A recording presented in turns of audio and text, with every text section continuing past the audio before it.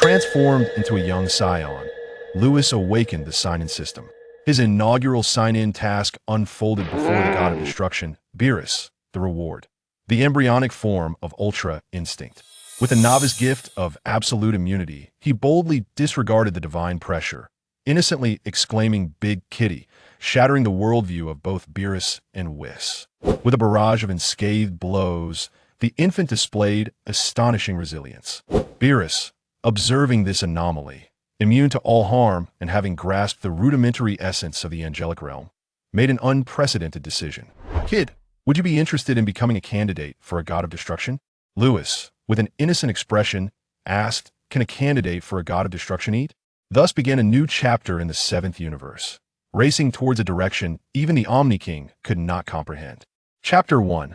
The Beginning of Immunity. Ding! The sign-in system has awakened. To ensure the host's survival, a novice gift package is issued. Immunity. A task is released. Please sign in before the god of destruction, Beerus. Reward. Embryonic form of Ultra-Instinct. Hiss. Ling Xian cradled his head, the excruciating pain making him wish to bash it open. It turned out he was not from this world. In his previous life, he had inexplicably transmigrated here after merely drinking cold water. Ling Xian found himself helplessly accepting this new reality. Fortunately, he had awakened a sign-in system in this strange world. Listening to the electronic voice in his mind, Ling Xian froze. God of destruction? Beerus? His pupils dilated, and his entire being trembled. System, is it the world I think it is? Yes, host. Hiss. Ling Xian gasped, realizing that Beerus was a character from Dragon Ball. Did that mean he had transmigrated into the Dragon Ball universe? He swallowed nervously. If it were any other ordinary world, he might not be overly concerned, but the Dragon Ball world was different. It was a realm of immense power, where planets and universes could be annihilated at a whim. As an ordinary person, he had no say in such cataclysms and would likely perish alongside the universe. Can I survive in the Dragon Ball world? Ling Xian's face twisted in bitterness, lamenting his fate of landing in such a perilous high-power realm. Just as despair threatened to consume him, he caught sight of something. A tail. Am I a Saiyan? Yes, host. The novice gift package is being dispatched. Please prepare to receive it. Before he could revel in his newfound identity, his body convulsed violently, his face contorting in agony as if enduring immense suffering. Moments later, a divine aura erupted from Ling Xian. Boom! The energy swept across the entire planet, extending into the realms of the Kaioshin, the god of destruction, the sixth universe, and finally reaching the Omni-King's palace. All deities within the Dragon Ball universe suddenly looked up, their brows furrowing in unison, pondering the source of this disturbance. Simultaneously, after receiving the novice gift package, Ling Xian lay on the ground, the pain in his body making every breath feel like a dagger to his heart. System, am I dead? Host, unless your lifespan is exhausted, you cannot die. What do you mean? The novice gift package is called immunity, which, as the name implies, grants immunity to all negative influences. Clarify further. This means you can now disregard any harm within the Dragon Ball universe. So, I can ignore Goku's Kamehameha? Correct. I can disregard the destruction energy of a god of destruction? Yes. I can ignore the erasure by the Omni-King? At this, Ling Xian held his breath, lying on the ground, afraid to exhale, his heart racing with tension. After a long wait, yes. As the electronic voice echoed in his mind, Ling Xian, despite the pain, sat up and laughed heartily like a fool. He had feared that his transmigration would lead him to share the fate of the cannon fodder from Earth. Who could have anticipated that fate would treat him so kindly? With immunity, who could harm him now?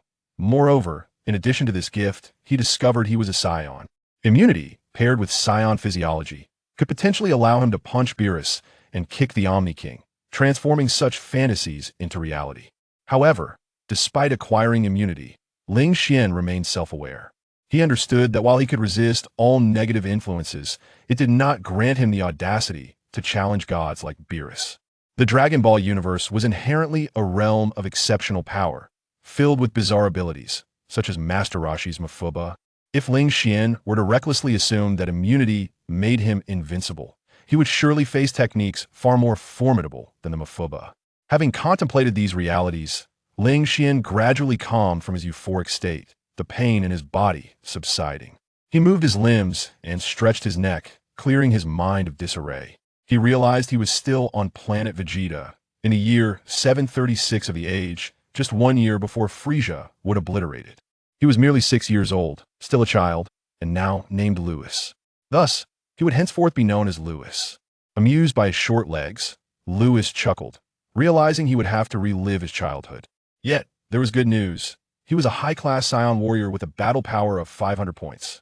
Lewis understood that the classification of warriors, upper, middle, lower, was not entirely accurate, as exemplified by the protagonist Goku, who was deemed a lower-class warrior at birth. Yet, he consistently surpassed his limits, eventually becoming the legendary Super Saiyan within the Saiyan race. Nevertheless, possessing the status of a high-class warrior offered significant advantages in the early stages. With this designation, even as a child, he could navigate planet Vegeta with remarkable ease. After all, high-class warriors were a rarity within the Saiyan lineage, each one immensely valuable. Fully aware of his strength and status, Lewis recalled the system's task, to sign in before God of Destruction Beerus, with a reward of the embryonic form of Ultra-Instinct. Ultra-Instinct. Upon seeing the reward, a wave of exhilaration washed over Lewis. It wasn't fear that stirred him, but sheer excitement. Ultra-Instinct was a divine level of mastery, elusive even to the gods of destruction. In the anime, only Goku had ever attained such a state. With his perfected Ultra Instinct, Goku had nearly overwhelmed Jiren during the Tournament of Power. Had he not exhausted himself, Jiren would have already faced defeat. Lewis was thrilled, yet amidst his excitement, he couldn't help but furrow his brow. Signed in before Beerus, with his current battle power of 500, he lacked even the qualifications to meet the North Kai, let alone the supreme deity of the 7th universe. System, is there a time limit for this task? There is none. Upon hearing this, Lewis felt a slight relief. The absence of a time constraint meant he could wait until his strength grew sufficiently before seeking out Beerus. Suddenly, a flash of insight struck Ling Xian's mind. I seem to have a chance. Lewis was elated. The destruction of planet Vegeta was not solely Frieza's decision. There was a hidden secret behind in the original narrative. Beerus instructed King Vegeta to find the finest pillow in the world for him. Ultimately, King Vegeta preserved the best pillow for himself and presented Beerus with a mere second-best option. As the mightiest deity in the universe, Beerus was naturally incensed by this deception. Thus, before succumbing to slumber, he commanded Frieza to annihilate the Saiyan race. Lewis suddenly recalled the current timeline. At this moment, Vegeta was of the same age as he was, and the anime mentioned that Vegeta was present when Beerus trampled King Vegeta. It seemed that during that time, Vegeta was indeed of the same age as Lewis now. Gasp. Lewis inhaled sharply. Does this mean Beerus is likely to arrive on planet Vegeta in the near future? If that were the case, he could complete his sign-in task. As Lewis reveled in his excitement, an overwhelming aura of destruction enveloped planet Vegeta. He's here. Chapter 2. Sign-in successful. Reward. Form of the free state.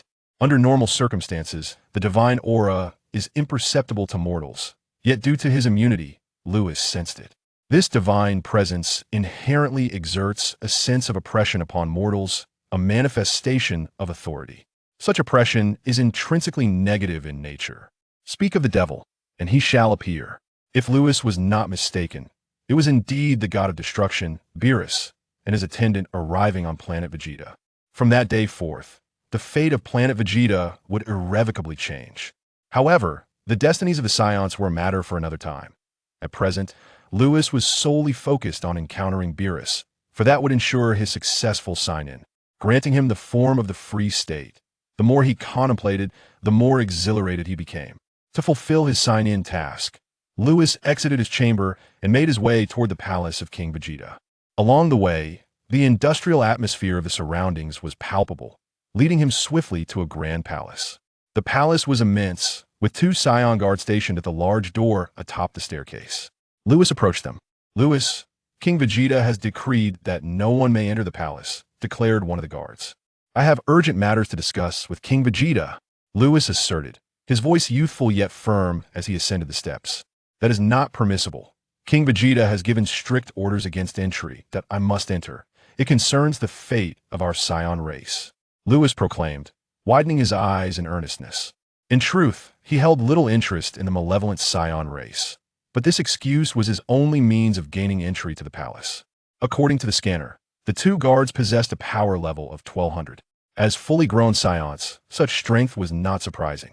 With only a power level of 500 and still a child, Lewis knew forceful entry was impossible. His seriousness momentarily startled the guards. Could be true. To them, Lewis appeared merely a child, incapable of understanding the gravity of the Saiyan race's fate. Yet, an ordinary Saiyan would not jest about such matters, especially not one who was a promising upper-tier warrior. Very well, I shall notify him. Please wait here, one guard decided, turning to head into the palace. This matter is urgent. I will enter first and explain to King Vegeta myself, Lewis insisted, stepping past the guard. Why wait to notify him when I might miss my chance to meet Beerus? Lewis hastened past the guard. Wait. The guard attempted to intervene. Enough. Others may be upper-tier warriors, but I cannot afford to be concerned with him. If there's to be punishment, it will fall upon him. And I sense that what Lewis says may indeed be true, the other guard remarked, allowing Lewis to proceed. Unbeknownst to them, Lewis traversed the corridor and soon found himself within the opulent interior of the palace, adorned with red carpets and decorative lights. King Vegeta, do you dare deceive me? Lord Beerus, I have not. The pillow I provided is indeed the finest. Do not attempt to argue. A chilling voice echoed throughout the palace, infused with a deadly aura that caused the temperature to plummet. In a corner, a small boy trembled as he witnessed his father being trampled. King Vegeta, you have greatly disappointed me. Beerus's foot pressed hard against King Vegeta's head, and he suddenly paused, glancing upward. Beside him, Whis also shifted his gaze toward the entrance, where a small child appeared, blinking his round eyes, his tail swaying behind him. Lewis? What are you doing here? Get out. King Vegeta, pinned to the ground, regretted defying the god of destruction. Now, with Lewis, an upper-tier warrior of the clan, present, if he provoked Beerus further, planet Vegeta would surely face destruction. However, King Vegeta soon noticed that Beerus had fallen silent. At this moment, Beerus was intently observing the small figure at the door, his brow furrowing deeper in intrigue. How curious. Why does this little one dare to meet my gaze? Beerus glanced again at Vegeta, who lay trembling on the floor. Shouldn't this child resemble King Vegeta's son? Whis was equally astonished. He immediately discerned Lewis's potential. How could such a weak mortal remain unaffected by the pressure of divine authority? In reality, angels exist in a state of pure essence and do not exert such pressure upon mortals. However, unlike angels, the god of destruction cannot achieve such a state and unconsciously emanates an aura of superiority, causing ordinary beings to either collapse in submission or lose control of their bodily functions. As Beerus and Whis pondered this strange occurrence, a notification echoed in the air. Ding! Sign in successful before Beerus. Reward. Form of the free state. The once menacing atmosphere of the palace suddenly shifted, replaced by an ethereal presence, the sound of a flowing spring dispelling the chill of hostility. Boom! Witnessing this, Beerus and Whis appeared as if struck by divine lightning, their eyes widening in astonishment. The free state? No, wait, it is not the free state. It is merely the form of the free state, far from the true state. Yet how could this little one comprehend such a realm? The free state comprises two dimensions, one known as free and the other as ultimate. These realms are intricate, yet undeniably, they are beyond the grasp of ordinary beings. Compared to Beerus, Whis found the situation even more incredulous. As an angel, he understood the challenges of achieving the free state. Yet this child inexplicably seemed to have transcended to this level, a notion that seemed utterly impossible. Lewis, get out of here quickly. King Vegeta seized the opportunity, urging Lewis to flee before he drew Beerus's ire. Silence. Speak again, and I shall obliterate you. Beerus lifted his foot from King Vegeta's head, his voice icy as he advanced, which was closely in tow. Chapter 3. Becoming a candidate for the god of destruction. Approaching Lewis, Beerus regarded him and inquired, Boy, did you just comprehend the free state? Whis remained silent, yet his mind pondered another matter. The emergence of a divine aura in the universe prior to their arrival at planet Vegeta. Could it be related to him? Big Kitty, what did you say? I don't understand. Lewis blinked, shaking his head innocently. Upon hearing this, King Vegeta, still prostrate on the ground, felt darkness engulf him, murmuring before losing consciousness, "We're doomed." Indeed, he had provoked Beerus once more. A surge of destructive energy erupted from Beerus, transforming the entire palace into a myriad of starlight that dispersed into the void. Of Sumi, Beerus's eyes blazed with fury as he struggled to suppress the urge to eliminate Lewis, gritting his teeth and demanding, "Do you have any idea who you are facing?" "I have no clue, but it seems that big kitty over there is quite formidable," Lewis replied, embodying the innocence of a child to perfection. Despite his praise, he still referred to Beerus as Big Kitty.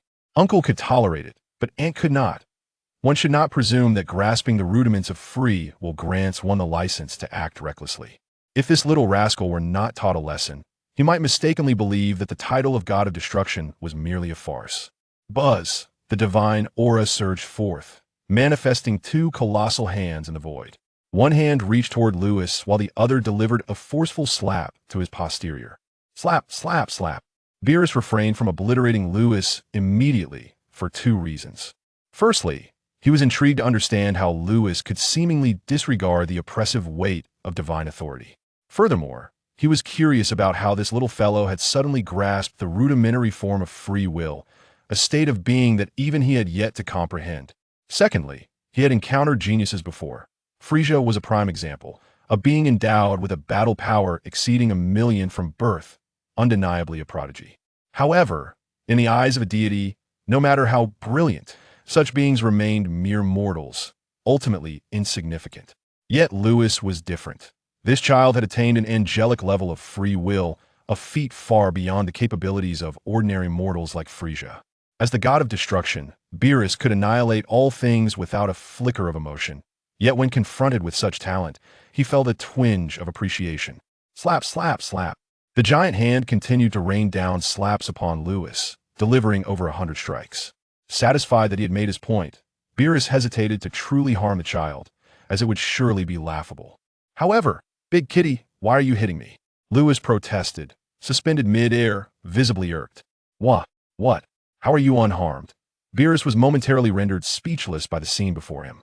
He was the god of destruction, and despite the weight of his divine status, he had delivered over 100 slaps to Lewis.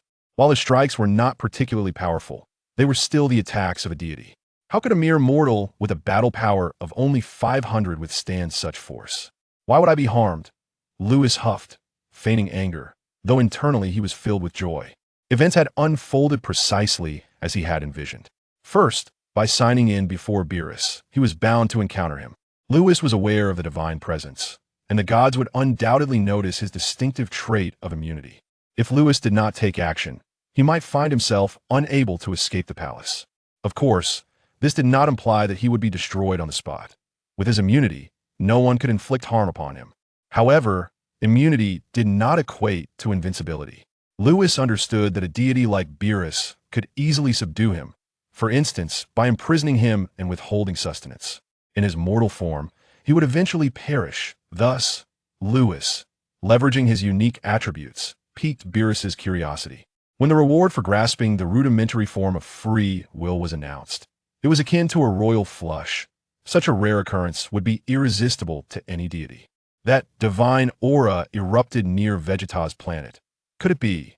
Suddenly, Whis, who had remained silent, widened his eyes as if struck by a revelation. He leaned close to Beerus's ear, whispering something that left Beerus startled. Lewis observed this exchange, perplexed by the sudden shift. Moments later, Beerus and Whis turned to gaze intently at Lewis, suspended in midair. "Kid, would you be interested in becoming a candidate for the god of destruction?" "What is a candidate for the god of destruction? Can you eat it?"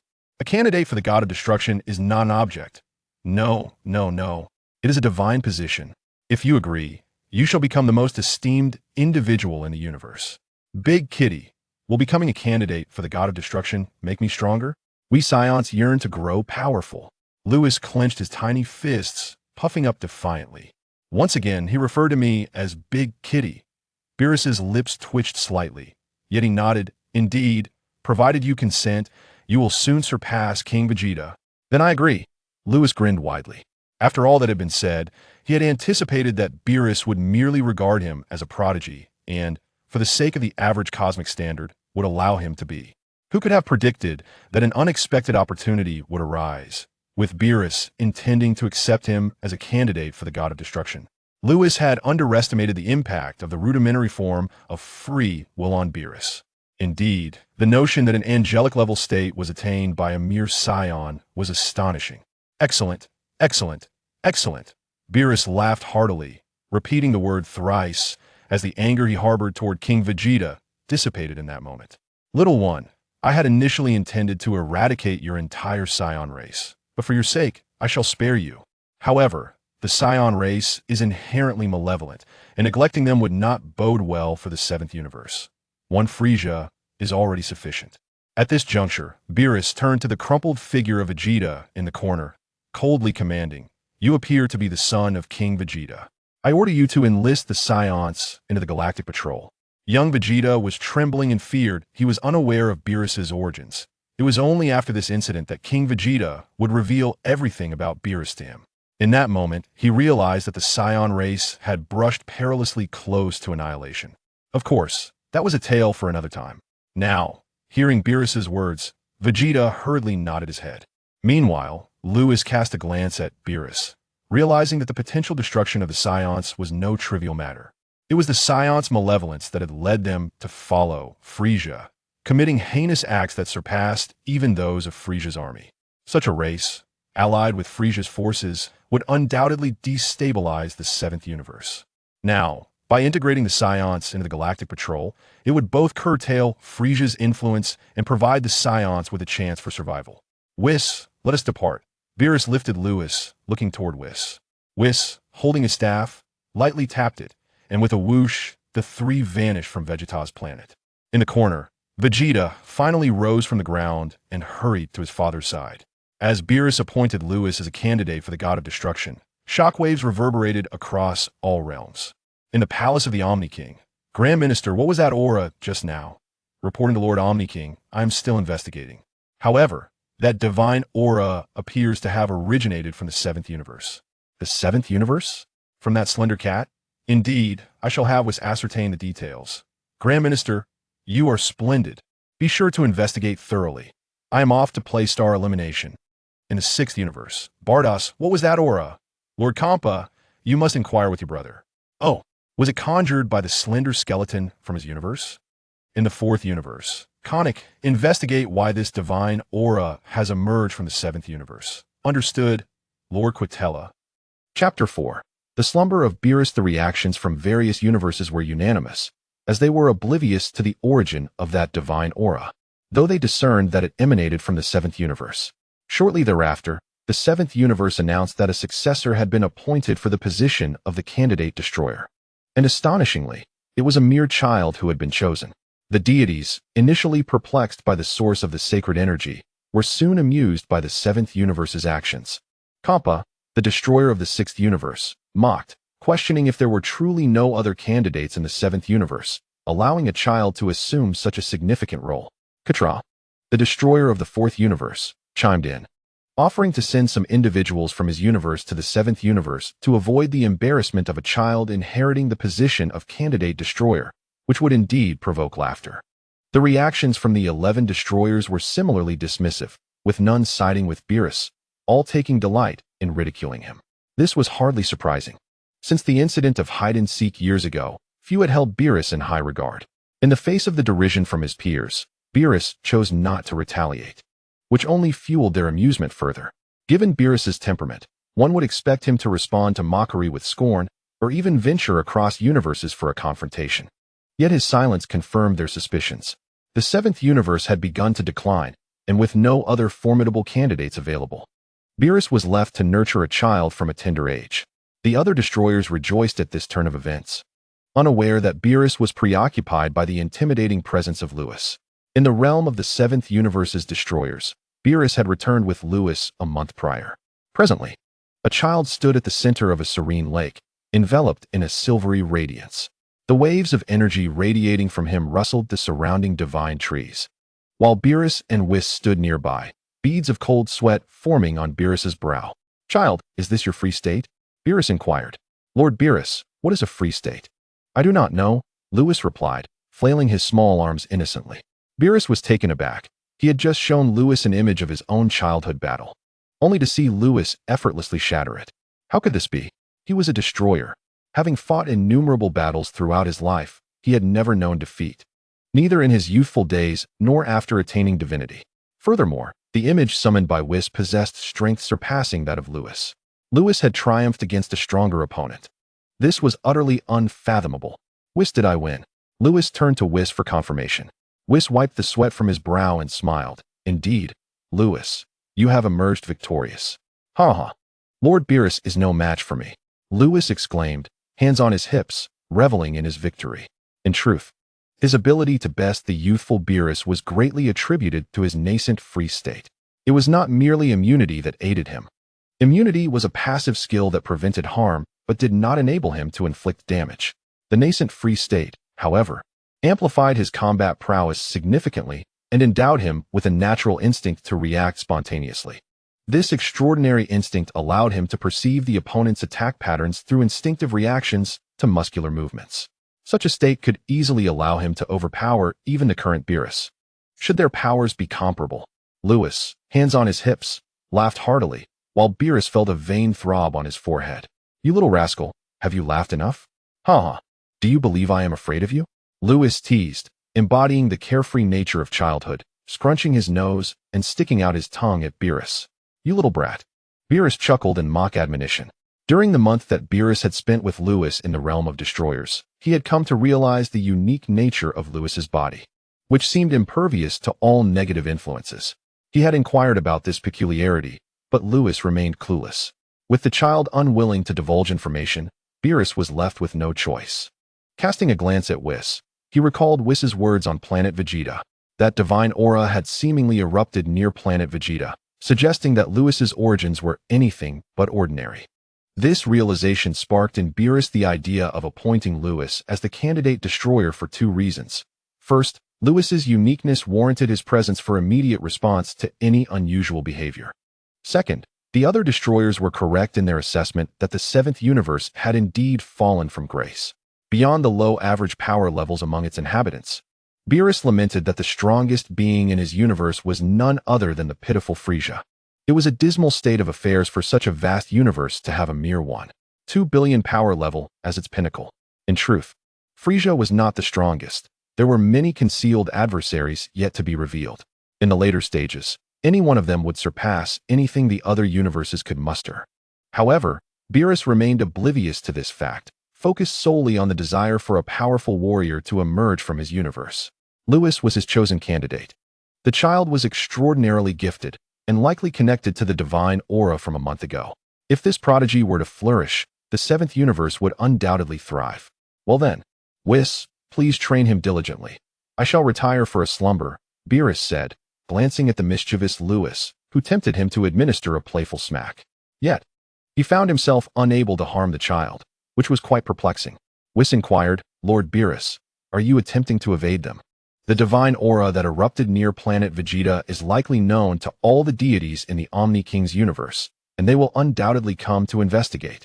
Why mention it if you already know? Beerus yawned, vanishing from the lakeside, uninterested in mingling with the other destroyers. Upon witnessing Beerus's abrupt departure, Whis approached Lewis, patting the child's small shoulder. All right, Lord Beerus has left. Why are you still laughing? Lewis ceased his laughter, suddenly realizing Beerus had indeed vanished. Where did Lord Beerus go? He has gone to take a break. Now that you are the candidate destroyer, you must undergo the training befitting your new role. Taking a break? Sleeping? It seems the Dragon Ball saga is about to commence, Lewis mused, narrowing his eyes. The Dragon Ball narrative could be traced back to Beerus instructing Frisia to annihilate the Saiyan race. However, due to Lewis's influence, planet Vegeta had not been destroyed. Would Goku still be sent to Earth? Chapter 5. Signing in at the Kaioshin realm. Reward. Super Saiyan 1 with Beerus entering his slumber. The mocking voices from other universes regarding the seventh universe gradually subsided. However, the angels from the other universes reached out to Whis, inquiring about the origin of that divine aura. Whis responded that he was unaware of its source. In truth, Whis genuinely did not know the reason for the emergence of that divine aura. With no answers to provide, the other angels were left at a loss. Just when Whis thought the matter had settled, the projection of the Grand Minister appeared in the realm of the seventh universe's destroyers. The Grand Minister also sought clarification regarding the origin of the divine aura. Faced with his father, Whis reiterated his ignorance, but he disclosed all he knew about Lewis, including the child's immunity. After Whis finished speaking, he sensed something amiss. The projection of the High Priest raised a hand and shouted towards the meditating Lewis, "Eradicate." Lewis was struck by a beam of white light, but remained unaffected.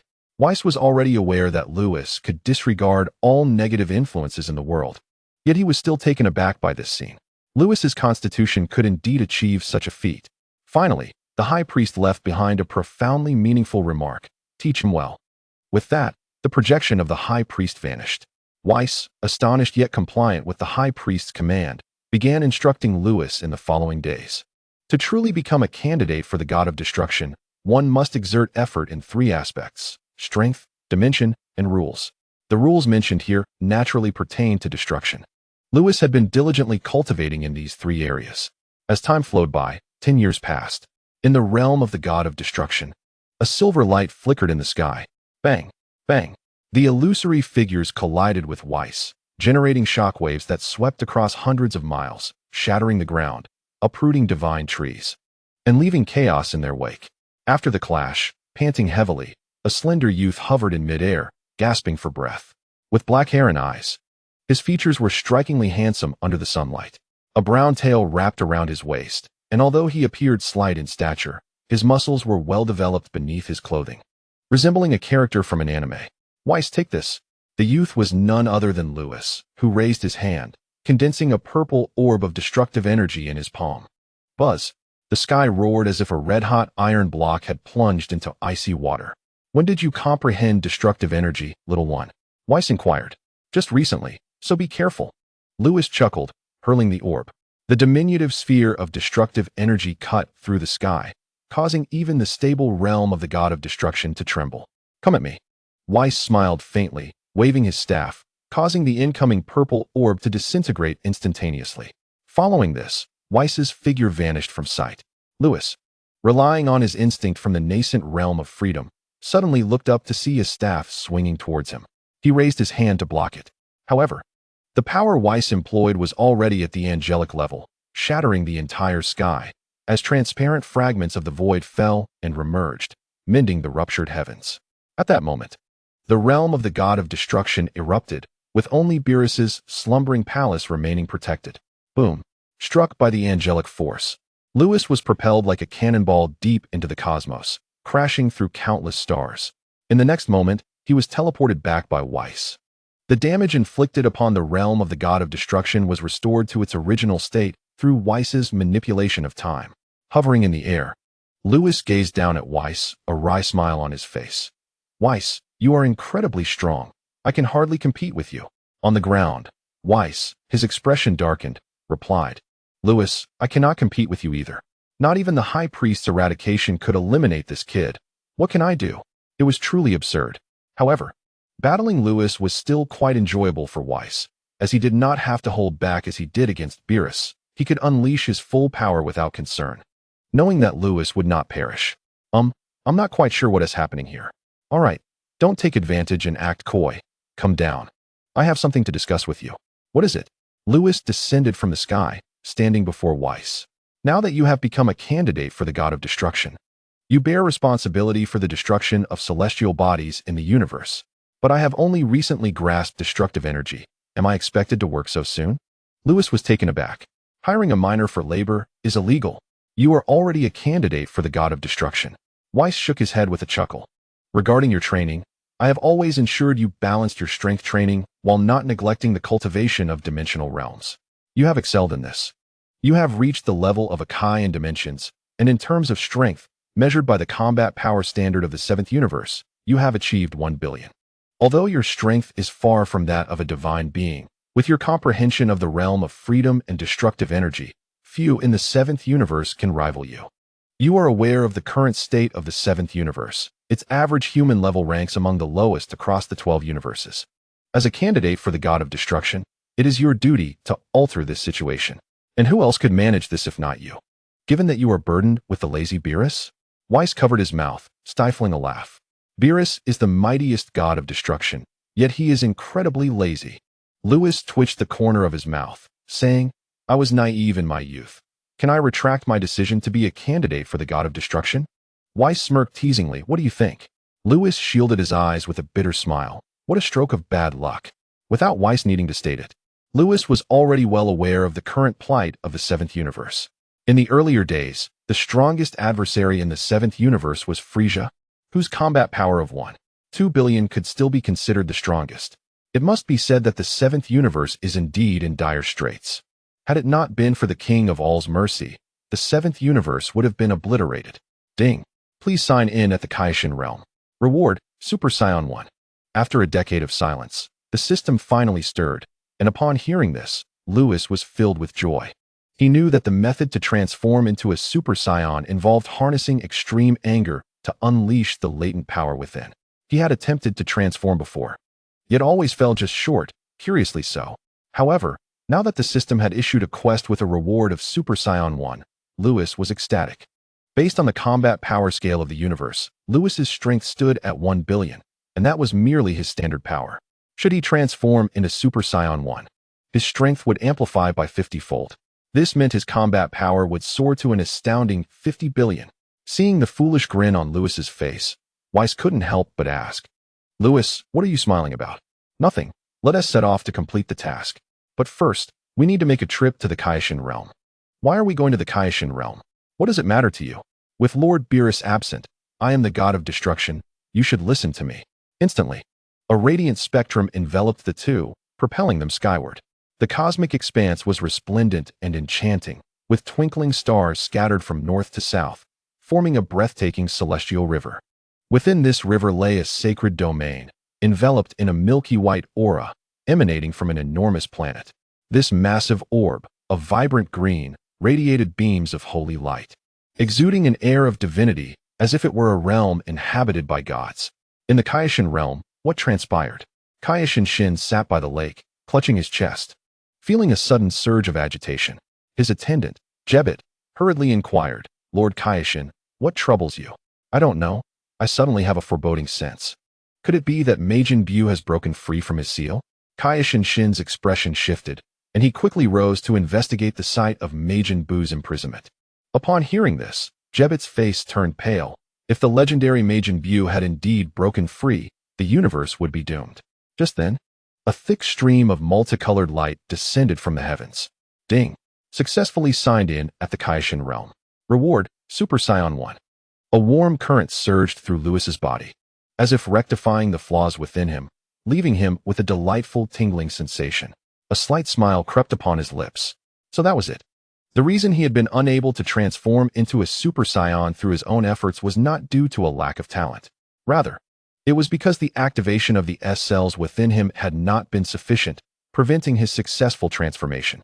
Now, the system's rewards have replenished his S cells, and he has finally mastered the state of a Super Saiyan. Lewis, in high spirits, gazes around and remarks to Whis, the surroundings here are far superior to those in the God of Destruction's realm. Perhaps we should consider relocating to a different residence. Lewis, if Lord Beerus were to overhear your words, he would be quite displeased. Let him be angry. After all, he cannot kill me. Whis is left speechless. This young man is quite infuriating.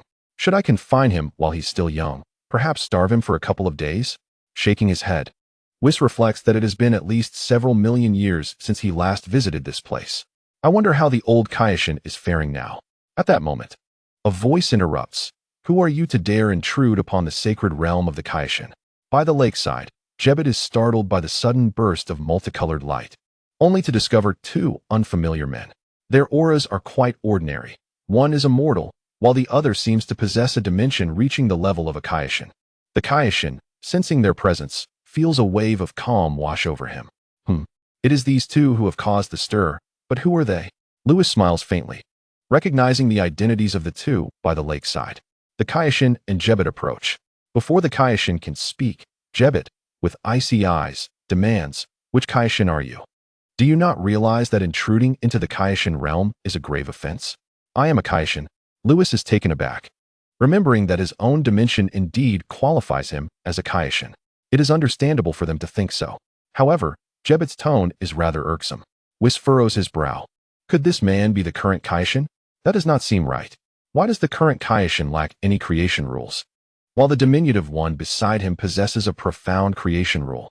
Lewis coldly inquires, "Do you know who I am?" Jebbet indeed possesses the arrogance akin to that found in anime. One might mistakenly believe he is the true Kaioshin. Chapter 6. Release the old Kaioshin. Is it not merely a minor Kaioshin? Speak, which Kaioshin are you?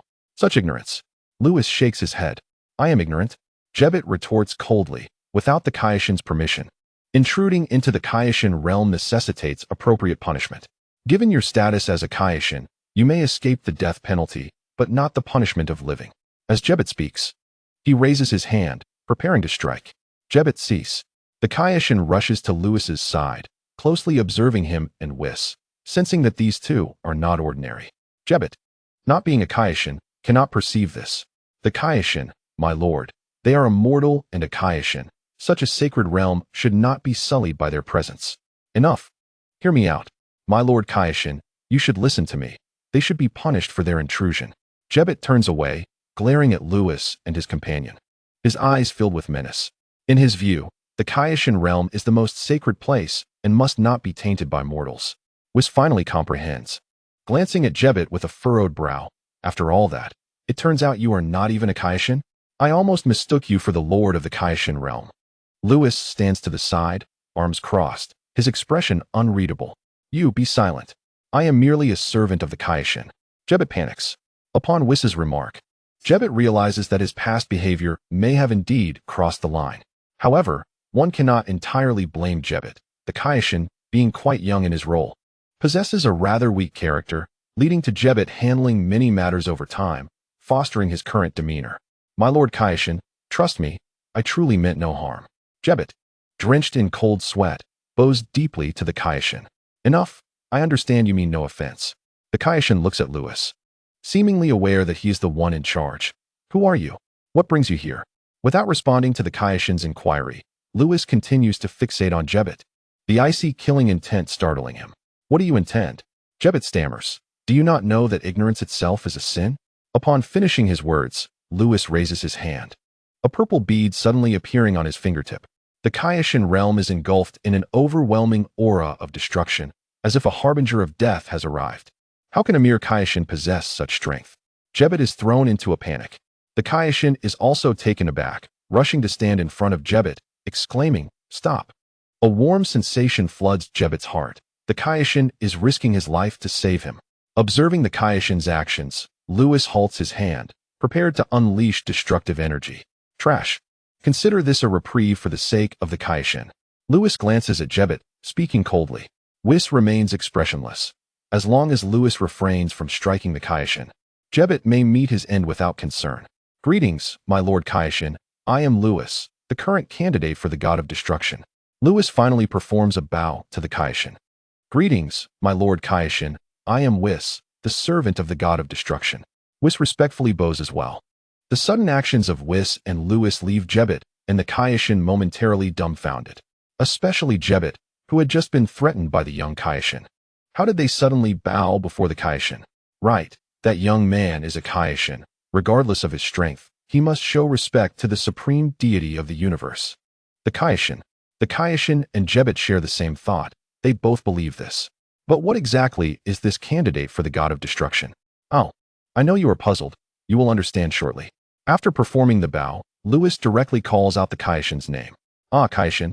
The Kaioshin, Jebbet. And even Whis are taken aback. How dare he address the Kaioshin so directly? Jebbet instinctively wants to reprimand him, but upon meeting Lewis's murderous gaze, he quickly shuts his mouth. However, it is too late. Lewis swings a fist, the powerful force penetrating the void, causing Jebbet's chest to cave in by 5 centimeters. And he is flung away, landing miles from the impact. Jebbet. The Kaioshin gasps in horror, wanting to rush over. Calm down. He is not dead. Follow me. I know you have many questions, and soon you will learn everything. Lewis retracts his fist, having shown considerable restraint for the Kaioshin's sake. Is he all right? The Kaioshin glances in the direction where Jebbet vanished, then looks at Lewis and Whis. He is indeed curious about who these two are. Before their arrival, they had already stirred unease within him. Upon entering the Kaioshin realm, the power unleashed by the young Kaioshin shocked him profoundly. The power of the young Kaioshin is even greater than that of the current Kaioshin. Moreover, the young Kaioshin claimed to be a candidate for the god of destruction. What does that even mean? The Kaioshin is filled with questions. Whis, let us depart. We must unseal the old Kaioshin. Lewis's purpose for coming here is not only to complete a task, but also to release the old Kaioshin. Whis is correct. Now that he has become a candidate for the god of destruction, the seventh universe is closely tied to him, and he bears the responsibility of changing its fate. The old Kaioshin is the key figure in this transformation. As Lewis ascends into the air, a voice filled with profound meaning resonates from the ground. How do you know about this? Whis had been pondering how Lewis would explain everything to the oblivious Kaioshin. Unexpectedly, Lewis directly revealed the matter of the old Kai. Suspended in midair, Lewis froze, suddenly recalling that Whis had never spoken to him about this. Oh no, let's go? Whis smiled slightly. His eyes filled with profound meaning as he regarded Lewis. It seemed that this young man was not merely immune to the world's negative influences. Whis did not inquire how Lewis knew of the old Kai, and Lewis sighed in relief, hastening to fly towards the center of the Kaioshin realm. According to the original tale, the seal of the old Kai was located there. As Lewis and Whis soared through the sky, the Kaioshin Shin ultimately chose to follow them. His curiosity about the identity of the candidate for the god of destruction was overwhelming. As for Jeber, the young Kaioshin claimed he was not dead, so he surely wasn't lying to him. In the center of the Kaioshin realm, there lay a shimmering silver lake, and at its center stood a stone tower with a sword embedded in it, only the hilt protruding from the stone. What brings you here? Kaioshin Shin inquired, flying alongside Lewis and casting a sidelong glance at them, increasingly aware of their unfathomable nature. Do you see that sword? Lewis pointed at the blade atop the stone tower as they hovered above the lake's surface. Whis remained silent, his gaze fixed on Lewis, astonished by how much he seemed to know. That sword is called the Kaioshin sword. According to legend, pulling it from its stone would grant one the most formidable power in existence. As the master of the Kaioshin realm, Kaioshin Shin was naturally aware of the sword's origins. Suddenly, he realized, are you two attempting to pry into this sword's secrets? Do you seek the mightiest power in the world? With a cautious expression, Kaioshin Shin flew aside, preparing for battle, though internally he felt helpless. Could he even contend with them? Lewis and Whis exchanged glances, bemused by the notion of prying into the world's greatest power. How naive. Moreover, if they truly sought such power, did he believe that retreating a few meters would suffice to escape unscathed? Without further ado, Lewis soared to the stone pillar, gripping the sword's hilt with one hand. Stop! Kaioshin Shin shouted. Lewis chose to ignore him, unleashing a destructive aura as he exerted a slight force. Boom! The Kaioshin sword was instantly drawn from its stone, causing the pillar to shatter into fragments that cascaded into the vast lake, generating towering waves. Gulp!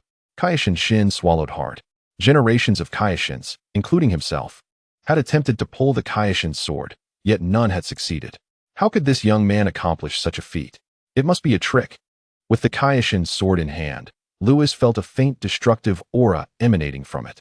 No wonder previous Kaioshins had been unable to draw it forth. It was the doing of Beerus. It was over. Kaioshin Shin felt despair. The opponent had drawn the Kaioshin sword and would undoubtedly gain the ultimate power. He could only hope that the individual was not malevolent. Otherwise, the universe would be in peril. Yet, after a moment, Lewis showed no signs of energy fluctuations. Kaioshin Shin furrowed his brow. Could the legend be false? If so, that would be a blessing. No one would wield the so-called ultimate power. Just as Kaioshin Shin felt relieved, Lewis declared, break. Gripping the sword's hilt with one hand and the tip with the other, Lewis's stance startled Kaioshin Shin. As it appeared that this young Kaioshin intended to snap the Kaioshin sword. Was he out of his mind? Kaioshin Shin realized the legend was indeed false. But how could anyone break the Kaioshin sword? Yet the next moment left Kaioshin Shin dumbfounded. As if struck by lightning, he hovered in midair, watching in disbelief as Lewis snapped the Kaioshin sword in two. All right, Shin, come down, Lewis said, landing by the lakeside with the broken sword in hand. Followed closely by Whis. Come down. My precious sword is shattered. This is the long-cherished Kaioshin sword. In the sky, Kaioshin Shin gazed at the broken sword in the boy's hands, his nose twitching, eyes reddening. The Kaioshin sword, preserved for so long, had been destroyed in his generation. He felt like a sinner. Kaioshin Shin descended to the lake's surface like a soulless puppet. With the destruction of the Kaioshin sword, The young Kaioshin still commanded him to come down. Was he not done with him yet, intending to let him face his demise? Kaioshin Shin resigned himself to his fate, primarily because he had no choice. He was utterly outmatched. The destructive aura emanating from his opponent was suffocating. Lewis and Whis remained oblivious to Kaioshin Shin's thoughts. Otherwise, they would surely reassure him. Child, you are thinking too much. Lewis spoke. Old Kai, please come forth. Chapter 7. The shock of the old Kai upon hearing this. Kaioshin Shin was momentarily taken aback. Old Kai? As soon as Lewis's voice fell, the broken Kaioshin's sword emitted a cloud of smoke. Cough, cough, cough. Finally, I am free. An old man, clad in Kaioshin attire, appeared by the lake, stretching his body and savoring the taste of freedom. Who is this old man? How did he appear? Kaioshin Shin was left dumbfounded. Old man. The old Kai cursed vehemently. I am your ancestor. As he continued to scold, the old Kai frowned. I thought it was some descendant who freed me, yet it seems the current Kaioshin has fallen to such a lowly state. Ancestor. Kaioshin Shin looked at the old man's attire and the patera earrings dangling from his ears. His body trembled. Could it be that this old man was a former Kaioshin? Indeed, it must be so, for that young Kaioshin spoke of releasing the old Kai, referring to this very old man. Are you truly my ancestor? Kaioshin Shin exclaimed with uncontainable joy, his small fists clenched tightly. The old Kai glanced at this sprout of a boy and eventually nodded. Ancestor, you must be powerful. Please help me defeat him. He just bullied me. Kaioshin Shin felt he had found a protector and pointed at Lewis. Lewis and Whis merely exchanged glances. Just as Kaioshin Shin finished speaking, a sharp pain struck his head, and he crouched down, howling. Shut up. You don't even know who he is. You, as a Kaioshin, are truly a failure. The old Kai scolded, delivering a sharp knock to Shin's head. Turning his attention to Lewis and Whis, the old Kai said, Mr. Whis, long time no see. Whis smiled and nodded. Old Kai, it has indeed been a while. The old Kai's gaze shifted to Lewis. So, this is the current candidate for the God of Destruction? Yes, Lord Beerus found this young man 10 years ago and then fell into slumber. I have now brought him forth to destroy planets.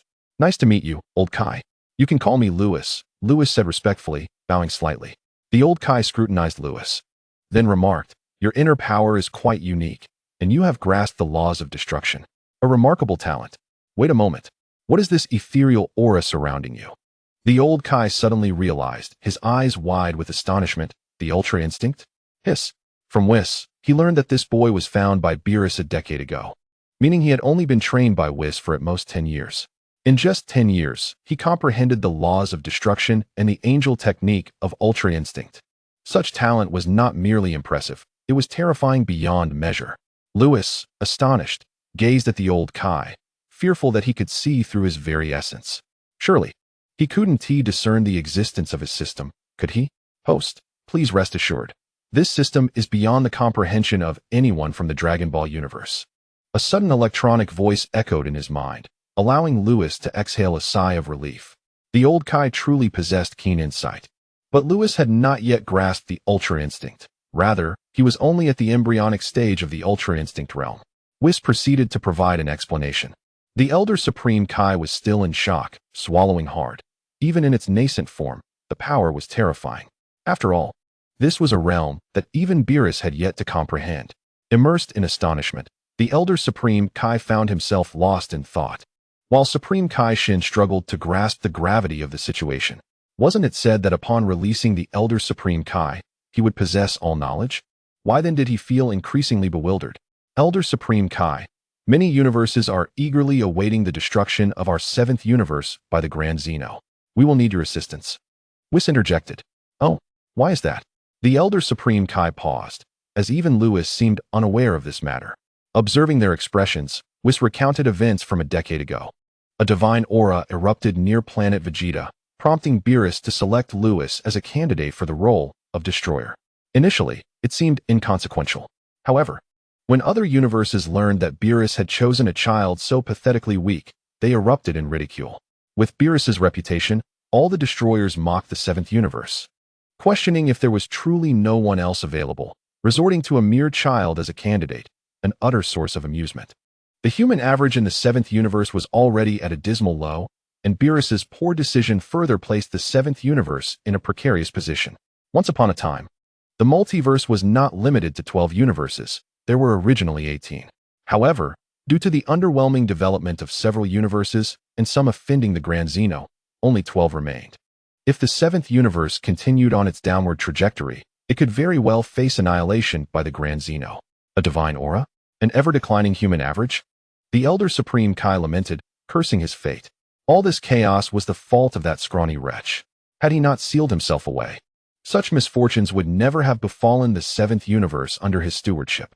Elder Supreme Kai, please calm down. Our universe is indeed in a dire state, but with Lewis here, the 7th universe will surely flourish again, Whis reassured. Yes, with Lewis's extraordinary talent, the 7th universe will rise anew. The Elder Supreme Kai nodded, receiving this as the first glimmer of hope since his unsealing. Meanwhile, Lewis felt a bit uneasy. Was his talent truly that remarkable? How could it not be? Whis replied, you have mastered the rules of destruction and grasped the nascent form of the state of transcendence in a mere decade. Plus, with your unique immunity, who in the Grand Zeno's universe could surpass your talent? Finally, Lewis spoke. Elder Supreme Kai, the current Supreme Kai is still quite inexperienced. I hope you will guide him. This was indeed crucial. After all, the role of Supreme Kai was no longer held by the Elder Supreme Kai. The management of the universe required a Supreme Kai. As they continued discussing, Supreme Kai Shin was taken aback. Huh? Who says I know nothing? I understand everything. Humph, what do you truly comprehend?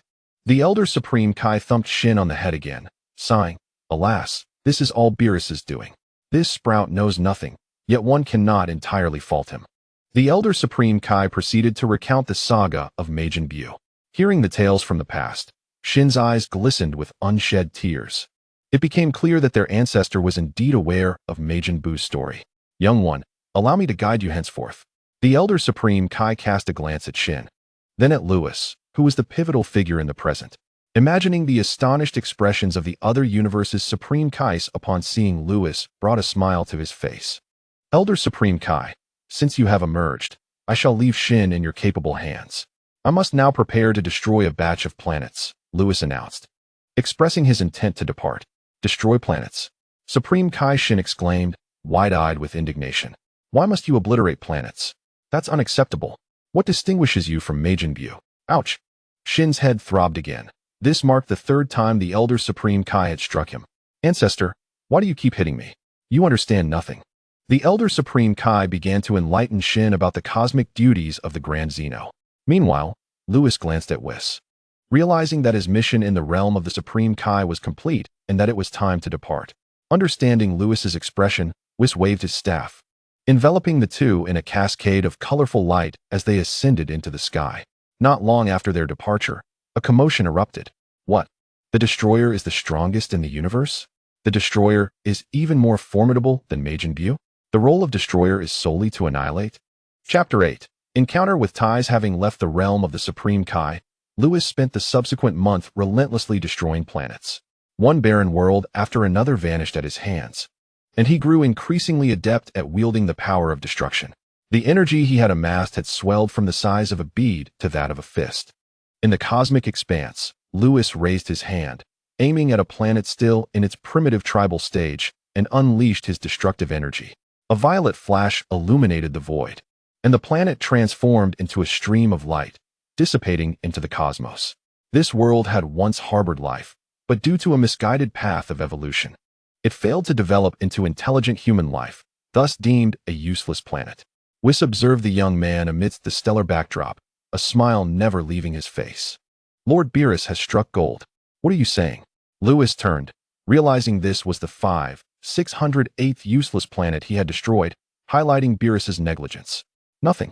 By the way, Scions are not meant to survive in the universe, Whis remarked. Haha, it seems I defy that notion, for I can now thrive even in the cosmic void, Lewis replied. You truly are remarkable.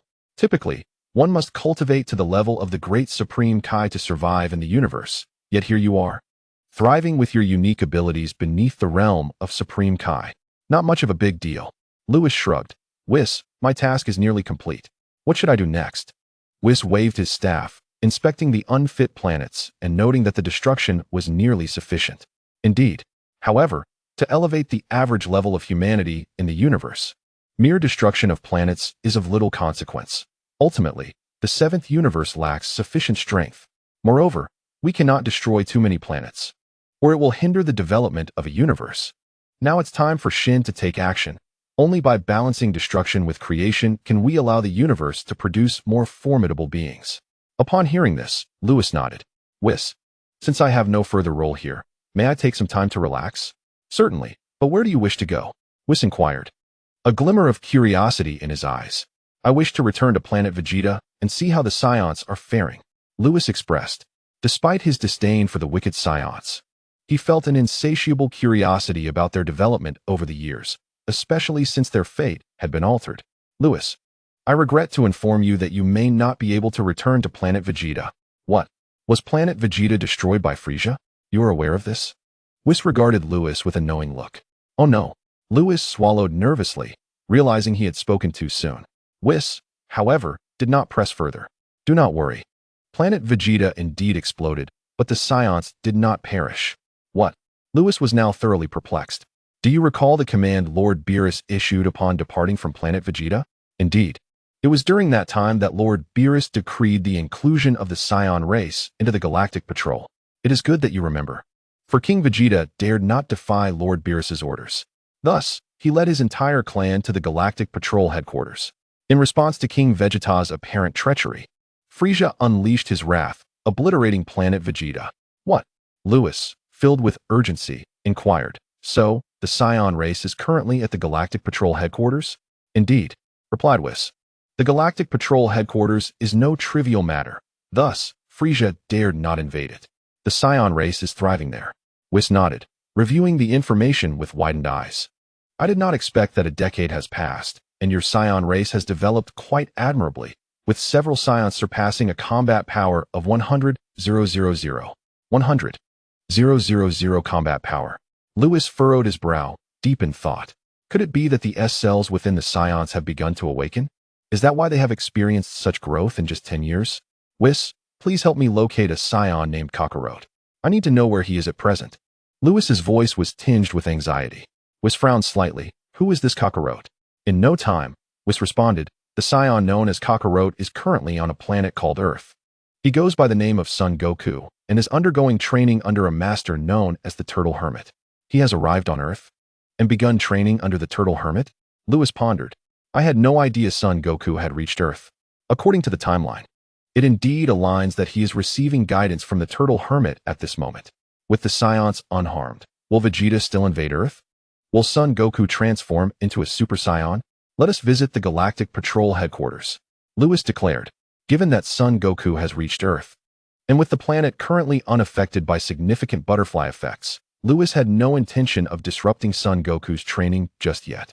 After all, Son Goku's continual breakthroughs would not solely stem from his innate talent and resolve, but also from the martial arts training he received during his youth on Earth.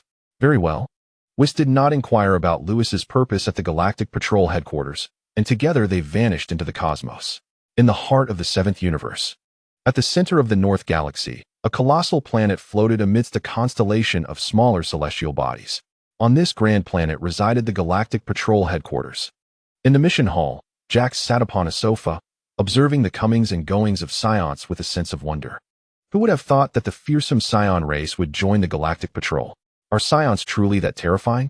A golden-haired woman seated beside Jack, her figure voluptuous and exuding a mature femininity, asked. Without a doubt, they once followed Frieza, the cosmic tyrant. Jack replied, his expression grave.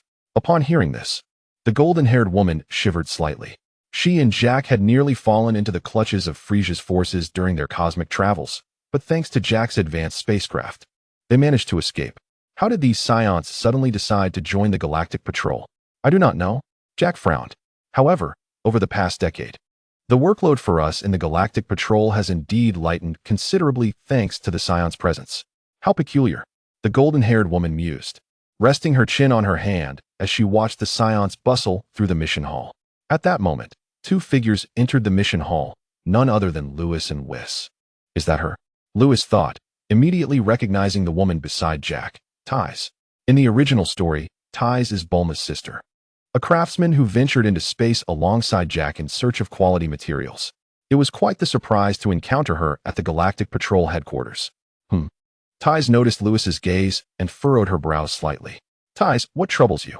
Jack asked. That person is staring at me. Ties indicated towards Lewis. Jack quickly pressed her hand down. Panic-stricken. Are you trying to get us killed? Do you not see the tail at his waist? He is a Saiyan. Realizing the truth, Ties swiftly covered her mouth.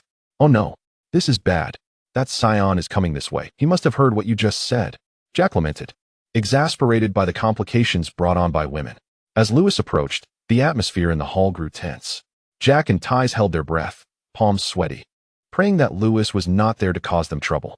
Excuse me, miss, are you the daughter of Dr. Briefs? Lewis smiled as he stood before Ties. He recognized her, but refrained from stating so outright, lest Whis cast him an odd look. Ties blinked in surprise, pointing at herself with alabaster fingers, her eyes wide. Do you know my father? Her astonished expression was utterly charming. Lewis scratched his nose, not personally. Would you be able to relay a message to your father for me? Of course. Ties sighed in relief, realizing this polite young man was not as fearsome as Jack had suggested. Not fearsome. One could only wonder if Ties would still think that upon learning of Lewis's destruction of over 5,000 planets. However, Ties was blissfully unaware of this detail, and she cautiously inquired, what message would you like me to convey? Please ask him to construct a gravity chamber for Son Goku. Lewis had no intention of rushing to Earth just yet, but upon seeing Ties, this notion arose. After all, Son Goku's power had been progressing far too slowly during the early stages. Possessing a gravity chamber would undoubtedly accelerate his growth. When he eventually met Son Goku, perhaps he would be able to engage in a thrilling battle with the protagonist of Dragon Ball. Very well. I shall inform my father. Ties exclaimed. Thank you. Lewis turned to leave, suddenly remembering something. He looked back at Ties. If you ever find yourself in danger, simply call out for Whis, and I shall return to rescue you. Consider it my token of gratitude. In the original story, after Ties departed from Earth, she eventually lost contact with Bulma and the others. Lewis speculated that Ties might indeed encounter peril and that it would be a shame for such a beautiful woman to fall into misfortune. Ties was momentarily stunned as Lewis turned and departed. Jack watched Lewis's retreating figure and asked, Ties, do you know that Saiyan? Not at all. Then how could he? Jack and Ties' conversation was lost on Lewis, who, along with Whis, ascended to the top floor of the Galactic Patrol headquarters. A large green octopus sat in an office chair, its tentacles sorting through mission requests. Beside it stood a youth clad in Galactic Patrol attire. Mels, are those Saions behaving themselves? Galactic King, there should be no issues with them. Oh, how do you know this so well? Just as Mels was about to elaborate, he suddenly sensed something, exclaiming, Galactic King, my brother has arrived, and also, the candidate for the God of Destruction is here. What? The Galactic King turned pale, tumbling from his chair. As the Galactic King, he was privy to many secrets, and he was aware of Mel's identity. Mels was an apprentice angel, which meant that his brother was the true angel. Furthermore, a candidate for the God of Destruction had also arrived. Wait, when did the 7th universe acquire a candidate for the God of Destruction? As the Galactic King pondered this, the door swung open, and at that moment, 2 figures strode in. Mels, it has been quite a while, was greeted with a smile. Brother, it has been far too long. Melis nodded, then turned to Lewis. So you are the esteemed candidate for the God of Destruction. Whis smiled and nodded in affirmation. Greetings, Melis, Lewis replied, having been briefed on the peculiarities of the Galactic Patrol headquarters by Whis prior to his arrival. This peculiarity referred to Melis, who was his brother. It was precisely for this reason that Frisia dared not trouble the Saions at the Galactic Patrol headquarters. Greetings to the candidate for the God of Destruction. Melis observed Lewis intently, sensing a profound, ethereal aura emanating from the youth. Is this a state of freedom? He mused. How intriguing.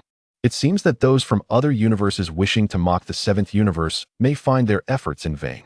The Galactic King approached and respectfully bowed before Lewis.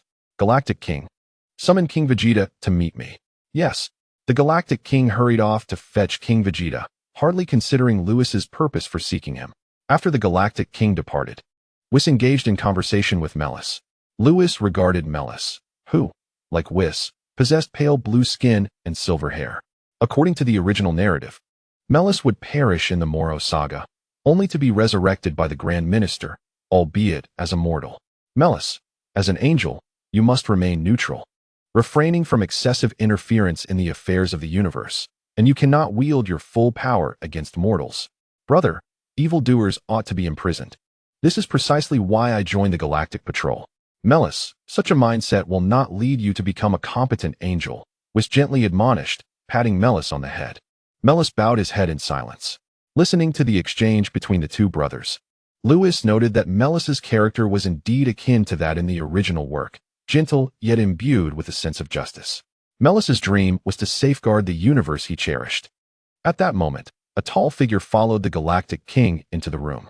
Lewis remarked casually, "King Vegeta, long time no see." Melis and Whis paused their conversation to look over. "Lewis? I thought you were taken on as a disciple by Lord Beerus. What brings you back?" King Vegeta exclaimed joyfully. 10 years prior, upon awakening from a coma, he had been informed by Vegeta that Lewis had been designated as a candidate for the God of Destruction. "What has become of the Saiyans? For the past decade, we have been relentlessly pursued by Frisia's army, resulting in the loss of several of our kin. However, after an inexplicable surge in our fighting abilities, Frisia's forces no longer pose a significant threat to us." "And Vegeta?" Lewis inquired, settling into a chair. "We followed Lord Beerus's orders to join the Galactic Patrol, but Frisia remains oblivious, believing we have betrayed him, and he has continued to hunt us down." King Vegeta clenched his teeth.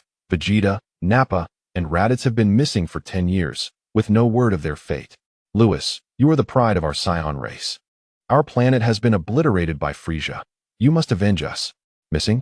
Lewis paused, taken aback by this revelation. He glanced at Whis, who waved his staff to investigate further. "Vegeta and the others are alive. They are still evading Frisia's pursuit," Whis confirmed. King Vegeta was ecstatic. "Really? Can Mr. Whis bring my son back?" Whis turned to Lewis. Lewis, surprised to learn of Vegeta's continued survival under Frisia's pursuit, shook his head. "No need to concern yourself with him. If he meets his end at Frisia's hands, it is merely a reflection of his own inadequacies. Could Vegeta, another main character in Dragon Ball, truly perish so easily? Perhaps he would even find refuge on Earth." Who would have thought that Lewis's casual conjecture would prove to be true? Yet, that was a matter for another time. "Lewis, Vegeta is your kin. How can you be so heartless?" King Vegeta implored. Lewis regarded King Vegeta coldly. "In truth, I had no objections when Lord Beerus sought to annihilate the Saiyan race. I never anticipated that he would ultimately make that decision due to my influence. Since you have survived, do not trouble me. Saiyans are inherently malevolent.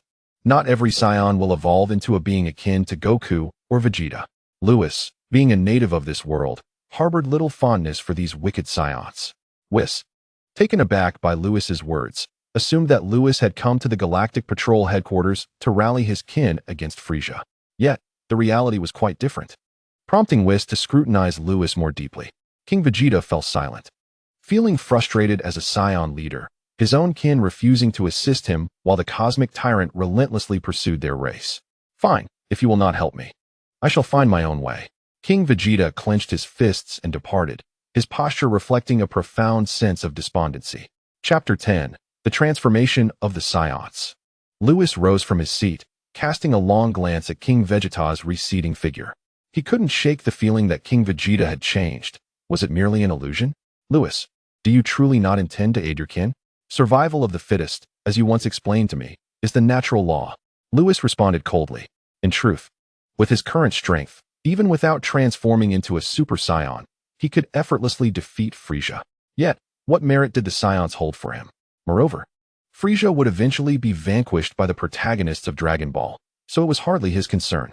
However, Lewis felt a peculiar restlessness within, as if something had shifted since King Vegeta had joined the Galactic Patrol. "Ah, Lewis, you possess remarkable insight. It is no wonder you are a candidate chosen by Lord Beerus." Whis turned to Melis earnestly. "Do you now comprehend the angelic principle of neutrality?" Melis ignored Whis, much like King Vegeta, and departed without a backward glance. As Lewis exited the Galactic King's office, he wandered through the Galactic Patrol headquarters, his mind preoccupied. It was only when he encountered fellow Saiyans that his focus sharpened, occasionally nodding in acknowledgement. Indeed, the Saiyans had undergone significant transformations, particularly in their combat prowess, with nearly every individual exceeding a battle power of 8,000. A battle power of 8,000. This was the level Nappa possessed when he invaded Earth. It bore mentioning that this was merely the early stages of the Dragon Ball saga. 8,000 battle power was undeniably formidable. Had the S cells within the Scions truly awakened? Yet, how could these inherently malevolent Scions experience such an awakening? Ultimately, Lewis departed the Galactic Patrol headquarters alongside Whis. On their journey back to the realm of the gods of destruction, Whis remarked, "Do you truly not intend to assist your kin?" Lewis, sensing Whis's amusement, retorted, "No means no. I've made my decision clear." Placing a hand on Whis's shoulder, Lewis added tersely, "Enough with the jesting." Whis chuckled, "Ah, someone is quite stubborn.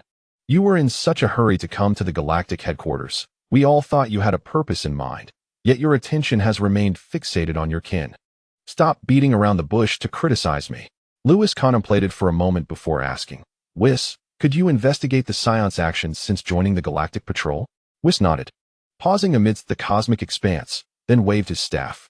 After a brief interval, he revealed, following their enlistment under Lord Beerus's command, the Scions ceased their invasions of other planets and began executing tasks assigned by the Galactic Patrol. In the past decade, they have completed a total of 30,000 galactic missions, safeguarding 3,605 races, having obliterated 4,083 cosmic pirate factions, a staggering total of 1,030,000 silver criminals were vanquished. Whis, increasingly astounded, turned to Lewis and remarked, "It appears the Scions have undergone a transformation." Transformed? Lewis furrowed his brow. Isn't it a given that Scions possess an inherently malevolent nature? No, that can't be right. In the original narrative, Scions were not initially evil. Their descent into malevolence followed a civil war. Lewis recalled a certain individual, Yamoshi. The tale of Yamoshi recounts how he and 5 virtuous companions broke free during a civil strife, ultimately transforming into Super Scions at a pivotal moment. Thus commenced the legend of the Super Scion, as well as that of the Super Scion God. With a smile, Lewis said, "Whis, should the Scions encounter peril, please inform me." Lewis, "Did you not assert that I am merely contemplating the welfare of the 7th universe? Just look at the Scions now. Merely a decade has passed, and some have already surpassed a battle power of 100,000. If given more time to develop, wouldn't they effortlessly elevate the average power index of cosmic humanity?" Lewis, "I must admit, you make a compelling argument." Whis stroked his chin, his eyes gleaming with insight. "Indeed. It was precisely this thought that prompted me to urge you to keep an eye on the Scion's safety. Otherwise, who knows how long it would take to cultivate a race of exceptional talent from the cosmos." Lewis raised his chin with a sense of pride. His words seemed to resonate, and Whis refrained from challenging Lewis, chuckling behind his hand. "You are indeed correct, my lord. I may have overthought the situation." "Humph." Lewis retorted defiantly, letting out a couple of dismissive snorts. Just as Whis was about to speak further, his expression shifted to one of concern. "Lewis, Miss Ties is in danger. What? Has she encountered peril so soon? We must hurry." In another corner of the cosmic expanse, aboard a Galactic Patrol spaceship, 2 individuals wore expressions of distress, as 5 additional ships pursued them relentlessly. "What do we do? I never anticipated being targeted by Frisia's army the moment we stepped out." Ties grasped Jack's shoulders, shaking him anxiously. "Stop shaking me. I might faint if you continue," Jack exclaimed, seeing the multitude of stars swirling before him. Ties ceased her frantic motions, declaring loudly, "And you claim to be elite Galactic Patrol? You can't even handle a few minor Karamis behind us. What a deception." I didn't deceive you," Jack stammered, but suddenly his expression changed dramatically. "We're doomed. The ships pursuing us are more advanced. We can't shake them off. And they're about to launch an attack. Warning, warning. A powerful energy fluctuation detected behind. Please be cautious, pilot." The alarm blared incessantly, its shrill sound sending Ties into a panic. Could she truly not escape this time? No. She had yet to achieve her dream of making a name for herself throughout the universe. "Ties, do you remember what that Scion at Galactic Patrol headquarters said? When in danger, call for Whis." Upon hearing this, Ties recalled the earlier conversation. "If you find yourself in peril, just call for Whis. I will come to your rescue as a token of my gratitude." Desperate, Ties lifted her voice and cried out, "Whis!" Buzz. The space surrounding the spaceship rippled as 2 figures emerged. Lewis, having received Ties' plea for help, urged Whis to hurry to her aid. Fortunately, the distance was not great. Otherwise, given Whis' spatial traversal speed, they might have been too late. After all, the speed of spatial travel could not rival instantaneous movement. It seemed he needed to seek an opportunity to learn this secret technique. Lewis appeared outside the spaceship as 5 electromagnetic shock waves surged toward him. With a mere wave of his hand, he deflected the shock waves effortlessly. Then, with a swift grasp, he immobilized the 5 pursuing ships. Reducing them to mere heaps of scrap metal, the occupants within crushed to oblivion. Inside the spaceship, after Tai shouted for Whis, she shut her eyes tightly. Having lost all hope. After all, how could simply calling someone's name lead to rescue? Yet after a moment, energy fluctuations behind have ceased, alarms deactivated. The alarm has been lifted? Tai's hesitated, slowly opening her eyes. Jack pointed excitedly toward the exterior of the spaceship. Tai's, look outside. What could possibly be out there? Tai's turned to see 2 figures hovering outside the spaceship, smiling at her. It was none other than the Saiyan and his attendant she had encountered at Galactic Patrol Headquarters. Gasp. Tai's inhaled sharply, astonished that simply uttering a name could summon aid. Suddenly, the 2 figures vanished from outside the ship. In the next instant, they materialized inside the spaceship. Lewis chuckled. I didn't expect you to encounter danger so swiftly. It's you. You truly came to rescue me. Tai's exclaimed, leaping into Lewis's arms, genuinely startled by her near brush with death. Lewis stiffened. Tai's figure was alluringly well-proportioned, soft, and fragrant. Could you please get down so we can talk? Her delicate scent enveloped him, awakening sensations within Lewis that he had not anticipated. If Tai's did not dismount soon, he would be in an embarrassing predicament. Sensing something amiss, Tai's quickly jumped down, giggling. I'm so glad you arrived. Otherwise, I wouldn't have known what to do. After speaking, Tai's raised her pristine chin and glanced at Jack, as if to say, see, the fearsome Scion you deemed a monster resolved what you could not. Humph. Jack huffed, irritated. Lewis smiled and addressed Tai's. Miss, the cosmos is perilous. Perhaps it is time for you to return to Earth? Miss, just call me Tai's. With newfound determination in her gaze, she continued, no.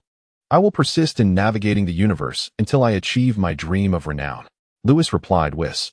This ordinary earthling dares to traverse the perilous cosmic expanse even after facing danger. After a brief silence, Lewis spoke again. Since you have chosen to continue your journey, I wish you the best of luck. Having said this, he prepared to depart with Whis. Wait, what is it? Lewis paused and turned to Tai's. Could you protect me? I can pay you. My father is quite wealthy. A blush crept onto Tai's cheeks. She was courageous in pursuit of her dreams, but feared danger nonetheless. This charming young man appeared genuinely kind. Moreover, as a Scion, his sudden appearance and act of heroism demonstrated his formidable strength. If he could protect her, she would not have to rely on Jack, whom she deemed weak. Tai's, I'm afraid I truly have no time. Lewis shook his head. He was a candidate for the God of Destruction, needing to return to the God realm for further training. Otherwise, with his current battle power of 1 billion, he would be ill-prepared when the Dragon Ball boss emerged. Please, Jack is so weak, he cannot protect me. You. Hearing Tai's words, Jack rolled his eyes in exasperation. Excuse me, I'm still right here. Just call me Lewis. Still, Lewis, you are far superior. Those Frisia army members are no match for you. You are the best. I'm begging you. Tai's blinked her big eyes playfully. Flattered by her praise, Lewis couldn't help but smirk. Tai's flattery was truly delightful. Whis observed this interaction with a dismissive smile. Amen. Chapter 11. Instant noodles with Tai. Lewis felt a sense of comfort within, lifting his head and humming. Stop. Stop, stop. While your words ring true, I am indeed quite exceptional. But Lewis, you are the most remarkable of all. Surely, you wouldn't refuse me? A barrage of sweet compliments bombarded him, leaving Lewis in silence. The spaceship was enveloped in a tranquil stillness as he gazed at Tai, suddenly inquiring, Can you cook? Cook? Tai was taken aback. Wasn't this about protecting her? Nevertheless, she nodded, I can. As the daughter of Earth's wealthiest individual, she had never needed to cook. However, after following Jack to the outer realms of the universe and enduring years of wandering, she had learned the skill. I can protect you, but you must promise to cook for me. Can you agree to that? Lewis proposed. He was tempted to refuse Tai, yet this beautiful older sister had praised him so highly. Who could resist such flattery? Besides, Lewis himself could not cook, and Vis's culinary skills were lacking. If Tai could prepare meals for him, protecting her would not be a burden. All right, it's settled then. Tai turned, smiling brightly. Jack, I have Lewis to protect me, so we'll meet again. Let us go. Women are truly bothersome, only tearing down bridges after crossing rivers. Jack retorted, dumbfounded. Vis, let us return and wreak havoc in the god of destruction's realm, Lewis said, casting a glance at Vis. Wait, Lewis. Are you planning to take her to the god of destruction's realm? Vis finally spoke. Is there a problem? I see none, Lewis replied with irritation. Vis shook his head. But if Lord Beerus awakens and sees a stranger in the god of destruction's realm, he might be displeased. Lewis retorted, what do you care about that lazy bum? He is asleep, and I am the god of destruction. You will heed my words. Vis's lips twitched slightly. Nonetheless, Lewis was correct. With Beerus absent, he had to comply with Lewis's wishes. Moreover, there was no certainty that Lord Beerus would become angry upon awakening. Lewis glanced at Tyce again. Her golden short hair was charming and beautiful, but if she let it grow longer, she would be even more stunning.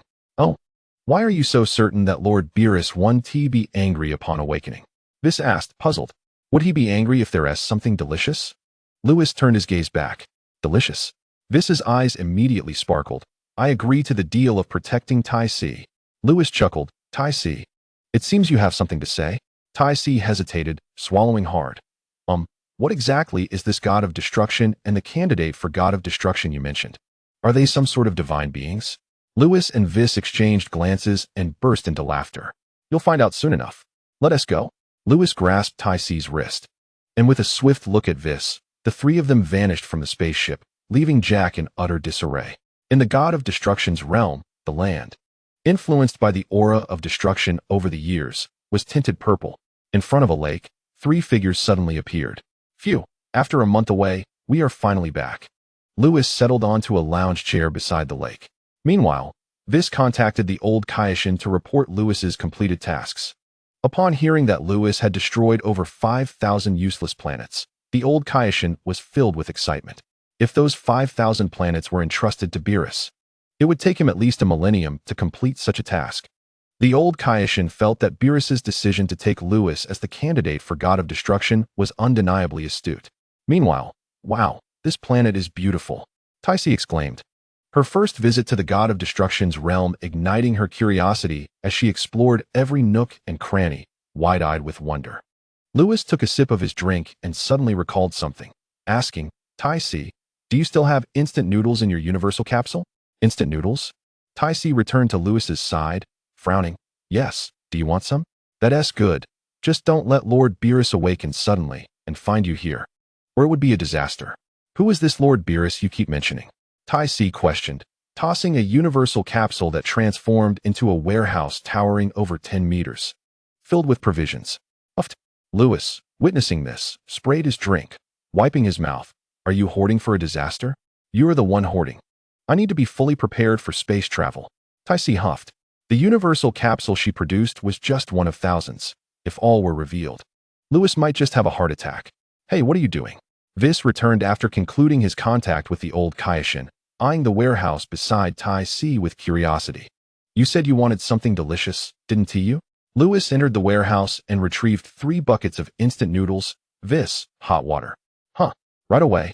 Vis waved his staff, conjuring a pot of boiling water, as he picked up one of the unopened noodle buckets, inspecting it closely. Can this even be good? Tyce, help Vis with this. Okay. Tyce peeled off the plastic packaging. Vis then realized the trick. He had to remove the outer packaging first. His expressions of surprise were frequent, resembling a rustic bumpkin, but Lewis paid no mind, knowing Vis would continue to be astonished. Soon, Lewis and Tyce poured the boiling water, and in just a couple of minutes, the noodles would be ready.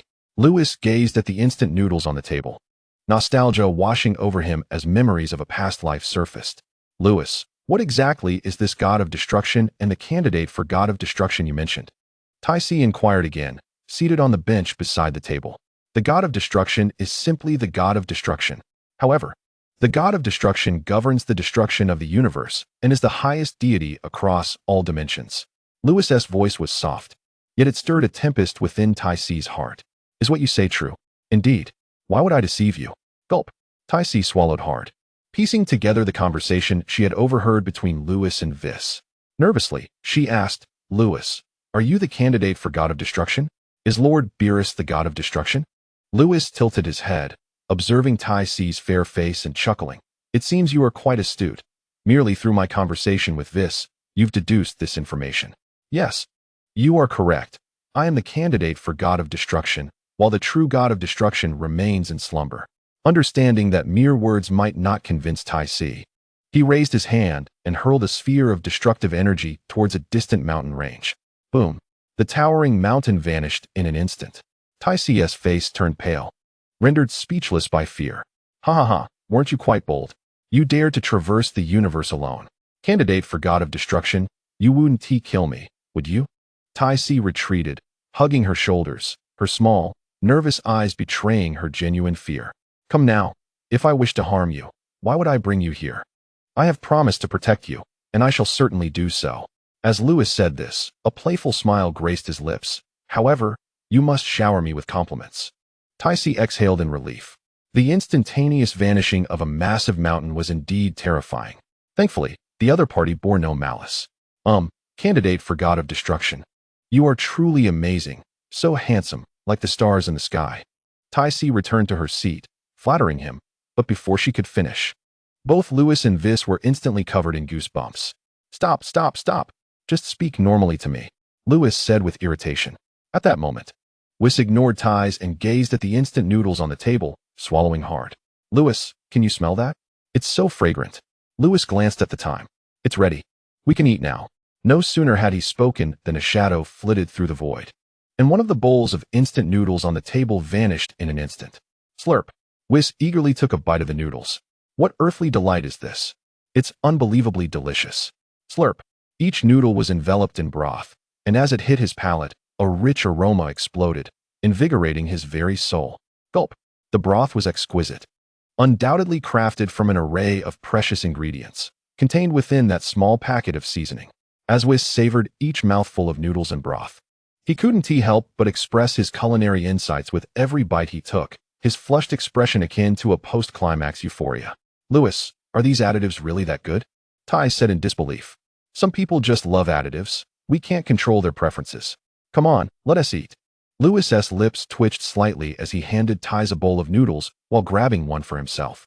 Just as he was about to eat, a thunderous explosion erupted from the distant Destruction God Palace. Chapter 12. The Awakening of Beerus. Ties, caught off guard while eating her noodles, exclaimed, "What is happening?" Whis, on the other hand, quickened his pace and finished a bowl of noodles in mere seconds, leaving not a drop of broth behind. The next moment, Whis, have you been sneaking good food without me? A purple figure flashed through the void as Beerus, clad in pajamas, soared from the Destruction God Palace to the lakeside. Ties, hurry and eat. Lewis felt a shiver run down his spine. Who would have thought that these instant noodles possessed such power that they could awaken the slumbering Beerus? He quickly nudged Ties, urging her to eat before it was too late. Ties was momentarily stunned. What is going on? Nevertheless, she complied with Lewis's words and swiftly began to consume her noodles. Beerus arrived and quickly discerned that the mouth-watering delicacy was the instant noodles held by the two of them, while Whis had already finished his. Only the young boy and a woman remained with their bowls. However, the boy nudged the woman, and both began to devour their noodles. Beerus swallowed hard, drawn in by the enticing aroma. He longed to taste the noodles, but it was difficult to partake in something that others had already eaten. Kid, who are you? Seeking death? The good food was gone, and Beerus's chest heaved with anger, emanating a purple glow filled with murderous intent. He did not immediately recognize Lewis as the boy he had brought back a decade ago. Indeed, people changed drastically over the years. Beerus had been asleep for 10 years, and Lewis had transformed from a child into a handsome young man, making it impossible for him to recognize him now. Lewis ignored Beerus and continued to eat his noodles. And to his surprise, the instant noodles in the Dragon Ball world were far more delicious than any he had tasted in his previous life. Ties felt the destructive aura emanating from Beerus, nearly suffocating her. This must be the God of Destruction Lewis had spoken of. How terrifying. I feel like I'm going to die. Someone save me. At that moment, Lewis held his bowl of noodles in front of Ties, and the overwhelming pressure dissipated immediately. Ties gasped for breath, finally feeling alive again. Lewis calmly stated, "Lord Beerus, she is mine." Whis finished his noodles with a smile, watching the unfolding drama with amusement. Beerus clenched his fists, not even sparing Ties a glance as he coldly addressed Lewis. "A mere king of the trash realm dares to steal food in my domain? Who gave you the audacity? Steal food?" This lazy bum still hadn't recognized him. Lewis felt 2 lines of black run across his forehead. And why should what S in someone else's hands belong to you? You might as well claim everything in Universe 7 as yours. Well, it seems there is some truth to that. Let us have a fight then. Lewis laughed heartily, tossing his bowl of noodles into the lake, where it vanished instantly. Seeing the delicious food wasted, Beerus was furious. You want to die? I'll grant your wish. Boom. His body was enveloped in destructive energy, purple lightning crackling around him, summoning the forces of nature, creating an incredibly terrifying light wave. With a whoosh, Beerus's figure disappeared, leaving Ties trembling in fear. Is this really what it means to be a god of destruction? Whis waved his staff, shielding Ties, ensuring she wouldn't be harmed by the aftermath of Beerus and Lewis's battle. That would be quite the joke. In the sky, whoosh, whoosh. Two figures soared through the air. Kid, haven't you eaten? Your speed is pitiful. Beerus suddenly appeared behind Lewis, his voice cold. Didn't you just see whether I've eaten or not? Seeking death. Beerus was genuinely angry now, showing no mercy. He condensed a sphere of destructive energy the size of a basketball and hurled it at Lewis, rapidly enveloping him. The destructive energy would fundamentally obliterate anything it touched. Beerus's attack was tremendously fearsome, even sizzling when it came into contact with the air. Humph, daring to snatch food from me. Now you shall perish. Beerus turned back with a sense of satisfaction, feeling better after destroying his opponent. However, Lord Beerus, you cannot strike without reciprocity. Take this. A voice filled with laughter echoed from behind. What? Beerus's pupils constricted as he quickly turned around, only to see a fist-sized sphere of destructive energy hurtling towards him. Ouch! Ouch, ouch!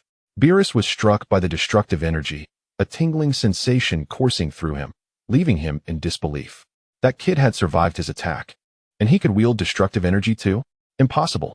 Suddenly, a small figure flashed through Beerus's mind, and then a serene aura filled the sky, reminiscent of the essence of nature. Looking at Lewis again, he was enveloped in a silvery glow, the embryonic form of the free realm. This confirmed Beerus's suspicions, and he smiled. Well done, kid.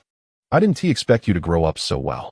The only beings capable of withstanding an attack from the strongest god of destruction in the whole universe were either gods of angelic status or his own successor. Ha ha. Lord Beerus finally recognizes me. Lewis exclaimed. But just now you wanted to hit me, and now it's my turn to retaliate. As soon as the words left his mouth, Lewis flickered, leaping into the sky. Beerus assumed a defensive stance. After all, this was the extraordinarily unique little fellow from back then. A careless misstep could lead to embarrassment. Soon, a barrage of destructive energy blasts rained down, reminiscent of celestial maidens scattering flowers, as Beerus punched one to shatter it. Noticing that his prince's combat style wasn't effective, Lewis switched his attacking method. Countless phantoms appeared in the sky, each one resembling a colossal beast roaring towards Beerus. Bang, bang, bang. Naturally, Beerus was not deceived by the phantoms and quickly identified Lewis's true form. The two engaged in close combat. Silver and purple light surged into the sky, intertwining and separating like two dragons emerging from the water. The clashes produced terrifying shockwaves, filling the entire realm of the gods of destruction with an overwhelming atmosphere, causing it to begin to collapse. Ties, protected by Whis, couldn't see the details of their battle, but she understood it was undoubtedly a fierce conflict. Whis, is Lewis going to be okay? Ties clenched her small fists, her palms slick with sweat from anxiety. Whis replied with a smile, he will be fine. Lord Beerus is powerful, but he cannot harm Lewis. Do not even mention Beerus. Even I cannot inflict harm upon Lewis. Of course, Whis did not utter these words as he observed the battle between the two. Despite the astonishing spectacle of combat, it was not Lewis who orchestrated these events. It was entirely due to Beerus exerting his full power. Beerus understood that even with all his might, Lewis would not perish. He was still far too weak. In the presence of Beerus, Lewis's strength resembled that of a mere ant, utterly ineffective against him. Even when entering the Ultra-Instinct state, he was still overwhelmed by Beerus. Suddenly, Whis's eyes widened as he gazed skyward. Lewis in the air was undergoing a transformation. The aura surrounding him shifted to a golden hue, and a voice resonated from the heavens. Lord Beerus, witness the forthcoming transformation. Chapter 13. Tai Si stabilizes the god of destruction realm. Awe. In the sky, Lewis clenched his fists as the silver radiance that enveloped him vanished, replaced by a golden glow. Veins bulged on his forehead, and his roar intensified. Boom. The mountains crumbled, and a golden light shot into the heavens, while Lewis's hair transformed into golden locks. Super Saiyan. His battle power surged from 1 billion to an astounding 50 billion. Goodness, what transformation is this? Lewis panted. This is a special transformation of our Saiyan lineage, known as Super Saiyan. Super Saiyan. Beerus suddenly recalled a vision from a dream, where he encountered a formidable adversary known as the god of Super Saiyans. However, looking at Lewis, Beerus frowned and inquired, "Is this truly your strongest power?" Yes. Although Lewis's strength had increased 50-fold, it was still insufficient. In the anime, a power level of 1 trillion should be comparable to Goku's strength when he first faced Beerus on King Kai's planet. Yet, Goku's challenge was met with a mere finger from Beerus, which crushed him to the ground. To Beerus, Lewis remained too weak. Lewis, in just 10 years, you have transcended to the realm of Kai, and your power has seen significant enhancement, along with your mastery of Ultra-Instinct. Your talent is undeniably remarkable, yet you are still insufficiently strong. Perhaps you should train for a few more years before continuing. Beerus shook his head, deciding against further combat, since doing so would obliterate the god of destruction realm. At that moment, the realm was spewing magma, and the acrid scent of sulfur filled the air, reminiscent of an apocalyptic scene. In just 2 minutes, if this continued, Whis would be unable to restore the realm to its former state. Lord Beerus, allow me to take one last punch.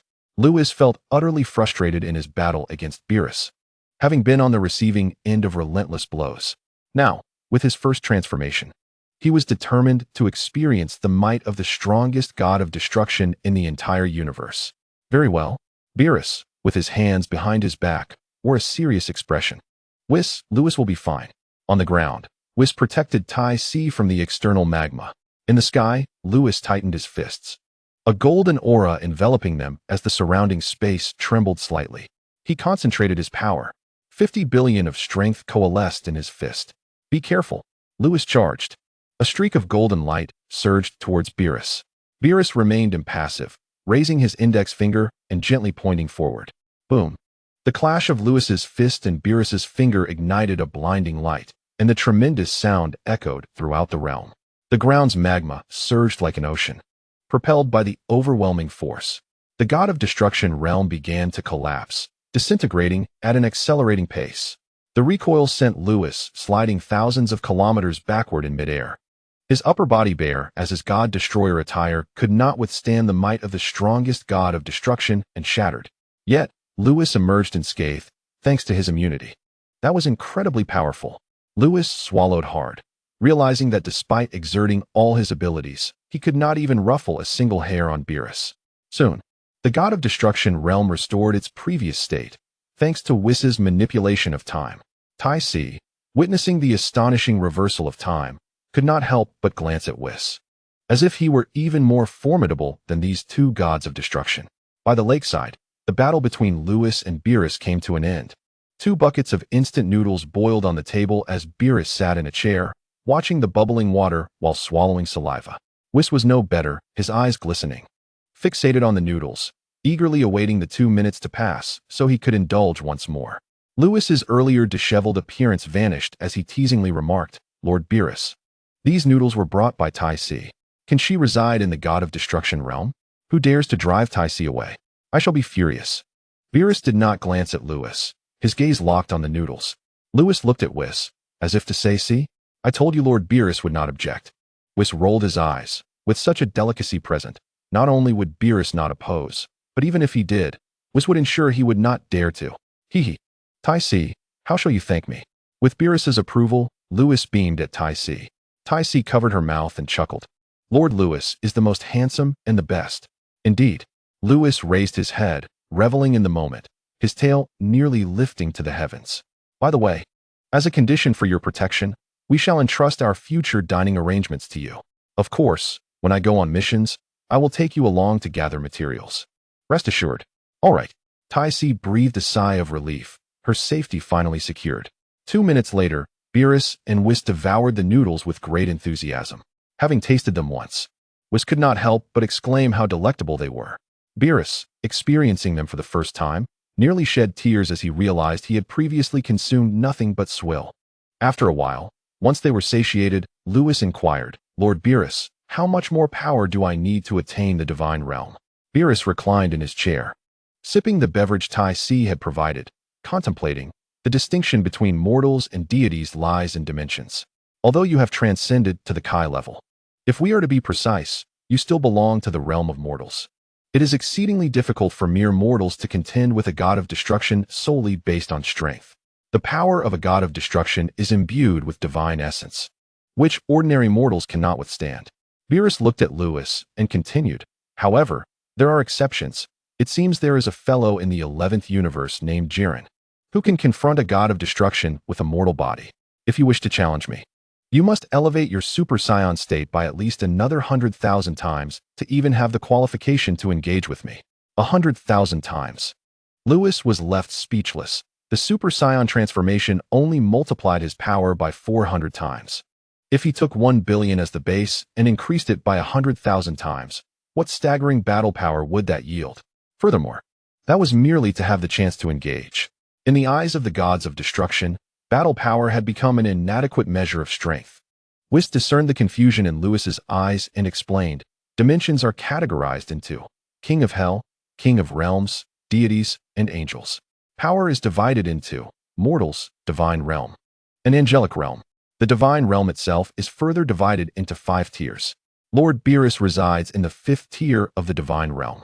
As for the other universe's destroyers, apart from Katra from the 4th universe, who has just touched upon the 5th tier, the rest are all at the 4th tier of the divine realm. At this moment, Tai's astonished voice broke in. Wow, does that mean Lord Beerus is the most formidable destroyer? Indeed. Upon hearing Tai's exclamation, Beerus felt a swell of vanity. No wonder Lewis had chosen to keep her around. She certainly had a way with words. Very well, Lewis replied, somewhat speechless. He then inquired, Whis, how can I break through to the divine realm? Whis responded, there are 2 methods to transcend to the divine realm. The first, as Lord Beerus mentioned earlier, is that there are individuals in the 11th universe who can challenge destroyers with their mortal strength, achieved by honing their mortal abilities to the utmost. To my knowledge, that fellow named Jiren possesses mortal power that likely surpasses the 4th tier of the divine realm. Observing the astonished expressions on Lewis and Tai's faces, Whis continued. The second method is to cultivate dimensions, elevating them to the level of deities. By doing so, one's power will undergo a qualitative transformation, shifting from mortal strength to divine strength. Divine strength is imperceptible to mortals, and its might is incomparable. He elaborated, take Asin, for instance. Though he is merely a creator deity with relatively weak power, his dimension is at the divine level, and thus his power is divine strength, making him stronger than Frisia. Upon hearing this, Lewis suddenly grasped the concept. I understand now. Does that mean that under equal conditions, divine strength surpasses mortal strength? In other words, if I can transform my current power of 1 billion into divine strength, I could transcend to the divine realm? Haha, that is the essence of it. Although with your current 1 billion power, it is still insufficient. Therefore, to break through to the divine realm, you should hasten your cultivation of dimensions to the divine level. Whis advised, smiling. Suddenly, his expression turned serious. By the way, Lewis, that transformation you used earlier was incorrect. You should refrain from using it in the future. Before Lewis could respond, Tai interjected, why not? Lewis's golden hair after transforming looks splendid.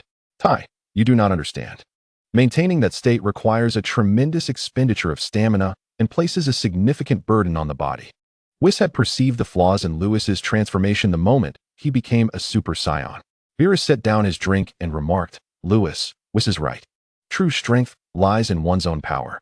The path you chose for transformation is misguided. Abandon it. Is it truly erroneous?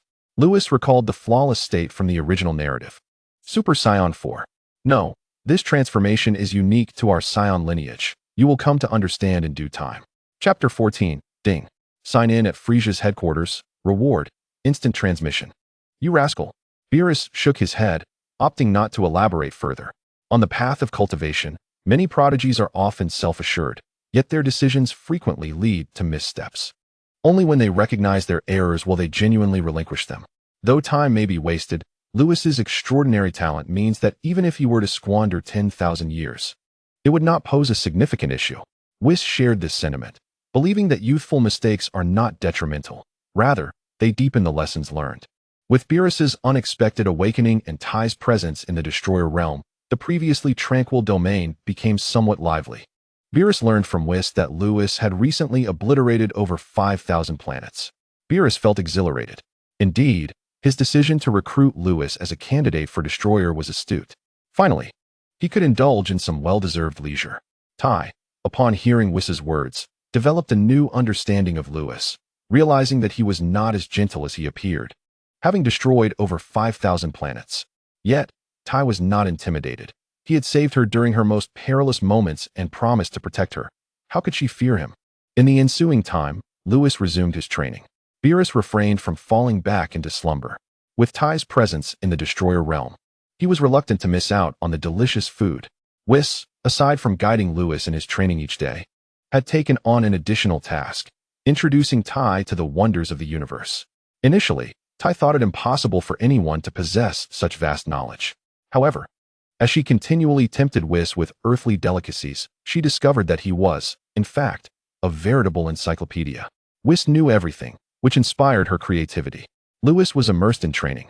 Ty was engaged in her creative endeavors, while Whis and Beerus were indulging in food, a rather peculiar scene in the Destroyer realm.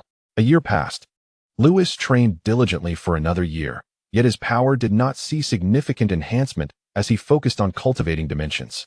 Regrettably, it seemed he had reached a bottleneck, making further progress arduous. Come, Ty, I must embark on a mission to destroy planets. I will take you along to gather materials. Rising from the grass by the lakeside, Lewis stretched languidly. Here it comes. Ty, who had been cooking nearby, brightened at the prospect and dashed towards Lewis. Lewis, are you finally taking me out? Having spent a year in the Destroyer realm without venturing outside, she longed for the experience. Though she had heard Whis's tales of the outside world, it could not replace the sensation of being there in person. Well, I am supposed to train. Please forgive me. I can at least take you out for a bit. Lewis scratched his head sheepishly. At 17, he was still a boy, his innocent demeanor betraying no hint of his status as a candidate for Destroyer. All right, I forgive you. Ty giggled, covering her mouth, finding him rather endearing. Wait, Ty, if you go out, what will I have for lunch today? Beerus interjected from his reclining chair by the lake. Lord Beerus, you can have instant noodles. I will cook for you when I return, Ty replied, gesturing towards the nearby storage. As Beerus was left speechless, Lewis's mind was filled with an electronic chime. Ding. Sign in at Frisia's headquarters. Reward. Instant transmission. Instant transmission. Lewis was overwhelmed with joy. He had long pondered when he could learn this skill, as being a candidate for Destroyer meant he often needed Whis to escort him, which was rather cumbersome. Moreover, instant transmission could be immensely beneficial not only for travel, but also in battle. It was the ultimate skill for quick escapes. Whis, please take us to Frisia's headquarters. After that, you need not concern yourself with us, Lewis urged eagerly. Very well, Whis agreed without question, leading Lewis and Ty away from the Destroyer realm. In the North Galaxy, at Frisia's headquarters, Whis guided the two before returning to the Destroyer realm. Ding. Successfully signed in at Frisia's headquarters. Reward. Instant transmission. Lewis felt a jolt as information regarding instant transmission filled his mind. He realized that now, as long as he had coordinates, he could appear anywhere at will. This is fundamentally different from the instantaneous teleportation of Yardrat. In Yardrat, one can reach the location of the sensed energy. Lewis, what's wrong? Ty waved her hand in front of Lewis's eyes. It's nothing, just recalling some things, he replied. Oh, I see. So, what brings you to Frisia's headquarters? Ty shuddered at the memory of being hunted by Frisia's army. Do not fear, I shall protect you. Lewis did not mention that he had come merely to complete the system's sign-in task. Instead, he patted his chest with a serious expression. Ty forgot her fear and covered her mouth, saying, all right, I know you're strong. Lewis suddenly recalled something. By the way, weren't you previously pursued by Frisia's army? Do you wish for revenge? Revenge? Ty was taken aback, then shook her head. Forget it. I have almost forgotten about being chased by Frisia's army. We cannot simply forget it. Humph, I promise to protect you. So if someone bullies you, how can we let it go? Lewis tugged at Ty's hand, leading her towards Frisia's palace. Still a young boy, Lewis held her hand as they walked, his serious demeanor making Ty chuckle. The more she looked at this little brother, the more adorable he seemed. Since the Destroyer God was willing to help her seek vengeance, Ty no longer resisted. The recollection of past events indeed stirred her anger. After all, in this universe, No one could rival this young boy. She would let him be. Frisia's headquarters was heavily guarded, with aliens patrolling everywhere. Along the way, Lewis encountered numerous patrol teams who approached to interrogate them. Tai-Si felt a surge of fear at the sight of these beings. Without hesitation, Lewis unleashed a destructive energy blast to obliterate them. A boy accompanied by a human woman unleashed chaos in Frisia's headquarters. It was Tai-Si's first time witnessing such a fierce side of Lewis, yet she felt no fear. After all, he had promised to protect her, and this little brother was currently assisting her in seeking vengeance. Soon, they arrived at a palace. Frisia's palace was far more magnificent than King Vegeta's. Halt! Who are you? Two aliens at the entrance demanded coldly. Summon your King Frisia to meet me, Lewis said, stopping and teasingly addressing them. How dare you demand to see King Frisia? You must be tired of living. The aliens shouted, attack. The two guards soared into the air, raising their hands, and two beams of blue energy shot forth. Lewis smiled, raised his hand, and with a gentle motion, enveloped the blue energy with a purple aura of destruction, disintegrating it instantly. What? The two aliens gaped in disbelief, then howled, intruders! Inside the palace, Frisia, seated in a baby carriage and listening to Jinyu's report about the Saiyans, was suddenly disturbed by the shout of an invasion. Is it that I, Frisia, have not acted for too long? How dare anyone invade my headquarters? His sinister voice echoed throughout the palace, and the temperature in the hall dropped sharply, as if frost were about to form. Jinyu trembled nearby, terrified of Frisia's wrath. Come, let me see who dares to challenge me. Frisia, riding in his baby carriage, soared toward the palace entrance, with Jinyu hurriedly following. Outside, Lewis held Tai-Si's small hand, surveying the aliens surrounding them, thick and numerous, perhaps numbering in the thousands. Tai-Si, feeling the security of being protected by Lewis, was not afraid at all. Frisia, if you do not come out, your subordinates will all perish, Lewis declared, baring his teeth as he scanned the area. Eliminating this group of weaklings at once should please King Vegeta. Lewis recalled the desolate figure of King Vegeta he had seen a year prior at the Galactic Patrol headquarters. Since the transformation of the Saiyans, he had never intended to abandon them. He glanced at Tai-Si beside him, remembering her being hunted by Frisia's army. New grievances and old grudges. Ho ho ho! A hoarse voice echoed from the palace entrance as Frisia approached in his baby carriage, with Jinyu closely behind. Boy, who are you? Frisia asked, his arms crossed, his gaze icy. Lewis remained silent, merely observing Frisia. His skin was a blend of purple and white, encased in a layer of hard bones, with triangular eyes that exuded pure malice, exactly as depicted in the anime. Boy, my king is asking you a question. Are you deaf? Jinyu scolded. Chapter 15, Avenge Tai-Si. Jinyu Force Captain. Lewis recognized the purple-skinned figure beside Frisia. You actually know me? Jinyu scoffed, then suddenly noticed something, pointing at Lewis's tail behind him in horror. Frisia. He is a Saiyan. It was no wonder Jinyu was so frightened. The Saiyans had changed drastically over the years, with some even approaching his level of power. This was a Saiyan. If he transformed into a great ape, his combat power could increase tenfold. A Saiyan. Frisia squinted, troubled by the Saiyan issue for years, never expecting a Saiyan would dare to invade his headquarters. Let me see how much power he possesses. Yes, I want to see how much battle power he has to dare invade Frisia's headquarters. Jinyu pressed the scouter. Beep, beep, beep. Battle power, 100,000. Gulp. Jinyu swallowed hard. This guy possessed 100,000 battle power. Frisia, noticing Jinyu's expression, narrowed his eyes. What is his battle power? Jinyu wiped the sweat from his brow and replied, reporting to King Frisia, he possesses 100,000 battle power. Wow. The surrounding aliens recoiled in fear, their faces pale. The Jinyu Force Captain only had 120,000 battle power. How could this boy possess 100,000? Frisia raised an eyebrow, the murderous intent around him dissipating as he smiled. This gentleman possesses impressive strength. Come and serve under me. If you agree, I can overlook your invasion of my headquarters. Frisia was someone who valued talent, and upon encountering a strong individual, he could not resist the urge to recruit him. Lewis smirked slightly, teasingly replying, what if I refuse? Tai-Si, holding his hand, quietly listened to the conversation between the boy and the Cosmic King. The feeling of being protected was delightful. Refuse? Frisia's expression darkened instantly. Then you shall not leave my headquarters. Upon hearing their king's words, The surrounding aliens stepped forward. The atmosphere grew incredibly tense. Whether I can leave here is a matter for later, Lewis chuckled. Frisia, I came here to find some people. Find people? Frisia was momentarily taken aback, then coldly stated. I see you are seeking death. Jinyu, attack. As a cosmic king, Frisia could no longer contain his fury at the repeated provocations following an invasion of his headquarters. Yes. Jinyu twisted his body, vanishing from sight. The next moment, he appeared behind Lewis. Boy, the difference between 100,000 and 120,000 battle power is significant. Prepare to die. Jinyu gathered a violent energy sphere in his palm and hurled it at Lewis. Lewis remained expressionless, and Tai Si, holding his hand, showed no sign of fear. Was he giving up resistance? Frisia in the baby carriage frowned. At this moment, 100,000 battle power is weak. What about 1,000,000? Lewis grinned, his power erupting. In an instant, bang, bang. All the detection devices of the cosmic beings present exploded with a thunderous roar. A powerful shockwave dispersed Jinyu's energy blast, sending him crashing violently to the ground. No, this is impossible.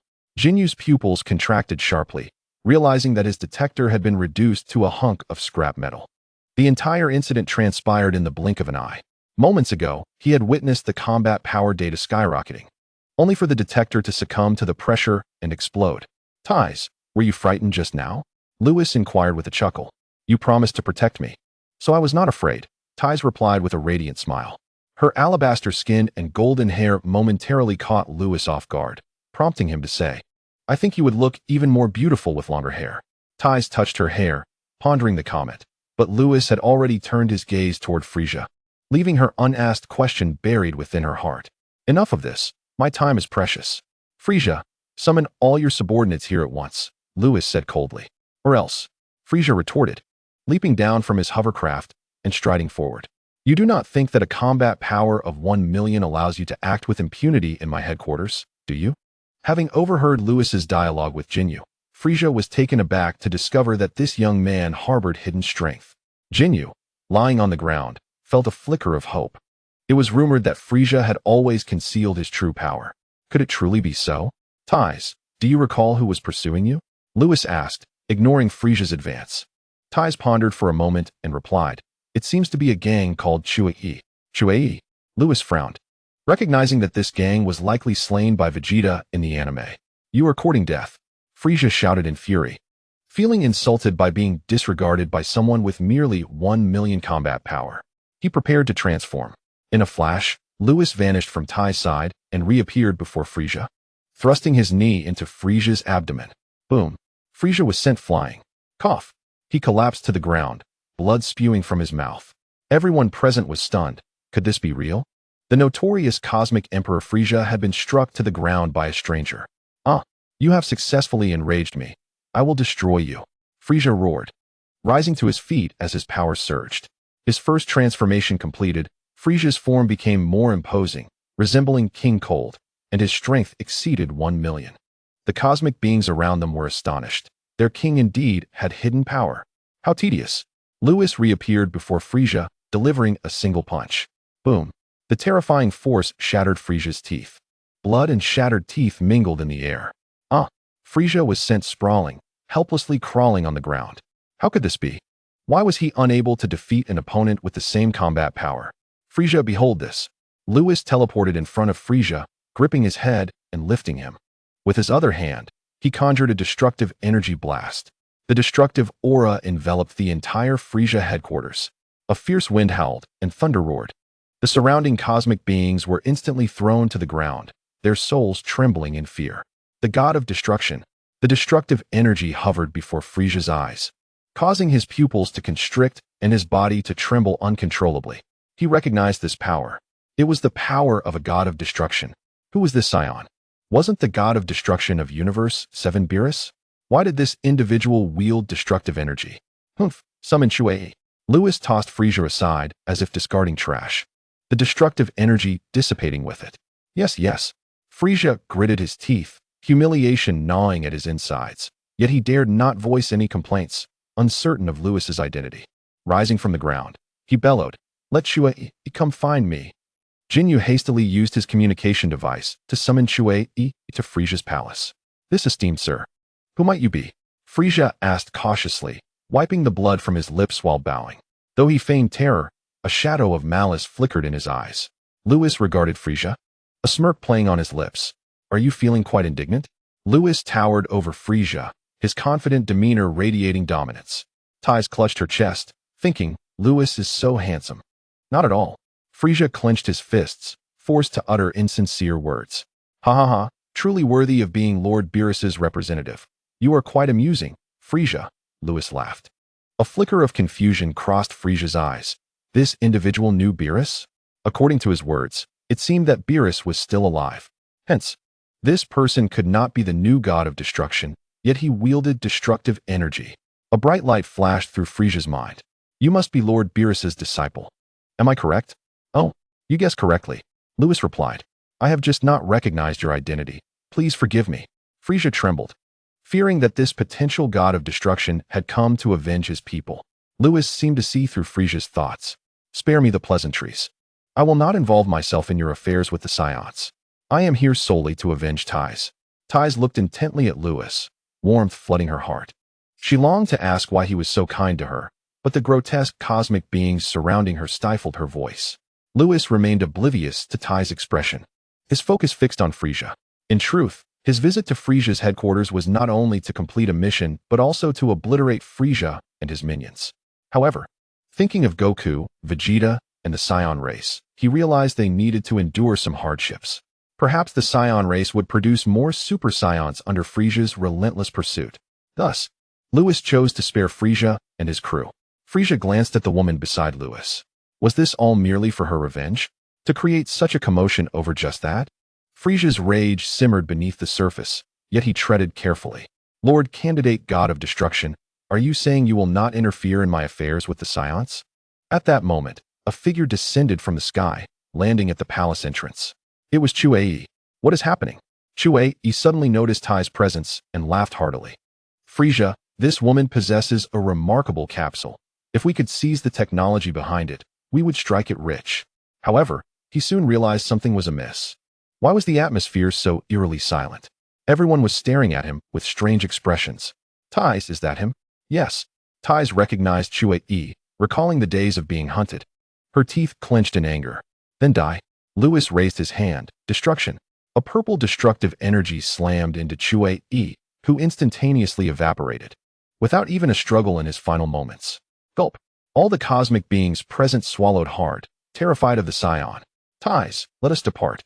After eliminating Chue-E, Lewis activated his instant transmission, whisking Ties away from the scene, leaving behind a group of bewildered cosmic beings. "Lord Frisia, shall we continue pursuing the Saiyans?" "Hold your positions for now." Frisia clenched his fists.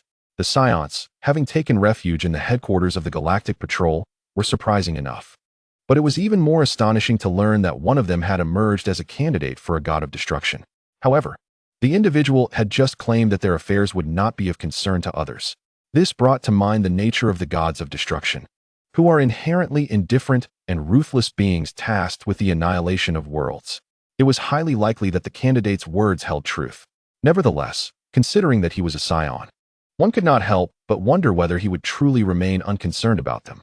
After departing from Frisia's headquarters, Lewis led Ties to a planet covered in primordial forests. This planet was deemed unworthy, and Lewis intended to obliterate it. "Lewis," Ties called, as he strolled through the woods, turning back to face her. Dressed in a form-fitting outfit, Ties's exquisite figure was accentuated beautifully. Lewis, scratching his nose, inquired, "What is it?" Ties hesitated, her words caught in her throat. Lewis chuckled lightly. "Feel free to speak your mind." "Nothing much, just wanted to ask if you think I would look good with long hair." Ties thought to voice her concern about Lewis's promise to protect her and his desire for vengeance on her behalf, but ultimately, she refrained from saying it. "I believe it would look lovely," Lewis replied, nodding. "Golden waves, how could it not be stunning?" "Well then, I am prepared to destroy this planet," Lewis declared, casting a sphere of destructive energy towards the ground. He then took Ties's hand and utilized instantaneous movement to depart from the scene. After systematically annihilating several hundred planets, their mission was complete. Lewis returned with Ties to the realm of the gods of destruction, where he resumed his training, while Ties remained distracted and preoccupied. Chapter 16. Vegeta's invasion of Earth. 3 years had elapsed since Lewis's return to the realm of the gods of destruction, during which the seventh universe underwent remarkable transformations. The Galactic Patrol had grown increasingly formidable due to the inclusion of the Saiyans, effectively suppressing Frisia's forces in the northern galaxy. Frisia's army suffered from a lack of personnel, with his strongest subordinate, Jinyu, possessing only a combat power of 120,000. In contrast, the Saiyan race had experienced unprecedented growth in power since joining the Galactic Patrol, with each Saiyan now boasting at least 15,000 points of combat power. The mightiest among them, a Saiyan named Bardock, had surpassed 150,000, not to be underestimated. King Vegeta also possessed a combat power of 120,000. The Saiyan race numbered over 2,000 strong, presenting a formidable collective strength. However, no matter how powerful they became, if Frisia were to take action personally, even the entire Saiyan race transforming into great apes would be of little consequence. Fortunately, due to Lewis and Ties' visit to Frisia's headquarters 3 years prior, Frisia was aware of Lewis's identity and dared not act recklessly. This was one of the reasons the Saiyans could safely enhance their powers. The transformations within the seventh universe were not limited to the Saiyans. The average human power levels had also significantly improved, rising from second to last place to third from the bottom. Such a change left the gods of destruction from other universes astounded. Over a decade ago, Beerus had made a regrettable decision by appointing a mere child as a candidate for God of Destruction. Now, 14 years later, the seventh universe had yet to face obliteration by the Omni-King, and remarkably, its ranking had even improved. While the seventh universe experienced changes, Earth 2 was undergoing its own transformations. Although not directly influenced by Lewis's actions, the narrative on Earth continued to unfold normally. However, the butterfly effect was still in play.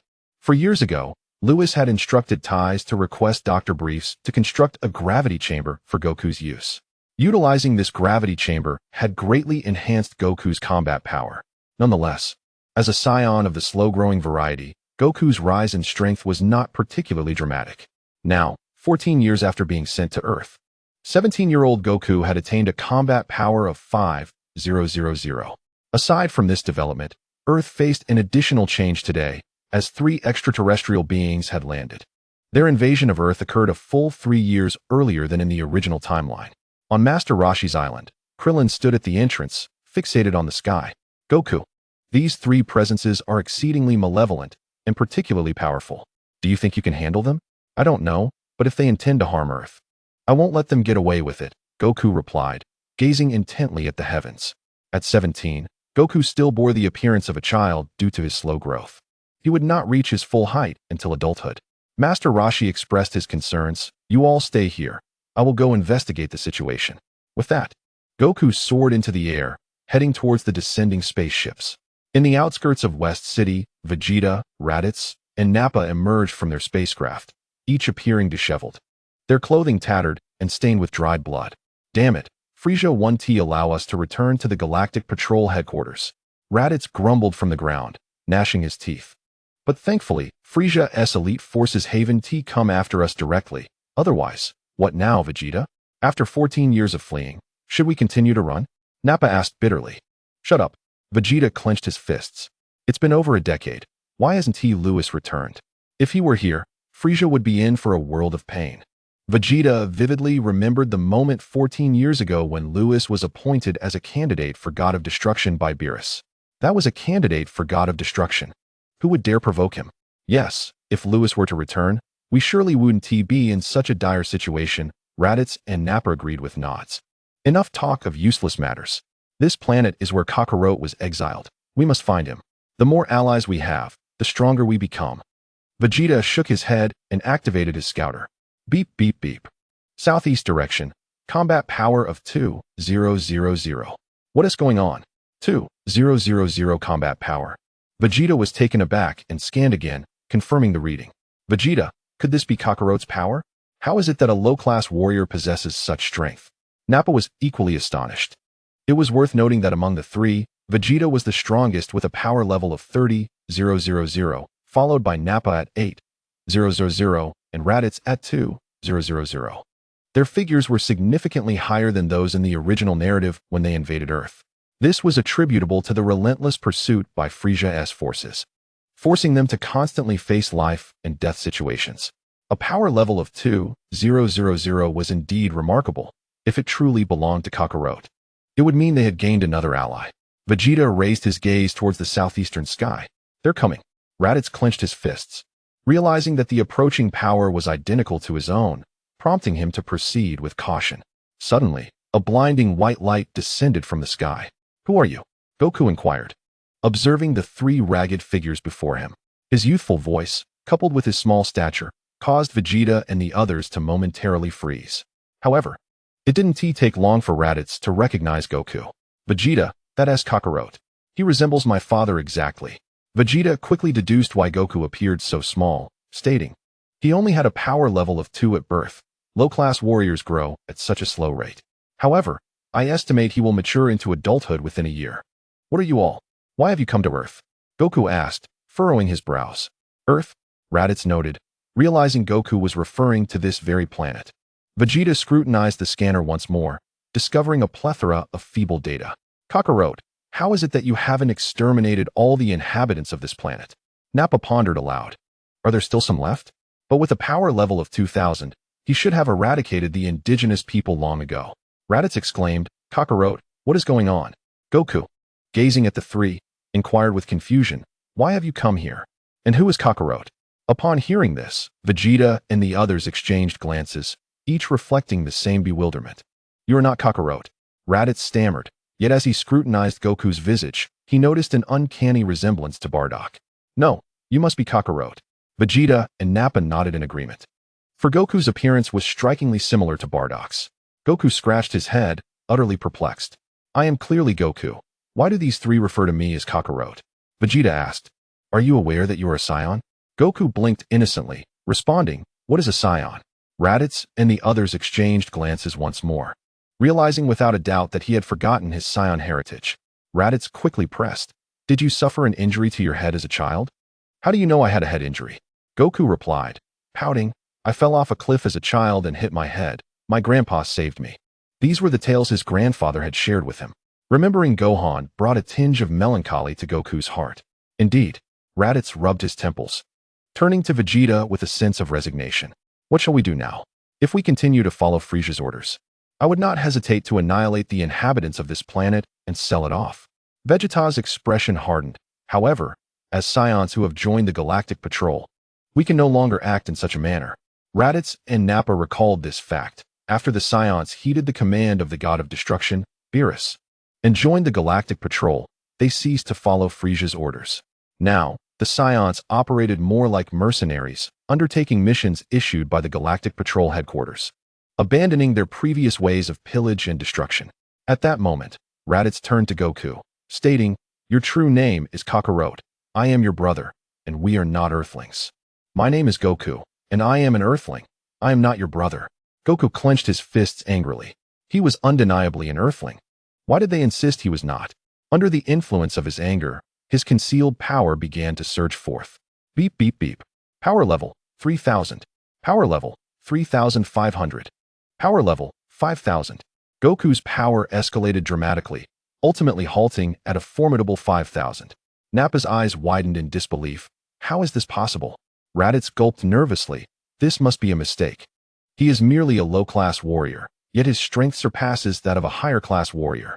Vegeta's gaze sharpened. This must be his true power. Previously, he only displayed a power level of 2,000 because he was concealing it. Vegeta discerned Goku's secret, stepping forward to inquire. Saiyans do not utilize such techniques. This planet possesses something remarkable. Clearly, Goku's ability to conceal his power had been learned on this planet. "Kakarot, where did you acquire this technique?" Vegeta suddenly appeared behind Goku, grasping his shoulder. Goku unleashed a surge of power, shaking off Vegeta's grip and leaping several meters forward, fuming. "My name is Goku, and I am an Earthling. Tell me, do you intend to harm Earth?" "Rest assured, we will not harm Earth," Vegeta replied, flexing his wrist, feeling the sting from Goku's earlier outburst. "Is that true?" Goku asked innocently, his anger dissipating. Indeed, Vegeta's lips twitched slightly. This boy was quite gullible. However, he spoke the truth. harboring no intentions of harming Earth, instead developing a newfound interest in its martial arts. Then allow me to guide you in mastering ki control. I have yet to fully grasp it myself. And was preparing to ascend to the other world for training when you arrived from above, Goku said, tilting his head adorably, his large eyes sparkling with innocence. Goku soared into the sky, and Vegeta, Raditz, and Nappa exchanged glances before following suit. Thus, through a twist of fate, the trio invaded Earth. Albeit unlike in the original narrative, they refrained from wreaking havoc and instead accompanied Goku to the other world for training under Bubble's tutelage. Chapter 17. Tice's unease in the realm of destruction. A striking figure sat by the lakeside, eyes closed in meditation. Nearby, a captivating woman rested on the grass, supporting her delicate chin with her hand, murmuring, "It has been 3 years of training. Why has he not awakened yet? Tice, it is time to prepare the meal." A commanding voice echoed from a distance. Tice, without turning, huffed, "Lord Beerus, I am in a foul mood. You and Whis can have instant noodles." From their chaise lounge, Beerus and Whis exchanged glances. "Whis, when has this girl ever been in a good mood? Alas, another day of instant noodles." "Lord Beerus, do you not see how much Tice cares for Lewis? Once Lewis awakens, her mood will surely lift." "Huffed, who doesn't know that? Why ask when you already know? Enough with the chit-chat, hurry up with the noodles. I am starving." Beerus licked his lips, having consumed instant noodles for 4 years without growing weary of them. Whis nodded, beginning to prepare the noodles, of course, also making a serving for Tice. By the lakeside, Tice grumbled, "Damn Lewis. You promised to take me to collect materials after your training. It has been 3 long years." She gazed at Lewis, who was deep in meditation. With brows like swords and a prominent nose, his thin lips had matured, and he had grown considerably taller and more handsome compared to 3 years ago. Lewis emanated an ethereal aura as he sat by the lake, and Tice felt an inexplicable comfort in his presence. "When will you awaken?" Tice lamented, having not spoken to Lewis in 3 years, which weighed heavily on her heart. Suddenly, a hum reverberated in the air. A surge of silver energy erupted from Lewis, akin to boiling steam, raging outward in all directions. Tice nearly suffered burns from the intense heat, but fortunately, Whis was quick to shield her, appearing alongside Beerus. Whis and Beerus, holding their bowls of noodles, stood in stunned silence. The perfect state of self. Tice gasped, startled by the force emanating from Lewis. "Whis, why are you both so astonished? Hasn't Lewis mastered this technique already?" Beerus swallowed a mouthful of noodles, his expression grave. "Tice, we are referring to the perfect state of self." Whis interjected, "Previously, Lewis had only grasped the embryonic form of this technique. I never anticipated that in just 4 years, he would achieve the perfect state of self." Beerus gritted his teeth. "Thank goodness it is not the perfect Ultra-Instinct, or I would be inconsolable." Whis retorted, "What if it were the perfect Ultra-Instinct? The perfect state of self is impressive in its own right. When did you master the embryonic form of the state of self, Lord Beerus?" Beerus gazed skyward. Tice, brimming with excitement, exclaimed, "Whis, does this mean Lewis is about to awaken?" The thought of finally conversing with Lewis filled her with joy. All the pent-up emotions of 3 years found release in that moment, and Tice beamed with beauty. Yet, Lewis remained with his eyes closed, oblivious to her smile. "He should be awakening soon. Let us stand back," Whis advised. As soon as he finished speaking, the lakeside erupted in tremendous waves, and amidst the crashing surf, a figure spiraled upward. It was none other than Lewis. "Lord Beerus, let us engage in combat." With a sudden splash, Lewis vanished from atop the towering waves, instantly reappearing beside Beerus and unleashing a powerful punch. The strike was astonishingly fluid. Beerus's gaze sharpened as he discarded his instant noodles and retaliated with an equally forceful blow. The earth quaked and the mountains trembled, dust swirling in the air as silver and purple clashed in rapid succession. "Whis, what is the current situation with Lewis? Can he possibly defeat Lord Beerus?" Tice inquired hastily. "Tice, it seems you hold quite an interest in Lewis." Whis chuckled, covering his mouth. "Nonsense." Tice's heart raced, her fair cheeks flushing slightly. She wasn't concerned about Lewis. It was merely the prolonged silence that had caused her reaction. "Yes, that must be it. Is that so?" "Indeed." Tice huffed. "Now, tell me, how is Lewis faring?" "Ha ha." Whis laughed heartily, ceasing to tease her, and spoke earnestly. "The perfect state of being is formidable. Even if there is a disparity of powers by several times, one who comprehends this state can still contend with their opponent and perhaps even triumph. However, Luis has been focused on the realm of being, and his strength and dimensionality have scarcely improved. Presently, he possesses only 1.5 billion in combat power, and even with the perfect state of being, it may still prove inadequate. The primary issue is the vast difference in strength. Noticing Tai's anxious expression, Whis added softly, "But do not fret. Have you forgotten about Luis's unique physique? He can negate all negative influences, so Lord Beerus cannot harm him." Indeed, above in the sky, after 2 minutes of battle, Luis and Beerus had shattered a portion of the heavens. "Your physique is truly infuriating," Beerus exclaimed. "Lord Beerus is undeniably powerful." "I stand no chance," Luis remarked as he descended, observing Beerus gliding down beside him. To be honest, entering the state of being does not significantly enhance strength. The increase is even less than that of a Super Saiyan. Yet, the essence of the state lies in going with the flow, allowing one's heart to guide the body. When facing an adversary's attack, one can anticipate their moves in advance. This is the key to overcoming the strong with the weak. Nevertheless, Beerus truly lives up to the title of the strongest destroyer. Once he enters the perfect state of being, I am no match for him. If your strength were to ascend to the divine level, I might find myself in a bit of a predicament, Beerus stated, crossing his arms solemnly. That is still far off. Luis shook his head, turning to Whis and Tais, waving, "Whis, Tais, it has been a while." Whis smiled indeed. "It has been 3 years since you last trained. It truly feels like an eternity. You insufferable Luis. You claimed you would only train for a short while. Yet here you are, after all this time." Tais pouted, her small fangs peeking out in frustration. "Well, I didn't anticipate meditating for so long." Luis scratched his head, puzzled by her irritation. "I don't care. You promised to take me to gather materials. Did I not take you out 3 years ago?" Luis finally understood her vexation. His extended training had prevented Tais from collecting materials. "You mentioned 3 years ago. I'll accompany you to explore the universe shortly. That is what you promised." Tais' frown transformed into a smile, her lips curving upward. "Whis, Lord Beerus, I shall prepare a grand feast for you," Tais declared, turning away from the lakeside to cook. Beerus and Whis exchanged glances. "Is she in a better mood now?" Beerus mused, licking his lips. "Of course. With Luis awake, how could her spirits be low?" Whis rolled his eyes. Ever since Luis had taken Tais out, she had been gazing dreamily at him upon returning, even with her eyes closed. It was evident that something was amiss with Tais. "Who doesn't know? I merely inquired." Beerus shrugged before exclaiming joyfully, "We are in for a treat. Tais' cooking is truly delightful." He bounced eagerly toward Tais. Luis scratched his head, glancing at Whis. "What are you two talking about?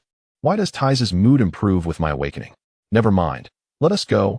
Tais' grand feast will surely be mouth-watering." Whis winked and departed. "How peculiar." Luis pondered, following Whis. By the grassy expanse beside the Destroyer-S palace, Tais had prepared an extravagant meal, tempura and sushi. Whis and Beerus devoured the dishes with fervor. Luis felt his appetite stir. He had to admit, Tais' culinary skills were impressive, wholly incongruous with her identity as the wealthy heiress of Earth. "Tais, your cooking remains exceptional," Whis remarked contentedly, sitting aside after finishing his meal. "Hee, having traversed the universe for so long, how could I lack skills?" Tais replied, resting her chin on her hand. Gazing at Luis, "Without this culinary talent, I would have been driven mad eating instant noodles daily." Luis raised his head, wondering why Tais was fixated on him. He found himself perplexed. He resumed eating. After finishing, Beerus wiped his mouth. "Not at all. I find instant noodles quite delightful." Luis sipped a drink, retorting, "That's just you and Whis. Eating those additives daily must not be tiresome for you. Truly impressive." Tais stifled a laugh, covering her mouth at Luis's jest aimed at Beerus and Whis. When their eyes met, Tais' bright eyes sparkled, her lips parting slightly, causing Luis's heart to race. He had to admit, Tais was indeed quite beautiful. Chapter 18. Journey to Namek. Luis cleared his throat, redirecting his focus to Whis. "Whis, what is the current status of our 7th universe?" Whis understood Luis's inquiry and replied, "For years ago, you destroyed a number of subpar planets. And with the intervention of Asin, everything has been steadily progressing. However, the time frame is still too short, and the average human index remains unchanged, still ranking 3rd from the bottom. And what of it? Even if Lord Zeno intervenes, it won't concern our universe." Beerus interjected, picking at his teeth. I recall the derision from other universes over a decade ago. Luis, when do you think we might visit them? Beerus asked. Visit? I suspect you wish to flaunt your strength. Whis responded with a smirk. Naturally, he did not discourage Beerus. For even he had faced ridicule when Beerus appointed Luis as a candidate for the destroyer. Luis stroked his chin. Lord Beerus, there's no rush, with my current strength. Even if I ventured to other universes, it would be challenging to assert dominance. I shall wait until my dimensionality ascends to the divine level. Furthermore, Luis turned to Ties. It has been 3 years since you last ventured out. If I do not take you out again, I shall surely be hounded. In truth, aside from this matter, Luis had another agenda. He desired to visit Earth. According to the original storyline, it was likely that Vegeta would soon invade Earth, followed by the conflict on Namek. He did not wish to miss the clash between the protagonist and the Dragon Ball antagonist. Unbeknownst to him, Vegeta and his companions had already invaded Earth and were currently training with Goku in the other world. Who's bothering whom? Ties bit her small thong. Exasperated by this dense fellow. I'm bothered. Hurry up and finish eating, or I shall leave without you. Will you truly take me along? Do you think I would deceive you? I wouldn't even deceive Lord Beerus. Luis laughed heartily, glancing at Beerus. Primarily, it is the exquisite beauty of Tai Si that evokes a sense of guilt when deceiving her. Luis, do you wish for your own demise? What do you mean by saying you would never deceive Tai Si? If we were to speak candidly, I am still your master. Is this truly how you treat me? Beerus immediately puffed up in indignation. Ha! The other three couldn't help but burst into laughter upon hearing this. Luis' awakening brought an atmosphere of joy to this gathering. A rarity in the realm of destruction where such liveliness had long been absent. After a while, everyone had their fill. Regarding Luis' suggestion to visit other universes later, Whis and Beerus did not object, for Luis was right. He was still too weak. Should he venture into other universes, others might be astonished by his talent. Yet with his current strength, he would be unable to assert himself. He couldn't even defeat the substitute destroyers of others. How could he possibly gain the upper hand? Soon, Luis took action regarding his promise to Tai Si, leading her away from the realm of destruction. In the North Galaxy, a spaceship traversed the cosmic expanse. Inside the vessel, Tai Si rested her chin on her hand, gazing intently at Luis. For years ago, when she first encountered Luis, he was merely a boy, carefree and eager for compliments. With a few sweet words, she had coaxed him into promising to protect her. Reflecting on it now, Tai Si couldn't help but chuckle. Luis truly was a simpleton. Others had so easily won his trust with mere flattery. With such naivety, he might as well have been sold off and helped others count their coins. It was both infuriating and amusing. Little did she know, Luis was well aware of her true identity. She was a seemingly insignificant character from Dragon Ball, yet a close friend of the Z Fighters. Any unfortunate event would be regrettable. As Tai Si watched Luis, he too noticed her gaze, tilting his head slightly in her direction. Tai Si, why do you keep staring at me? Is there something on my face? Luis inquired, touching his cheek as he finally spoke. Since his awakening, he felt that something was amiss with Tai Si. No, it's just that I haven't spoken to you in a long time, Tai Si replied, her eyes flickering, clearly not aligning with her words. Over the years, she had resided in the realm of destruction, which consisted of only 4 individuals. Whis, knowledgeable in many areas, was the one with whom she conversed most, aside from Luis. As for Beerus, the true Lord of Destruction, Tai Si had discerned his character, realizing he was a tough exterior with a soft heart. However, Beerus occasionally radiated an air of authority, leading her to speak less in his presence. In the realm of destruction, when Luis wasn't training, he would keep her company, his engaging conversation often leaving her in fits of laughter. Yet, during his training sessions, her interactions dwindled. Whis was far too modest, and Beerus was excessively dignified. Without Luis by her side, Tai Si felt as though something essential was missing. She would accompany him during training, reminiscing about her first visit to the realm of destruction when Beerus had intended to take action against her, only to be interrupted by Luis proclaiming, "She is mine." Tai Si brushed her fingers through her long hair, a decision influenced by Luis, who had once remarked, "I think you would look lovely with long hair." Now, she had let it grow. "Oh, Tai Si, you've grown your hair long," Luis remarked, finally noticing the change. Tai Si rolled her eyes, retorting, "I can grow it if I wish. Do I need your permission? You were the one who said I would look good with long hair." Clenching her fists, she felt an urge to punch Luis. Unbeknownst to her, Her heart had been captured by a boy who had now transformed into a striking young man. Tyce acknowledged her feelings. Yet, the man before her remained oblivious. By the way, Lewis, where are we headed now? Tyce shifted the topic. Uncertain of Lewis' feelings towards her, too timid to voice her own. Lewis, observing Tyce's peculiar expression, found her behavior odd but replied with a smile. I'm taking you to a rather exciting planet. What is so exciting about it? Have you heard of Dragon Balls? No, Tyce shook her head. Lewis chuckled, explaining. Dragon Balls are quite extraordinary. They can grant any wish. He elaborated on their capabilities. What? Such a miraculous thing exists in this world. Summoning a dragon to fulfill any wish, is that true? To fulfill any wish is unrealistic, Lewis countered, shaking his head. Even the Super Dragon Balls might not be able to accomplish everything. Can they really claim to eliminate the Omni-King? Continuing, Lewis said, aren't you collecting materials? I believe the Dragon Balls would make excellent content for your work. Oh, indeed. Tyce's eyes sparkled with inspiration as she instinctively wrapped her arm around Lewis's. Lewis, you're brilliant. Thanks to you, I feel inspired. Lewis glanced down, noticing his arm nestled between her curves, soft and inviting. Attempting to extricate himself, he realized Tyce's grip was surprisingly strong. Pulling away gently was impossible, and exerting force might hurt her. He could only endure the embrace, his heart racing. Oh heavens! Tyce was truly enchanting. The spaceship's speed was moderate. Traveling from the realm of destruction to Namek would take 2 months. Throughout the journey, they indulged in various amusements in the cosmos, with Lewis also destroying subpar planets along the way. The two remained in each other's company, especially as Tyce often unwittingly exposed herself, igniting Lewis' passions. Their relationship underwent subtle changes. Finally, after half a year, they arrived at Namek. With a whoosh, the spaceship descended, and Lewis cradled Tyce as they exited the cabin. Tyce nestled her face against his chest, her arms tightly wrapped around his waist. Lewis landed gently on the ground, and Tyce showed no intention of releasing him. She was truly stunning, with an ethereal beauty and a graceful figure.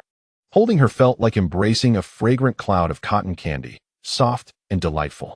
After a moment, feeling parched and sensing a certain part of him awakening, Lewis patted her back. Tyce, we have arrived. Have we? Tyce nibbled on her small canine, seemingly annoyed that Lewis had interrupted their embrace. Nevertheless, she wriggled free from his embrace. Wow, is this really Namek? The grass is blue. How peculiar. However, the environment is quite pleasant. Tyce, clad in a white gown, strode across the verdant expanse. Lewis observed her alabaster legs, rubbing his nose. Namek has endured climatic disasters in the past. Its restoration to this state required tremendous effort from the Namekians. As Lewis spoke, a faint energy signature appeared in the sky, approximately 20,000 in battle power. Noticing Lewis' expression, Tyce inquired, Lewis, what's wrong? Lewis smiled. It seems the Grand Elder of Namek is aware of my arrival. The Grand Elder was a remarkable figure, likely possessing various mystical abilities, including prophecy. He must have sensed the presence of this candidate for the god of destruction, prompting him to send someone. Lewis explained the significance of the Grand Elder to Tyce, who gasped in amazement. During her time with Gak, she had never encountered such wondrous races in the universe. That is merely because you have been in flight. Hence your oversight. Chapter 19. Eternal Youth for Tyce. Upon completing his sentence, a Namekian, strikingly resembling Piccolo, descended before them. Nailu respectfully addressed, Greetings. Esteemed candidate for the god of destruction. This revelation momentarily stunned Lewis. He had not anticipated that the elder would be aware of his identity. I wish to meet your elder, Lewis declared. The elder has been awaiting the esteemed candidate for the god of destruction. Please, follow me, Nailu replied, his gaze scrutinizing Lewis. Lewis did not exude a formidable aura.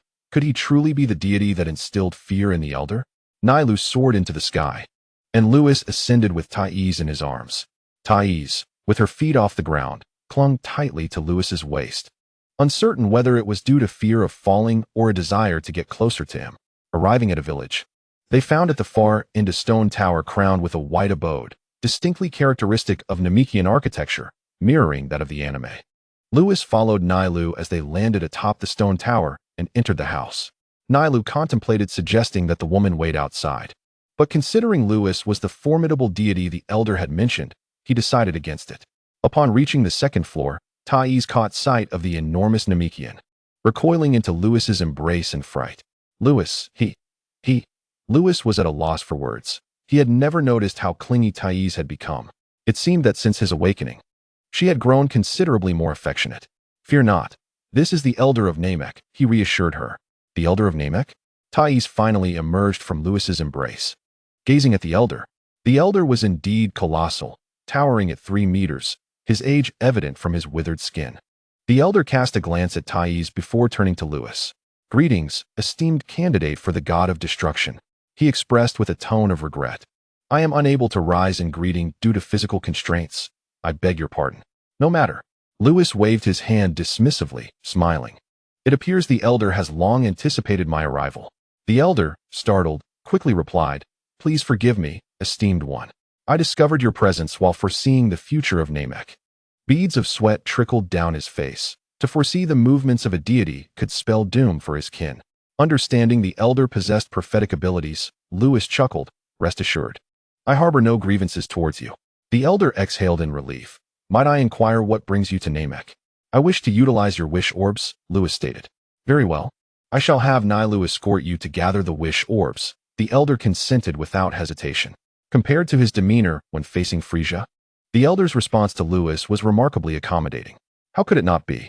Offending Frisia might only lead to death, with the possibility of reincarnation. Offending Lewis, however, would leave no chance for rebirth. With the elder's directive, Nilu led Lewis outside. Lewis, it seems the elder is quite fearful of you, Thais remarked as they soared through the skies, relishing the warmth of his embrace. The elder knows my identity. Naturally, he is apprehensive. Have you forgotten the planets that have crossed me in the past 6 months? Lewis referred to the worlds he had obliterated during their travels across the cosmos. Thais gulped at the thought. Indeed, he should be wary of you. The god of destruction is truly terrifying. A mere flick of their finger could annihilate a planet, leaving not even a trace. The trio journeyed from the elder's village, traversing through 6 other villages, ultimately gathering the 7 Dragon Balls. In an open area, Nilu piled the Dragon Balls together, casting a glance at the young man. What sort of power does this deity possess to instill such fear in the elder? Nilu sighed. Being in the presence of an unknown entity was undeniably daunting. Come forth, Purunga, Nilu called out in the Namekian language. Suddenly, the atmosphere fell silent. Thais held her breath. Lewis observed the 7 Dragon Balls below. It was his first encounter with them in this world. He had to admit, the Namekian Dragon Balls were indeed large. Compared to Earth's fist-sized orbs, they resembled basketballs. Naturally, the wishes they could grant far exceeded those of Earth. As Lewis pondered the advantages and disadvantages of the Namekian Dragon Balls, a rumble echoed. Dark clouds gathered, and thunder roared. A brilliant golden light erupted from the 7 massive Dragon Balls, shooting skyward. With a crack of thunder, the once dark sky illuminated, and the golden radiance coalesced into form. This spectacle left Thais utterly astonished. While Lewis had witnessed such scenes in the anime, witnessing it firsthand was undeniably awe-inspiring. A colossal green dragon materialized in the sky. State your wishes. I can fulfill any desire. Esteemed candidate for the god of destruction, what brings you here? Purunga inquired, pulling a handkerchief from seemingly nowhere to wipe the beads of sweat from his brow. Nila's eyes widened in disbelief. What sorcery was this? That even the dragon bowed before this young man? Is my presence here a concern? Lewis's lips twitched slightly. He wanted to inquire about the origin of Purunga's handkerchief. Thais, observing the dragon's subservient demeanor, covered her mouth, chuckling softly. Since departing the realm of the gods of destruction with Lewis, she had witnessed far too many such obsequious displays. And no, I am Purunga, having met the esteemed candidate for the god of destruction. Purunga stammered, his perspiration increasing. Enough with the pleasantries. Grant my wish, Lewis commanded. For my first wish, I desire the Scions to be able to survive in space. He understood that after their transformation, he had no intention of neglecting the Scion race. Having previously declined King Vegeta's request 4 years ago, it was time to act for the Scion people. Esteemed one, please repeat your wish in the Namekian language. Purunga nervously requested, concerned that asking a candidate for the god of destruction for a favor might lead to his obliteration. However, this step was indeed necessary, otherwise, he would be unable to fulfill the wish.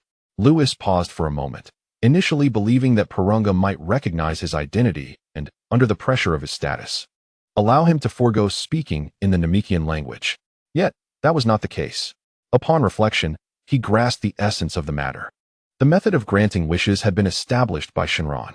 It was akin to a program. If any step were omitted, the final execution would fail.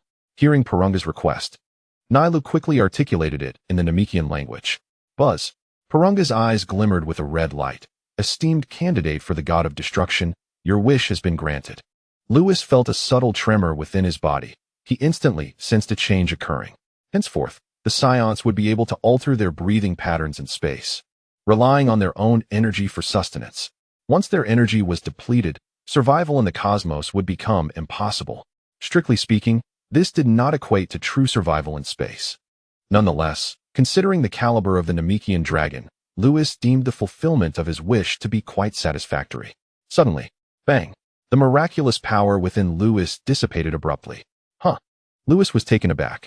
Thais inquired, Lewis, what is the matter? Lewis waved his hand, smiling, it's nothing. It turned out to be the effect of immunity. Due to his immunity, he was inherently capable of surviving in space. The miraculous power bestowed upon him by the Shenlong has transformed his existence within the cosmos. However, this transformation possesses its vulnerabilities, and for Lewis, this desire manifests as a negative influence. Naturally, his immunity will eventually eradicate the miraculous power granted by the Shenlong. Please, candidate destroyer god, state your second wish. As he pondered, Lewis suddenly found himself at a loss for desires. He realized that the limitations of the Shenlong were substantial. Not every wish could be fulfilled. Immortality? Eternal life? Regardless of whether the Dragon Balls could grant such desires. Lewis understood that these had become trivial matters since he had become a candidate for the Destroyer God. In essence, he had no more wishes to make. Thais, do you have any wishes? Lewis turned his gaze towards Thais. Surprised that Lewis cared about her, Thais smiled sweetly. No, just wish for what you desire. There's no need to consider me. Lewis stroked his chin in thought, then looked up at the Shenlong in the sky. Let Thais remain forever youthful. Chapter 20, A Confession. Lewis's voice was soft, yet it resonated in Thais' ears like thunder, striking deep within her heart. She covered her mouth in disbelief. After Nairu completed his incantation in the Namekian language, the Shenlong's eyes glowed red once more. Thais suddenly felt her skin become smooth and fair, as if she had reverted to the age of 18. Candidate Destroyer God, your second wish has been granted.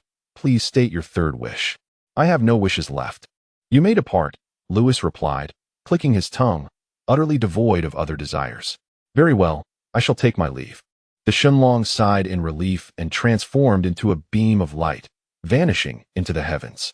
Candidate Destroyer God, if there are no further commands.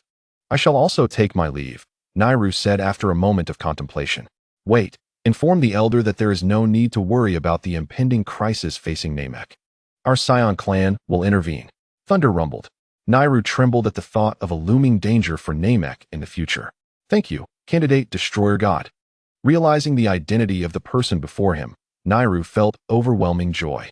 Even if a crisis were to arise, the promise of the Candidate Destroyer God assured Namek's safety. With Nairu gone, only Thais, still in a daze, and a smiling Lewis remained. Thais, what's wrong? Lewis chuckled. Thais, feeling a lump in her throat, looked at Lewis with reddened eyes. Why did you make that wish? You mean the wish to remain forever youthful? Yes. Can I say it was because I couldn't think of any other wish? Lewis teased her. Initially touched, Thais felt her mood shift upon hearing this. Lewis, you scoundrel. Ha. Lewis stepped closer, ruffling her hair gently. The days of training are too long. I want you to always be by my side. A surge of emotion overwhelmed Thais, and tears welled up in her eyes as she covered her mouth. Are you serious? I'm not foolish. How could I not see your feelings? Lewis said softly, wiping away her tears. Half a year ago, upon awakening, he noticed something was amiss with Thais. At first, it seemed trivial. However, during their adventures through the universe, he realized she had become increasingly clingy. Lewis wasn't oblivious. He understood her intentions. He also recognized that he had begun to care for her without realizing it. Each time he saw Thais smile, it brought him immense joy, and whenever she frowned, it stirred his own irritation. So, do you like me? Thais asked shyly, lowering her head. Foolish girl, did I not say I just want to be with you? Lewis embraced her tightly, stating earnestly, Thais, I like you. Lewis, I like you too. Thais beamed, her enchanting smile seeming to suspend time itself. She wrapped her arms around Lewis's waist and looked up at him, grinning. Lewis, I am so happy. Ha ha, I am equally thrilled. I never imagined that the little sycophant I brought back would become my wife. You're the sycophant, Lewis. Ties pouted, playfully pinching his side, then gleefully added, so, does this mean I can maintain this appearance forever? Indeed. Lewis gazed at Ties, admiring her delicate cheeks, long eyelashes, and the way her eyes fluttered, exuding a charming innocence. Despite being a mature woman, she displayed a youthful demeanor. Ties was truly beautiful. Ties. Lewis cupped her face in his hands. Their eyes locked, and she slowly closed them. Half an hour later, Ties's cheeks were flushed, and she touched her lips. Lewis, this is all your fault. You can't blame me. Lewis held her tightly, whispering in her ear, it's all because Ties is simply too captivating. You. Ties's heart raced. Lewis's sweet words had a tremendous impact, leaving her feeling weak. She lowered her head, nervously fiddling with her clothes. Lewis, you're being unfair. Lewis, who previously knew nothing, would blush at the slightest hint of skin. Now, after confirming their relationship, he was like a seasoned veteran. Lewis, were you pretending before? Did you really not notice how much I liked you? Ties pouted, playfully huffing. Initially, I honestly didn't notice, but I started to see it gradually, Lewis replied, planting a kiss on her forehead. I never imagined my Ties would be so bold. In the spaceship, Ties would often emerge wrapped in a towel, which occasionally slipped to the floor. Just recalling that image made Lewis's heart race wildly. I'm not bold. That's only because it's in front of you, she said, lowering her head, her face as red as a ripe apple. While she called him unfair, she was unaware that in Lewis's heart, her words were even more audacious. Lewis held her face gently and leaned down once more. After some time passed, he said, all right, my Ties, it's time for us to go elsewhere. Lewis held Ties close, lifting her into the sky. At last, he had something to cherish in this world. As Ties was embraced, she felt a wave of joy. She could finally be held by Lewis without reservation. Upon returning to the landing site of the spaceship, they departed Namek. Meanwhile, Nairu returned to the Elder's residence to relay Lewis's words. The Elder murmured, so the candidate destroyer god knows everything. Earth. The journey from Namek to Earth took another 3 months, and nearly a year had passed since Lewis left the destroyer realm. The spaceship descended onto the West Capital Plains. Lewis, why did you suddenly want to come to Earth? My kin are here, and I wanted to check on your parents. Lewis replied as he flew Ties toward the city of West Capital. You still have relatives on Earth? Yes. Lewis suddenly looked up at the sky. Disbelief etched on his face, and not just one. For powerful energies emanated from the heavens, and based on combat power estimates, the strongest seemed to possess a power level of around 80,000. One energy felt strikingly similar to Vegetas. Why would he be on Earth at this time? Wasn't the invasion supposed to occur 2 years later? Lewis frowned in contemplation. Ties leaned against him, gently caressing his chiseled jawline. What's wrong? Nothing. I just thought I'd take you to the heavenly realm for some fun. The heavenly realm? You'll find out when we get there. The direction of Lewis's flight abruptly shifted, soaring rapidly towards the heavens. In the celestial realm, the sun shone brightly, and at the center of the temple square sat a figure strikingly similar to Bardock. It was none other than the recently matured Sun Wukong. Nearby, 4 gravity chambers were positioned, 3 of which were occupied by individuals engaged in training. At the edge of the celestial realm, a Namekian observed the lower world, suddenly gripped by an unsettling feeling, drenched in sweat. This overwhelming pressure. What is happening? It grows stronger. They've arrived. With a resounding crash, a beam of light shot from the lower realm into the celestial domain, the forceful shockwave knocking the gods to the ground. Who are you? The celestial beings exclaimed, astonished by the visitor's extraordinary dimensional presence. Could it be the King of Worlds? The commotion also roused Sun Wukong from his slumber in the temple square. Who are you? He asked, readying himself for battle as he gazed at Lewis and Ties. Indeed, Kakarot was training in the celestial realm at this time. He would continue to do so for 2 more years before participating in the World Martial Arts Tournament, after which, once Chi-Chi married and gave birth to Gohan, Vegeta and the others would invade Earth. Lewis observed Sun Wukong, pondering internally. Sun Wukong exchanged glances with the celestial beings, questioning the silence of the newcomer. Suddenly, Lewis asked, Kakarot, is Vegeta inside? Pointing towards the central gravity chamber. Kakarot, Sun Wukong, though still a bit naive, had matured in mind and understood his heritage. Upon hearing Lewis call him Kakarot, he exclaimed, "You are a Saiyan?" The celestial being noticed the tail at Lewis's waist and sighed in relief. "Wukong, it seems he belongs to your race." He believed that since Vegeta, Raditz, and Nappa had appeared on Earth without malevolent intentions, this Saiyan would likely not be a threat either. Son Wukong also noticed Lewis's tail and remarked, "Vegeta is inside. Did you come here fleeing as well?" Vegeta and the others had been pursued by Frisia's army before they fled to Earth seeking assistance. Fleeing? Tais chuckled, covering her mouth. Who would dare make Lewis flee? He wouldn't allow anyone else to escape, let alone himself. Lewis paused, quickly recalling what Whis had told him about Vegeta and the others being relentlessly pursued. Shaking his head, he replied, "I did not come here fleeing. Just call Vegeta out. You may refer to me as Lewis." "All right, I will summon Vegeta," Son Wukong said, moving to the gravity chamber and pressing the communication button. "Vegeta, a Saiyan named Lewis is here to see you." Who? Who did you say?" A loud voice echoed from the device, and soon the gravity chamber opened, revealing a figure with a high hairline, a shiny forehead, and clad in tight-fitting training attire. Vegeta emerged, gripping Son Wukong tightly. "Has Lewis come? Where is he?" Before Son Wukong could respond, Lewis interjected, "Vegeta, it has been a long time."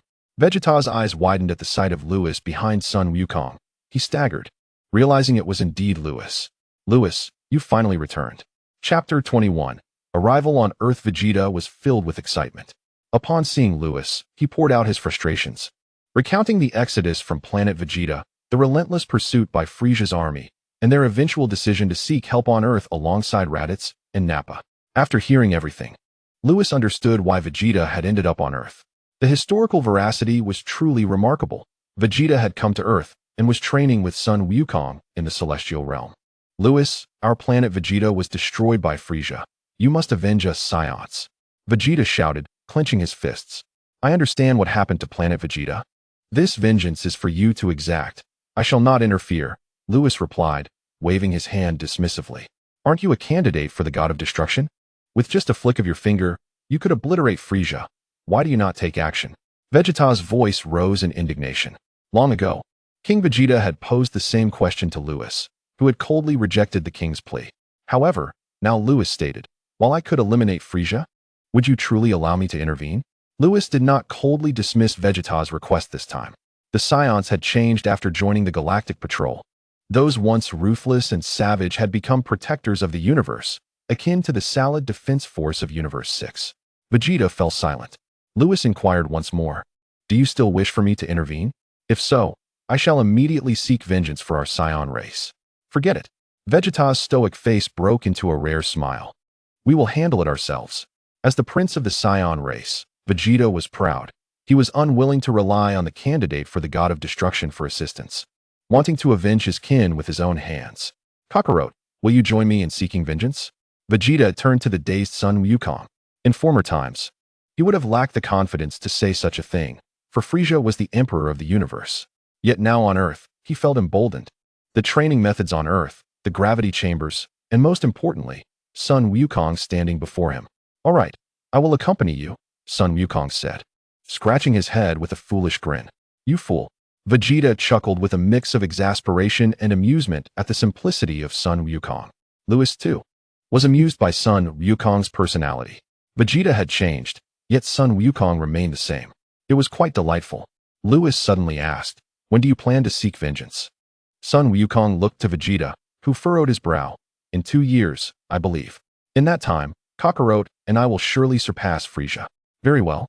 I will personally witness your revenge then," Lewis replied, refraining from warning Vegeta about Frisia's true power. After all, one cannot ascend to the Super Saiyan form without facing some trials.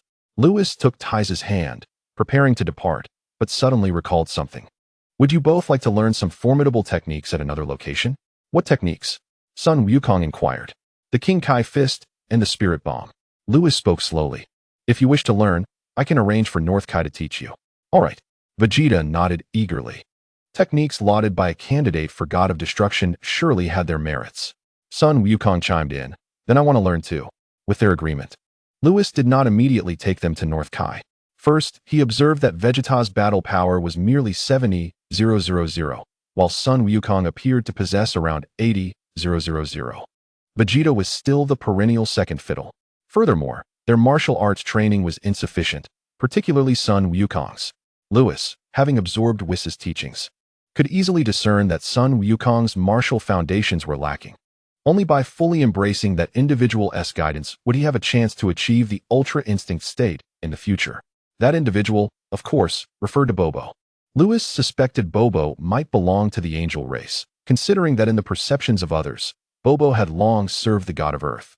Beyond this, Bobo's demeanor closely resembled that of an angel, unperturbed by joy or sorrow, devoid of desires or demands.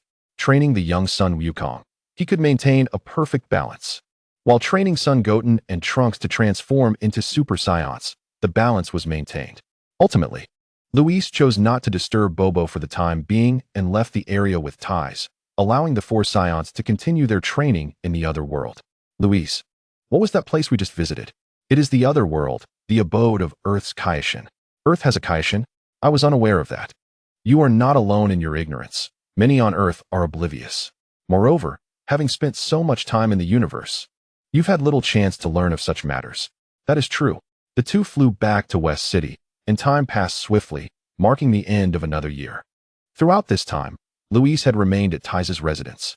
Luis, possessing striking good looks, quickly garnered Bulma's approval, and the Briefs couple had no objections either, believing it beneficial for Tais to have a husband to look after her. After all, it was perilous for a woman to venture alone into the universe. Luis, however, insisted that he would always protect Tais, allowing her the freedom to pursue her desires. Bulma, skeptical of Luis's slender physique being sufficient to shield Tais from the universe's dangers, remarked that only someone with the strength of Goku or Vegeta could achieve such protection. It was only when Tais revealed Luis's true identity and urged him to demonstrate his abilities that Bulma realized her oversight. She had underestimated Luis's noble lineage and immense power. Finally, the Brief family came to trust that Luis could indeed safeguard Tais effectively. Chapter 22. Kaioken and Spirit Bomb. 1 year later, in the other world, Luis arrived alone. Inside the gravity chambers, only 3 were occupied. Goku was meditating in the center of the sacred plaza. Greetings, Lord Candidate Destroyer. The Kaioshin approached respectfully. Having learned of Luis's identity over the past year, there is no need for such formalities. Understood. How long has Kakarot been meditating? Half a year, the Kaioshin replied thoughtfully. Half a year? Luis mused, glancing at the other 3 gravity chambers. It was clear that Vegeta and the others were training differently from Goku. One was meditating to grasp martial arts, while the others were utilizing the gravity chamber to enhance their strength. Tailored instruction. Luis observed deeply, recognizing Bobo's influence. I shall return later. Please inform me when Kakarot awakens. As Luis prepared to leave the other world, a faint ethereal aura emanated from Goku, then dissipated. Is that the foundation for mastering Ultra Instinct? Luis scrutinized Goku with a raised brow. Goku's current state mirrored his earlier training in the same realm. Yet Luis had attained a perfected form of Ultra Instinct only after 4 years of rigorous training, a testament to Goku's extraordinary talent as the protagonist of Dragon Ball. Luis's thoughts also confirmed his suspicions regarding Bobo's exceptional nature. Goku stood and approached Luis, smiling. Luis, what brings you here? Did you forget what I told you? You mentioned wanting to learn Kaioken? Goku's eyes sparkled with excitement. Go fetch Vegeta. What about Raditz and Nappa? They lack the talent. There's no need to summon them. Go. Goku nodded in acknowledgement and summoned Vegeta, who appeared equally thrilled at the prospect of learning the revered Kaioken. Luis took the 2 of them and vanished from the other world.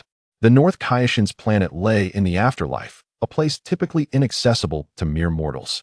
However, being a candidate for the Destroyer, Luis held a dimensional status equivalent to that of a Kaioshin, allowing him to navigate to the afterlife with ease.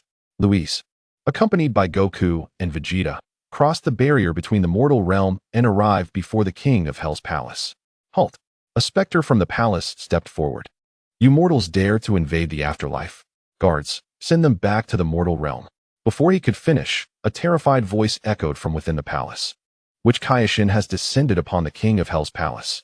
A colossal bull-like figure resembling the Ox King emerged, panic evident on its face. However, it soon realized that the visitors were not the 5 familiar Kaioshins, but a young man of equal dimensional stature and 2 mere mortals. You are the king of Hell, I presume. I have matters to discuss with the North Kaioshin. please do not impede my path. Luis spoke calmly, leading Goku and Vegeta toward Snake Way. The King of Hell, rendered speechless, pondered the identity of this new Kaishin. As they journeyed along Snake Way, Goku and Vegeta remained silent. Hey Vegeta, why do so many fear Luis? Is that even a question? Who wouldn't he fear a candidate for the Destroyer? Is the candidate for the Destroyer really that powerful? One finger could obliterate you. Does that not speak to his strength? Luis, is what Vegeta said true? Goku gazed at Luis with wide eyes. Luis's lips twitched slightly.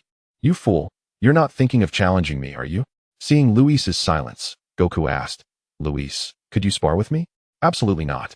Luis replied firmly, then, feeling the pace was too slow, seized Goku and Vegeta, vanishing from Snake Way in an instant. They reappeared at the end of Snake Way, where a small planet hovered above them. Let us go. Luis led the two to North Kaishin's planet. Upon landing, a large gorilla appeared before them. Babbles, cease your interruptions. Recognizing the creature, Luis swiftly swatted it away. Goku and Vegeta swallowed hard, astonished at Luis's rudeness. North Kaishin, come forth. Luis's voice resonated across the entire North Kaishin's planet. Awoken from his slumber on the opposite side of the planet, the North Kaishin's eyes flew open in fury. Who dares disturb my sleep? Fuming, he rushed towards Luis for a minute before finally confronting him. Who are you? Do you not understand the consequences of interrupting someone? Suddenly, the North Kaishin gasped. Staring at Luis, who are you? How is your dimensional level so high? And who are these two mortals? His eyes widened in disbelief at the presence of a divine being of Kaishin caliber along with two mortals. Enough, North Kaishin. I am here to request that you teach them both Kaioken and Spirit Bomb. How do you know I possess those techniques? And who are you? The North Kaishin furrowed his brow. Enough with the small talk, just teach them. Luis replied impatiently. I will consider it, but first, you must tell me a joke. The North Kaishin, puzzled by Luis's identity, wondered when another Kaishin had appeared, especially one who brought two mortals to request the teaching of powerful techniques. Yet sensing that Luis did not emanate an evil aura, he was open to the idea of teaching. Luis felt a bead of sweat trickle down his forehead. Another joke? Do you recognize this? Luis raised his hand, revealing a purple orb of energy. Suddenly, a fierce wind surged, shaking the entire North Kaishin's planet. Goku and Vegeta trembled at the sight, fully aware that they harbored no capacity to resist this overwhelming power. It was evident that should they be struck, survival would be impossible. Goku and Vegeta exchanged glances, astonished at Luis's formidable presence. How do you possess destructive energy? The North Kai was taken aback. The memory of Beerus destroying his planet vividly etched in his mind. Could it be that Lord Beerus has perished? The North Kai's complexion turned pale as he swallowed nervously, trembling in fear. Meanwhile, far away in the realm of destruction, Beerus suddenly sneezed. Who was speaking ill of him? If Lord Beerus were to discover what you said, do you think your North Kai planet would remain safe? Surely, Lord Beerus is not dead? The North Kai fell to the ground, as if protecting his planet. His voice quivering.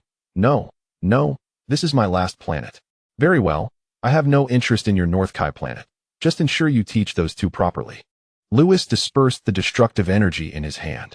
If Lord Beerus is indeed alive, then you must be the current candidate for the God of Destruction. The North Kai stood up in shock. Goodness, that lazy creature has taken on a disciple. Luis asked, North Kai, is that acceptable? The North Kai dared not oppose. Swallowing hard. Rest assured, candidate God of Destruction, I shall teach them well. All right, then they are in your hands. Luis turned to Goku and his companion. Train diligently. I shall return to fetch you in a year. Just as Luis was about to leave, he turned back to add, by the way, the Spirit Bomb may not be suitable for everyone. If you cannot master it, that is all right. You only need to learn the Kaioken technique. Before transforming into a Super Saiyan, the Kaioken will be the most beneficial move for you. As for the Spirit Bomb, it appears that only those with a pure heart can learn it. Not everyone can master the Spirit Bomb. Luis was giving Vegeta a precautionary warning to prevent him from collapsing in despair if he failed to learn it. After Luis departed, he returned to Earth, where he spent time with Ties. Soon, he received a communication from Whis, requesting him to bring Ties back to cook. However, Luis firmly refused, joking that Ties was now his woman and should not be made to cook. This elicited eye rolls from Whis and Beerus, deeming him a despicable man who prioritized romance over mentorship. At that moment, Ties suggested they invite Beerus and Whis to Earth instead. as her culinary skills were nothing special there. Many could cook better than she could. Upon hearing this, Beerus and Whis' eyes lit up. However, they were currently occupied with a pressing matter that delayed their plans to travel to Earth. When Lewis inquired, they remained reticent about the reason. In the realm of destruction, Beerus and Whis stood before the god of destruction's palace, gazing up at the sky. Lord Beerus, will you not inform Lewis about the other universe's candidates for god of destruction coming to the 7th universe? What purpose would that serve? Beerus gritted his teeth. Do not forget, those fellows are merely here to annoy me. Seeing me take on a candidate for god of destruction, they will surely follow suit. Beerus fumed. They will undoubtedly recruit individuals with power sufficient to reach the divine realm. With Lewis' battle power of 1.5 billion. Even if he transforms into a Super Saiyan, it will be of no avail. The mere thought is infuriating. Whis chuckled. Who can blame Lord Beerus for having such poor relations? Every god of destruction in the universe wishes to mock you, even your own brother. Humph. Just wait a couple more years and see who gets mocked. Whis continued, with Lewis' constitution, no one can defeat him. Perhaps, Lord Beerus, you will be able to retort. Beerus's eyes brightened. Indeed, the other universe's candidates for god of destruction must possess divine powers. If they cannot defeat Lewis in battle, then I shall have the opportunity to mock them back. Lewis may only possess 1.5 billion in battle power, yet even Whis cannot defeat him, let alone the other universe's candidates for god of destruction. Fortunately, Whis remained blissfully unaware of Beerus's thoughts. Otherwise, he would have remarked that not even his father could manage such a feat. Beerus laughed maniacally. Let us go. We must head to Earth. Those fellows are bound to come looking for me. Whis swallowed hard, his eyes sparkling. Excellent.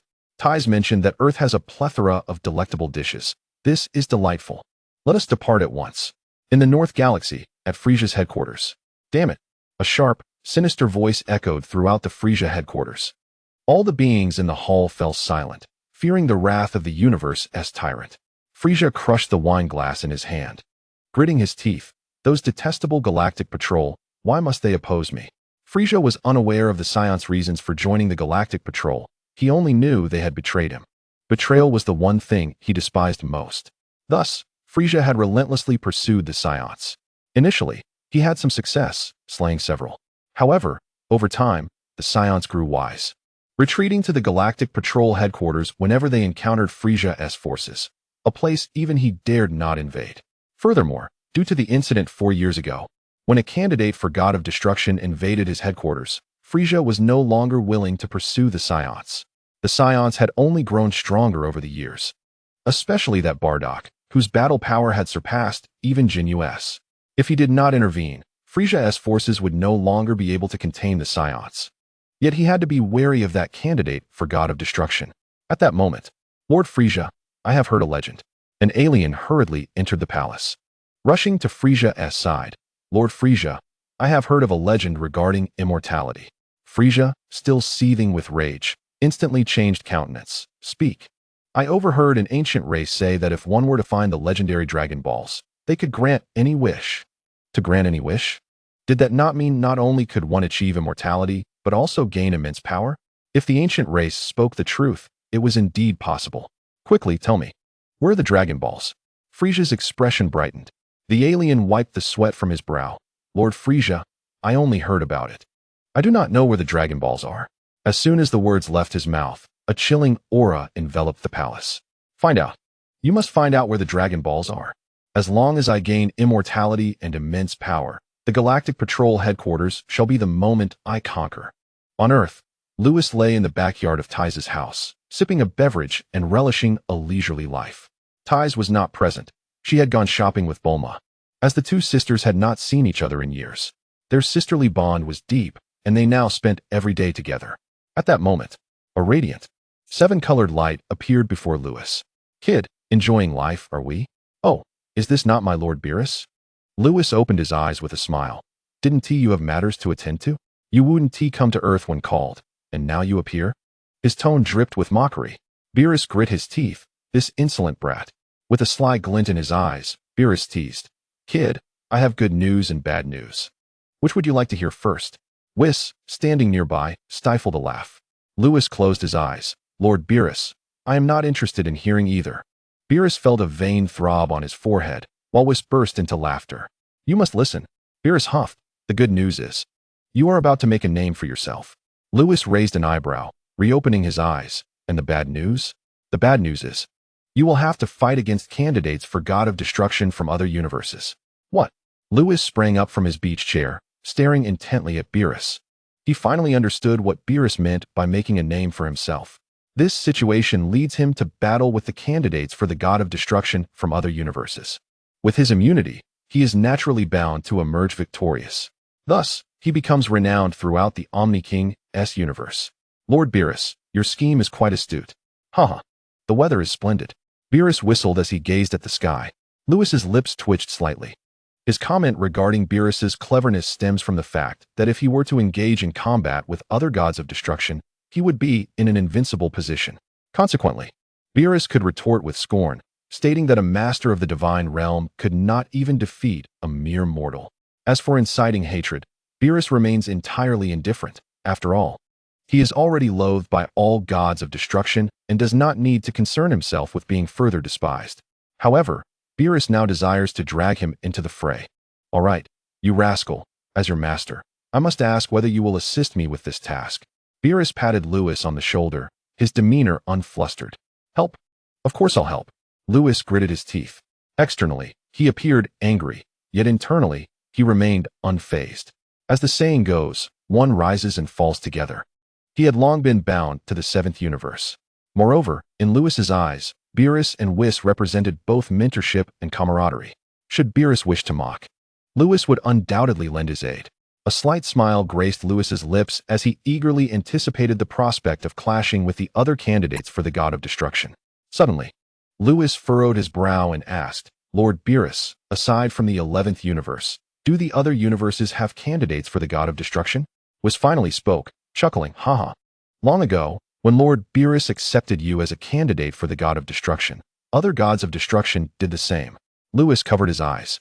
He finally realized how poor Beerus's reputation was. While others had prepared in advance, they awaited the opportunity to ridicule Beerus. Beerus scratched his head, feeling slightly embarrassed, as he had not anticipated that regaining face would require intervention from his successor. All right, Lord Beerus, when will they arrive in the 7th universe? In a year.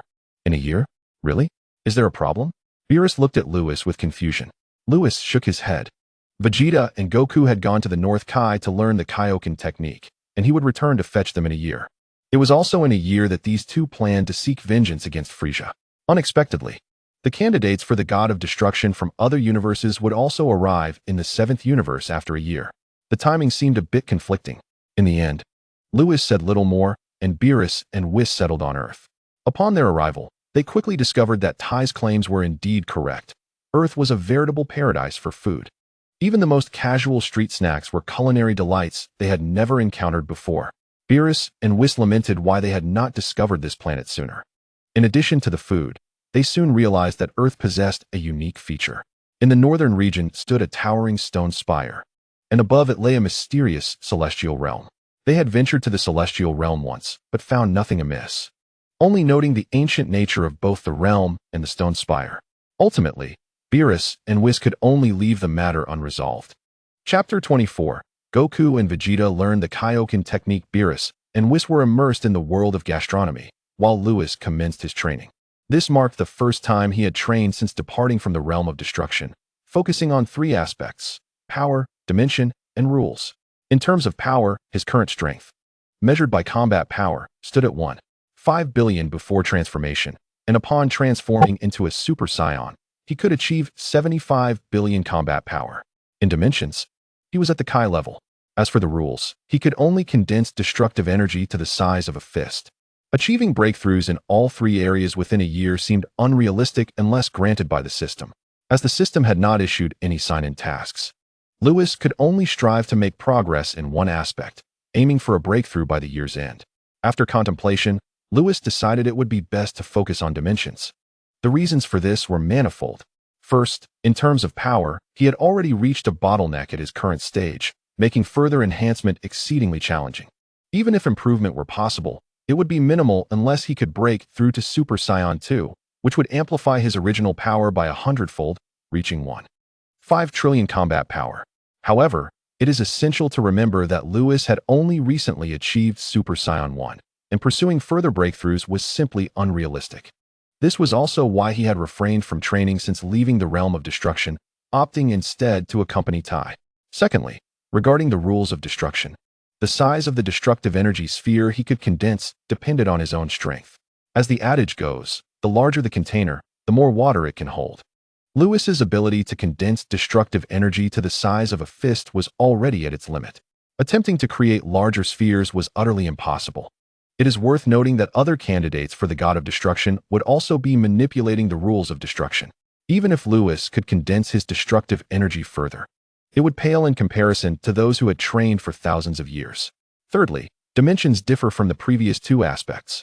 Lewis's current dimension had already reached the Kai level. A subsequent breakthrough would elevate him to the divine level.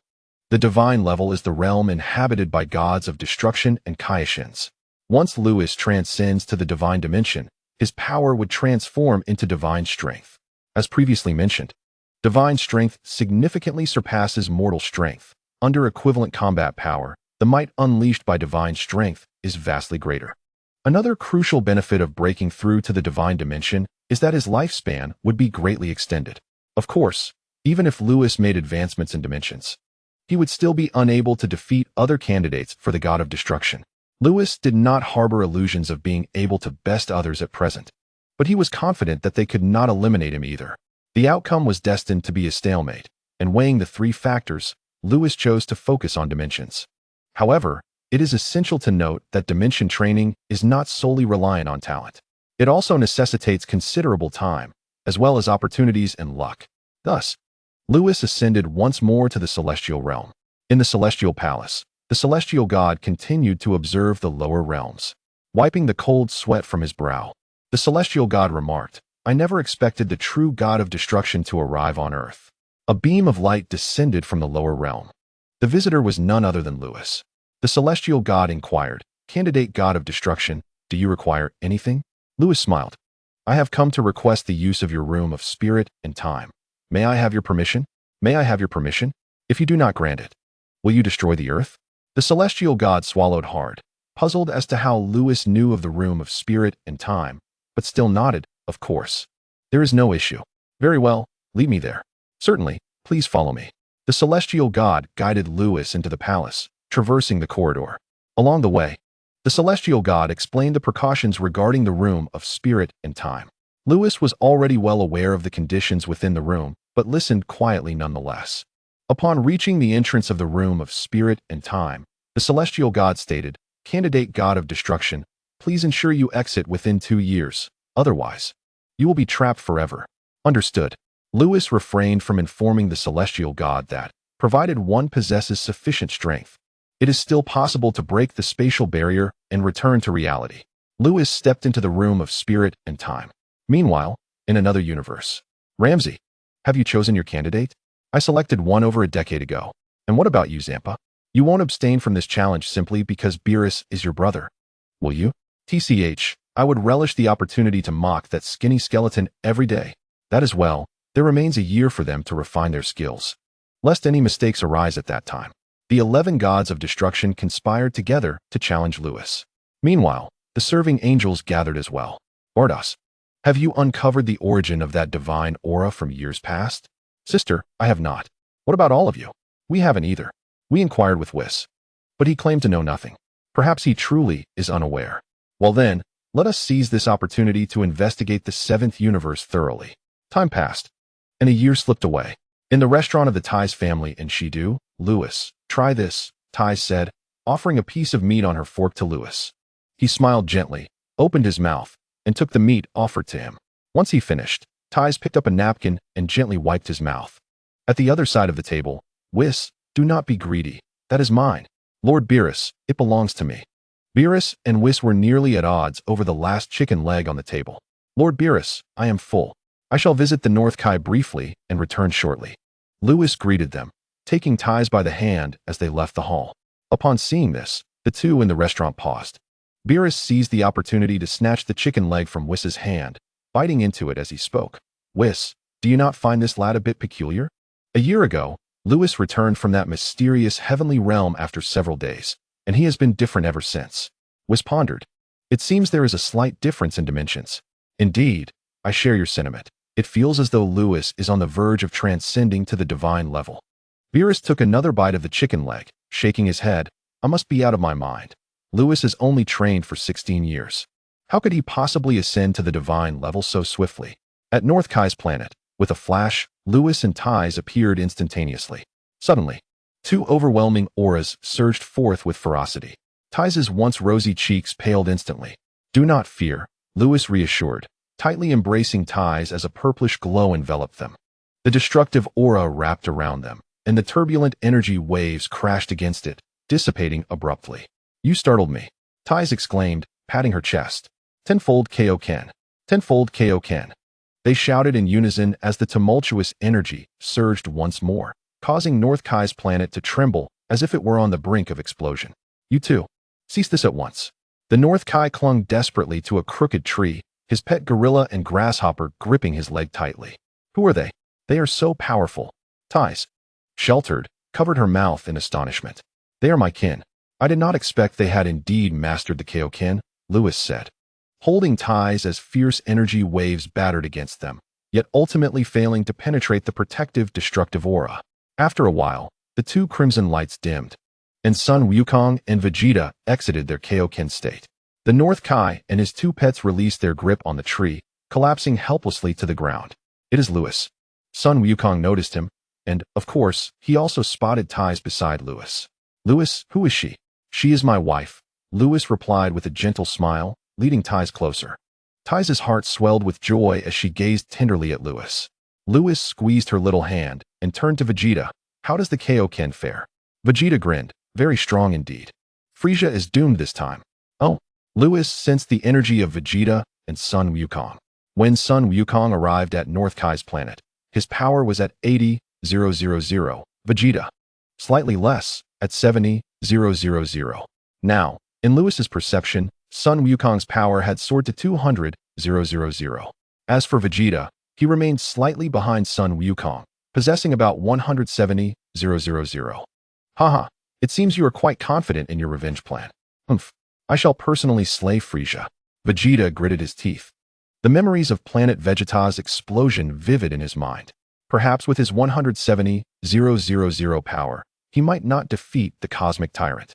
But if he transformed into a great ape, Frieza would undoubtedly stand no chance. At this moment, the North Kai regained his strength and hurried over to pay his respects. Greetings, esteemed candidate for God of Destruction. He feared that if he failed to show proper etiquette, the other party might become angered and obliterate the remaining planets he had. Lewis nodded at the North Kai before turning to Sun Wukong and Vegeta. The year has come to an end. Since you have both mastered the Kaioken, let us return to Earth. Sun Wukong hesitated. Kakarot, what troubles you? Why do you not inquire if we have learned the North Kai's other secret technique? Sun Wukong grinned, a hint of boastfulness in his tone. Humph. Vegeta crossed his arms, snorting disdainfully. Perhaps Kakarot has mastered it, while Vegeta has not. Lewis laughed heartily. How dull. Vegeta scoffed again. Sun Wukong put his arm around Vegeta's shoulder, smiling at Lewis. Ha! Lewis, you are truly clever. Vegeta's expression darkened further as he finally spoke. What is so impressive about it? It is merely a spirit bomb, far less formidable than the Kaioken. The word jealousy was practically stamped on his face. Well, have I not mentioned that this technique is not something everyone can master? Vegeta, there is no need to take it to heart, Lewis interjected. Indeed. This technique can only be learned by those with a pure heart. The North Kai nodded eagerly. At that moment, Vegeta's face turned darker than the bottom of a pot. Was this implying that his heart was not pure? Finally, Lewis took Ties by the hand, accompanied by the sullen Vegeta and the jubilant Sun Wukong, departing from North Kai's planet.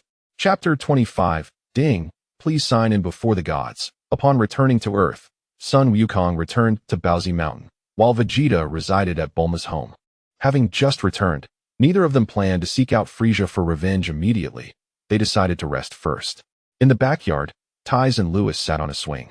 Heads bowed as she shyly asked, Lewis, could you repeat what you said on North Kai's planet? Lewis feigned ignorance, grinning mischievously. What did I say? I seem to have forgotten. You. Ties looked up, pouting, resembling an irate little lion. Her eyes were captivating, especially when they widened in anger, adding to her charm. Though she was an elder sister, the dragon's gift of eternal youth had left her in a youthful demeanor, truly enchanting. Lewis's heart raced. Ties took his hand and playfully bit him, insisting, "Speak quickly, or I shall bite you to death." Lewis pressed his lips together, ruffling her hair. "If you bite me to death, you will have no husband left." "Lewis, I am so happy." Ties beamed, leaping to the ground and then into his arms, embracing him as one would a tree. The girl in his embrace was soft, her fresh scent wafting into his nose, stirring an unusual sensation within Lewis. Sweet happiness blossomed in his heart.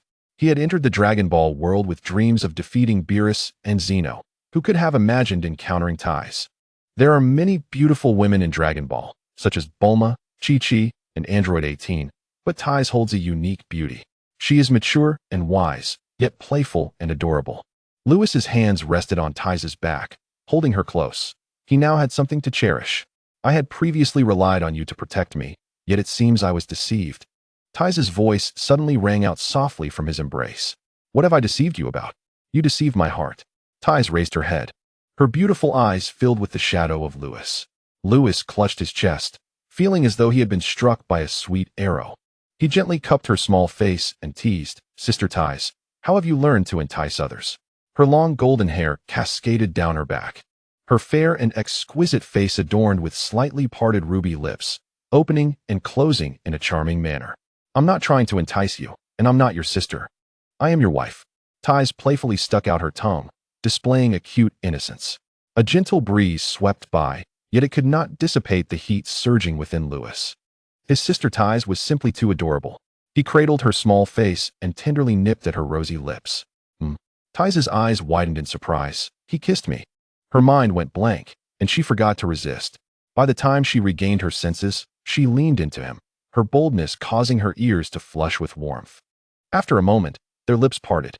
Suddenly, Ties felt something pressing against her, a blush creeping onto her cheeks as she playfully pinched the hem of Lewis's shirt. "You." "I'm so sorry." Lewis stammered, the imposing demeanor of the god of destruction fading away, revealing a silly, dazed expression. Lewis prepared to release Ties. Suddenly, Ties giggled, covering her mouth, then hugged Lewis tightly, still in a tree-hugging posture. "Let it be. After all, he is my man." Lewis, held tightly by Ties, felt an increasing stimulation, the air thick with the scent of hormones. Their eyes locked, the atmosphere became charged with heat. Lewis lowered his head, and Ties' lips curled into a slight smile as she closed her eyes once more. Suddenly, a hum resonated in the air. A dazzling array of colorful lights appeared in the sky, and a divine aura enveloped the entire earth. Mortals were oblivious, but Lewis sensed it. At that moment, a notification rang out. "Ding. Mission released. Please check in before the gods of destruction and angels. Reward, Divine Dimension." The Divine Dimension? Lewis was taken aback, then overwhelmed with joy. While still in the realm of destruction, he had diligently cultivated the dimension. After 4 years of effort, he had made little progress. Arriving on Earth, he continued his training for over a year. Coupled with the decades spent in the hyperbolic time chamber, he finally achieved a breakthrough. He was on the verge of stepping into the divine dimension. Yet, this final step always eluded him. Now that the system had issued this task, it was simply exhilarating. Lewis did not lean in for another kiss. Instead, he gently held Ties' face and said softly, "Sister Ties, they have arrived." "Who has arrived?" Ties opened her eyes, puffing out her cheeks. Kissing was so delightful. They had almost kissed again. How frustrating. "It's the other universe's candidate gods of destruction. They are here for me. Those people. Humph. It's infuriating." Ties clenched her fists, quite upset about not being able to kiss her little boy, unable to bear it any longer. She lifted her head and kissed him once more. Still unsatisfied, her tongue ventured forth. After a moment, "All right." Lewis playfully scratched her small nose and said, "Wait for me to finish with them, and I'll return to accompany you, Sister Ties. Hurry, hurry." With that, Lewis departed from the backyard. In the northern part of Earth, 11 streaks of colorful light appeared, revealing 33 figures. Among them, 11 bore divine halos, while the remaining 22 exuded a formidable aura. The god of destruction from Universe 1, Ewan, spoke. How could Beerus be on such a pathetic planet? The god of destruction from Universe 10, Ramses, mocked. Indeed. Universe 7 has begun its decline. Ha ha. The gods of destruction erupted in laughter. The 11 angels remained expressionless, their gazes fixed on the tall tower in the northern forest of Earth. The remaining 11 figures were all candidate gods of destruction. At that moment, 2 figures appeared. Beerus coldly remarked, "So they really came." The god of destruction from Universe 6, Zampa, laughed heartily. "Skinny ribs, are you ready to spar? Where's your successor?" After saying this, Zampa pretended to look around. "Your successor? Are you afraid of us? So you didn't bring him along? Ha ha ha. It seems even Beerus is scared. Why doesn't he dare to bring your people?" The god of destruction from Universe 4, Katra, smirked. Ha ha. The crowd of gods of destruction felt emboldened. After all, how formidable could a mere child, having only trained for a decade or so, truly be? Beerus snorted. "Laugh? We shall see if you can still laugh later." The god of destruction from Universe 2, Hellas, interjected. "Who can't boast? Let your successor come out." "Enough chatter, Beerus. It was agreed that our successors would spar. So let your people come out." The god of destruction from Universe 11, Wymide, looked at Beerus with mockery. The candidate gods of destruction also wore smiles, having received orders to ensure that the successor from Universe 7 would be humiliated in this encounter. At that moment, a ripple in space heralded the arrival of a figure beside Beerus. It was none other than Lewis. Ding.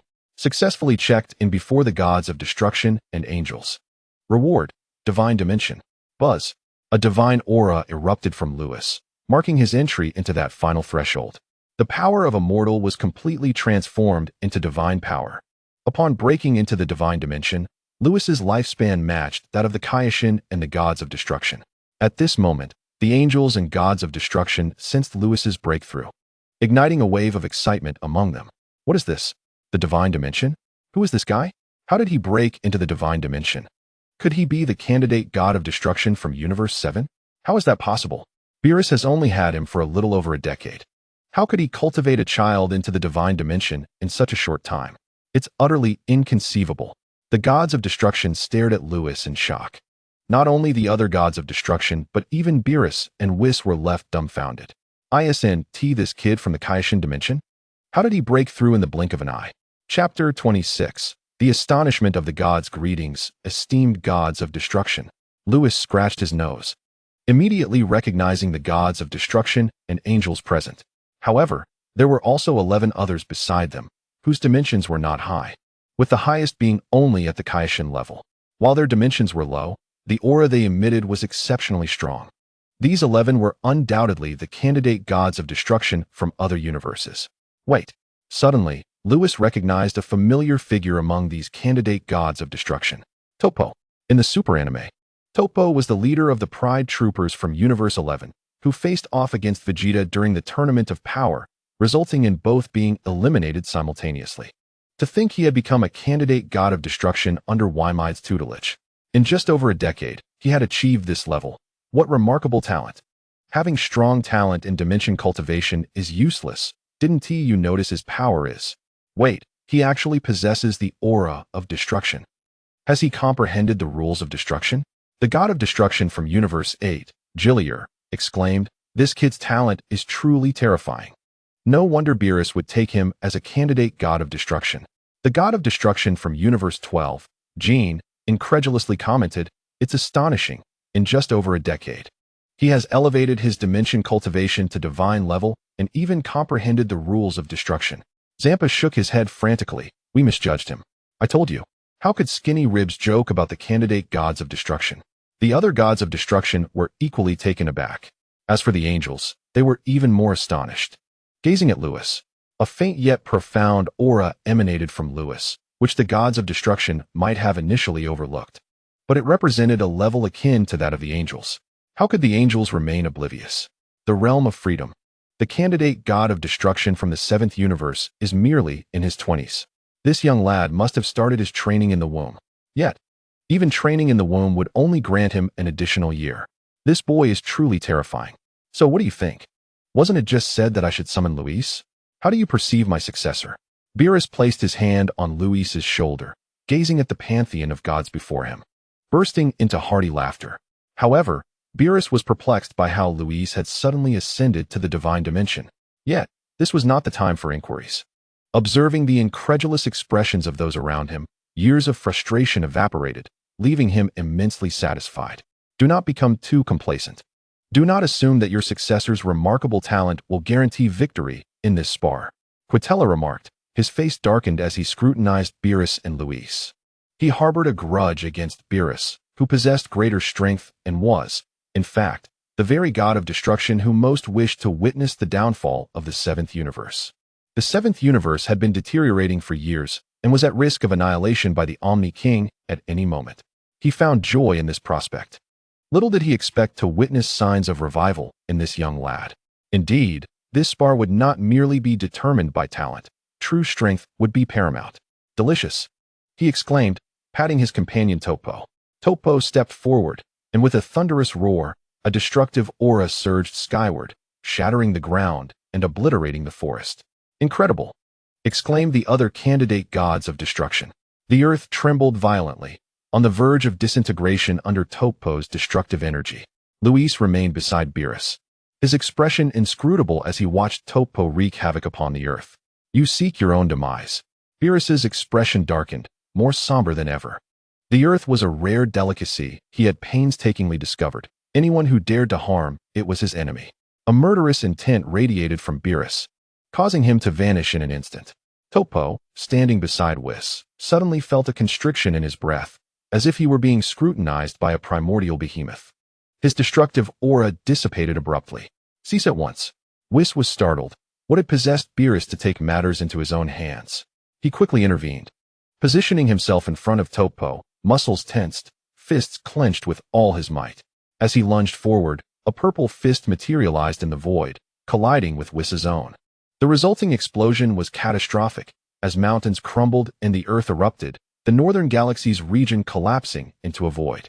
All the angels sprang into action to protect their respective candidate gods of destruction, with Whis feigning a protective stance over Whis. In the cosmic expanse, Beerus, have you lost your mind? Yuan gasped in disbelief. Among gods of destruction, combat was forbidden. Did Beerus wish to be erased by the Omni-King? Healers, shouted another. The assembly of gods of destruction stood united, condemning Beerus, yet none dared to engage him. Even Kampa refrained from confrontation, knowing full well the wrath of Beerus. At that moment, Whis retreated to stand beside Topo. Beerus, if you desire a fight, then I shall oblige. Whis's words were defiant, yet his trembling hands betrayed his bravado. Topo's pupils dilated as he noticed Whis's reaction, gazing up at Beerus. The god of destruction of the seventh universe was astonishingly powerful. Even Whis seemed unable to withstand a single blow. The other candidate gods of destruction wore expressions of disbelief, realizing there were indeed disparities among gods of destruction. Beerus, ignoring the deities, turned to Whis. Restore the earth. Understood. Whis responded, wielding his staff to rewind time by 2 minutes, returning the earth to its unblemished state. Whis smirked slightly, observing the unfolding drama. Why destroy the earth merely for the sake of mockery? Was that not a path to self-destruction? Nonetheless, Beerus was undeniably strong. Boy, consider yourself fortunate this time, Beerus remarked, casting a cold glance at Topo before delivering a stern warning. Anyone who dares to harm my earth shall face dire consequences. The candidate gods of destruction shuddered at the intense, murderous intent. Topo's back was already glistening with cold sweat, clearly intimidated. Enough of this chatter. Are you ready, skinny bones? Let us commence our spar. Kampa stepped forward, the only one daring enough to confront Beerus in his fury, being his brother. What's the rush? Beerus retracted his icy demeanor, adopting a playful facade as if nothing had transpired. Whis, when do you wish to battle them? In a few days, of course, after all. The esteemed gods of destruction have traveled great distances to the seventh universe and deserve some time to rest, Whis finally spoke. The assembly of gods of destruction smiled, with Jin mockingly commenting, look at your successor, Beerus, so considerate of others. And now look at yourself. TCH, if you're dissatisfied with me, feel free to challenge me. Beerus retorted, and with that, he and Whis vanished, leaving Whis alone with the pantheon of gods. This is infuriating. After all these years, that skinny bones remains insufferably arrogant. If only I could eliminate Beerus. Eliminate him? Do you possess the strength for that? Listening to the grumbling of the gods of destruction, Whis chuckled and spoke. Esteemed gods of destruction, please follow me. Whis ascended into the skies. The gods of destruction exchanged glances, then followed suit. The other candidate gods of destruction closely trailed behind, their eyes fixed on the soaring Luis, whose talent was indeed formidable. Yet talent does not equate to power. They remained confident in their abilities for the upcoming spar. We shall have our chance to mock that skinny bones. With that thought, the candidate gods of destruction felt a surge of satisfaction. Meanwhile, the angels trailed behind. They were astonished to discover such high potential in the candidate god of destruction from the seventh universe. Indeed, that young man named Luis seems to have comprehended the perfect realm of freedom. No wonder Beerus chose him as a candidate god of destruction. The seventh universe is on the rise, the angels exclaimed. At that moment, Bardos furrowed her brow. Sister, have you noticed that tower in the center of the forest? In the northern forest of Earth stood a towering edifice that pierced the clouds. The angels jolted in unison, their attention drawn to the ancient structure, intricately adorned with mysterious engravings. They turned to Kusu, who appeared grave. I see it. That tower is exceedingly ancient, and I cannot identify its origins. This planet is anything but ordinary. Upon hearing this, the assembly of angels was left dumbfounded. If even their elder sister could not recognize the tower, what could it be? Let us allow these youngsters to finish their spar before we inquire with Whis, Kusu remarked, her brows knitted in thought. We must ask him about the divine aura from years past, and whether he knows anything about that tower on this planet. Chapter 27. Sparring with the candidate gods of destruction. Unaware of the angel's astonishment, Luis instructed his sister-in-law Bulma to arrange accommodations for the deities. With Beerus's prior warning, the gods of destruction and candidate gods of destruction refrained from causing chaos on Earth. Beerus was quite pleased with their conduct. Subsequently, Beerus and Whis approached Luis to inquire about his ascension to the divine dimension. Luis explained that he had long since reached the pinnacle of dimension training and fortuitously broke through. Beerus and Whis were left speechless. They understood that Luis was extraordinary. Yet his talent was undeniably impressive. Throughout the years, Luis had focused not on cultivating strength, but on mastering the dimensions. Whis and Beerus bore witness to this matter. Although Luis was temporarily weaker in strength, with time, he could cultivate and improve himself at any moment. However, the situation in the dimensional realm was distinctly different. Some individuals had trained for millions of years, yet still remained mere beings of the underworld or the World King dimension. Achieving a true transcendence into divinity was exceedingly arduous. As time passed, the gods of destruction spent 2 tranquil days on Earth. Kampa, unable to contain himself, had come here specifically to mock Beerus. Yet, he had to wait 2 days before they could engage in sparring. Without a valid excuse, it would indeed be inappropriate to openly deride Beerus. Thus, Kampa instructed Beerus to present his favorite delicacy, the East Bird egg. Surely, nothing in the 7th universe could compare to such a treat. Initially, Beerus believed it to be a delightful dish, but upon tasting it, he could not help but retort with disdain, exclaiming, "What kind of rubbish is this?" With a wave of his hand, Beerus summoned instant noodles. Angels, gods of destruction, and candidates for the position of god of destruction each received a bowl of noodles. Goodness gracious! Beerus, what is this? It's absolutely delicious. Every strand of noodle and every spoonful of broth was exquisite. I've finished. Is there any more? Kampa shrank back, quietly enjoying his noodles, afraid to utter a word. Days passed, and the gods lingered in the delights of Earth's cuisine, nearly forgetting about their sparring. In the backyard of the Tai's family, Quitella observed the gods of destruction indulging in ice cream, pudding, and desserts, and exclaimed loudly, "Have you all forgotten why we are here? What is our purpose? We came here to seek out Beerus' successor for a sparring session." Boom. The 10 gods of destruction immediately reacted. Kampa approached Beerus, pointing an accusing finger at him, and shouted, "You, Beerus, have tempted us with food. Do you think we will let this slide? No way." Hellas took a bite of pudding, revealing an expression of delight. "Beerus, you have truly gone too far." Lemonade, having finished a cold beer, burped loudly. "Thank goodness for that dead mouse reminding us, or we would have really forgotten." Quitella addressed the assembly. The gods of destruction united in their condemnation of Beerus. Beerus rolled his eyes. "So it's my fault that you all forgot? Enough talk. Let us begin the sparring today." "Humph. I only offered you good food because I was in a good mood, but now you dare to criticize me? Who's afraid of whom? Luis is already in an invincible state. If you wish to mock me, then come at me." Whis, summon Luis. Yes, with Whis's assistance. Luis appeared in an instant. "Lord Beerus, what is it?" "They are eager to be mocked. Let us commence without delay. No problem. But I wish for 2 individuals to witness a battle at the candidate level for the God of Destruction. Lewis asked Whis to locate Vegeta and Goku, only to find that they had left Earth with Raditz and Nappa. What? Where are they headed? Their destination seemed to be Namek. Lewis was taken aback. What is going on?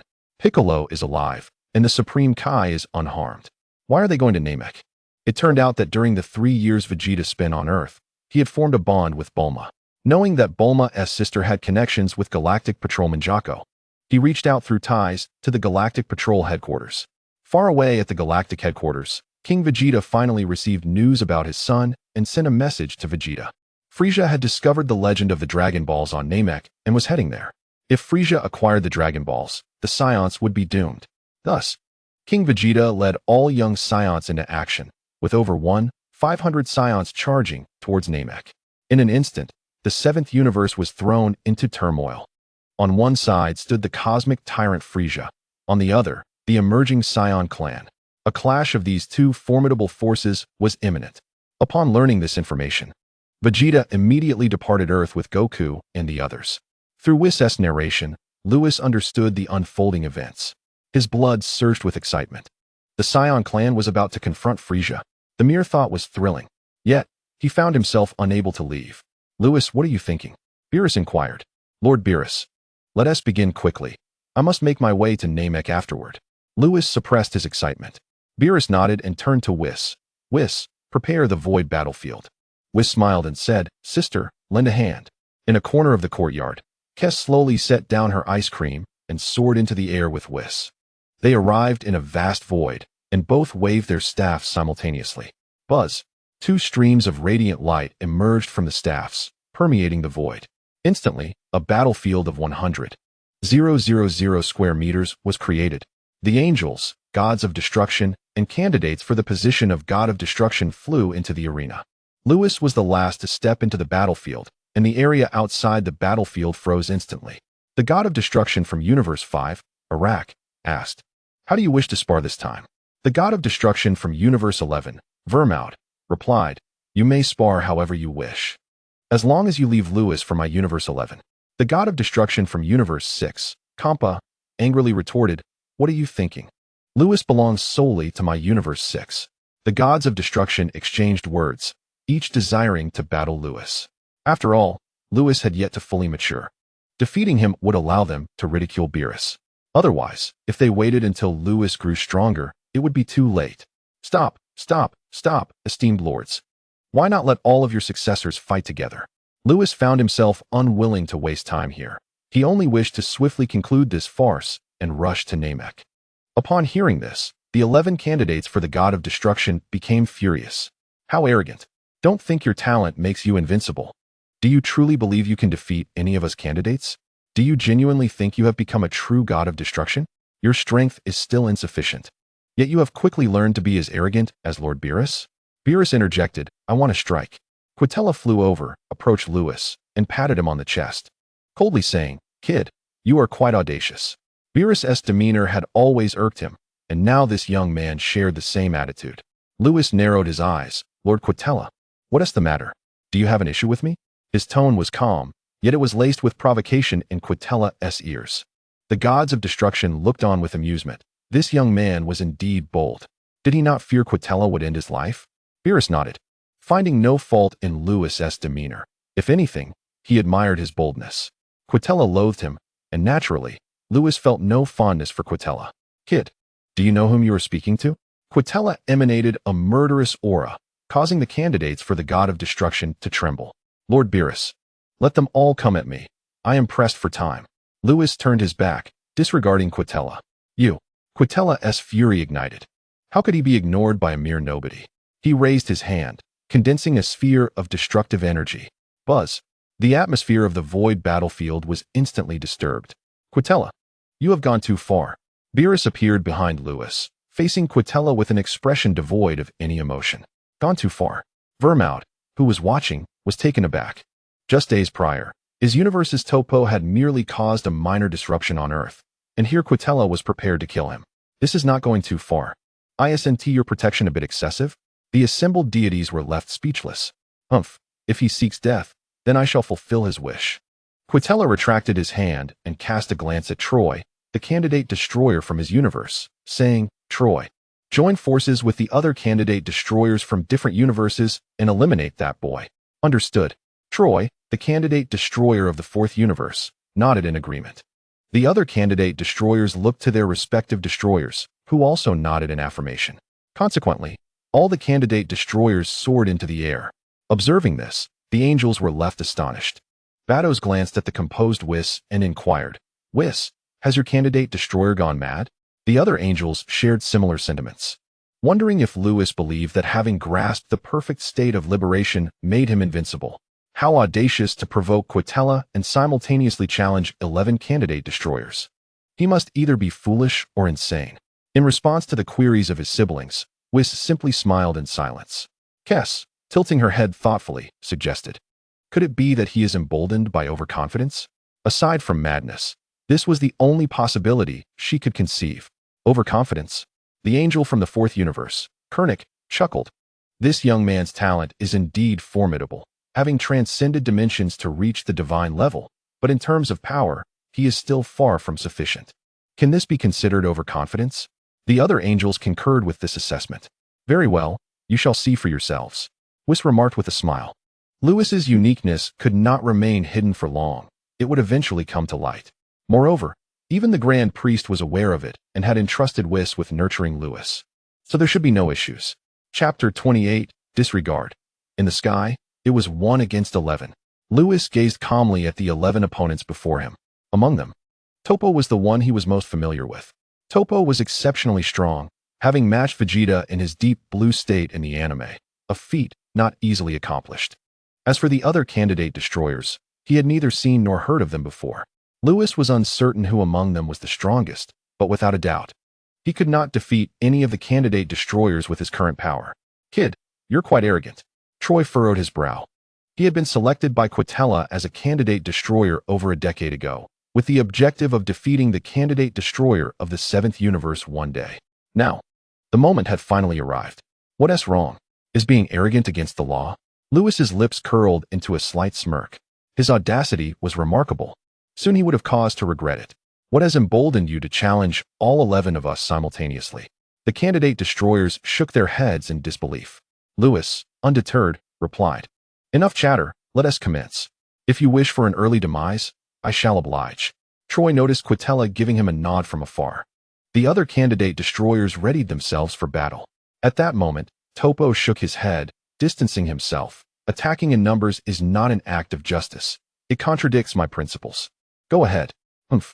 What are you pretending for? Ignore him. Let's go. As the sparring began, the atmosphere of the void battlefield instantly became tense. The 10 candidate destroyers transformed into purple beams of light, slicing through the emptiness. An overwhelming aura of destruction surged towards Lewis. From a distance, the god of destruction, Beerus, shook his head. That kid is doomed. I just don't understand how he dares to challenge us 11. Quitella laughed heartily.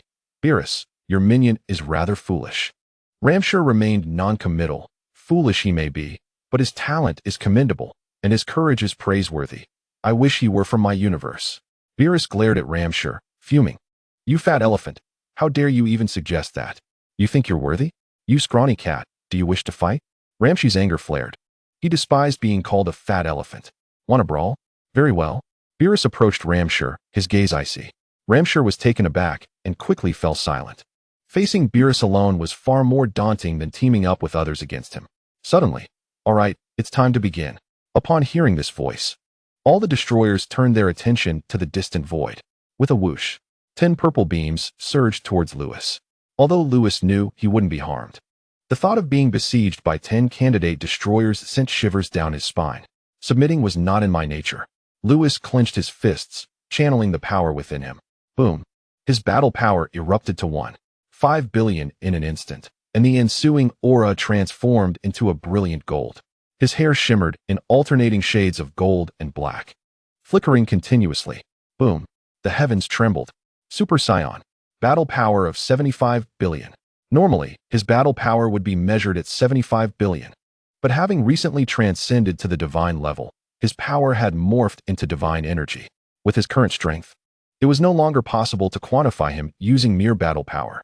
According to Whis, Lewis had yet to reach the first tier of the divine realm. But he was not far from it.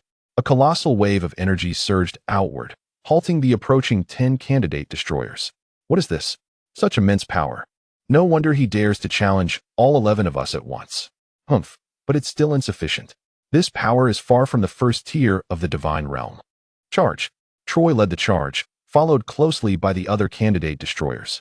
The sky was soon enveloped in a veil of purple light. Troy appeared before Lewis, channeling the power of the second tier of the divine realm into his fist, launching a strike. Lewis raised his hand to block. Such formidable power. Although Lewis felt no pain, the tremendous impact sent him sprawling. Just a single exchange revealed Lewis's precarious position. Topo frowned. Is this what the candidate destroyer of the 7th universe is capable of? Wasn't he supposed to take on 11 opponents? He couldn't withstand a single punch? The surrounding destroyers, seeing this, clutched their bellies and began to mock him. Ha ha ha, Beerus, what is this? You thought dyeing his hair gold would make him impressive. Yet he couldn't even withstand a punch from Troy. How amusing. He really thinks he is a master of the 5th tier of the divine realm. But it turns out he's so weak. This boastful nature is just like yours, Beerus. Why emulate such a futile bravado? This young man is truly squandering his exceptional talent. Hearing the ridicule from the other destroyers, Beerus's face flushed slightly. His plan was never for Lewis to defeat the other candidate destroyers, but to survive until the end of the sparring session. No one could harm Lewis. Thus, he could counter the mockery. A group of second-tier divine realm candidate destroyers couldn't even defeat a little fellow who hadn't even reached the divine power level. Beerus realized that any rebuttal at this moment would be futile, so he patiently awaited the final outcome. Once the results were revealed, it would be his turn to speak. Seeing Beerus remain silent, the mockery from the other destroyers only intensified, in stark contrast to the reactions of the destroyers. The angels were left dumbfounded as they witnessed Lewis being struck by a punch. Whis, this young man from your universe actually managed to emerge unscathed from Troy's full-force strike. Is this real? Faced with the inquiries of his brothers and sisters, Whis simply replied, you will understand shortly. The angels soon realized that the young man named Lewis was indeed emboldened by overconfidence. What a farce, daring to act so grand. After striking Lewis, Troy crossed his arms and hovered in the void, laughing maniacally. The immense force from the impact caused Lewis's candidate destroyer attire to tear apart, sending him hurtling away. The other candidate destroyers flickered with anticipation, obeying the commands of their respective deities. They would not let Lewis escape easily and pursued him relentlessly. One by one, they gathered their destructive energy orbs. The heavens dimmed. This was not a sparring match. It was a fight for life. You thought you could act so brazenly? Prepare to die. The candidate destroyers hurled 10 energy orbs, imbued with overwhelming might, towards Lewis, overwhelming him with their ferocity. Lewis was forced to collide with the barrier of the void battlefield, momentarily halted as he gazed at the incoming destructive energy. Just wait until I break through to the divine realm. I will eliminate you all. He gritted his teeth, closing his eyes. Suddenly, the golden aura enveloping him vanished. From a distance, the destroyers assumed Lewis had conceded, contemplating whether to call off their successors. After all, he was the heir of Beerus. Killing Lewis would spell disaster. Only Katra exhibited a maniacal expression, indifferent to Beerus's potential wrath. Lewis's talent was too formidable. Should he mature, the 4th universe would be overshadowed by the 7th. No. He bore a grudge against Beerus and was determined to eliminate Lewis. He exchanged a glance with Troy. Suddenly, as Lewis's golden aura dissipated, his hair reverted to black. Yet, the next moment, an ethereal presence erupted from him, a silvery glow soaring into the sky. A silver wave of energy swirled around Lewis, establishing the realm of perfect tranquility. Boom. The immense power surged forth like a stampede, disrupting the magnetic field and warping space itself. The entire void battlefield was enveloped in a sea of silver energy. With fluid movements, Lewis evaded the 10 destructive energy orbs. The spectacle left the destroyers, who had once mocked Beerus, utterly speechless. After a moment of silence, the destroyers erupted in disbelief. Impossible. The realm of tranquility. How could this lad possibly achieve such a state? Beerus, tell me this isn't true. All the destroyers found themselves ensnared in shock. It was terrifying. The realm of tranquility was an angelic level of existence, nearly impossible to comprehend, and it could be said that none present had the capacity to grasp it. Even if there were, only the mightiest destroyer, Beerus, might stand a chance. What the destroyers were unaware of was that Beerus himself had yet to comprehend this realm. He was still a step away from grasping its essence. Ha! Beerus reveled in delight, witnessing the expressions of those who had derided him for years twist into dismay. What say you now? Still mock me for taking a child as my candidate destroyer? Katra, gritting his teeth, felt a pang of envy. Even he had yet to attain the realm of tranquility, while this boy had reached an angelic level. Such exceptional talent was overwhelmingly covetous. How splendid it would be if he were his successor. In that moment, Katra forgot his earlier jibes at Beerus. Indeed, even possessing the realm of tranquility meant little. Which candidate destroyer here possesses strength beyond the second layer of the divine realm? He clenched his fists, 1 against 10. Even with the realm of tranquility, victory is unattainable. Stamina is his greatest flaw. Charge! Bring that boy down. The other destroyers echoed his fervor. If Lewis managed to endure, they could no longer deride Beerus, but would instead face ridicule themselves. 11 against 10. And still unable to prevail. Knowing Beerus's temperament, he would undoubtedly hold this over them forever. What a disgrace. Upon hearing the commands of the destroyers, the bewildered candidate destroyers unleashed their full power in unison. Boom. The void battlefield trembled as if the world were ending. A blinding purple radiance erupted. Fortunately, the battlefield, crafted by angels, was unaffected. 10 beams of purple light sliced through the sky, barreling towards Lewis, who twisted his body, charging ahead. Having withstood Whis's full force, he had no reason to fear these 10 second-layer divine beings. Lewis swiftly intertwined with the silver energy. Bang! Bang! The mighty force stirred the air, provoking a tempest. With each punch and kick, Lewis, in his tranquil state, effortlessly maneuvered between the 10 candidate destroyers, landing blows intermittently. This left the candidate destroyers in disbelief. Could the realm of tranquility truly be that formidable? 1 against 10, and he remained unscathed amidst their siege. The destroyers were astonished, but the angels' expressions began to shift. Then, the angels widened their eyes, turning to stare at Whis. Whis, scratching his nose, questioned, "Why do you all gaze at me so?" Kess, with a grave expression, asked, "Whis, does Lewis possess the ability to disregard damage?" The other angels fixated on Whis, having anticipated Lewis would achieve the realm of tranquility, and upon entering this state, they were not surprised. However, when Lewis countered, they realized something was amiss. It was not merely that he had perfectly evaded the candidate destroyer's attacks, but that he was able to completely disregard them. Haha, did you not see? Why must you ask me? Whis replied with a nonchalant smile. Boom. Indeed, he could truly ignore attacks. The angels swallowed hard, skeptical, yet compelled to observe the ongoing battle. Chapter 29. The Departure of the Destroyers from Earth. What does it mean to disregard attacks? Is there truly someone in this world capable of such a feat? Yet, the scene before them confirmed that such a person did indeed exist. The angels watched in astonishment as the battle continued. Lewis, utilizing the perfect realm of tranquility, evaded the assaults of the candidate destroyers with the agility of an eel, effortlessly slipping through their onslaught. Even when struck, he seemed to nullify their attacks entirely. The candidate destroyers soon realized this, taken aback as their strikes against Lewis resulted in no damage whatsoever. Time ticked by. Ultimately, Lewis's stamina began to falter. Facing 10 opponents was undeniably taxing. He could not maintain the tranquil state indefinitely. Once it waned, he would lack the strength to resist the candidates. Ha! He has run out of stamina. Charge. Troy, a candidate from the 4th universe, laughed heartily. It was infuriating. After all his effort to land a hit on that boy, it turned out to have no effect at all. Surely Beerus must have provided him with some hidden support. No wonder he dared to face 10 alone. The other candidates shared the same sentiment. They could think of no other explanation. Once his stamina runs out, let us see how he disregards our attacks. They roared as they surged toward Lewis. Lewis spiraled in the void, utterly drained of energy. It was deeply frustrating. He glanced at Beerus in the distance. Damn it. To save face for him, he had to endure a beating for a while longer. How vexing. Enough.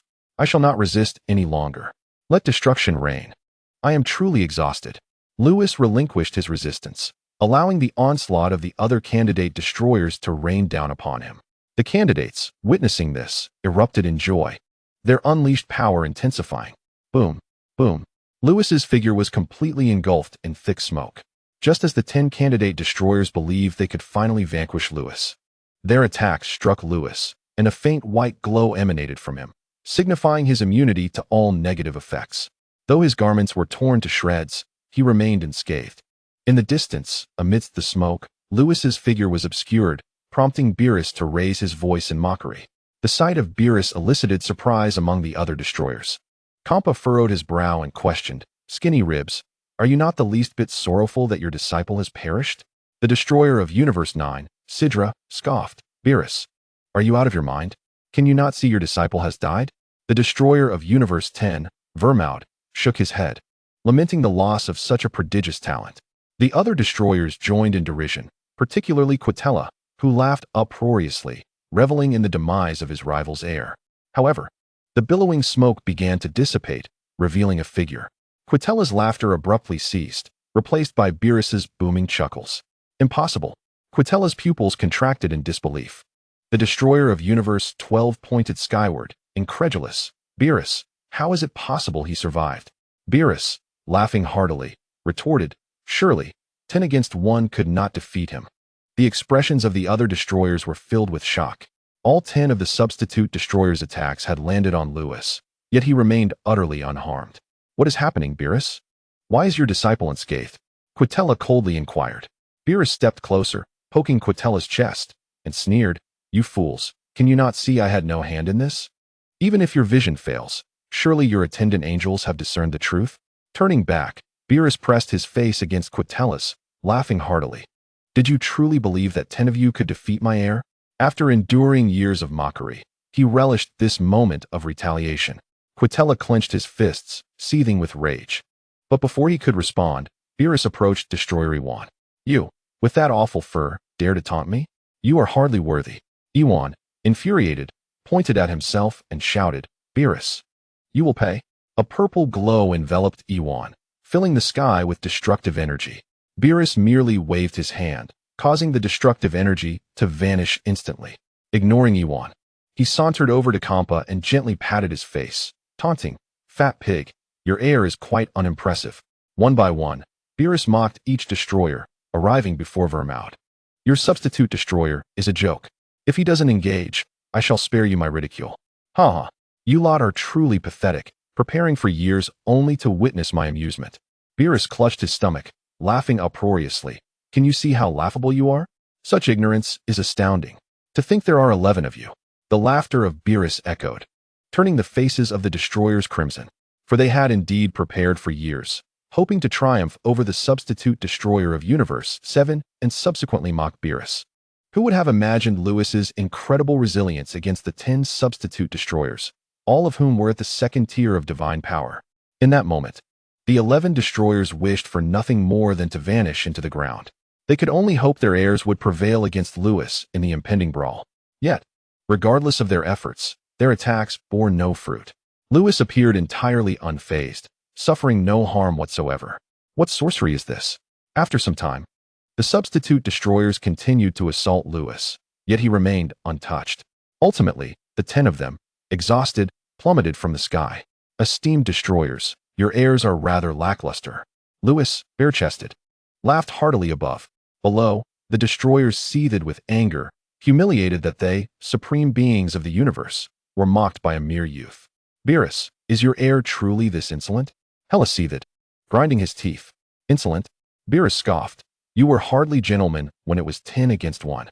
Hela's eyes blazed with fury. "Well then, Lord Beerus, since the sparring is concluded, I shall take my leave."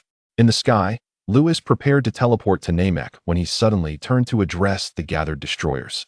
"Now that you have sought trouble with Universe 7, be ready for the repercussions in your own universe." He glared at Quitella, smirking, while the other substitute destroyers held back. "Your universe's Troy was quite ruthless." "Very well." With that, Lewis vanished, leaving behind a bewildered assembly of destroyers and astonished angels. Did this young man truly dare to threaten the destroyers? Regaining his composure, Quitella, his eyes blazing, pointed at Beerus and shouted, "Beerus, does your disciple wish for death? I was already displeased by your mockery, but now he threatens me, a being who is yet to reach the divine realm. Wish for death?" Beerus coldly retorted, You commanded your own to strike with lethal intent. Pray that Lewis does not reach our level, or you shall find yourself in dire straits. He understood the Scion's vengeful nature. Lewis would undoubtedly seek retribution against Quitella in the future. I am doomed. Ha ha ha, how absurd. Had I not shown him leniency just now, he would not have escaped my sight. Quitella's face contorted with rage, nearly exploding as he grappled with the humiliation of being threatened by what he deemed a mere child. The other destroyers, preoccupied with their own concerns, sought to confront Beerus regarding Lewis's inexplicable resilience against the attacks of the substitute destroyers. Yet, a voice interrupted. Lord Quitella, we must depart. The attendant angel of Universe 4, Conic, appeared beside Quitella, accompanied by the weary Troy, and the three vanished in an instant. What just transpired? The remaining destroyers exchanged nervous glances, sensing the gravity of Conic's expression. Lord Vermaud, we must leave. Lord Compa, we are departing. Lord Hellas. All the attendant angels hurriedly escorted their respective destroyers away from Universe 7, leaving only Beerus and Whis in the void of the battlefield. In high spirits, Beerus turned to Whis. Did you reveal Lewis's immunity? Indeed, Whis replied nonchalantly, though I only mentioned Lewis's immunity. I refrained from disclosing the divine aura and the words my father imparted to me. Excellent, excellent, that lad Lewis. Beerus began, but Whis interjected, Lord Beerus. They also inquired about the tower in the northern regions of Earth. And what was your response? I claimed ignorance, suggesting that my sister and the others have likely sought out my father. Chapter 30. Prelude to the battle on Namek. The angels and destroyers departed from Earth. At this moment, within the cosmos of Universe 7, a spacecraft emblazoned with the Galactic Patrol insignia sped through the stars.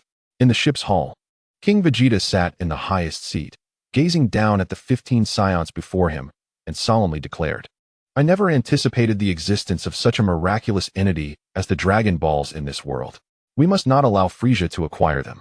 Your Majesty, this may be our opportunity for revenge. Piped up Bipper. He felt emboldened to speak as the battle powers of these 16 Scions had surged beyond 100,000. With such formidable strength, they could undoubtedly annihilate Frisia. Nay, I have a foreboding. Even if we transform into great apes, we may not stand against Frisia. We must tread carefully, Your Majesty.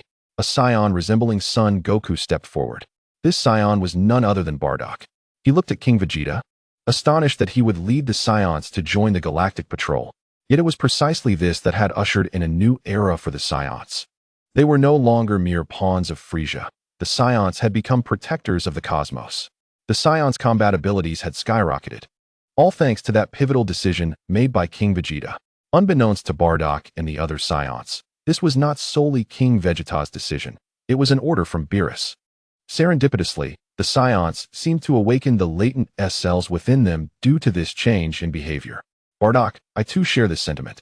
Frisia must possess far more than 53,000 in battle power. King Vegeta furrowed his brow. If we remain inactive, once Frisia obtains the Dragon Balls, our fate as Scions will be sealed. Among the crowd, Theodore spoke up. King Vegeta is right. If we continue to endure, once Frisia possesses the Dragon Balls, he will eliminate us Scions at the first opportunity. King Vegeta turned to Bardock. Bardock, you are now our strongest warrior. We shall rely on you when we reach Namek. The combat power of these 16 Scions had exceeded 100,000, with Bardock being the mightiest among them, boasting a battle power of 150,000. I vow to defend the honor of the Scions. Bardock cast a resolute glance at King Vegeta. In the past, the former King Vegeta would never have heeded his commands. But now, he had transformed. Not only had King Vegeta changed, but every Scion had evolved. The Scions were no longer filled with rage. The violent tendencies within them seemed to dissipate gradually. Perhaps it was for this reason that their combat prowess had surged to such terrifying heights. A profound silence fell over the warship's hull. The impending battle loomed, and the Scions wore solemn expressions, clearly affected by the recent words of King Vegeta and Bardock. Do not fret. King Vegeta spoke again. The Scions in the hall looked up. In fact, we have a remarkably strong kin. A strong kin? The Scions furrowed their brows. If such a powerful warrior existed, how had they previously been hunted by Frisia? He simply does not concern himself with us. King Vegeta recalled the image of Lewis he had encountered 4 years ago at the Galactic Patrol headquarters and shook his head. Forget him. What I wish to convey is that I have news of Vegeta. Prince Vegeta? Where is he? The Scions erupted with joy, Bardock included. After all, Vegeta was an elite warrior of the Saiyan race, a prodigy born with a battle power of 1,000. If he were to return for this battle, their odds of victory would significantly increase. Bardock, not only do I have news of my son, but I also have news of Kakarot, King Vegeta revealed, recounting everything Vegeta had previously disclosed to him. Vegeta's power has surged to 170,000. Son Goku's power has reached 200,000. Raditz' power has ascended to 80,000. Nappa's power has reached 100,000. Currently, the four of them are en route to Namek. Excellent, excellent, Bardock exclaimed, his excitement palpable. Bardock's exhilaration stemmed from a premonition he had harbored before the destruction of planet Vegeta. His second son might transform into a Super Saiyan. This was also why he had joined the Galactic Patrol instead of retrieving him immediately. Now, many years later, Bardock could hardly believe that his second son had been located by Vegeta and had become the foremost warrior among the Saiyans. Perhaps that premonition was indeed true. Theodore, Bipper, and the other Saiyans shared in the joy, knowing that their combined strength would surely obliterate Frisia's forces. In the cosmic expanse, in addition to the Saiyan warship heading toward Namek, another large spacecraft also soared toward the same destination. Inside the ship, Frisia sat in a baby carriage, laughing heartily. As soon as I locate the Dragon Balls, I will eliminate the Saiyans without hesitation. What of the candidate destroyer? What of Lord Beerus? I shall eradicate them all. There will only be one ruler of the universe, and that is I, Frisia. Frisia believed that the dragon would grant him any wish, unaware that before the destroyers, the dragon was utterly inconsequential. Lord Frisia, we have received word from our subordinates that the Saiyan race is also on their way to Namek. They likely intend to thwart our acquisition of the Dragon Balls, Jinyu reported. Frisia scoffed, and what of it? As long as that candidate destroyer from 4 years ago is not among them, I shall slay as many Saiyans as dare to come. Jinyu paled. But their strongest warrior possesses a battle power of 150,000 if they transform into great apes. Jinyu's words trailed off as Frisia shot him a cold glare. Surely you do not believe that my transformation back then was my full power? Boom. A tremendous force erupted from him, causing the entire spacecraft to tremble. Increase speed. I must reach Namek swiftly. Yes, Jinyu responded, drenched in sweat, too intimidated to utter another word. The two large warships sped toward Namek, while various cosmic factions observed the movements of the Saiyans and Frisia. A monumental clash was imminent. This battle would usher in a significant reshuffling of power in the universe. The malevolent organizations allied with Frisia hoped for his victory, while the righteous factions aligned with the Galactic Patrol wished for the triumph of the Saiyans. In an unnoticed corner of the starry sky, a medium-sized spaceship flew by, containing 4 Saiyans, their course also set for Namek. In the North Galaxy, on Namek, Lewis had just finished a battle, his upper body bare as he hurried to Namek. He disregarded how to respond to Beerus's taunts or how Beerus would explain the immunity incident to the Destroyer Angels. Lewis was solely focused on the impending war on Namek. Where is everyone? Lewis surveyed his surroundings, sensing a lack of intrusion on Namek. There were no signs of battle. With a thought, Lewis vanished. The Grand Elder sat in a massive chair, his expression filled with concern. A great calamity is upon us. Will Namek truly withstand this disaster? As the Grand Elder murmured to himself, a figure suddenly appeared before him. Grand Elder, long time no see. Lewis waved his hand. Who are you? The Grand Elder was startled, looking down to find Lewis familiar yet elusive, as if he had seen him before. The candidate destroyer. The Grand Elder finally recognized the young man before him as the candidate destroyer from 4 years ago. He quickly offered his respectful greetings. Greetings, candidate destroyer. Lewis's clothes were tattered, and he was unaware of the events that had transpired. However, this was beyond the Grand Elder's purview. Before him, Lewis appeared much the same as he did 4 years prior, yet an unmistakable shift in his aura suggested a profound transformation. Has he transcended once more? Without formalities, Lewis waved his hand dismissively. The Grand Elder, regaining his composure, promptly implored, Lord Candidate Destroyer, our Namek is on the brink of a great calamity. I assure you, I will fulfill the promise made all those years ago. Lewis had borrowed a Dragon Ball in the past, leaving a message with Nail for the Grand Elder, assuring him that he would aid Namek in overcoming the impending disaster. Thank you, Lord Candidate Destroyer. The Grand Elder's voice, though frail, reflected a newfound sense of relief. By the way, Grand Elder, have the invaders yet arrived on Namek? Lewis inquired further. So far, we have seen no sign of their descent upon Namek. Not yet. I must be growing impatient. Lewis chuckled at his tattered attire. Had he known, he would have heeded Beerus's jests about the other destroyers before arriving. However, now that he was present, Lewis had no intention of returning to Earth. He wished to avoid a scenario where, upon his departure, Frisia and his minions would arrive, leading to Namek's ruin. I shall remain on Namek. Rest assured, Grand Elder. With that, Lewis exited the Grand Elder's chamber. Chapter 31. The Saiyan Tribe vs. Frisia's Legion. A month had passed. In the northern region of Namek, a figure with an exposed torso sat by the lake, eyes closed in meditation. Suddenly, an ominous aura enveloped the atmosphere. A fierce wind howled, creating an oppressive ambience. Have they arrived? Lewis opened his eyes, discovering a massive spaceship hovering in the atmosphere. With a thunderous roar, another spacecraft emerged from the atmosphere, emblazoned with the insignia of the Galactic Patrol. Have King Vegeta and his entourage also arrived? Lewis lifted his gaze, a faint smile gracing his lips. How thrilling!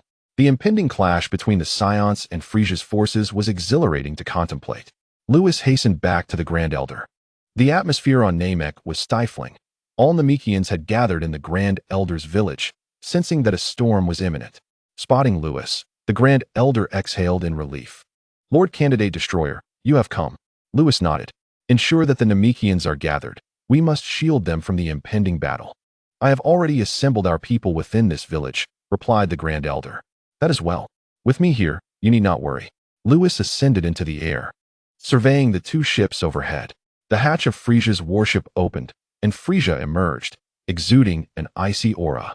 Let us see just how formidable the Saiyans have become, he declared. Members of the Jinyu force and Frisia's legion began to pour forth from the ship. A total of 2,000 warriors from Frisia's forces had arrived. The hatch of the Saiyan spacecraft opened, and with Frisia nearby, they could not allow him to seize the Dragon Balls. King Vegeta soared at the forefront, followed closely by Bardock, Bibidi, and the other Saiyans. This time, 500 Saiyans had mobilized, nearly the entirety of their race. In the sky, as the two factions emerged from their ships, they spotted each other from a distance of 2 kilometers. Oh ho, King Vegeta! How dare you lead your kin away from the Galactic Patrol headquarters? Who granted you such audacity? Frisia descended from his ship, his gaze fixed on the approaching group of Saiyans, with King Vegeta at the forefront. At that moment, Jinyu leaned in closer to Frisia, whispering, My Lord Frisia? Should we not destroy the Saiyan ship? They cannot survive in space, and without their vessel, they will be trapped on Namek. Frisia, still fixated on King Vegeta, did not turn his head. If you destroy their ship, they shall retaliate in kind. No need to rush. Their demise is inevitable. Jinyu nodded. As you say, Frisia, even when facing death, remained arrogant. Suddenly, King Vegeta's voice echoed from the distance, leading his 500 Saiyans toward Frisia's direction. Frisia, accompanied by thousands of aliens, flew towards King Vegeta. Oh ho, do you truly believe that a slight increase in strength over the years has endowed you with the ability to challenge me, traitor? Prepare for your demise. Traitor? We cannot be deemed traitors. Your tyranny would have led to our downfall. We Saiyans are merely aligning ourselves with the greater force. The skies crackled with verbal exchanges. Even before the battle commenced, the tension was palpable as the two factions faced off. King Vegeta confronted Frisia, demanding, Speak. Why have you betrayed me? I wish to understand your true motives. Frisia hovered in the void, coldly observing King Vegeta. Your true motives? The Saiyans exchanged puzzled glances, uncertain of the reasons behind King Vegeta's past decisions. They only knew that a distinguished guest had arrived at the palace, followed by an inexplicable explosion. Subsequently, King Vegeta had declared allegiance to the Galactic Patrol, a decision that had led to their current predicament. The reason for my betrayal? I shall speak candidly. It was a being beyond your comprehension who commanded me to act thus. Should I refuse, it would spell doom for the Saiyan race. A gasp swept through the crowd, both Frisia's and the Saiyans, at this revelation. A being even Frisia feared? Frisia, the Cosmic Emperor, was left to ponder who could possibly instill such dread in him. Is it he? Frisia's mind raced back to the Saiyan who had infiltrated his headquarters 5 years prior. The only entity he could think of was the Candidate Destroyer. However, he also harbored an unspoken fear of the legendary Majin Buu, as well as the true Destroyer. In truth, it was Beerus who had commanded King Vegeta, a fact Frisia would never fathom. Who is this being you speak of? Frisia gritted his teeth. Did you not surmise? It is indeed that individual. He feigned disinterest in Saiyan affairs, yet covertly aided us. Frisia fumed, regretting that he had ever trusted the candidate destroyer. King Vegeta, perplexed, wondered why Frisia believed Beerus would aid the Saiyans. Why would Beerus assist the Saiyans? Two minds, one assuming Lewis was the benefactor, and the other puzzled by Beerus's motives, were entirely misaligned. Shaking his head, King Vegeta retorted, Frisia, even without that individual's command, we Saiyans would find a way to liberate ourselves from your grasp.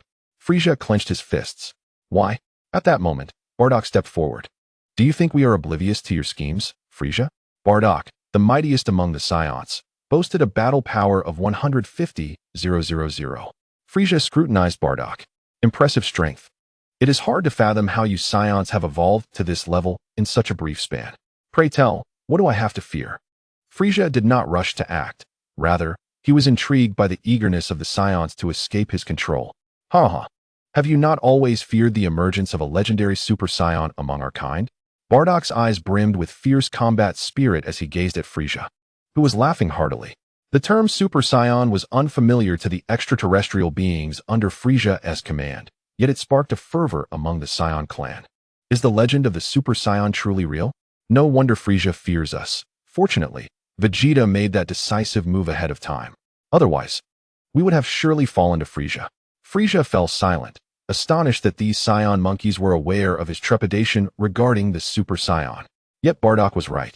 Once he had exploited the Saiyans, he would undoubtedly annihilate their race. Indeed, this band of Saiyans had narrowly escaped his wrath. Above the Elder's village, Lewis circled, observing the standoff between Frisia and the Saiyans from a close distance. Where are Kakarot and Vegeta? Lewis scrutinized the area, realizing that Vegeta and the others were nowhere to be found. Surely they have not engaged Frisia's forces without us. In the distance, the expressions of both factions grew increasingly cautious, the atmosphere thickening with tension. They were poised to strike. Humph, Jinyu, go forth. Since they dare to emerge from the Galactic Patrol headquarters, let us seize this opportunity to eliminate them. Frisia's voice was laced with fury. Yes. Jinyu transformed into a streak of purple light, hurtling towards the Saiyan clan. Theodore, eliminate Jinyu, commanded King Vegeta with a wave of his hand. Yes. Theodore soared from the crowd, charging at Jinyu. The two engaged in rapid combat, shockwaves erupting around them, resulting in earth-shattering explosions. The battle escalated to a fever pitch, both fighters sustaining injuries. Seeing such intense skirmishing, Frisia furrowed his brow and activated his scouter. Beep, beep, beep. Power level 110,000. Power level 120,000. The 120,000 power level belonged to Jinyu. Yet Frisia was taken aback to discover that the Saiyan named Theodore possessed an impressive 110,000 power level. Though inferior to Jinyu, he held his ground remarkably well.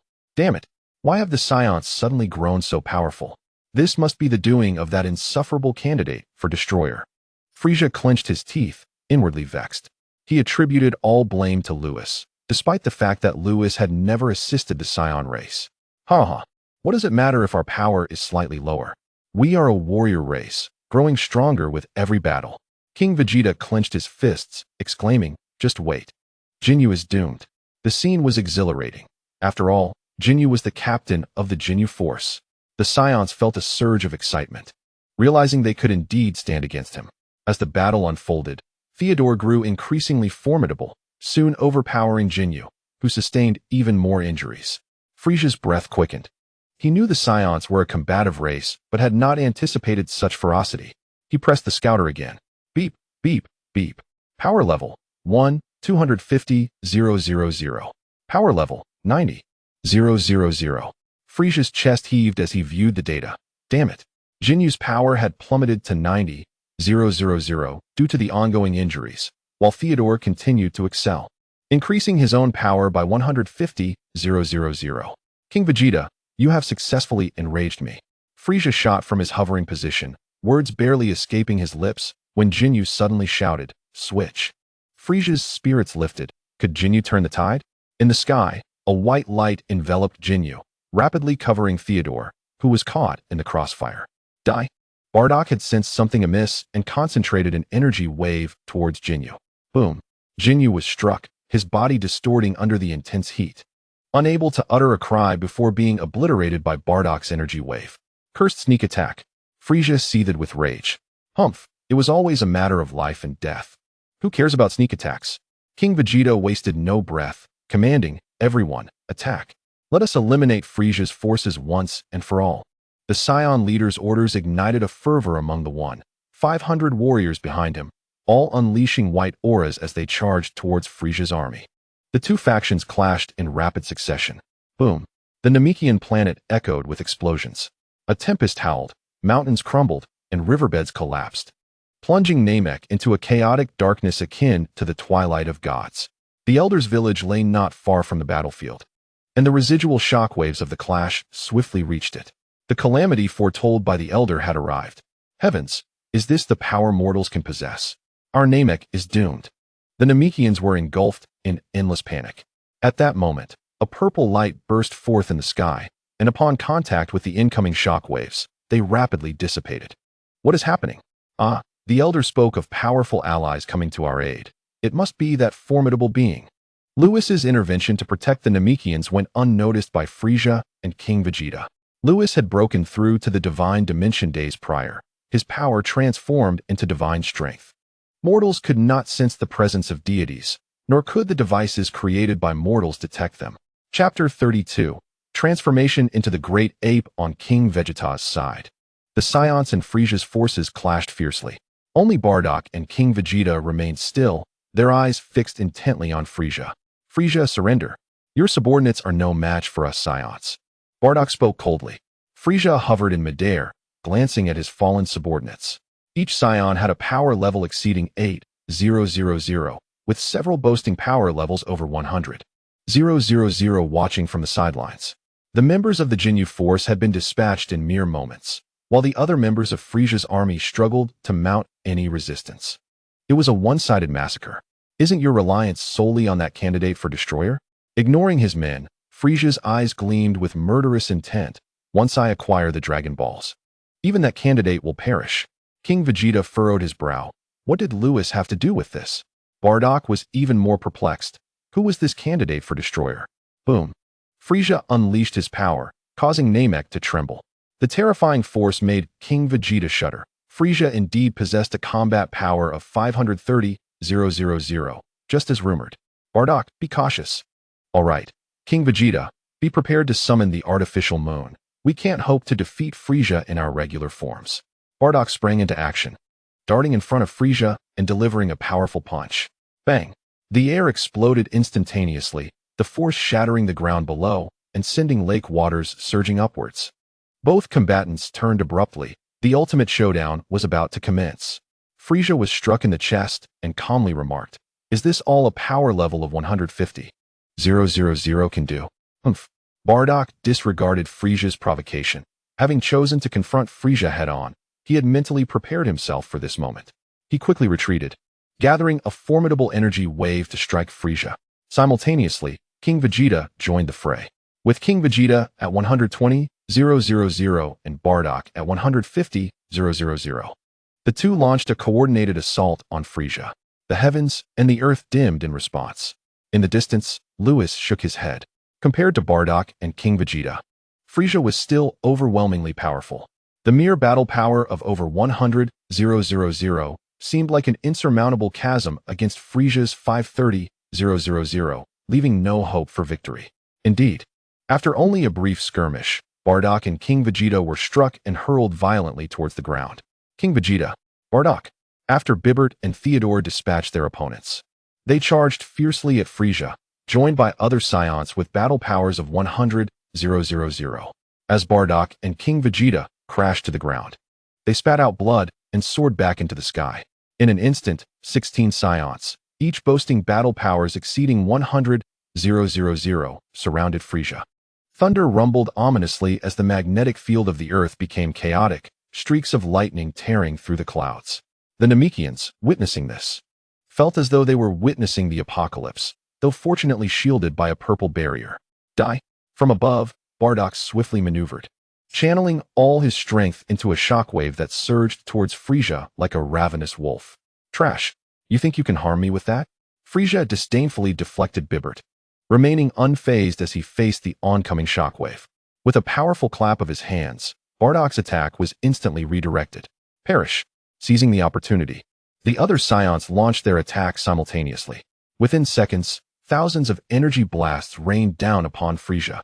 The ground shook as a cataclysmic explosion erupted where Frisia stood, as if a barrage of nuclear bombs had been unleashed.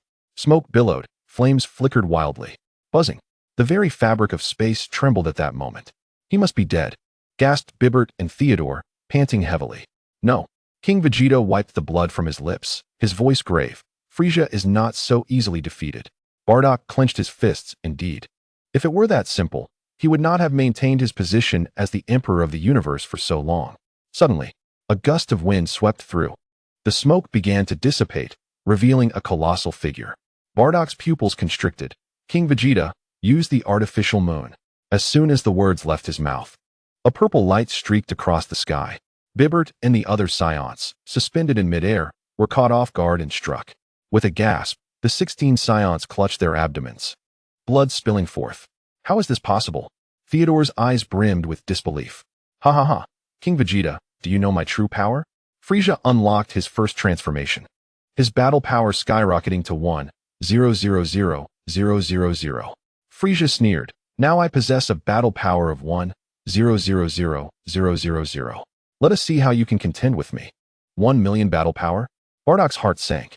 He had anticipated Frisia's true strength exceeded 530,000, yet he never imagined it would reach 1,000,000. This was dire. Bardock's anxiety was not unfounded. While they could transform into great apes to confront Frisia, not every Scion could maintain their sanity in that state. Bardock himself could not. An irrational great ape would stand no chance against Frisia. That was a certainty. Among those present with battle powers exceeding 100,000, only King Vegeta, Bibbert, and Theodore were classified as elite warriors. Die! Frisia roared, raising his hands high to gather a 2-meter-wide energy sphere. He aimed to obliterate the entire Scion race. Don't look at the sky. Bibbert, Theodore, look up quickly. An artificial moon shot into the sky, prepared by King Vegeta long before the battle commenced. Lewis observed the confrontation keenly. The Scions had indeed grown significantly over the past decade. Frisia's forces were no match for them. As King Vegeta hurled a blinding sphere into the sky, Lewis sensed his tail twitching uncontrollably, not daring to gaze towards King Vegeta again. Suddenly, he looked up, sensing 4 familiar auras approaching from beyond Namek. Kakarot, Vegeta, you have finally arrived. Outside Namek, a medium-sized spaceship pierced through the atmosphere. Vegeta, do you feel that? Such powerful energy. Goku clenched his fists, his blood surging with excitement. I sense it. Such a sinister aura can only be Frisia's. In the years spent on Earth, Vegeta and the others had learned to control and sense energy. Peering through the spaceship's transparent window, Vegeta noted the terrifying energy below. It must be over 1,000,000 battle power. I wonder how my father is faring. 1,000,000 battle power? Raditz gasped. Can we actually defeat Frisia? So what if it's 1,000,000? Nappa gritted his teeth. If we transform into great apes, we can possess 1,000,000 battle power too. Before Nappa finished speaking, 3 ferocious auras suddenly erupted from below Namek. Raditz, accelerate. My father must have transformed into a great ape. An artificial moon hung in the sky above Namek. Roar, roar, roar. The terrifying roars echoed across the battlefield as Bibbert, Theodore, and King Vegeta transformed into great apes, their battle powers exceeding 1,000,000. The other Scions dared not gaze at the moon, for they were not elite warriors and could not maintain their sanity in the great ape form. Bardock was no exception. He dared not look up, fixating on Frisia ahead. Ha ha ha, you can transform, but so can we Scions. Unbeknownst to Bardock, Frisia was not transforming, but unlocking a new form. Frisia die? King Vegeta successfully transformed into a great ape while retaining his rationality. He, along with Bibbert and Theodore, launched a coordinated assault against Frisia. The sky crackled with lightning and fierce winds. The 3 great apes clashed violently with Frisia. After 10 minutes of combat, their strength was indeed formidable, each punch causing the very air to tremble.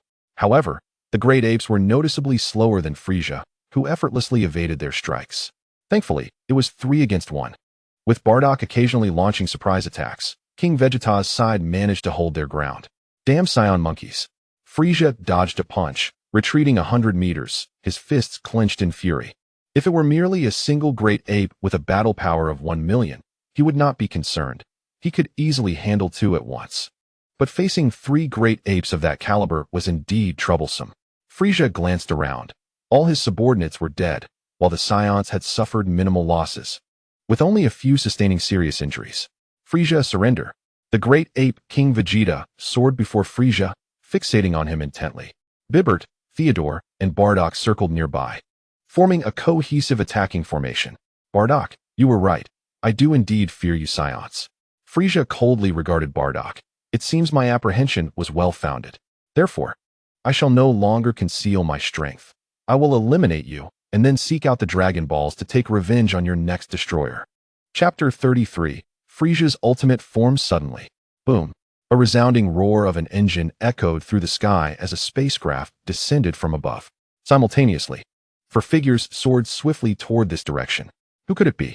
In the sky, Frisia had initially intended to transform directly into his ultimate form. But he abruptly turned his head. Frisia, it's been a while. Vegeta appeared in an instant. Following closely behind was Goku, who had been keenly observing Frisia but was suddenly taken aback upon seeing Bardock. Both were momentarily stunned, as if time itself had come to a standstill. A wave of peculiar emotions surged within Goku. Ever since he matured into adulthood, he had come to the realization that he was not an Earthling and that Raditz was his brother. According to Raditz, he had a pair of parents. Was this man before him his father? Goku flew before Bardock, opening his mouth to speak. Kakarot, you've returned. Bardock pursed his lips, yearning to express a myriad of thoughts to his second son, yet at this moment of recognition, the words eluded him. A smile graced Goku's face. Realizing that his brother had indeed spoken the truth, he bore an uncanny resemblance to his father, save for the 2 scars etched upon Bardock's face. Meanwhile, on another front, Vegeta exclaimed, "You survived the pursuit of my legion, Frisia? Ha ha ha, I owe you my current strength." Vegeta burst into laughter, his power level surging to 170,000. The overwhelming might of Vegeta filled King Vegeta, in his great ape form, with elation. "Vegeta, what is your current power level?" he inquired, his joy intensifying with his son's strength. "Father, I possess a power level of 170,000, and if I unleash my full potential, we could reach 1.7 million. Vegeta laughed heartily, looking at his father. Upon hearing this, King Vegeta was overjoyed. A power level of 1.7 million could only be achieved in the Great Ape transformation. Little did he know that Vegeta's notion of unleashing his full power referred to the Kaioken technique, which far surpassed the Great Ape form. The Kaioken not only amplified physical strength and speed, but also maintained agility, a feat the Great Ape form could not rival. Is a power level of 1.7 million truly impressive? Frisia circled in the void with his arms crossed, seemingly unfazed by the anger surging within him. He was prepared to unleash his full might. With all his strength, he believed none in the universe, save for the candidate god of destruction, Beerus, and Majin Buu, could rival him. 1.7 million isn't strong? Ha ha. That is the most amusing statement I've heard. Vegeta twisted his neck, coldly retorting, "Frisia, you now face 5 warriors with power levels exceeding 1 million, including 3 great apes. Kakarot and myself." Vegeta paused before laughing again. "Are you prepared for death?" "Wait." Bardock flew forward, clutching his severely injured abdomen, and said gravely, "Frisia, did you just claim not to be hiding your power? Is this not your full strength?" "What?" Vegeta was taken aback, abruptly turning to Frisia. King Vegeta, Berta, and Theodore all stared at Frisia, as did the other Saiyans who had finished fighting. Frisia wore a mocking expression, seemingly acknowledging Bardock's words. "Impossible. You must be lying. You still have hidden power?" "I refuse to believe it." The 500 Saiyans behind King Vegeta shouted in disbelief. "Ha ha ha, let me be candid.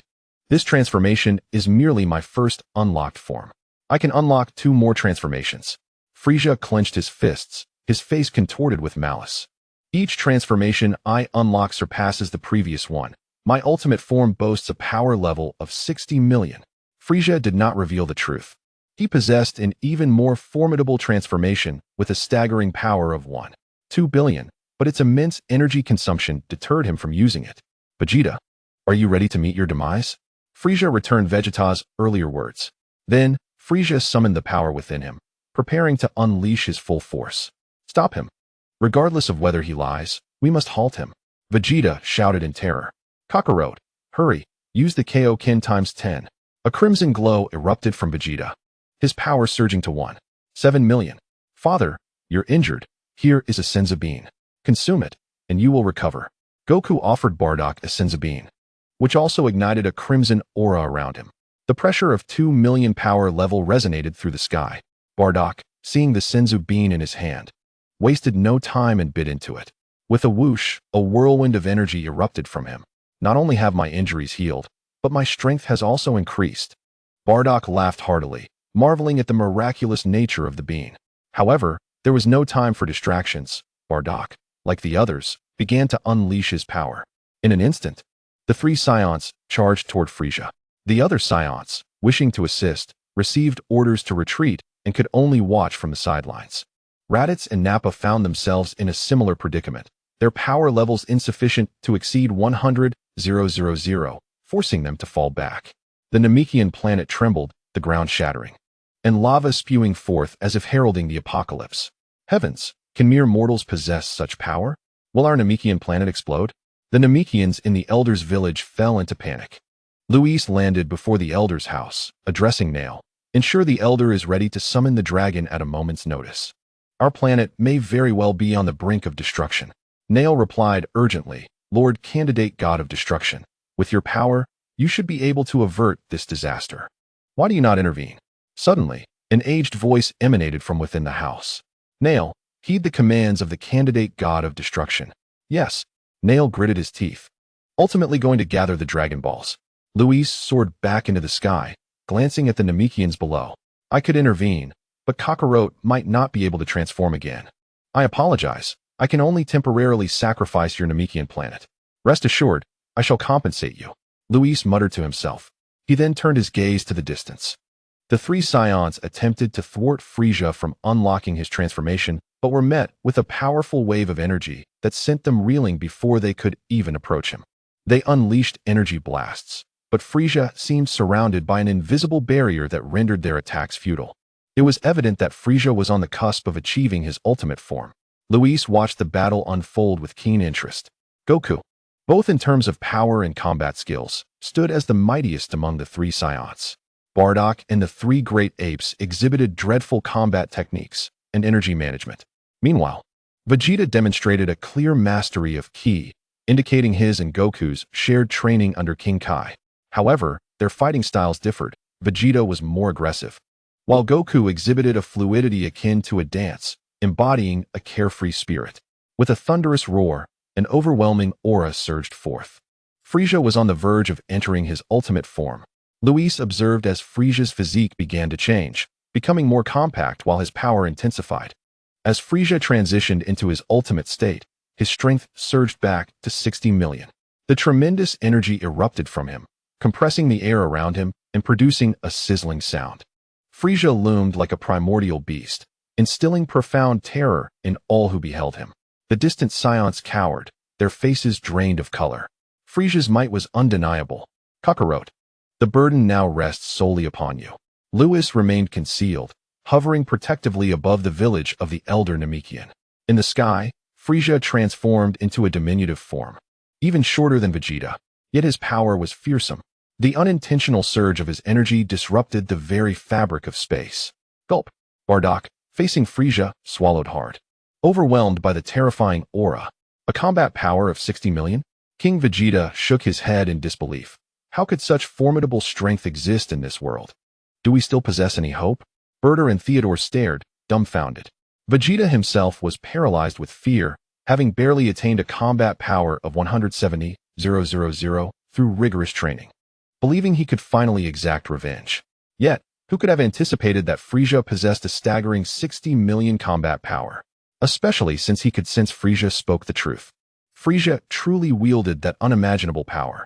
Defeated before the battle began, Vegeta's vacant eyes reflected his despair as he muttered incoherently. Suddenly, Bardock shouted, "Kakarot, what are you doing?" Goku soared forward, his eyes ablaze with determination, gazing at Frieza. What an impressive foe. Engaging you will surely be exhilarating. This scene did not escape Lewis's notice. He chuckled, observing the stark contrast between Goku and Vegeta's reactions. Goku remained the fearless warrior, undeterred by formidable enemies, while Vegeta, untested by hardship, was paralyzed by fear. In no time, Goku clashed with Frieza. Bardock, keeping his distance, refrained from transforming into his great ape form, knowing his mere 100,000 combat power would be utterly insufficient against Frieza. Charging in would only result in his demise. Thus, Bardock maintained his distance. King Vegeta, in his great ape form, lunged forward to assist Goku in the assault on Frieza. Meanwhile, Vegeta remained motionless in the air. Though he could unleash 1.7 million combat power with the Kaioken, he seemed to have lost his spirit, devoid of any inclination to resist. Boom! The three great apes were struck by a shockwave, releasing heart-wrenching roars as they crashed to the ground, leaving three massive craters. Ha ha ha! Damn Saiyan monkeys, let us see how you perish. Frieza laughed with unrestrained glee, casually swatting Goku, who spat blood. As long as he acquired the Dragon Balls, the universe would be his. Bardock, hidden at a distance, witnessed his son's suffering, his rage boiling over. Vegeta, you are a prince of the Saiyan race. Will you simply stand by and watch? If not for his own insufficient power, Bardock would have charged in long ago. Yet Vegeta remained unresponsive. Vegeta, you are worthless. Our Saiyan clan has severed ties with Frieza. What does it matter if he possesses 60 million combat power? You cower before our people's enemy. His fury reached a boiling point. He could no longer contain himself, contemplating looking up at the moon. Vegeta's hollow gaze flickered with a spark as he murmured, I am worthless? Bardock, you seek death. Vegeta's eyes rekindled with defiance, fists clenched. I will settle the score with you later. Without glancing at Bardock, he shouted, Kaioken times 10. His body erupted in crimson radiance as he charged forward. Bardock, initially intent on transforming into a great ape, hesitated at Vegeta's audacious act, yet his concern deepened. Frieza was simply too powerful. The Saiyans had no glimmer of hope. Chapter 34. Goku transforms into a Super Saiyan above the Elder's village. Lewis observed with growing concern as Vegeta took action once more. Oh, Vegeta is no longer cowering? He mused, yet he knew Vegeta's efforts would be futile. In the distance, the three great apes ascended from the ground to join Goku and Vegeta in their assault on Frieza. As Lewis predicted, the Saiyans had no chance of victory in this battle. Frieza had unlocked his ultimate state. His 60 million combat power was simply outrageous. With every casual move, Goku and the others spat blood. Frieza appeared to be toying with them, not exerting his full strength. This was a battle devoid of hope. Unless Kakarot could transform into a Super Saiyan. Lewis shook his head. Ha ha ha, I've had enough fun, now perish. Frieza cackled maniacally, ascending into the sky. Suddenly, he transformed into a violet streak, slicing through the heavens. The three apes and the two fighters trembled. Boom! Berter and Theodore exploded instantaneously. A massive hole opened in the center of King Vegeta's great ape form. Gurgling, King Vegeta spewed blood as he plummeted from the sky. Father! Vegeta's abdomen soaked in blood. His organs obliterated. How powerful! I am utterly outmatched. Goku was no better off, his body shattered. Soon, both Goku and Vegeta fell from the sky. Kakarot! Bardock rushed forward, catching King Vegeta, then Goku and Vegeta. Oh! Frieza laughed heartily. I forgot about a few stragglers. Now you shall die? Frieza aimed at Bardock and the 1,500 Saiyans in the distance. He raised his hand, conjuring a 2-meter-wide energy sphere. With all his might, he hurled it. The entire sky was cloaked in a purple glow. The Saiyans brought by King Vegeta were paralyzed by the overwhelming pressure. This would annihilate their entire race. Bardock, the sole remaining warrior with any strength, set aside Goku and Vegeta. He gazed at the artificial moon above. Roaring, a mindless great ape rampaged, emitting laser beams, inadvertently igniting Frieza's energy sphere midair. The laser beams occasionally grazed Frieza's vicinity. Those Saiyan monkeys are truly repulsive. Frieza dodged the laser beams, soaring towards the transformed Bardock. Above the Elder's village, Lewis's expression grew grave as he observed the unfolding chaos. According to the anime's plot, Goku was supposed to transform into a Super Saiyan during this Namekian saga. Yet now, the Saiyans brought by King Vegeta, including Goku, were on the brink of death. Was there no hope left? If Lewis did not intervene, the Saiyan race would face annihilation. But a scene in the distance halted Lewis in his tracks. Frieza was approaching Bardock. Ha ha ha. Frieza, you seek your own demise. Lewis laughed heartily. He initially thought Goku had no chance of transforming, especially without the bald-headed Krillin. Yet Frieza's actions would undoubtedly lead him into an abyss. Lewis glanced at the distant Goku, noting him stuffing a Senzu bean into his mouth. He then focused back on Bardock, who was being mercilessly tormented by Frieza. If Bardock were to perish, would Goku not lose control? As anticipated, Frieza began his brutal assault on Bardock. First, he shattered Bardock's limbs in his giant ape form, and then forced an energy blast into Bardock's mouth. Boom. Bardock's entire head was obliterated. A dramatic moment was upon us. No. A surge of immense power erupted from Son Goku, reviving him from the brink of death. His strength surged to 5 million battle power. Witnessing his father's murder at the hands of Frieza, rage consumed Goku's mind. The violent instincts within him surged, igniting a feverish heat along his back. Oh! Father! Frieza! You have slain my father. I will see you dead. Thunder rumbled across the sky as debris rose uncontrollably around Son Goku. The aura enveloping him and his hair flickered in a stunning display. One golden, one black. The flickering intensified. What is happening? Frieza, stunned by the overwhelming pressure after killing Bardock, questioned, "You're still alive?" He was taken aback by the power emanating from Son Goku. He had clearly left Goku on the brink of death. How could this be? Super Saiyan. Vegeta, lying on the ground, barely clinging to life, managed to whisper, "Kakarot, you must avenge me and kill Frieza." With that, Vegeta's life slipped away. Beside him lay King Vegeta, having reverted to his human form. But he too had lost his vitality. Vegeta. Oh! Son Goku clenched his fists, veins bulging. The golden auras ceased to flicker. Whoosh! Goku's golden hair stabilized. Super Saiyan. Frieza, I will kill you. Boom! A flash of golden light struck Frieza in the abdomen, causing him to spit blood and be flung thousands of meters away. No, this is impossible. What is this state? How can a Super Saiyan be a Super Saiyan? Above the Elder's village, Lewis watched this unfold, trembling with excitement, finally witnessing this moment. It was exhilarating.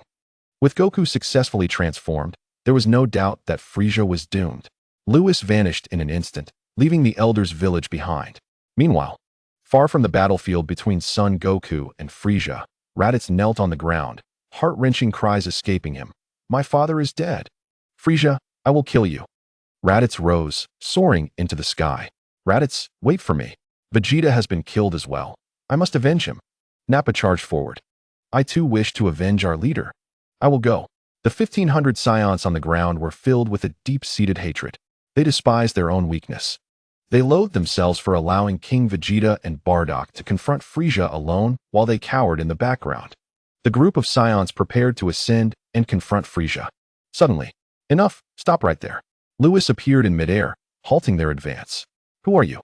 Gracie stepped forward, the most powerful warrior among the Saiyans present, possessing a battle power of 90,000. With King Vegeta, Bardock, and Bibidi absent, Gracie assumed command. "Lewis, what brings you to Namek?" In the crowd, Raditz and Nappa stepped forward, overjoyed. "Lewis, Vegeta was slain by Frieza. You must avenge him." Nappa cried out upon seeing Lewis.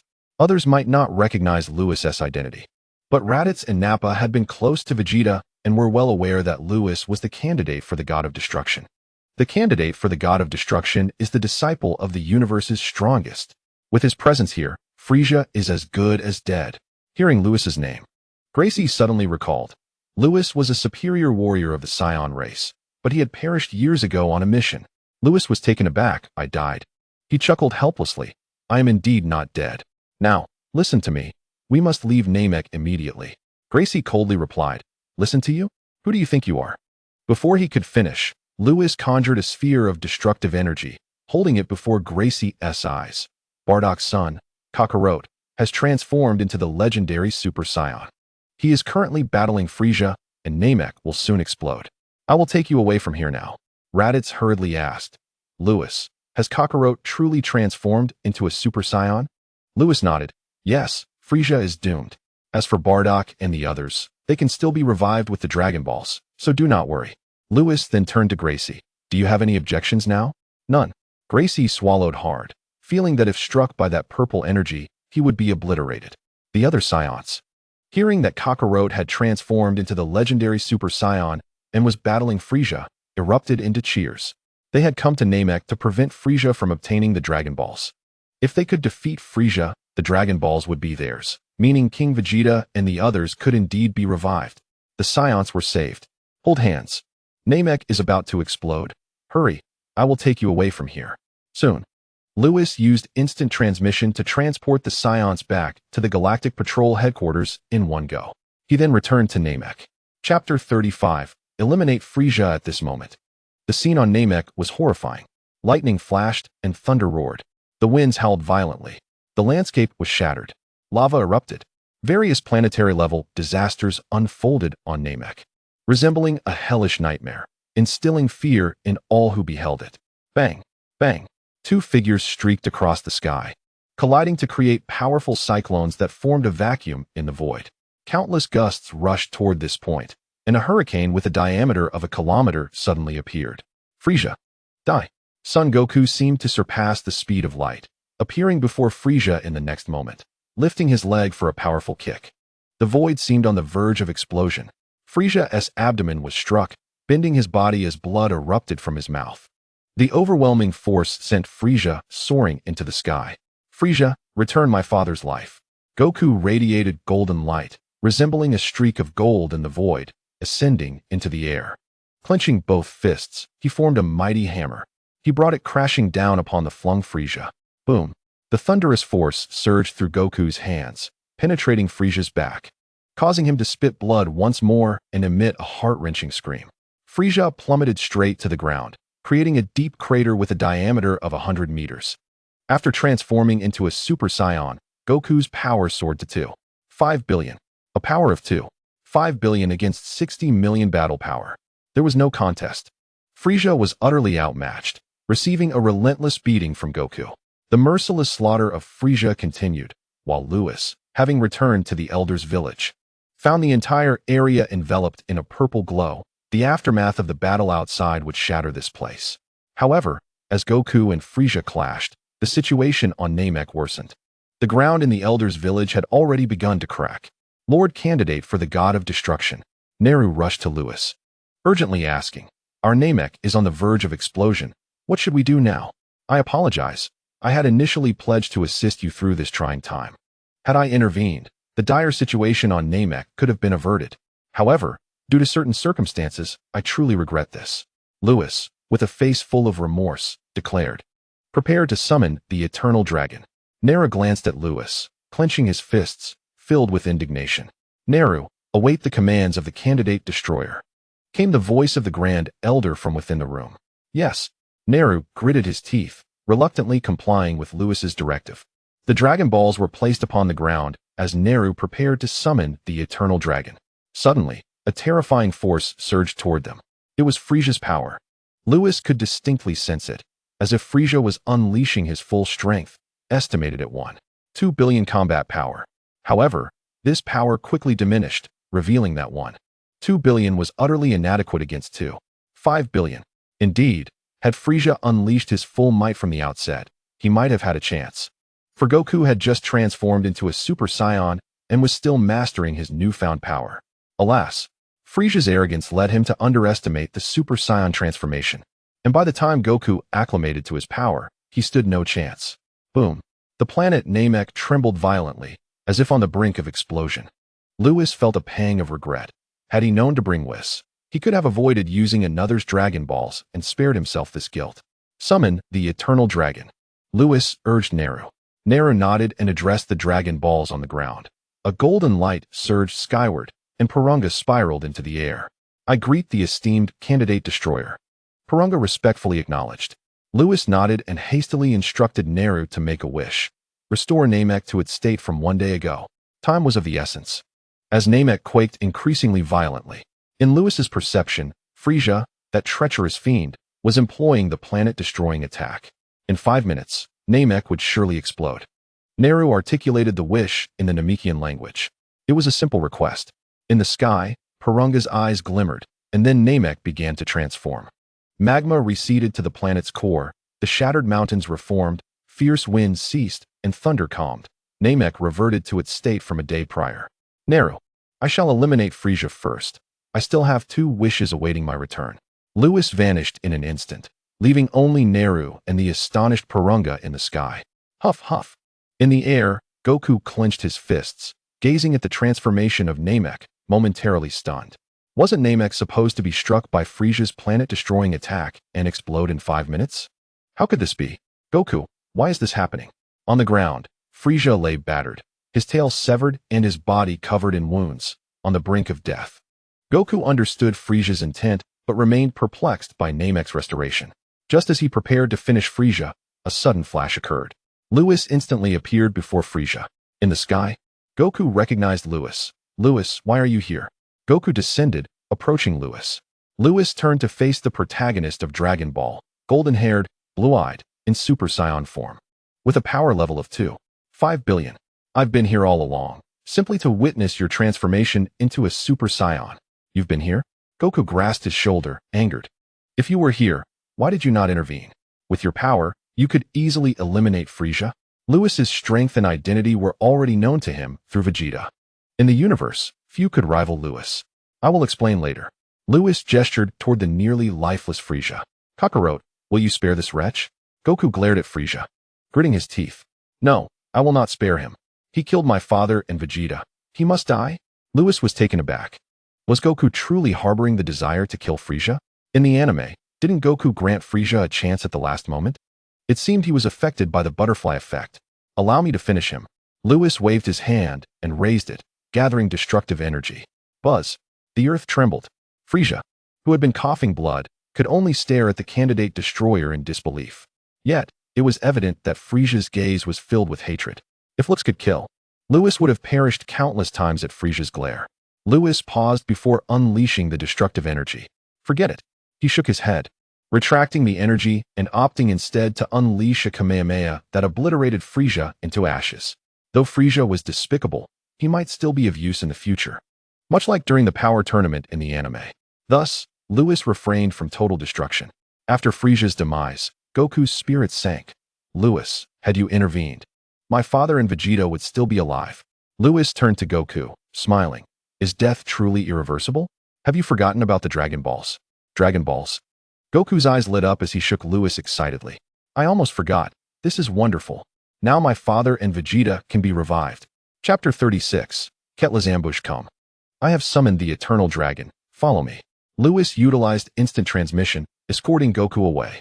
They soon returned to the Grand Elder's village. Above, a green dragon circled, looking quite peculiar, drenched in sweat as if struggling to hold back. Do you have any more wishes? Speak quickly. I can barely hold on. With a flash, Lewis and Goku appeared before the dragon. Goku gasped upon seeing Purunga in the sky. This is the Eternal Dragon of Namek. He can revive your father, rest assured. Lewis turned to Purunga. Purunga, revive Bardock. Upon seeing Lewis return, Neru hurriedly articulated the request in Namekian. In the sky, Purunga's form grew increasingly translucent, esteemed candidate destroyer. I regret to inform you that Bardock's body has been irreparably damaged, rendering this wish impossible. Upon hearing this, Goku's face paled. Lewis, this is bad. During my battle with Frisia, lava erupted from the ground and consumed my father and Vegeta. They cannot be revived, can they? Is that so? Lewis frowned, speaking, Purunga. Restore the bodies of the Saiyans killed by Frisia on Namek. Goku paused, then grasped Lewis's shoulders, laughing. Lewis, you're brilliant. Since the Eternal Dragon of Namek stated it cannot revive the deceased due to their bodies being gone, we can first restore Bardock and the others' bodies, and then revive them. Your wish has been granted, esteemed candidate destroyer. As Purunga's voice faded, 5 corpses appeared on the ground. Bardock, Vegeta, King Vegeta, Bibidi, and Tawa. Lewis. Their bodies have been restored. Goku exclaimed with joy. Suddenly, wait, do not speak. Lewis felt an ominous premonition, sensing something amiss, and his pupils dilated. He soared into the air, turning to Neru, shouting, Neru, wish for everyone on Namek, including these 5 bodies, to be transported to Earth, quickly." Lewis's voice rang with urgency. Neru was taken aback, uncertain of what had transpired, yet he complied nonetheless. However, before Neru could articulate his wishes, the sky suddenly manifested a colossal destructive energy sphere with a diameter of 1 kilometer, resembling a purple sun plummeting from above. The ground shook with a deafening roar, shattering the void and causing fragments of space to cascade down, while the rift in the void swiftly mended itself. Should this destructive energy strike Namek, the surrounding million-mile star domain would likely collapse. Lewis had the ability to flee, taking Sun Wukong and Neru with him, but the Namekians would undoubtedly meet their demise. Lewis felt a deep sense of guilt towards the Namekians, and he was unwilling to allow their destruction to unfold before his eyes. Damn it, Katra, just wait. If Lewis's instincts were correct, Katra was the orchestrator of this calamity. In a sudden burst, a golden aura erupted from him, his hair transforming into radiant gold. He had become a Super Saiyan. In an instant, he teleported beneath the descending destructive energy sphere, bracing against it. The impact created a vacuum above. As the destructive energy emitted a malevolent aura, the negative effects were swiftly nullified by his immunity, leaving Lewis unharmed. However, with his current power, he could not withstand the weight of the falling energy sphere. Crushed under the pressure, Lewis found himself plummeting towards the surface of Namek. As he descended, flames ignited from the friction with the air, accelerating his fall. Just before he made contact with the ground, the body of the energy sphere vanished, and everyone on Namek, including the 5 corpses on the ground, disappeared without a trace. Buzz. The destructive energy struck Namek, causing the entire star domain within billions of miles to collapse, forming a massive void. Katra, do you not fear that Beerus will come after you for this? Angel Conic hovered in the dark expanse of space, staff in hand. Glancing at Katra, Katra, staring at the void, replied coldly, "What if Beerus knows? The Omni-King has decreed that the gods of destruction shall not engage in combat. Beerus would not dare confront me. Otherwise, the Omni-King would surely erase him. Moreover, I have a grudge against that boy. I cannot allow such a talented genius to escape, lest he seek revenge in the future." The image of Lewis training with the candidate god of destruction left a lasting impression on him. At around 20 years of age, he had already breached the divine dimension and comprehended destructive energy, achieving angelic mastery. Katra turned to Conic and inquired, "Did you not ask Whis about that boy?" Conic narrowed his eyes. Whis mentioned that this is Lewis's innate ability, allowing him to ignore all forms of harm. Ignore all forms of harm? Katra chuckled. Do you truly believe that Lewis could evade the destructive energy I just unleashed? Conic fell silent, pondering that perhaps Lewis could indeed escape. But he feared voicing this thought would displease Katra. He recalled his elder sister's words upon leaving the 7th universe. That boy, Lewis, is extraordinary, beyond my comprehension. Along with that divine aura that swept across the Omni-King's universe and the mysterious Earth. After her words, she had ventured to the Omni-King's palace to seek answers from their father, followed by the other angels. Only he remained behind, as Katra intended to lurk within the 7th universe to extinguish its hope. We should depart. Otherwise, Beerus will arrive, Katra remarked nonchalantly. Indeed, Conic waved his staff, and together they vanished from the scene. In the next moment, 2 figures indeed appeared. Katra, you wretched fiend. Beerus roared, his wrath sending tremors throughout the North Galaxy. Whis. Restore this place. At once. Whis waved his staff, and the void swiftly reverted, with the devastated Namek returning to its former state. Whis, take me to the 4th universe. The 2 vanished.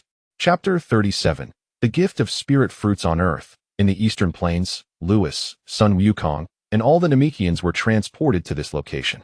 The Grand Elder sat on the ground, bewildered by the unfamiliar surroundings, exclaiming, Candidate God of Destruction, what has happened?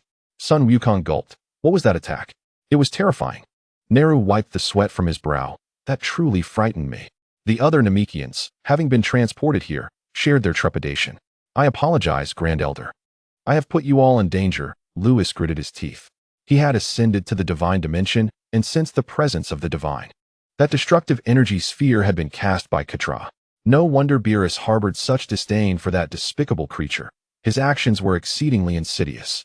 Stay here. I will find someone to restore your Namek and then bring you back, he instructed. The object struck by the destructive energy could not be revived by an ordinary dragon.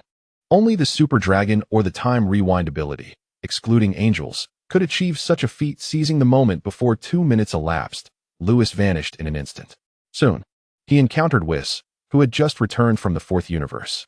Lewis requested Whis's assistance in restoring Namek, only for Whis to inform him that it had already been restored. Lewis returned to the Grand Elder. Neru eagerly inquired, "Candidate God of Destruction, what news?" "Your Namek has been restored," Lewis smiled, turning to the Grand Elder. "Grand Elder, I shall now return you home." "Thank you, Candidate God of Destruction," the Grand Elder replied. Taking hands with the Namekians, Lewis used instant transmission to transport them back to Namek. Upon arrival, the planet appeared untouched. The Namekians stared in awe. Could it be that this Candidate God of Destruction had once again utilized the Dragon Balls? "Grand Elder, to express my apologies, I present you with a gift." Lewis retrieved 3 universal capsules from his pocket, opening one. Boom. A 200 cubic meter warehouse appeared, filled with grayish-blue fruits. The Grand Elder inquired, puzzled, "Candidate God of Destruction, what are these?" "These fruits are known as spirit fruits, divine delicacies that enhance one's lifespan. In truth, they not only extend life, but can also significantly increase one's power. However, the increase in power is limited compared to the extension of life." With a face full of remorse, Lewis said, "I failed to fulfill my previous promise to you. Let this serve as my apology." Spirit fruits are divine sustenance that grow in the realms inhabited by the divine. Abundant in the God of Destruction's domain, Lewis had consumed them since childhood. "Absolutely not," the Grand Elder exclaimed, alarmed. "Candidate God of Destruction, please retract this. It is unacceptable." Lewis replied calmly, "No, what I have given will not be taken back." In the anime, the Grand Elder passed away after the explosion of Namek due to the exhaustion of his lifespan. The Grand Elder was kind and benevolent, having received his grace. Lewis could not turn a blind eye. Moreover, these spirit fruits meant little to Lewis. "Neru, ensure that the Grand Elder consumes these spirit fruits. After finishing this warehouse of spirit fruits, he should be able to extend his lifespan by several hundred years." "What?" Neru was momentarily stunned, then erupted with joy. The other Namekians shared in the excitement. The Grand Elder was like a father to them, and given his advanced age, it was no exaggeration to say he could depart this world at any moment. In truth, they possessed the Dragon Balls, with a wish. They could restore the Grand Elder's youth. Yet, that would defy the natural order. The Grand Elder would undoubtedly disallow such actions. If consuming these fruits could prolong life, it would be no different from making a wish with the Dragon Balls, a notion the Grand Elder would surely accept. Lewis handed the remaining 2 universal capsules to Neru before departing from Namek. On Earth, in the backyard of the Tai's family, Bulma gazed sorrowfully at the lifeless body of Vegeta lying on the ground. "Oh, Vegeta, how could you die?" she lamented, gripping Goku's collar. "Goku, who killed Vegeta? Why didn't you protect him?" "I'm sorry, Bulma," Goku gritted his teeth. "I failed to safeguard him, but don't worry. We can use the Dragon Balls to resurrect both Vegeta and my father." "Right, we still have the Dragon Balls." Bulma suddenly remembered and prepared to retrieve the Dragon Radar. Just then, with a swift motion, Lewis appeared before them. Ties rushed over, inspecting Lewis for injuries, and sighed in relief. "Where have you been for the past month? You scared me to death." "Don't worry, you know my constitution," Lewis replied, embracing Ties, relishing her warmth and heartbeat. It had been a month since he last saw Ties, and he had missed her dearly. "Brother-in-law, you must avenge Vegeta." Bulma approached. Lewis released Ties and reassured her, "Rest assured, Vegeta will be fine. Moreover, the one who killed him has already been dealt with." Lewis turned to Whis, who was lounging on a beach chair. "Whis, please resurrect these 5 individuals. It would save me the trouble of searching for the Dragon Balls." "Whis can do that." Bulma was taken aback. Even Ties was puzzled. She knew Whis was knowledgeable and formidable, but could he truly resurrect someone? "You really make me handle everything." Whis stood, waving his staff. A radiant light swept over the 5 corpses. Suddenly, they opened their eyes. "Where are we? What happened to Frieza?" The 5 individuals awakened, and Bulma wept joyfully, embracing Vegeta. "Vegeta." Goku and Ties stood in astonishment, realizing that a person could indeed be resurrected without summoning the dragon. Lewis smiled faintly. Resurrecting the deceased was trivial. In the martial arts tournament within the anime, Whis had resurrected Frieza in his spiritual form. "Lewis, once you've dealt with your affairs, return to the God of Destruction's realm," Whis said before vanishing. Lewis noticed Whis's departure, but did not see Beerus. "Where is Beerus? Has he returned to the God of Destruction's realm?" On the ground, Vegeta awoke, slightly dazed, looking at Bulma who was clinging to him. Didn't Ti die? Brother-in-law had Whis resurrect you. Bulma exclaimed, her eyes reddened. At that moment, Bardock, King Vegeta, Beppert, and Theodore also awakened. We're not dead? But I remember Frieza obliterating Beppert and me. Suddenly, King Vegeta spotted Lewis, his pupils constricting. Lewis, did you save us? King Vegeta shook his head, no? You said you wouldn't interfere with Saiyan matters. How could we possibly be saved by you? Who is he? Bardock and Beppert remained incredulous about their resurrection. They were baffled by Lewis's identity. King Vegeta stepped closer to Lewis, maintaining his gaze. Bardock, I previously mentioned that there exists another powerful Saiyan. Yet that warrior has never interfered with us. Yes, you did mention that. Bardock nodded, suddenly struck with realization. Could it be that this person is that powerful Saiyan? Wait, he has a tail. He truly is a Saiyan. Beppert and Theodore spoke up. King Vegeta, could this be the powerful warrior you mentioned? Why have we never seen him before? Vegeta remarked, you have seen him. Have you forgotten that over a decade ago, there was a high-ranking warrior among the Saiyans named Lewis?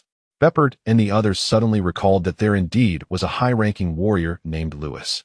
Although they believed he had perished while on a mission, in truth, he had left planet Vegeta long ago, becoming a disciple of the universe's most powerful deity. Now that he appeared before them, it was highly likely he was their savior. Upon hearing this, Bardock, Theodore, and Beppert gasped in shock. A disciple of the universe's most powerful deity? If he holds such a status, why didn't he come to aid the Saiyans? Nearby, Tai's Bulma and Goku began to understand Lewis's past experiences. Chapter 38. Beerus goes to Universe 4. Upon hearing all this, Vegeta's expression turned peculiar. Lewis hasn't neglected the Saiyans.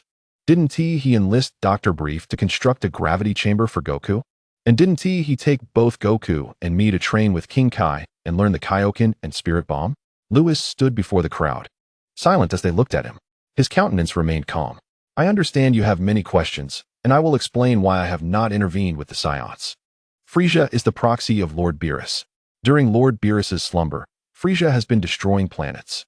Your existence has only emboldened Frieza's forces, allowing their influence to expand rapidly, resulting in the destruction of an increasing number of planets. Both qualified and unqualified planets have been obliterated by you. This has caused significant disruption to the stability of the universe, which is why you have long since provoked Lord Beerus's ire. Lord Beerus has spared you only out of respect for me. As for my reasons for not involving myself with you, Lewis paused, then stated, I am the candidate for the God of Destruction. His voice was calm, yet it resonated in the ears of the crowd like thunder. Indeed, Lord Beerus had harbored murderous intent towards the Saiyan race, yet the only reason they were spared was due to Lewis's influence. The candidate for the God of Destruction is the heir to the God of Destruction. Thus, the will of the God of Destruction must be adhered to. Lewis naturally could not intervene with the Saiyans. Furthermore, deities are merciless, and Lewis cannot excessively interfere with worldly affairs. Their resurrection was certainly aided by Lewis. Yet such interference with mortal development would inevitably draw Lord Beerus's ire. King Vegeta felt a wave of shame. He had wronged Lewis. Initially, Bardock and the others were furious to learn that Lewis, a powerful Saiyan and fellow kin, had chosen not to aid them. However, after hearing his explanation, they felt their ears burn with shame, utterly embarrassed. It was not that others neglected the Saiyans, but rather that they had to uphold the responsibilities of a deity. What the crowd thought remained unknown to Lewis. Had he known, he would have laughed aloud. Though what he had said was factual, it was more a reflection of his simple desire to remain uninvolved. However, the current state of the Saiyans was different. Lewis declared, all right, now that you have all been resurrected, I must return to the God of Destruction's realm. Whis had not encountered Beerus upon his departure, leading Lewis to speculate that Beerus may have traveled to Universe 4. He needed to hurry back and check. King Vegeta quickly inquired, Lewis, what will happen to the other Saiyans? Ask Kakarot about that. Lewis replied before vanishing with ties. The crowd turned to Goku, who recounted the events on Namek. He transformed into a Super Saiyan, and the Saiyans were sent back to the Galactic Patrol headquarters by Lewis. Frieza was slain by Lewis, and they were subsequently resurrected by Whis. After hearing all this, several Saiyans swallowed hard. Super Saiyan, Kakarot, are you telling the truth? Have you truly transformed into a Super Saiyan? It is no wonder that everyone was so agitated. After all, the The Super Saiyan is a legendary figure among the Saiyan race. Frieza had targeted the Saiyans precisely because he feared the emergence of this legend. Now, upon hearing this news, no Saiyan could contain their excitement. Moreover, if this were true, did it mean that they too could become Super Saiyans? The expressions on their faces were nearly pressed against their own. While Goku felt a bit uneasy and took a step back, he scratched his head and chuckled. Lewis mentioned that state is called a Super Saiyan. But I'm not sure if it's true. Seeing his silly demeanor, the others were left speechless. Vegeta shouted, "Kakarot, show us your transformation. Hurry up." He remembered seeing a golden-haired, blue-eyed figure just before he died. Bardock, suppressing his excitement, urged, Yes, Kakarot. If you transform, we will know for certain." Unlike the others, Bardock believed Goku's words with considerable conviction, for he had always harbored a premonition that his second son would become a Super Saiyan. "All right, you all step back a bit. Let me try." Goku moved aside, and King Vegeta and the others quickly cleared a path. Bulma was also intrigued by this so-called Super Saiyan. In an instant, all eyes were fixed on Goku. However, after a while, Goku still showed no signs of change. "Kakarot, what's the matter? I seem unable to transform." Goku looked at everyone with a puzzled expression. Vegeta remarked, "Haven't you transformed before? Why can't you now?" Bardock suggested, "Are you too nervous? Try again." King Vegeta and Beerus nodded in agreement, encouraging Goku to give it another shot. "All right, I will try again." Goku attempted once more, but after a while, nothing happened. Now, even he was taken aback. He had successfully transformed in Namek after witnessing his father's murder out of sheer rage, so why was he unable to do so now? King Vegeta furrowed his brow and asked, "Kakarot, you're not deceiving us, are you?" Beerus and Theodore looked at Goku with skepticism. Goku frowned and replied, "I'm not lying to you. I did defeat Frieza." Bardock, incredulous, exclaimed, "You defeated Frieza?" "Yes, though it was ultimately Lewis who delivered the final blow." "Do you not believe me?" Goku grew anxious, feeling that everyone was doubting him. However, when he transformed, everyone had been dead. Now, unable to transform again, and with Lewis leaving in such haste, he truly had no way to explain. At that moment, Vegeta stepped forward and said earnestly, "Kakarot, I believe you." He paused and continued, "I saw a golden figure just before I perished. I cannot be mistaken." Upon hearing this, the others were momentarily stunned before erupting in excitement. "Weave struck gold. Weave struck gold." Bardock had already embraced King Vegeta, his face brimming with exhilaration. The legend of the Saiyans was indeed real. This meant they too could transform in the future. In the realm of the destroyers, with a swish, two figures appeared by the lake. Ties jumped down from Lewis and asked in confusion, "Lewis, why have you returned here?" "I came to find Lord Beerus." Lewis walked towards the Destroyer-S palace, only to find it empty. Had he truly gone to the fourth universe to confront Whis? Lewis called out loudly, his voice echoing in the palace. After the sound faded, Whis did not respond. "Lord Beerus, please do not act recklessly." Lewis's expression turned anxious. He was now certain that Beerus had Whis take him to the fourth universe. Quitella had ambushed him, and Beerus must surely want to avenge him. However, the king of all decreed that destroyers must not engage in battle. Should Beerus and Quitella clash, it would be a grave offense. "No, I must stop him." Lewis paced frantically within the palace. Although Beerus often appeared impatient with him, Lewis knew that Beerus genuinely cared for him. He was deeply moved by Beerus standing up for him this time. "Lewis, what troubles you?" Ties inquired. "I'm contemplating how to reach the fourth universe." Leaving the seventh universe and traveling to the fourth universe was no simple task. There existed barriers between the universes, which mortals could seldom break. Although Lewis had surpassed the divine level, his power had not yet reached the realm of the gods. Breaking the cosmic barriers was indeed challenging. Other universes?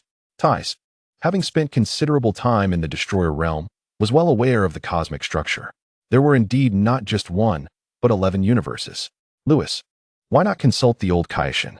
Ties recalled Lewis mentioning an ancient Kaioshin from the seventh universe, who must be privy to many secrets. Perhaps the old Kaioshin would know how to leave the seventh universe. "Yes," Lewis exclaimed joyously, lifting Ties and planting a firm kiss on her rosy lips. "Ties, wait for me here. I'll visit the Kaioshin realm and return swiftly."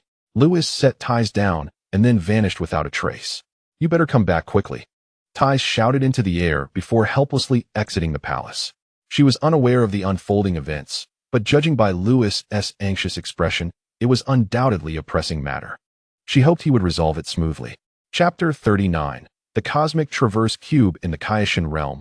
On a verdant lawn beneath towering trees, a gentle breeze rustled the leaves. 3 individuals sat beneath a grand tree. Asen, do you understand the responsibilities of a Kaishin? I do, ancestor. Then, are you no longer afraid of Majin Buu? Not anymore. Asen chuckled at the old Kaishin, realizing that with the existence of destroyers, he would no longer have to fear Majin Buu. Suddenly, a figure appeared with a swish beside them. Upon seeing the individual, Jebbit recoiled, trembling uncontrollably. Lewis naturally noticed Jebbit, but had no time to acknowledge him. Old Kaishin, I urgently need your assistance. Lewis? What brings you here? The old Kaishin was taken aback. Lewis quickly recounted the events of their previous sparring match, culminating in the revelation of Beerus's venture to the 4th universe. What? Quitella ambushed you? The old Kaishin erupted with fury. Asen jumped in shock at the old Kaishin's booming voice, but upon hearing that Lewis had been attacked, he couldn't help but worry. Lewis, are you unharmed? I'm fine. Lewis looked intently at the old Kaishin and urgently asked, Old Kaishin, how can I reach the 4th universe? If I don't stop Lord Beerus, something terrible may happen. Do not worry. That scrawny skeleton knows the consequences of engaging with a destroyer. He is not that foolish. The old Kaishin clenched his teeth. That wretched rat truly overstepped his bounds. Beerus handled it splendidly this time. Old Kaishin, please save your scolding for later. Lewis smiled wryly.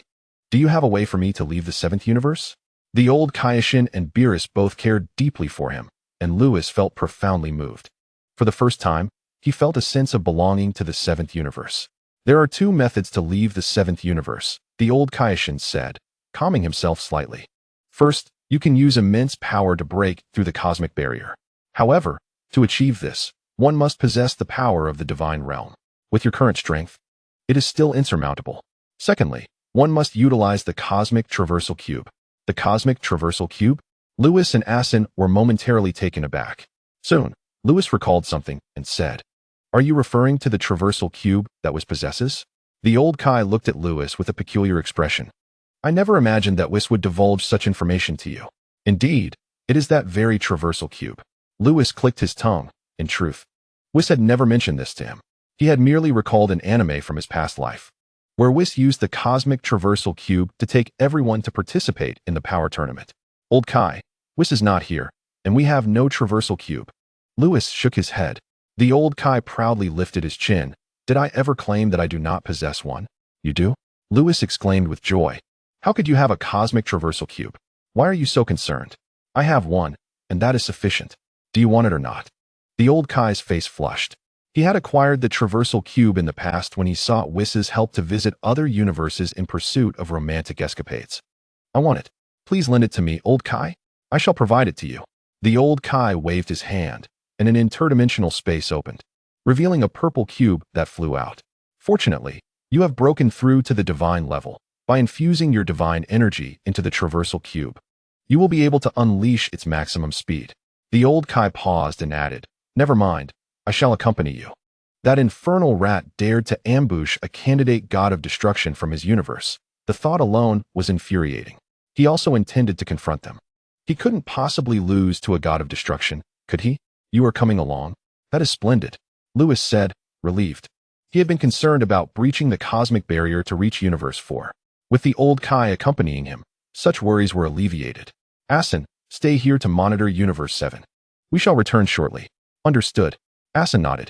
Soon, Lewis and the old Kai boarded the Cosmic Traversal Cube and vanished from the Kai's realm. Inside the cube, Lewis felt a bit agitated. The old Kai noticed his expression and said, Lewis, do not fret too much. That skinny fellow is quite clever. He will not act rashly. Lewis nodded. He had been too anxious and momentarily forgotten the nature of Beerus. Beerus would certainly not be easily deceived by Katra. His agitation stemmed from recalling his departure from the God of Destruction realm and his words to Ties, stating he would return soon. Now, embarking on a journey to another universe, he was uncertain how long it would take. He hoped it would be swift, otherwise, Ties would undoubtedly worry. We are about to breach the barrier. Be vigilant, the old Kai's voice echoed in his ear. Lewis returned to his senses and gazed ahead, where a luminous membrane obstructed their path. He intensified his divine energy output. Whoosh! The Cosmic Traversal Cube transformed into a beam of purple light, swiftly passing through the membrane. They soon arrived in a pitch-black expanse. Upon surveying the surroundings, Lewis observed 11 colossal spheres floating before him. Turning back, he realized that Universe 7 was also a similar sphere. The third sphere on the left is Universe 4. Simply move in that direction. All right. Ding. Task issued. Please sign in at Universe 4. Reward, erasure prototype. Suddenly, the cosmic traversal cube came to a halt. Lewis, what is the matter? And nothing. I am on my way. Chapter 40. Sign in successful. Reward, erasure prototype. Universe 4. A beam of light penetrated the barrier. Ding. Sign in task completed. Reward, erasure prototype. Buzz. Within the cube, Lewis's body jolted as a force of erasure began to manifest within him. The old Kai beside him was so frightened that he collapsed to the ground. Lewis was taken aback. Old Kai, what is wrong? The old Kai stammered. What was that aura you just emitted? If he had not misperceived it. Lewis had just exuded a hint of erasure power. Gulp. The old Kai swallowed hard. Erasure power was a technique only the Grand Minister and the Omni-King could wield. Why does this kid possess such power? Lewis could only feign ignorance, unable to explain it. The old Kai shakily stood up, staring intently at Lewis, his gaze becoming increasingly peculiar. Ignore. Erasure. Perfect freedom realm. This boy. No wonder Whis said he was extraordinary. He certainly harbors numerous secrets. The old Kai recalled a divine aura Whis had mentioned years ago. He was certain it was related to the boy before him. Lewis, you. The old Kai opened his mouth, but ultimately refrained from asking anything. Lewis, noticing the old Kai's silence, let out a breath of relief. Thankfully, the old Kai did not press for information. Otherwise, it would have been difficult to explain. Old Kai, let us seek out Lord Beerus. Very well. Beerus should be in the God of Destruction realm of Universe 4. The old Kai raised his head. Whis. Whoosh. A beam of holy light appeared within the cube. Whis arrived, slightly taken aback. Lewis, did I not instruct you to return to the God of Destruction realm? Why have you come here? Lewis rolled his eyes. If I do not come, will not Lord Beerus engage in battle with Katra? The old Kai inquired. Whis. That skinny fellow has not acted recklessly, has he? Lewis held his breath, fearing to hear news of Beerus clashing with Katra. Whis shook his head, smiling. Although Lord Beerus often acts arrogant, you know his cowardly nature, old Kai. Upon hearing this, the old Kai could not help but twitch his mouth at the thought of how Beerus had been sealed away for millions of years out of fear. Then what is Lord Beerus doing now? Lewis was puzzled, as Beerus was supposed to come to his aid. Haha. You will find out when you arrive at the God of Destruction realm of Universe 4. The Omni-King's palace. Apart from Koenig and Whis, all other angels had gathered. The angel of Universe 10, Kuss, looked at the Grand Minister and respectfully said, Father, are you aware of the situation in Universe 7? The Grand Minister looked at his children and chuckled. What is it? The angel of Universe 6, Vados, spoke up. Over a decade ago, a divine aura unprecedented in its sanctity emerged in Universe 7. Recently, we visited Universe 7 to investigate this matter, and we discovered that the candidate God of Destruction is quite extraordinary. He has comprehended the rules of destruction within a mere decade. The angel of Universe 5, Kuktal, chimed in. Moreover, he has also grasped the perfect freedom realm. Most importantly, he can disregard any attack. Upon hearing this, all the angels present held their breath, and the atmosphere grew tense. They harbored doubts regarding Lewis's identity, no matter how exceptional a mere mortal's talent could be. It was impossible to achieve such feats. Consider that every angel present had endured countless trials before attaining their current state. If one were to argue that it was extraordinary talent to comprehend the perfect freedom realm, that could be accepted. However, the ability to ignore was beyond any talent to explain. So, you are inquiring about Lewis's identity? The Grand Minister chuckled. Kuss frowned. Father, your expression, do you know his identity? The other angels fixed their gaze on the Grand Minister. The Grand Minister raised his hands and took a step forward. His voice filled with awe. Indeed, when that divine aura manifested over a decade ago, I investigated the matter as well. Without a doubt, that aura was unleashed by the candidate God of Destruction of Universe 7. The assembly of angels was thrown into an uproar, their astonishment palpable. Years ago, that divine aura had swept across the entirety of the King universe, perceptible in every corner. It was as if the very breath of creation itself had been unleashed, pure, resplendent, and sacred. In the eyes of the angels, only their father or the king could emanate such power. To their surprise, it was the candidate destroyer from the 7th universe who had unleashed it. You speak of disregarding attacks, yet I have personally put it to the test. What was the outcome? The angels swallowed hard, each clenching their fists, palms slick with sweat. They yearned for an answer, although deep down, they already suspected the truth. Some years prior, the Grand Priest had personally intervened to gauge the situation, leading them to pit their universe's candidate against Luis. This indicated that Luis had emerged unscathed. In other words, Luis had withstood the Grand Priest's scrutiny. Did you not already have your answer? The Grand Priest replied with a smile. Indeed, he has passed my trial. He can truly disregard any attack. Boom. Their minds trembled. The angels were left speechless. Despite their prior preparations, the Grand Priest's confirmation stunned them. Their father was the foremost being beneath the king. Father, do you know his identity? Kess hurriedly inquired. Right? He can't possibly be from the dark magic realm, can he? Campbell asked. The young man bears no dark aura. He cannot be from the dark magic realm. Indeed, had he been from there, Whis would have detected it, and he would not have been accepted as a candidate destroyer. The angels exchanged words, each adding to the discourse. Enough. The Grand Priest gestured for silence. I have formed some conjectures, and I have subtly probed the king's stance. The Grand Priest fell silent, his expression revealing to the angels that their father likely suspected Luis's true identity, and that it was somehow connected to the king. The angels exchanged glances, shock evident in their eyes. No matter what he does, do not interfere. The Grand Priest looked at the angels with utmost seriousness. Have you understood my words? The angels' hearts raced, and they quickly replied, yes. Suddenly, a faint aura of erasure emanated from the 4th universe. The other angels showed little reaction, but Kess's pupils constricted sharply. She turned to gaze deep into the king palace, and then at her father. Father, enough, do not concern yourself. At that moment, the Grand Priest glanced towards the 4th universe, a slight smile gracing his lips. The other angels were perplexed, wondering what had transpired between their eldest sister and their father. Chapter 41. The trial of Ketla's erasure in the 4th universe. The realm of destroyers mirrored that of the 7th universe, with lakes, forests, and mountains, all bearing the same hue of purple. Deadrat, haven't you eaten? Put a bit more strength into it. By the lakeside, Beerus lounged in a chair, his legs crossed, a look of indulgence on his face. Behind him, Ketla gritted his teeth, pressing down harder on Beerus's shoulders. Ugh! Beerus sprang up, fuming. Are you exerting this much force because you have a grievance against me? Ketla clenched his fists, fury boiling within him, his chest heaving. You scrawny cat. If you have the guts, let us settle this with a fight. Fight? Huh. That is not something a gentleman like me would engage in. Beerus laughed heartily. You, Ketla seethed. Beside them, Troy remained utterly still, not daring to breathe too loudly for fear of drawing the attention of the two deities. At that moment, a brilliant 7-colored light descended from the heavens.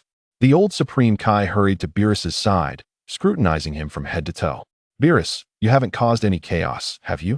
The old Supreme Kai's eyes roamed over Beerus, who felt increasingly uneasy. Old man, if you keep looking at me like that, do you believe I won't seal you again? The old Supreme Kai promptly averted his gaze. However, he noted that Beerus appeared in excellent condition, showing no signs of having engaged in any conflict. Luis approached Beerus, expressing his gratitude. Thank you, Lord Beerus. Before he could finish his sentence, Beerus delivered a punch to Luis's chest. Boom. The heavens shook. Naturally, Luis remained unscathed, while Ketla's eyelids twitched furiously. My word, is this kid's body made of iron? A blow from the 5th layer of divine realm does nothing to him. Seeing this, Konnik swallowed hard. It seemed Whis's claims of disregarding were indeed true. Enough. Why is a grown man so sentimental? Ignoring Ketla and the others, Beerus patted Luis's chest, his expression turning serious. You are my successor. Without my permission, no one is allowed to touch you. Beerus understood why Luis bore such a countenance. But wasn't it only natural for a master to protect his disciple? If anyone dares to harm you, I will ensure they regret it. Beerus's eyes brimmed with menace as he cast a sidelong glance at Ketla. Beerus, are you done yet? I merely ambushed your disciple. Ketla roared, fists clenched. Luis and the old Supreme Kai exchanged a glance, momentarily stunned. What had Beerus done to provoke such ire from this scrawny rat? Whis's lips curled into a subtle smile as he relayed to the old Supreme Kai and Luis the events of Beerus's past few days. It turned out that upon discovering Ketla's ambush on Luis, Beerus had been enraged and could not resist attacking the 4th universe. However, Beerus was inherently fearful of death. He knew that should he act, the king would not let him off easily. This was precisely what Ketla had hoped for. Thus, Beerus cunningly decided, "You came to the 7th universe to ambush my successor? Very well, I shall repay you in kind." After Whis escorted Beerus to the 4th universe, he similarly ambushed the candidate destroyer, Troy. Fortunately, the angel Conic arrived just in time to utilize time reversal, saving Troy from near death. Even after Troy's revival, Beerus did not relent. He concealed himself near the 4th universe's realm of destroyers. The moment Troy dared to show himself, Beerus would strike him down. And it didn't end there. Beerus frequently wreaked havoc across various star domains of the 4th universe. He was confident that even if Ketla was furious, he would not dare retaliate. If Ketla truly lost his temper, that would be even better. After all, bringing the matter before the king would justify his actions. In just 2 days, Beerus had rendered one of the galaxies in the 4th universe incapacitated. Following this, his gaze shifted to another galaxy within the 4th universe. At last, Ketla could bear it no longer. Fighting Beerus was out of the question, for the first to strike would surely perish. Ketla recognized his culpability and could only plead with Beerus for a way to appease him. Seeing his objective achieved, Beerus proposed that Ketla serve him as a servant for 3 days. Ketla felt an immense sense of humiliation but had no choice but to comply. Otherwise, his universe would remain in Beerus's sights. Thus, Luis arrived in the 4th universe to witness the unfolding scene. Ha! Luis couldn't help but laugh aloud. The old Supreme Kai also covered his mouth, but he wished Luis would not be so audacious as to laugh out loud. Outrageous. Ketla's ears burned with embarrassment. Luis's laughter nailed him to the wall of shame. When had a mere candidate destroyer ever had the audacity to mock him? Outrageous. Luis's gaze sharpened as he stepped forward, standing face to face with Ketla, a mere 10 centimeters apart. Their eyes locked. They could all perceive each other's murderous intent. "Are you jealous of my talent?" Luis mocked. "What? Your universe lacks a genius like me, so you resort to ambush? Do you even know who you are speaking to?" Ketra's expression darkened. The people of the 7th universe are utterly despicable. The sight of the young man before him ignited a desire to kill him. "Who do you think you're talking to?" At this, Beerus emanated an aura of destruction, taking a step forward, causing the entire 4th universe to tremble. Whis and Conic straightened themselves, ready for action. The devastation caused by 2 gods of destruction clashing was simply too overwhelming. "Lord Beerus, allow me to handle this," Luis said with a gentle wave of his hand. Beerus glanced at Luis, but ultimately dissipated his destructive energy. "I know you are eager to kill me. After all, eliminating me would sever the future hopes of the 7th universe. But," Luis smiled wickedly, "you cannot kill me. I can disregard any harm in this world." Boom. The old Kaioshin, Ketra, Conic, and Troy shuddered, their minds assaulted by a powerful shock. Although they had heard about it beforehand, hearing such a definitive statement from Luis still left them stunned. There truly exists someone who can ignore any attack. "I just learned a new technique, and I want to try it on you." Luis grinned at Ketra, his smile decidedly sinister. He raised his hand. "Erasure." Chapter 42. Ketra was terrified buzz. A brilliant white light erupted from Luis's hand, an unmatched might that seemed capable of erasing all matter from existence, except for the 2 angels. Everyone else collapsed to the ground. Their eyes bulged, mouths agape, faces ashen, and their bodies trembled uncontrollably, as if they had seen a ghost. Fear, anxiety, panic, and confusion gripped them. Whis and Conic's expressions mirrored the absurdity of the situation. They were dumbstruck, hearts racing wildly. "Erasure? This is a technique only the Grand Minister and the Omni-King possess. How could Luis wield such a move?" Ketra collapsed to the ground, cold sweat trickling down his spine. His voice trembling. "How do you possess the Omni-King's technique?" This move was all too familiar to Ketra. Eons ago, the Omni-King's universe had originally comprised 18 universes. Yet now, only 12 remained. The 6 missing universes had been erased by this very technique. The familiar scene, the familiar aura. Ketra felt as if he were a mouse confronted by a cat, filled with fear and despair. No one could escape from erasure. Whis was dumbfounded. "Luis, when did you learn this technique?" He knew of Luis's immense talent. Within a mere decade, he had grasped the destructive principles of a god of destruction and attained the perfect realm of an angel. Yet, erasure was not an ordinary technique. No, erasure is not merely a technique, but a confluence of rules. Destruction, time, space, light, and darkness. All these rules amalgamated into a singular law. Such a law could only be comprehended by those of a ministerial level or higher. Lewis had actually achieved this. The old Kaioshin sat silently, his gaze fixed intently on Lewis. It became clear that he had not misjudged earlier. That aura was indeed the aura of erasure. Lewis ignored Whis, looking down at the incapacitated Katra with a cold smirk. Lord Katra, do you know who you are speaking to? Katra had uttered the same words to Lewis before, and Lewis returned them verbatim. Katra, under the white glow, felt his scalp tingle, fear rendering him speechless. The atmosphere was thick with murderous intent. The realm of the gods of destruction felt like an ice chamber, chilling to the bone. Beerus was also taken aback by the scene, hastily interjecting, "Lewis, don't do anything reckless." The sheer incredibility of Lewis's display was overwhelming. The supreme erasure. Should Lewis act, Katra would be entirely obliterated from this world. Perhaps only the legendary super dragon could resurrect him. The consequences of killing a god of destruction were too monumental. Despite his disdain for this old rat, he could not bring himself to kill a god of destruction. Not to mention, Beerus could easily eliminate Katra if he truly wished to. After all, Beerus's title as the first god of destruction in the Omni-King's universe was not mere fluff. Whis appeared before Lewis, urging, "Lewis, please don't act recklessly." Conic, still in shock, wondered how anyone could wield such a technique. "Mr. Lewis, please show mercy." Conic snapped back to reality and quickly spoke up. He should have advised Katra earlier not to provoke Lewis. Yet, he still harbored a sliver of doubt. How could anyone ignore all harm?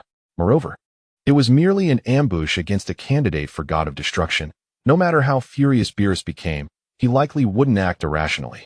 Conic was correct. Beerus indeed refrained from acting recklessly. However, the candidate for the 7th universe's god of destruction was about to make a grave mistake. They were hitting a steel plate. In an instant, everyone, including the old Kaioshin, urged Lewis to reconsider. Lewis raised his right hand, unfazed, gazing at Katra with a mocking expression. "If even the Grand Minister cannot kill me, do you still dare threaten me? Are you prepared for death?" As these words left his lips, the murderous atmosphere seemed to solidify. "No, please." Katra's pupils constricted sharply. The others were equally terrified. Lewis genuinely intended to kill Katra. Lewis, no." Amidst the anxious gazes of the crowd, Lewis swung his right hand. The earth trembled. A brilliant white light erupted, illuminating the entire sky as if it were day, so blinding that it was impossible to open one's eyes.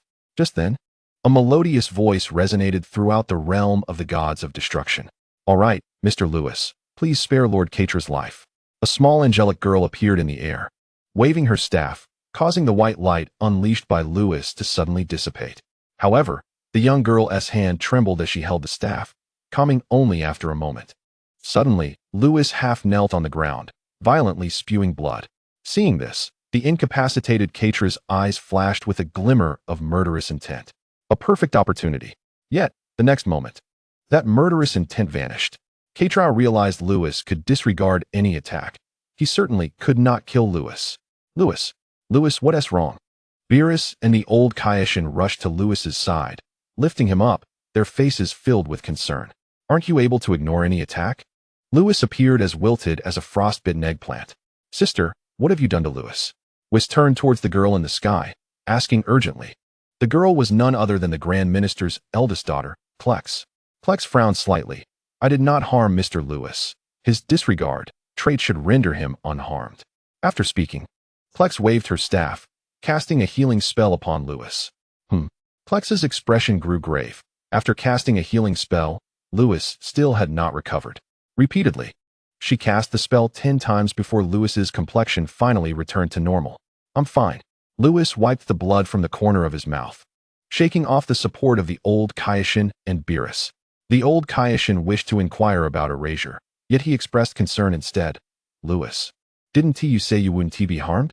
Beerus quickly added, "Could it be that Miss Klex injured you?" Klex replied, "I already said I didn't lay a hand on him." Lewis looked up at Klex, shaking his head. "I wasn't harmed by Miss Klex." "Then why?" Whis began to ask, "Why were you injured?" Luis directly interrupted Whis's inquiry and said calmly, "Whis, let us return to the 7th universe." He said nothing further, and the aura of killing intent around him dissipated. The others were momentarily stunned. Hadn't he just declared his intention to eliminate Katra? What had changed so suddenly? Meanwhile, Katra, who was slumped on the ground, sighed in relief, having narrowly escaped death. Wait, Kiers, who was watching from above, fixed her gaze on Luis.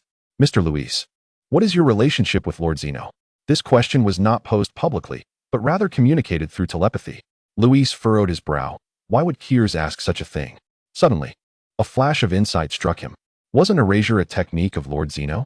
It was likely that Kiers had made that connection, prompting her inquiry.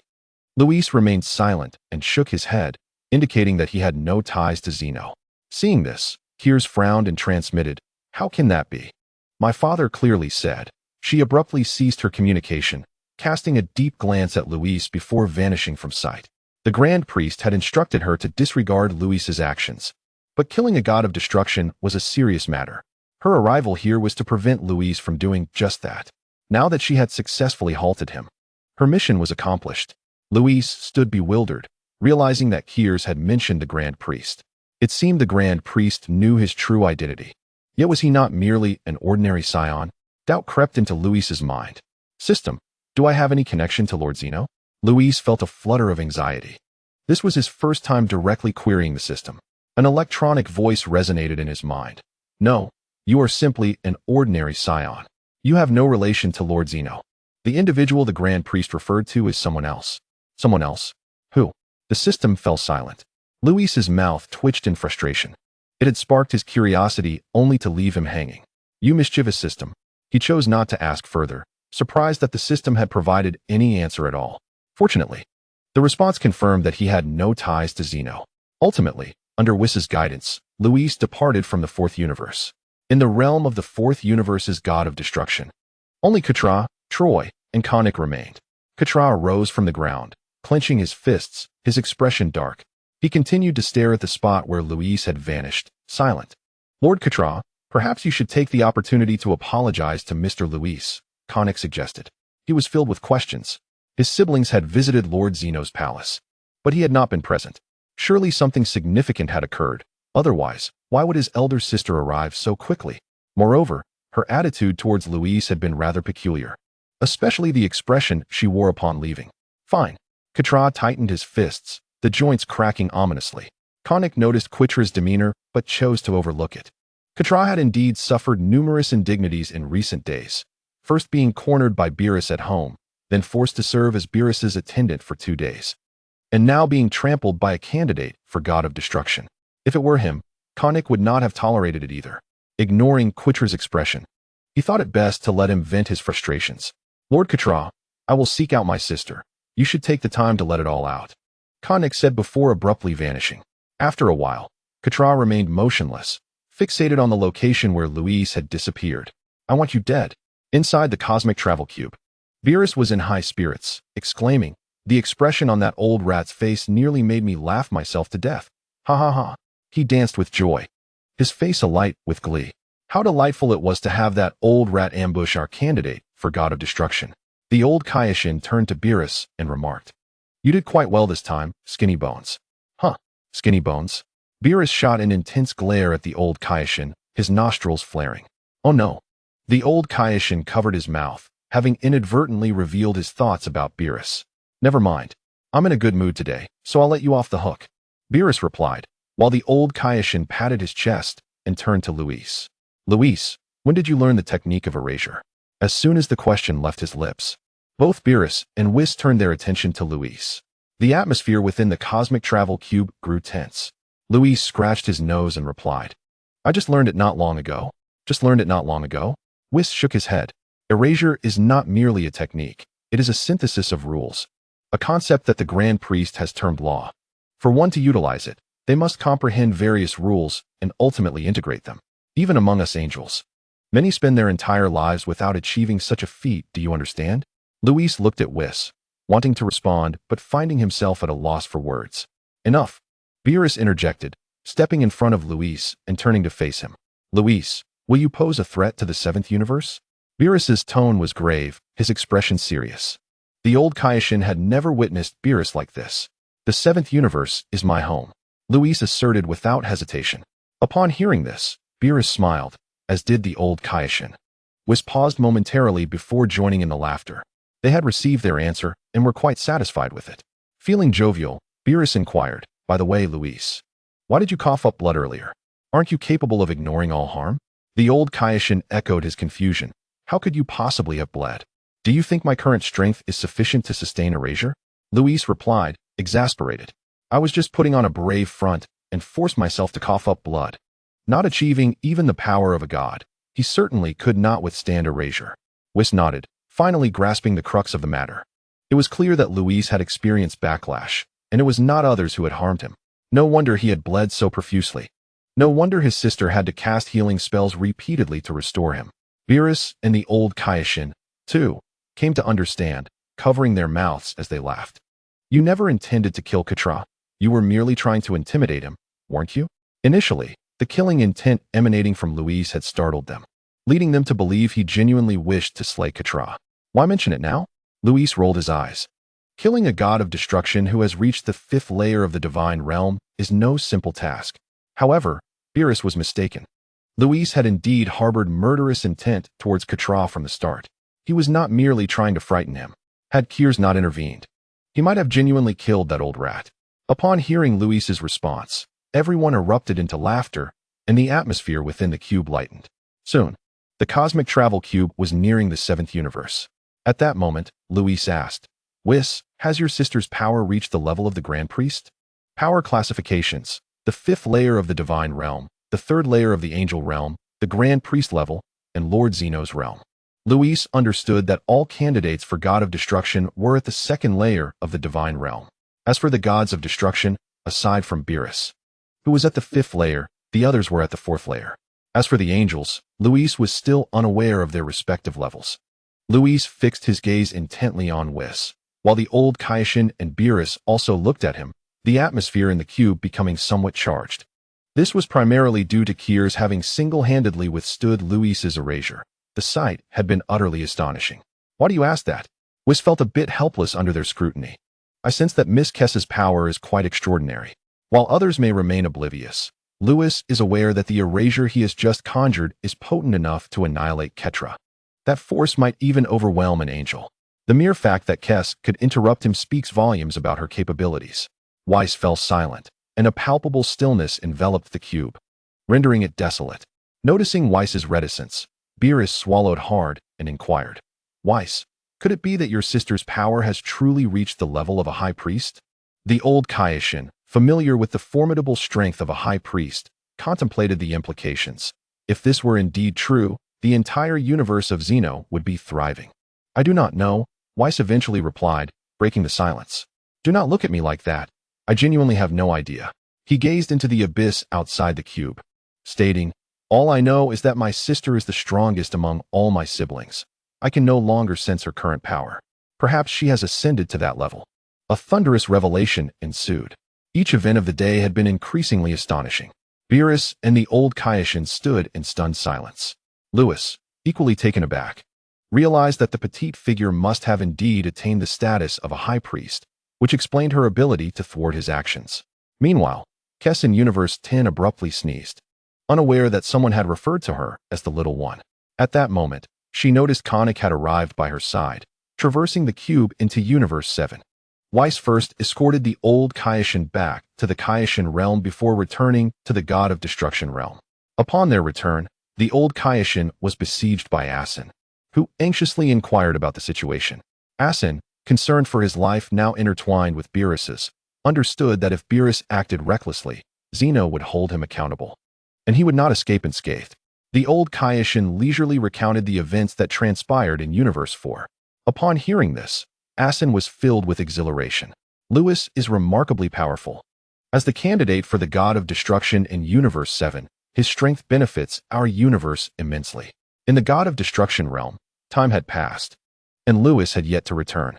Tai sat by the lake, resting her chin in her hands, lost in thought. Luis had left in a state of urgency. Clearly something significant had transpired. Suddenly, a voice echoed, followed by the familiar sound, "Tais, I am back." Tais whipped around, her face lighting up. "Luis."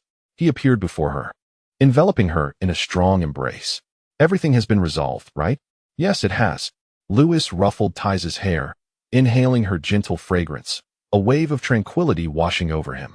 "That is splendid," he remarked, as Ties beamed with a silly smile. Lewis's sturdy chest brought her comfort, a sensation she had never experienced during their cosmic travels. Suddenly, she noticed Beerus and Whis gazing intently at her. Ties's cheeks flushed crimson, her ears burning fiercely as she buried her face into Lewis's embrace. Noticing her reaction, Lewis turned to Beerus and Whis, unable to suppress a smirk. "All right, stop staring at my wife," she asked, becoming shy. "If you have no business here, would you kindly take your leave? Who wants to witness your lovey-dovey moments?" "Ties, I am famished," Beerus lamented, eyeing Ties with longing, having not tasted her cooking in days. Whis eagerly nodded in agreement. "I, too, am hungry." Emerging from Lewis's embrace, Ties's face remained flushed, resembling a ripe apple. "I will prepare something for you right away," she said bashfully as she departed. Watching her shy demeanor, Lewis felt a surge of happiness. "Lord Beerus, you wouldn't dare to dine on Earth, would you? Making Ties cook for you every day? How shameless. You are my disciple. What is there to be ashamed of?" Beerus chuckled. "I never imagined you would truly win Ties over." Whis stifled a laugh. "I have always said there was something between them." Beerus scoffed. "Who doesn't know that?" Lewis felt a wave of embarrassment wash over him. These two fools. At that moment, Beerus's tone shifted. "Lewis, be cautious. Ketra is not one to be trifled with. He may seek revenge. The humiliation he endured by serving Ketra for 2 days is a significant affront. And while Ketra did not retaliate, it is only because he was in the right." As old rivals, Beerus understood Ketra's temperament well. He had prepared himself for any ensuing trouble. "That fool," Lewis scoffed, "with my constitution and my ability to erase. That old rat would likely be too frightened to approach me." Beerus nodded, acknowledging his point. Had Lewis aimed his erasure at him, he would have certainly been terrified, and would not dare to provoke Lewis afterward. As they returned to the God of Destruction realm, the atmosphere grew lively once more. In the days that followed, Beerus's routine underwent some changes. Beyond his daily indulgences, he often vanished with Whis, which perplexed Lewis and Ties. Upon inquiring, Beerus explained, "While you may not fear Ketra, I am concerned about the repercussions he may bring to Universe 7. Ultimately, Beerus still feared Ketra's potential chaos in Universe 7. Thus, he patrolled the cosmos daily with Whis. Lewis contemplated this and recognized the validity of Beerus's concerns. He had nothing to fear, but Universe 7 was vast, should chaos arise. Neither Beerus nor Whis could respond in time. Beerus was acutely aware of this reality, yet he felt he had no other option. Lewis, feeling sympathetic, offered, "Would you like me to eliminate Ketra in Universe 4?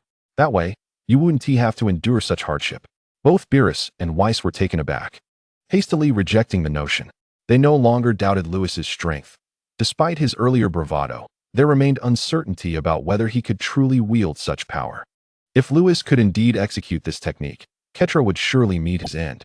The death of a god of destruction would also spell doom for the Kaioshin. The god of destruction and the Kaioshin form the foundation of a universe. Their demise would reverberate throughout the cosmos. It was not that a candidate for god of destruction could not succeed the role. However, without a new Kaioshin, it would be futile. It is essential to note that Universe 4 lacks a candidate Kaioshin. Without a new Kaioshin, Universe 4 would plunge into a creative void for millennia. Thus, Universe 4 would effectively be rendered obsolete. If Universe 4 fell, the universe of Xeno would lose another realm. Consequently, even amidst rivalries, gods of destruction cannot resort to violence against one another. Furthermore, Xeno has decreed that beings of god of destruction caliber must not engage in combat. The death of a god of destruction directly impacts the entire structure of Xeno's universe, a structure only Xeno himself can delineate. Others cannot intervene. This was the very reason Kes had intervened to prevent Lewis from erasing Ketra. Lewis finally comprehended the underlying truth, realizing he could offer no assistance to Beerus. Chapter 45. Son Goku transforms into Super Saiyan again. Earth. Time passed, and 2 months slipped away. Bardock, King Vegeta, Omni-Bert, and Theodore have been on Earth for 2 months since arriving from Namek. Lewis has not reappeared, and thus they have not departed from the planet. After all, returning to the galactic headquarters by spaceship is highly inconvenient. A single journey would likely take a year. In the West City wilderness, a tremendous rumble reverberated across the expanse. 2 formidable crimson figures danced through the sky, occasionally colliding and producing a thunderous resonance. Fortunately, Both combatants were holding back. Despite the ground being pockmarked, Earth remained largely unscathed. Kakarot, take this punch. One of the crimson figures transformed into a red dragon, roaring towards Goku in the sky. Vegeta, let's go? Goku grinned. His spirit ignited as he faced Vegeta, his fists clenched in exhilaration. He launched a powerful punch toward the approaching Vegeta. Boom. The air compressed with a terrifying sonic boom. The sheer force sent Vegeta staggering back over 100 meters. Goku also retreated a few meters, feeling a dull ache resonate through his nerves. It was discomforting. I never imagined you could resurrect from the brink of death and become so powerful. Goku laughed heartily, darting through the sky in a blur. In an instant, countless afterimages appeared in the void. Enough with the taunts. Vegeta gritted his teeth, soaring into the air to shatter one of Goku's illusions. It was understandable that Vegeta was incensed. Having returned from death, his power had soared to 3.5 million, with a tenfold increase from the Kaioken. His strength reached an astounding 35 million. Yet, he still found himself outmatched by Goku, who had also amplified his power to 50 million through the same technique. Thanks to his base strength of 5 million. It wasn't that Vegeta was entirely incapable of fighting back. With a battle power of 35 million against Goku's 50 million, there was still a fighting chance. However, Goku's combat style was elusive and fluid, making it exceedingly difficult for Vegeta to counter. Damn it! Vegeta smashed another of Goku's illusions. Suddenly, an ominous premonition struck him. He turned sharply to see Goku grinning, swirling behind him. When did he? Vegeta's pupils dilated.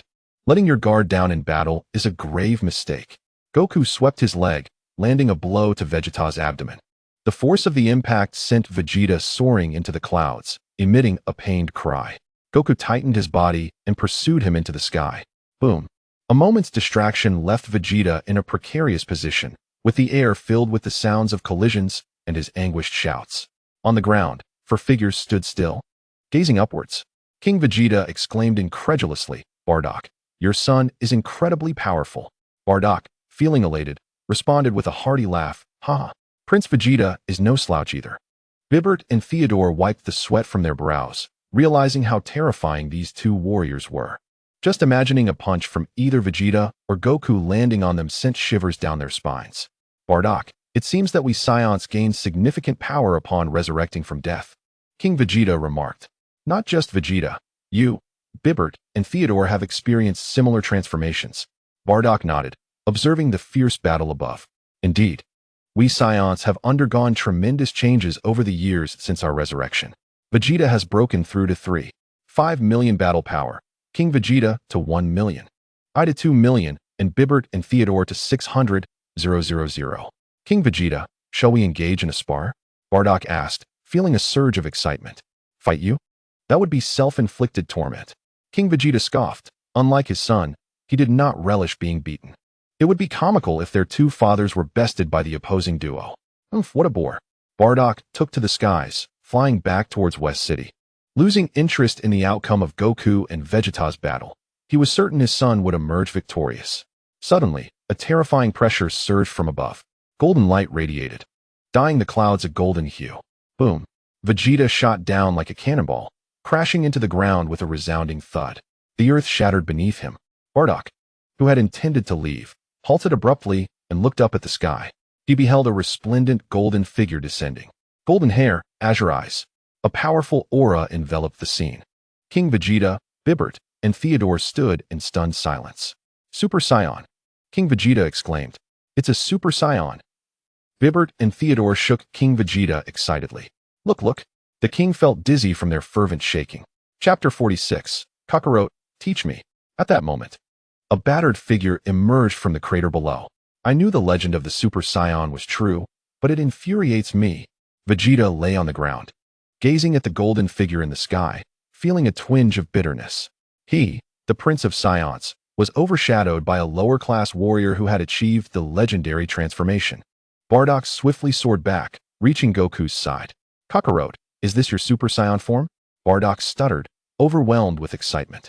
King Vegeta and the others joined, gazing at Goku with eager anticipation. Goku hovered in the air, exuding a menacing aura. His icy gaze swept over them. Gulp. The group swallowed hard, retreating a few steps under the weight of Goku's formidable presence. What has happened to Goku? Haha, this is what Lewis referred to as a Super Saiyan. I'm not entirely sure. You all should take a look. Goku had been attempting to transform into a Super Saiyan before his spar with Vegeta. After 2 months of relentless effort, he had finally succeeded, albeit unexpectedly, in the midst of their battle. It turned out that, akin to the anime, once he transformed for the first time, he wouldn't be able to revert back until he trained for a while. With a chuckle, Goku's laughter dispelled the malevolent aura surrounding him, and everyone breathed a sigh of relief. His previous cold gaze had been unsettling. Yes, King Vegeta exclaimed, flying closer to Goku, his excitement palpable. This is it. Bardock approached his son, marveling at his golden hair and blue eyes. Haha, Kakarot, you truly didn't deceive us. Bardock was ecstatic. Who could have imagined that the legend passed down through their lineage would manifest in his son? At that moment, Vegeta flew up from the ground, hastily questioning, Kakarot, how strong are you now? He had nearly met his end from a single punch earlier. Relieved that Goku had tempered his strength at the last moment. I feel like I am about 10 times stronger than when using the tenfold Kaioken, Goku replied, counting on his fingers with a goofy smile. 10 times stronger than the tenfold Kaioken. My goodness.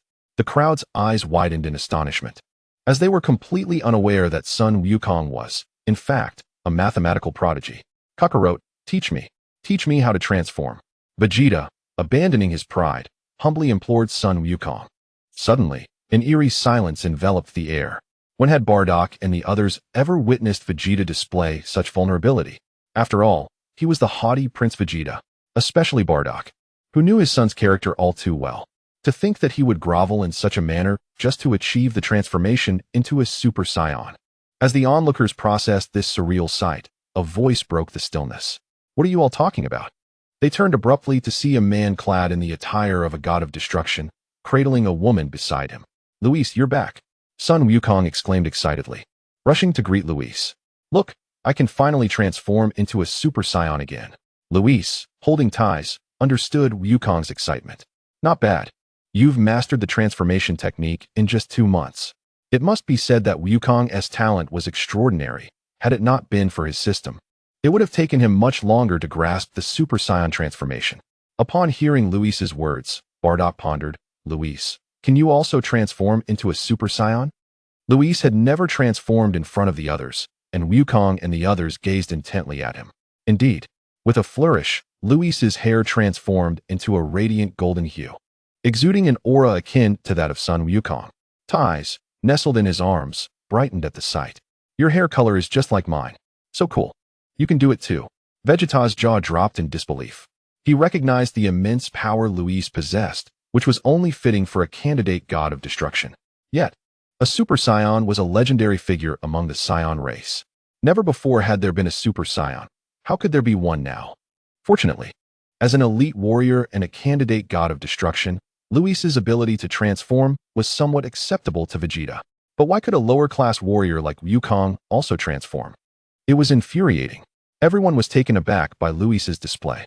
Luis, please teach me how to become a Super Saiyan, Vegeta exclaimed. With Vegeta's plea, Bardock and the others quickly followed suit. Luis, please instruct us on how to transform into Super Saiyans. If they could all achieve this transformation, the Saiyan race would be unrivaled across the universe. Both King Vegeta and Bardock understood this well. Kakarot can teach you. Just seek him out. I don't have that much time, Luis replied, glancing at King Vegeta and the others. You have been away from the Galactic Patrol headquarters for quite some time. Your kin are waiting for your return. Indeed, they had been on Earth for 2 months, and with their journey to Namek, it had been nearly half a year. Let us return. Once Kakarot learns instant transmission, he can find you whenever needed. Luis cast a casual glance at King Vegeta, stating, Frieza is dead, and his minions pose no threat. That said, I will not concern myself with Saiyan matters. Your development is of no consequence to me. I am merely a candidate god of destruction. Although Luis's tone was somewhat detached, the crowd did not take offense, for they were already aware of the context. Luis was a candidate god of destruction. The true god of destruction had intended to annihilate the Saiyan race, yet it was only through Luis's influence that they had survived. A candidate god of destruction must adhere to the will of the true god, and thus Luis could not intervene excessively in mortal affairs. This could not be held against him. The notion that the cosmic tyrant Frieza had perished at the hands of the Saiyans was almost surreal. King Vegeta reflected. Who would have thought that the legends of our race were indeed true?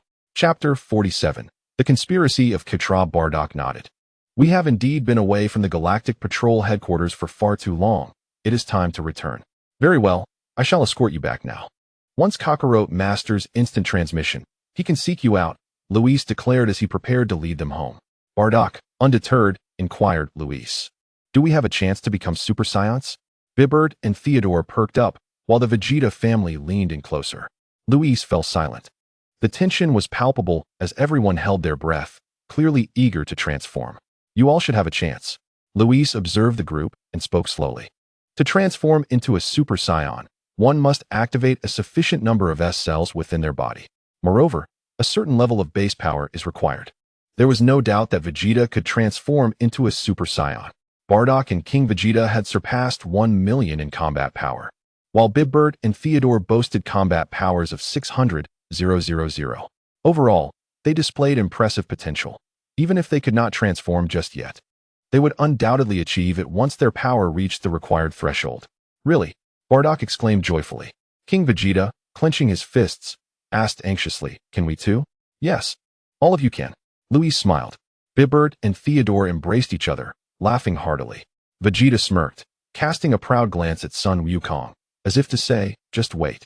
When I successfully transform, I will deliver a crushing blow to you. Sun Wukong maintained his trademark grin, seemingly oblivious. Vegeta's expression darkened. That big fool. All right, I shall take you back now. Ultimately, Luis escorted King Vegeta and the others back to the Galactic Patrol headquarters. As for Vegeta, he had grown close to Bulma. And with Earth now his new home, he chose not to return to his kin. In the Divine Realm, after returning King Vegeta and the others, Luis took ties home before venturing alone into the Celestial Sanctum. The Supreme Kai, observing the lower realms from the edge of the Divine Realm, approached Luis respectfully, saying, Greetings, Candidate God of Destruction. Beside him, Bobo followed suit with a bow.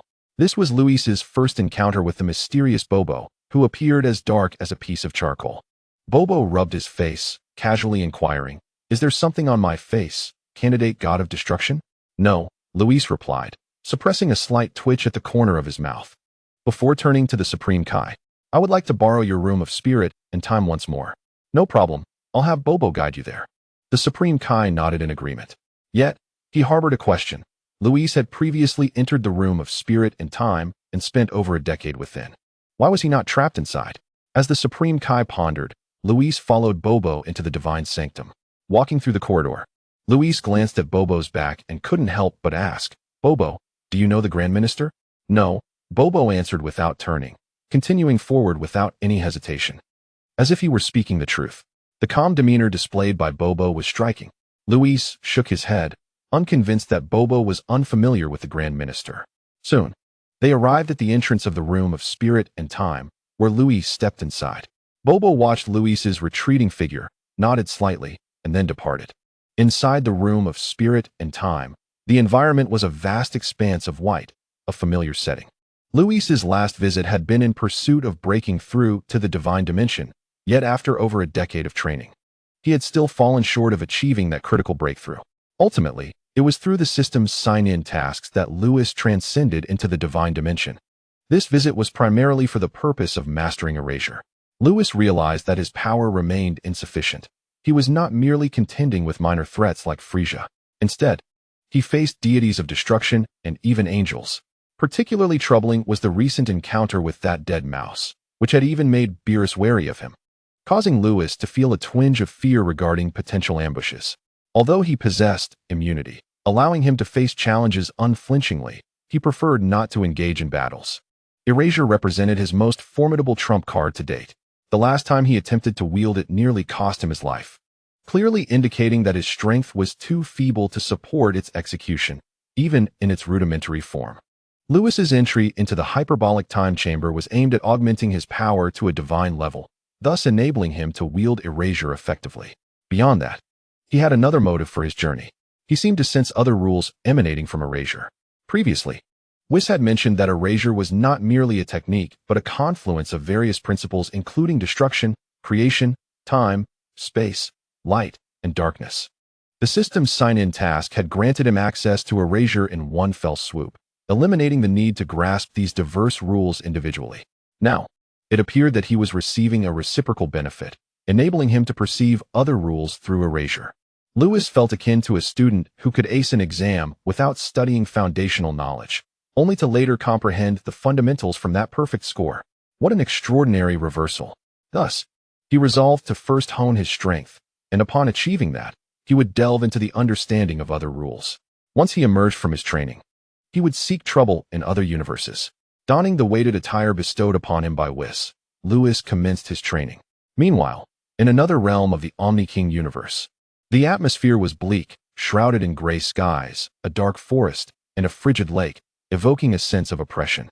A flash of purple light darted through the black forest, revealing a figure cloaked in black, wearing a mask. By the lakeside stood another silhouette. "You have arrived," Demigra remarked. "How about my conditions? They should exhibit great sincerity, no? I shall eliminate the candidate for the God of Destruction from Universe 7, and in return, you will assist us in gathering the Super Dragon Balls." It indeed sounds quite genuine. Demigra watched the oddly attired figure before him, tauntingly saying, "With your strength, you should be able to dispatch him effortlessly. Shall we proceed? Or do you fear that with Beerus protecting him, you cannot act?" "Beerus," Demigra frowned, acknowledging the complication. "Speak, how shall this transaction proceed?" "Very well, I accept your terms." Demigra replied coldly. "I will help you eliminate the candidate for the God of Destruction from Universe 7, and in exchange, you will aid me in collecting the Super Dragon Balls. Should you dare to renege, you shall deeply regret it. I keep my promises, rest assured. Here is the dossier on that candidate for the God of Destruction, along with methods to deal with him. Be cautious not to stumble in your execution." With that, the shadowy figure tossed a manuscript to Demigra and vanished without a trace. The next moment, a voluptuous woman appeared beside Demigra. "Tawa," she chuckled, covering her mouth. "Why does Ketla don such peculiar attire? Does he truly believe he can go unnoticed?" "Who knows?" Demigra replied, his expression darkening. After Tawa's playful banter, she grew serious. "Can we trust Ketla? He wouldn't dare deceive us. You have the manuscript. Remember to handle the matter adeptly." Indeed. Chapter 48. Power breaks into the divine realm in the universe of destruction. The angel Konnik returned from Universe 10, his face etched with astonishment. His elder sister had imparted words that left him profoundly shaken. The journey back to Universe 4 had done little to quell his tumultuous emotions. Suddenly, he beheld Ketla descending from the heavens. "Lord Ketla, where have you been?" "I have obliterated a few planets," Ketla replied nonchalantly, hands clasped behind his back. Konnik nodded, recognizing that Ketla's response to such great humiliation was only natural. However, he looked earnestly at Ketla. "Lord Ketla, should we let matters with the candidate from Universe 7 rest?" "Rest?" Ketla furrowed his brow. "Did you not seek out your elder sister? Did Miss Case say something?" To let such a profound disgrace go unaddressed seemed implausible. He had observed Lewis closely before, realizing that the erasure Lewis wielded was not the true erasure, while it bore a striking resemblance. True erasure could not be executed by one whose power did not even reach the divine realm. That young man had likely merely grasped a superficial understanding. It was that very slight understanding that had nearly cost Lewis his life when he attempted to employ it. If revenge was to be sought, it was imperative to act before Lewis matured further. Moreover, he had devised a strategy and conveyed the means to deal with Lewis to Demigra.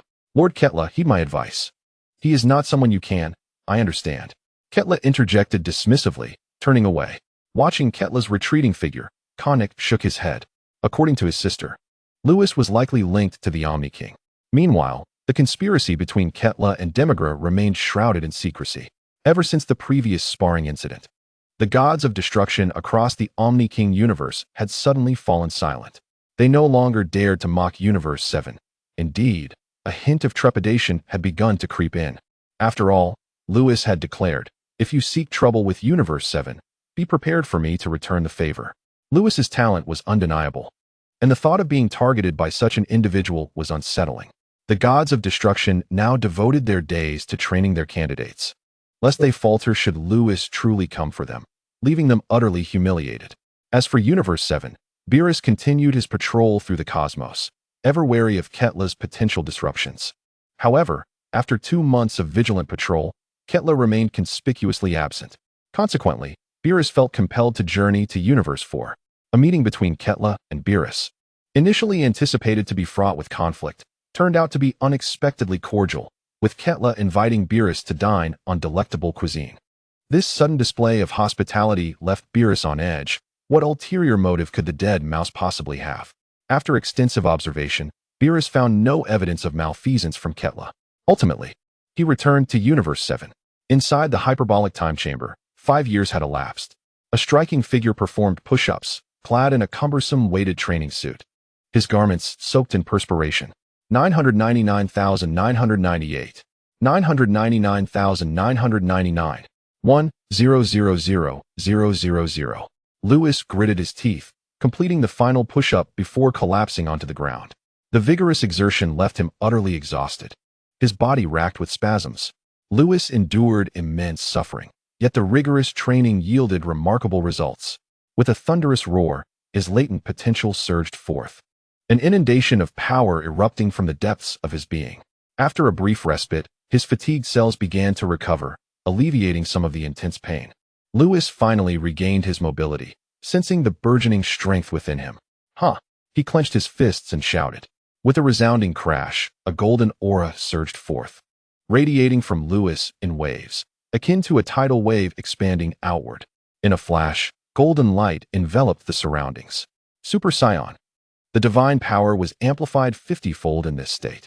With a crackling sound, the shackles were shattered. His strength ascended to the divine realm. As if a volcano had erupted, the entire world of the hyperbolic time chamber trembled. Lewis, resembling an ancient war god, radiated a golden glow, exuding an overwhelming presence. Unparalleled power compressed in the void, creating a vacuum around him. Gasping for breath, Lewis exited his Super Saiyan form, finally having broken through to the first layer of the divine realm after 5 years of arduous training.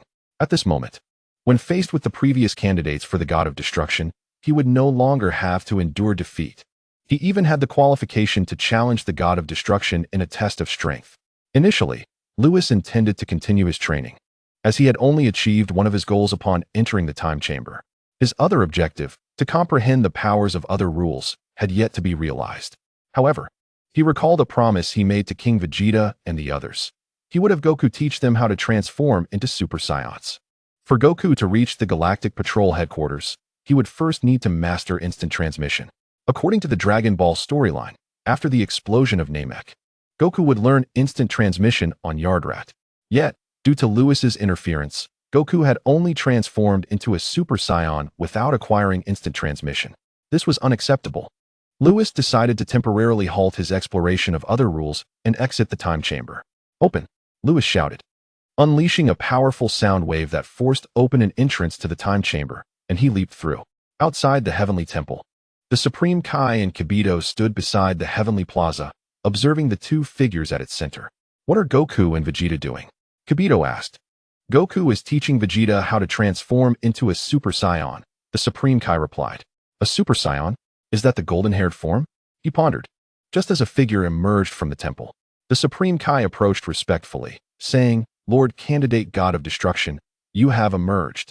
Lewis nodded, looking curiously at the two in the plaza. "What are they doing?" he inquired. Kibito mentioned that Goku is teaching Vegeta how to transform into a Super Saiyan. The Supreme Kai explained. "Is that what Kibito said?" Lewis turned to Kibito, who maintained a calm demeanor, devoid of any emotional fluctuations. Shaking his head, Lewis walked towards the plaza. "Vegeta, transforming into a Super Saiyan requires rage. I was filled with anger when I broke through." "Rage? I am already quite angry. But why can't I transform?" "Kakarot, are you deceiving me?" Vegeta retorted. "Why would I deceive you? Think of something that truly angers you. See if you can break through." The two continued their conversation. Goku, spotting Lewis's emergence, exclaimed, "Lewis, you're back." He pulled Vegeta and approached Lewis. "Lewis, I told Vegeta that he needs rage to transform into a Super Saiyan, but he doesn't believe me." Vegeta looked at Lewis, frowning. "Is what Kakarot says true?" "Yes. Transforming into a Super Saiyan requires extreme rage," Lewis affirmed. "Extreme rage? I've thought of everything that could anger me, yet I still can't transform." Vegeta expressed his frustration. During Lewis's training, he had been attempting to learn from Goku, trying to incite rage within himself, but to no avail. "Are you unable to reach a state of extreme rage?" Lewis pondered, then looked at Vegeta with a teasing expression. Shall I give it a try? It should be quite exhilarating to insult you, the proud prince of all Saiyans. Are you going to help me reach extreme rage? Then let's see. Vegeta, out of options, responded. Hearing this, Lewis smiled joyfully, as if recalling something amusing. This is what you said. Suddenly, Lewis's expression turned serious. Vegeta and Goku were startled by Lewis's sudden shift. Lewis remained silent, and the atmosphere in the heavenly realm became strangely tense. Lewis fixed his gaze on Vegeta for a long moment before finally uttering two words. Worthless. Worthless. Vegeta was sensitive to those words, feeling a surge of anger within him. However, he recognized that Lewis was provoking him, preparing himself mentally, causing the fire of rage to dissipate. Goku noticed this and shook his head, realizing that while Lewis had initially stirred Vegeta's emotions, it still lacked the necessary intensity. Vegeta, you are nothing but a worthless being. As Prince Vegeta, you couldn't even protect your own planet. Where were you when Frieza destroyed your home? You were being hunted by Frieza's army. The proud Saiyan prince, chased for over a decade, relying on Kakarot just to face Frieza. If you are not worthless, then what are you? Lewis's taunts intensified, and he found immense satisfaction in berating the stubborn Vegeta, unable to stop himself. A relentless stream of insults pierced Vegeta's ears, causing his forehead to throb with rage. Shut up. You can say whatever you want, but saying that I needed Kakarot to have a chance against Frieza is intolerable. Vegeta's eyes reddened, his knuckles cracking. Goku's eyes lit up, realizing that Lewis's strategy was working. It seemed that Vegeta was on the verge of transforming into a Super Saiyan. However, Vegeta's anger began to fade, as he recognized Lewis's deliberate provocation. Seeing this, Goku grew anxious, wanting Lewis to keep going. Lewis smirked slightly, thinking, what's the rush? The real bombshell hasn't even dropped yet. He confronted Vegeta, shouting, if you are not worthless, then what are you? Since coming to Earth, have you ever surpassed Kakarot even once? In terms of battle power, Kakarot will always be stronger than you. Kakarot can learn the spirit bomb, can you? As a lower-class warrior, Kakarot can transform into a Super Saiyan, can you? Boom. A sense of humiliation engulfed Vegeta, his face flushed crimson, and his body trembled with rage. Shut up. I command you to be silent. Shut up. Lewis pointed at Vegeta's chest. You, a Saiyan prince, cannot even compare to a lower-class warrior. You are a worthless being. But that wasn't all. Lewis's smile widened as he added, you, garbage, are only fit to be the eternal second. Critical hit. I am the eternal second? Vegeta pointed at himself, his face flushed, ears burning with shame. It was utterly humiliating. Boom. At that moment, Vegeta could no longer contain himself. His fury erupting. A powerful energy exploded from him. The heavens darkened. White flames began to shimmer with hints of gold. Goku and Lewis jumped aside, recognizing that Vegeta was on the brink of transforming into a Super Saiyan. Lewis, you truly have provoked Vegeta into transforming. You're incredible. Just a small feat. Lewis chuckled. He understood what mattered to Vegeta. Goku was his lifelong rival, and he yearned to surpass him, yet he had never succeeded. Throughout the anime, he was labeled the Eternal Second. Lewis openly addressed this, knowing that if he were in Vegeta's position, his reaction would be even more exaggerated. Indeed, berating the Eternal Second was delightfully exhilarating. Boom. The raging power surged forth, thunder echoing.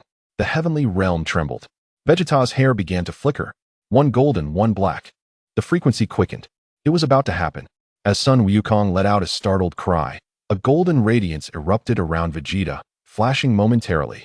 Super Saiyan. Vegeta's power surged 50-fold, skyrocketing from 3.5 million to an astounding 17.5 billion. The third Super Saiyan of the Saiyan race had finally emerged. I will kill you. Vegeta glared fiercely at Lewis, and in an instant, he vanished. Lewis chuckled, thinking to himself, just because he transformed, he believes he can fight me? The perennial second place has become arrogant. Lewis too vanished from sight. Sun Wukong clenched his fists, realizing there was more to witness. Bang! Bang! The sound of collisions echoed through the void. Within mere seconds, Vegeta's anguished cries resounded. Oh, Vegeta, do you dare to strike at me again? No, I thought not.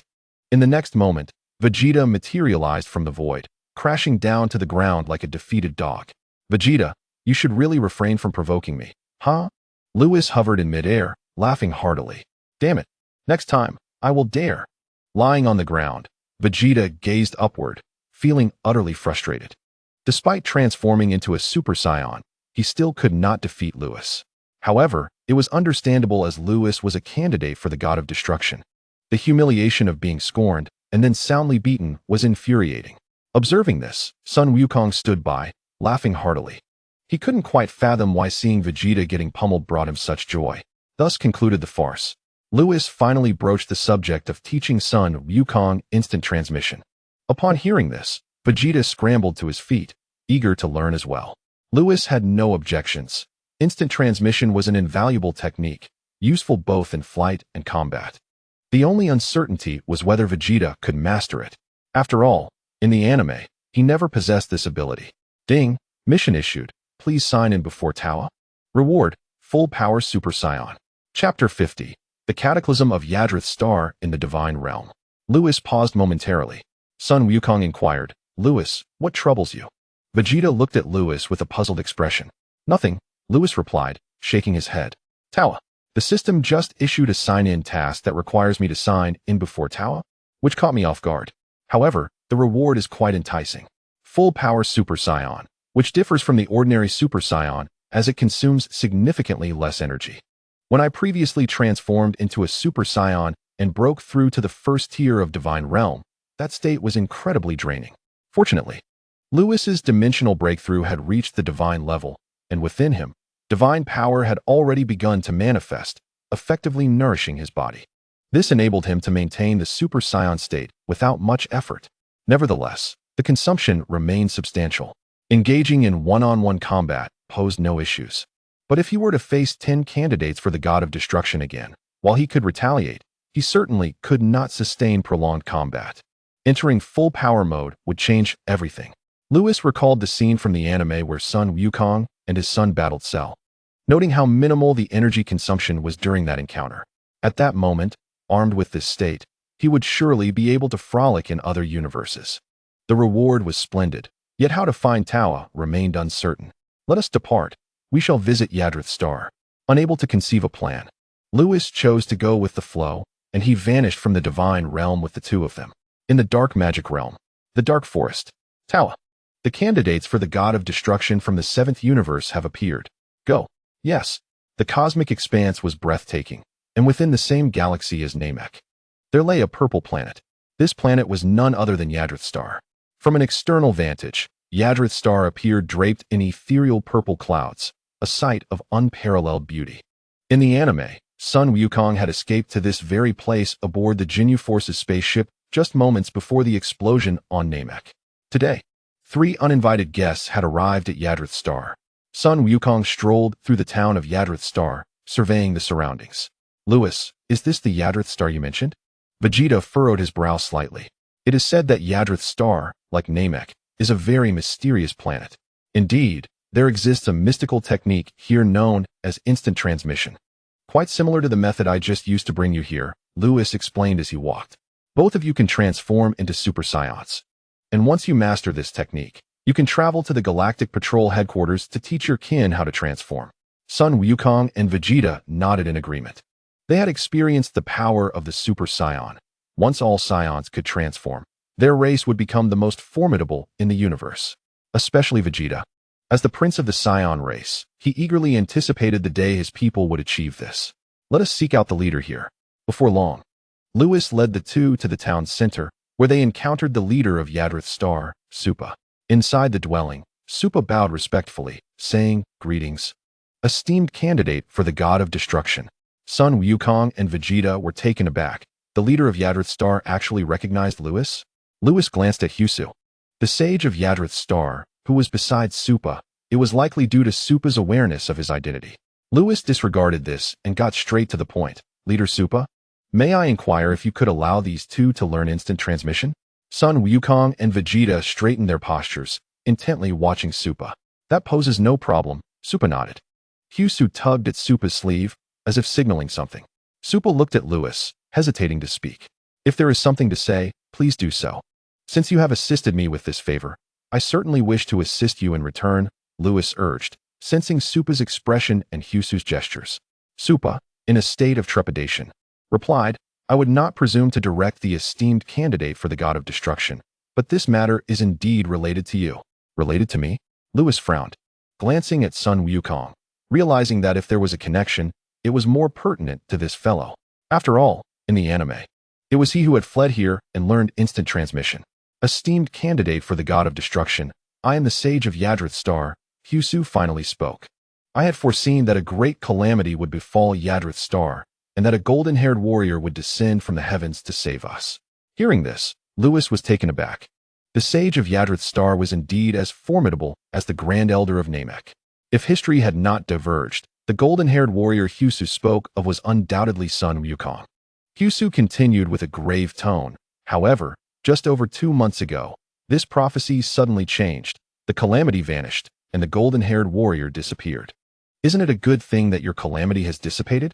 Vegeta interjected suddenly. Sun Wukong nodded in agreement. No, Leader Supa interjected. The calamity that the sage initially predicted has vanished, but the sage has now foreseen a far more terrifying disaster. The atmosphere in the room grew tense. Lewis pondered. So this new calamity is related to me? Indeed, if not handled properly, not only will Yadrith Star be in peril, but the entire northern galaxy may suffer. Husu gazed seriously at Lewis, stating, Esteemed candidate for the god of destruction, I have foreseen that this new calamity originates from the dark magic realm. No one dared to instruct the candidate for the god of destruction to act, yet this calamity was far too dreadful. It was precisely because this new calamity was connected to Lewis that Husu and Supa were willing to risk the wrath of destruction to seek Lewis's assistance. The dark magic realm. Lewis's pupils dilated sharply. Soon, he recalled the system's sign-in task, which required him to sign in before Tawa. Based on his understanding of the system, it seemed that each sign-in could only be completed at the last moment. Indeed, it must be Tawa. She is here to stir trouble in the 7th universe. Lewis rose from his chair, his expression darkening. Lewis, what's wrong? Vegeta exclaimed, startled by Lewis's demeanor. Could this so-called dark demon realm be formidable? Goku asked urgently. Lewis, being a candidate for the god of destruction, was clearly alarmed, indicating that the situation was far from simple. Supa timidly remarked, the candidate for the god of destruction, this calamity. Lewis shook his head and pointed at Goku and the others. You two take them to learn instant transmission. Leave the matters concerning the dark demon realm to me. No wonder Supa and Husu were willing to risk destruction just to have him intervene, even if it didn't involve him. The appearance of beings from the dark demon realm in the universe necessitated his action. After all, the Omni-King's universe and the dark demon realm were opposing forces. Thus, Lewis departed from the planet Odrat. Chapter 51, 6-point star sealing technique. Lewis left the planet Odrat and arrived in a desolate expanse of starry sky. According to the task set by the system, combined with Husu's prophecy, Tawa must be coming to cause him trouble. This indicated that a great disaster would befall the planet Odrat, entangled with him. As long as he left the planet Odrat, it should be safe. Why would Tawa come to trouble me? Lewis spiraled in the starry sky, observing his surroundings, but found no signs of movement. Unable to comprehend, he resolved to remain in this barren starry void. He feared that if he wandered aimlessly, he might inadvertently lead Tawa elsewhere, resulting in catastrophic consequences. Time passed slowly. 3 days went by with no sign of activity in the desolate starry expanse. How strange. Lewis furrowed his brow. Logically, the system's sign-in task should be completed within a week. How could it be 3 days, and Tawa still had not appeared? With the task unfulfilled, Lewis had no choice but to continue waiting in the barren starry sky. Unbeknownst to him, a pair of enchanting eyes were watching him from the shadows, and Lewis remained completely oblivious. In secret, Tawa had been observing Lewis for 3 days. The dimension had reached a divine level, yet his power had not even reached the divine realm. This was Tawa's first impression of Lewis. What Tawa did not know was that Lewis was currently in a normal state. Only by transforming into a Super Saiyan would his power reach the divine realm. Lewis appeared far too ordinary on the surface, leaving Tawa perplexed. According to the notes provided to her by Quitella, the candidate for the god of destruction in the 7th universe was enigmatic, capable of ignoring attacks. To deal with him, one could only resort to sealing techniques. Was it really necessary to be so elaborate when dealing with a mere candidate for the god of destruction? Tawa silently scoffed. Having observed for long enough, the time had come for Tawa to act. Suddenly, she recalled that scene in the dark forest. Remember not to meet your downfall in the gutter. Quitella had said this before leaving. Tawa smirked, inexplicably filled with an ominous premonition. Never mind, I shall execute the sealing technique. In the shadows, Tawa extended her right hand, and a staff flew out from another dimension, grasped firmly in her hand. She aimed it at Lewis in the barren starry sky and began to inscribe the sealing glyph in midair, chanting the sealing incantation, buzz. The entire star domain trembled suddenly, and Lewis opened his eyes wide in shock. Here she comes. A captivating figure appeared above, dressed in a red magical robe, exuding an alluring aura. Ding. Sign in before Tawa successful. Reward. Full power Super Saiyan. A warm current surged through Lewis's body, and he instantly mastered this state. At that moment, a 6-point star glyph descended from the sky, bringing with it an overwhelming pressure that seemed capable of crushing the very fabric of the universe. Immunity. Lewis's body swayed slightly before returning to normal. Tawa, who was in the midst of inscribing the sealing glyph, was suddenly shaken. Impossible. This sealing technique is capable of sealing powers below the 3rd level of the divine realm.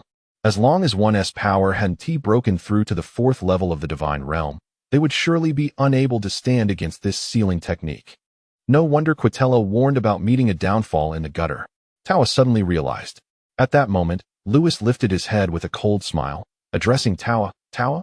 Sister of Depura, subordinate of Demigra. Am I correct? Tawa, feeling an increasing sense of foreboding, hastened her inscribing of the sealing glyph. Seeing this, Lewis felt a chill run down his spine. He had just gained immunity and was already aware of its shortcomings. While he could ignore all harm in this world, he had no means to counteract sealing. Sealing would not inflict damage upon him. It would merely bind him, rendering his immunity ineffective.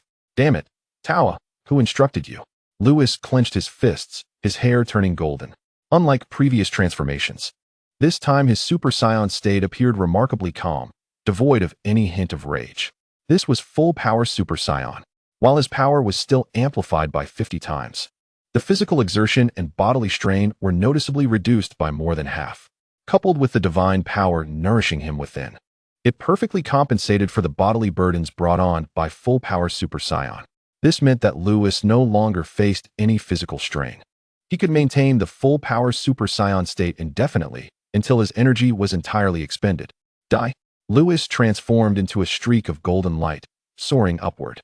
The 1st level of divine power erupted throughout the universe, shattering nearby planets. In the next instant, he appeared before Tawa. You wish to seal me? Lewis gazed at Tawa, a chilling smile on his lips. If you seek death, I shall oblige. Boom. Seizing the moment before Tawa completed her sealing, Lewis aimed at her and gathered a purple energy sphere. Destruction. Buzz. The starry sky trembled, and even the Namekians on the far side of the galaxy felt the terrifying pressure. The inhabitants of Adrat needed no further explanation. They all looked up, gazing into the cosmic expanse. A great calamity was upon them. On the planet Adrat, Supa and Husu looked up, their expressions filled with concern. The purple destructive energy tore through the void, instantly appearing before Tawa. Tawa, in a state of panic, halted her incantation just as the destructive energy was about to strike her. He, the candidate for the god of destruction in the 7th universe, so close. Tawa sighed in relief, revealing a stunning smile to Lewis. What? Lewis was taken aback. Buzz. The 6-point star glyph materialized instantly, sealing the entire star domain. The destructive energy Lewis unleashed collided with the 6-point star glyph, but had no effect whatsoever. The seal was complete. Even destructive energy could not shatter it. The star domain within a radius of 10,000 miles was enveloped by the 6-point star glyph, beginning to contract towards Lewis. Tawa produced a jar. Once the 6-point star glyph shrank to the size of a fingernail, she could contain Lewis within the jar, permanently sealing him away. Tawa, who instructed you to seal me? Lewis surveyed the contracting 6-point star glyph with an expressionless face. Does it matter who instructed me? Outside the 6-point star glyph, Tawa gazed at Lewis's calm demeanor and covered her mouth, laughing. Oh dear, Mr. Lewis is so composed. Has he resigned himself to his fate? Inside the 6-point star glyph, Lewis crossed his arms, observing Tawa from within. It must be Quitella. Just 3 months ago, after sparring with candidates from other universes, I was ambushed by Quitella and now find myself sealed. It's clear who would think of a sealing technique. Aside from Ketla, Lewis could hardly think of anyone else. Tova, retracting her staff and squinting her eyes, remarked, "Who it is seems to have become irrelevant. Are you not resisting? Are you merely awaiting your demise? Awaiting death?" Lewis replied, a peculiar smile gracing his lips as he gazed at Tova. "If you were to be erased, I wonder if your master, Demigula, would seek the Super Dragon Balls to resurrect you." Chapter 52. Entering the Dark Demon Realm, the six-pointed star seal was inscribed against the backdrop of the pitch-black cosmos, with Lewis at its center as the golden hexagonal rings began to contract. Lewis hovered in the void, arms crossed, a strange smile adorning his face. Erased? Outside the six-pointed star seal, Tova furrowed her brow, looking at Lewis with bewilderment. She could not comprehend the concept of being erased. In Tova's perception, the mightiest being was her master, Demigula. As for the erasure by the Omni-King and the Grand Priest, she had neither witnessed it nor even heard of it. For some inexplicable reason, her premonitions grew increasingly ominous. Suddenly, the temperature of the cosmic expanse plummeted. The power of the first layer of the divine realm began to accumulate, and Lewis's aura intensified. The surrounding space trembled. Was he about to rebel? Although anxious, Tova still believed that Lewis could not break her six-pointed star sealing technique. This was a sealing art capable of containing the power of the third layer of the divine realm. How could he, with merely the first layer of divine power, possibly break free? Suddenly, from within the six-pointed star seal, Lewis spoke again. "Do you know why Ketla dares not act personally?" "Why?" Tova instinctively inquired. Lewis fell silent, erupting into maniacal laughter. Tova felt a wave of irritation. Surely he was a fool. Lewis fixed his gaze upon Tova, smirking wickedly. "That is because he fears death." His purpose in cultivating power within the time chamber was to support the execution of erasure. Now that he has cultivated his power to the first layer of the divine realm, he can finally sustain the execution of erasure, preventing him from being grievously injured before even initiating it. At that moment, the sealing technique became ineffective against him, unless a master above the priest level intervened. Lewis now stood on the verge of invincibility, suddenly unleashing his power. Golden flames erupted from his being. The golden radiance radiated forth, akin to a reborn sun, illuminating the dark starry realm as if it had entered daylight. Ketla fears death? Tova's heart momentarily halted. She felt the breath of death in the power that Lewis unleashed. How could this be possible? Ketla was a god of destruction who had touched the fifth layer of divine power. Would he fear a mere candidate for god of destruction? This boy must be insane. However, the six-pointed star sealing technique is worthless. Shatter for me. Erasure. Within the six-pointed star seal, Lewis raised his right hand, and the power within him surged like a flood, converging towards his hand. Boom. The endless cosmos trembled, and the golden six-pointed star seal dimmed. With a forceful sweep, Lewis unleashed a white halo that enveloped the entire six-pointed star seal, as if Pangu were opening the heavens, obliterating all in its path. Tova's scalp prickled. She no longer believed that the six-pointed star sealing technique could contain Lewis. Damn it, this boy spoke the truth. Ketla, you deceived me. Flee. Tova waved her staff, and a spatial rift appeared in the cosmos. As the white halo touched the six-pointed star seal, Tova leapt inside. Before departing, Tova glanced back. Her soul trembled. She saw the white light make contact with the six-pointed star seal, causing it to disintegrate in an instant. As the white light continued to surge forth, Tova dared not look back any longer. She accelerated, fleeing the space. To be forced to flee, how infuriating. Watching Tova escape, Lewis was livid. At that moment, "Lewis, why have you initiated erasure again?" Weiss arrived on the scene. Lewis rejoiced. "Weiss, quickly help me restore my strength." After executing erasure, the power within him had already been drained, returning him to his normal state.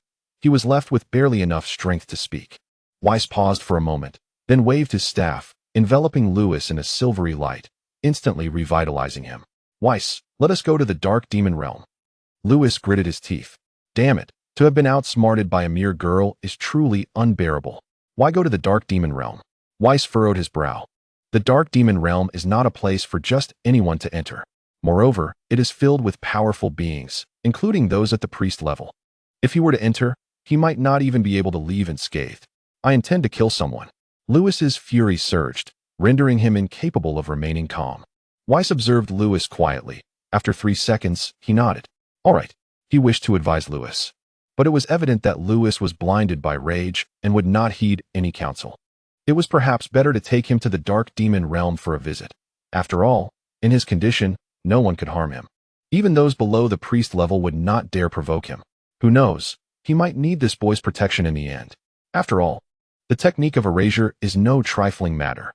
Come, I shall take you to explore the dark demon realm. Whis and Lewis vanished from their location. Dark demon realm. Dark forest. Ketla, Tova has gone to deal with the candidate for God of Destruction from Universe 7. What of the Super Dragon Balls you promised? You can speak of it once you have sealed that boy. Seal? Demigula scoffed. Isn't it merely a candidate for God of Destruction? Must we truly resort to sealing techniques? Though taunted, Ketla did not take offense. Had he not witnessed Lewis's ability to ignore, he would not believe that someone could truly disregard all harm. Just as Ketla was about to speak, suddenly, a rift appeared above the dark forest, and Tova emerged, appearing quite disheveled. Ketla, you deceived me. Returning to the dark demon realm, Tova saw Ketla's figure, her face flushed with anger as she approached him, demanding loudly, "You said there was no way to act against me while Beerus was present. It was all a lie."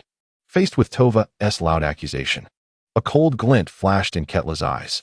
The beings of the dark demon realm are the filthy rats of the streets. How dare they treat him with such disrespect? Demigula noticed the look in Ketla's eyes and felt a surge of murderous intent. However, he turned his attention to Tova, puzzled. What happened? Master Demigula. Ketla's hesitance to act is a falsehood. He fears death. Fears death?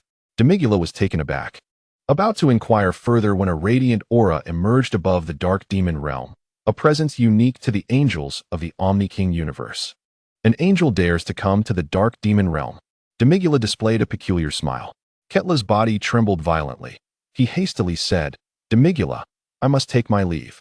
If the angels discover I have entered the dark demon realm, it will spell disaster." With that, Ketla concealed his aura and hurriedly departed the dark forest. Tova watched Ketla's retreating figure, her expression filled with urgency. "Master Demigula, Ketla is deceiving us." What did he deceive us about? Demigula looked skyward, noticing other strong beings flying toward the direction of the angel's appearance in the Omni-King universe. It is like this. Chapter 53. The great mage putting a rift appeared above the dark demon realm, and two figures emerged from within. Whis, is this truly the dark demon realm? Lewis surveyed his surroundings. The environment of the dark demon realm was exceedingly dim. At a glance, there were black clouds and black earth, with strange, eerie winds occasionally sweeping through, accompanied by a dark aura. The entire world appeared oppressive. Indeed, Whis nodded. It had been quite some time since he last visited this place. "Someone is coming. Be cautious," remarked Whis, shaking his head, realizing the one who should be wary was, in fact, himself. Lewis sensed an overwhelming pressure approaching their direction. In the next moment, a graceful figure emerged. She appeared youthful, clad in a form-fitting garment, with flowing emerald hair and a staff in hand. The surrounding space quivered ominously, indicating the immense strength of the newcomer. Soon, 12 more figures appeared in the distance, each emanating formidable power. "Isn't that Mr. Whis from the universe of the Omni-King? What brings you to the dark demon realm?" asked Putina, as the others silently positioned themselves behind her. "I have merely accompanied someone here," replied Whis calmly, having already prepared for a potential confrontation. Outside the realm of the Omni-King, he was free to act as he pleased. Putina? Lewis pondered, recalling the sorceress from the Dragon Ball spin-off. Putina was a grand sorceress of the celestial realm from ancient times, who later betrayed the heavens alongside Giribi and Demigra. Aligning herself with the dark demon realm's lord, Mechikabura, accompanied someone. Putina's gaze shifted to Lewis. Black hair and a brown tail. A dimensional being at the divine level. Yet his power falls short of even the divine realm. Wait a moment, destruction energy? Mr. Whis, this lad isn't the candidate destroyer from the 7th universe, is he? His power seems rather lacking. Putina chuckled. Her smile was sweet, sending chills down Lewis's spine. Goodness, an ancient grand sorceress acting like a youthful maiden. Indeed, he is a disciple of Lord Beerus from over a decade ago. His talent is quite commendable, Whis remarked, engaging in light conversation with Putina as if they were old friends. At this moment, Whis discreetly communicated with Lewis, enlightening him about Putina's background. Lewis's knowledge aligned with Whis's account, but he was less informed about her power. Under Whis's guidance, he came to understand the true extent of the old sorceress's strength. As a grand sorceress of the celestial realm in ancient times, Putina's power had always been formidable. After her defection to the dark demon realm, she received demonic powers from Mechikabura, elevating her strength to the level of angels. However, what did angel-level power truly signify? Enough of the pleasantries. Putina, where is Tawa? Lewis finally spoke up. The moment his voice resonated, the air fell eerily silent. Whis swallowed hard, taken aback by Lewis's audacity. Whis, are you here to find Tawa? Your approach is rather impolite. Putina replied with a charming smile. To come to the dark demon realm and act so arrogantly. You must either be a fool or feel invincible. Casting a glance at Lewis, she continued to grin.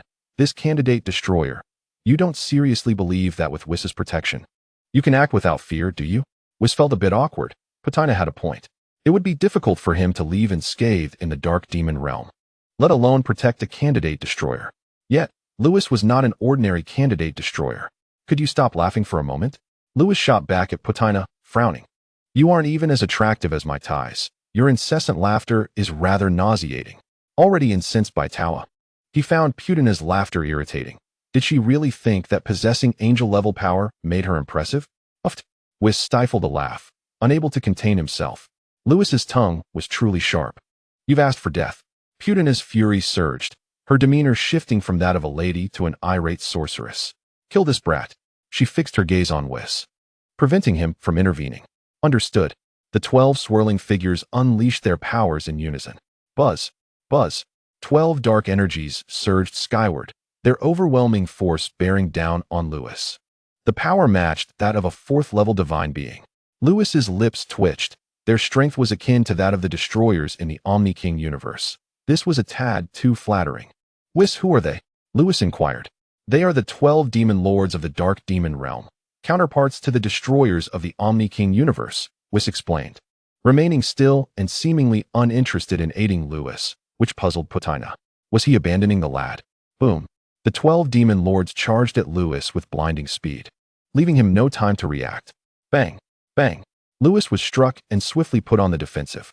In the dark forest, Lord Demigra, the candidate destroyer from the 7th universe, is truly formidable.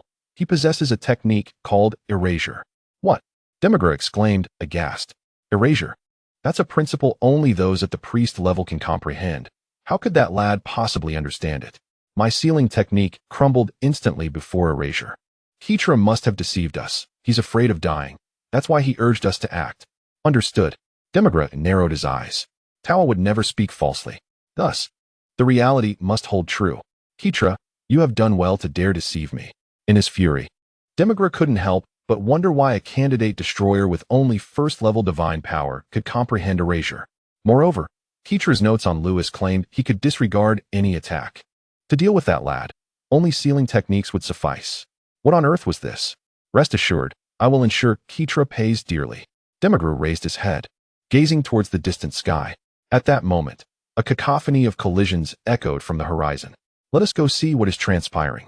Demigra vanished from sight, with Tawa following closely, her heart racing inexplicably, as if foreboding ill fate. In the heavens, boom. Waves of energy erupted, crashing to the ground in a series of earth-shattering explosions, leaving the terrain pockmarked and desolate. Suddenly, a figure plummeted from the sky, creating a crater 100 meters in diameter. Cough, cough. Lewis's destroyer attire lay in tatters as he patted his chest, the dust causing him to cough twice. Damn it. Yet another beating. These demon lords really lack manners. Chapter 54. The shock of Putina having been swarmed by 10 candidate destroyers previously was one thing. But now he faced 12 demon lords of the dark demon realm. Lewis felt utterly vexed. Yet, while he was frustrated, others were in disbelief. 12 black figures hovered above. The void enveloped in silence, the demon lords staring in shock. How is this possible? This lad is unscathed? Our power is that of the 4th level of the divine realm. In the Omni-King universe, this level of power is already that of a destroyer. Why? How can a waste of power that doesn't even reach the divine realm survive against us 12 demon lords? He is not harmed at all. How can this be possible? Meanwhile, Whis, watching from the sidelines, smiled. Don't think that just because you are 12 demon lords, even Demigra himself would find no means to subdue Lewis. Whis, what is going on with this lad? Putina cast a glance at Lewis on the ground, turning to Whis with a cold demeanor. Whis, of course, would not reveal Lewis's uniqueness, instead suggesting, "Miss Putina, perhaps you ought to disclose Tao's whereabouts. Otherwise, a calamity may be imminent." "A calamity?" Putina laughed heartily. "Do you truly believe you, an angel of the second level, can instigate a calamity? The powers of angelic realms are divided into 3 levels, and Whis is currently at the second. However, to think that a mere second-tier angel would wish to incite chaos in the dark demon realm is quite ludicrous." Whis shook his head, lamenting, "Alas, why do you not heed my counsel?" Lewis had ascended to the first tier of divine power, having previously employed his obliteration ability only once. It was evident that he could now sustain its use. In his perception, while Lewis's obliteration was not as potent as that of the king, he still sensed the ominous threat of death emanating from it. If this cadre of demon lords were to force Lewis into deploying his obliteration, they would surely meet their demise. With a wry smile, Whis once again urged, "Miss Puting, perhaps you should summon Tao instead, otherwise." Puting interrupted him, her voice cold. "Humph, with all this talk, are you devising a scheme to aid your candidate for the destroyer?" Grasping her staff, she fixed an unwavering gaze upon Whis, prepared to unleash her devastating strike at the slightest hint of his movement. Alas, it is futile to reason with a fool.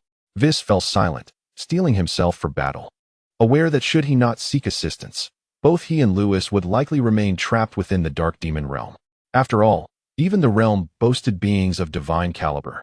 Noticing Whis' inaction, Puting redirected her attention to Lewis on the ground. How intolerable! Lewis had been ambushed by a wily trick and was now being besieged. Enough was enough. A golden radiance erupted into the sky. Super Saiyan at full power. Lewis's strength surged to the first tier of divinity. What sorcery is this? How could this young man transcend to such divine prowess? I had thought a candidate for the destroyer could barely attain divine strength. Enough chatter, attack him and eliminate him. The dark aura surrounding the 12 demon lords surged violently, twisting their forms as they vanished in an instant. Shadows flickered through the void, and in the blink of an eye, they materialized around Lewis. "Now it is my turn." Lewis surveyed the surrounding demon lords, raised his hand, and unleashed a barrage of shockwaves. Purple energy sliced through the void, a breathtaking spectacle. The demon lords raised their hands to block. The destructive energy slammed into them, akin to a mere tickle. Smoke billowed. "Where are they?" As the haze dissipated, the demon lords were momentarily stunned. The next instant, a cry of anguish erupted from one demon lord, who transformed into a projectile, hurtling backward. Boom. Mountains crumbled under the impact. "Cursed be it. Charge." Infuriated, the demon lords, now a dozen strong, ganged up on a single opponent. Yet he still had the audacity to retaliate. What a disgrace. The demon lords pinpointed Lewis and swiftly encircled him. Fists flew. Kicks landed. Energies detonated. The combined assault of 11 demon lords resembled a tempest, terrifying in its ferocity. The previously repelled demon lord rejoined the fray, intensifying the onslaught. From the heavens to the earth below, the very fabric of space quaked, the ground shattered. The violent power disrupted the magnetic field of the universe, unleashing unrelenting gales that swept through the dark demon realm, instilling fear in its inhabitants. Bang! In midair, Lewis was struck in the face, his head rocked back. Immunity, he sustained no harm whatsoever. "Oomph, now you shall taste my fist." Lewis relinquished his defensive stance, swinging at the demon lord before him. The first-tier divine power surged into the air, producing a sonic boom. Ah! The demon lord, caught off guard, felt a jolt of pain and was sent flying. Simultaneously, the remaining 11 demon lords seized the moment, pummeling Lewis from behind. Boom, boom. Lewis was relentlessly bombarded, the entire sky threatening to shatter, a scene of utter horror. This spectacle was witnessed by Puting, whose lips curled into a slight smirk. She doubted this young man could endure. She averted her gaze, turning to Whis. "Whis, your candidate for the destroyer is finished, and you should prepare for your demise as well." Since Whis had ventured alone into the dark demon realm, such an opportune moment could not be squandered. Could it be? No sooner had Whis spoken than a silver light flashed in the area that had been bombarded. Swish. The perfect state of freedom. Shifting shapes. Lewis emerged unscathed from the explosion zone. His destroyer garb vanished, revealing a robust physique. Yet, astonishingly, he bore no marks of injury. Impossible. The perfect state of freedom. How could he have sustained not a scratch? Puting gaped in disbelief, stunned. This was a joint assault by 12 demon lords. How could this young man emerge unscathed? Furthermore, he had grasped the perfect state of freedom. Why? Has the world shifted? The 12 demon lords were equally astonished, having sensed from the outset that something was amiss with Lewis. They had presumed this was a protective measure from Whis, capable of withstanding only a single round. Now they realized their grave miscalculation. I do not believe it. Let me test him. Puting vanished from beside Whis, who made no attempt to stop her. Yet Whis sensed that a significant turn of events was imminent, hastily raising his staff. Summon assistance. Swish. A silver beam pierced through the dark demon realm. Puting, aware of Whis' actions behind her, chose not to intervene. After all, the dark demon realm was her domain. Unless the king himself intervened, no number of foes would suffice. Puting positioned herself before Lewis, the 12 demon lords gathering behind her. 13 pairs of eyes fixed intently upon Lewis. I shall reiterate, summon Tawa. Lewis hovered in the void, bare-chested. Having been assaulted twice, he found himself outmatched. However, compared to the previous cadre of candidate destroyers, these 12 demon lords were significantly more formidable. Fortunately, his power had now ascended to the first tier of divinity, and his Super Saiyan form had reached full power. Due to the divine dimension, the divine energy within him nourished his body, and the consumption and burden of full-power Super Saiyan were minimal. Thus, he could endure for so long and still have the opportunity to retaliate against a demon lord of the fourth tier of divinity. He had made considerable progress since last time. Chapter 55, Demigra. If Tawa is not summoned soon, you shall all perish. A tempest of fury brewed within Lewis. He had no intention of continuing the fight, for he understood that even with the perfect state of freedom, he could not vanquish the demon lords before him. With his immunity, the best he could hope for was a stalemate until his stamina was depleted. This mirrored the outcome of his previous spar with the candidate destroyers, entirely meaningless. The demon lords, still reeling from the shock of encountering someone who could disregard harm, were soon amused by Lewis's proclamation. You audacious youth, demanding our demise? Though we remain ignorant of how you evade injury, to think you could call for our deaths is sheer madness. Silence. Puting raised her hand, and the demon lords behind her fell silent. Having withstood the onslaught of 12 demon lords without a scratch, she was determined to see if he truly could disregard harm. Puting's gaze bored down upon Lewis. This young man was far too enigmatic. She moved. Time and space momentarily froze. She traversed the fabric of reality, materializing before Lewis in an instant. A punch collided with Lewis's chest. Like Whis, her power was that of the second tier of angelic strength, unleashed in full force, shattering the sky, causing the entire dark demon realm to tremble. Surely, this time he must perish. The next moment, hiss. Puting gasped as her fist remained pressed against Lewis's chest. He was completely unscathed. How is this possible? How did you achieve this? Puting's face drained of color. At this moment, she bore no resemblance to an angelic master. Instead, she appeared as a frail woman, deeply intimidated by Lewis. You wish to prevent Tova from emerging, do you? This is a predicament of your own making. The silver luminescence surrounding Lewis abruptly vanished as he exited his perfect state of tranquility and transitioned into his full-power Super Saiyan form. He raised his right hand, directing it towards Puting. Erasure. A blinding white light surged forth. Erasure?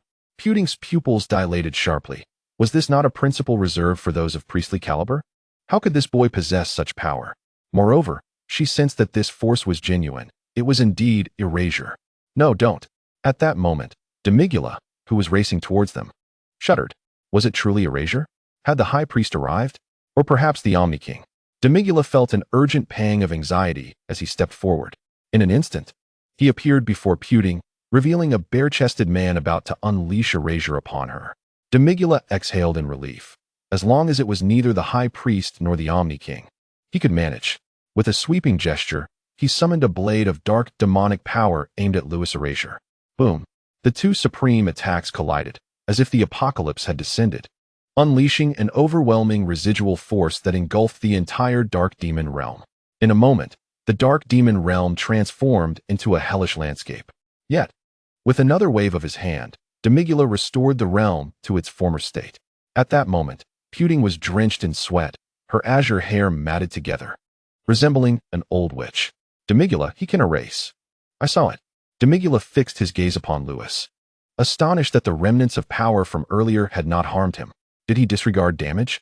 Recalling Ketla's notes, he surmised that this individual was likely the candidate destroyer of Universe 7. Just then, Tova arrived belatedly. Upon seeing Lewis, her face turned pale, and she stammered, Demigula Soma. It's Lewis, he has followed us. She never anticipated that Lewis would pursue her into the dark demon realm. If he caught her, it would spell disaster. Whis also approached Lewis, witnessing his struggle to return to his normal state. With a wave of his staff, he restored Lewis' stamina. The two stood in confrontation against the 15 adversaries. Demigula glanced at Lewis, then shifted his gaze to Whis. Whis, it has been a while. Whis forced a smile. Indeed, it has been a while. Demigula remarked nonchalantly, Are you feeling anxious? Whis responded, His anxiety is not without reason, after all. Demigula is a master of priestly caliber within the dark demon realm. Why don't you stand before my father and see how you fare? Let us see if you feel anxious then. Upon uttering these words, the tension dissipated. Demigula's mouth twitched slightly. Before the high priest? Perhaps I shall pass. The high priest's strength far surpasses that of mere priests. Demigula turned his attention back to Lewis and inquired, Whis, what is the story with this kid? Huh? Do you truly believe I would divulge that information? Whis shook his head, fully aware of Demigula's intent to inquire about Lewis' origins. Yet, he himself was uncertain to his observation. Lewis appeared to be an ordinary Saiyan. Demigula continued to scrutinize Lewis, growing increasingly aware of the anomalies surrounding him. Destructive aura, a sense of ease, erasure, disregard. At such a young age, he had comprehended so many powers. How had he accomplished this? Demigula found himself perplexed. The atmosphere grew heavy with silence as both parties remained tense. Lewis regained his composure and looked at Tova, finally breaking the silence. Why don't you run? What is stopping you? His words shattered the stalemate. Tova trembled slightly. Was this fellow a demon? He had pursued her all the way from the Omni-King's universe to the dark demon realm. To utter such words here, did he truly fear nothing? Demigula took a step forward. Fear nothing? Lewis scoffed. Had I not possessed this erasure ability, I would have been sealed long ago. Sealed? Whis paused, suddenly enraged. Lewis, what is the meaning of this? He understood that Lewis could disregard damage, but the weakness of disregard was glaringly evident. Sealing. It was when Tova ambushed me near the Yatarat star that I compelled you to bring me to the dark demon realm. Such a revelation shocked Whis. He had previously assumed Lewis was merely upset for another reason. However, he now turned his gaze towards Demigula. Speak up. Who ordered you to ambush Lewis?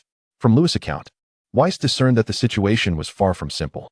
Until now, Lewis had only employed disregard within the Omni-King's universe. Sealing was its vulnerability. How had the dark demon realm become aware of it? Clearly, someone was scheming behind the scenes. Chapter 56, Lewis vs. Demigula. Seeing that everyone was uncomfortable with the dual names of the protagonist, I have rectified it. Henceforth, the protagonist shall solely be referred to as Lewis. In the dim sky above, both sides stood poised in confrontation. Whis, as you just mentioned, do you really think I would share that with you? Demigula sneered. Whis, usually calm and composed, exhibited rare anger. His concern stemmed from the fact that Lewis had been entrusted by the high priest to be properly guided. As he represented the hope of Universe 7, the audacity of someone to plot against Lewis, especially in collaboration with the dark demon realm, was infuriating. Whis, I know who orchestrated this. Lewis stepped forward, fixing his gaze on Tova, a cold smirk gracing his lips. The only ones aware of my ability to disregard damage are the deities within the Omni-King's universe. Moreover, as a candidate destroyer, I likely lack the stature to draw your attention. No one knew of my existence, yet you conspired to ambush me, employing sealing techniques to boot. Such coincidences abound. I find it hard to believe that anyone but Ketla could harbor such animosity towards me. In the distance, Tova fell silent, astonished by his astuteness. Lewis, is it truly Ketla? Whis furrowed his brow. The dark demon realm and the Omni-King's universe were opposing forces. If Ketla had indeed betrayed them, it would be an act of treachery against the Omni-King. If my suspicions are correct, it must be him. Lewis glanced at Whis, clenching his fists. He has sought to trouble me time and again.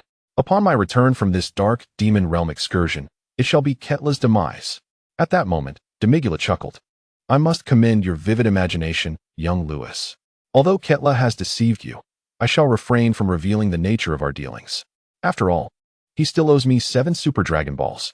In the realm of perfect tranquility, the principles of destruction, and the dimensions of deities in their 20s, one can disregard damage and wield erasure. Demigula narrowed his eyes. Each of your abilities is nearly unfathomable. Why would we not have our sights set upon such a prodigy like you? The Omni-King's universe and our dark demon realm are sworn enemies. Eliminating talents such as yours is only natural. Demigula turned to face Pudding and the other demon kings. Pudding nodded. She had nearly perished at the hands of Louis Erasure. Such a genius could not be overlooked. Observing Demigula's retreating figure, Louis paused. He had to admit, there was some merit to his reasoning. Could it truly be that Ketla was not behind this? Suddenly, the temperature around them plummeted, accompanied by Demigula's chilling voice. Enough. While I may not know how you've grasped these powers, it is no longer of consequence. Demigula pivoted, fixating intently on Louis before him. What is this? Do you wish to kill me? The old witch, Pudding, could not kill me. So do you think you stand a chance? Louis sneered. You seek death. Pudding was infuriated. How dare he call her an old witch? Frustration consumed her, yet she found herself powerless to end his life. Seek death? If you wish to kill me, then come. Humph, sharp-tongued as ever. You may not die by my hand, but can I not seal you away? This brat was already beyond Ketla's reach. The moment Demigula laid eyes on Louis, he knew he could not let him live. Otherwise, the balance between the entire King universe and the dark demon realm would surely be disrupted. The air was thick with murderous intent. The sky seemingly on the verge of freezing. The atmosphere grew increasingly tense, and the demon kings found it hard to breathe. This was the pressure emanating from a being of priestly caliber. VS, be cautious. In the skies, Louis stood protectively before VS, facing Demigula alone. The overwhelming pressure unleashed by Demigula was entirely absorbed by him. VS felt a warmth in his heart. He had never expected to rely on Louis one day. Use your erasure boldly. I can help you regain your strength, and I have already rallied support. Just hold on. To be honest, VS felt somewhat burdened by Louis. But he did not mind. On the contrary, he felt a surge of adrenaline. Haha, then I can rest easy. Louis erupted with golden flames, entering his Super Saiyan full power state once more. The power of the first layer of the realm of the gods surged wildly. Louis and Demigula faced off. In the void, golden flames clashed against dark energy. The scene in the sky was nothing short of astonishing. A being with only the power of the first layer of the realm of the gods, a mere Karami, was actually opposing a demon god of priestly strength, Demigula. Meanwhile, the other demon kings fled far away. Even Pudding, with her angelic power, kept her distance, not daring to approach this battlefield. It was not that they were unwilling to assist Demigula, but they had already attempted and failed. Aside from sealing techniques, other powers had no effect on Louis. Moreover, Louis possessed the ability to erase, rendering ordinary sealing techniques ineffective against him. Aside from Demigula, the priestly expert who was unaffected by erasure, the others had no means to contend with Louis. Naturally, VS was helpless as well, yet he did not retreat, for he needed to restore Louis's strength. At that moment, VS was akin to gasoline, while Louis resembled an engine. When the engine lacked power, VS would provide the energy. Although he understood Louis could disregard damage, he still wished to give it another shot. At that moment, Demigula in the sky made his move. Dark energy erupted from him, enveloping the entire sky. It resembled the depths of hell, a terrifying sight. Demigula disregarded the constraints of space and time, appearing above Louis with a wave of his hand. An endless might conjured a spatial storm. The surrounding space shattered, forming shards of white, transparent blades that hurtled toward Louis. Experts of priestly caliber seldom employed pure energy waves as an attack method. Demigula had invoked the rules of space and time. Louis could not react in time and was struck instantly. However, immunity, a white radiance erupted from Louis. Ding, ding, ding.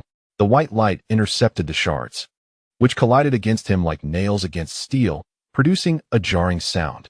Ha ha ha. Do not think that even with Mechacapra's arrival, you could do anything to me. Louis looked up at the figure in the sky, allowing the shards to strike him while laughing heartily. His smile was radiant, yet if Tai Si were present, she would undoubtedly sense that Louis was putting on a brave face. The disparity in their powers was simply too vast. Louis had contemplated counterattacking, without employing erasure. Unleashing his utmost strength would hardly suffice to defeat even the 12 demon kings. rendering him somewhat unworthy of the confrontation. Thus, Lewis could only passively endure the blows. For he had taken hits before, one more would not make a difference. But how frustrating it was. Such arrogance. Demigula squinted. Who was Mechacapra? A being of equal caliber to the king himself. Then let us seal you. Demigula steeled himself, yet he remained astonished by Lewis's disregard. He could not let him live. Dark sealing technique. Demigula swiftly formed hand seals, dark energy coalescing into a spell mark, freezing the surrounding space. You wish to seal me? Then come and try? Lewis looked up at the figure above, a wicked smile gracing his lips. Simultaneously, he raised his hand, conjuring a glimmer of white light. Erasure. Lewis did not unleash this against Demigula, but directed it toward the ground of the Dark Demon Realm.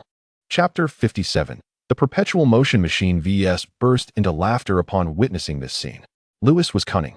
He recognized that his erasure would have no effect on Demigula. So he set his sights on the Dark Demon Realm instead. While Lewis's erasure power may not reach the level of the king, it could still threaten beings of angelic caliber.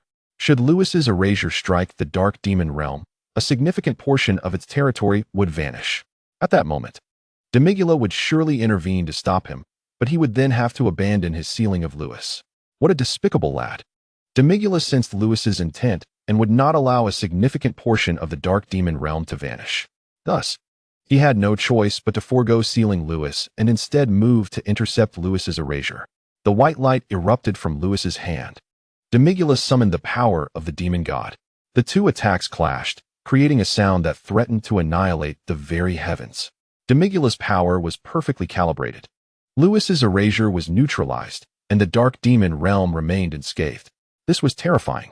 This lad only possessed the power of the first layer of the realm of the gods.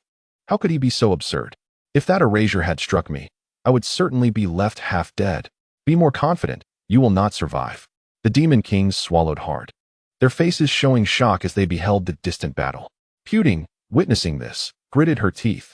As a being of angelic caliber, she had been repeatedly humiliated by a mere Karami.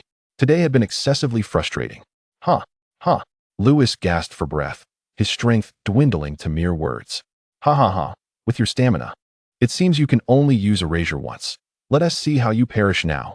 Opposite him, Demigula discerned Lewis's condition. Humph. Lewis ignored him, calling out to VS behind him. VS, hurry. Here it comes. VS waved his staff, a silver glow enveloping Lewis, instantly restoring him to full strength. Demigula, here I come. Lewis laughed heartily, launching himself forward, still targeting the ground. Erasure. VS.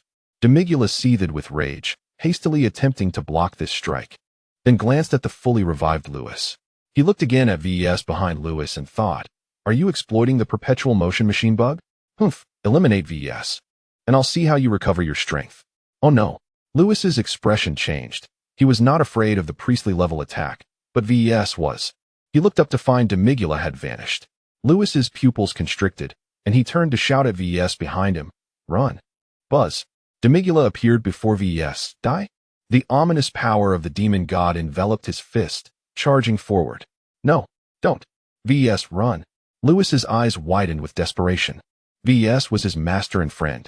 Originally, VS had been thriving in the King universe, but Lewis had urged him to come to the Dark Demon Realm. It was all his fault. If anything were to happen to Vis, I would undoubtedly shatter your dark demonic realm. Lewis bellowed. Just as Vis was about to be struck by Demigula, time in the dark demonic realm seemed to freeze, abruptly coming to a halt. In the void, Demigula's fist was a mere millimeter away from Vis's head. Crack! A tremendous force erupted from Demigula, breaking the frozen time instantaneously, restoring it to normalcy. His fist surged forward. The sky exploded. However, Vis's figure had already vanished. Master Demigula is quite the strategist. A youthful, melodious voice rang out from above. Lewis suddenly looked up and spotted KSI. That little bundle of energy, alongside Vis. Vis, you're alive. How wonderful. Lewis's eyes welled with tears. He almost caused Vis's demise. Thankfully, Vis's savior had finally arrived. You little brat, do you wish for my demise? Vis remarked upon seeing his sister, no longer needing to worry about Demigula. He approached Lewis and affectionately ruffled his hair. This boy, whom he had taken under his wing since he was 6, had now grown to challenge someone of Demigula's caliber, filling Vis with pride. Meanwhile, Demigula's pupils constricted as he incredulously gazed at the girl above. When did you reach this level? It has been some time, KSI replied, shaking her little head and laughing lightly. Demigula swallowed hard, falling into silence.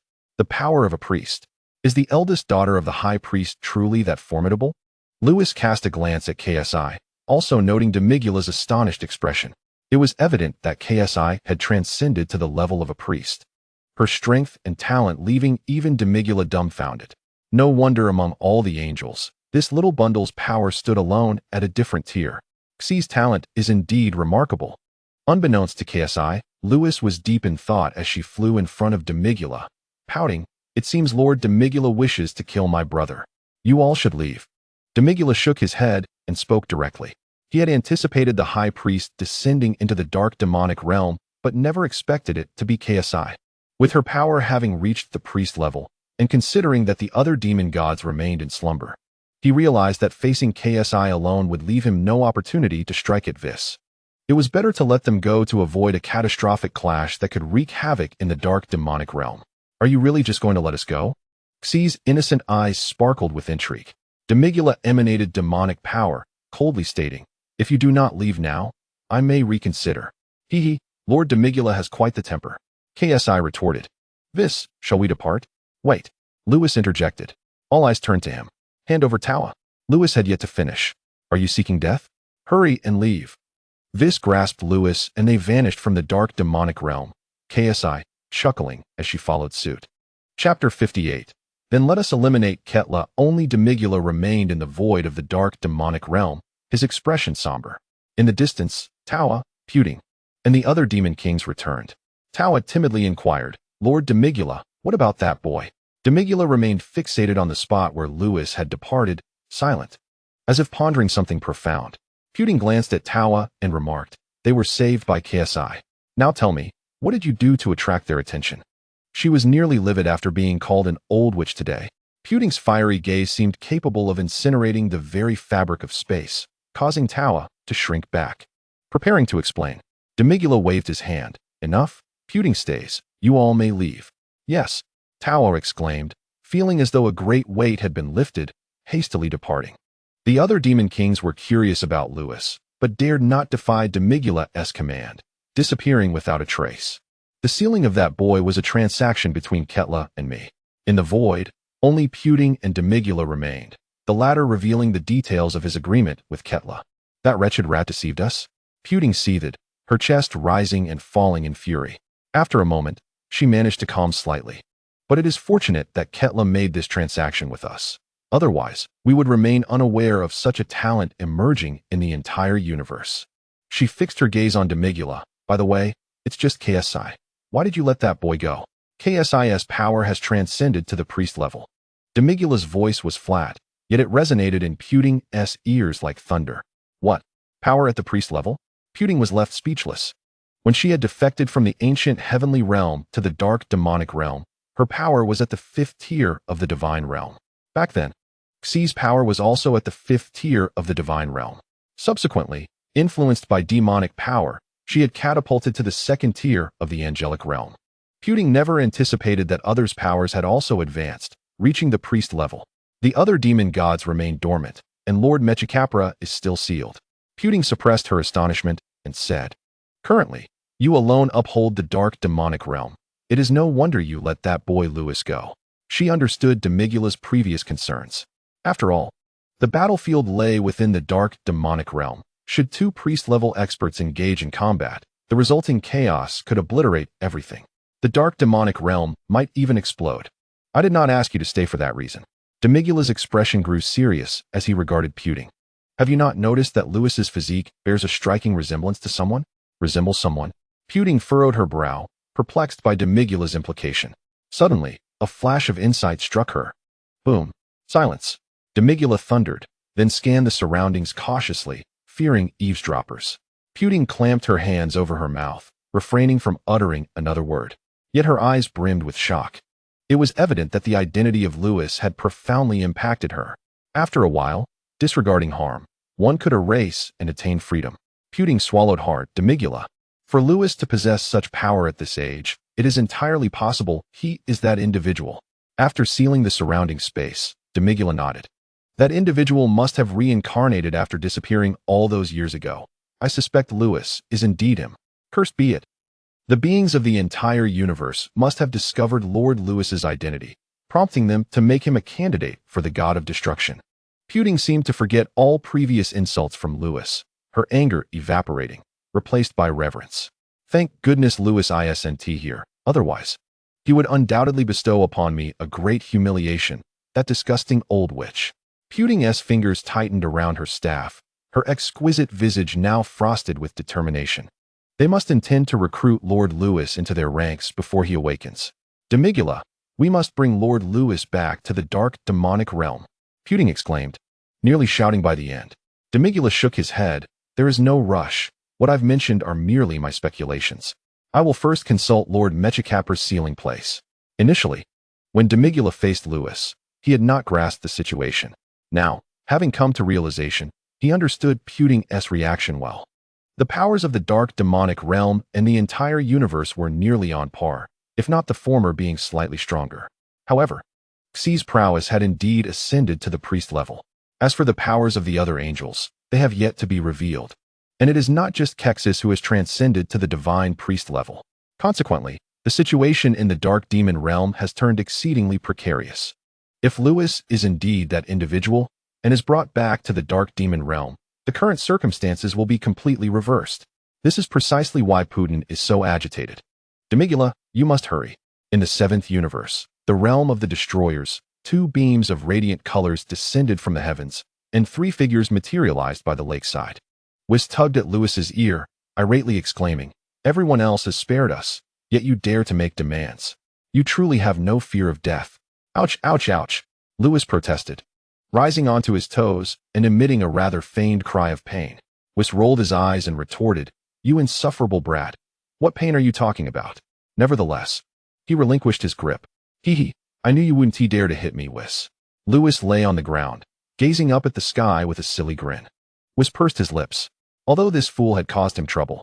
Recalling how the boy had stood in front of him and uttered those sentimental words stirred a flicker of emotion within him.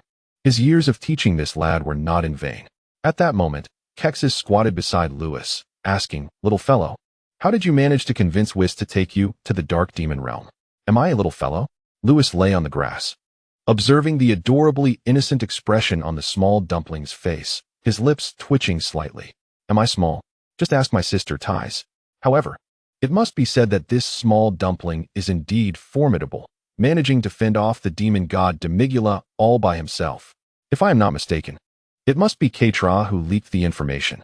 Lewis sat up from the grass, his expression darkening as he revealed everything. After listening to Lewis's detailed speculation, was coldly remarked, "He has always held a grudge against Lord Beerus. It is only due to the command of Lord Zeno that they have refrained from engaging in battle." Pausing for a moment, Whis looked at Lewis and continued, "Ketra's character has always been rather sinister, or rather, he bears grudges. He previously ambushed you, and you insulted him severely in the fourth universe. The enmity between Beerus and you provides ample motivation for him to act against you." Whis turned to Kexis with a grave expression, stating, "Sister, it is highly probable that Ketra has betrayed the Xeno universe." Upon hearing this, Kexis replied coolly, "I had previously intervened to prevent you from erasing Ketra, believing that your grievances had come to an end. I did not anticipate that such an incident would arise again." Kexis's brows knitted together as she stood up from the grass, declaring, "Then we must eliminate Ketra." "What?" Lewis sprang up from the grass, utterly astonished. Whis, standing nearby, was equally taken aback. Within a single universe, the roles of the Supreme Kai and the Destroyer are indispensable. One governs creation, while the other governs destruction. They exist in perfect balance, each essential. Now Kexis is suggesting killing Ketra. What about the fourth universe? Let us not forget that while the fourth universe has a substitute destroyer, it lacks a substitute Supreme Kai. If Ketra is killed, the fourth universe is doomed. Miss Kexis, these are merely my conjectures. Must we truly kill Ketra? Lewis gulped. He had initially harbored a desire for Ketra's demise, intending to erase him upon his return. He had also prepared to defy Kexis, remembering how she had previously stopped him from erasing Ketra. However, Kexis's words instilled a sense of doubt within him. "Sister, you?" Whis attempted to inquire, But Kexis interrupted him. Enough. Betraying the Xeno universe is an unforgivable sin. Subsequently, she cast a deep glance at Lewis. Let us proceed. Lewis, oblivious to Kexis's expression, felt exhilarated at the prospect of erasing Katra. You keep coming back to trouble me, don't you? I'll make sure you pay for it. Lewis remained unaware of Kexis's expression, but Whis noticed and was perplexed, wanting to speak. Kexis shook her head at him and waved her hand, transforming Lewis and Whis into a radiant beam of colors that shot up from the lakeside. In the distance, Beerus, who was enjoying instant noodles, was momentarily stunned and shouted, "Where are you two going?" "To catch a mouse for you to eat." The laughter of Lewis echoed above the realm of the destroyers as he vanished from sight. Beerus was momentarily perplexed. Catch a mouse for me to eat? What does that mean? He remained dazed, not even noticing the instant noodles falling from his hands. After the catastrophic events on planet Yardrat concluded, Goku and Vegeta began to master instant transmission. The Saiyans at the Galactic Patrol headquarters awaited King Vegeta's return, confirming the authenticity of the Super Saiyan transformation. The Saiyans continued to train diligently, aspiring to one day transform into Super Saiyans.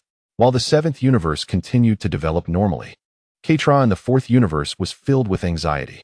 Inside the Destroyer Palace of the 4th universe, Konik observed Katra pacing restlessly and inquired, "Lord Katra, what troubles you?" Beside him, Troy had been in a state of melancholy since his defeat by Lewis, showing little interest in Katra's peculiar behavior, remaining but a silent observer. "It's nothing." Katra shook his head. Although he claimed all was well, his anxious expression told Konik otherwise. Something must have happened to make Katra so uneasy. "Are you truly fine?" "I am fine. You may leave me be." Katra turned his back to the two, waving them off. "All right. If anything arises, do not hesitate to inform me." Konik and Troy exited the Destroyer Palace. Once they left, Katra's demeanor darkened instantly. Since his return from the Dark Demon Realm, his heart had been racing uncontrollably. Anxiety and a myriad of negative emotions plagued him. Why was this happening? Katra clutched his chest, feeling an ominous premonition growing ever stronger. Could it be that Whis sensed his journey to the Dark Demon Realm? Impossible. He had concealed his presence well. Suddenly, a voice filled with murderous intent reverberated throughout the Destroyer realm. "Die, you wretched mouse." Katra's pupils constricted. He had truly been discovered. Outside the Destroyer Palace, Konik and Troy, having just exited, were startled by the sudden voice. They looked up to see a thick beam of colorful light descending from the sky. As the light dissipated, Lewis and his companions appeared before Konik and Troy. "Sister, Whis, what brings you here?" Konik turned to Lewis, frowning. "And what did you mean by Katra, you shall die? Are you here to kill Katra?"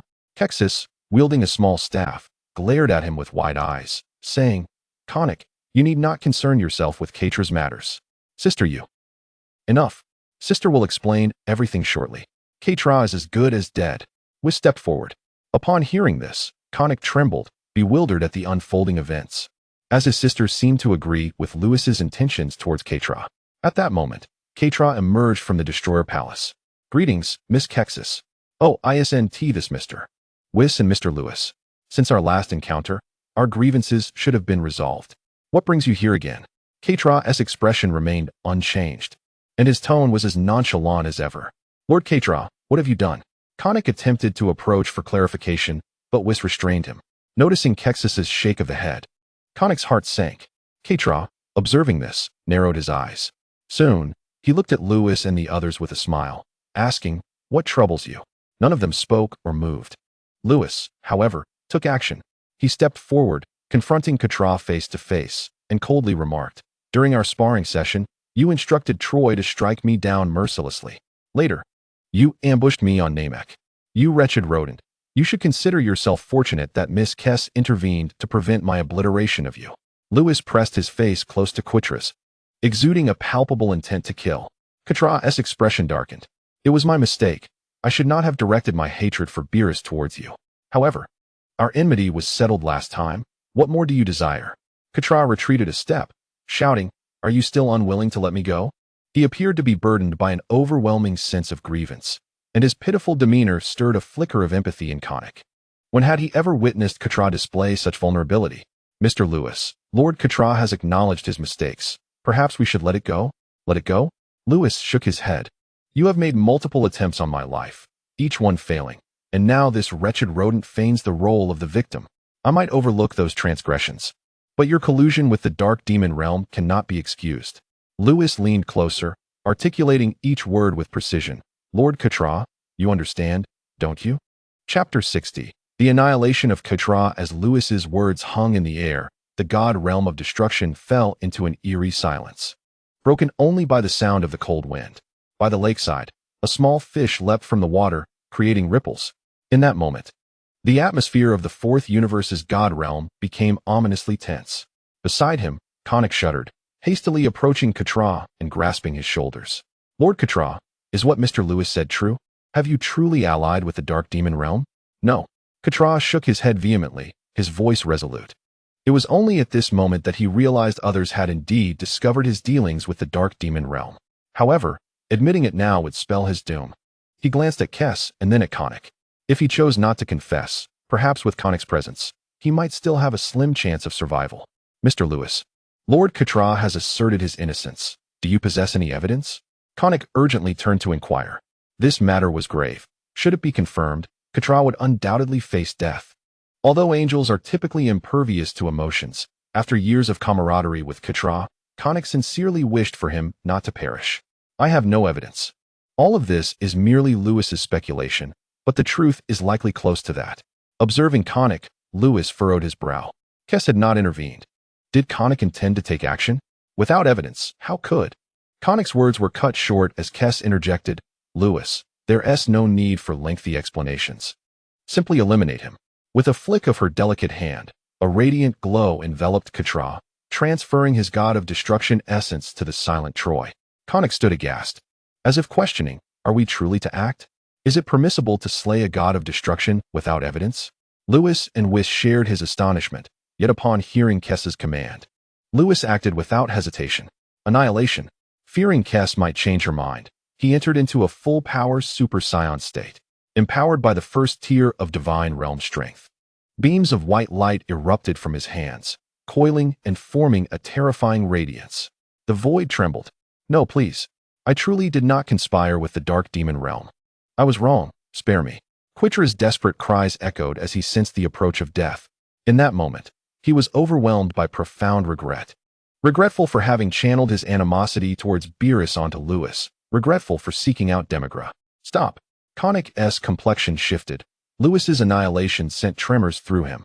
Witnessing Lewis take action, Conic attempted to intervene, but Kess's delicate gesture left him immobilized. The white halo flickered and vanished, leaving the world dimmed. When the light dissipated, Katra had entirely vanished, having succumbed to the fifth tier of divine realm power. The universe remained intact, yet the god of destruction had perished. Such an event had never occurred before in the history of the Omni-King's universe. Once more, the god realm of destruction in the fourth universe fell silent. After a moment, Lewis, having exhausted himself after obliterating Katra, collapsed onto the ground, unable to utter a word. Whis, startled, approached and asked, "What is wrong with you?" He hurriedly restored Lewis's stamina. Lewis, having slain Katra, felt a sense of relief wash over him.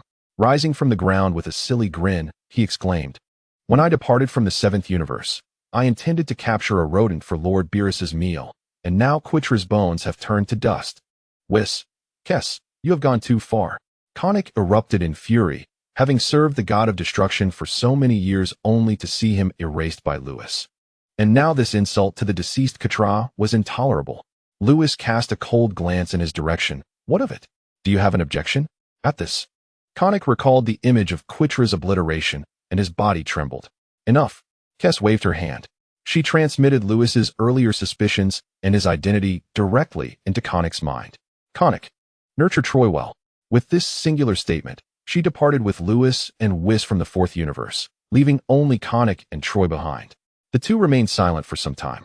Troy gazed at the stunned Conic. Mr. Conic, what shall we do now? Conic remained wordless, astonished by the information Kess had imparted. It dawned on him why his sister had not sought evidence before permitting Lewis to eliminate Katra. She intended to recruit him into the Omni-King's faction while he was still unaware of his true potential. Troy, devote yourself to training. I will guide you from now on. Remember, do not provoke those from the seventh universe again. Yes.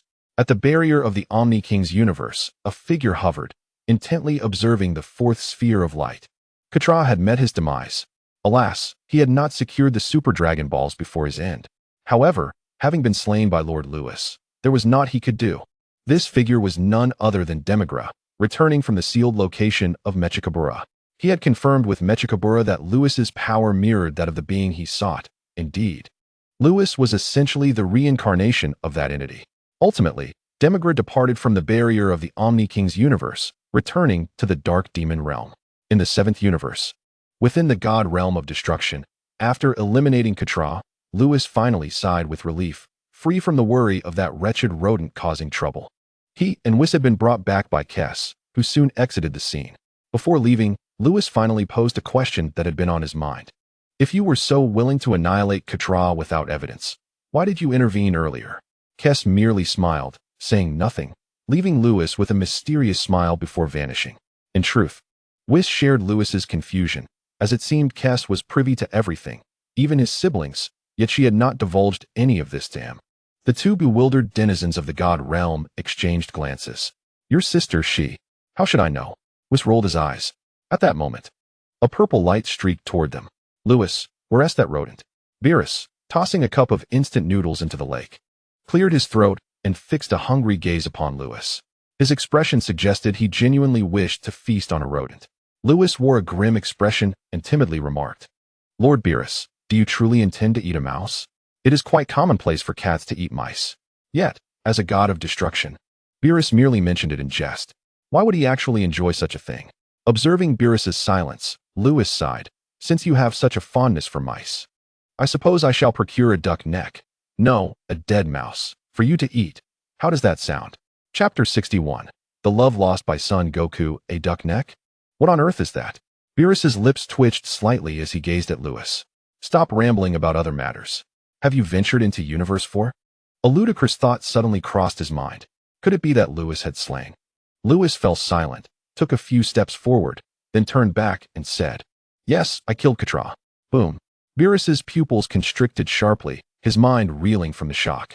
Just recently, he had been mocking Katra, and now Lewis had truly ended his life. Is Lord Beerus blaming me? Lewis furrowed his brow at Beerus's incredulous expression. This was peculiar. Wasn't that dead mouse supposed to be his enemy? He thought Beerus would be pleased that Katra was gone. Suddenly, blame you? Why would I do that? Ha. I've long wanted that dead mouse out of the way, and I never expected you to do it for me. Well done. Beerus danced by the lake, behaving like a lunatic. Whis, Lewis, the two exchanged glances. Is Lord Beerus truly mad? Whis inquired. Surely not. But then why is he acting in such an unbecoming manner? Indeed, it appeared that Lord Beerus had lost his sanity. The sight of the god of destruction performing such distasteful antics was quite alarming, as a purple cat pranced about in a nauseating dance. Eventually, Lewis and Whis could no longer bear to watch and left the realm of destruction, making their way to Earth. At the palace of Zeno. Father, I have returned. Kess entered the palace, but Zeno was still absent. The Grand Priest stood below, observing Kess's arrival. As long as you are back, that is sufficient. Father, why did you instruct me to stop Lewis? Kess questioned, puzzled not only by Lewis's actions, but by her own. Ahem. The Grand Priest's face flushed slightly as he cleared his throat. I merely wished for Katra to serve as a practice target for Lewis. I never anticipated that Katra would be so unwise as to collude with the dark magic realm. Why couldn't he simply fulfill his role as a training dummy? The Grand Priest shook his head, adding, what a shame. Kess was taken aback. The truth was quite astounding. So, my allowing Lewis to kill Katra was indeed a command from Lord Zeno. On Earth, Whis and Lewis, unable to tolerate Beerus's antics, returned here. Brother-in-law.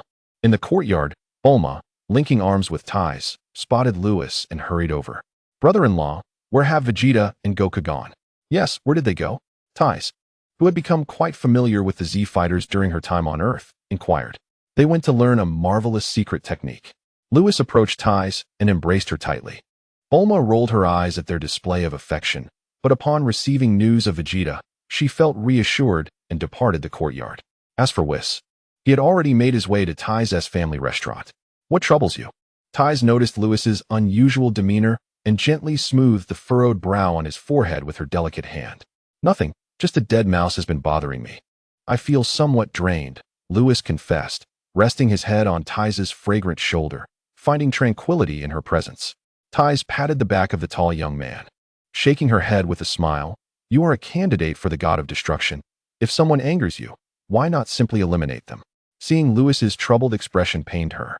Upon hearing Ties's words, Lewis lifted his gaze, cradling her delicate face in his hands, and planted a kiss on her lips. "Just eliminate them, you say?" Lewis chuckled, gazing into her beautiful eyes. "I hadn't realized my sister Ties harbored such a fierce desire for vengeance.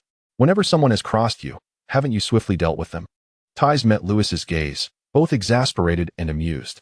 "Having followed you for so many years, my heart has grown colder than a knife meant to slay fish. As long as you are happy, that is all that matters." Ties affectionately ruffled his hair. Lewis's heart raced wildly. Her words were too enchanting. "Oh, Sister Ties, I am utterly moved," he exclaimed, burrowing into her embrace. "Get off me," Ties retorted, exasperated by the immaturity of the large boy. "All right," Lewis feigned sadness, pulling away from Ties's arms. "In the next moment, when I say go, you truly leave? Come back." Ties firmly pressed Lewis's head back against her softness, holding him closely. In the courtyard, the two remained entwined, time seemingly frozen at that moment. Lewis felt an unprecedented sense of calm within.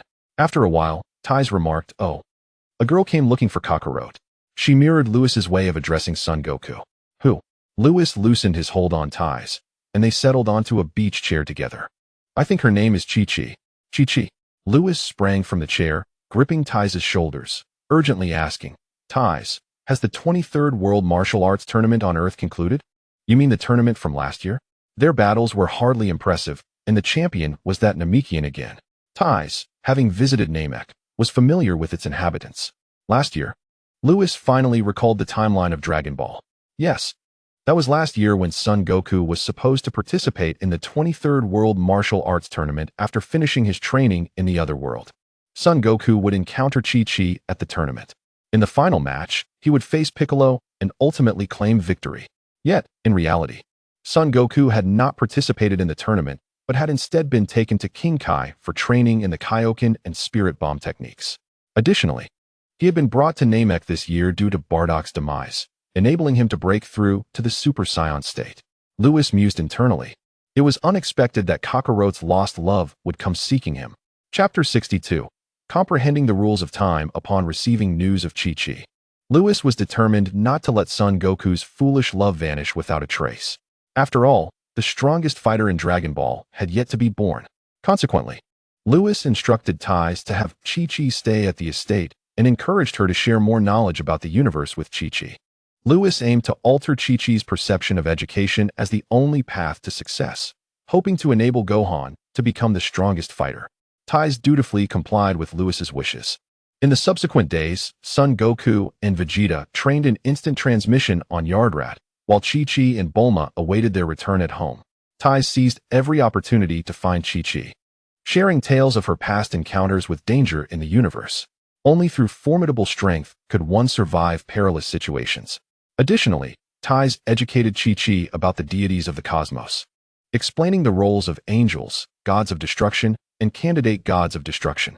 These divine beings possessed the power to obliterate planets, and without formidable strength, mortals stood no chance of resistance. Chi-Chi trembled in fear, finally realizing that her education had proven utterly futile.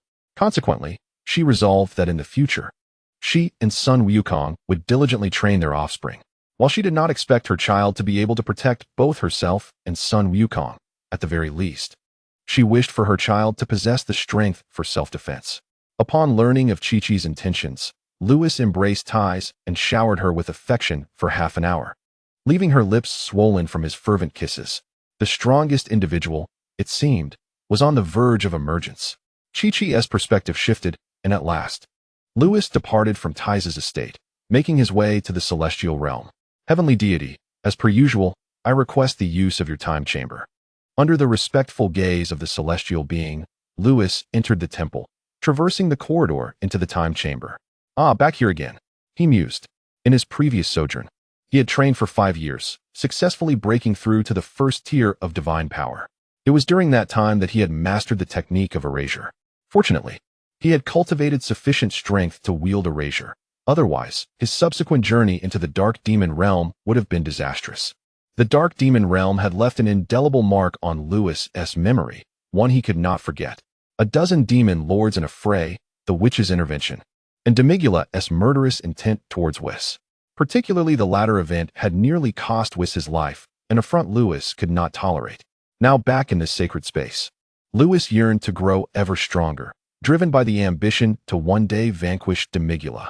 This time, in addition to cultivating his strength, he aimed to pursue the goals he had left unfinished during his last visit, namely to glean insights into other rules through erasure, such as those of time, space, light, and darkness. Thus, he decided to begin with the rule of time. The enigma of time was the optimal choice for rapid advancement. Time could accelerate, pause, or even rewind. Of course, these were merely the foundational applications of time. Lewis recalled a fantastical tale from his previous life that spoke of traversing the river of time to eradicate evil at its inception. If he mastered the rule of time, perhaps he could achieve such feats. Lewis commenced his training, concentrating erasure's power within his palms. The moment this energy manifested, the entire time chamber trembled. Soon, invisible threads of rules began to seep from his palms. Closing his eyes, he delved into contemplation. Time passed swiftly, and within the time chamber, a month elapsed. What is time? As the erasure power dissipated from his hands, the intangible rules surrounding him vanished as well. Exhausted from the effort of gathering erasure, Lewis collapsed to the floor. After a month of contemplation, he found himself unable to even recognize the rule of time. How could he hope to comprehend it further? Gazing skyward, he couldn't help but lament his own perceived lack of talent.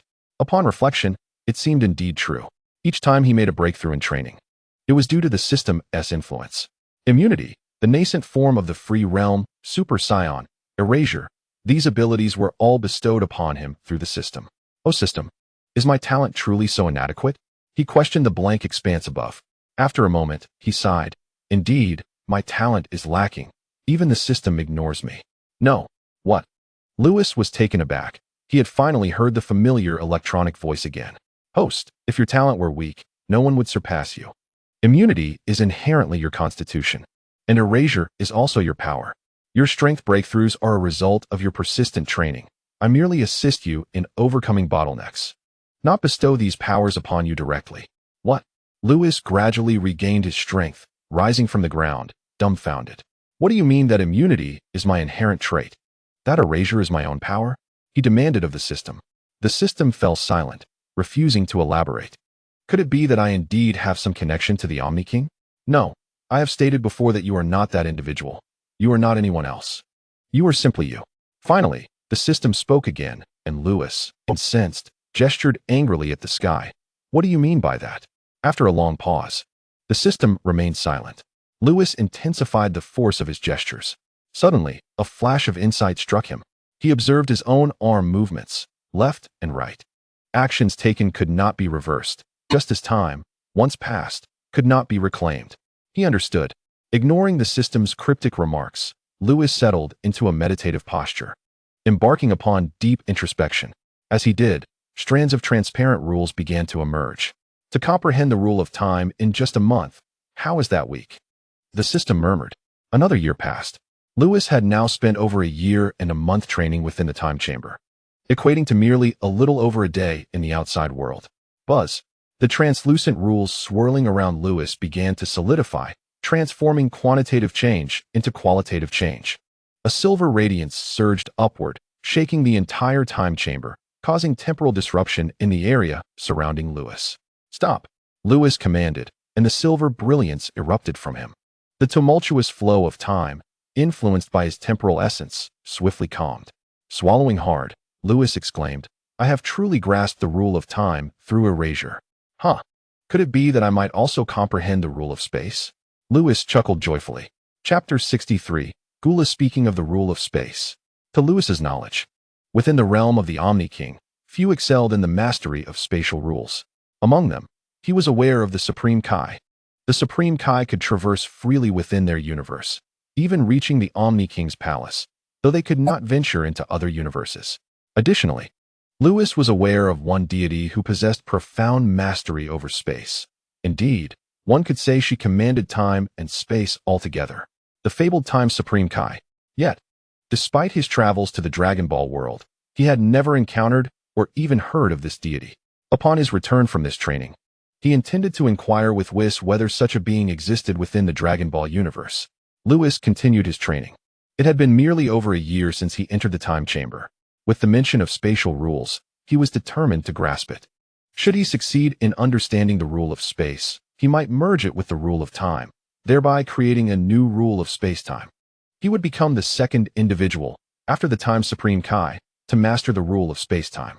In the North Galaxy, at the galactic headquarters, a year had passed since Frisia's demise.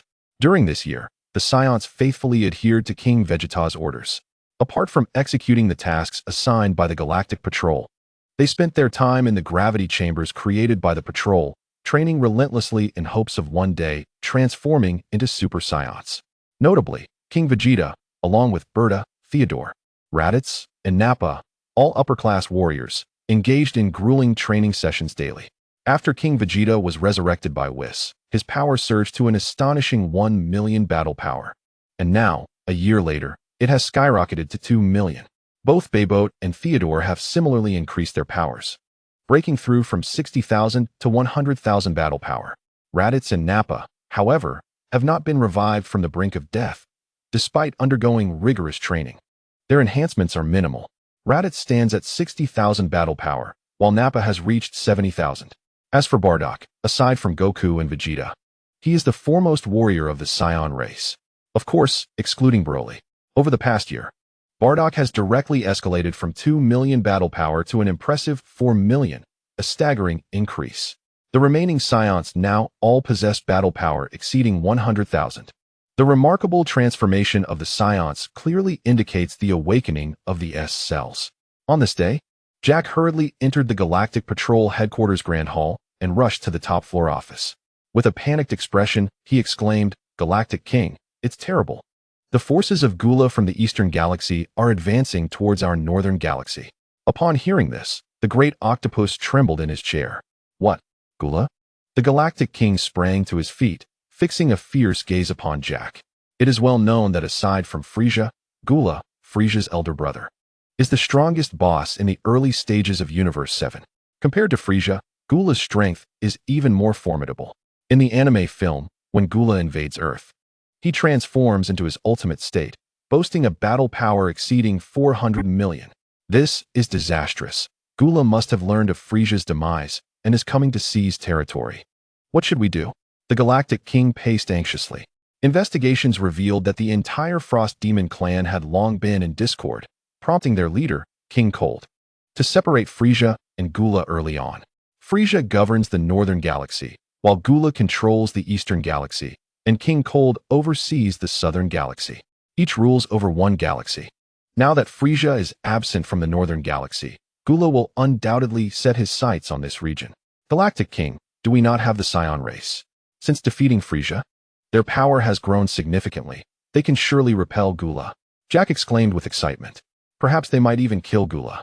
Jack, you have remained in the Northern Galaxy and are unaware of the extent of Gula's power.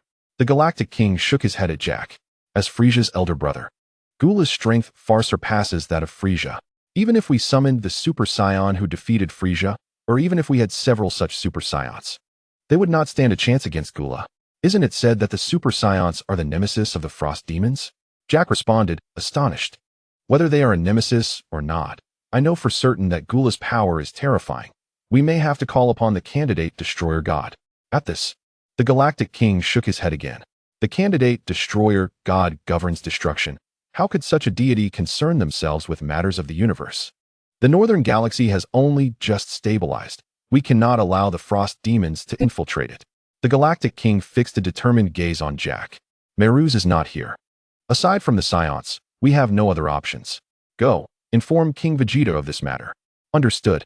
After Jack left the Galactic Patrol headquarters, word of the situation spread rapidly throughout the organization, plunging them into panic. Fortunately, the Saiyan race was still present. Upon receiving the news, King Vegeta immediately dispatched Bardock to lead the elite Saiyan warriors into action. The other Galactic Patrol members felt a wave of reassurance at this sight. The Saiyan race had become the strongest force of the Galactic Patrol, and they believed that with their intervention, victory would surely follow. On North Kai's planet, despair loomed. The death of Frisia had evidently alarmed Gula, and now the northern galaxy was in peril. No, I must quickly notify Goku and Vegeta. In the Kaishin realm. This is bad. Ancestor, come quickly. Our universe is in danger. What kind of danger? The Frost Demons are about to go to war with the Saiyans. Our universe's average power level has only just risen. Should I intervene to stop them? Be quiet. You can be so panicked over such a trivial matter. You are embarrassing the Kaishin. But, enough. We Kaishin govern creation and must not interfere too much with worldly matters. Let it unfold naturally. Sometimes battles do not signify the end of civilization, but rather the propagation of it. Moreover, if the direction of civilization's development is flawed, a destroyer god will intervene. When has it ever been your turn to act? Ancestor, I understand. Chapter 64. The rules of time and space in the northern galaxy, turmoil brewed. Meanwhile, on Earth. In the Tai's family manor, a purple cat sat cross-legged on the lawn, surrounded by a dense aura of time.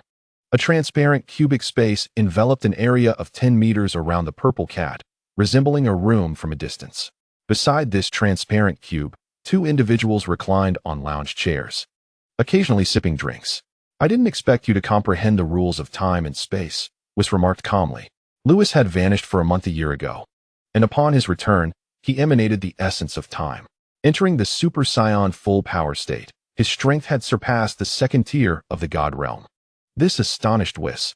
How could Lewis's power have surged so dramatically in less than a month? The surge in strength was not the key issue. The real question was when Lewis had grasped the rules of time and space. Whis was bewildered for 2.5 days, unable to fathom it. However, considering that Lewis could erase damage and was seemingly impervious to harm, perhaps there was no need for such astonishment.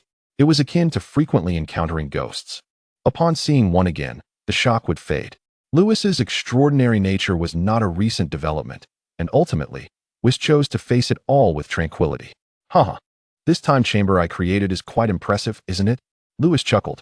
After spending over a month in the hyperbolic time chamber, he immediately set about creating a similar chamber in the manor upon his return. Just as Beerus was making his way from the realm of destruction to Earth, Lewis invited him to try it out. Why did Beerus travel all the way from the realm of destruction? This traced back to events a year prior, following Quitella's death. Beerus had danced a nauseating celebratory dance for 3 days and nights. It was as if he had lost his mind. Lewis and Whis could hardly bear to watch and chose to leave Beerus in the realm of destruction, disregarding him. Upon arriving on Earth, Beerus finally realized the situation and called for Whis, but Whis completely ignored him. In a fit of rage, Beerus flew to Earth. 1 day outside is equivalent to half a year inside. It's truly remarkable. Whis nodded at the transparent cubic chamber. You have grasped the rules of time and space and created such a time chamber. It seems your understanding of these rules is quite proficient. How do I compare to the supreme Kai of time? Lewis inquired, looking over. Whis was taken aback. I never mentioned the supreme Kai of time to you. How did you know? After speaking, Whis shook his head, realizing that Lewis seemed to be aware of many things. For instance, he also knew about the old Kaishin being sealed within the Z-Sword. It was no longer surprising.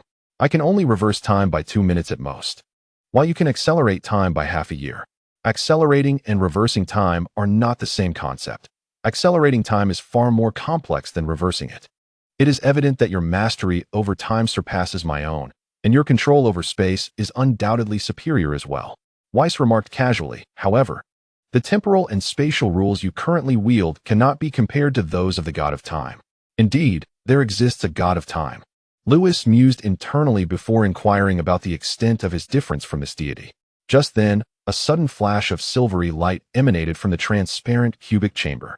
Inside, a purple cat exuded an aura of natural essence, the state of tranquility. Whis smiled. Lord Beerus has finally grasped the state of tranquility. Long ago, he had touched upon this realm, but had not broken through until now, finally stepping into this state within the time chamber created by Lewis. The 5th layer of divine power erupted from Beerus. The cube shattered abruptly. A silvery radiance enveloped Beerus, resembling Lewis in his tranquil state. Lewis, come over here and give me a good beating. I merely advised Whis to leave you be. Is that reason enough to be so furious? Enough with the chatter. Without warning, Beerus vanished from sight. Lewis chuckled, completely enveloped in the silvery glow, and sprang from his beach chair. The two engaged in rapid combat mid-air, the silvery light flickering as if countless fireworks were bursting forth, a dazzling spectacle. Moments later, "You scrawny skeleton, you hit my face. Let me show you how to finish you off. You little rascal, why did you employ the rules of time? Aw, don't pull any tricks."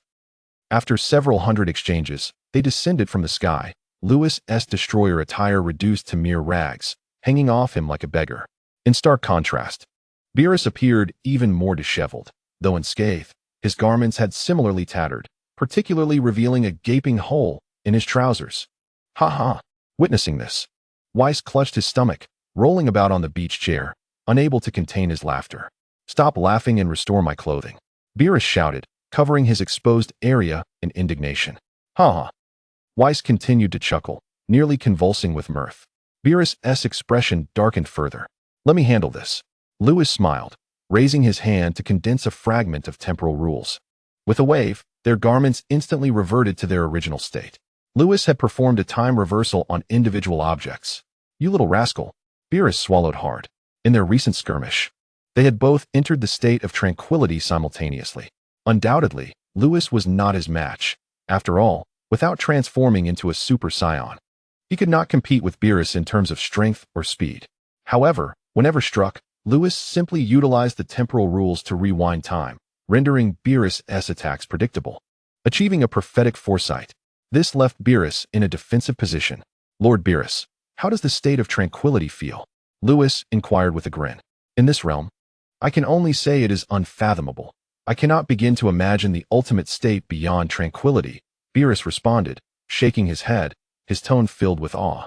"Truly, it is the realm befitting an angel." Beerus tightened his fists, grinning. "If I were to face those 11, no, 10 fellows again, I would undoubtedly have the confidence to bring them down all at once. Ha ha ha. Indeed, this realm is incredibly powerful. It's a pity that my current strength is still too weak to fully utilize the power of tranquility." Lewis sighed. If only he could enter the state of tranquility while in Super Saiyan form, he would be unstoppable.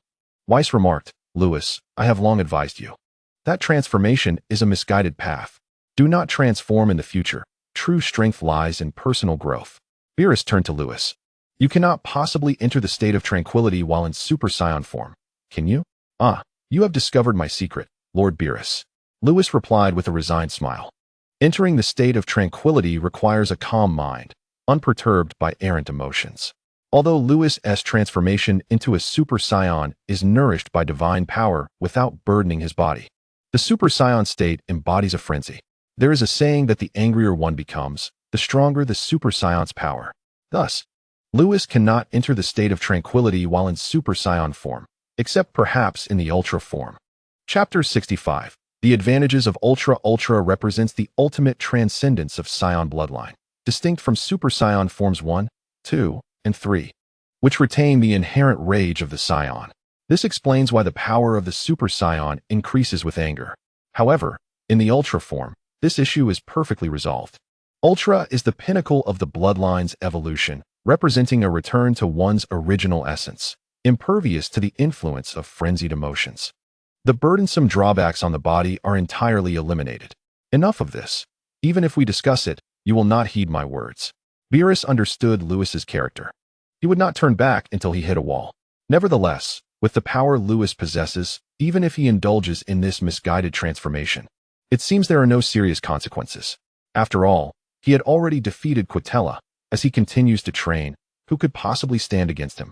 Approaching the beach chair, Beerus reclined. Taking a sip of his drink, he continued, "Now, let us discuss your temporal and spatial rules." Whis turned his attention towards him. "Why are you looking at me like that? Is it not reasonable for someone who can erase existence to also understand the rules of time and space?" Lewis settled beside Beerus on the beach chair, the three of them reclining, sipping their drinks, enjoying a leisurely day. This reasoning is quite formidable and appears almost irrefutable, particularly for Whis, who understands the implications of erasure. Erasure is a synthesis of various rules. Only by comprehending these rules does one qualify to grasp erasure. Time and space are but two of these rules. Hence, it seems plausible that Lewis could master the rules of time and space. "Lord Beerus, you ought to thank me. Had I not created this time chamber, you would not have been able to break through to the state of tranquility." Lewis added, That hardly qualifies as your achievement. Without your time chamber, I could have broken through during this recent period anyway. Beerus scoffed, having never encountered someone so shameless. I wasn't referring to you. I was speaking of another purple cat, Lewis remarked lightly. Whis, who was sipping his drink, suddenly spewed it out in laughter. He had not mentioned Beerus, but the purple cat could only refer to him. You. Beerus, hearing this, was both exasperated and amused. Lewis had been so adorable as a child. How had he become so infuriating now? Lord Beerus, having comprehended the rules of time, even without erasure, you will no longer be my opponent. Lewis landed another blow. Thunderstruck. Furious, Beerus leapt up from his beach chair, shouting, You little brat, I challenge you to a duel.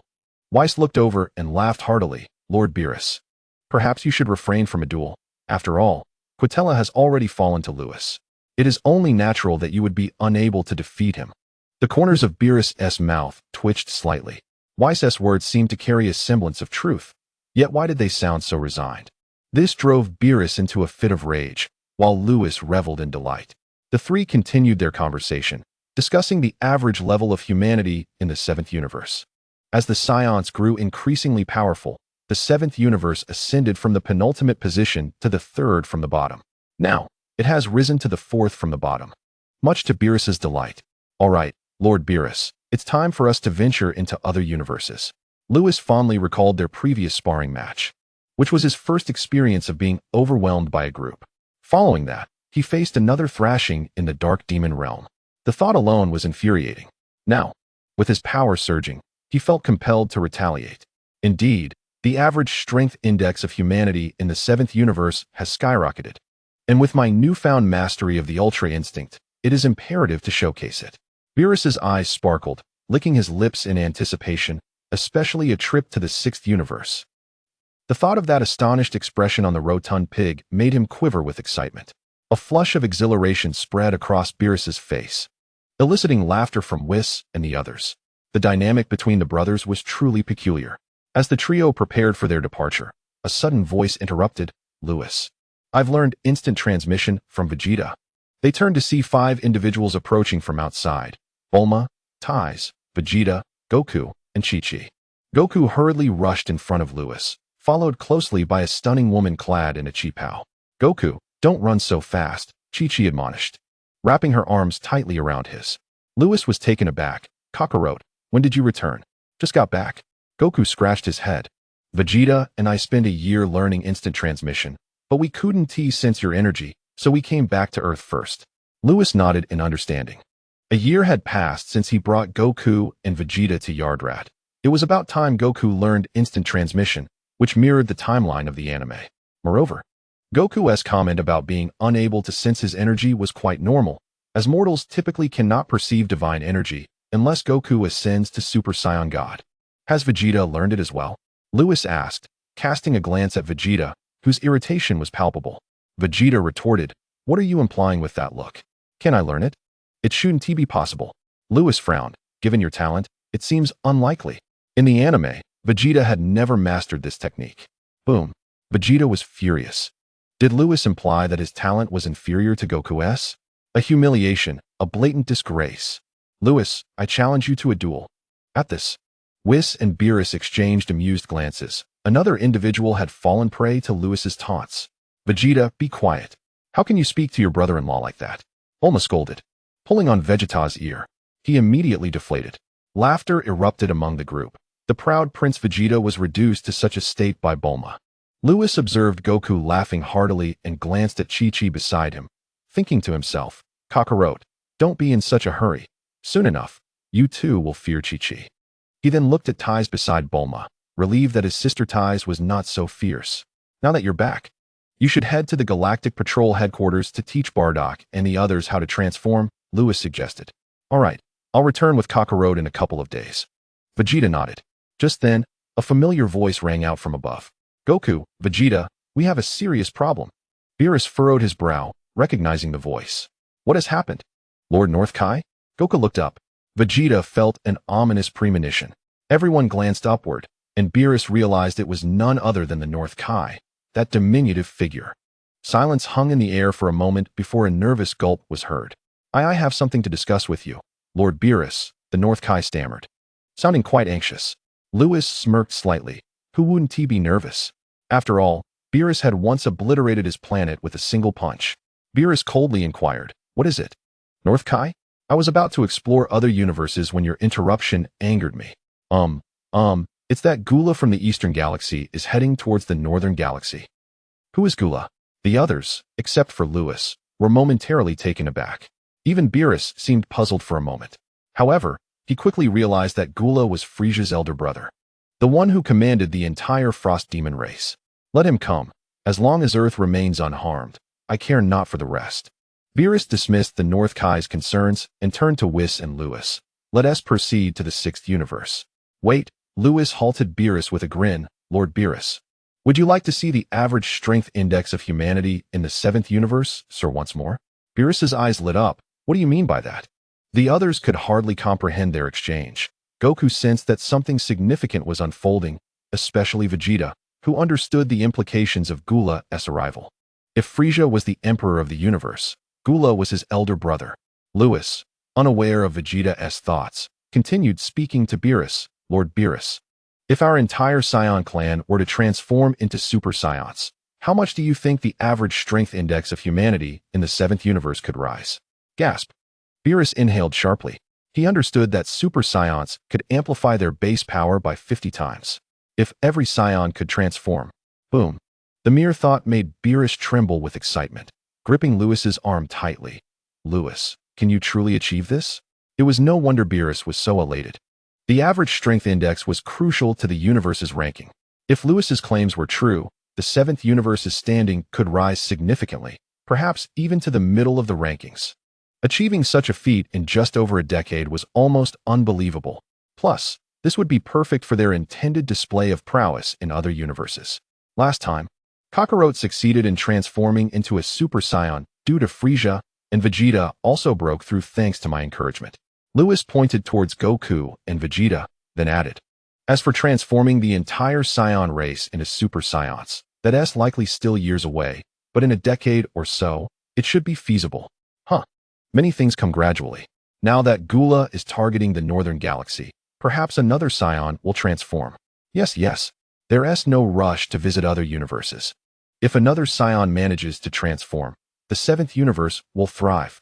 Beerus breathed heavily. Thankfully, he had spared the Saiyan race years ago on Lewis's account. It turned out that the Saiyans possessed such remarkable potential. "Let us go see what Gula intends to do." Lewis directed his gaze back to Goku and Vegeta. "You two should accompany me. Without you, Bardock and the others might not survive." "Not survive?"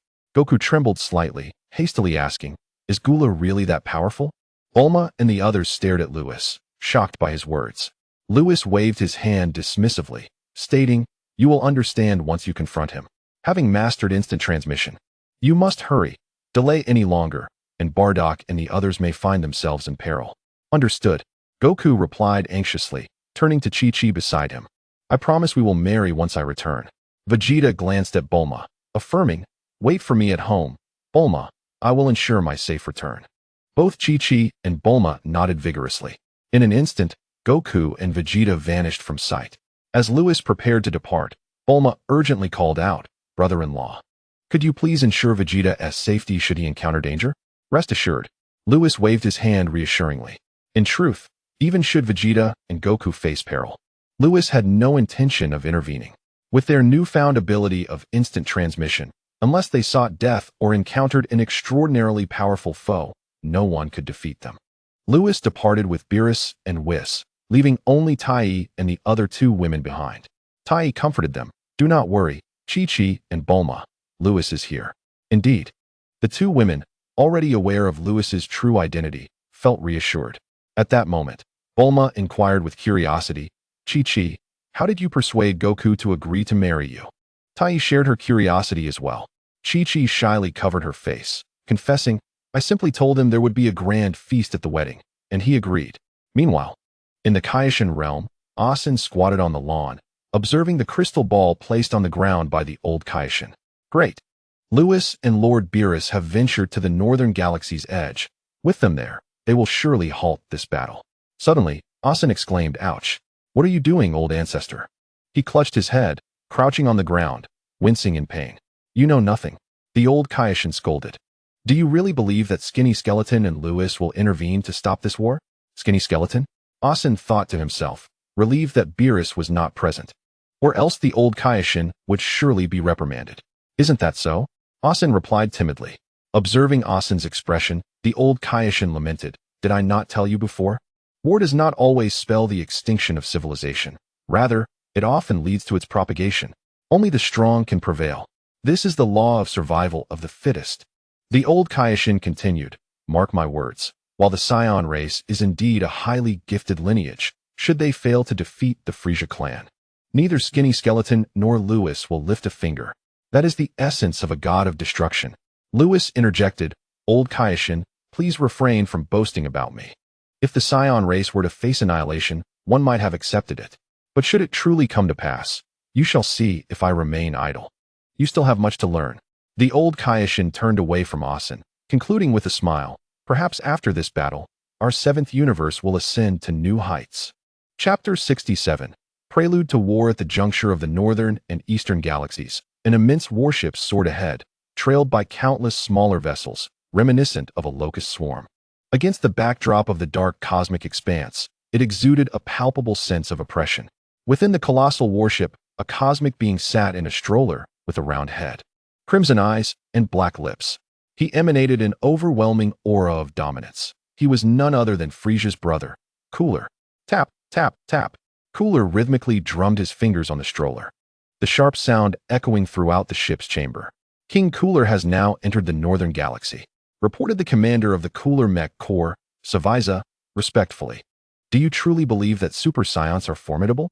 Cooler inquired, turning to Savaiza, who had golden hair. To have slain King Frisia, they must possess considerable strength. Yet even the strongest among them cannot surpass King Cooler, Savaiza flattered. Indeed, King Cooler is invincible, echoed the other two members of the Cooler Mech Corps. Just a bit of strength? Cooler mused, gazing out the transparent window. He shook his head, his voice icy. Accelerate our advance. I wish to see just how powerful those Saiyan monkeys truly are. No sooner had he spoken than 10 small ships appeared a kilometer ahead. The vast Cooler army abruptly halted, and a voice from the control room reported, We have detected unidentified vessels ahead, King Cooler. Oh, who dares to stand in my way? Cooler grinned wickedly, commanding, Destroy them. Yes. The control room received the order and issued the attack command. In the cosmic void, the formidable fleet of warships began to charge their energy cannons. Fire. Thousands of ships unleashed energy blasts. Boom, boom. In an instant, thousands of energy projectiles struck the 10 small vessels, illuminating the dark cosmos as if it were midday. Proceed forward. Cooler ordered from the chamber. The entire Cooler army prepared to advance. Suddenly, as the smoke from the bombardment cleared, several figures emerged.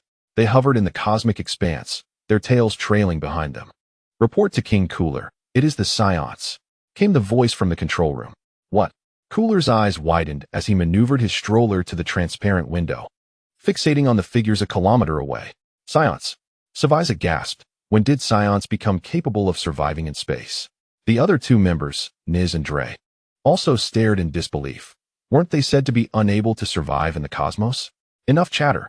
Equip your oxygen devices and eliminate them. Cooler frowned, secretly puzzled.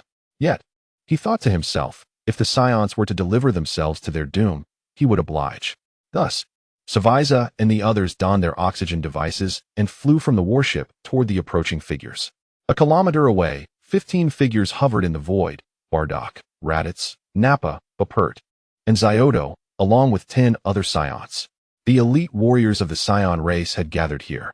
In King Vegeta's words, if Bardock and his companions could not defeat Cooler, then sending more Saiyans would only lead to their demise. Hence, only these 15 had come forth. Additionally, King Vegeta was tirelessly attempting to contact Goku on Earth through the Galactic Patrol headquarters. If the Super Saiyans of their race did not arrive, Bardock and the others would be doomed. Yet even so, Bardock and his companions stood resolute. Who would have thought our Saiyan race could survive in space? Raditz communicated through Ki. It was Lewis who wished for it from the dragon. Bardock recalled, having been informed by Lewis a year prior at the Galactic headquarters. Initially, he thought Lewis was jesting, but upon trying it, he discovered that Saiyans could indeed survive in the cosmos. They're coming, Nappa announced. Savaiza and his companions, equipped with oxygen devices, were swiftly approaching. Upon witnessing this, Bardock smirked. Those three were far too weak. He had spent 2 years on Earth learning to sense ki. And in his perception, the strongest among them was the green-skinned fellow, whose power was less than 1/10 of his own. Raditz, go and eliminate them. Understood. Raditz nodded, unleashing a surge of white ki as he sped towards Saviza and his companions. At that moment, a group appeared in the distance: Lewis, Beerus, Whis, Goku, and Vegeta. Upon witnessing the entangled figures of Raditz and Saviza, Goku exhaled in relief, grateful that the true battle had yet to commence. Vegeta nodded, scanning the surroundings, only to find that his father had not arrived. Unbeknownst to him, King Vegeta was busy sending messages to the duo at the galactic headquarters. Lewis, observing the fierce engagement between Raditz and Saviza, inquired, Lord Beerus, what is your opinion on our Saiyan race? Your talents are undeniable, but as for the others, their potential seems rather lackluster. Beerus, crossing his arms and glancing at Goku and Vegeta, replied, Indeed, these two are quite commendable as well. Chapter 68. The talent of the Saiyan race. During his time on Earth, Beerus had become acquainted with all the Z fighters. Goku's ability to defeat Frieza attested to his considerable talent. Although Vegeta's power was somewhat inferior to Goku's, his desire for combat was fervent. Nonetheless, it was evident to Beerus that Vegeta's martial foundation was not as robust as Goku's, particularly in terms of mental fortitude. Merely commendable? Lewis chuckled.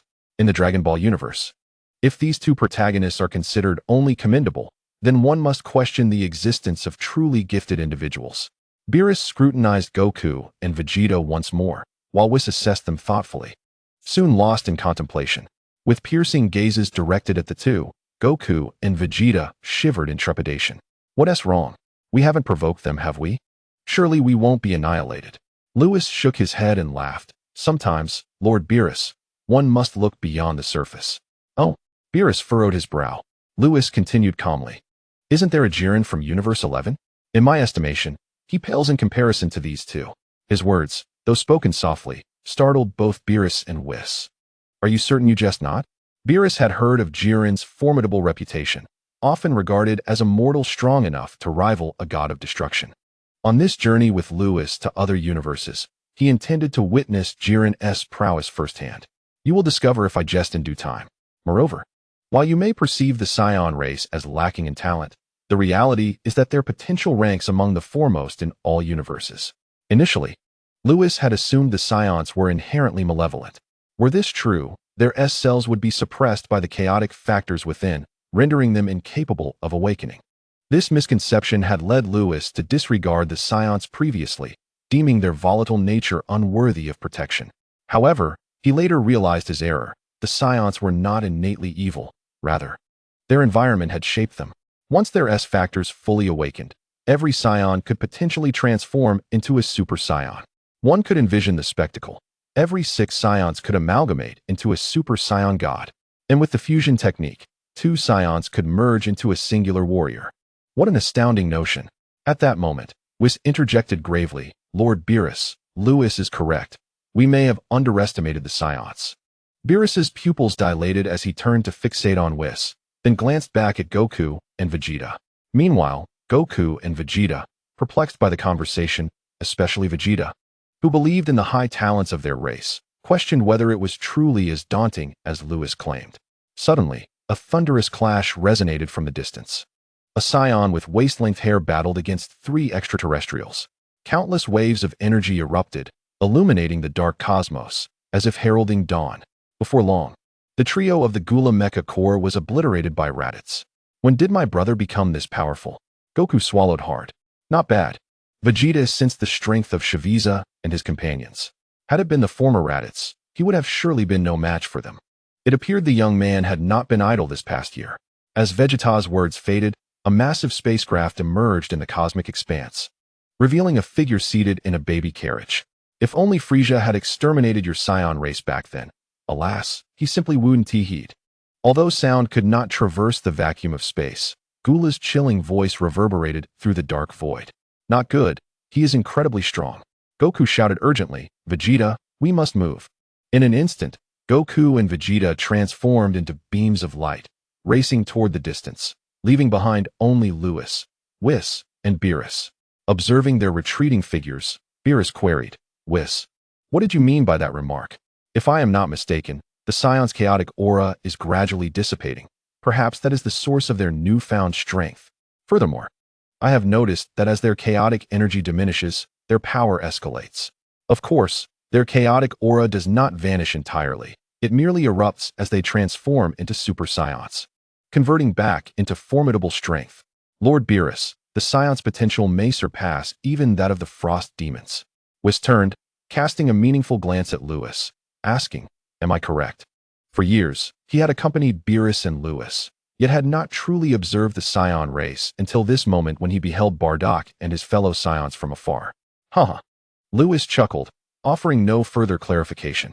The Scion's talent compared to the Frost Demons depended on which Scion was being considered or which Frost Demon. If comparing Goku's prowess to that of the Frost Demons, Goku's talents would undoubtedly prevail.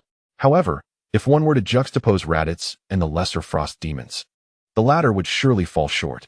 Beerus gazed at Lewis, breath quickening. His endorsement of the Frost Demons as representatives implied his acknowledgement of their talents. If Whis now asserted that the Scions exceeded the Frost Demons in potential, could this truly be the case? If so, Beerus envisioned the entirety of the Scion race, over 2,000 strong, each transforming into Super Scions, surpassing Frieza, Gula, and King Cold. The prospect filled him with exhilaration. "Lord Beerus, you shall understand these matters in due course. For now, simply enjoy the spectacle." Lewis concluded the discussion, redirecting his gaze toward the horizon. Beerus nodded, recognizing Lewis's uniqueness. Given Lewis's assertion, coupled with Whis's explanation, it seemed evident that the Scion's potential was indeed superior to that of the Frost Demons. What an exhilarating revelation. The trio gazed into the distance. Chapter 69, A Fierce Battle with Gula in the Pitch-Black Expanse of the Cosmos. An extraterrestrial being seated in a baby carriage hovered before a colossal spacecraft. Gula, with his cold gaze, surveyed the remnants of Shaviza and his companions. The remnants of flesh scattered throughout the void. "To think my mechanized troops would perish at the hands of a single Scion. No wonder you were capable of defeating Frieza. It appears you possess some genuine strength." Gula, perched in his baby carriage, laughed heartily, displaying no sorrow for the demise of Shaviza and the others. The Frost Demons embodied indifference and ruthlessness, epitomizing such traits. "Humph, I had long intended for Frieza to eliminate your Scion race, yet he disregarded my words. However, regardless of the circumstances, Frieza belongs to the Frozen clan.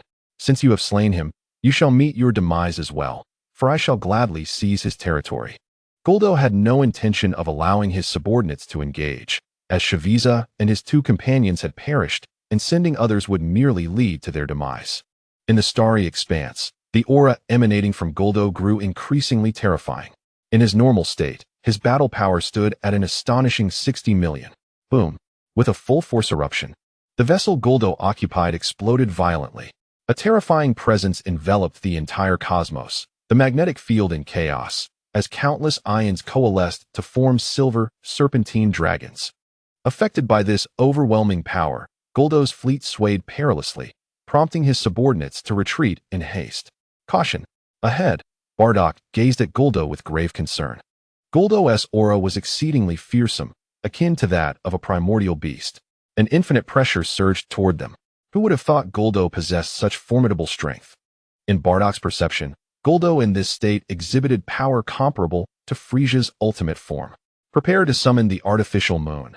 King Vegeta is already in contact with Kakarot, hoping he can arrive in time. Guldo's presence was indeed terrifying, and Bardock's current power was merely 4 million. Engaging Guldo in his normal state would result in certain death. Though transforming into a great ape would render lower-class warriors irrational, Bardock could afford no further hesitation. Yes, feeling the explosive force emanating from Guldo, Bert and the other Scions were momentarily gripped by fear, but they quickly suppressed it. Suddenly, a voice rang out. "Father, I have arrived." Two beams of light surged forward. It was Kakarot, and Vegeta was with him too. The Scions erupted in joyous exclamations. Had these two not arrived, their fates would have been sealed. In the distance, Guldo paused upon seeing the two. More fools had come to their doom, and he would gladly oblige.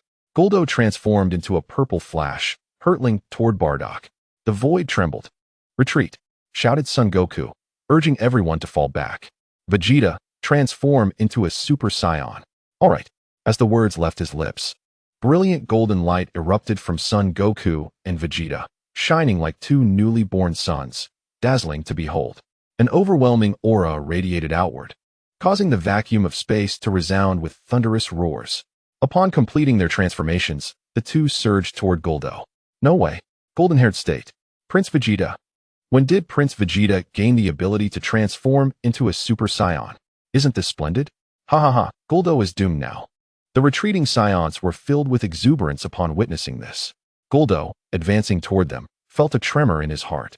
Golden hair and blue eyes. Just as foretold in the legends of the Frozen Clan. A Super Saiyan. Is this the Super Saiyan that vanquished Frieza? Humph. I shall see if this Super Saiyan is truly as formidable as they say. Guldo accelerated, and in the next moment, he clashed with Son Goku. You all fall back. I must assist them. Bardock, who had been retreating, suddenly halted.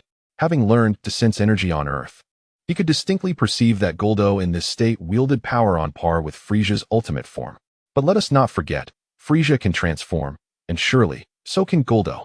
If Guldo were to transform again, his strength, Bardock's heart quaked. Could it be that even a Super Saiyan would fall short against Guldo? Bardock shot forward with determination. Father! Raditz shouted. Raditz, we cannot assist. We must retreat. Bardock will be fine. But Raditz hesitated.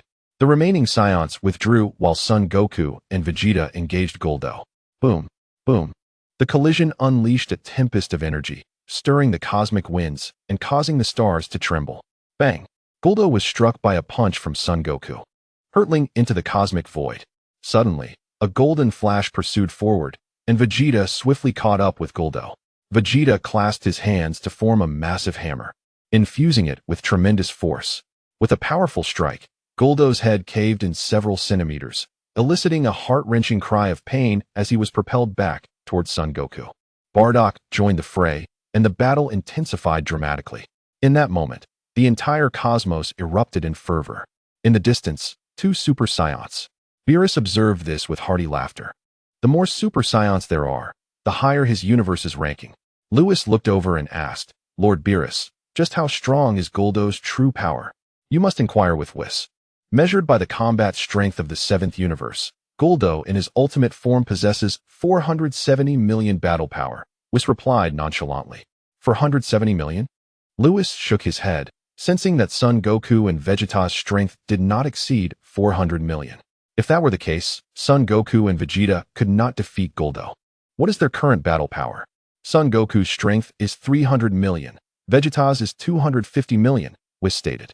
This means Son Goku's normal battle power is 600,000, while Vegeta's is 500,000. Compared to before, their increase was minimal, merely a rise of 100,000 battle power. This was due to their training in instant transmission. Lewis understood this well and saw no issue in spending a year mastering instant transmission. After all, it was a life-saving technique. Even if it took 10 years, it would be worth it. According to Whis, Son Goku and Vegeta could not possibly defeat Guldo. Beerus watched the battle unfold. Chapter 70, Lewis's Cunning. Many factors influence the outcome of a battle. It is not merely a matter of higher battle power guaranteeing victory. As a god of destruction, Beerus, having fought countless battles, was keenly aware of this. However, given the current situation, with the power exhibited by Son Goku and Vegeta, it would indeed be challenging for them to defeat Guldo. After all, the entire Frozen Clan was at his service, and Beerus was well aware of Guldo's ultimate power. Lewis smiled. Two Super Saiyans may find it difficult to defeat Guldo, but what if there were one more? One more Super Saiyan? Beerus and Whis were momentarily taken aback. Bardock had gone to face him, hadn't he? Under his current conditions, if sufficiently enraged, he could transform into a Super Saiyan. Lewis continued to observe the battle ahead and said calmly, Whis, control Kakarot and Vegeta for a moment, allowing them to be severely injured by Guldo. If my son is harmed, Bardock will undoubtedly become furious, and thus he shall transform into a Super Saiyan. Lewis displayed a mischievous grin. Upon hearing this, Beerus shuddered. What a cunning fellow. Even Whis felt a chill run down his spine. If he treated others so terribly when they had wronged him, what would happen to those who truly opposed him? The last person who crossed him was already erased. In the starry expanse, explosions roared.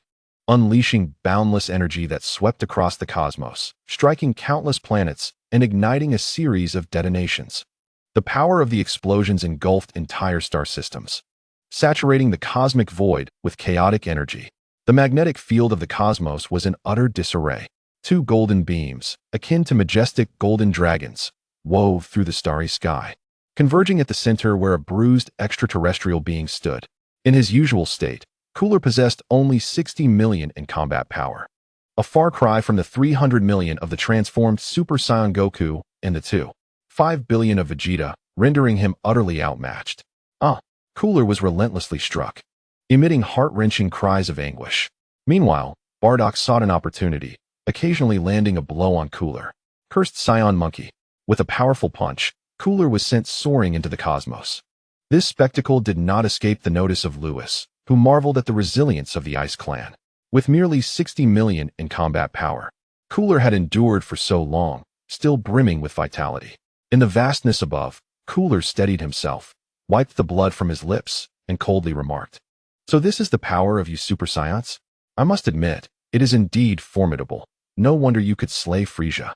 However, if this is all you possess, then next year on this day shall mark your demise."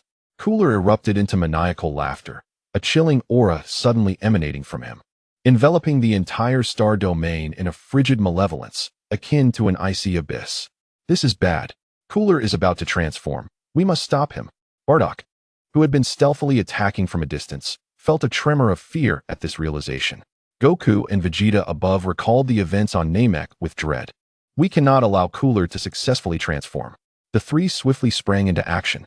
Goku darted to one side, gathering energy at his waist, conjuring a blue-hued energy sphere in his palm. Vegeta remained stationary in the center, his hands pressed together, manifesting a golden energy wave. Bardock mirrored Goku's stance on the opposite side, focusing his energy into a ki blast. The trio formed a triangular formation. Kamehameha. Final Flash. Shining Attack. The three assaults surged forth simultaneously towards Cooler in the starry expanse. An overwhelming force swept across the cosmos. In that fleeting moment, it felt as though the very heavens were being torn asunder. Boom. The trio's attack struck Cooler squarely. For an instant, smoke enveloped the area where Cooler had been, obscuring him from view.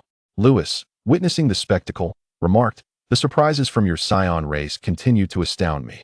Beerus, arms crossed, observed intently, aside from Goku and Vegeta. "That Saiyan named Bardock also displays remarkable talent." Whis nodded in agreement, adding, "Indeed, quite impressive. No wonder you believe he could ascend to Super Saiyan." Lewis smiled without further comment. As Bardock, the father of the Dragon Ball protagonist, naturally possessed exceptional abilities. "Whis, be vigilant. Cooler is about to enter his ultimate form." Lewis then revealed a mischievous grin, instructing, "At the crucial moment, ensure you restrain Kakarot and Vegeta to prevent their escape through instant transmission." Bulma had entrusted her brother-in-law with Vegeta's safety, yet Lewis was planning to employ cunning tactics. Fortunately, Bulma was absent. Otherwise, she would surely confront Lewis. "You are willing to resort to any means necessary to ensure Bardock transforms into a Super Saiyan." Whis rolled his eyes before assuring, "Do not worry. I will keep them under control." In the distance, a resounding boom echoed. A purple radiance surged into the sky. The overwhelming force dispersed the lingering smoke. Suddenly, a figure resembling Frisia's ultimate form appeared, hovering in the void. Fourth transformation, the fifth form. Combat power at 4.7 billion. "To perish beneath my ultimate state is your honor." Cooler hovered in the air, his eyes gleaming coldly as he regarded Goku and his companions. In that moment, Cooler resembled a malevolent demon from the abyss, his overwhelming presence warping the very fabric of space. The sheer magnitude of his power caused Goku and his allies to tremble. Bardock was shocked, Vegeta was filled with dread, while Goku felt an exhilarating thrill. Each of their reactions diverged. "Be cautious." As the trio momentarily froze in disbelief, Goku suddenly noticed Cooler's disappearance and shouted urgently. A flicker of purple light danced in the cosmos. Goku and Vegeta responded in kind, swiftly engaging Cooler in combat. After hundreds of exchanges, it became evident to Goku and Vegeta that they could not withstand Cooler. Their stamina waned rapidly, and their injuries multiplied. In stark contrast, Cooler's strength only grew. The disparity between the mightiest Goku and the ultimate Cooler amounted to a staggering 1.7 billion combat power difference. How could this be? Gazing up at Cooler, Vegeta spat blood and gritted his teeth. We Saiyans are no match for the Ice Clan. Above, Cooler glanced at Vegeta and then at Bardock. Realizing there was still one straggler, Cooler erupted in laughter, transforming into a bolt of lightning as he charged at Bardock. His speed was so great that Bardock had no time to react. In an instant, Bardock coughed up blood, the crimson droplets suspended in the weightless void. With another violent cough, more blood spilled forth. Seriously injured, he could no longer speak. With only 4 million in combat power, being struck by Cooler's 4.7 billion was already beyond his limits. Father! Goku shouted desperately, instantaneously teleporting to Bardock's side and thrusting a Senzu bean into his mouth. Simultaneously, he and Vegeta consumed one as well. The three were revitalized to full health. Chapter 71. Bardock transforms in the distance. Beerus was taken aback. What is this bean? It can restore one from severe injuries. Whis frowned. This is a Senzu bean. I thought they were extinct. Hearing this, Lewis was momentarily stunned. Whis, do you recognize these beans? This is from the former Grand Priest. Before he could finish, Whis trembled, recollecting something. While on Earth, he had noticed the familiar style of the tall tower in the northern region. It turned out that Lewis's origins were connected to the former Grand Priest. Truly a divine being. Whis, now, control Kakarot and Vegeta. Lewis, unbothered by the Senzu bean discussion, focused on the ongoing battle. Ahead, Goku and his companions sensed the dire situation and prepared to use instant transmission to escape. Whis snapped back to reality, dismissing thoughts of the Senzu beans, and swiftly waved his staff. A silver light enveloped Goku and Vegeta. In the air, Cooler's aura grew increasingly terrifying. We cannot win. We must retreat, Goku declared. If he were alone, he would not easily yield, but with his father present, he felt compelled to act. Resigned, he nodded. All right. Vegeta gritted his teeth in agreement. The realization that even in their Super Saiyan forms, they were no match for Cooler was utterly frustrating. As Goku prepared to use instant transmission to rescue Bardock, suddenly, he and Vegeta found themselves frozen in place, as if time itself had halted. What is happening? Bardock shouted urgently at the strange behavior of Goku and Vegeta. Trying to escape? Cooler had long since recognized Goku's extraordinary technique as he attempted to save Bardock. In this battle, he had witnessed the terrifying potential of the Saiyans and would not allow them to flee. Seizing the moment when Goku and Vegeta were caught off guard, in the sky, Gula raised both hands high, and a 3-meter-wide energy sphere materialized above them. The orange radiance radiated outward, resembling a nascent sun, emanating an intense heat that seemed capable of boiling the universe. Die! Gula forcefully pushed downward. Kakarot, take cover. Hurry. Seeing this, Bardock let out a heart-wrenching scream, his spine ablaze, yet completely unaware. Boom. A mysterious airflow surged through the cosmic expanse, the surrounding pressure skyrocketing, an ominous aura sweeping across the surroundings, reminiscent of the apocalypse. It was terrifying. In the distance, Beerus lowered his arms, slightly tense at the unfolding scene. Bardock should be able to transform, right? The more Super Saiyans there are, the higher his rank in the universe. I don't know. Lewis frowned, his own anxiety mounting. You all seem quite tense, Whis remarked with a smile. However, Lewis and the others remained silent, fixated on the scene ahead. Rolling his eyes, Whis said, well, barring any unforeseen circumstances, Bardock is likely to succeed in his transformation. How do you know? Lewis and the others quickly turned to him. Lewis, I've noticed that whenever you transformed into a Super Saiyan, a formidable power surged from your spine. Bardock is exhibiting the same phenomenon. He is gathering immense energy there, mirroring your reaction. He should successfully transform, although he lacked Lewis's extraordinary physique and the ability to erase. As the master of destruction, his perception was unparalleled, immediately discerning the strength accumulating in Bardock's spine. Lord Beerus, let us begin the spectacle of 3 Super Saiyans wreaking havoc. Lewis clenched his fists and laughed heartily. If 2 Super Saiyans couldn't defeat Gula, what would happen when 3 joined forces? In the cosmic void, the massive orange energy sphere descended at an accelerating pace. No. Kakarot, Vegeta, get out of the way. Bardock's eyes widened, his energy intensifying. The chaotic magnetic field around them grew even more turbulent. Hurry, dodge. Bardock saw that Goku and the others were still motionless, and his fury escalated. His hair began to flicker, a dazzling gold and black. Buzz, buzz, buzz. Various energy mediums filled the cosmos as a deafening roar erupted from Bardock. Boom, boom. It was akin to a volcanic eruption. The immense power Bardock unleashed caught Gula's attention. Upon witnessing Bardock's flickering hair, Gula's heart trembled. Another Super Saiyan. You shall perish as well. Gula bellowed, raising his hand to condense another colossal energy sphere and hurled it at Bardock. Seeing this, Lewis shouted from afar, Whis. Release Kakarot and the others. Whis complied. Once freed, Goku and the others gazed at the colossal energy sphere looming over them, on the verge of exclaiming in horror. However, they swiftly utilized instant transmission to evade the impending threat. In the next moment, the two gigantic energy spheres Gula had thrown erupted violently. Boom. Chapter 72, The Senza Bean. The cosmic void instantly manifested two mushroom clouds, each with a 10,000-meter radius. The explosive force reverberated through the cosmos, threatening to shatter it. This entire star domain was illuminated. Huff, huff. Above, Gula had been exerting himself to the utmost while battling Goku and the others, and after launching two massive energy spheres consecutively, he was nearly exhausted. This time, it must be over. Gula glared at the mushroom clouds, gritting his teeth. Damn Frieza, leaving us with such calamities.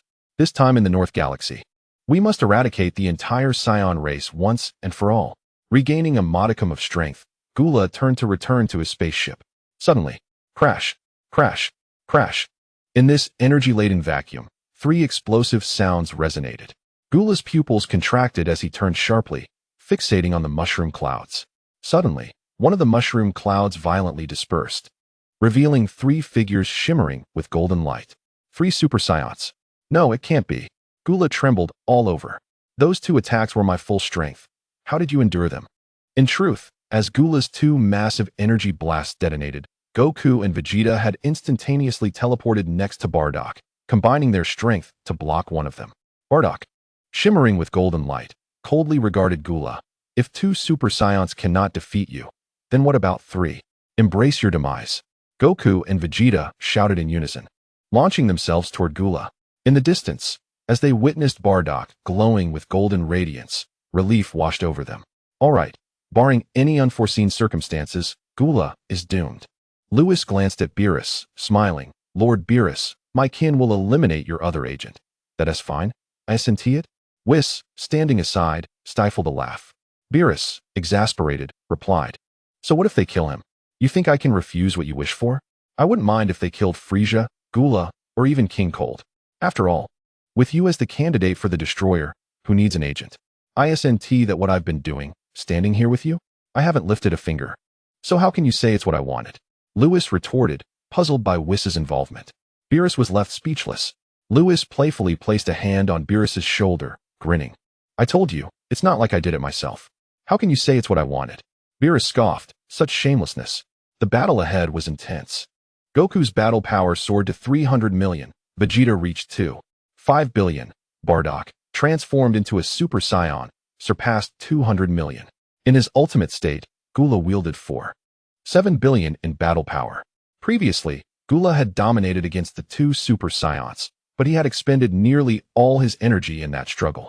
After unleashing two massive energy blasts, he was nearly drained. Now, with three Super Saiyans assaulting Gula, just as Lewis had predicted, Gula could no longer withstand the onslaught. Soon, Vegeta seized the moment to incapacitate Gula's limbs. Goku pierced a gaping hole through Gula's abdomen. Bardock, witnessing Gula's ultimate form, recalled the scene of Frieza's defeat, and thus sought to repay the debt. He condensed an energy sphere and forcefully thrust it into Gula's mouth. Gula's head exploded instantaneously, brain matter and blood splattering everywhere. As the ruler of the North Galaxy, Gula's brother had barely entered the North Galaxy's fringes, yet he was utterly annihilated. Goku and the others transformed into beams of golden light, racing toward the edges of the North Galaxy, slaughtering Gula's subordinates. At that moment, Lewis and the others flew over. Lewis, what happened earlier when Vegeta and I couldn't move?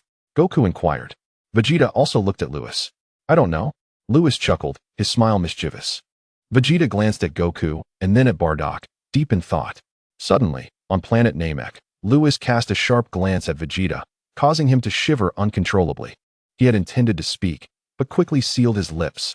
Lewis withdrew his gaze from Vegeta and turned to the golden-haired, blue-eyed Bardock, smiling as he inquired, "Bardock, how does the power of a Super Saiyan feel?" Bardock examined his own hands, blinking his wicked eyes. "It's overwhelmingly strong. This power is simply astounding." Previously, he thought possessing a battle power of 10,000 was remarkable, yet now it had surged beyond 200 million. Haha, you will only grow stronger from here. Lewis chuckled. After all, Bardock and his companions were merely in their Super Saiyan Form 1. There remained Forms 2 and 3 yet to be explored. At that moment, Whis turned to Goku, furrowing his brow and asking, "Mr. Goku, do you still have that bean from before?"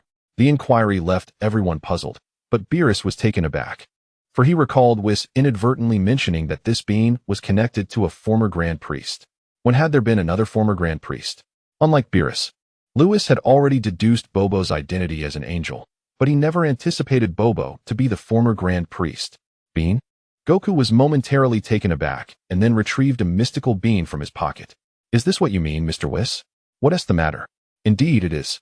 Whis held the bean in his hand, observing it closely before shaking his head. "Unfortunately, it currently only has effects on mortals." Lewis also shook his head. Upon arriving in this world, he had intended to collect these beans. However, after awakening his system and being recognized by Beerus as a candidate for the God of Destruction, along with Whis's presence, he had grown less fixated on the beans. Now, upon hearing they were only effective for mortals, Lewis's interest waned further. As he was a deity now, ultimately, Whis returned the bean to Goku. Whis's peculiar actions left Goku and his companions perplexed, though they refrained from probing too deeply. "Kakarot, how many of those mystical beans remain on Earth?" Lewis finally spoke. "There are plenty." "Plenty?" Lewis was taken aback, believing the beans had been devoured by Yachirobe. "Yes, they were initially hoarded by Yachirobe, but then Vegeta came to Earth and seized them all." Goku scratched his head, grinning. "So that is how it is." Lewis regarded Vegeta with an appreciative gaze. The mystical beans were invaluable healing treasures for the Z warriors, both in the early and later stages. In the anime, the Z warriors in the later stages would strive to divide a single bean into 10 portions for consumption. Who would have thought that Vegeta had altered this situation? Noticing Lewis's admiring look, Vegeta lifted his chin slightly, adopting a proud demeanor. He certainly would not allow that glutton to waste such extraordinary beans. Chapter 73, The Mystical Beans and the Saiyan Physique. In the vast cosmic expanse, fragments of spaceships and remnants of exploding planets were scattered everywhere. 3 radiant golden auras stood out vividly against the dark cosmic backdrop. Speaking of mystical beings, Lewis recalled the Saiyan physiology. "You must have noticed that when we Saions recover from the brink of death, our power surges dramatically, right?" Lewis glanced at Bardock and the others, smiling. "Perhaps you could take advantage of the mystical beans. Inflict severe injuries upon yourselves, then use the beans to recover." Buzz. A spark of realization flashed through Bardock and Vegeta's minds. Ever since their last recovery from death, they had discovered this unique trait of the Saiyan race. Since mystical beans were available, why not utilize them? Excitedly, even Goku grasped this idea, exclaiming, "Lewis, you are brilliant. Indeed, your wisdom rivals my own." Vegeta smirked slightly. Bardock remarked, "Has Vegeta lost his mind?" Lewis dismissed Vegeta with a wave of his hand. "Well, I must say, I do not endorse this method. There are no shortcuts to cultivation. Such sudden acquisitions of immense power will surely come with drawbacks, just like my own journey, where I broke through my limits only with the help of the system. As for erasing those limitations, the system did mention that they were originally my powers, so they do not count." Pausing briefly, Lewis continued, "You should travel to Yardrat to learn instant transmission. If you Haven T cultivated your powers for a year, perhaps you could try this method." If Goku and the others had been training normally, their usual battle power might have already surpassed 6 to 7 million. Of course, he advised them to use this method sparingly.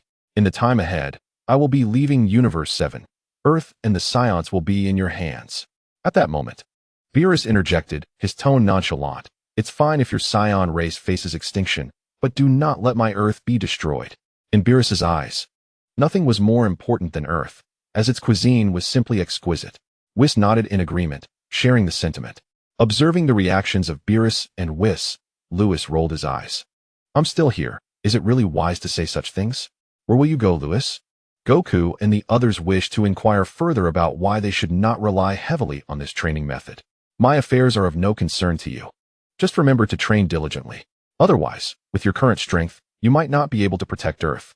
Although Lewis did not mention the threat of Cell, his tone left Goku and the others momentarily stunned. Unable to protect Earth? Does that mean Earth is in danger? Just as they were about to ask, he continued. By the way, Bardock, you should know that transforming into a Super Saiyan requires extreme anger. When you return to the galactic headquarters, you can teach your kin. With that, Lewis and the others vanished from sight. In the dark cosmic void, only Goku and his companions remained, exchanging puzzled glances, each reflecting the confusion in the other's eyes. At that moment, a dozen figures flew in from the distance, Raditz and his group. Father, your hair. You've transformed into a Super Saiyan? Father, have you also achieved the Super Saiyan form? On North Kai's planet, facing the simultaneous assault of 3 Super Saiyans, Guldo found himself utterly powerless. So powerful. The Saiyan race has reached such heights. Witnessing Guldo's defeat, North Kai jubilantly danced in place. In the Supreme Kai realm, Asen crouched on the ground, gazing at the crystal ball, shouting in excitement. Ancestor, another Super Saiyan has emerged. Calm down. Although the old Kai spoke these words, his trembling body betrayed him. Watching Bardock in his golden-haired form on the crystal ball, even the old Kai felt a surge of exhilaration. 1 or 2 Super Saiyans might not fully represent the Saiyan race's potential, but 4 certainly would. Especially with one of those Super Saiyans being the candidate for God of Destruction in Universe 7. How could such a race, destined to be a God of Destruction's kin, lack talent? With the emergence of Saiyans and the candidate God of Destruction undertaking the task of annihilating planets, Universe 7 was bound to flourish. The average power level of humanity in Universe 7 might even rise to the highest in all realms. The more he pondered, the more excited he became. The old Kai's face flushed with excitement, leaving Asen beside him in awe. Was he not supposed to remain calm? This battle on the edge of the North Galaxy not only thrilled the old Kai, but also invigorated Beerus. As the highest deity in Universe 7, he had always been rather lazy, rarely managing the universe. However, he still hoped for a better universe, especially after witnessing the recent battle. He had observed the innate talents of the Saiyan race. One could only imagine the breathtaking sight of over 2,000 Super Saiyans swirling together. The image was almost blinding. At that moment, Lewis, who had departed from the edge of the northern galaxy, returned to Earth. As for Beerus and Whis, they did not follow. The two remained in the realm of destruction, awaiting Lewis's return with Ties. On Earth, in West City, in Ties' room, the afternoon sun poured through the window, casting a warm glow throughout the space. The atmosphere was somewhat languid. A stunning woman lay on the bed, her golden waves cascading over the pillow, partially turned. Her beautiful eyes gently closed. Her lips parted slightly, as if whispering sweet nothings, resembling a sleeping beauty exuding endless allure. With a sudden swish, Lewis appeared. And upon seeing the enchanting figure on the bed, a softness appeared in his gaze. He approached the bedside and lay down, gazing lovingly at the slumbering Ties. Her small mouth moved cutely as she slept, a sight that melted Lewis's heart. Moved by an impulse, he reached out his finger and gently touched her lips. How warm! How soft! The warmth belonging to Ties seeped through his fingertips into his heart. Ties was simply adorable, propping his head up with one hand. He fixated on the sleeping Ties. Unable to restrain himself any longer, he leaned down and softly kissed her red lips. How sweet! How tender! It seemed she sensed something.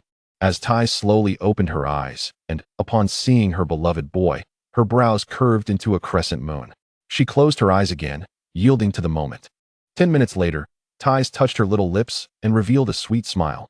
Why are you back? Did you defeat Gula? Yes, Kakarot and the others have already defeated Gula. Lewis nodded, hesitating to speak further. What's wrong? Ties inquired, sensing he had more to say. I just wanted to ask if you would like to visit other universes? You too? Yes, I will be going with Beerus and Whis. Then I must go too. Ties exclaimed, adding playfully, wherever you go, I will follow. Lewis felt a surge of excitement at her words. Unable to contain himself, he rushed forward. After a while, the couple emerged from the room, vanishing from Earth, leaving behind an unusual aura. I'm a bit busy today. There will be another chapter later. Chapter 74. The origin of the former Grand Priest within the space tunnel leading to the 6th universe. A cube was swiftly traversing. housing 4 individuals. Lewis, what are you all going to other universes for? Ties clung to Lewis's arm. Do you remember the trouble that group of candidate destroyers caused us a few years back? Now, it's our turn to seek them out. Lewis chuckled. After being beaten twice, we must reclaim our honor. Fighting? Sounds great. Ties' eyes sparkled with excitement, having been influenced by Lewis's fierceness since joining him. This means I can gather plenty of material. She smiled. During their previous journey to Namek, she had drawn much inspiration, such as the tales of Dragon Balls and the Saiyan race. However, as Lewis's wife, she understood well what should and should not be written. The Dragon Balls of Namek must not be included, otherwise, the already stabilized 7th universe would plunge into endless turmoil once more. By the way, Lord Beerus, why did you ask Lewis to find me? Ties turned her gaze to Beerus. Ties was only now realizing that Lewis's visit to Earth had also been at Beerus's behest. He and Whis wanted you to cook for them, Lewis huffed. I couldn't care less about those two. Let them eat instant noodles loaded with additives. Don't. It's fine for Lord Beerus to eat instant noodles, but I want Ties' cooking. Whis lamented with a dejected expression. Beerus was left speechless, while Lewis and Ties burst into laughter. The atmosphere within the traversing cube was quite jovial as they continued their conversation. After a while, they still had some distance to the 6th universe. Lewis suddenly recalled something and turned to Whis. By the way, Whis, you mentioned the former Grand Priest. Suddenly, the atmosphere in the cube became somewhat delicate. Beerus glanced at Whis, his eyes filled with confusion. Ties looked between Lewis and Beerus, sensing their odd reactions. She curiously asked, "What is going on with you two?" Ties' inquiry went unanswered, and the cube fell into silence. The atmosphere grew tense. Ties noticed the shift and tightly clung to Lewis's arm, remaining silent. After a moment, Whis spoke seriously, "What I am about to say should remain between us." He paused, then continued, "You all should know that the King of All and the Dark Demon Realm are in opposition, correct?" "Yes," Lewis and Beerus nodded. Ties, wide-eyed and innocent, exclaimed, "I didn't know." However, she recognized that this was not the time for questions and kept quiet. Whis continued, "In truth, there were initially only 3 realms in this world, the King of All's universe, the Dragon Realm, and the Nest of Time. This means that the Dark Demon Realm did not exist at the beginning.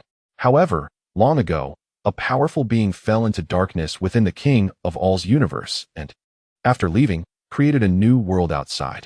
At this point, Lewis blurted out, "Are you referring to the Dark Demon Realm's Kaioshin, Mechikabura?" Why was Whis saying all this? Did Mechikabura have any connection to the former Grand Priest? "You know of Mechikabura?" Whis shook his head, aware of Lewis's uniqueness, and refrained from questioning further. "I am not speaking of him. Mechikabura is merely his agent." "Then who is this person you speak of, if not Mechikabura? What is his relation to the former Grand Priest?" Beerus inquired, having never heard Whis mention this secret before. "I am unclear about the identity of that powerful being. I only know he seems to have some connection to Lord Zeno." Whis squinted, his voice heavy. "As for the relationship between the former Grand Priest and that being," Whis articulated carefully, "the one whom the former Grand Priest served is, indeed, him." Boom. Whis' words struck like thunder, reverberating through the air. The revelation was shocking. Lewis and Beerus were taken aback, and Whis was equally astonished. This secret he had learned from his sister long ago.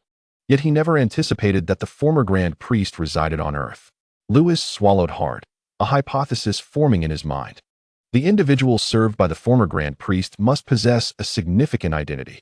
Beerus realized this as well, left in stunned silence.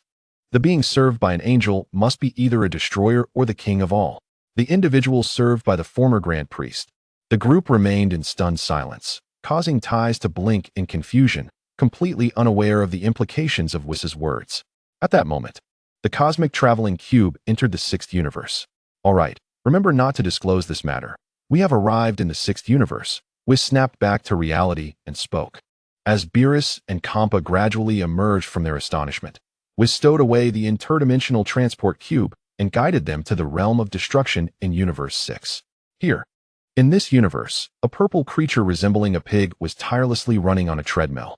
"Babidi, is it time yet? I'm about to collapse," exclaimed Kampa. "Lord Kampa, you still have 10 minutes left.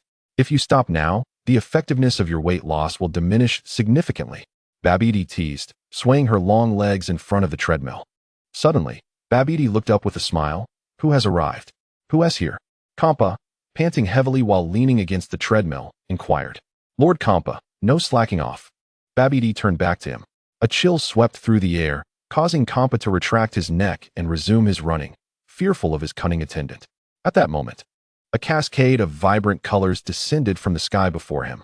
Louis? Kampa was taken aback, disregarding Babidi's reaction as he leaped off the treadmill and coldly asked, "What brings you here?"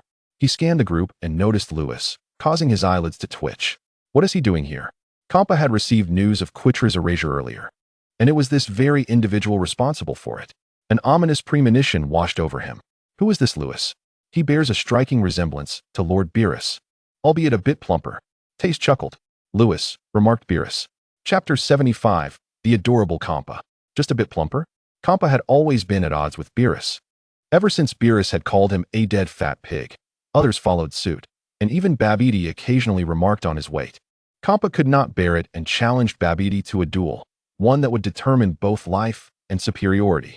Thus, the scene of him running on the treadmill unfolded. For Kampa, there was nothing he loathed more than being labeled as fat. This woman, whom he had encountered on Earth, had the audacity to call him fat. Uncle can endure, but a fat person cannot.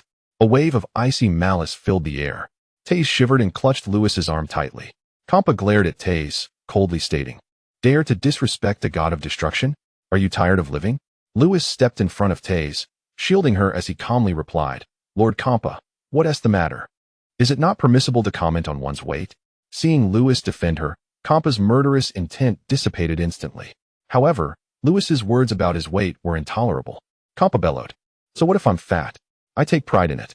Better than that skinny skeleton Beerus." Beside them, Beerus's expression darkened. While he could tolerate many insults, the reference to skinny skeleton was too much. An overwhelming aura of destruction erupted, shaking the realm of destruction in Universe 6. Beerus and Kampa locked eyes, a spark igniting in the air. The clash of their destructive energies was a terrifying sight. Whis and Babidi exchanged glances, covering their faces, whenever these two brothers met. Chaos ensued. Meanwhile, the instigators, Louis and Taze, had retreated to the sidelines to watch the spectacle. Taze, munching on seeds, asked, "Louis, who is this hefty pig? He looks so much like Lord Beerus." "My dear sister Taze, could you keep your voice down? Are you trying to stoke the flames of conflict?" Louis quipped, snatching a handful of seeds from her. "As I mentioned before, Universe 6 and Universe 7 are twin universes. Coincidentally, the god of destruction in Universe 6 is also Lord Beerus's brother. Biological brothers?" Taze's eyes sparkled with excitement. "This is excellent material. I must incorporate it into my work." Suddenly, both Beerus and Kampa turned towards Taze, shouting in unison, "You dare!" Their thunderous voices startled Taze, causing her to drop the seeds onto Louis's head, leaving him utterly dismayed. "Let us cut to the chase. Who is this woman? What brings you here?" Kampa's voice was chilling. He could not tolerate anyone calling him a fat pig. If this woman had no ties to Beerus, he would certainly annihilate her. Beerus, arms crossed and wearing a mocking grin, replied, "She is Louis's wife. If you have the guts, go ahead and try to destroy her." A heavy silence enveloped the scene. Kampa opened his mouth, then closed it, struggling to find words. Finally, he relented. "I will give Louis face this time." Kampa shrank back, primarily because Louis could indeed erase him. The last individual who had offended Louis had vanished without a trace, and Kampa did not wish to become the next victim. "Then what are you here for? Have you forgotten the incident from a few years ago when you all ganged up on Louis?" Kampa swallowed hard and took a step back. The memory of that event ignited his anger. At that time, 10 candidates for the role of God of Destruction had attempted to overpower Louis, believing they were assured victory, only to be humiliated by Beerus afterward. "Are you here to stir trouble?" Kampa exclaimed. "Beerus, can't you act like a brother? Quitra has already been erased. What if he decides to erase me next?" Kampa shouted out in desperation. "Act like a brother?" Beerus scoffed. "Sorry, I'm a cat, not a human. And when you called me a skinny skeleton, did you ever consider that I might be your brother?" At this moment, Beerus cast a glance at Louis. However, Louis was preoccupied with Taze, who was brushing off the seeds from his head. Louis turned, puzzled. "What is going on?" Kampa and Beerus stared at him. Soon, Louis grasped the situation and unleashed a wave of destructive energy, obliterating the seeds on his head. With a serious expression, he approached Kampa. The sound of Louis's footsteps echoed through the silent realm of destruction, each step sending a jolt of fear through Kampa. Panic surged within him. Would he be erased? Kampa's face turned pale with anxiety. Would you like to settle the score? I can have my universe's candidate for God of Destruction give you a good beating. Kampa stammered in fear, eliciting laughter from Beerus. Babidi also covered her face in embarrassment. How humiliating. You're Beerus' brother. Given the bond between Lewis and Beerus, there's no way he would truly harm you. Kampa observed as Lewis approached closer, his gaze meeting Babidi's murderous intent. This was it. He had become the adorable fat pig, neglected by all. Kampa clenched his fists and shouted at Lewis, "Don't come any closer." The charmingly plump one indeed. Lewis suppressed a chuckle, making a concerted effort not to smile as he said, "I'm not interested in your candidate for God of Destruction right now. Let us have a match, Kampa. Once it's over, I won't trouble you again." "A match with me?" Kampa hesitated, then weakly replied, "You're not planning to erase me, are you?" Lewis shook his head and said, "Given your relationship with Lord Beerus, you should be aware that I would not harm you. My primary purpose here is to engage in a spar with a deity of destruction level." Chapter 76, Confronting Kampa. Retrieving lost honor is one objective, while sparring with other deities of destruction serves as another goal for Lewis. Whis once mentioned that to grow stronger, mere cultivation is insufficient.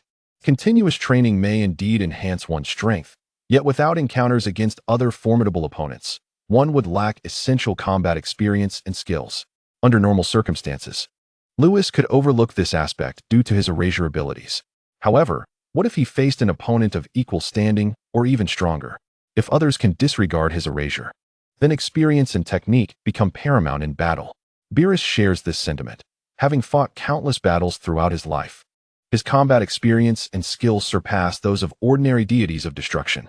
This is also why Beerus is regarded as the most powerful deity of destruction.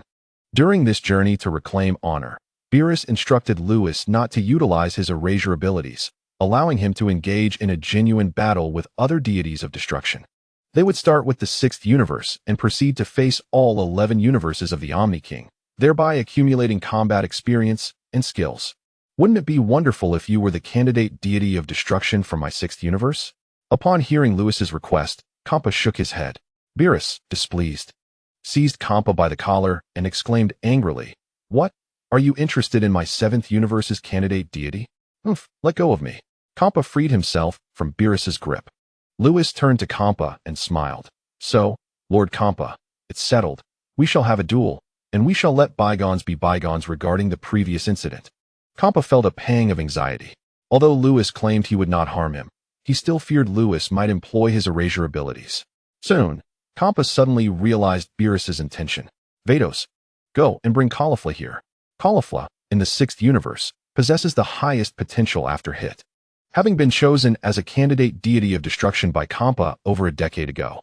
Beerus undoubtedly intends for Lewis to spar with him to enhance his combat experience and skills. Therefore, Kampa must also allow his candidate deity to witness the battle of a 4th-level deity. Yes, Vados vanished for a moment, soon returning with a universe being sporting a purple cat head. Like Kampa, Caulifla belongs to the feline species. Moreover, both are similarly stout. Caulifla perfectly inherited all of Kampa's traits. Lewis. Upon seeing Lewis, Caulifla trembled, primarily due to the unforgettable brawl from a few years ago. Caulifla, long time no see. Lewis nodded at Caulifla. He recalled that this individual had been present during the previous melee. Caulifla's power was on par with other universe candidates, possessing 2nd-level divine realm strength, equivalent to that of a king-level warrior. However, Lewis's current target was not Caulifla, but Kampa, who had attained 4th-level divine realm strength. Under Vados and Wiss's arrangement, a void battlefield materialized high above the ground. Lewis and Kampa swiftly entered the void battlefield. Whis, accompanied by Ties, arrived beside the void battlefield, followed closely by Vados, Beerus, and Caulifla. Within the void battlefield, Kampa spoke. "I must admit, Beerus is quite fortunate. If only you were the candidate deity of destruction from my 6th universe." Kampa repeated this statement twice, illustrating his envy of Lewis. "Haha, Caulifla's talent is remarkable as well. There's no need for Lord Kampa to say so," Lewis remarked while moving his limbs in the void battlefield, gazing at Kampa with a smile. "Well, if there are no further pleasantries, shall we begin?" "Wait. What is it?" Lewis paused his movements, a flicker of confusion crossing his eyes. "We agreed you wouldn't use your erasure." Lewis was at a loss for words. "If I were to use erasure against you, Beerus would surely turn against me. Rest assured. Very well, let us commence. As Kampa's words fell, both warriors emanated a destructive aura. The two destructive energies clashed. The space around them twisted violently. Observing this, Vados raised an eyebrow. Lord Beerus, your universe's candidate deity has grown even stronger. A few years ago during their last spar, Lewis had not managed to break through to the divine realm even when using all his strength. Vados knew that Lewis could transform. Yet now his base power was almost on par with what it had been after transformation. Haha, he is doing quite well. Beerus responded with a grin. In truth, he was also astonished. After only 2 visits to the Earth's otherworld, Lewis returned with his strength at its peak, having broken through to the 2nd level of the divine realm. It was truly remarkable. Ties, observing the two within the void battlefield, inquired, Whis, can Lewis win? Naturally. She hoped her young man would emerge victorious. However, Lewis's opponent was a well-established deity of destruction, leaving her uncertain of his chances against Kampa. Whis replied calmly, without employing erasure or any other means, it would be quite difficult for Lewis to best Lord Kampa. Should Lewis resort to erasure, defeating Kampa would pose no issue. As for other methods, for instance, manipulating time or spatial rules, while he might struggle to win, he would undoubtedly hold the upper hand. It's akin to the time when Beerus first entered the state of freedom and sparred with Lewis. Beerus was directly caught off guard. Ties gasped, fearing Lewis might be disheartened if he were to lose. Within the void battlefield, the atmosphere was saturated with destructive energy, powerful forces causing the space to crackle ominously.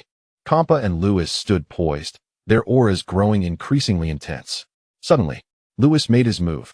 Seeing this, Kampa shook his head. The youth lacks patience. In an instant, Kampa transformed into a streak of light, propelling himself backward, his fist clenched, launching a powerful punch. The space erupted. A shadow suddenly emerged from the void, subsequently sent crashing backward. Within a mere exchange, Lewis found himself in a passive position. However, this was to be expected. In terms of power, Kampa possessed 4th-level divine realm strength, and knowing Lewis could ignore all harm, he unleashed his full might. Meanwhile, Lewis had yet to transform into a Super Saiyan. His base strength merely grazed the 1st level of the divine realm, failing to reach the 2nd level. The velocity of such power could not possibly compare to Kampa's, who easily anticipated Lewis's movements. In terms of combat experience, being the first to strike often places one at a disadvantage. As Lewis initiated his attack, Kampa swiftly discerned his intentions, allowing him to counter with ease. After all, despite Kampa's bulk, he was still a deity of destruction, having engaged in countless battles. His combat experience far surpassed that of Lewis. Chapter 77. Strength Through Adversity. So powerful, Lewis crashed hard onto the void battlefield, springing back with a vigorous leap, twisting his neck and limbs. His joints crackled as he regarded the stout figure above. In just one exchange, he had grasped the disparity between them. Truly, a deity of destruction. With a mighty shout, a golden glow enveloped Lewis, his hair transforming to a brilliant gold, with purple destructive energy encasing him from the outside. Gold and purple intermingled. An overwhelming radiance blazed intensely. Super Saiyan at full power.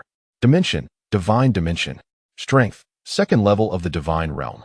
This was the power he had cultivated while mastering the rules of time and space in the hyperbolic time chamber. The power of the norm has touched the divine realm, transforming into a Super Saiyan at full strength, with power surging to the 2nd tier of the divine realm. Anyone who still hides from an expert at the level of a god of destruction would be a fool. Lewis unleashed his full power, becoming a streak of light that flashed through the void, charging towards Kampa. The battlefield echoed with Lewis's voice. Kampa, be careful. Are you using your full strength? Bring it on. In the sky, Kampa licked his lips, feeling a thrill at the prospect of battling this seemingly indestructible cockroach. Here it comes. A destructive energy sphere hurtled toward him, causing the surrounding space to spiral into chaos. With a resounding boom, Kampa raised his fist and smashed it forward. The purple energy sphere bursting like fireworks, scattering into countless glimmers, raining down from above. The scene was stunning. Yet suddenly, with a whoosh, Lewis appeared behind Kampa, sweeping his leg in a powerful arc that stirred the void into a whirlwind. Kampa quickly blocked. Boom! It was as if struck by a nuclear bomb. The force of the 2nd tier of the divine realm exploding violently. Kampa's expression shifted slightly as he was propelled backward several hundred meters. What a kid! Just as Kampa was momentarily dazed, Lewis vanished once again. However, even with the power of the second tier of the divine realm, Lewis's speed was ultimately insufficient. Even if Kampa was distracted in battle, he could still react. Kampa twisted his body and instantly disappeared. Bang! Bang! In an instant, two orbs of light intertwined in the sky. In merely a split second, the two engaged in countless exchanges. Clang! Clang! Clang! Immunity to everything. Every attack crashed into Lewis, the sounds erupting into a deafening cacophony. Endless light burst forth, blindingly bright, as two phantoms clashed from the heavens to the earth. The energy waves from their battle surging like a flood, spreading outward. Space twisted. The magnetic field became chaotic. 10 minutes passed. Kampa grew increasingly alarmed with each passing moment. In this brief period, Lewis absorbed knowledge and experience like a sponge soaking up water, his combat skills rapidly escalating. It wasn't as if Whis had never trained Lewis in battle techniques before. The main issue was that Lewis's previous power was far too weak. Previously, Lewis had a combat power of only 75 billion, still within the realm of mortals. Whis's training had only prepared him for the role of a potential god of destruction. The gap to the combat techniques of a god of destruction was simply too vast for Lewis to bridge. Who could have anticipated that in just a few years, after only 2 visits to the heavenly realm, Lewis's power would soar to the second tier of the divine realm? This took Whis completely by surprise. On the edge of the void battlefield, the two continued their clash, Lewis's growth evident to the naked eye. Seeing this, Kale swallowed hard, exclaiming, "My goodness! Is this kid even human?"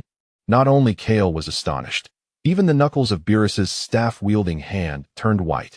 In fact, several years prior, when Bados and other angels visited the Grand Minister at the palace of the Omni-King, she had learned of Lewis's unique identity and his connection to the Omni-King. Yet, in just a few short years, Lewis's power had breached the second tier of the divine realm. Now, after merely a few minutes of battling Kampa, his combat skills and experience were nearly catching up to Kampa himself. "Whis, your Lewis is simply extraordinary," Bados exclaimed, her mouth agape. Upon hearing this, Tice puffed her cheeks, retorting, "What does it matter to you how strong my Lewis is? Ha ha ha, this kid has always been abnormal. I've grown accustomed to it." Whis chuckled softly. "It's rather ordinary." Beerus crossed his arms, humming a little tune, feeling quite pleased. Others hadn't even asked how he was doing. Whis and Bados's lips twitched slightly. Soon, everyone's gaze shifted back to the void battlefield. Within, Lewis's destructive attire had been torn to shreds, revealing his muscular physique. Kampa, however, showed no signs of damage. This clearly indicated that Lewis was being soundly overpowered. In the skies, the two exchanged glances and entangled once more. Bang! A fist collided with Lewis's face. Immunity. Lewis disregarded the damage but was sent flying backward. A purple streak of light cut through the air, rapidly chasing after Lewis, revealing a bulky figure relentlessly pummeling him. Amidst the onslaught, Lewis seized an opportunity and struck Kampa's face with a punch. Boom!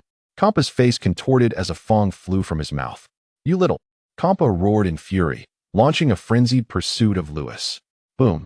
The purple destructive aura surged wildly, akin to waves crashing in an ocean, each wave battering against the barriers of the void battlefield. Another 10 minutes passed. Lewis's combat acumen had begun to match that of the long-established god of destruction. Yet, due to the disparity in their powers, Lewis could not pose a genuine threat to him. After finally knocking Lewis away again, Kampa's heart raced. What kind of freak is this? Ha ha ha, exhilarating. Come on, Lord Kampa. Lewis's power was indeed weaker than Kampa's. The difference between the second tier and the fourth tier of the divine realm was still vast. After all, within the divine realm, each tier represented a significant leap in power. However, the second tier of the divine realm already fell within the realm of a potential god of destruction, qualifying him to comprehend the combat techniques of a god of destruction. Still, if any other potential god of destruction were to face Kampa, they would undoubtedly be obliterated. But this was Lewis. Lewis could ignore any harm, and with each blow received, his battle skills would only improve. As Lewis was propelled high into the air, he brought his hands together, a flicker of purple light beginning to shimmer. The surrounding pressure surged dramatically, transforming the entire void battlefield into a pressure cooker. Destruction. With a whoosh, A dazzling array of purple light filled the sky. Good lad. Kampa grinned widely, though one of his fangs had vanished. His aura surged dramatically as he raised one hand, his lips moving slightly. Destruction. Buzz. Between heaven and earth. The two rules of destruction clashed head-on. The overwhelming energy of destruction radiated outward, seemingly on the verge of bursting the void battlefield. In the next moment, the two rules of destruction collided. At the point of impact, a white light erupted, akin to chaos shattering, extinguishing everything in its path. A titanic clash. Kampa's rule of destruction was terrifyingly powerful, directly overpowering Lewis's destructive rule. What a fearsome force! As the overwhelming rule of destruction bore down upon him, Lewis's veins pulsed visibly, his entire being erupting with power, drawing upon every ounce of strength, yet still yielding no results. Suddenly, Lord Kampa, I cannot defeat you. Lewis laughed heartily, his eyes shifting as he abandoned the notion of clashing rules with Kampa. Unflinching in the face of the encroaching rule of destruction, Lewis remained composed. Chapter 78. The explosion of the peach. Did he intend to endure this strike by ignoring all damage again? This was the first thought shared by Kampa and the onlookers, Kale and Bados. However, Beerus and Whis at the edge of the void battlefield stifled their laughter. Bados furrowed her brow, inquiring, "What are you laughing at?" "Nothing. Just thinking of something amusing," Whis replied, bursting into laughter once more. Beerus joined him in hearty laughter. This left Bados, Kale, and Tice in confusion, with Bados poised to ask further questions. Suddenly, a voice echoed from within the void battlefield. Time rewound.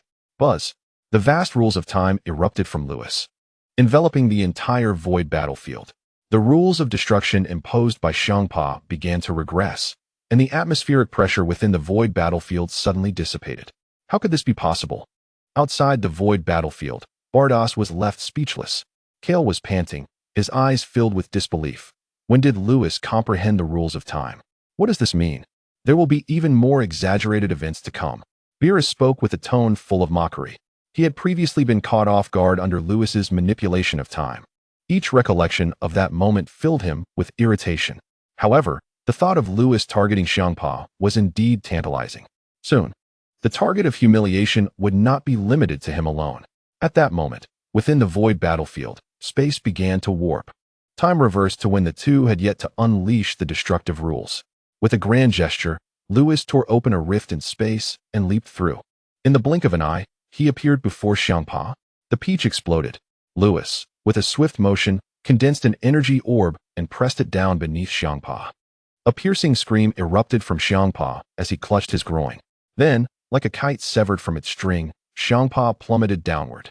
He crashed onto the void battlefield, frothing at the mouth, his body convulsing. At this sight, Beerus and Whis, leaning against each other, erupted into uncontrollable laughter. They were nearly beside themselves with glee. Bardos, Kale, and Tice were only just realizing that these two had anticipated what would transpire. Finally, witnessing the twitching form of Xiangpa, Tice could no longer suppress her laughter. Kale and Bardos also wished to laugh, but as Xiangpa was the god of destruction of the sixth universe, they had to stifle their amusement. Their faces flushed with the effort. In the sky, Lewis was gasping for breath, a grin spreading across his face at Xiangpa's miserable state. "This is what you get for constantly beating me." In truth, Lewis's combat skills had surged to this level precisely because he had endured Xiangpa's relentless assault. After all, the difference in power between the second and fourth layers of divine realms was still vast. It was only due to Lewis's immunity that he had survived Xiangpa's onslaught. Thus, this sparring session concluded in such a farcical manner. As Whis had previously stated, without utilizing erasure or other means, Lewis could not hope to defeat Xiangpa. Ultimately, it was the manipulation of time and space that allowed him to turn the tide in an instant. Half a day later, before the god of destruction's palace, a feast of various foods, drinks, and fruits was laid out. Tice was preparing a grand meal, while Lewis lent a hand. At the adjacent dining table, Xiangpa sat in a chair, gazing resentfully at Lewis's back.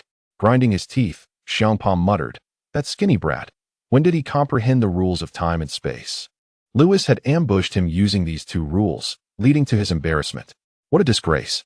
Nearby, Bardos and Kale stifled their laughter, but upon hearing Xiangpa's question, they quickly perked up their ears. "That fat pig. I told you not to call me skinny brat." Beerus, ignoring Xiangpa entirely, took a cup of pudding from the table and devoured it. It was just recently. Can Lewis truly merge these two powers? Bardos blurted out. The fusion of the rules of time and space results in the rule of space-time. Indeed. Whis, savoring his ice cream, glanced at Beerus and chuckled. Lord Beerus has achieved a new breakthrough thanks to Lewis's space-time rules. Upon returning from the celestial realm, Lewis had created a time chamber utilizing the rules of space-time, and it was within that chamber that Beerus had ascended to a state of tranquility. As Whis's words hung in the air, a profound silence enveloped the atmosphere. Xiangpa abruptly turned his head, staring intently at Beerus. A new breakthrough. What does that mean? Could it be that he has surpassed the fifth layer of divine power and entered the angelic realm? Bardos also directed her gaze at Beerus, observing for a moment before finally realizing something. She swallowed hard. Lord Beerus, you have merely reached a minor state of tranquility? If Lewis can achieve it, why can't I? Beerus waved his hand dismissively. Though he appeared calm on the surface, the upward curve of his lips and his tail, standing high behind him, betrayed his pride. Clearly, Beerus took great pride in his attainment of the tranquil state. Impossible. Xiangpa's pupils constricted as he pointed at Beerus. I refuse to believe it. You must be deceiving me. The tranquil state is a level reserved for angels.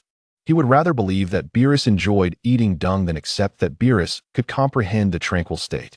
If it were true, it would be more painful than death. Seeing the incredulous expression on Xiangpa's face, Beerus grinned widely, reveling in his triumph. His primary motivation for coming to the sixth universe was not just to reclaim his dignity, but to flaunt it before that fat pig. Now, Beerus felt as if he were soaring, intoxicated with joy. Don't believe me? With a burst of silver radiance, Beerus became ethereal, instantly vanishing from his seat. The next moment, he appeared beside Xiangpa and gave him a sharp rap on the head. Now do you believe? Ouch! Xiangpa clutched his head, his eyes blazing with fury. Skinny brat, I challenge you to a duel.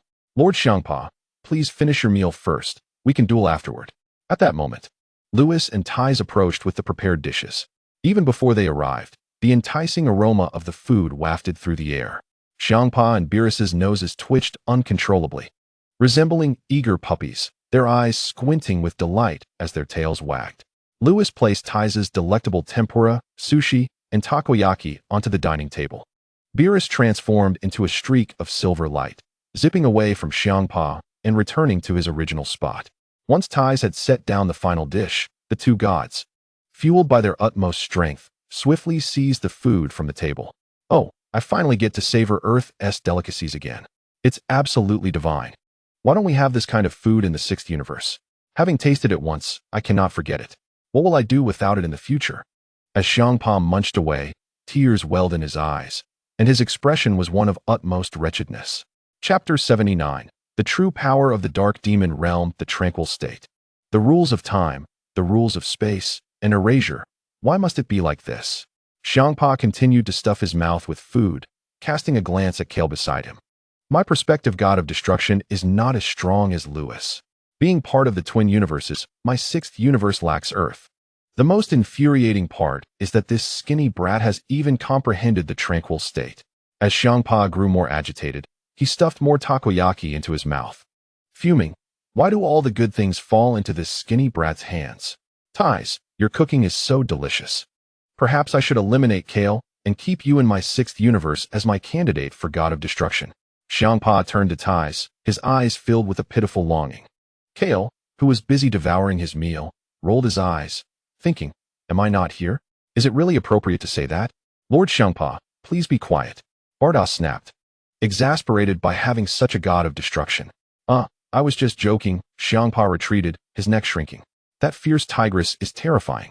Suddenly recalling something, he hurriedly asked, by the way, Ties, do you still have instant noodles? They are the best thing I have ever eaten. At the dining table, everyone wore exasperated expressions. This glutton had no end. Finally, Beerus could no longer hold back and tossed Xiangpa a universal capsule filled with the instant noodles Lewis had given him. The hefty figure finally revealed a satisfied smile. Bardos glanced at Luis and inquired, Luis, what prompted you to take action against Katra? The atmosphere at the dining table became delicate. Kampa and Kale, the two rotund figures, fixated their gaze intently on Luis. They had recently received startling news that the fourth universe had acquired a new destroyer. one who had been vanquished by Luis's hand. Erasure. That is a power of supreme authority. Only those of priestly rank can comprehend such might. To their astonishment, Luis had managed to master it. However, both Kampa and Kale were perplexed as to why Luis had chosen to eliminate Katra. Luis picked up a napkin and dabbed the corners of his mouth, casting a glance at Kampa and the others, before shifting his gaze to the side at Beerus. Beerus nodded slightly, indicating that this hefty figure was an ally, and there was no need for concern. Luis felt a wave of relief wash over him. Indeed, despite the constant bickering between Beerus and Kampa, the bond of brotherhood between these two was deeper than any quarrel. After that bout, Katra ambushed me, and then he conspired with the Dark Demon Realm. Luis began to speak slowly. The diners held their breath, captivated by Luis's narrative. He revealed everything. Tice's heart raced as she realized the multitude of challenges her Luis had faced. That scoundrel dared to ambush you? Kampa rose from his chair, his demeanor turning icy. However, it makes sense. Given that scoundrel's vengeful nature, he would never tolerate the emergence of a genius like you in the 7th universe. After all, Beerus has been his long-standing adversary. In truth, not only did Beerus have a grudge against Katra, but Luis also had his share of conflicts with him. It was akin to a cat-and-mouse game. They were simply not meant to coexist. Kampa resumed his seat, observing Luis. I cannot believe you ventured into the Dark Demon Realm. Looking at Whis, Kampa continued, to have escaped from the Dark Demon Realm is indeed fortunate for you. Fortunate? Without Demigra, what does the Dark Demon Realm amount to? I possess Erasure, and with Whis supporting me, anyone who dares to confront me will meet their demise. Luis rolled his eyes. Moreover, Miss Kess was there to rescue us. His words were not mere bravado. With Whis present, he was an inexhaustible force, and even angelic beings would struggle to withstand his erasure. Luis, you underestimate the Dark Demon Realm, Bardos interjected, shaking his head. Even in the absence of Demigra, if you were to cause a significant ruckus there, my sister would still have difficulty ensuring your safe exit. The Dark Demon Realm has always been a bitter foe of the Omni-King universe. They are acutely aware of the strength that resides within the Omni-King universe, just as the Omni-King universe understands the might of the Dark Demon Realm. Within the Dark Demon Realm, aside from Demigra, there are an additional 4 demon gods, each wielding power at the priestly level. Furthermore, with Puting, there are 11 other angelic-level experts. Yes, Luis, you truly underestimate the Dark Demon Realm. Beerus sipped his drink and turned to Luis. I had refrained from discussing the Dark Demon Realm with you earlier to prevent you from encountering such matters prematurely. Who would have thought you would cause such a stir alongside Whis there? After uttering this, Beerus shot an accusatory glare at Whis. Whis stuck out his tongue, having assumed Luis would merely eliminate someone and depart, never anticipating the commotion he would create. Upon hearing Beerus and Bardos's remarks, Luis was taken aback, looking at Whis. Whis, is that true? Lord Beerus and my sister are correct. Our safe departure from the Dark Demon Realm must have been due to some event occurring there. Whis nodded, recounting the formidable figures within the Dark Demon Realm, concluding, it is likely that other demon gods have entered a slumber, allowing my sister to intervene, which granted us the opportunity to escape. Whis's deduction was indeed accurate. The other demon gods of the Dark Demon Realm had succumbed to slumber. Luis gulped, feeling a bead of sweat trickle down his back. The revelation that there were 4 additional demon gods, each possessing priestly-level strength, was alarming. Unlike angelic-level beings, those of priestly rank could disregard his nascent erasure and impose a permanent seal upon him. Now are you scared? You should refrain from such reckless behavior in the future. Whis chuckled, though his intent was to instill a sense of caution in Luis. It wasn't that the experts of the Dark Demon Realm were fictitious. Rather, even without his sister's intervention, they could have escaped from the realm unscathed, for he had been under the protection of his father, who, although not present, had his sister step in on his behalf. Given his father's awareness of these events, they would undoubtedly be safe. After all, his father's strength far surpassed that of a mere priest. Upon your return from the Dark Demon Realm, I initially intended for you to expedite your cultivation to the Divine Realm before honing your combat skills. After all, the Dark Demon Realm has already set its sights on you, Whis remarked with a knowing gaze directed at Luis. Who would have anticipated that after 2 visits to the Celestial Realm, your power would ascend to the 2nd tier of the Divine Realm? The Celestial Realm? The others exchanged puzzled glances, questioning the nature of this realm, while Kampa and the others were unaware of its significance. Beerus had gleaned information regarding the former Grand Priest residing within the Celestial Realm. Chapter 80. Bardos's instruction amidst the curious expressions of the gathering, Whis expertly shifted the discourse. Luis, your power has reached the second tier of the Divine Realm, and with the Dark Demon Realm now fixated on you, I wholeheartedly support your proposed challenge journey across the Omni-King universe. You have only engaged in a single battle with Lord Kampa, and your combat skills and experience have greatly improved. Should you confront the remaining 9 universes, you will undoubtedly achieve even greater advancements. Typically, without the Omni-King's express command, destroyers and prospective destroyers are not permitted to stray far from their respective universes for extended periods. Firstly, this is to prevent the absence of a destroyer, which could lead to unforeseen calamities befalling the Kaiashins of that universe, potentially resulting in the destroyer's sudden demise. Secondly, it is to avert conflicts between the destroyers of different universes, as those who ascend to such positions often possess fiery tempers. However, Luis's situation was distinct, as neither his sister nor the Grand Priest had intervened. Thus, Whis granted his consent for Luis's upcoming expedition. Wait, Kampa interjected. At the dining table, all eyes turned toward Kampa. Luis inquired, "What is it, Lord Kampa?" Kampa took a hearty gulp of his drink, casting a resentful glance at Luis. "Why did you choose to challenge my 6th universe first in this Omni-King challenge journey? Furthermore, do you intend to treat me as your training dummy?"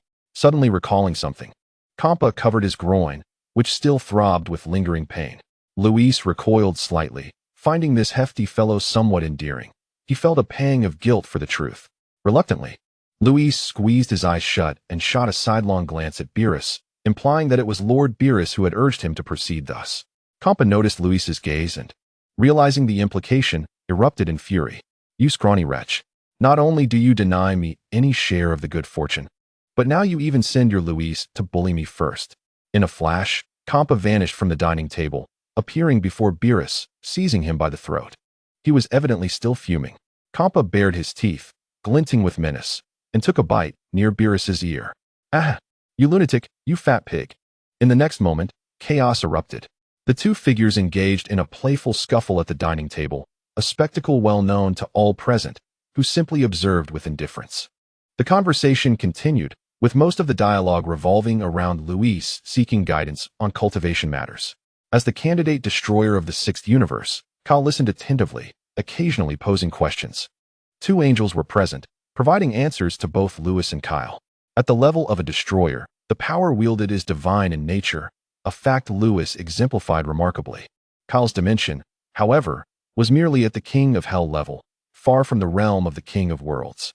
To achieve a qualitative breakthrough, he must elevate his dimension to that of a god, also known as the divine dimension.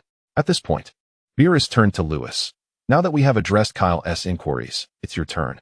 When you faced Lord Kampa, you must have recognized the disparity between yourself and a true destroyer, correct?" Luis nodded, eager to respond. Beerus continued, "The strength of a destroyer lies not only in combat skills and experience. Your ability to learn rapidly from a single encounter with Lord Kampa speaks volumes about your extraordinary talent." At the table, Kyle, engrossed in his meal, glanced at Luis upon hearing this, then shook his head. Perhaps he had once felt defiant, but now that sentiment was futile, especially considering that others could vanquish destroyers, while he remained far from that level. The might of a destroyer hinges on 2 critical aspects: pure power and mastery of rules. Beerus spoke softly. "You possess the ability to disregard any damage. Without it, your 2nd-tier divine strength would be insufficient to withstand even a single blow from Lord Kampa. That is the essence of pure power. As for the rules, if Lord Kampa's mastery of destruction is akin to an ocean, yours can barely be likened to a trickling stream. You must have realized this during your encounter with him. Moreover, beyond the destruction rules, your command over time and space also lacks strength." Beerus's words were indeed insightful, yet Luis furrowed his brow at the mention of his inadequacies in time and space rules. Whis, having noted Luis's expression, interjected, "Luis, do you truly believe your grasp of time and space rules is formidable?" Luis, puzzled, replied, "You previously stated my understanding of time and space rules surpassed yours. During my spar with Lord Kampa and Lord Beerus, I leveraged these 2 techniques to gain the upper hand. Is that not impressive?" On Earth, he had used these rules to launch a surprise attack on Beerus's egg. In their recent confrontation, He had similarly relied on these techniques to ambush Kampa's egg. Your mastery of time and space rules does indeed exceed mine. That is a fact, Whis conceded, glancing at Lewis. But do you dare claim that you could defeat me relying solely on these two rules? Defeating a second-tier angel using only time and space rules seemed an impossible task. Lewis shook his head. The only threat he posed to an angel was through his erasure technique. Precisely, Whis remarked, wiping his mouth with a napkin. Your previous advantage over Lord Beerus stemmed from the element of surprise, and the same applied to your encounter with Lord Kampa. Numerous factors influenced the outcome of a battle. Beyond power, combat skills and unconventional strategies can also sway the results. To put it bluntly, it was only through your ambush that you managed to turn the tide against Lord Kampa in your recent sparring session. Whis was unflinching in his assessment. Beerus chuckled. What Whis states is true. Had Lord Kampa been aware of your mastery over time and space rules, you would have found yourself in a precarious position. Why? Lewis asked, confusion evident in his eyes. Meanwhile, the two brothers continued their playful scuffle, and Kyle and Ties turned their gaze towards Beerus. This brought the conversation back to the issue of power. There is a saying that rings true. One force can break myriad laws. Beerus observed Kampa wrestling with Beerus and shook his head, saying, in truth, the power at the fourth tier of Divine Realm can already interfere with your time rules. This means if Lord Kampa were forewarned of your abilities, you would be incapable of reversing his time. Beerus paused before adding, unless, of course, Lord Kampa chose not to resist. Lewis was taken aback and turned to Whis. Is this true? Whis nodded. Indeed, possessing overwhelming strength means that not only time rules, but even destruction rules, and your erasure technique can be disregarded by others. Upon hearing this, Lewis swallowed hard. He recalled a scene from the anime where Frieza, struck by destructive energy, managed to escape due to his immense power. I will give it a try? Lewis, undeterred, gestured towards Whis, applying a time rule that caused his time to regress. Whis smiled, and the power of the second-tier angel momentarily quivered. Crack, like glass shattering upon impact. A resounding crack echoed as the silver glow vanished abruptly. Lewis's pupils constricted. He felt his time rule being overwhelmed by an unfathomable force. Chapter 81. Departing the sixth universe, it truly could not be reversed. Lewis's gaze remained fixed on Beerus, who was entangled with Kampa. It dawned on him that during their spar, Lord Beerus had been holding back. Lewis felt a surge of gratitude. During their prior exchanges, he had employed the time rule more than once. Having caught Beerus off guard once, he had expected Beerus to be cautious thereafter. Yet Beerus never interrupted his use of the time rule. Lewis also recalled the time chamber he created, which had been shattered by Beerus. Clearly, his mastery of time and space rules posed no threat to Beerus. Beerus was merely being considerate of his feelings. A bittersweet expression crossed Lewis's face. After defeating Quitella and causing turmoil in the Dark Demon realm, he had thought himself immensely powerful. Now, he realized that aside from his erasure technique, his other abilities were hardly noteworthy. At this moment, Beerus finally finished his skirmish, panting heavily as he rose from the ground. Upon noticing Lewis's expression, he paused. Why do you look so sappy? Initially moved, Lewis rolled his eyes at Beerus's comment, prompting laughter from the others. At this juncture, Kampa crawled out from beneath the table, his face bruised and swollen as he glared at Beerus, shouting, Damn you, skinny ribs. If you have guts, don't use your relaxed state. Hearing this, the others couldn't help but twitch their lips. To bicker like children while utilizing their relaxed states was undeniably unique. The gathering soon concluded.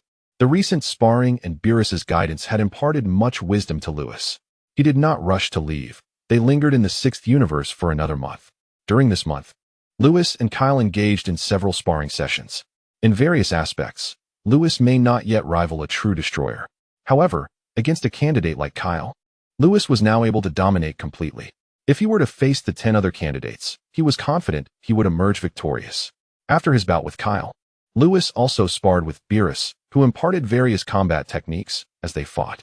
Those topics previously discussed at the table were substantiated through action. Ultimately, Beerus stated that mere words could not suffice. Mastery of combat techniques, power, and rule application must be grasped through practical experience. Following his session with Beerus, Lewis and his companions finally expressed their intention to depart. Their next destination would be the first universe. Fat pig, save some of the instant noodles I gave you. Beerus called out to Kampa as they stood before the palace. Enough with the chatter. Just hurry up and leave. Compa retorted, though his eyes sparkled with amusement. Lord Parda. Miss Bados, Kyr, I express my gratitude for your guidance, until we meet again. Farewell, and do visit the 7th universe whenever you have the opportunity. Lewis and Ties waved goodbye to the three of Bados. With a flick of his staff, Whis conveyed a message to Bados before they ascended into the sky as a brilliant burst of rainbow light. Upon receiving the message, Bados's pupils constricted sharply. The former Grand Priest is in the 7th universe. Within the spatial tunnel, a shuttle cube soared swiftly. Beerus turned to Lewis and jested, Lewis, how did you find this sparring session? Lewis shook his head. I underestimated the prowess of the experts at the 4th level of the God Realm. Haha. Do you think that being able to defeat Katra makes you formidable? Whis interjected. Lewis, somewhat exasperated, nodded in acknowledgement. Your ability to vanquish Katra stems from your erasure capabilities. Indeed, anyone who can ascend to the rank of destroyer is not to be trifled with. Whis chuckled. Lewis, your journey is still long. Lewis nodded. During the month he spent in the 6th universe, he became acutely aware of his shortcomings. Aside from his lack of proficiency in combat skills, his grasp of the rules was also lacking.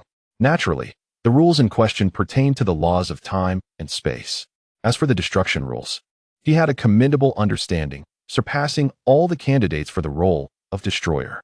However, his comprehension of time and space rules left much to be desired. If one were to categorize the rules into 10 tiers, Lewis's mastery of destruction rules would place him at the 5th tier, barely passing. Conversely, his understanding of time and space rules barely reached the 2nd tier.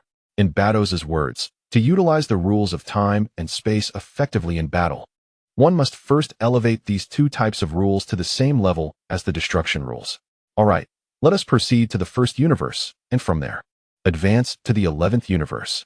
Whis declared, I believe that after this challenging journey, you will experience significant growth. In the 7th universe, it had been 6 months since Lewis departed from Earth. During this time, Goku and Chi-Chi were wed. According to the normal timeline of Dragon Ball, their marriage was 3 years overdue. Fortunately, shortly after their marriage, Chi-Chi became pregnant. Earth was undergoing transformations, and the North Galaxy was no exception. The prior invasion by Gula had plunged the North Galaxy into chaos. However, following Bardock's successful transformation into a Super Saiyan, he, along with Goku and Vegeta, united to defeat Gula, restoring stability to the North Galaxy. This victory garnered increasing recognition for the Saiyans, particularly as the legend of the Super Saiyan spread throughout the North Galaxy and even reached other galaxies. The Saiyans, being members of the Galactic Patrol, saw their prestige soar to unprecedented heights. Additionally, the Saiyans received uplifting news. Another Super Saiyan had emerged among them. Chapter 82. Bojack. This individual was none other than King Vegeta. Initially possessing a combat power of only 2 million, King Vegeta was significantly motivated by Bardock's transformation. Over the past 6 months, he dedicated himself to rigorous training, ultimately elevating his base combat power to 3 million. Subsequently, spurred by Bardock's influence, he entered a state of extreme fury, successfully transforming into the 5th Super Saiyan of the Saiyan race. The breakthroughs of Bardock and King Vegeta instilled hope in all Saiyans. After Bardock transformed into a Super Saiyan, he stated that 2 conditions were necessary to achieve this transformation. First, a foundational level of combat power. Second, the necessity of extreme rage. King Vegeta's successful transformation revealed to the Saiyan race that Bardock's assertions were indeed truthful, as long as these 2 conditions were met. One could transcend to become a Super Saiyan. Unbeknownst to the Saiyans, there existed a 3rd condition, the activation of a sufficient number of S cells. Thus far, aside from Bardock, King Vegeta, Goku, Vegeta, and Lewis, the remaining Saiyans had not activated enough S cells. In other words, the Saiyan race would not witness the emergence of new Super Saiyans in the near future. Nevertheless, the Saiyans remained oblivious to this fact, diligently training and striving to enhance their combat power to exceed 3 million, as King Vegeta's transformation had been at that level. One day, on Earth, at the Bowsy Mountain, Goku was accompanying the pregnant Chi-Chi, with Bardock and Jine present. Suddenly, a voice echoed from above, Goku, we have a grave situation. Goku was taken aback. Was that not the voice of the North Kai? Lord North Kai, what troubles you? Goku inquired. The last time the North Kai spoke in such a tone, Gula had appeared. Could there be another new enemy? Goku, Bojack has emerged. The North Kai's voice conveyed urgency. Who is Bojack? Goku frowned and looked up. Is Bojack stronger than Gula? Oh, these two are not even in the same league. Soon, the North Kai revealed Bojack's identity. Bojack was a villain who sought to wreak havoc across the 4 great galaxies. Many years ago, the 4 Kai Lords had united to seal Bojack and his subordinates. Bojack and Gula were not comparable. If one were to draw a comparison, 100 Gulas would not equate to a single Bojack. The North Kai urged. If Lewis were here to hear my words, he would undoubtedly not question my claims. In the anime, Bojack and his 4 subordinates had been successfully sealed. However, during the Cell incident, Goku had inadvertently brought Cell to the North Kai's planet, leading to the North Kai's demise. The North Kai's life was intricately linked to Bojack's seal. Upon his death, the effectiveness of Bojack's seal dissipated. Ultimately, it was only thanks to Gohan's reemergence as a Super Saiyan 2 that Bojack was defeated. To liken Bojack's strength to 100 Gulas was no exaggeration whatsoever. What? 100 Gulas cannot compare to a single Bojack? Bardock and Goku were left in stunned silence. They were well aware of Gula's formidable strength, having defeated him alongside Vegeta. If not for Bardock's last-minute breakthrough, he and Vegeta would have been unable to contend with Gula, ultimately resorting to instant transmission to escape. Lord North Kai, is Bojack truly that powerful? Goku swallowed hard, utterly astonished, and asked again. Indeed, to seal Bojack, I and the other 3 Kai Lords nearly lost our lives at their hands. Their power is something I am acutely aware of. The North Kai's voice continued. For reasons unknown, the seal has suddenly been broken, and since their release, they have been rampaging throughout the North Galaxy. Goku, this time, the North Kai intended to say that the North Galaxy relied on you. However, upon reflection of the power disparity between Goku and Bojack, he refrained from voicing it. The reality was that Bojack was simply too strong. Allowing Goku to engage would only lead to a futile sacrifice. In light of his earlier impulsiveness, the North Kai fell silent as he contemplated the consequences. Goku, puzzled by the North Kai's sudden silence, pressed his finger to his forehead, attempting to sense the situation. An ominous presence emerged at the edge of the North Galaxy, a presence that was overwhelmingly powerful, immensely potent, and utterly malevolent. The aura of Bojack caused Sun Wukong to step back 2 paces. What has happened to Kakarot? Bardock inquired urgently. Father, Lord North Kai was not mistaken. Bojack is indeed formidable. A fervent glint appeared in Sun Wukong's eyes. Bardock noticed his son's expression and paused for a moment before shaking his head. Over the past 2 years, he had come to understand that Sun Wukong's heart was untainted. Sun Wukong held an immense love for his family. Coupled with a profound passion for battle, he never shied away from formidable foes, embodying the essence of a true martial enthusiast. It was only in the face of powerful adversaries that Sun Wukong would exhibit such a countenance. Clearly, this newly emerged enemy was indeed formidable. At that moment, North Kai spoke. Wukong, do not concern yourself with Bojack this time. I will devise a method with the other Kais to seal him again. You must not seek Bojack. After concluding the call, North Kai's words lingered in the air, yet the fervent light in Sun Wukong's eyes did not wane, but rather intensified. Father, do you wish to confront Bojack? Bardock chuckled. Sun Wukong nodded vigorously. You possess instant transmission. If you wish to depart, no one can impede you. Go, but exercise caution. Bardock understood his second son's nature well. Sun Wukong then glanced at the heavily pregnant Chi-Chi beside him. Chi-Chi gently caressed Sun Wukong's face, saying, Go, just ensure your safety. Sun Wukong beamed. Then I shall seek Vegeta now. As he prepared to use instant transmission, he suddenly halted. Chi-Chi, you still have a few months before giving birth. I will be careful. With that, Sun Wukong vanished from sight. Chi-Chi bit her lip, watching the spot where he had just stood. In the past, she would never have permitted Sun Wukong to pursue Bojack. However, ties had enlightened her about the potential dangers of the universe. Oftentimes, escape is not merely a matter of desire. She consented to Sun Wukong's quest for Bojack, believing that only through continuous combat could he grow stronger, thus ensuring he could protect their soon-to-be-born child. Only strength could safeguard those whom one wishes to protect. This notion would become the guiding principle she would impart to their future child. In the Dark Demon Realm, Lord Demigra, why must we proceed in this manner? Chapter 83, Demigra's Conspiracy. In the dark forest, by the lakeside, Tawa blinked her beautiful eyes, gazing at Demigra. Did we not agree to bring back Lord Lewis? Why have we suddenly released Bojack? Demigra's gaze was devoid of any emotion as he cast a glance at Tawa. The chilling aura he emanated seemed capable of freezing the entire lake. Tawa quickly lowered her head. At the dark lake, two silhouettes stood by the water's edge, ethereal light cascading over the surface, creating a shimmering spectacle. Silence enveloped the air, thick and oppressive. After a moment, Demigra lifted his gaze to the sky and spoke tersely. Lord Lewis has been designated as a candidate for the god of destruction by the Omni-King's universe. Until he awakens, who among you can retrieve him from the Omni-King's universe? Apart from us few demon gods? Tawa suddenly comprehended. She realized that Lord Lewis was still unaware of his identity. He was now part of the Omni-King's universe. The Omni-King's universe and the Dark Demon realm were inherently adversarial forces. Should they attempt to abduct Lewis, the other powerful beings from the Omni-King's universe would surely intervene. Even Lewis himself would resist. Lewis could ignore harm and erase it. Thus, aside from the demon gods, no one could bring Lewis back. However, it was equally impossible for Demigra and the other four demon gods to enter the Omni-King's universe, as the Grand Priest was monitoring them. What then? Tawa nodded. About to speak, Demigra looked down at Tawa, a sinister smile gracing his lips. If conventional methods cannot retrieve Lord Lewis, we shall employ unconventional means. What method, you ask? We shall awaken Lord Lewis. Demigra spread his arms wide, laughing heartily.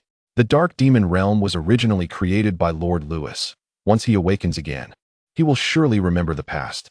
At that time, Lord Lewis will undoubtedly return to the Dark Demon realm of his own accord.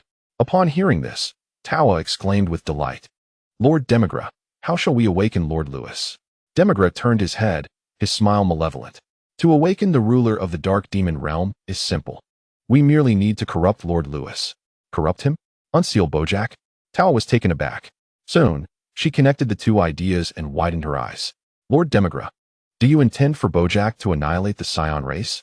In doing so, to provoke Lord Lewis into a frenzied state? Ha ha ha, precisely. To corrupt a candidate for the god of destruction through normal means is impossible. For candidates themselves epitomize the term ruthless. It is fair to say that almost nothing can sway a candidate for the god of destruction's emotions. Yet, every person has their flaws. Even true gods of destruction have weaknesses. Take Quitella, for example. His narrow-mindedness is his Achilles heel. He cannot abide those stronger or better than himself. Hence, the subsequent ambush on Lewis. According to Demigra's investigations, Lewis is now a Saiyan from Universe 7. He laughed. Targeting others in Universe 7 may not induce Lewis's corruption. However, I have discovered that Lord Lewis holds the Saiyan race in high regard. If we strike against the Saiyans, Lord Lewis will undoubtedly be enraged. Should that fail to corrupt him, I possess other methods. My inquiries reveal that Lord Lewis has taken a wife, who must surely be his weakness. Go, find someone to lure Ties back. I will awaken the other demon gods, and together we shall act against Ties. At the edge of the northern galaxy, within a star domain spanning billions of kilometers, lamentations echoed, and life was in dire straits. On a desolate planet, ruins lay scattered. Zanja stood atop the rubble, gazing at Bojack. Boss, should we heed Tawa's words? Gogeta, Bujin, and Bidu perked up their ears. Bojack extended a finger, coalescing a sphere of black energy at its tip. The surrounding space trembled violently. The very fabric of reality quaked. Thunder rumbled ominously. Ha ha. Bojack beamed at the black energy on his finger, grinning wickedly. Why would we not heed her words if it grants us such immense power? Do you not perceive the strength coursing through us? Bojack narrowed his eyes, turning to Gogeta and the others. Powerful. Zanja and the others erupted with a dark aura, akin to a cosmic explosion, their unparalleled strength shattering half the planet. Boom. Let us seek out the Saiyan race. Bojack's expression radiated satisfaction. Shortly thereafter, the five of them boarded their ship, heading towards the Galactic Patrol headquarters. As their vessel soared past a barren planet, a robust young man on the desolate surface gazed intently at the sky. The name of this barren planet was Wampa Star. On North Kai's planet, a diminutive figure stood before a house, his antennae twitching frantically. East Kai, West Kai, South Kai. What is amiss with North Kai? At that moment, voices from the sky echoed from the other three. This is grave. The seal on Bojack and his cohorts has been broken. North Kai's face turned anxious. What? Who? Bojack? Were they not sealed by us? The diminutive figure urged. Speak clearly. The other three Kais hastily inquired. The North Kai, drenched in sweat, shook his head and exclaimed, I have no idea how this happened. They suddenly broke the seal and are now rushing towards the center of the northern galaxy. The East Kai retorted, if we are alive, how could Bojack possibly breach the seal? The West Kai added, North Kai, as the ruler of the northern galaxy. It is truly a failure on your part that you do not even understand why Bojack has managed to break the seal. Furious at these words, the North Kai snapped. Do you think I wanted to be ignorant? They shattered the seal without any warning. Enough of this. It is no longer the time for such discussions. Came the voice of the South Kai. The fact remains that Bojack has broken the seal. We can investigate the reasons later. For now, we must devise a strategy to confront Bojack and his crew. Years ago, they had faced Bojack's group and were well aware of their formidable strength. If they did not find a way to stop Bojack, the universe would surely descend into chaos. Chapter 84. Does Lewis enjoy picking peaches? The South Kai was right. We must find a way to thwart Bojack. Let us seal them once more. The East and West Kai communicated telepathically. Seal them again. The North Kai shook his head. When we sealed them before, it drained half of our power. We have yet to recover. Do you think we can seal them again? As the North Kai's voice faded, the sky fell into an eerie silence. Suddenly, the South Kai had an epiphany and said, North Kai, did not a few super scions emerge from your galaxy? Why not send them to stop Bojack? The South Kai's voice brimmed with envy, for he had no such strong warriors in his own galaxy. Indeed, indeed. The other two Kais recalled the legend of the super scions and chimed in agreement. That would be futile. The North Kai shook his head. Those super scions are only slightly stronger than Frisia. Pitting them against Bojack would be less effective than having us four old fellows seal them once more. Initially, the North Kai had hastily sought out Son Goku in a state of panic. Now, in a moment of clarity, he realized that sending Son Goku to confront Bojack would undoubtedly lead to his demise. The North Kai would never commit such an act. Only slightly stronger than Frisia? They certainly cannot stop Bojack. What to do? With our current strength, we cannot seal them again. The voices of the other three Kais were filled with urgency. The North Kai pondered for a moment and then looked up. Let us seek the Grand Kai. The sky was silent once more. Very well. We have no choice but to seek the Grand Kai. In the seventh universe, tensions brewed. 6 months had passed, and Lewis had challenged his way to the ninth universe. In the realm of the god of destruction of the ninth universe, Lewis stood bare-chested, emanating a violet aura of destruction. Even the slightest release of his power would send ripples through space, an awe-inspiring display of strength. Before him lay the god of destruction of the ninth universe, Sidra, clutching his groin, sprawled on the ground, his face pale and body twitching. Ha ha ha, Lord Sidra, until we meet again. With that, Lewis and his companions vanished from the god of destruction's domain. Only the angel attendant, Meruz, remained, waving his staff to cast a healing spell upon Sidra. Instantly revitalized, Sidra rose to his feet, gazing at the spot where Lewis had disappeared, his lips twitching in disbelief. What a terrifying young man. In just 6 months, he advanced from the first universe to the ninth, and his power is on the verge of surpassing the third tier of divinity. Moreover, his combat skills are now on par with mine. Even Beerus would likely find it challenging to match him. The ability to ignore harm, to erase, to exist freely, and to manipulate the rules of time and space. Indeed, it was no wonder that Ketla fell at his hands. How could such a prodigy exist in this world? As Sidra pondered in the realm of the ninth universe's god of destruction, a spacecraft hurriedly flew through the space tunnel towards the 10th universe. Inside the spacecraft, Whis looked at Lewis with a peculiar tone. Why do you so delight in using time and space rules to ambush others' groins? As soon as the words left his lips, an oppressive silence enveloped the cabin. The atmosphere grew tense. Beerus recalled the events on Earth, feeling a chill in his groin, and instinctively tightened his legs. You don't have some strange fetish, do you? Lewis, you. Ty swallowed hard, instinctively stepping back. From the first universe to the ninth, no god of destruction had escaped Lewis's grasp. All had been struck down. Previously, she had not noticed this peculiar inclination of her big boy. How could this be? What are you talking about? Lewis was unconcerned with the gazes of others, but he was certainly attentive to Ty's. Why had she come so far? Did she truly believe him to be of such character? Lewis shot a glance at Whis. Am I not merely considering Lord Beerus? Beerus looked bewildered. What does this have to do with me? Ty's and Whis turned their attention to Lewis, both wearing expressions of confusion. Did I not ambush Lord Beerus previously? If that word got out, it would surely amuse his enemies. Lewis grinned. You see, if I were to eliminate Lord Beerus's other adversaries, then none would dare speak against him. Hiss. Whis and Ties gasped in astonishment. Such a tactic is truly unprecedented. Then I must thank you. Beerus, standing nearby, was both exasperated and amused, realizing Lewis had become increasingly mischievous. Ties returned to Lewis's side, covering her mouth to stifle her laughter. As long as her big boy did not possess such strange inclinations, all was well. Well, 6 months have passed, and you have journeyed from the first universe to the 9th universe. Whis remarked casually, you have made significant leaps in all aspects, particularly in combat techniques. If you were to face Lord Beerus under equal circumstances, you would not fall short. Beerus was left speechless. Why bring me into this? However, during these 6 months, he had witnessed Lewis's growth. Initially, without employing erasure, the state of freedom, or the rules of time and space, Lewis was merely a weak combatant. Yet, half a year later, his understanding of battle had caught up with him. This boy was indeed extraordinary. Furthermore, Lewis, your power has touched the 3rd tier of divinity. This is commendable. My sister previously mentioned that ultimate strength can transcend all. Pure power shatters all barriers. Only true strength is genuinely potent. Of course, this does not imply that the rules of destruction are without merit.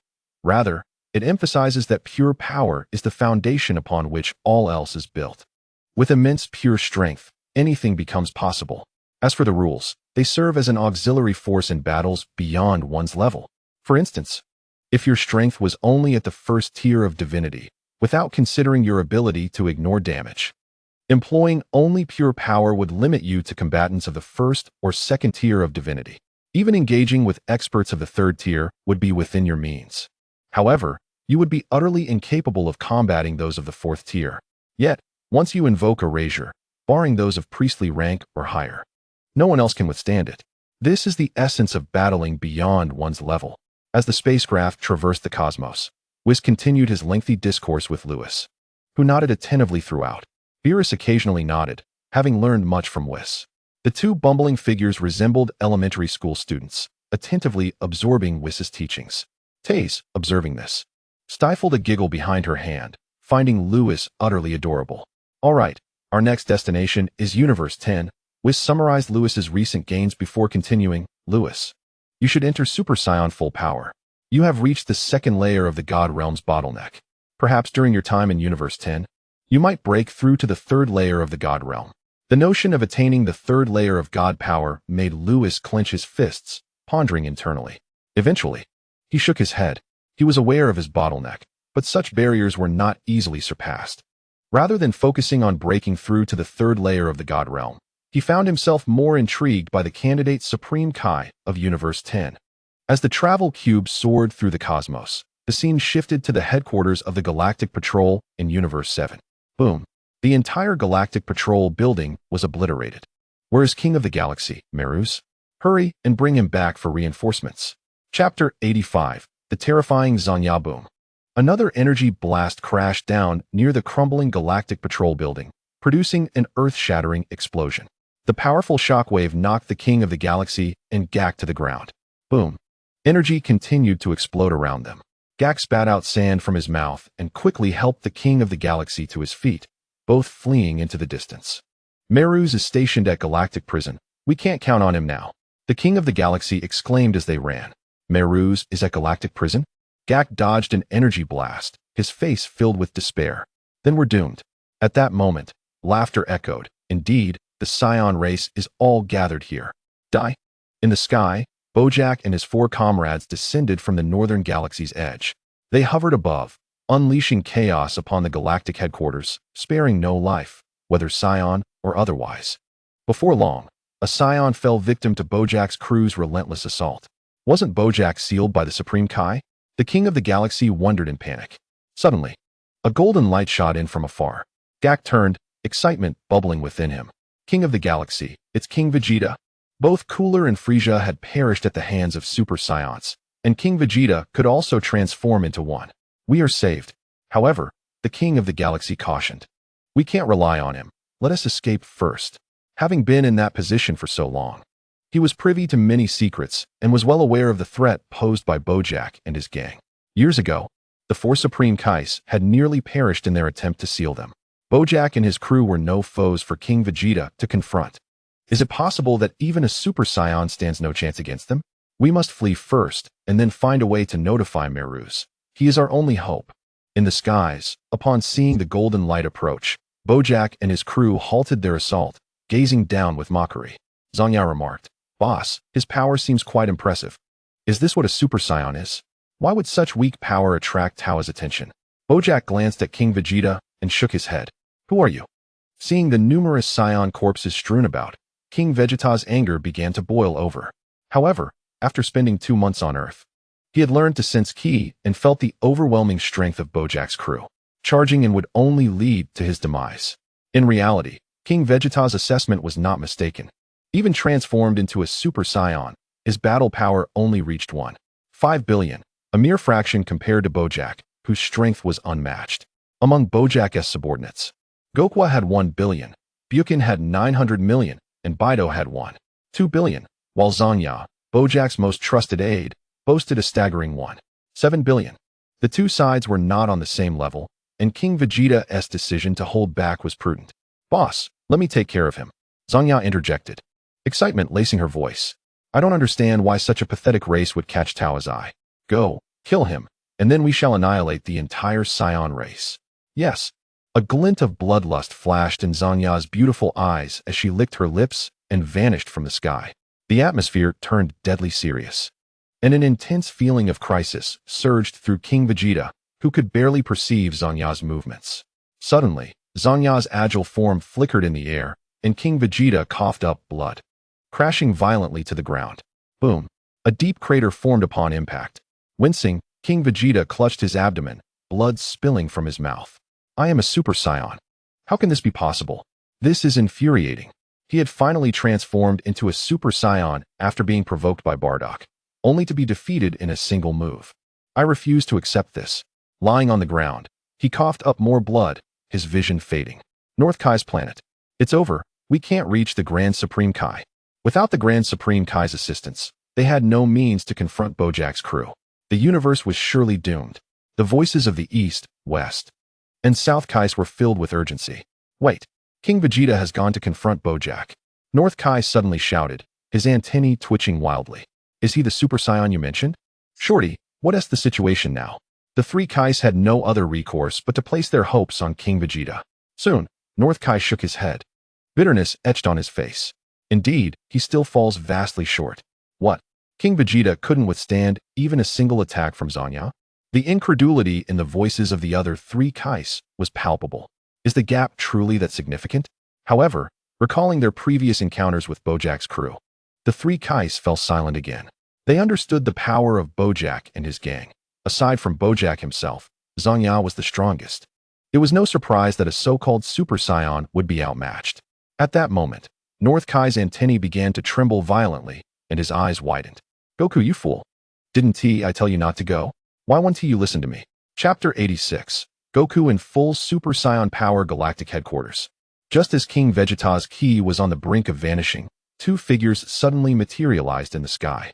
With golden hair and blue eyes, they exuded no overwhelming aura. Their presence remarkably steady. The newcomers were none other than Son Goku and King Vegeta. "Father." King Vegeta's heart raced upon seeing the barely conscious king of the galaxy in the crater. He quickly utilized instant transmission to appear beside him, crushing a senzu bean and placing it in the king of the galaxy's mouth. Simultaneously, Son Goku engaged Zangya in combat, their forms clashing in the sky. The shockwaves from their collisions echoed like thunder, further devastating the already ruined Galactic Patrol headquarters. In the distance, Bojack squinted, exclaiming that this Super Saiyan seemed slightly more powerful than the previous one. Gobia scoffed, dismissing the threat. "It's only marginally stronger. If you, boss, were to take action, you wouldn't even need the dark powers bestowed by Tawa to defeat him. Enough watching. Let us strike and obliterate the Saiyan race completely." With a sinister grin, Bojack waved his hand. Gobia, Beerus, and Bido nodded in unison, descending upon the remaining Saiyans below. With a whoosh, three figures transformed into relentless reapers, delivering punches and kicks. Boom, boom. Each Saiyan burst into a brilliant explosion, reminiscent of fireworks. As time passed, even Bibbert and Gracie fell victim to their assault. As for Raditz and Theodore, they had been away on a mission and thus escaped this calamity. Increasing numbers of Saiyans perished at the hands of the malevolent Gobia. Above, Son Goku, using both hands, forcefully pushed Zanjiao away by over 100 meters, witnessing the tragic loss of his kin. He felt compelled to intervene. Giggling, "You wish to escape me? Not a chance." A beguiling voice echoed in Goku's ear. When did this happen? His pupils constricted sharply as a hardened fist collided with his cheek, twisting his face before sending him hurtling towards the ground like a cannonball.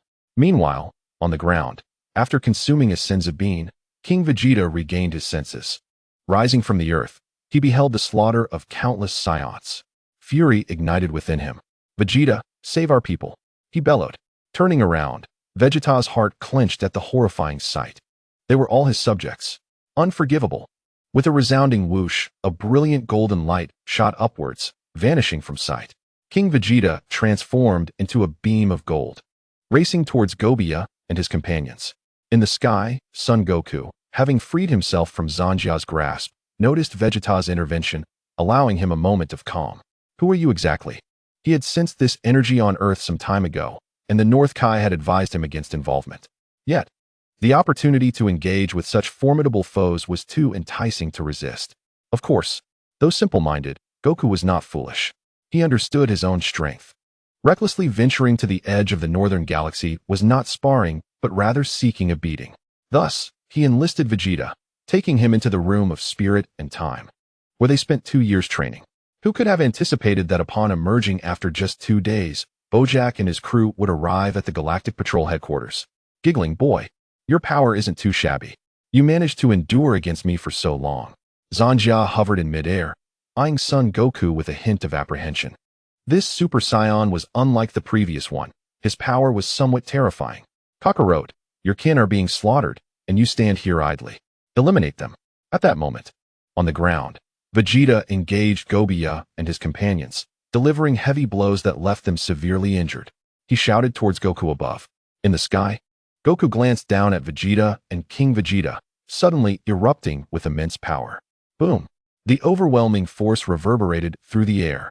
Zanjiao was taken aback. "Your power. You are the second person to witness my full power state. Now prepare to die." The first, of course, was Vegeta. After defeating Cooler, 6 months had passed, and Goku's base power had surged to 10 million. Transforming into a Super Saiyan only granted him 500 million, still far from the powers of Bojack and his allies as described by the North Kai. Thus, he had taken Vegeta into the room of spirit and time for 2 years. Utilizing senzu beans, they recovered from the brink of death, and over that period, Goku's power soared to 50 million. Transforming into a Super Saiyan amplified that power by 50 times, resulting in a staggering 2.5 billion. Vegeta, in contrast, attained a Super Saiyan strength of only 2 billion, still the perennial second best. Moreover, both had successfully entered a remarkably stable Super Saiyan state. Goku named it Super Saiyan Full Power State. Upon entering this state, Goku was transformed. He radiated an aura of menace, his gaze chillingly cold. In an instant, he vanished from the sky, reappearing behind Zanjia. When did he? Zanjia's scalp prickled in fear as she turned, only to be met with a powerful fist. Boom! Her abdomen took the brunt of the blow, while surged from her stomach to her mouth, and she violently expelled it. Agonizing pain coursed through her body. Boom! Boom! Within mere seconds, Zanjia was struck over 100 times by Goku, unable to retaliate. On the ground, Vegeta was also engaging Gobia and his companions, the two allies mercilessly overpowering Bojack's subordinates. On North Kai's planet, the North Kai, who had previously berated Goku as a fool, was left dumbfounded by the unfolding scene. The three Kai's voices echoed. "What is happening, Shorty? How is the battle progressing? Is Bojack about to destroy your northern galaxy?" "Destroy?" The North Kai joyfully leaped in place, exclaiming, "Haha, how could it be destroyed? My northern galaxy is saved." Based on his understanding of Goku and Vegeta, he believed these two were only slightly stronger than Frieza. Previously, they had struggled against Cooler, unable to defeat him until Bardock transformed into a Super Saiyan. And only then did the three Super Saiyans combine their powers to vanquish Cooler. This was precisely why he had advised Goku to stay out of the Bojack affair. Who could have predicted that in just 6 months, Goku and Vegeta would grow to such astonishing heights? At the Galactic Patrol headquarters, explosions resounded in the sky. The ground trembled as figures clashed. Goku and his allies were overwhelming Bojack's four subordinates, while King Vegeta rushed to rescue those mortally wounded Saiyans. In the sky, Bojack, observing the scene, furrowed his brow. How could these two Super Saiyans be so powerful? To his astonishment, Goku and Vegeta's states seemed peculiar. Aside from their superior strength compared to King Vegeta, their auras were calm, entirely unlike the violent energy emanating from King Vegeta. What Bojack did not realize was that this was the Super Saiyan full power state. Although this state still placed a burden on the body, it was significantly less taxing than the typical Super Saiyan transformation. Furthermore, within this state, the raging aura was greatly diminished. This was why Goku and Vegeta appeared so composed. At that moment, "Boss, I can't take it anymore." In the sky, Zanjia broke free from Goku's grasp, hovering at a distance, her gaze fixed intently on him. She could hardly believe this Super Saiyan strength had reached such formidable heights. Grinding her teeth, she yearned to obliterate Goku. In the past, encountering such a powerful opponent would have deterred her from engaging. However, having been rescued by Tawa and granted dark powers, the situation was now different. Boom! A dark aura began to envelop Zanjia. Simultaneously, Gobia and his companions, who had been taking a beating, also radiated dark energy. The temperature across the battlefield plummeted dramatically. An evil presence began to spread. As it reached Earth, the Z warriors suddenly looked up. The chill of the northern galaxy spread like a haunting abyss. Reminiscent of the depths of hell, the four kings of the realm trembled at the sight. How could this be happening? In the realm of kings, beneath a grand tree, Xian was reporting to the ancient king god about his recent creation of numerous planets. "Ancestor, I have created 103 new planets. Is that perhaps too many?" "Too many? Not at all." With a mere sneeze from a skinny little rib, "They could all be obliterated," the ancient king god replied, seated on the ground, gazing at the young prince with glimmering eyes. Xian, his brow furrowed, thought to himself how this ancestor could even look at the young prince, diminishing the dignity of the king god. Suddenly, the crystal ball on the ground flared to life, revealing a dark scene akin to a realm of despair. The image shifted to show two golden-haired, blue-eyed Saiyans being relentlessly pummeled by four shadowy figures. "Ancestor!" Xian exclaimed in alarm. "What is it?" The ancient king god jumped up, startled, accidentally stepping on the young prince's foot, ready to unleash a stream of curses. Xian pointed at the crystal ball, shouting, "Ancestor! Look!" The ancient king god paused, bewildered by the boy's fervor, then glanced down. "Dark energy, my goodness!" he gasped, startled once more, stepping on the young prince's foot again. "Ancestor, what is dark energy?" "I told you before. Dark energy is possessed solely by beings from the dark demon realm." Crouching down to scrutinize the crystal ball, the ancient king god furrowed his brow. These two Super Saiyans possess considerable strength and stability, yet they are vastly outmatched by those four dark beings. The crystal ball continued to display scenes of Son Goku and Vegeta being assaulted. It was known that Son Goku, in his full Super Saiyan form, boasted a combat power of 2.5 billion, while Vegeta's was 2.4 billion. "Ancestor, aren't these two from Lewis's clan? They're doomed." Xian exclaimed as the crystal ball depicted Son Goku with a broken right arm and Vegeta with a gaping hole in his abdomen from an energy blast. Both spat blood, on the brink of death, when they suddenly pressed their fingers to their foreheads and vanished. Instant transmission from Yardrat. The ancient king god sighed in relief. "Thankfully, they can teleport. Otherwise, they would have perished." "Ancestor, they are back," Xian shouted, pointing at the crystal ball, where Son Goku and Vegeta had returned to full strength, re-engaging in battle with Zanjia and the others. "Wait." The ancient king god was taken aback. How did they recover so suddenly? And their power seems even greater. But he shook his head. Yet what good is it? Those four, empowered by dark energy, are exponentially stronger now. The disparity in their powers is glaring. These two Super Saiyans stand no chance. Prior to harnessing dark energy, Zanjia and his companions had combat powers of Gogoya at 1 billion, Bukin at 900 million, Bido at 1.2 billion, and Zanjia at 1.7 billion. According to the ancient king god, once infused with dark energy, their powers would exceed 10 billion each. What do we do now? Xian clenched his fists, overwhelmed by the sheer might of Zanjia and his allies. Their malevolence was palpable. Xian sensed the presence of Majin Buu and Zanjia and began to panic. Xian, have you noticed that the one merely observing is potentially the strongest among them? The ancient king god frowned at the sight of Bojack. If these two super scions cannot even defeat those four, how could they contend with that observer? What do we do? Xian was near tears. Lord Beerus and Whis have left Universe 7. We are doomed. The ancient king god paced anxiously. After emerging from the king's sword, he discovered that Universe 7 ranked second to last among all universes. It was evident that Universe 7 lacked formidable warriors. Despite the assistance he and Whis had provided over the years, the number of strong fighters remained scarce. Since breaking the seal, the strongest mortal he had encountered thus far was the two super scions in the crystal ball. Without Beerus and Whis, Universe 7 would surely be ravaged by those dark beings. His expression grew increasingly desperate as he quickened his pace. Suddenly, a bell chimed in his ear, and his eyes lit up. Chapter 88. The fusion warriors in the crystal ball, Son Goku and Vegeta, were once again heavily injured by Zanjia and his crew. Fortunately, their ability to teleport allowed them to escape the brink of death, returning repeatedly to confront Zanjia. This situation was untenable. The atmosphere in the realm of kings grew tense, and Xian was nearly in tears. Ancestor, without Lord Beerus and Whis, Universe 7 is finished. Finished? Nonsense. I am still here. The ancient king god, fixated on the crystal ball, remained focused. Xian turned his head, casting a curious gaze at the ancient king god, and remarked, Ancestor, with your frail arms and legs, can you truly contend with those five? The ancient king god was momentarily speechless, then leaped up and struck Xian on the head. Ouch! Ancestor, what are you doing? I never said I would fight. The ancient king god lowered his head, intently watching the two figures in the crystal ball. His fingers brushing the bell-shaped earring at his ear, his eyes shining brighter. What promising potential! What? Xian gazed at him with a mix of frustration and disbelief. At such a time, you're still talking about potential? The promising figures you mention are currently being crushed into the ground. Young one, do you wish to witness the fusion warriors? Ancestor, what are fusion warriors? The fusion warriors.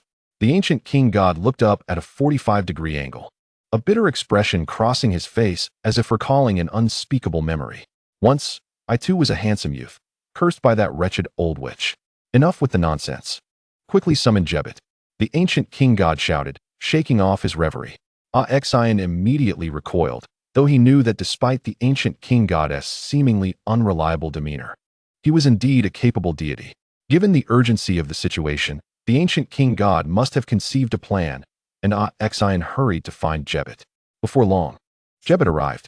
As long as I am here, Universe 7 will not perish. The ancient king god removed two earrings from his ear and handed them to Jebbet. Jebbet, you must deliver these earrings to the two super scions, ensuring each wears one. Understood, Lord King God. Jebbet did not question further. He recognized the gravity of the situation and vanished in an instant with the earrings. After Jebbet departed, Xian removed his Patera earring. Ancestor, what purpose do these earrings serve? Can they save Universe 7? Did I not just mention the fusion warriors? The ancient king god smiled. These earrings allow two individuals to fuse into a single, formidable warrior. The power of this fusion warrior is indeed terrifying. If those two super scions within the crystal ball were to merge, they might even contend with Whis. After all, Whis is the candidate destroyer of the seventh universe, possessing the might second only to Beerus himself. The old Supreme Kai mentioned that a warrior fused using two Patera earrings could even face Whis. This is astounding. Asin gasped, her small face flushed with excitement. Ancestor, does this mean our seventh universe is saved?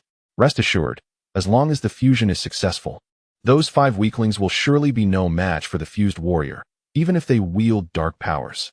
The old Supreme Kai took the Patera earrings from Asin and carefully placed them back on her, solemnly stating, when two mortals use the Patera earrings, they can maintain their fused state for an hour.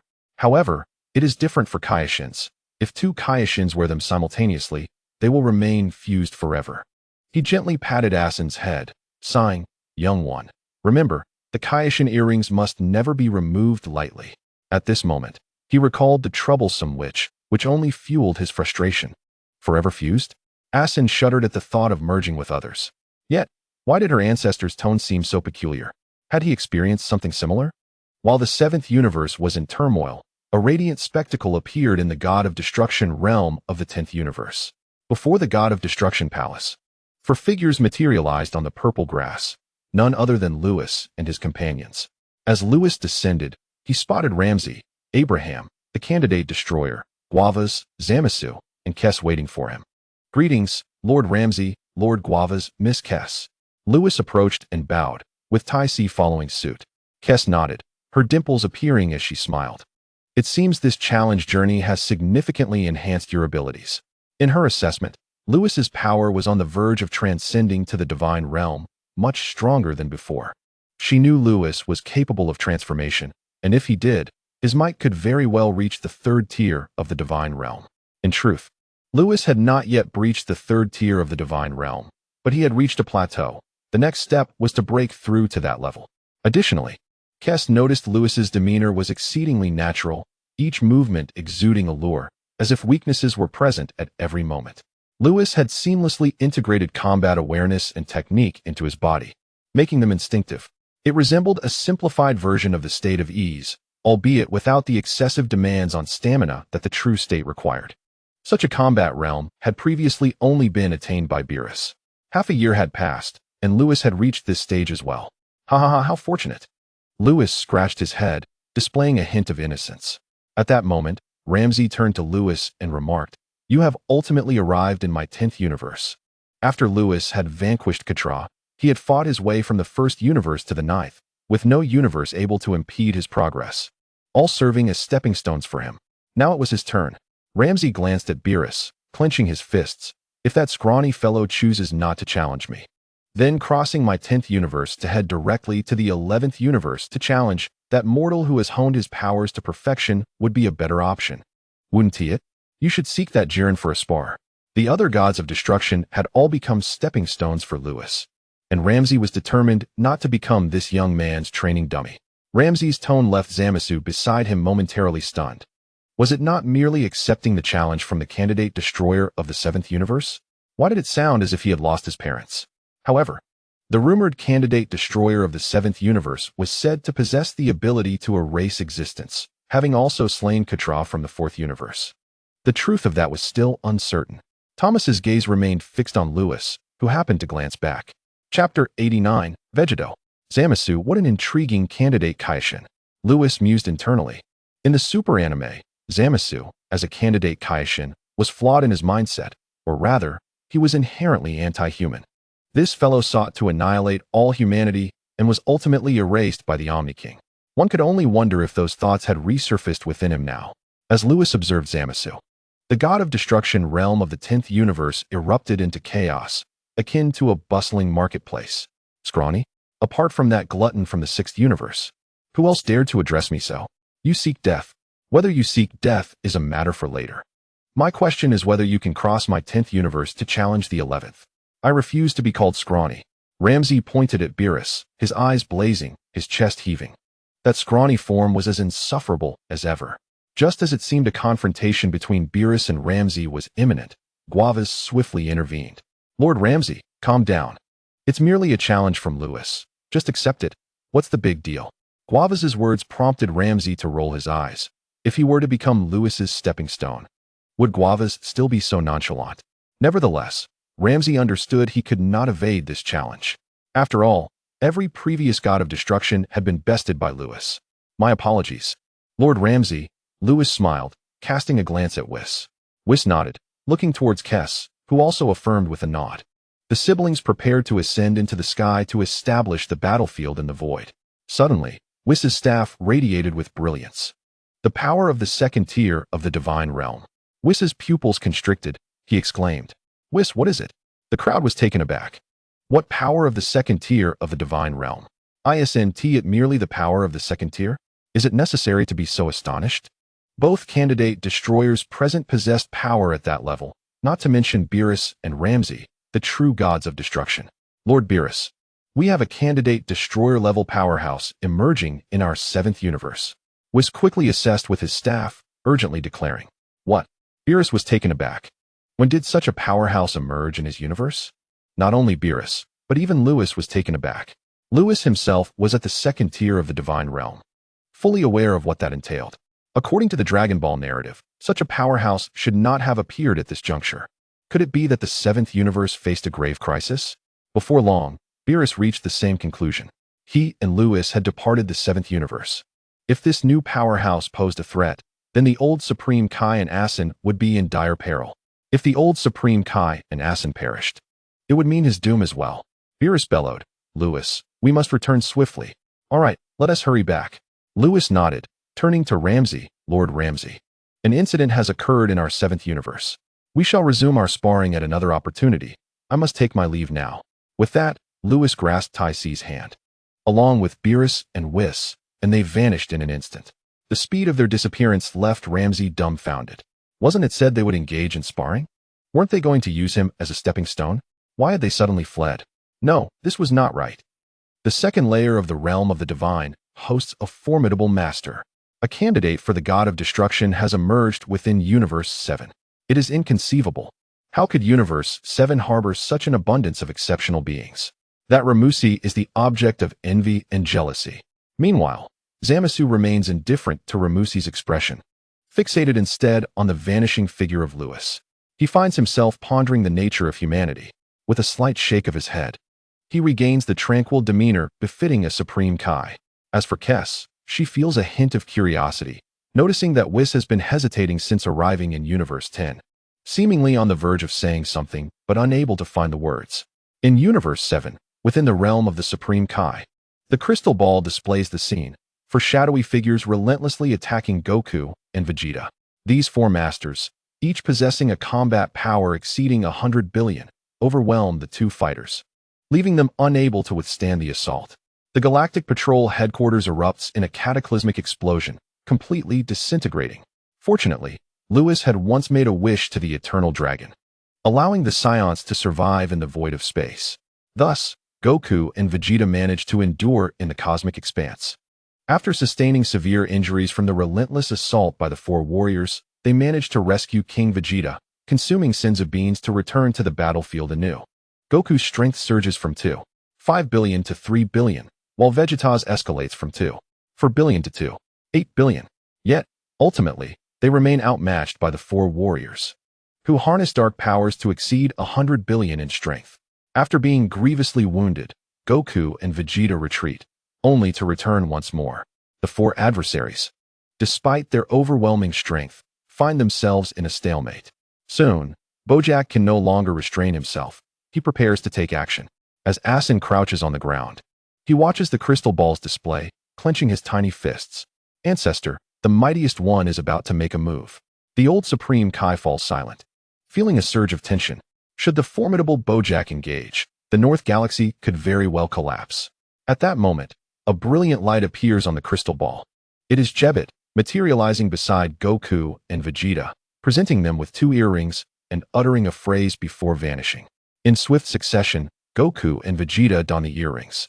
A radiant arc of color ascends into the dark cosmic void. Ancestor, the fusion warriors are about to emerge. On Lewis's end, allowing Whis to use the warp cube to return to Universe 7 would be excessively slow. Thus, Lewis employs instant transmission, utilizing the technique befitting a Supreme Kai. Provided there is a coordinate, he can materialize at the designated location. Lewis transports everyone directly to the barrier of Universe 10, shattering it with a single punch. After exiting Universe 10, he swiftly moves to Universe 7, breaking through its barrier once more. Upon entering Universe 7, Lewis uses instant transmission to arrive at the Galactic Patrol headquarters. Upon arrival, he is greeted by a dazzling figure emanating a spectrum of colors. Vegeto. Chapter 90. Vegeto is incredibly handsome. The planet housing the Galactic Patrol headquarters has disintegrated. All beings upon it, including Gak, the Galactic King, have perished. The entire star domain is suffused with a stench of blood, and chaotic energy saturates the atmosphere, resembling a realm of slaughter, sending chills down the spine. In the shadows, Tawa observes the unfolding events with her staff in hand. She had hoped to unleash her experiment, but it seems Bojack and his companions possess considerable strength. Witnessing Goku and Vegeta being battered by the four warriors, a faint smile graces her lips. Her purpose for being here is to eradicate the Saiyan race. subsequently luring Ties and Lewis back to Earth. When Demigra and the four Dark Lords take action, surely they can capture Lewis and eliminate a mere mortal. Once the Saiyan race is obliterated and Ties is vanquished, their mission will be accomplished. In such a scenario, Lewis will undoubtedly succumb to wrath and darkness. Should Lewis embrace the shadows, he will awaken his former memories, inevitably returning to the dark demon realm. Tawa observes the external scene. Despite Goku and Vegeta's continuous disappearances and recoveries, their power continues to rise, yet it pales in comparison to the dark forces wielded by Zanjia and their comrades. These two are destined to fail in saving the Saiyan race, and they will ultimately perish at the hands of Zanjia's quartet. Before long, Tawa witnesses Bojack preparing to strike. Dear Lewis, please don't hold it against me. I am merely considering your dark demon realm. Concealing her mouth, Tawa emits an enchanting giggle. Suddenly, a figure materializes in the external world, presenting two earrings to Goku and Vegeta, uttering a few words before vanishing. Immediately, Goku and Vegeta adorn the earrings.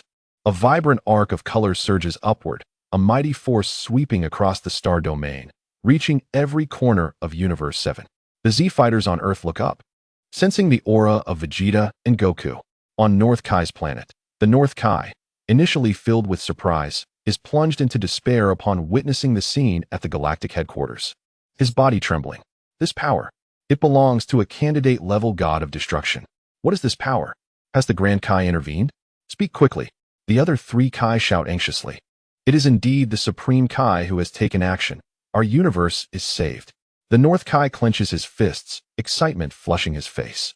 The three Kai pause in astonishment, contemplating for a moment, then exclaim in exhilaration, "The Supreme Kai? The legendary Supreme Kai? You cannot be deceiving me, can you? This power is undeniably that of the legendary Supreme Kai." Meanwhile, in the shadows of the Galactic Patrol headquarters, Tawa stands aghast. How is this possible? These two mortals can unleash such formidable strength. The extermination plan for the Saiyan race is in jeopardy. Just as despair grips Tawa, she suddenly observes four figures materializing in the external world: Lewis, Ties, Beerus, and Whis. Ha ha ha, they truly have returned. Her previously despondent expression transforms into one of delight. She had anticipated needing to travel to Earth to eliminate all of Tai's relatives to lure Lewis back. However, before executing that plan, Lewis has already been enticed back. It appears that her dear Lewis holds the Saiyan race in high regard. Joyful as she is, Tawa dares not linger any longer, for both Whis and Beerus have returned. Thus, she waves her staff, creating a rift in space to hastily escape. Soon, it will be time for the five Dark Lords to make their entrance. In the external world, at the former location of the Galactic Patrol headquarters, Lewis and his companions suddenly appear in the starry expanse. Greeted by the sight of an incredibly handsome figure, Vegeto, Lewis gazes intently at Vegeto. Adorned with patera earrings and clad in an orange short-sleeved shirt over a deep blue turtle school uniform, Vegeto's enigmatic smile mirrors that of his anime counterpart. A spectacular display of colors radiates. Stunningly magnificent. This handsome figure is truly as striking as I am. Lewis's heart swells with excitement, tears welling at the corners of his eyes. Beside her, Ties was taken aback. What was wrong with Lewis? His expression was rather terrifying. Beerus and Whis were equally bewildered. After all, was it truly necessary to be so agitated over a mere second-tier deity? The crowd remained oblivious to the esteemed position that Vegeta held in Lewis' heart. This was Vegeta, after all. In the anime, whenever the stakes were life or death, Vegeta or Gogeta would always emerge, swiftly turning the tide. As for whether they could ultimately defeat their foes through fusion or their personalities, Lewis was not concerned. After all, being handsome was a lifelong affair. And Vegeta was undeniably striking. What in the world is going on with Lewis? Why does he look so familiar? Beerus remarked, observing Vegeta. Initially, this newly emerged second-tier deity had genuinely startled him. The power of a second-tier deity could indeed obliterate the universe. If Universe 7 were to perish, both the old Kai and Shin would meet their doom, for the lives of the Kaioshin and the Destroyers were intertwined, leaving him no escape either. Fortunately, Universe 7 had not been destroyed. Returning to the matter at hand, he had also noticed those five individuals exuding a dark aura. He refrained from acting immediately, primarily because Vegeta seemed somewhat familiar. Upon hearing Beerus's words, Lewis suppressed his excitement. Did you not notice the earrings by Vegeta's ear? Vegeta? Earrings. Beerus blinked. And soon he spotted the earrings adorning Vegeta's ear. The Patera earrings. Fusion warriors. Beerus was well aware of the significance of the Patera earrings. It was through them that the old Kai had fused with that old hag. What on earth was happening? Who were those two individuals who had fused? Why did they possess the earrings of the Kaishin? Beerus seethed with anger. Possessing the Patera earrings implied that those two had encountered the Kaishin. If they harbored malicious intent, the Kaishin would be doomed. If the Kaishin met his end, so too would he. As his trepidation grew, a surge of purple energy erupted from him. A destructive aura enveloping Universe 7. Did he even need to ponder? It was undoubtedly the old Kai's scheme. Lewis crossed his arms, gazing ahead, and remarked nonchalantly, "Did you not see the dark aura emanating from those five? We have been away from Universe 7 for so long. If we do not return in time, it will be finished.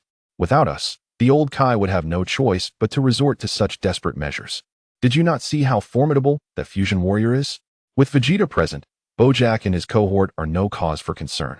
Moreover, you are acquainted with those two who have fused." Lewis had also recognized Bojack and his compatriots. Unexpectedly, before the Cell Saga had even commenced, these five had appeared here. Hearing this, Beerus nodded. The facts aligned, and it was likely the handiwork of that old fool. His anger dissipated, but upon learning that he recognized the two who had fused, he inquired with curiosity, "I know them? Who are they?" Lewis retorted with exasperation, "They are Kakarot and Vegeta." Vegeta, with such a distinctive name, combined with his striking appearance that melded the traits of Kakarot and Vegeta, how could one not have noticed? It's them? Beerus was left speechless. Goku and Vegeta were Lewis' kin, and during his time on Earth, he had recognized that Goku and his companion possessed considerable talent. It was they who had vanquished that ancient foe, Gula, half a year ago. To think that upon fusion, their power would soar to second-tier deity levels. This was the caliber of a candidate for the role of destroyer. All right, Vegeta is about to make his move. Lewis continued to watch intently, genuinely eager to witness the performance of the dashing Vegeta. In the pitch-black expanse of the universe, Vegeta radiated a golden aura. Super Saiyan 1. Power, second-tier deity. Such strength. Vegeta floated amidst the stars, a cataclysmic force roiling within him. His fist clenched. The void trembled. This power was utterly captivating. One could only wonder if Lewis possessed a strength so formidable. Suppressing his excitement, Vegeta cast a glance around. The Galactic Patrol headquarters had long since vanished, and the Saiyan race had suffered heavy losses in this conflict. A palpable killing intent filled the air. What is happening? Why can you two fuse together? Goku stood agape, terror-stricken by Vegeta's might. Now it's my turn. Prepare to perish. Vegeta's tone was icy. He vanished in an instant, reappearing behind Goku. With a single punch, an unfathomable force erupted, akin to a colossal dragon from primordial times, crashing into Goku, who was utterly unprepared, resulting in an instantaneous explosion. But this was just the beginning. The residual force swept across miles, obliterating the remnants of shattered stars floating in the cosmos. Gulp. Zanjia and the others swallowed hard upon witnessing this. Charge. Bojack had somehow arrived beside the trio, shaken by Vegeta's power. Initially intending to torment the two Super Saiyans, he had not anticipated their fusion, resulting in an unprecedented surge in strength. Goku was no match for him and was swiftly dispatched. Unbeknownst to Bojack, who had failed to grasp that villains often meet their demise through excessive chatter, he regretted not eliminating those two Super Saiyans at the first opportunity. Upon hearing Bojack's command, despite their trepidation, Zanjia and the others rushed toward Vegeta.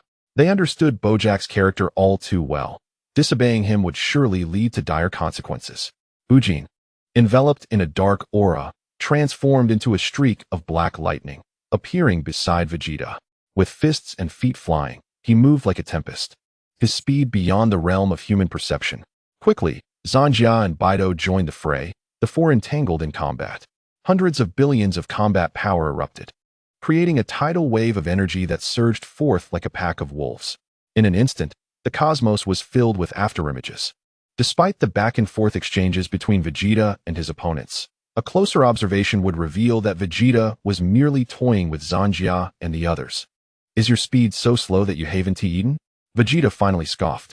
He dodged left and right, their attacks failing to land. Damn it! Zanjia's dark power erupted. Her once orange hair transformed to pitch black, resembling an ancient sorceress.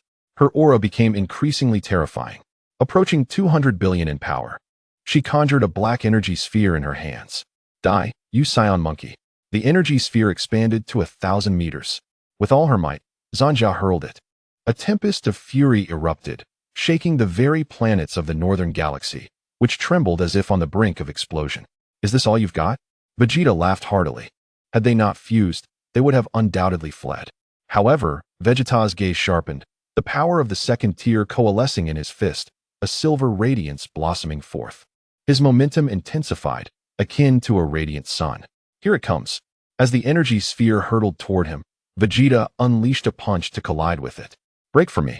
A crisp crack echoed throughout the universe. The 1,000-meter energy sphere disintegrated, dissolving into countless specks of starlight. How can this be?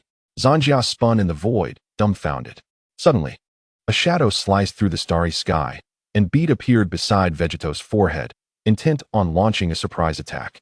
Bang! Vegeto caught Beat's fist and mocked. So this is the thrill of toying with others.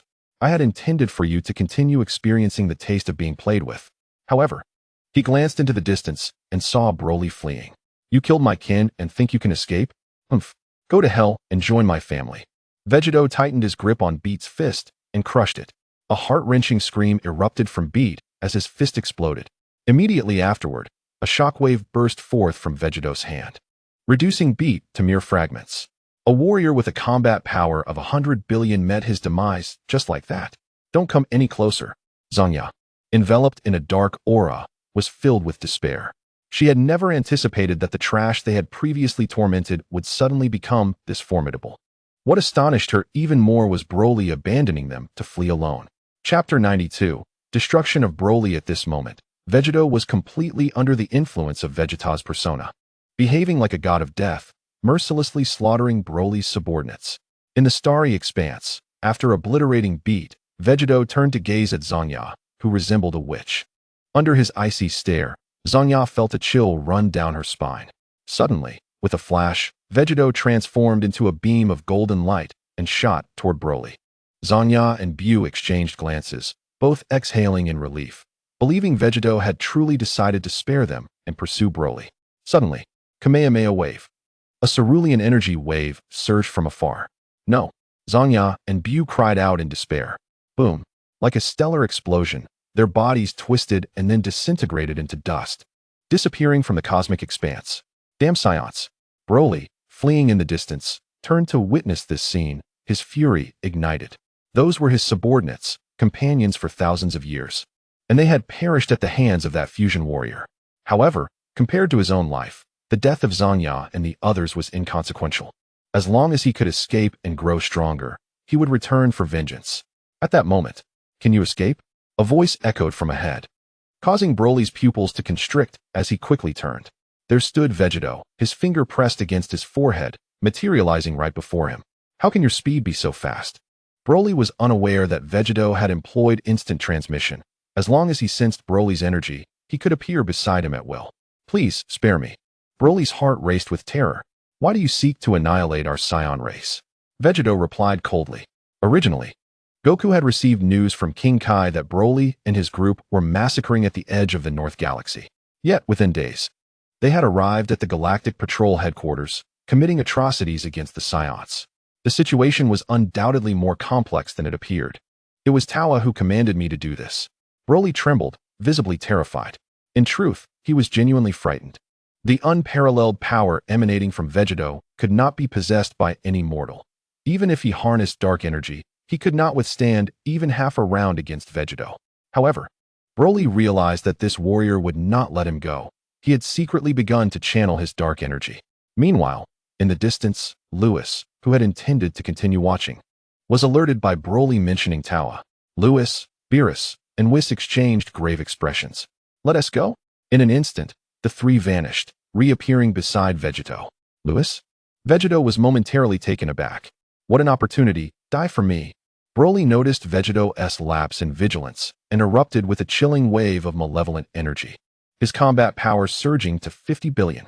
50 billion combat power was equivalent to that of Kid Bu. Broly, using dark energy, had shockingly reached such heights, which was astonishing. Then, a pitch-black energy wave erupted from Broly's hand. The starry sky trembled as if a dark tide were rolling, enveloping the entire North Galaxy in this sinister energy. Facing the oncoming dark energy, Vegito did not even turn his head, maintaining his gaze on Lewis as if inquiring when he would return. Vegito's calm response brought Broly immense joy.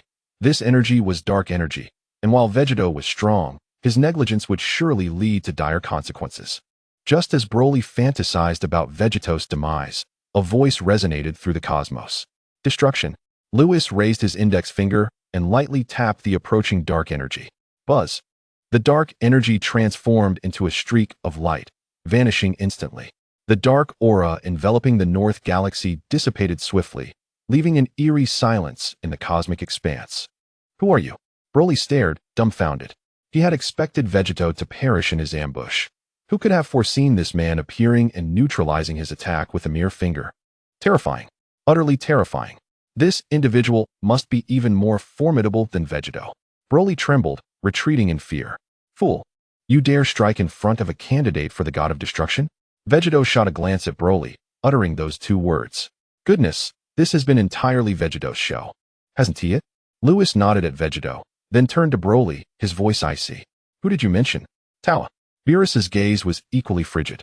The last time Lewis and Whis had confronted Tawa, it had caused a significant uproar in the Dark Demon realm, and now Tawa was at play once more. Whis regarded Broly, pondering Tawa's intentions. Yes, she released us to destroy your Saiyan race.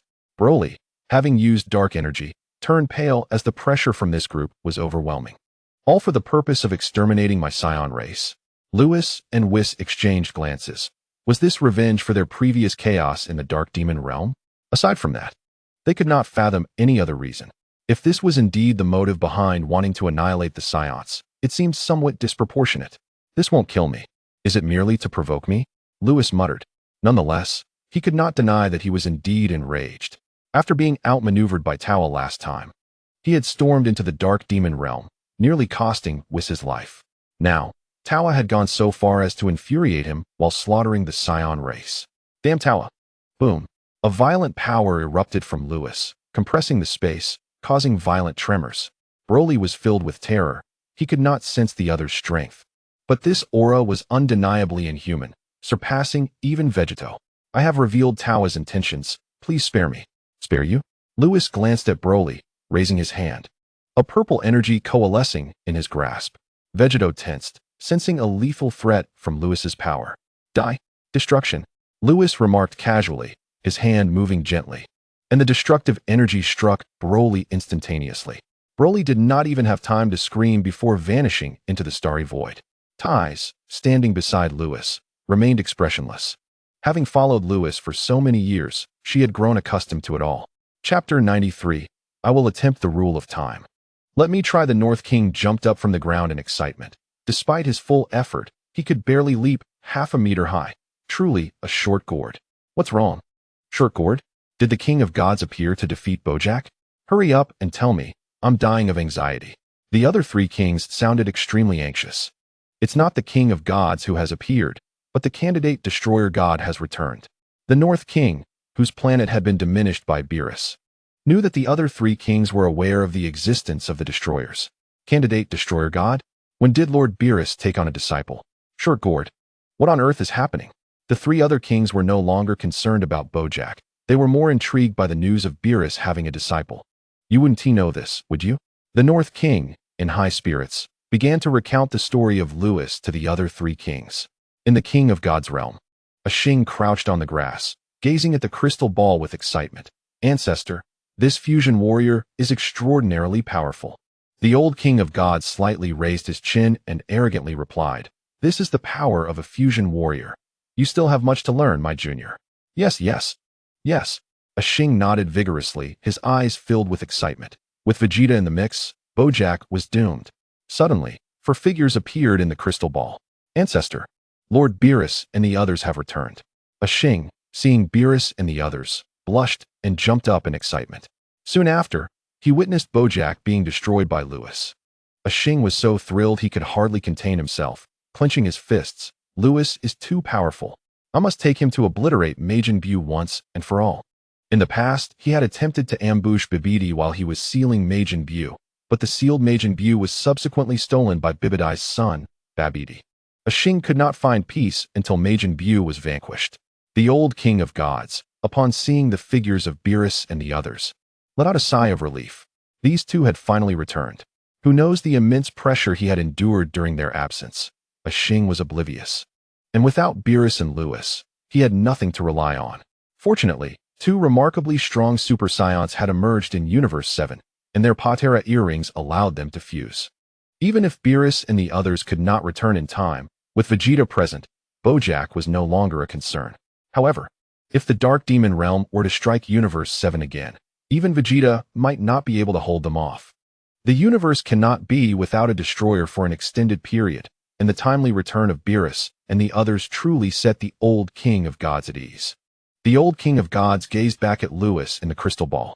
Lewis had been away from Universe 7 for more than half a year, embarking on a journey of cosmic challenges. Now, witnessing Lewis again, the old king of gods noted that Lewis's normal power was on the verge of breaking through to the second level of divine realm. The old king of gods understood that Lewis could transform. If he were to do so, his power might very well ascend to the third level of divine realm. Furthermore, every movement Lewis made was filled with temptation, ready to launch attacks or defenses at any moment. This was the integration of battle awareness into his being, a bodily instinct. This had been previously observed by Kesson Lewis, and now the old king of gods recognized it too, ignoring perfect freedom of realm, erasing. If Lewis were to harness these powers again, my goodness, this young man is truly a monster. In the North Galaxy, amidst the pitch-black starry sky lingered various chaotic energies. Under the impact of billions of energy waves, not a single planet in this star domain could survive. All reduced to ash. After Bojack and his crew were vanquished, Lewis and his companions spiraled through the cosmos. Vegeta had been watching Lewis intently. The destructive energy Lewis had just released instinctively filled him with fear. He had now combined the powers of Goku and Vegeta, which was no simple feat. His strength was the product of their multiplication. Possessing such exaggerated power, he still sensed a lethal threat emanating from Lewis. Vegeta shook his head and asked Lewis, "Where have you been for the past 6 months?" After killing Gula, Lewis had mentioned he would be gone for a while. And now that absence had stretched to half a year, I ventured to other universes. Lewis glanced around. The galactic headquarters had vanished, and most of the Saiyans were dead. That damned Bojack had obliterated them, truly a disgrace. Ventured to other universes? What are those? Vegeta was perplexed, but seeing Lewis's gaze scanning the surroundings. His tone turned somber. Our kin are nearly all deceased. This is infuriating. Beerus was seething. For his universe had only just managed to elevate the human average ranking from the depths, and now it had regressed. Damn it. Beerus's curses were filled with high emotional content, sounding exceptionally harsh. Beerus's reaction was more intense than that of Vegeta and Lewis. As if he viewed Lewis and Vegeta as false Saiyans, while he alone was the true Saiyan. Ignoring Beerus's barking, Lewis patted Vegeta on the shoulder. "You have all become quite formidable. If it weren't for you, our Universe 7 would likely have perished." Goku's persona had taken over Vegeta, and he was taken aback. "You know me?" But he was currently in a fusion state. How could Lewis recognize him? Lewis found this amusing.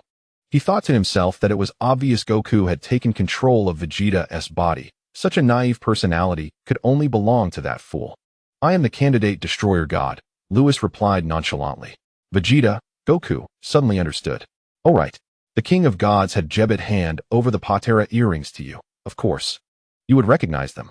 Vegeta's inner self, Vegeta, rolled his eyes at the foolishness of his counterpart. "Lewis, most of our kin are gone. Let us seek the Dragon Balls." Vegeta, now under the influence of Vegeta, suggested. "At this moment, but don't we have Whis? We shouldn't need to search for the Dragon Balls." Taisi looked towards Whis and inquired, "Whis, can you restore this place?" Whis shook his head. "No, it has already exceeded 2 minutes. I cannot assist." With his abilities, he could only reverse time by a maximum of 2 minutes, and now he was powerless. Vegeta sighed. "Then we have no choice but to seek the Dragon Balls." Despite their frustration, they were relieved to have the Dragon Balls as their last hope. "Don't worry. Have you forgotten that I can also manipulate the rules of time?" Lewis waved his hand. "Let me give it a try." Chapter 94. Temporal Annihilation. When it came to the rules of time, Trainee, Beerus and Whis were aware of this, but Vegeta was in the dark. Vegeta queried, "What are the rules of time?" "The rules of time." Lewis glanced at Vegeta and smiled. "The rules of time can also be considered a form of energy, much like the destruction rules I just employed, only this power is even more formidable than Ki." Vegeta clicked his tongue. The purple energy Lewis had unleashed while destroying Bojack had also sent shivers down his spine. If the rules of time were akin to that purple energy, just how powerful must Lewis be? "Lewis, can you truly do it?" Beerus looked over. "I know you can manipulate the rules of time, but half an hour has already passed since the Galactic Patrol headquarters was obliterated." Whis interjected, "Moreover, the scope of this situation is incredibly vast, far beyond what you could manage in the time chamber. Can you really do it?" As soon as he finished speaking, Whis felt a sudden jolt in his heart. Had this young man advanced again? How had he not known? He stared intently at Lewis. "Hey, could you refrain from looking at me that way? My sister Ties is right here," Lewis exclaimed, startled by Whis's gaze. "I'm not into that," Ties interjected. "Whis, let me give it a try first. If it doesn't work, we can seek the Dragon Balls." Suddenly, Lewis's expression turned serious as he soared into the starry expanse. "Vegeta, in essence, the rules are a form of energy. As long as one possesses sufficient strength, they can disregard such constraints." Lewis hovered alone amidst the celestial void, glancing back at Vegeta. After all, the two within Vegeta were the protagonists of the Dragon Balls. If they were to be daunted by mere rules, their future training would be severely hindered. In truth, Lewis was not concerned about Goku, but rather about Vegeta. The heir of the Saiyans, during this era, remained too youthful, far from the level depicted in the anime, where Bulma is struck by Beerus, and Vegeta dares to confront him. "Watch closely," Lewis proclaimed, his demeanor shifting to one of gravity. Hearing his words, Vegeta snapped back to focus, locking his gaze ahead. Beerus, Ties, and Whis also turned their attention to the figure in the stars. Buzz. A golden radiance erupted from Lewis as he entered Super Saiyan full power. "Lewis can achieve full power too?" Vegeta pondered, initially taken aback, before shaking his head. It was no surprise that Lewis could access full power. What intrigued him more was Lewis's assertion that with enough strength, one could disregard the rules. Buzz. A silver gleam flickered around Lewis, tinting his golden hair with silver strands. The interplay of gold and silver. Under the influence of the silver brilliance, chaos ensued throughout time. Time began to reverse. Lewis's eyes narrowed as he raised a hand. Fingers splayed wide. The rules of time within him stirred vigorously. With a crash, the silver radiance coalesced into a robust beam of light, soaring skyward, centered around Lewis. The silver column began to expand outward, rapidly washing the entire center of the North Galaxy in silver, as if the deity of time had descended upon the mortal realm. Time distorted, and the temporal flow within the vast expanse surrounding the Galactic Patrol headquarters gradually regressed. Could he truly reverse time on such a grand scale? Whis's pupils constricted. This little rascal had secretly cultivated the rules of time to a level comparable to his own rules of destruction. Beerus cursed under his breath. He had never witnessed this little brat practicing the rules of time. Whis hurried to shield everyone. "Drink." Lewis bellowed into the starry void, unleashing the time rules once more. With the Galactic Patrol headquarters as the epicenter, time across the vast expanse began to swiftly rewind. Grains of dust transformed into pebbles, pebbles into stones, and stones into boulders. The scene reversed, and soon, the planets that Vegeta and Zanya had previously destroyed reappeared in the cosmic expanse. The galactic headquarters had been restored. Gak revived. The Galactic King returned. All Saiyans resurrected. Life emerged anew. A miracle. It was nothing short of a miracle. In stark contrast to the calm expressions of Beerus and Whis, Vegeta stood frozen, utterly astonished. Suddenly, he shut his eyes, replaying the recent scenes in his mind. Rules are indeed a form of energy. If two different energies collide, which will prevail? Abruptly, Vegeta opened his eyes wide. Whis and Beerus exchanged glances and nodded. These two youngsters possessed remarkable insight. It was not that Vegeta comprehended the rules of time from Lewis's display, but rather that he grasped the method to unravel the rules of time. Only sheer strength holds true significance. Vegeta clenched his fists, realizing the truth in Lewis's words. Regardless of whether the power was a rule or energy, one could disregard it as long as they were sufficiently strong. A confident smile returned to Vegeta's face. "Well then, enough of this hard logic. Bojack has reappeared. Let us go eliminate them, Lewis declared, having returned to his original state after executing a time reversal. Upon witnessing this, Whis quickly ensured Lewis regained his stamina. Vegeta turned to the distance, and indeed, Bojack and his crew were advancing towards the Galactic Patrol headquarters. A surge of murderous intent erupted within him. Vegeta vanished from his spot, only to return 5 seconds later. Upon looking again, he could only see remnants of blood mist lingering. When did you manage to cultivate the rules of time to a level comparable to the destruction rules? Whis inquired. 6 months prior, Lewis's mastery of time rules was still lacking in comparison to his destruction rules. If rules were categorized into 10 tiers, Lewis's destruction rules had reached the 5th tier, while his previous time and space rules barely attained the 2nd tier. Using 2nd tier time and space rules against someone weaker was feasible, but employing them against a god of destruction caliber opponent was unthinkable. This was why Whis previously deemed Lewis's time-space rules inadequate. No wonder you've become increasingly adept at ambushing others. Your time rules have indeed grown stronger, Beerus remarked helplessly. Hee, that's a secret you need not concern yourself with. After all, this genius has many secrets, Lewis replied with a cheeky grin. In truth, during the past 6 months, he had signed in once more. Signed in before the god of destruction Sidra. Reward, time-space erasure, prototype. This technique was even more terrifying than erasure, prototype. Erasure could only eliminate things within the present time-space, while time-space erasure could obliterate enemies across all timelines in one fell swoop. Due to this technique, Lewis's mastery of time and space rules surged to its current level. However, this skill was incredibly formidable. Erasing someone from all timelines required immense power, and currently, his strength at the 2nd tier of the God realm was insufficient. Moreover, he needed to further cultivate his time and space rules. Lewis speculated that he might need to elevate his power to the angel realm and advance his time-space rules to the 8th tier. This meant that, for now, he could only watch helplessly. Lewis wanted to exclaim, even if I cannot use the skills, why reward me with them? Chapter 95, Super Saiyan 3. In response to Lewis's explanation, Beerus and Whis exchanged eye rolls. However, compared to Lewis's other secrets, his sudden advancement in the time and space rules hardly seemed like a secret at all. At this moment, after dispatching Bojack and his companions, Vegeta flew back towards them. Lewis, I want to fight you, Vegeta exclaimed, his face alight with excitement. Previously, Vegeta was acutely aware of the gap between himself and Lewis, which had deterred him from engaging.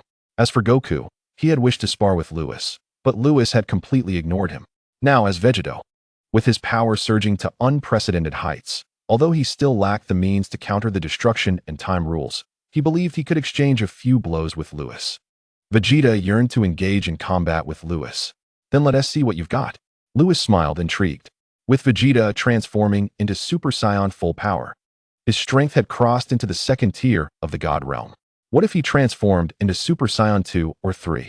After all, if Gotenks could achieve Super Saiyan 3, there was no reason Vegeta couldn't.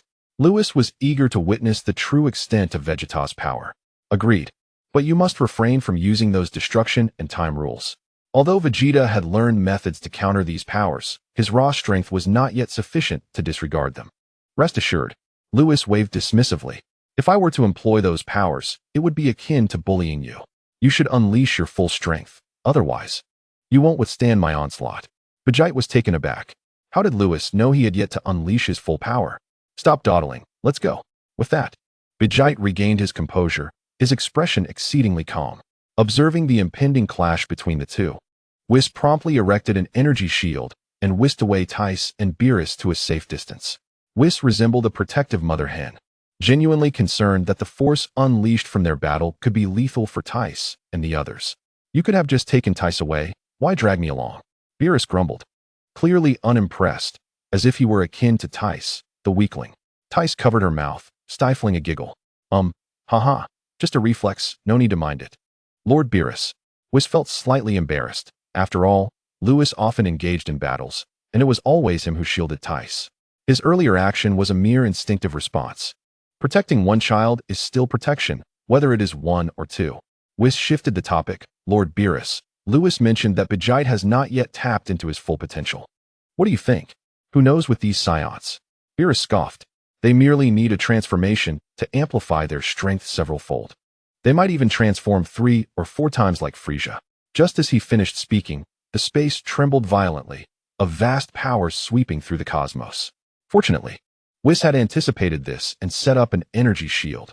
Otherwise, the Galactic Patrol headquarters would have faced destruction once more.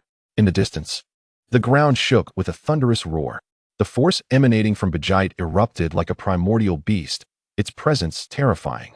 Drawn by this unparalleled power, ions adrift in the void coalesced, forming twisting arcs of electricity. Crackling, countless arcs danced around Vegite, his gaze remarkably calm. Could it be that this young man could truly transform into Super Saiyan 3? Upon witnessing this, Lewis's eyelids twitched.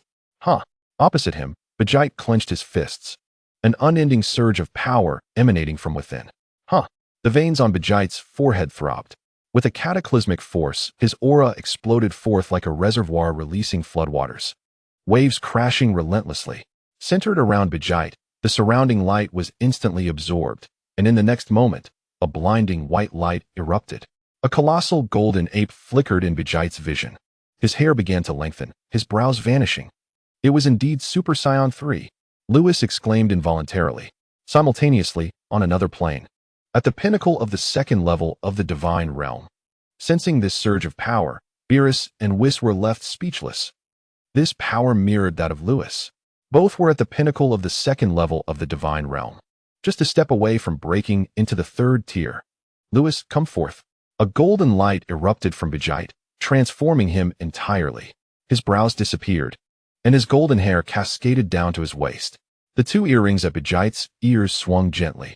So handsome. Lewis swallowed hard, exclaiming, "How can this stunning figure even exist? No way. I must give you a beating."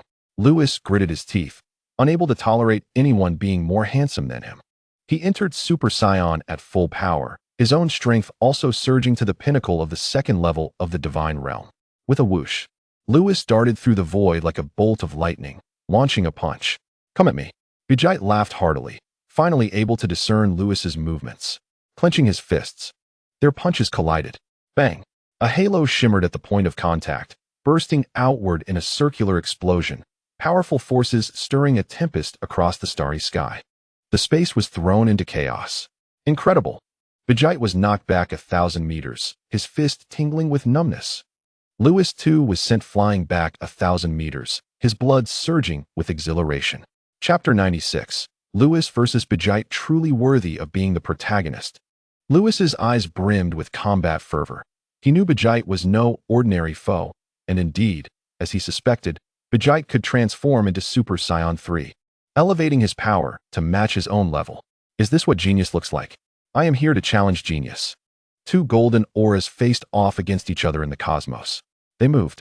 Lewis vanished amidst the stars, and Vegite's senses sharpened. From behind, Vegite shifted sideways as a fist whizzed past, nearly grazing his head. The power at the pinnacle of the second level of the divine realm erupted beside him. Despite being in space, it felt as if a tidal wave was crashing down, the air swirling violently. The battlefield ignited with fervor. Vegite retreated swiftly, a cold sweat breaking out on his back. Such speed, such formidable power. It wasn't that the speed was overwhelming or the power particularly strong. A mocking voice echoed in his ears. Vegite's pupils contracted sharply. When did this happen? Just a moment of distraction, and Vegite snapped back, raising his hands in defense. Bang! An elbow strike landed squarely on his chest, as if struck by a meteor. Boom! Time itself seemed to warp at that moment. Vegite stumbling backward 1,000 meters, gasping, the pain sending him into a dizzying haze. This is bad. In an instant, Lewis reappeared before him, a brutal force surging through his legs. He lifted his foot and kicked straight out. Boom! Vegite's face was struck, his muscles contorting instantly, a mouthful of blood erupting forth. Damn it! Vegite crashed against Whis's energy shield, producing a deafening impact. How could you be so strong, Lewis? Vegite roared in fury. He was quite surprised by his new state. But more so, he felt exhilaration. Transforming into this state had boosted his power to Lewis's level. Yet despite this, in their skirmish, he found himself at a distinct disadvantage. Why is this happening? I refuse to believe it. Vegite brought his hands together, a bluish light manifesting in his palms, and the surrounding pressure surged dramatically. Arcs of electricity crackling within his grasp. Kamehameha. The Kamehameha sliced through the cosmos, its friction against space producing a sizzling sound, a series of fireballs igniting, creating a terrifying scene as if the very void were about to shatter. However, the oncoming Kamehameha suddenly split into 3 beams, each hurtling towards Lewis from different angles. Interesting. In the distance, Lewis's gaze sharpened. He raised his hand, a golden light enveloping it. Concentrate the energy into a blade. Explode. With a slash through the void. A golden light streaked across the cosmos, shattering the 3 energy beams. Boom. The cosmos erupted with a thunderous explosion, engulfing Lewis's figure in a fiery blaze. Followed by a cloud of smoke. Within the dense smoke, Lewis remained poised, a slight smirk playing on his lips. Vegeta, you are still far from matching those gods of destruction. Without turning his head, he unleashed a punch behind him. The power of the 2nd level of the divine realm erupting violently. The ambushing Vegeta was struck by the punch, hurtling again towards the energy shield. Shortly followed by a golden light soaring from the smoke, chasing after Vegeta. In an instant, the cosmos trembled as 2 golden auras flickered incessantly, and within mere moments, the two had exchanged blows over 100 times. Meanwhile, Beerus shook his head. Too far apart. Tice was taken aback. What do you mean too far apart? Whis observed the distant battle and replied nonchalantly. Lord Beerus means that Vegeta is still far from Lewis's level. Tice's vision was clouded, obscuring the distant battle. All she could perceive were the stars twinkling with golden brilliance, a breathtaking spectacle. Vegeta's attacks lacked precision, marred by superfluous movements, and his newly acquired state demanded a significant expenditure of energy, threatening his endurance. In stark contrast, each strike from Lewis could be aptly described as swift, ruthless, and accurate. This was the culmination of Lewis's 6-month journey from the 1st universe to the 9th universe, with his combat prowess now instinctively embedded within him, resembling a divine-level fighting state. Vegeta's combat skills and reflexes were woefully inadequate. Even half a year ago, Lewis would have bested him effortlessly. Thus, under similar levels of power, Vegeta stood no chance against Lewis. This disparity underscored the critical importance of combat techniques and strategy within equal power brackets, which was precisely why Whis had previously endorsed Lewis's cosmic challenge journey. Meanwhile, as 2 equally powerful masters sparred, Vegeta appeared as a mere child before Lewis, who dominated him effortlessly. As time passed, Vegeta's strength began to wane, his reactions dulled, his stamina could no longer keep pace with his expenditure. Soon, a shockwave struck him, and a radiant light enveloped him, forcing Goku and Vegeta apart. After consuming a Senzu bean to restore his energy, Goku flew to Lewis, excitement evident in his voice. Lewis, your power is astonishing. He had long yearned for a spar with Lewis, but had always been rebuffed. Now, through fusion, he finally witnessed the might of a candidate for the god of destruction. Truly, a worthy contender. Vegeta flew over, fixated on Lewis. The 2 warriors realized their gap in strength compared to Lewis. Despite equal power, they were unable to best him, revealing their insufficient combat awareness. Lewis, observing them, remarked with a smile, "You are already quite formidable. In a spar with other candidates for God of Destruction, you might even emerge victorious. Not every candidate possesses power at the pinnacle of the 2nd layer of Divine Realm. Vegeta certainly has the capacity to triumph over other candidates. However, I must emphasize that it is merely a possibility. While power is significant, it is not always paramount. After this encounter, you should recognize the importance of combat techniques." As Lewis soared towards Tai, he continued, "The other candidates for God of Destruction have been continuously trained by angels, and their combat techniques are undoubtedly proficient. Besides, they possess destructive rules. Should you fuse, you would only hold an advantage in power. This is why I state that you only have a chance of winning against them. Your journey is far from over. Continue your rigorous training." Goku and Vegeta closely followed, absorbing Lewis's insights. Suddenly, Lewis halted, a knowing look crossing his face. "In fact, there are angels who have trained you." He referred to Bobo's prior guidance. Goku and Vegeta exchanged puzzled glances, unable to comprehend Lewis's words. Sensing their confusion, Lewis grinned mischievously. "Well, your kin have been revived. You should return and organize them promptly." Lewis had cleverly stirred their curiosity only to leave them hanging. Retreating back to Tai. "Hey, clarify that." Vegeta fumed, glaring at Lewis's retreating figure. What did Lewis mean? How would I know? Vegeta snapped back. "Let's go." Our kin have returned. We should inform them about Bojack. Chapter 97. The emergence of the five great demons Goku and Vegeta departed the starry expanse, returning to the Galactic Patrol headquarters. In the void of space, only Lewis and his companions remained. Lewis smiled, addressing Beerus. Lord Beerus, what do you think of my two kin now?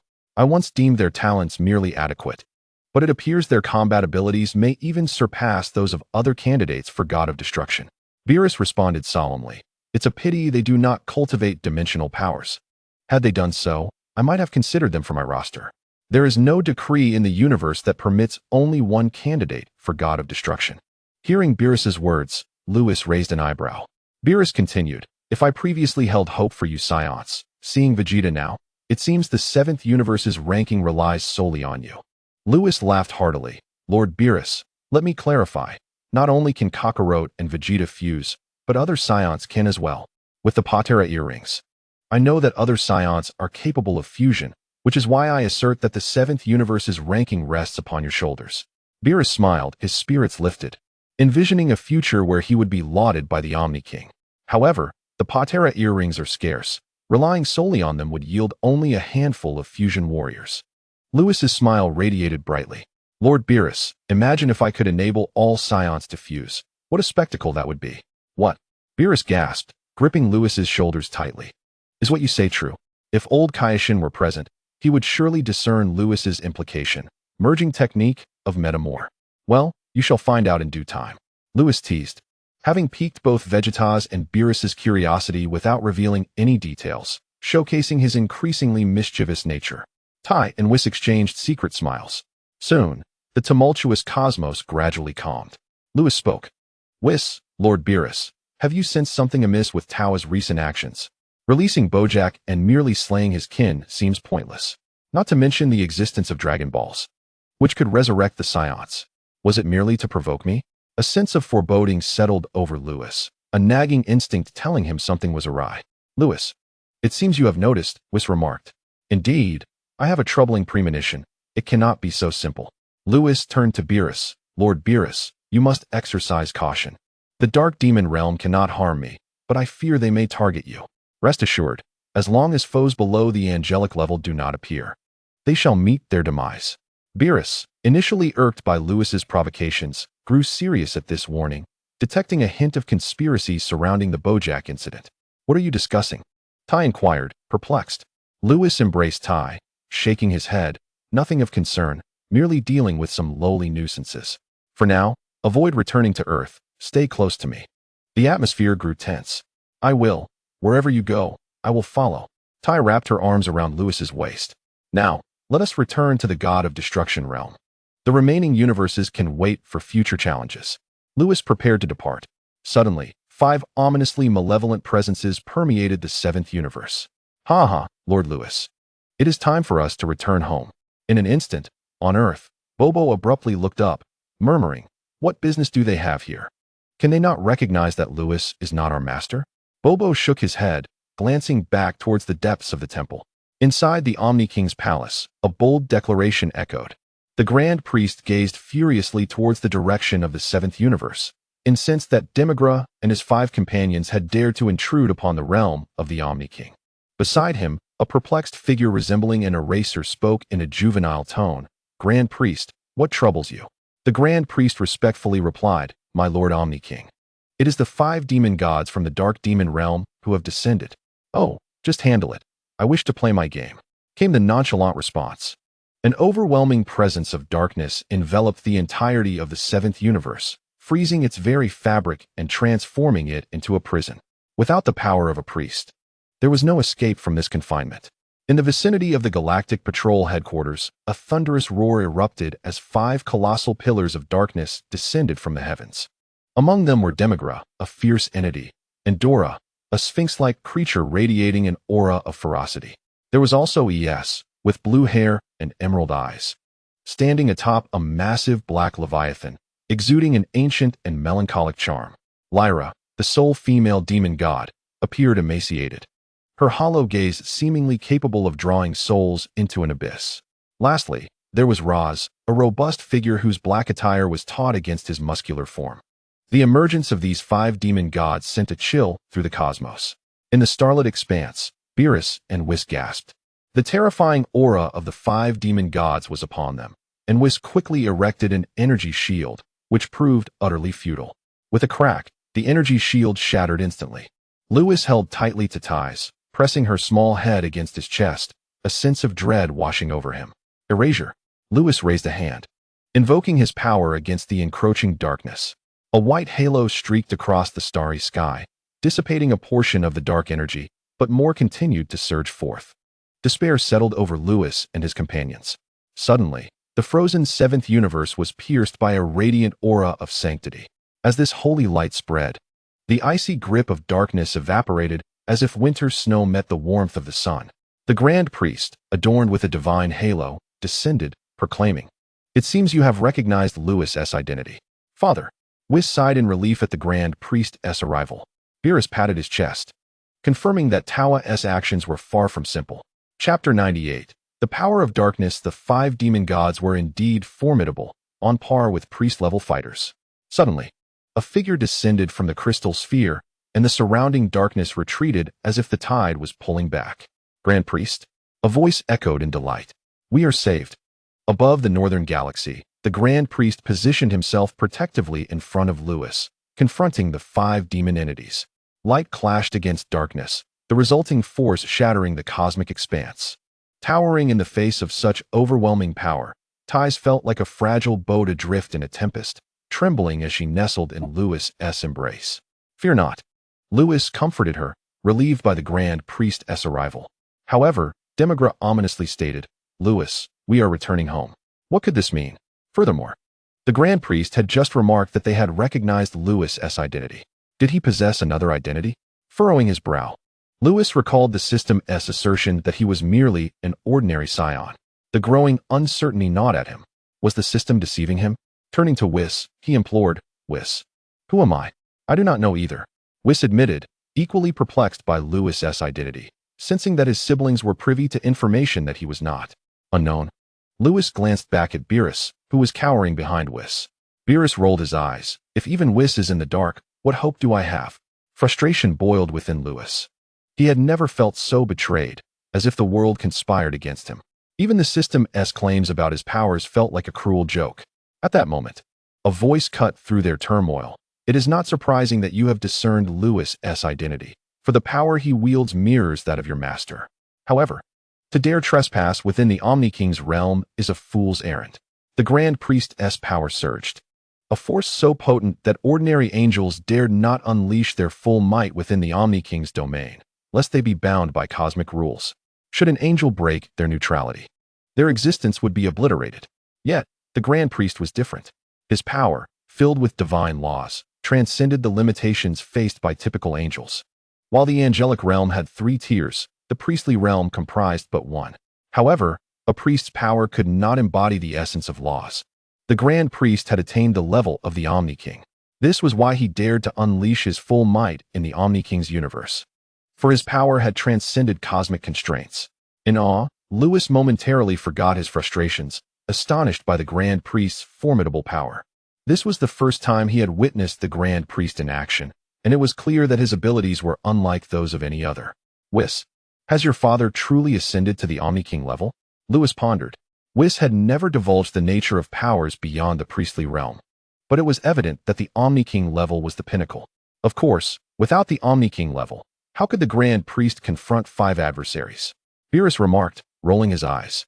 Whis nodded, acknowledging that his father's strength was not a secret and sharing it was inconsequential. Lewis swallowed hard. If the Grand Priest had attained the Omni-King level, how formidable must the Omni-King himself be? At that moment, a brilliant light emanated from the Grand Priest, transforming into a sword of divine law, cleaving through the void. The cosmic fabric fractured, creating a web-like pattern across the sky. Unfazed, Demigra and his companions remained stoic, well aware that their powers were merely priest-level, incapable of contending against the Grand Priest's Omni-King level. "Huh, did you think we lacked means to counter you?" Demigra laughed heartily, glancing at the other 4 demon gods. "Attack." At his command, a wave of inky darkness erupted from the 5 demon gods, coiling in the cosmic expanse like 5 black holes. "Go." They commanded, channeling their dark energies into their palms, uniting their strength to form an ancient dragon that roared towards the divine sword. As they collided, the cosmos trembled, and the seventh universe erupted in a cataclysmic explosion. The Grand Priest's radiant sword vanished, extinguished in the ensuing chaos. The Omni-King's realm watched in disbelief as the seventh universe was obliterated. What has transpired? Incorrect. One force belongs to the Grand Priest, while the other five stem from the Dark Demon realm. Has the Dark Demon realm invaded our entire universe of all kings?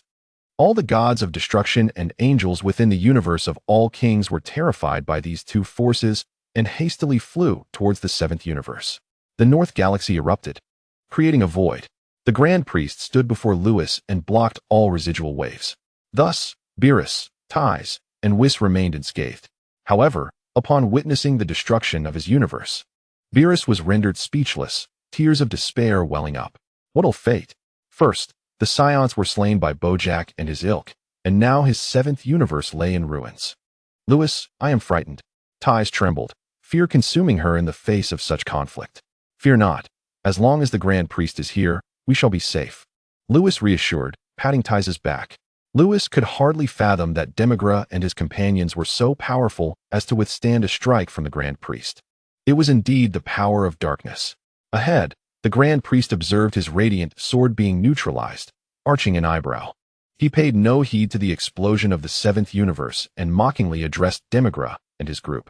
How intriguing that Mechikabura has bestowed upon you the power of darkness. However, can you withstand my second strike? The Grand Priest discerned the nature of the energy emanating from Demigra's group.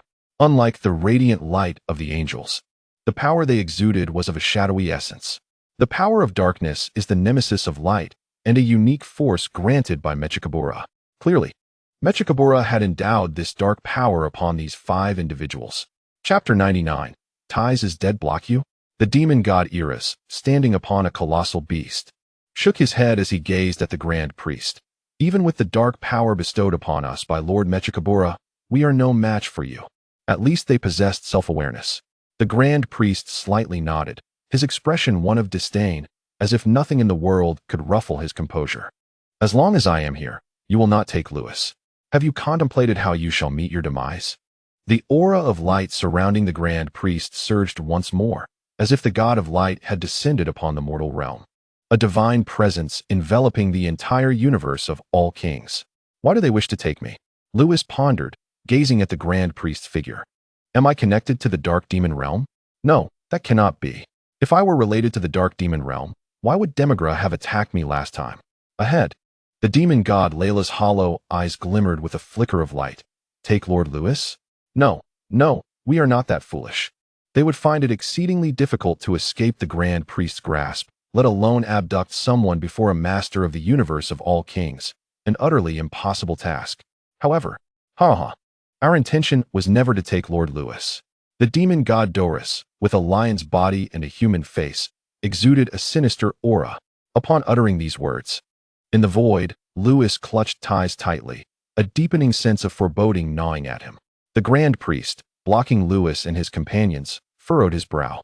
Their purpose was not to take Lewis. The Grand Priest racked his brain, unable to discern Demigra's true intentions. Enough chatter, let us engage.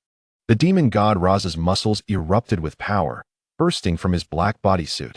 In an instant, the five of Demigra wore mocking expressions, channeling their energies. The power of darkness coalesced once more, forming an energy sphere with a diameter of 10,000 meters, causing the void created by the explosion of the seventh universe to boil with energy. Arcs of electricity danced around the energy sphere as Demigra's group thrust their hands forward. The universe of all kings trembled incessantly. This force posed a threat to the entirety of the universe. How amusing. However, you are not Mechikabura. Even with the dark power bestowed by him, you are ultimately mere insects. Then let us eliminate you all. Without you, the Dark Demon realm will surely suffer a great loss. The Grand Priest laughed heartily. The might of the universe of all kings surged within him, and the previously empty void suddenly stirred up a tempest. Thunder and lightning crashed, as if heralding the apocalypse. The Grand Priest glanced back at Lewis, then turned to face Demigra and his five companions. Annihilate. The Grand Priest waved his hand. A surge of white light erupted from his palm, akin to a radiant dragon, roaring forth with the power to obliterate the heavens and the earth. This is the moment I awaited. Demigra laughed heartily, swiftly disengaging from the group. The Grand Priest's attempt at annihilation caught him off guard. At that moment, the white light of annihilation surged past the 10,000-meter dark energy sphere, causing it to vanish in an instant. Yet it was not over. The annihilation continued to dart towards the remaining 4 demon gods. Their expressions were peculiar. They wore smiles, seemingly indifferent to the Grand Priest's annihilation, as if they had transcended life and death. Meanwhile, the vanished Demigra suddenly appeared before Lewis. "Lord Lewis, forgive me." Demigra laughed, producing a staff from the void and directing a beam of light towards Ties in Lewis's embrace. "No." Lewis clutched Ties tightly, quickly turning his body to shield her from the light. Yet, the beam seemed alive, curving around Lewis's back and striking Ties directly. In an instant, the void contorted. Ding. Immunity. Lewis felt the impact of Demigra's power and scathed. However, Ties became ethereal, her hand reaching out to caress Lewis's face, but as she lifted her arm into the air, she vanished without a trace. Immediately after, Demigra disappeared into the void. On the other side, without a doubt, the white light flashed across the 4 demon gods, and they too vanished from the void. The 4 demon gods were eradicated. In the dark demon realm, Hutton and 12 other angel-level experts gathered, fixated on the scene above. Tawa was also present, her fists clenched tightly. Upon witnessing Ties' disappearance, she shouted in exhilaration, "We succeeded. Ha ha ha, the return of Lord Lewis is imminent." Gillaby and the others shouted with excitement. Only Putton's expression was somber. "We sacrificed 4 demon gods to gain this opportunity. Lord Lewis, you must return." Upon hearing this, the atmosphere among all present instantly darkened. In the 7th universe, within the void. "Damn Demigra, so this was your scheme." The Grand Priest eradicated the remaining 4 demon gods, finally realizing Demigra's objective. He aimed to provoke Lewis into darkness. In doing so, Lewis would most likely awaken memories of his past life. "No, I shall not allow such a thing to transpire." The Grand Priest seethed with rage, waving his hand as the laws of time flowed through the void. A silver radiance flashed. The 7th universe instantly reverted to its pre-destruction state. However, Ties, still nestled in Lewis's arms, remained missing. Chapter 100. Lewis loses his reason. The Grand Priest employed time reversal, but failed to recover Ties. Nor could he restore the 4 demon gods. Clearly, Demigra had used a power akin to annihilation on Ties. Such a force could only be disregarded by someone with Lewis's extraordinary constitution, or by one possessing comparable strength. Otherwise, this power could erase all existence, impervious to the laws of time for restoration. Ties is dead. In the vast, starry expanse, a profound silence reigned. Beerus and Whis were unaware of Demigra's schemes. But the death of Ties must have deeply pained Lewis. "Lewis, you and your master both wished to console him, but found yourselves at a loss for words." Many years ago, Lewis had brought Ties back to the God of Destruction realm. Whenever Lewis embarked on a mission to annihilate a planet, he would always take Ties along. After each of Lewis's training sessions, Ties would be there, preparing delicious meals for him. They were inseparable, and over time, their bond deepened. Beerus and Whis had witnessed the journey of Lewis and Ties together. Given Lewis's feelings for Ties, her death rendered Beerus and Whis utterly incapable of providing comfort to Lewis. How could they possibly tell him not to be angry? In such circumstances, would Lewis even be human if he were not enraged? Unlike Beerus and Whis, the Grand Priest had already surmised Demigra's plan. The murder of Ties was intended to exploit Lewis's closest ties, pushing him into darkness to activate their lord's memories. Surely, he wouldn't truly succumb to darkness. The Grand Priest gazed intently at Lewis in the starry sky, swallowing hard. "Whis, come here quickly." The urgency in the Grand Priest's voice was palpable. Although puzzled, Whis and Beerus left Lewis's side to join the Grand Priest. This brought the Grand Priest a measure of relief. If Lewis were to fall into darkness, he could at least ensure Whis and Beerus's safety.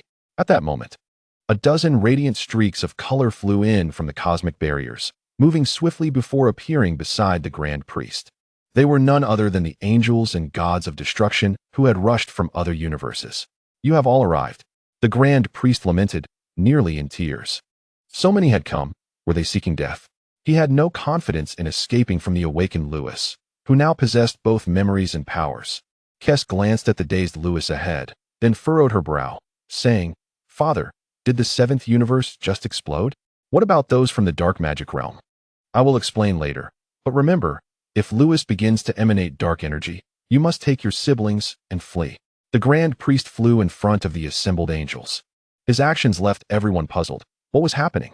Why did he mention dark energy emanating from Lewis? Furthermore, as the foremost expert under the Omni-King, his tone suggested he feared an impending calamity. The angels stared at Lewis. Back in the dark magic realm, Demigra and the others watched Lewis through projections in the cosmic starry sky.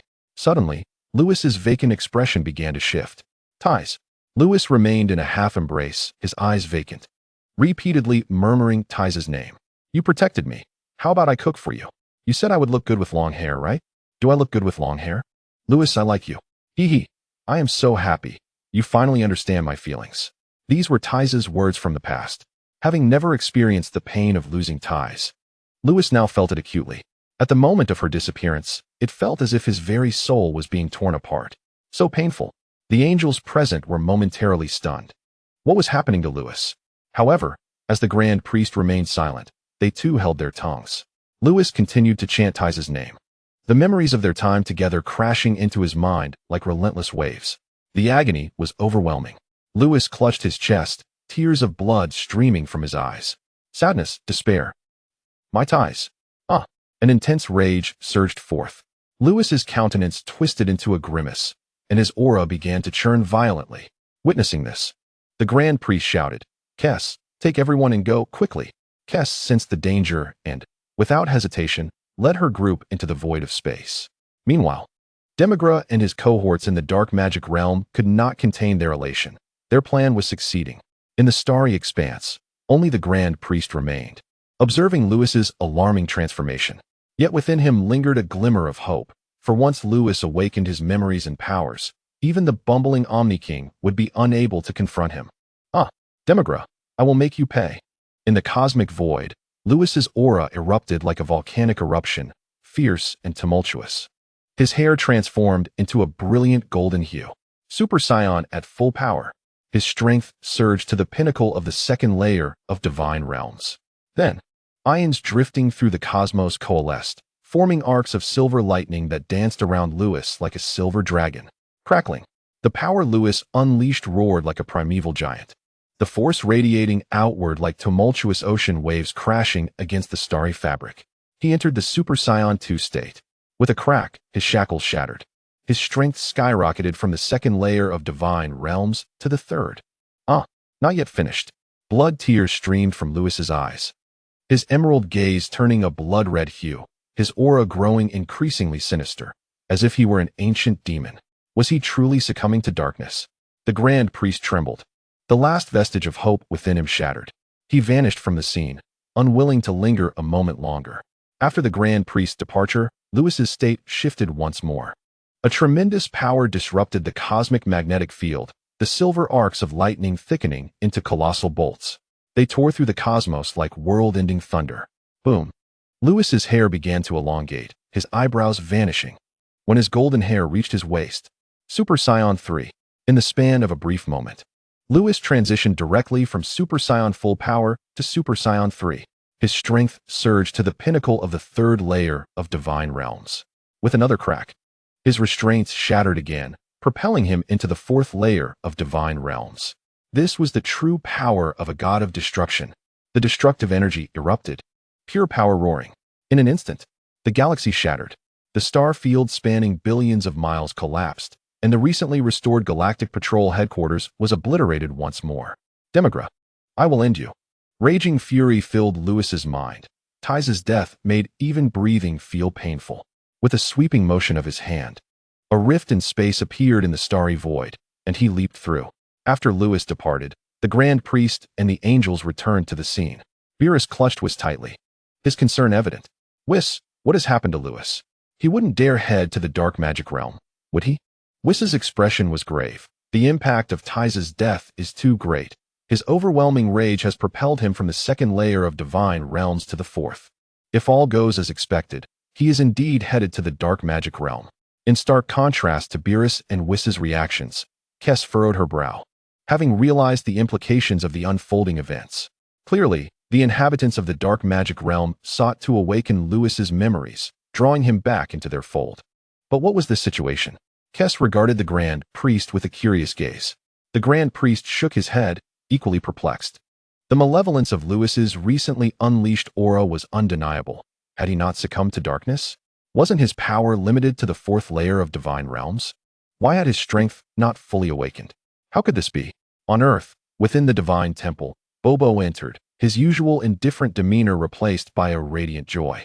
He traversed the corridor and descended the stairs, passing through the graveyard of the gods. In a pitch-black realm, the atmosphere is thick with malevolence. Bobo, come play with me.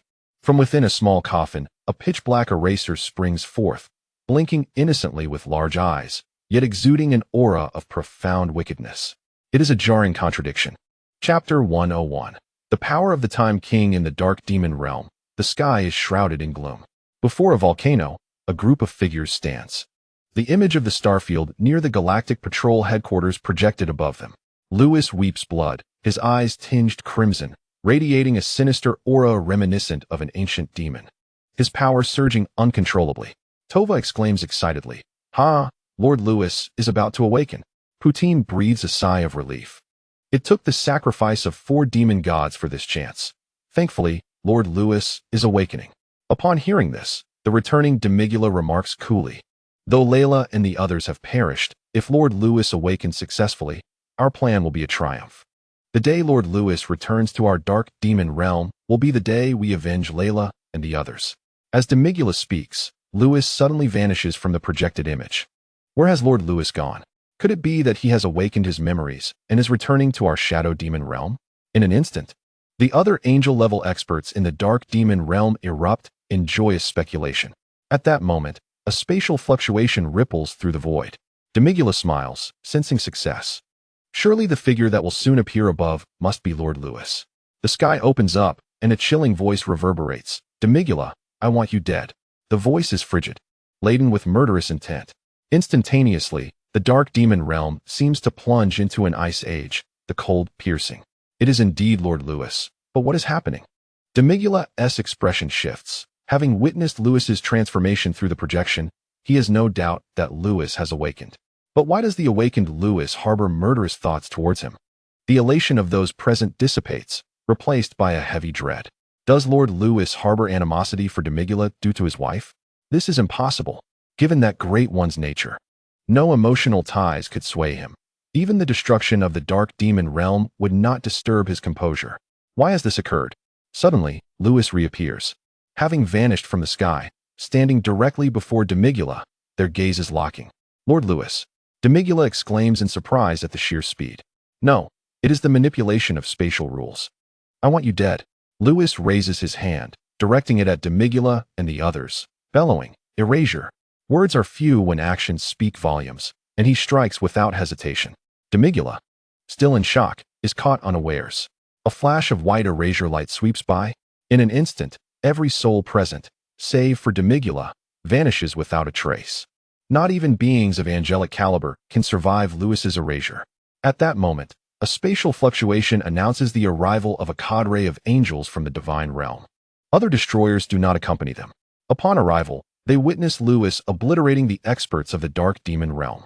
In an instant, the angels exchange glances, each reflecting confusion in the other's eyes, particularly the high priest, who cannot fathom that Lewis would commit such an act.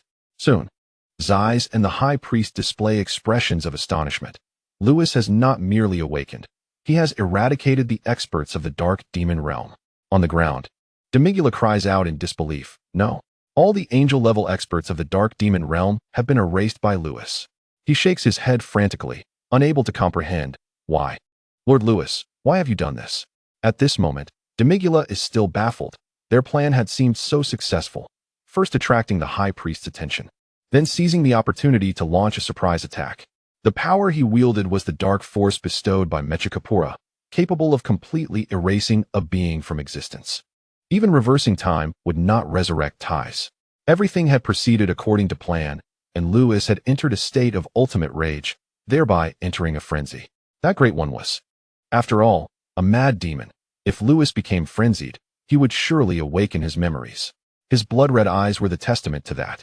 Yet, Lewis returned to the dark demon realm and obliterated Poutine and the others. Why did this happen? At this moment, Lewis's eyes burned crimson. His golden aura laced with a blood-red essence. He has lost all reason, completely dominated by his overwhelming fury. I want you dead. Seeing that Demigula remains unharmed, Lewis's aura suddenly becomes ethereal, as though he could vanish from this realm at any moment. Time erasure. This technique was a reward Lewis received upon signing in at the Ninth Universe. He had once speculated that to use this technique, one would need to cultivate their power to the angelic realm, mastering the rules of time and space to the 8th level. In his current state, however, Lewis had lost his sanity, consumed by unrestrained rage, intent only on killing Demigula. The silver light flickers within the dark demon realm, ephemeral and elusive, as if it would succumb at any moment. Sensing this power, Demigula is thrown into a panic. Chapter 102. The Time King. The Time King, the sovereign of the time realm, governing all temporal dimensions, exists at the same echelon of power as the All-King, Salama, the master of the dark demon realm. Above, the high priest stares in astonishment. Lewis's power shakes his previous convictions. Could it be that Lewis is not the reincarnation of the dark demon realm's Great One? One must understand that time erasure is an ultimate move exclusive to the Time King. Like erasure, only beings of divine rank or above possess the capability to comprehend this technique. The primary requirement for executing erasure is the power of light, a force that other dimensional beings do not possess. However, while other dimensional beings may not be able to perform erasure, they can execute similar techniques.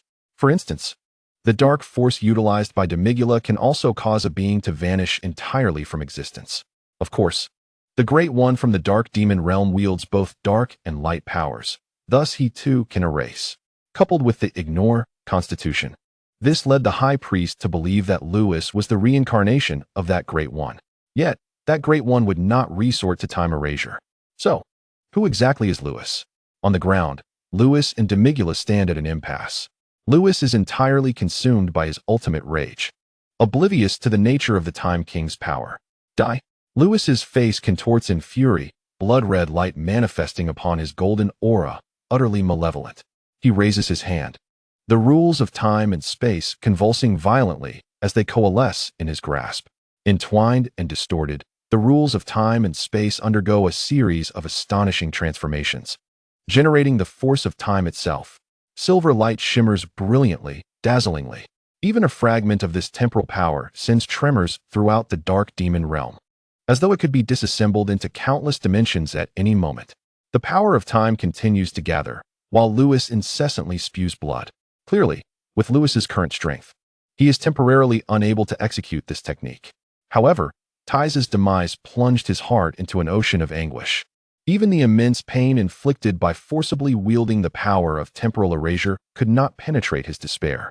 Suddenly, a silver dragon emerged, roaring toward Demigula. The fabric of time and space became chaotic. Above, the high priest's expression shifted dramatically as he hastily erected a protective barrier for his children. Lord Lewis, no? On the ground, Demigula, in a state of panic, began to waver. Lewis was not the dark master of their realm. Yet, to awaken Lewis, they had sacrificed 4 demon gods, and other powerful beings of the dark realm had been erased by Lewis. He continued to refer to Lewis as master out of hope. Believing he had not been mistaken, Lewis was indeed their master. Lord Lewis, please awaken.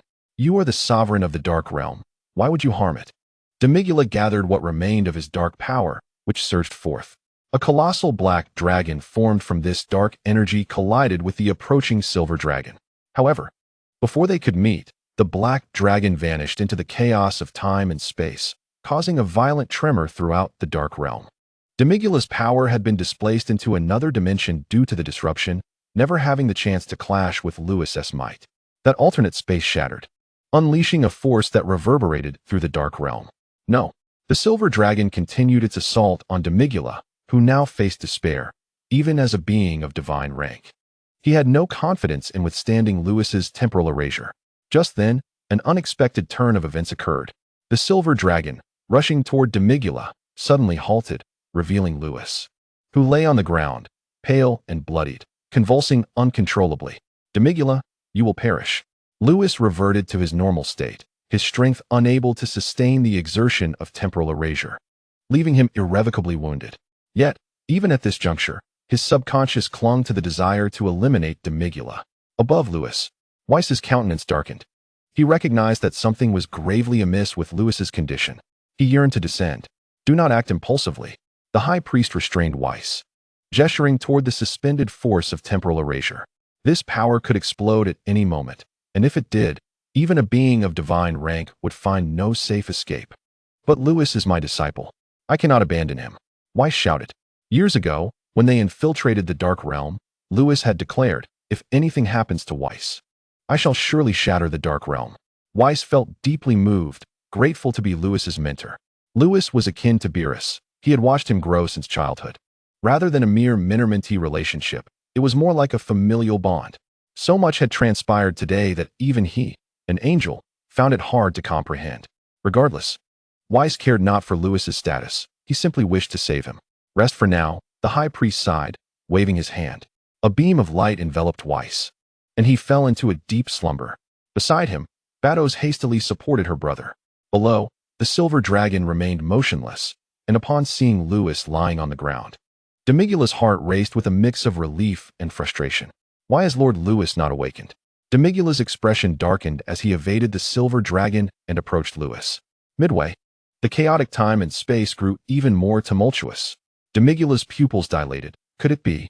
He witnessed the silver dragon trembling, releasing a cry of despair. Suddenly, the stationary silver dragon erupted in a cataclysmic explosion. In an instant, the entire dark realm shattered into fragments of time and space, prompting the high priest to lead his children away from the chaos. Yet, Demigula was not so fortunate. He could not escape in time, and as the dark realm disintegrated, the forces of time and space shattered his innards. He was gravely injured, suspended in the chaos. Meanwhile, Lewis had vanished. At that moment, a dark figure appeared, accompanied by a black eraser. Such intense conflict. Bobobo, holding the black eraser, observed the scene. The little eraser, with its large eyes, scanned the surroundings before focusing on Demigula. Bobobo, why is this fool so foolish? The voice of the black eraser was childlike and sweet, its round eyes lending it a certain charm. He is indeed quite foolish. It seems we must intervene, master. Bobobo replied respectfully. These beings are truly troublesome. The black eraser puffed its cheeks in annoyance, but nonetheless waved its tiny hand. A dense, almost tangible aura of temporal rules enveloped the chaotic space. Time reversed. Suddenly, the dark realm restored itself to its former state, and the severely injured Demigula also regained his composure, though Lewis was still absent. Where could that little fellow have gone? The black eraser stood once more upon the ground of the dark realm, nibbling its little finger and murmuring softly. Bobobo surveyed the surroundings and shook his head, indicating ignorance. Just then, Demigula, lying on the ground, abruptly opened his eyes. Upon seeing the black eraser, he rejoiced, Master Bobobo. Chapter 103. The Secrets of the All-Magic in the All-King Palace. The High Priest returned with his children. Whis gradually regained consciousness. Lewis! Lewis! Whis sprang up, scanning the area. But there was no sign of Lewis. Grasping Batos by the shoulders, he shouted, Sister, where is Lewis? Batos, filled with reluctance, shook her head. Lewis could typically disregard any harm, but his forced use of temporal erasure had left him with irreversible injuries. The damage he inflicted upon himself could not be ignored. If not treated promptly, Lewis might. Whis' heart quivered as his eyes reddened. He turned to his siblings. The dark realm had been reduced to fragments of time and space, and Lewis, Chris, Conic, Makalita, and the other 10 angels all shook their heads. How will I explain this to Lord Beerus? Whis collapsed to the ground, his eyes vacant. Enough, Whis. Do you still carry the guise of an angel? The high priest reprimanded. In your current state, how are you any different from Mel's? Upon hearing Mel's name, Whis stood and shouted, I once thought Mel's was wrong, but now I realize the error was ours. What is the purpose of our existence as angels? Is it merely to raise destroyers? Must we not harbor any other emotions? Forever remaining neutral, like machines, nurturing one generation of destroyers after another? An endless cycle, a tragic fate. Whis' words sent tremors through the hearts of the other angels present, who then shook their heads. Chris glanced at Whis, sighed, and said, Whis, our mission as angels is precisely this. Whis' face turned ashen as he fell into silence. The All-King Palace descended into a profound silence, with no one daring to speak. The events of today have left us utterly astounded. Only now do the angels grasp the entirety of the situation. Demigula and the others speculate that Lewis is the reincarnation of the All-Demon. In an effort to awaken Lewis's past memories, they have launched an attack on his wife. Observing Whis' despondent expression, the High Priest sighed. Perhaps Lewis is unharmed after all. The voice of the High Priest echoed within the silent palace of the All-King, prompting Whis to look up suddenly. Father. The other angels turned their gazes towards the High Priest. The High Priest addressed Whis. You are most familiar with Lewis's uniqueness. He possesses the power of the All-King and the Time King. Do you truly believe he could easily perish? Indeed, Lewis will not succumb so easily. He is Lewis. After all, Whis fervently nodded, a glimmer of hope finally appearing in his eyes. It was unexpected that an angel like him could ever be clouded by anger. Father, where could he have gone? Unbelievably, Lewis, even with the power of the fourth layer of the divine realm, could obliterate the dark demon realm into temporal fragments. This lad is truly formidable. The High Priest glanced at Whis and replied, the dark demon realm has now transformed into a temporal maelstrom. Lewis should be drifting within it. As for where he has floated off to, that remains uncertain. What shall we do? Whis exclaimed anxiously. Father, perhaps we should seek the assistance of the Time Realm's king. Chris interjected, do not entertain such thoughts. Each realm operates independently. Do you think Korinoya would heed your call? Sighing, Whis realized the truth of this. Unless a significant event occurs, each realm remains uninvolved with one another. Moreover, a temporal maelstrom is a place where even those of the priestly realm can become lost. It is impossible for him to venture in search of Lewis. In the midst of his helplessness, one thing remained certain. Lewis would undoubtedly be fine. After all, he is Lewis. Disregard, the perfect state of freedom, obliteration, temporal annihilation. How could an ordinary person wield such powers? Whis' frantic heart began to calm slightly. At last, Bato spoke up. Whis, rest assured, Lewis should be all right. What intrigues me more is Lewis's true identity. Yes, Father, is Lewis truly the reincarnation of the All-Demon? Whis asked with urgency. The All-Demon, a forbidden existence. It was only today that all the angels became aware of this title. Chris had previously been unaware as well. But when she received an order from the High Priest to allow Ketla to gain a bit more experience, she ventured into the fourth universe to prevent Lewis from erasing Ketla. It was during that time she learned from the High Priest that Lewis might be connected to the All-King. The High Priest turned to glance into the depths of the palace, then waved his hand, leading the angels out of the All-King Palace and into the northern galaxy of the seventh universe. The All-Demon is, in fact, the brother of the All-King. A thunderous revelation echoed through the air. The angels stood in stunned silence. The High Priest, undeterred by their shock, began to recount the long-buried secrets. Once, the All-King universe was jointly governed by the All-King and the All-Demon. A world with two supreme beings elevated the All-King universe above the Time Realm and the Dragon Realm. However, due to certain events, the All-King and the All-Demon clashed violently, leading to the All-Demon's complete corruption, ultimately severing ties with the All-King universe and establishing the Dark Demon Realm. Chapter 104. Who is Lewis? This is the reason behind the adversarial relationship between the Dark Demon Realm and the All-King universe. The High Priest revealed the secrets, leaving the angels in a state of utter shock, their emotions turbulent and unsettled. They had never heard such revelations. They only knew that the Dark Demon Realm had always opposed the All-King universe, but the reasons remained unknown to them. The All-Demon, Lord of the Dark Demon Realm. He is the brother of the All-King and harbors enmity towards him. This is utterly incredible. Whis exclaimed, Father, is Lewis truly the reincarnation of the All-Demon? No wonder his powers are so peculiar, and his comprehension so profound, effortlessly grasping abilities that others may take a lifetime to understand. Rather than a genius, he is more of a prodigy. But does such a prodigy truly exist in this world? The other angels gazed at the High Priest, their eyes brimming with curiosity. The High Priest looked at his children, a wry smile gracing his lips. Initially, including the All-King, we too believed that Lewis was the reincarnation of the All-Demon. Only now do I realize we were mistaken. Over a decade ago, when Lewis first traversed into the Dragon Ball world and awakened his system, the moment he unleashed that divine aura, I instantly sensed it. I even tested Lewis. Mistaken? Chris furrowed her brow. Konnik inquired, so Lewis is not the All-Demon? The All-Demon is the brother of the All-King. Referring to him as Lord is not at all inappropriate. Now, listen to me. The High Priest waved his hand.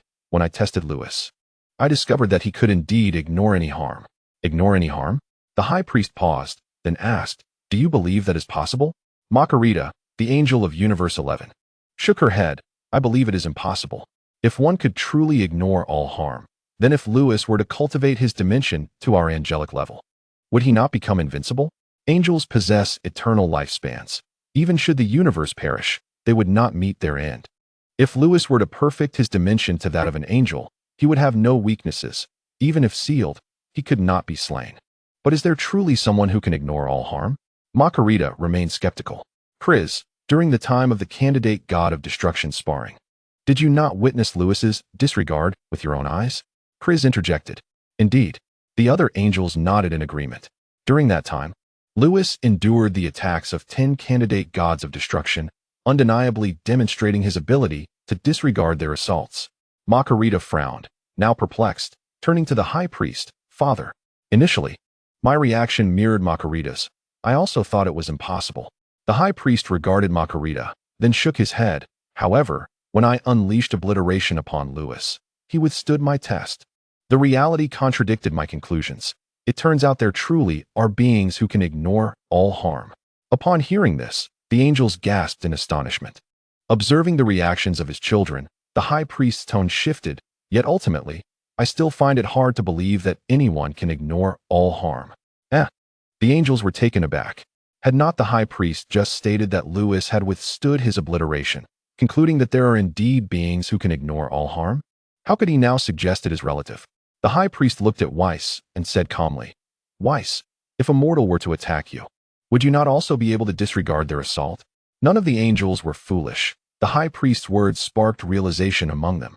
Indeed, if a mortal were to strike an ultimate being, even if the supreme being remained indifferent, the mortal could not inflict even the slightest harm. The High Priest seemed to see through the angels' thoughts, saying, "Yes, that was my line of thinking. In my eyes, Lewis's identity must be extraordinary.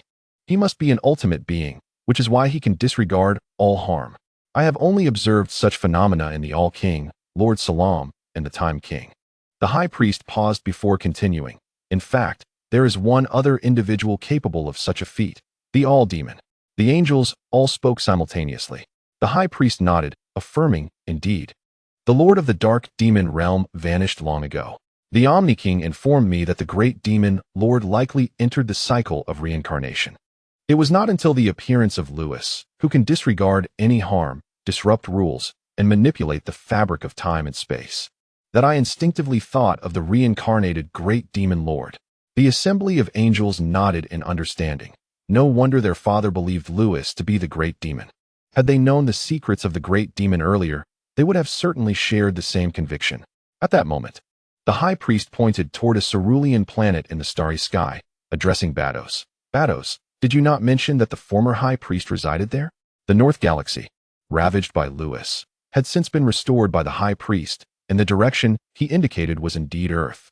The former High Priest? The angels were taken aback. Bados sighed. "My lord, this is what was told me. When Lewis embarked on his challenge across the Omni-King's universe, his first destination was the 6th universe. As he departed, Whis mentioned that the former High Priest was in seclusion on Earth. It was then that she informed the High Priest of this revelation." "Yes.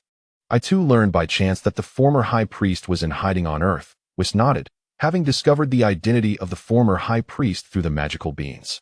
"The former High Priest? Could it be that he served the great demon Lord?" pondered the High Priest. Lewis was in the North Galaxy. The former High Priest concealed on Earth, and the two frequently crossed paths. It was no surprise that their father harbored such suspicions. The angels suddenly comprehended. "Indeed. I had my doubts about Lewis's identity until Bados revealed the former High Priest's seclusion on Earth, which dispelled my uncertainties regarding Lewis being the reincarnation of the great demon Lord." The High Priest sighed.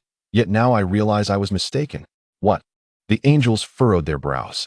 The great demon Lord wielded both light and dark powers, but he did not possess the power of time and space. The High Priest, with resignation, remarked, "Have you forgotten how Lewis employed temporal erasure in the Dark Demon realm?" Chapter 105. The Super Dragon Ball's rules can be likened to the natural trajectory of existence. Those with profound understanding may even discern them independently. Just as in the anime, Hit cultivated an exceptional comprehension of time rules, enabling him to utilize time skip. As for the destruction of rules, it is under the tutelage of angels that both gods of destruction and their candidates are capable of grasping such concepts. However, power transcends rules. It is, in essence, a source. Power is categorized into light, dark, time and space, and miraculous forces. Each type of power represents the foundational energy of its respective universe. For instance, the inhabitants of the Omni-King's universe can primarily comprehend and harness light energy, while those from the Dark Demon realm are limited to dark energy. The Dragon realm can only. The Great Demon, originally from the Omni-King's universe, naturally possesses both light and dark powers. However, to wield temporal erasure, one must comprehend the power of time and space. But the Great Demon cannot manipulate time and space. What? The angels stared, dumbfounded. If Lewis is not the reincarnation of the Great Demon Lord, then who is he? 12 angels fixated their gazes upon the High Priest. The North Galaxy enveloped in a heavy silence. After a pause, the High Priest shook his head. I do not know. A sharp intake of breath echoed among the angels. Even their father could not ascertain Lewis's identity. Whis spoke with unwavering conviction, though I too am perplexed by Lewis's identity. He is currently a candidate for the God of Destruction in my 7th universe, and I have faith in him. His words left the assembly momentarily speechless, but they soon regained their composure. If Lewis could not possibly be the Great Demon, then his identity warranted further investigation. Such a mysterious individual could not be overlooked by the Omni-King and the High Priest. After all, allowing a powerful enigma to roam unchecked would bring only misfortune to the Omni-King's universe. Should the High Priest and the Omni-King decide to act, even if Lewis could indeed ignore all harm, his current strength would not suffice to escape their grasp. Sealing Lewis would suffice. Whis's intervention indicated a desire to protect Lewis. Whis, you must tread carefully. The High Priest regarded Whis intently before vanishing from sight. Whis exhaled deeply, though uncertain of his father's motives for refraining from action. With Lewis's whereabouts currently unknown, it would be dire if he were pursued by both his father and the Omni-King. The North Galaxy remained silent, with only 12 angels present. Whis, I believe in Lewis, Vados assured, patting Whis on the shoulder. I too have faith in him. Kusu smiled gently. She held high hopes for the young man. At that moment, other angels chimed in. I believe in him too. Those who spoke hailed from universes that Lewis had visited 6 months prior. Only Konak, Margarita, and Matisse remained silent. Konak, the attending angel of the 4th universe, had witnessed his god of destruction eradicated by Lewis, making his reticence understandable. After all, it was difficult to harbor positive sentiments toward the one responsible for his god's demise. Meanwhile, Margarita and Matisse belonged to universes that had yet to encounter Lewis, remaining entirely unaware of his character. In the Kaioshin realm, the crystal ball displayed the scene. Ties was erased by dark energy. Lewis, overwhelmed with rage at Ties' death, transformed into Super Saiyan 3, his power surging to the 4th level of divine prowess. Ultimately, Lewis vanished from the North Galaxy. Asen sat on the grass, his eyes vacant. Ties has perished. Ties was Lewis's wife and had even treated him to noodles. Was she truly gone? The old Kaioshin paid little mind to Ties' death, choosing instead to comment on the Saiyan physiology. As long as they are enraged, their power continues to escalate. What a terrifying race. The old Kaioshin suddenly paused, noticing Asen's dazed expression, and inquired, Disciple, what troubles you? Asen sighed. I never expected Ties to be killed by Demigra. Lewis must be in immense pain right now. The old Kaioshin retorted, Of course Lewis is in anguish. His closest companion has been slain. It would be unnatural otherwise. For instance, if I were killed, would you not feel sorrow? Not at all. Asen, momentarily stunned, realized the inconsistency of his statement. Thud. Asen clutched his head, crouching on the ground in distress. Ouch, ancestor. What are you doing? You ungrateful brat. After all I've done for you, if I were to perish, you wouldn't even be saddened? It infuriates me. Ancestor, please do not be angry. I would certainly grieve if you were gone. The old Kaioshin's mouth twitched. This disciple was remarkably filial. After a while, the old Kaioshin noticed Asen's still regretful expression and queried, What are you up to? Asen asked, Ancestor, is it true that Ties has truly perished? Isn't that obvious? Struck by dark energy, she has been completely erased from existence. replied the old Kaioshin. What about Lewis? What can be done? Nothing can be done. Just let it be. Observing Asin's furious demeanor, the old Kaioshin decided to lighten the mood. However, there is a chance for Tai's revival. Asin's face lit up with joy. Really? Knowing how vital Tai's was to Lewis, who was also a dear friend, he did not wish to see Lewis wallow in despair. Generally speaking, when struck by such primal forces, revival was deemed impossible by any means. Feigning mystery, the old Kaioshin stated, but there exists a certain power that could facilitate Tai's resurrection. Asin urged excitedly, Ancestor, what power? Please, tell me. I'm dying of anticipation. Upon witnessing the mischievous demeanor of the ancient ancestor, I felt an overwhelming urge to deliver a reprimanding blow. The old Kaioshin delivered a sharp thump atop Asin's head, exclaiming in irritation, You are the contemporary Kaioshin. Must you always be so impatient? Once Asin settled down, the old Kaioshin began. The power that can resurrect Tai's is known as the miracle power. As Asin opened his mouth to speak, the old Kaioshin waved his hand, continuing, as the name suggests. Miracle power is the force that brings forth miracles from the realm of impossibility. This power is exclusive to the dragon realm. However, the prospect of reaching the dragon realm is, unfortunately, quite unrealistic. Shaking his head, the old Kaioshin added, Aside from the ongoing battles in the universe of the Omni-King and the Dark Demon realm, other worlds remain largely uninvolved with each other. What is this dragon realm? If we cannot access it, how can we possibly find the miracle power to resurrect Tai's? Asin clenched his fists, anxiety evident in his demeanor. The old Kaioshin glanced at Asin and then remarked, While we cannot go to the dragon realm, we can seek the Super Dragon Balls. What are the Super Dragon Balls? Asin inquired, a look of confusion crossing his face. Ever since the old Kaioshin emerged from the Kaioshin sword, he realized how little he comprehended, especially regarding the 5 individuals associated with Demigra, of whom he was completely unaware. Now, the mention of the Super Dragon Balls raised further questions. The Super Dragon Balls are wish orbs crafted by the sovereign of the dragon realm. They possess the ability to grant any wish, even resurrecting those who have been erased. Tai's can surely be saved. A flicker of reminiscence crossed the old Kaioshin's eyes as he recalled the divine Super Shinran, a memory that lingered vividly in his mind. That's splendid, Asin exclaimed, leaping into the air with excitement. The sight of Lewis's furious visage amidst the northern galaxy deeply pained him. He had never witnessed such emotion from Lewis since their acquaintance began. The death of a loved one.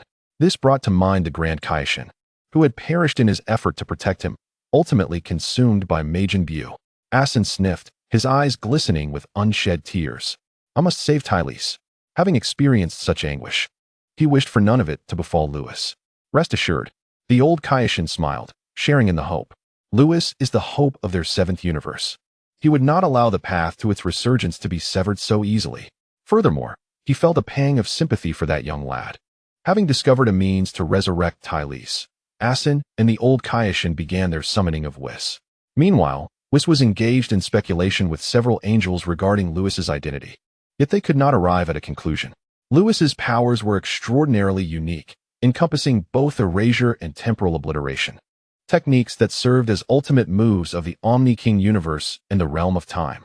Should Lewis wield the powers of darkness and miracle, he would harness the foundational energies of all worlds. Unable to deduce Lewis's identity, the angels shifted their discussion to the dark demon realm of the 5 demon gods, for had already been erased by the Grand Minister, leaving only Demigra. Fueled by intense rage, Lewis had transcended to the Super Saiyan 3 state, his strength surging to the 4th tier of divine power, a level reserved for true destroyers. With such formidable energy, Lewis unleashed erasure, annihilating all formidable beings within the dark demon realm, resulting in significant devastation. In the aftermath, Lewis executed a forceful temporal obliteration, shattering the entire dark demon realm into fragments of time and space. Now, that realm has become a maelstrom of temporal chaos, and Lewis has vanished without a trace. The attitudes toward Lewis varied among the angels and destroyers. While the destroyers held disdain for Beerus and the 7th universe, all angels, save for the one from the 4th universe, harbored fondness for Lewis. His remarkable talent, gentle demeanor, and humility had shone brightly, particularly as he had decimated the opposing dark demon realm.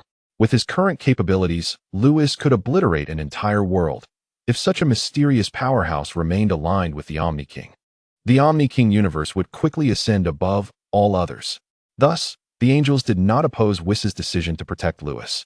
After departing the seventh universe, Whis received the call from the old Kaioshin. In the Kaioshin realm, Beerus and Whis materialized. "Old man, have you truly devised a plan to save Lewis?" Beerus descended onto the lawn, rushing to the old Kaioshin's side and shaking his shoulders vigorously. "You fragile skeleton, if you shake me any harder, my bones will crumble." "Old Kaioshin, is what you say true?" Whis inquired with urgency. "Lord Beerus, the ancestor has stated that we only need to locate the Super Dragon Balls." Asin interjected eagerly. "The Super Dragon Balls?" A flash of realization illuminated Beerus and Whis's minds, and they embraced each other in excitement. "Of course. How could I have forgotten that we can seek the Super Dragon Balls?" It was a moment of disarray. Throughout the preceding days, they had endured much. Even as a destroyer and an angel, their minds had grown muddled, momentarily overlooking the path to the Super Dragon Balls. In the time that followed, the two Kaioshins remained in the Kaioshin realm to manage the seventh universe, while Beerus and Whis set off on their quest for the Super Dragon Balls. In a certain temporal realm, on a cerulean planet, the landscape lay in ruins, with buildings collapsed and debris strewn about, the entire planet resembling a desolate wasteland. On a dilapidated street, a man, tattered and battered, lay upon the ground. A tail coiled around his waist. He had silver hair that shimmered under the sun. Yet his blood-red eyes lacked any sign of vitality, as if hope had completely abandoned him, rendering him akin to a corpse. Beep. Successfully signed in at the future time. Reward, perfect Zenkai state. This man was none other than Lewis, adrift in the currents of time, having floated for a month before arriving in the future realm and successfully signing in. An electronic voice echoed in his mind. In times past, he would have been elated at the notion of achieving the perfect Zenkai state, a status reached by Goku in the Void Realm, empowering him to withstand Jiren's might. Had it not been for sheer exhaustion, Goku could have surely defeated Jiren with this state. Attaining such a state would undoubtedly aid Lewis in future battles, as not every confrontation necessitated the use of erasure. Yet now, with Tylus's demise, his world had become devoid of any light. Upon hearing the electronic voice, Lewis remained unresponsive, his hollow eyes devoid of color, as if nothing could stir an emotional response within him. The system, feeling helpless, contemplated speaking but ultimately fell silent. On that derelict street, Lewis lay in despondency, as gentle breezes rustled the tattered plastic bags and newspapers that floated by, painting a picture of desolation. Suddenly, an energy blast hurtled toward him. Boom. Half the street erupted in an explosion, engulfing Lewis in flames. Beep. Immunity. Amidst the smoke, a silver glow enveloped Lewis, rendering him impervious to the explosive aftermath. 17. 18. I shall avenge my brother Gohan. A young boy, radiating golden light, battled against two androids. Bang, bang, bang. The force of their skirmish obliterated the remaining street, and the three became entangled in combat, clashing from the ground to the skies, exchanging blows for numerous rounds. In a swift motion, the young boy transformed into a projectile, plummeting from the heavens. A deep pit was created beside Lewis. Lewis, Chapter 106. Your mother's sister is named Ties. In the pit, a young boy clutched his chest, coughing up blood. He attempted to rise from the ground, but found himself utterly powerless. Trunks, aren't you proud Saiyans? You coward, hiding behind Son Gohan to survive. He may protect you for a moment, but can he shield you for a lifetime? A month ago, I trampled Son Gohan like a dead dog. Now it's your turn. Tell me, how do you wish to die? Above, androids 17 and 18 descended from the sky, landing next to the pit, indifferent to the lifeless body nearby. Damn it, Gohan, I'm sorry. I'm too weak to avenge you. Lying in the pit, Trunks gazed at the demonic siblings above, filled with anger and guilt. A month prior, Son Gohan had diverted the androids to protect him, and by the time Trunks arrived, Gohan lay in a pool of his own blood. Trunks felt immense guilt. He was saved by his brother Gohan, yet he couldn't avenge him. Why am I so weak? Trunks gasped weakly, engulfed by an overwhelming despair. Gohan, I'll join you now. Mother, I'm sorry. Please take care of yourself. Trunks' greatest concern was his mother, but the two androids above had gathered energy orbs. A tremendous force caused the pit to fracture, debris raining down upon him. Trunks knew he could not withstand this attack, Yet he lacked the strength to flee and despairingly closed his eyes. Above the pit, Android 17's energy orb grew more potent, a sneer curling his lips. This rubbish is the son of a Scion prince. He pales in comparison to Son Gohan. Are we not going to toy with him any longer? Android 18 squinted, glancing at 17. 17 shook his head, sneering. I initially wanted to play with him, but he is just too pathetic to pique my interest. Let us kill him. 18 laughed lightly, showing no objection to 17's decision. Having lost interest in Trunks as well, 2 energy orbs coalesced in the android siblings' hands, and the surrounding rubble seemed to lose gravity, hovering in the air. Just as they were about to unleash their attacks, a voice broke the silence. Despairing am I? I share your despair. The ones I cherish most are right before me. Yet I lack the power to protect them. The lifeless body beside the pit suddenly spoke. The unexpected voice shattered the ominous atmosphere, causing 17 and 18's pupils to contract as they turned to the source. This corpse is still alive. The primary reason was that the androids could not detect the divine power within Lewis, combined with his lifeless gaze, leading them to believe he was dead. Who are you? 18 inquired, arching an eyebrow. Who cares who he is? Let us die together. 17 laughed heartily, launching the energy orb with a roar. 18 followed suit, throwing her energy orb as well. They cut through the void. Just as the android siblings believed their attacks would obliterate Trunks and the corpse, 2 purple orbs appeared, adorning the energy blasts. Crash. Dispersed. The 2 energy blasts transformed into countless stars, vanishing into the ether. What? 18 gasped in shock, staring intently at Lewis. How is this possible? 17 stared in disbelief, exclaiming, this is power of 700 million battle strength. Even a Super Saiyan cannot withstand it. Why can you? Who on earth are you? The siblings were nearly driven mad. How could a mere corpse withstand their assault? Meanwhile, Trunks suddenly opened his eyes wide. Who is it? Ignoring his pain, Trunks regained a modicum of strength and soared upward. As he emerged from the pit, he beheld Lewis. Silver hair, blood-red eyes, and a tail. This person has a tail around his waist. Trunks' heart was struck with immense shock. According to his mother's tales, besides his uncle Goku and his father, all other Scions perished in Frisia's destruction of their planet. Could there still be a surviving Scion? Moreover, this Scion had thwarted the android's attack. Hiss. Does that mean his power is on par with 17 and the others? Are you a Scion? Trunks called out from the air. In truth, he wished to escape at once and return stronger for revenge. However, upon seeing Lewis's tail, he inexplicably halted. The corpse, lying there for 3 days, finally stirred. Lewis struggled to rise from the shattered ground. Suddenly, he spat blood, a remnant of the injuries sustained from forcibly wielding time erasure. This wound, without any external intervention, was irreversible.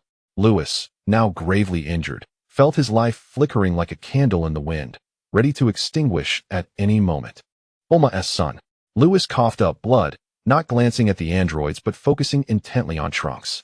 A hint of tenderness appeared in his blood-red eyes. This is Tai's nephew. In the air, Trunks was stunned.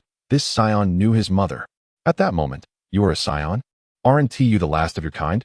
Who are you truly? By the pit, 18 and 17 retreated several meters, not lowering their guard despite Lewis's spillage of blood, for his previous display had left them profoundly shaken. Lewis wiped the blood from his lips and turned his gaze toward the androids. Just like in the anime, these siblings were strikingly handsome, but in this timeline, 17 and 18 had succumbed to the ravages of bloodshed. Trunks, take me to Bulma. Lewis disregarded the androids, focusing instead on the airborne Trunks. I will not take you. Trunks shook his head. Although this Scion had saved him, he did not know him. Moreover, his mother had warned him that almost all Scions were evil. He could not risk placing her in unknown danger. At that moment, Lewis gradually spoke. Your mother's sister is named Tais. She is my wife. Chapter 107. Leave these 2 androids to you. What did you say? Trunks hovered in the air, momentarily ignoring the androids below, as he swiftly descended beside Lewis. At this moment, Lewis appeared pale, resembling a frail patient. Trunks grasped Lewis's shoulders tightly, asking, You are my aunt's husband? Where's my aunt? The last question Trunks shouted.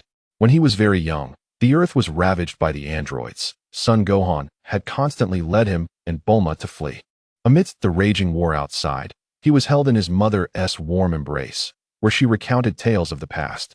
She had said that if Uncle Goku were still alive, these androids would be no threat. Goku's death from heart disease was indeed a tragedy.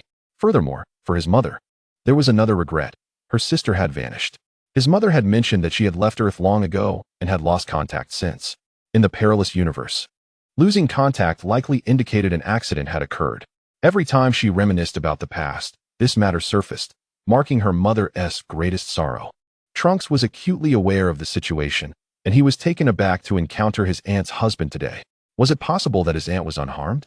Lewis, gripped by Trunks on the shoulder, was shaken once, causing his internal injuries to flare up. With a splatter, he coughed up another mouthful of blood. Trunks, startled, quickly released his hold on Lewis. What is wrong with you? I'm fine, really. I wouldn't deceive you. Just take me to Bulma. I have matters to discuss with her. Lewis waved his hand dismissively. In his original timeline, had he not intervened, it was highly likely that Ties would have encountered misfortune. And in this timeline, Ties, without his interference, was probably facing calamity as well. Lewis understood that each timeline was unconnected, meaning that Ties in this timeline was of no concern to him. However, the thought that Ties was now in trouble weighed heavily on his heart. At that moment, a cold voice pierced the air. A defeated foe and a frail wretch, daring to chat so audaciously before us. Do you think you're in your own home? Number 18, arms crossed, looked at Lewis with a scornful smile. Surely you don't believe that just because you managed to block our attack, you now consider yourself invincible? She admitted that Lewis's previous defense had indeed startled them. However, it was evident that his condition was dire. Even a blind person could see that he was gravely injured. Lewis had likely exhausted all his strength to fend off their assault. If he were uninjured, she might have felt some trepidation, but in his current weakened state, he was undoubtedly no match for her. The last one who thought himself invincible was that proud Saiyan named Vegeta, and yet he was still vanquished by us. Number 17 sneered. He too recognized Lewis's precarious condition. In such a state, they could easily toy with him. Furious at the insult to his father, Trunks's rage ignited, and he yearned to eliminate these two androids. Trunks. Lewis grasped Trunks, who was ready to charge forward, and shook his head. With your current strength, what good would it do to rush in? Have you forgotten how your brother Gohan met his end? Trunks glared at the mocking expressions of number 17 and 18. Humiliation flooding over him. It was a feeling of helplessness, of powerlessness. Take me to your mother, and I will teach you how to personally eliminate them. Lewis released his grip on Trunks, speaking in a calm tone. At this proclamation, the two androids erupted into laughter. Did I hear correctly? This frail wretch dares to instruct this trash to kill us personally. Number 18 wiped away tears of laughter, nearly losing her composure. Number 17 pointed at Lewis, laughing uncontrollably. This foolish dog is too amusing, reminiscent of that arrogant Vegeta. Suddenly, number 17's demeanor shifted to one of cold severity. In your condition, I could easily dispose of you. You don't think you can escape, do you? A surge of immense power erupted from him, creating a violent gust that slammed against Lewis and Trunks. Is this amusing? Lewis narrowed his eyes at the androids, unleashing an overwhelming divine aura. An invisible force pressed down on the ground for 1,000 meters, causing it to sink 2 meters. The dimensional pressure forced Trunks, number 17, and number 18's knees to bend slightly. If number 17 and number 18 were purely machines, they might have been immune to the dimensional pressure, but they were fundamentally human. Impossible. Your power. Who are you? The androids, frightened, retreated, unable to comprehend Lewis's strength, yet the pressure emanating from him made it clear that he was formidable. This wretch, who had previously lain on the ground like a corpse and coughed up blood, could unleash such a powerful aura. They exchanged glances. We cannot face him. Enough. Lewis raised his hand, unleashing a powerful force that stirred the air into a violent tempest, instantly sending the two androids soaring miles away. How astonishing. Trunks stood agape, marveling at the Saiyan who had effortlessly hurled those two formidable androids away. To what extent had his power reached? At that moment, Lewis coughed up blood again, his complexion paling further. Are you all right? Trunks asked with concern. Lewis shook his head, wiping the blood from his lips, and looked at Trunks. I did not kill them. I left them for you. Trunks clenched his fists, having just experienced the Saiyan's power. Despite his injuries, this Saiyan had still managed to send the two androids flying. The implication was clear. He had the capability to eliminate them. Leave them to me. Trunks gritted his teeth. I will personally kill them. Seeing Lewis cough up blood again, Trunks hurriedly asked, "How are you holding up?" This Saiyan claimed to be Tai's husband, and now he was continuously spitting blood. He couldn't possibly be in good condition. "I'm fine for now, but if you don't take me to Bulma soon, I might truly perish." Lewis blinked his blood-red eyes, smiling wryly. Lewis was not jesting. A month prior, he had lost control and forcefully unleashed a temporal erasure, resulting in irreversible injuries to his body. As his dimensional essence reached divine levels, his lifespan had become akin to that of a supreme Kai. However, longevity could not heal his wounds, and he was on the brink of death at any moment. "All right, I will take you to my mother, but you must hold on." Trunks swallowed hard. This Saiyan claimed to be his uncle. He could not discern the truth, but his instincts told him that this Saiyan was not deceiving him. Trunks quickly led Lewis skyward. Chapter 108. Help me create a Super Dragon Ball Radar West City. Amidst the dilapidated streets, a hidden chamber within the ruins was filled with an array of intricate instruments. At the center of the chamber rested an octopus-shaped spacecraft. A blue-haired, weary-looking woman was tirelessly operating a computer. Data, processed through chips, was transmitted via data lines to the octopus spacecraft. "At last, it's ready. Once I gather the energy, I will surely return to the past." The woman was none other than Bulma from the future timeline, clutching a heart disease remedy and murmuring to herself. At that moment, footsteps echoed from above the chamber, causing Bulma's heart to race. She held her breath, daring not to exhale. Whenever Trunks returned, he would gently tap 3 times on the ruins above. Whoever approached was certainly not Trunks. Who could it be? Footsteps descended the staircase. Bulma's body trembled increasingly, shrinking into the corner. Had she been discovered by the androids? No. She was so close to gathering the energy. With fear and frustration, she gripped the heart disease remedy tightly, her nails digging into her flesh. Suddenly, "Mom, I'm back." It was Trunks. Bulma's heart soared with joy, releasing the tension she had held. Overwhelmed with anxiety, she collapsed to the ground, too weak to rise. Trunks descended the stairs and quickly helped her up. "Mom, what happened?" "What do you think? You scared me half to death, you little rascal." Bulma huffed, swatting Trunks lightly. It was then that Trunks remembered he had rushed back, without first tapping 3 times to alert her. Trunks did not linger on the topic, hastily exclaiming, "Mom, I have news about Aunt." "Who?" Bulma was momentarily taken aback before realizing, gripping Trunks' hand tightly. "You mean my sister Tais?" "Yes." Trunks nodded vigorously. "Where is she?" Bulma's heart soared with joy. Could it be that her sister had returned from the cosmos without mishap? However, with Earth currently under siege by the androids, what if she encountered those 2 fiends? "I don't know." Seeing Bulma's anxious expression, Trunks quickly added, "Uncle, please explain everything to my mom." On the way back, he had learned from Lewis that he was a Saiyan from the past timeline. "Uncle?" Bulma was taken aback, astonished that her sister had found a boyfriend. Clattering footsteps echoed down the staircase. A figure appeared, silver-haired with blood-red eyes, exuding an aura of malevolence, yet his pallor resembled that of a bedridden invalid. A Saiyan. Bulma immediately recognized the tail at Lewis' waist. As Lewis descended the stairs, he glanced at Bulma, momentarily stunned. The Bulma of this timeline bore a striking resemblance to the one described in the anime, though the years of toil had rendered her somewhat aged. Remembering the young Bulma from the past timeline, who had often lamented her disdain for aging, Lewis felt a pang of sympathy for his sister-in-law. "Who are you? Aren't all Saiyans extinct?" Bulma asked, her voice steady. "Trunks, be quiet. Didn't I tell you that Saiyans are all evil?" Bulma scolded, her frustration palpable. She had explicitly warned Trunks about this, yet he had brought a Saiyan into their hidden chamber. "Isn't that akin to inviting a tiger into your home?" "Indeed. All Saiyans from your timeline are extinct, but I am a Saiyan from the past timeline." Lewis coughed lightly before explaining. "Past timeline." Bulma was taken aback, suddenly struck by a revelation as she glanced at the time machine. Time travel. This concept had merely been a hypothesis, but with Earth on the brink of ruin, she felt compelled to explore it.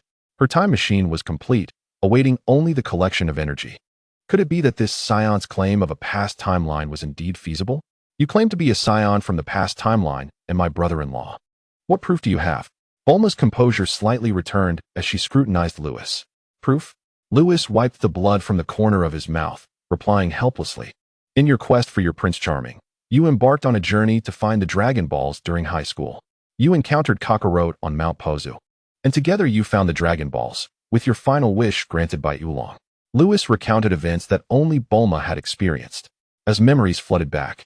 A glimmer of recognition sparkled in Bulma's eyes. Trunks, having heard his mother recount these tales long ago, felt a thrill of excitement. Lewis was indeed his uncle. After sharing Bulma's past experiences, Lewis proceeded to recount the events involving ties. Once he finished, Bulma was already convinced. For these were matters known only to her and her sister. It was evident that Ties had shared these stories with this Saiyan. He truly was her brother-in-law. At that moment, Lewis remarked, "Bulma, you detest when others mention your age." With that statement, it was as though a thunderclap struck Bulma. This Saiyan even knew her most loathed secret. "Brother-in-law, are you truly my sister's husband?" Tears welled in Bulma's eyes. "Yes," Lewis affirmed with a firm nod, his heart aching for his sister-in-law, as Goku, Vegeta, and ultimately Gohan had all perished, leaving Bulma and Trunks to rely on one another. Without the protection of these three Saiyans, Earth had descended into chaos. Trunks was still too young to defend the planet, and Bulma ultimately contemplated time travel back to the past, believing that altering the past would inevitably reshape the future. To this end, she immersed herself in the study of temporal theories and successfully crafted a time machine. Unfortunately, all her efforts would be in vain, as altering the past would not affect the future, for these two timelines were parallel and without connection. "Brother-in-law, what has happened to my sister?" Bulma urgently inquired, her concern for Ties palpable. Lewis coughed, blood spilling from his mouth as he struggled to remain upright, with Trunks quickly supporting him. "Brother-in-law, you..." Bulma's pupils dilated. Could it be that her sister had truly encountered a disaster? "Your sister will be fine." Lewis clutched his chest, haunted by the images of Ties being struck down. Will she be all right? The last flicker of hope within Bulma extinguished. Her sister was truly in peril. "Aren't you my brother-in-law? Why didn't you protect her?" Bulma shouted in a frenzy, disregarding the potential threat of the androids. Lewis' face turned ashen, gritting his teeth to suppress the blood threatening to spill forth. Swallowing hard, he shook his head, saying, "Bulma, she will be fine. I will definitely bring your sister back. I have come to ask for your assistance in creating a Super Dragon Ball radar." "Super Dragon Ball radar?" Bulma looked at Lewis, brother-in-law. "What is a Super Dragon Ball radar?" "I only know about the Dragon Ball radar." Observing Lewis' pale complexion, she couldn't help but voice her concern. "Are you all right?" "I'm fine for now." Lewis shook his head, continuing, "The Super Dragon Ball radar serves the same purpose as the Dragon Ball radar. Except the ordinary Dragon Ball radar can only locate regular Dragon Balls, while the Super Dragon Ball radar pinpoints the Super Dragon Balls." His current injuries stemmed from forcefully executing a temporal erasure, potentially beyond even an angel's ability to heal. Whether the Grand Priest could restore him was unknown. But Lewis was aware that his identity seemed to be of great significance, as evidenced by Demigra's interest in him. Being entangled with the Dark Demon realm was a precarious situation. He could not approach the Grand Priest, lest he unwittingly lead himself into a trap. His only hope lay with the Eternal Dragon. "I think I understand. The Super Dragon Balls must be similar to the Namekian Dragon Balls, which the Earth Dragon Ball radar cannot detect. That is why you need me to create a new Super Dragon Ball radar," Bulma said, her gaze fixed intently on her brother-in-law. He had come from the past timeline, and now with the news of her sister's misfortune and his own grievous injuries. Something significant must have transpired in the past timeline. Suddenly, a flash of insight struck her. Her brother-in-law had traveled from the past to the future. When had her sister acquired a boyfriend? If Ties from the past had found love, how could her future self remain oblivious? A temporal paradox. It was indeed a temporal paradox. Bulma realized something, her eyes widening, and her gaze reddening. Trunks, startled by Bulma's expression, asked with concern, "Mom, what's wrong?" "Brother-in-law." Ignoring Trunks, Bulma fought back her impending breakdown, looking at Lewis with disbelief in her eyes. Lewis shook his head, offering a wry smile, as expected of Bulma. "Have you figured it out?" "Uncle, Mom, what is happening?" Observing Lewis and Bulma, Trunks found himself utterly bewildered. Were they not just discussing the Super Dragon Ball radar? Why did his mother suddenly exhibit such a look of despair? Is this a parallel universe? Trunks pondered. Bulma, however, did not glance at Trunks. Her gaze was fixed intently on Lewis. "Indeed, my timeline has no correlation with yours. Even if you create a time machine, you cannot truly return to the past. You would merely arrive in a parallel universe." Lewis lamented, aware that his presence here rendered any attempt at concealment futile. After all, his sister-in-law was among the most intelligent individuals in the Dragon Ball universe. With a heavy heart, Lewis continued, Even if you were to return to the past in a parallel universe and alter history, your current timeline would remain unchanged. The moment he uttered those words, a profound silence enveloped the room. One could have distinctly heard a pin drop. "Uncle, is this true?" Trunks asked, astonished. He had witnessed his mother's tireless efforts over the years to save the world, and now, Lewis's words seemed to invalidate all her struggles. "It is indeed true." Trunks felt a tightening in his chest as he looked at Bulma, fearing that she might collapse under the weight of this revelation. Bulma's complexion was exceedingly pale, slightly better than Lewis's, and the thought that all her years of hard work might be in vain was devastating. In truth, Bulma had contemplated time paradoxes before. As one of the foremost scientists in the Dragon Ball universe, it would be a failure to overlook such possibilities. However, with Goku and Vegeta deceased, and ultimately Gohan as well, only a young Trunks remained, powerless to protect the Earth. Returning to the past to alter the future seemed to her the sole viable solution. Even knowing the implications of time paradoxes, she chose to ignore them. Now, Lewis shattered her illusion, leaving Bulma unable to accept the harsh reality. Silently, Bulma's eyes began to dim, hope seemingly extinguished. Witnessing her despair, Lewis felt a pang of sympathy for his sister-in-law. Supported by Trunks, he approached Bulma and gently ruffled her hair, saying, "Bulma, even if we cannot change the past, as long as I am here, your world can still transform." "Transform? Uncle, how can you bring about such change? You have no idea how powerful those androids are." Bulma responded, allowing Lewis to pat her head, yet remaining despondent. Vegeta fell to their might, and Gohan met the same fate. Who could possibly stand against them? Lewis withdrew his hand and chuckled softly. "Trunks and I returned here openly. Have you seen those androids appear?" Bulma abruptly lifted her head, a glimmer of hope returning to her eyes. At that moment, Trunks interjected, "Mom, Uncle is incredibly strong. I just encountered those androids and nearly perished, but Uncle saved me just in time." Trunks understood his mother's desire to alter the future.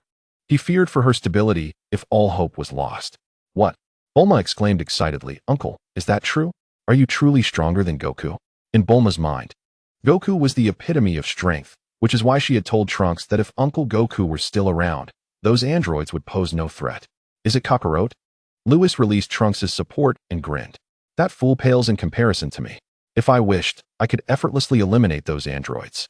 He then turned to Trunks. "However, I have refrained from acting, for I intend to leave them for you."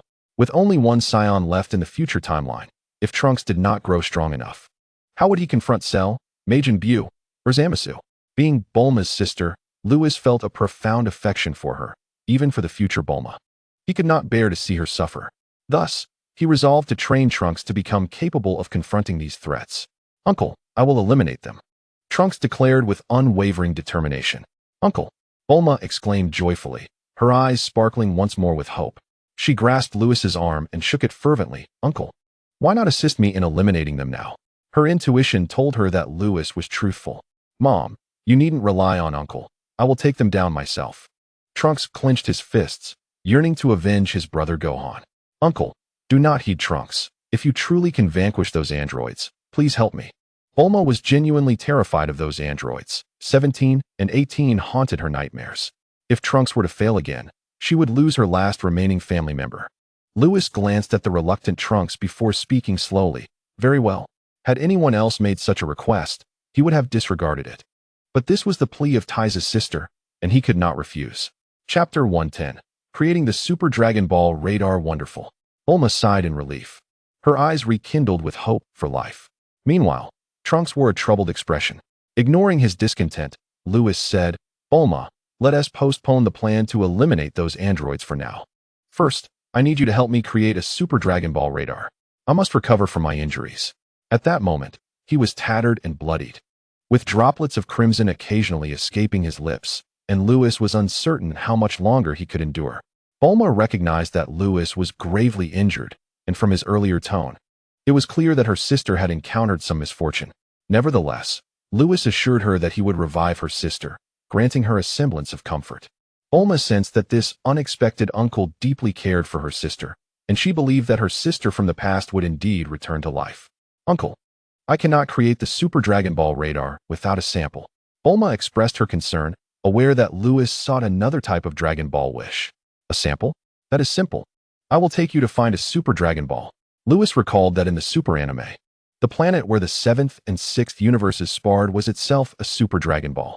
As a candidate for the God of Destruction, having mastered the Kai-level instant transmission, he was well aware of the universe's coordinates and had long memorized that planet's location. According to the storyline, the future timeline did not differ much from the past. The only changes occurred after the Frieza saga. Zamasu had yet to make a move, meaning that Super Dragon Ball must still be there. Uncle, wait for me a moment. I will gather some tools. Once Bulma had prepared her materials, Lewis, gritting his teeth against the pain, utilized instant transmission to whisk the trio away from Earth. This time, he did not leave Trunks behind, fearing that if he and Bulma departed, androids 17 and 18 would appear and Trunks would be doomed. In the vast, dark expanse of space, a reddish-brown planet stood out prominently. With a swift motion, Lewis transported Bulma and Trunks to this location. Upon landing, he coughed up a mouthful of blood. Uncle, are you all right? Uncle, are you okay? Bulma and Trunks inquired with concern. Amid their worry, they were also astonished by Lewis's display of instant transmission. However, Bulma recognized the technique he employed. It was instant transmission. She was surprised to discover that her uncle could perform such a feat. I'm fine. I'm not dead yet. Lewis waved his hand, wiping the blood from the corner of his mouth as he crouched down and delivered a powerful punch. With a crack, the ground began to fracture, and a beam of orange light shot forth from the crevice. Indeed, it was still here. The taut strings of Lewis's heart could finally relax. The Dragon Ball remained, signifying that nothing had changed. This meant he could locate the 7 Super Dragon Balls from the future timeline and wish for his injuries to be healed. Thus, when he returned to the past timeline, he could also seek out the Super Dragon Balls from that time and wish for Taiza's resurrection. Bulma, begin collecting data. I don't see the Super Dragon Balls. Bulma looked around, eager to catch a glimpse of what her brother-in-law had described.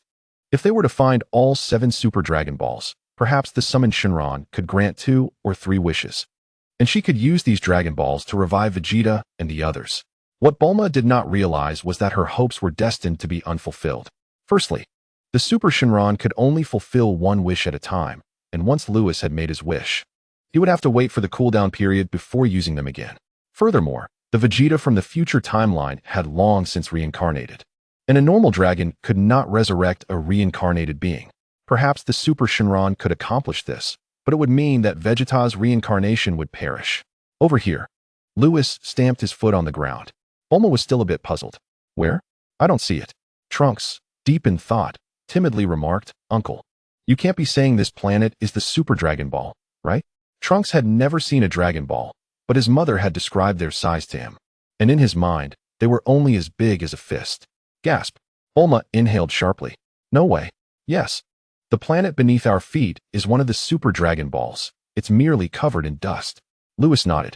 Bulma, I appreciate your help. Gulp. Bulma and Trunks swallowed hard. This planet was indeed one of the Dragon Balls. No wonder it bore the title of Super. It truly lived up to its name. Soon, Bulma snapped out of her daze. Her brother-in-law was in a dire state, and she needed to quickly assemble the Super Dragon Ball radar. Bulma began gathering data for the radar and set about crafting it on the spot. Meanwhile, Trunks did not remain idle. He knew his uncle was powerful and saw this as an opportunity to seek guidance on combat and training. Through Lewis's observations, he noted that Trunks's fighting skills were exceedingly rudimentary, and his training methods were misguided. However, it dawned on Lewis why Trunks was in such a state. Shortly after Trunks' birth, the future timeline had been attacked by androids, and Vegeta had perished while Trunks was still very young. With only Gohan left to protect both Trunks and Bulma, it was understandable that Trunks had not received proper training methods and lacked sufficient time to train. Chapter 111. Collecting the Super Dragon Balls. Had Trunks been granted the correct training methods and ample time for practice, eliminating those 2 androids would have been a simple task. Just like in the Z anime, when future Trunks returned to the past timeline and underwent intense training under Vegeta, he gained power that even surpassed that of the imperfect Cell. While Bulma was busy creating the Super Dragon Ball radar, Lewis continued to guide Trunks. Time flowed on. Half a day passed. Uncle, I've finished the Super Dragon Ball radar. Bulma hopped over to Lewis, her excitement reminiscent of an ungrown girl. Trunks, witnessing this, was momentarily taken aback. It was his first time seeing his mother act this way, and he had to admit, it was quite endearing. Lewis halted his instruction to Trunks and turned to see Bulma's lively and adorable demeanor, smiling. So soon? Previously, he had shattered Bulma's illusions. But now he was bringing her hope. Seeing her display such youthful exuberance brought him joy. Uncle, the Super Dragon Balls aren't much different from the Earth Dragon Balls. We just need to adjust the electromagnetic wave settings. Thank you. I will start collecting the Super Dragon Balls right away. Once my body has recovered, I will help you eliminate those 2 androids. Thank you, Uncle. Bulma clenched her small fists in delight, completely unbothered by her role as a mother. Lewis instinctively reached to ruffle Bulma's hair, but paused, remembering that this timeline's sister-in-law was not the same as his own. Shaking his head, he withdrew his hand, taking the Super Dragon Ball radar and beginning to locate the Dragon Balls. Seeing Lewis retract his hand, Bulma sighed. She felt an unprecedented sense of security from her brother-in-law from the past timeline. Shaking her head, she lamented that Lewis was not her brother-in-law in this timeline. Lewis was unaware of Bulma's thoughts as he focused on the Super Dragon Ball radar. The radar she had crafted covered the entirety of the universe, and he detected 3 bright spots on the device. One of the bright spots was directly beneath him. Excellent. The 7th universe had 3, meaning the remaining 4 were in the 6th universe. With this realization, Lewis turned to Trunks and Bulma. I will first take you to King Kai. Once I have gathered the Super Dragon Balls, I will return for you. With a slight smile, he added, perhaps you may even encounter Kakarot there. Mortal beings who made significant contributions to the living realm could retain their physical forms to train in the afterlife. Given Goku's relationship with King Kai, it was likely that the Goku from the future timeline had not yet reincarnated. King Kai. Trunks was not very familiar with King Kai, but Bulma was different. The Earth had received assistance from King Kai multiple times, and Goku had learned the Kaioken technique from him. Bulma was well aware of the strong bond between Goku and King Kai. Excitedly, Bulma exclaimed, Uncle, can you really take me to King Kai? Will I find Goku and Vegeta there? You'll find out when you get there. Lewis was certain that Goku had not reincarnated. Considering the multitude of powerful beings in the afterlife, he would not reincarnate so easily. As for whether Vegeta and the others had reincarnated, Lewis was uncertain. Let us go. Enduring the pain in his body, Lewis led the 2 in a swift, instant transmission. They arrived at King Kai's planet, where Lewis indeed spotted a familiar figure. The figure was none other than Son Goku. Goku was seated in meditation when he suddenly sensed something, opening his eyes wide. Bulma? Goku! Bulma exclaimed in sheer delight, dashing towards him. Observing this, Lewis felt curious about whether Vegeta and the others had reincarnated. But he had more pressing matters at hand and used instant transmission to depart from King Kai's planet. Left behind was Trunks, who stood in a daze, wondering why his mother was so happy. In the inky expanse of the cosmic night, Lewis returned to the location of the Super Dragon Ball. Gazing at the Dragon Ball that measured over 30,000 kilometers in diameter, Lewis smiled. In the past, he would have found such a massive Dragon Ball challenging to handle. But after comprehending the principles of space, collecting this Super Dragon Ball was a simple task. Enter. With a sweep of his hand, a colossal rift appeared in the cosmic void, an alternate dimensional space. This was his exclusive storage realm. The rift in the starry sky emitted a powerful gravitational pull, drawing the Super Dragon Balls into Lewis's alternate dimension. After this, Lewis coughed up blood. His injuries were worsening, and time was of the essence. He swiftly moved toward the locations of the 2 remaining light spots on the Super Dragon Ball radar. In just 1 hour, he had gathered all the Super Dragon Balls from Universe 7, leaving only the 4 from Universe 6. Upon reaching the cosmic barrier, Lewis swung his fist, shattering the barrier, and leaped into a pitch-black void. Meanwhile, in the realm of the god of destruction from the future timeline, Whis suddenly looked up. Who is it? He wondered. It was Universe 6. Lewis had arrived, and within half a day, he effortlessly collected the remaining 4 Super Dragon Balls. Now his storage space held 7 Super Dragon Balls. Summoning the Eternal Dragon should heal his wounds. However, at that moment, 2 figures hovered in the dark cosmic expanse before Lewis. One was a stout purple pig, and the other, a tall blue-skinned woman, both confronting him. Who are you, daring to steal from Universe 6? Are you tired of living? Kampa coldly inquired. Suddenly, Beerus spoke up. Be careful, Kampa, something feels off. Off. I am a god of destruction. What do I have to fear? Kampa retorted, hands on his hips. But his eyes widened in shock. Divine dimension, destructive energy. This man possesses destructive energy, and his dimension is at the divine level. Who are you? Kampa's usual playful demeanor vanished, replaced by a grave expression. Lewis regarded Kampa and Beerus calmly. Miss Beerus, Lord Kampa, I am the candidate god of destruction for Universe 7. A candidate god of destruction for Universe 7? When did Universe 7 acquire a candidate god of destruction? Beerus was taken aback. Compared to Beerus, Kampa found it even harder to believe. He knew Beerus well and couldn't fathom how that lazy god would take on a disciple. Yet, what was this destructive energy emanating from Lewis? Besides the identity of a candidate god of destruction, they could think of no other possibility. Could this fellow truly be the candidate god of destruction for Universe 7? What the hell? Are you really the candidate god of destruction for Universe 7? Kampa couldn't help but double-check, though his tone softened. For no one dared to lie in front of a god of destruction. It was highly likely that this man was indeed that thin disciple. Indeed, Lewis replied earnestly, not lying, though he omitted that he was not from this timeline. Lord Kampa, may I leave? Lewis wiped the blood from the corner of his mouth and looked at Kampa. Upon seeing Lewis's state, Kampa immediately knew something was amiss. Clearly, this young man aimed to collect the Super Dragon Balls to wish for his injuries to heal. You may go. Hearing this, Lewis exhaled in relief. With his current strength, he wasn't sure he could defeat Kampa. It was better to avoid conflict. As for Beerus, he had no reason to worry because Beerus's power had not yet reached the level of the Grand Minister, and she was still bound by the rules of the universe. Thus, Beerus could not act against him. As Lewis departed, Beerus turned to Kampa, smiling. I didn't expect you to let this young man go. Was it for Lord Beerus's sake? Spare me the chatter. Just ask Beerus. That lazy god is undoubtedly asleep. Check with Whis to see if Universe 7 has indeed acquired a candidate god of destruction. Kampa replied coldly. If not, I will definitely deal with this brat for daring to steal from Universe 6. Upon hearing Kampa's command, Beerus gripped her staff and lightly pointed into the void. After a conversation with Whis, Beerus's eyes widened in shock. Lord Kampa, Whis says Universe 7 has never had a candidate god of destruction. What? That brat really deceived me. Kampa's fury erupted, and his destructive energy surged, obliterating the surrounding planets. Let us pursue him. Kampa and Beerus vanished into the cosmic expanse. In Universe 7, as Lewis returned to the North Galaxy, he attracted Whis' attention.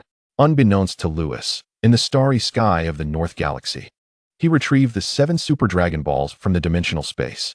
The 7 enormous Super Dragon Balls appeared in the sky, resonating with a deafening sound that echoed throughout the universe. An orange light illuminated the entire starry sky. This grand spectacle also caught the attention of King Kai of the North, who quickly focused on this star region. Upon witnessing the scene, he was taken aback. The people on King Kai's planet were puzzled by his astonished expression until he explained that the person who brought Bulma and Trunks here had gathered the 7 Super Dragon Balls. King Kai vividly described the awe-inspiring sight of the 7 Dragon Balls coming together, leaving Goku utterly astonished by the existence of such colossal Dragon Balls. Meanwhile, Lewis remained oblivious to the multitude of eyes upon him. At this moment, he too was captivated by the sight of the 7 Super Dragon Balls converging. But time was of the essence.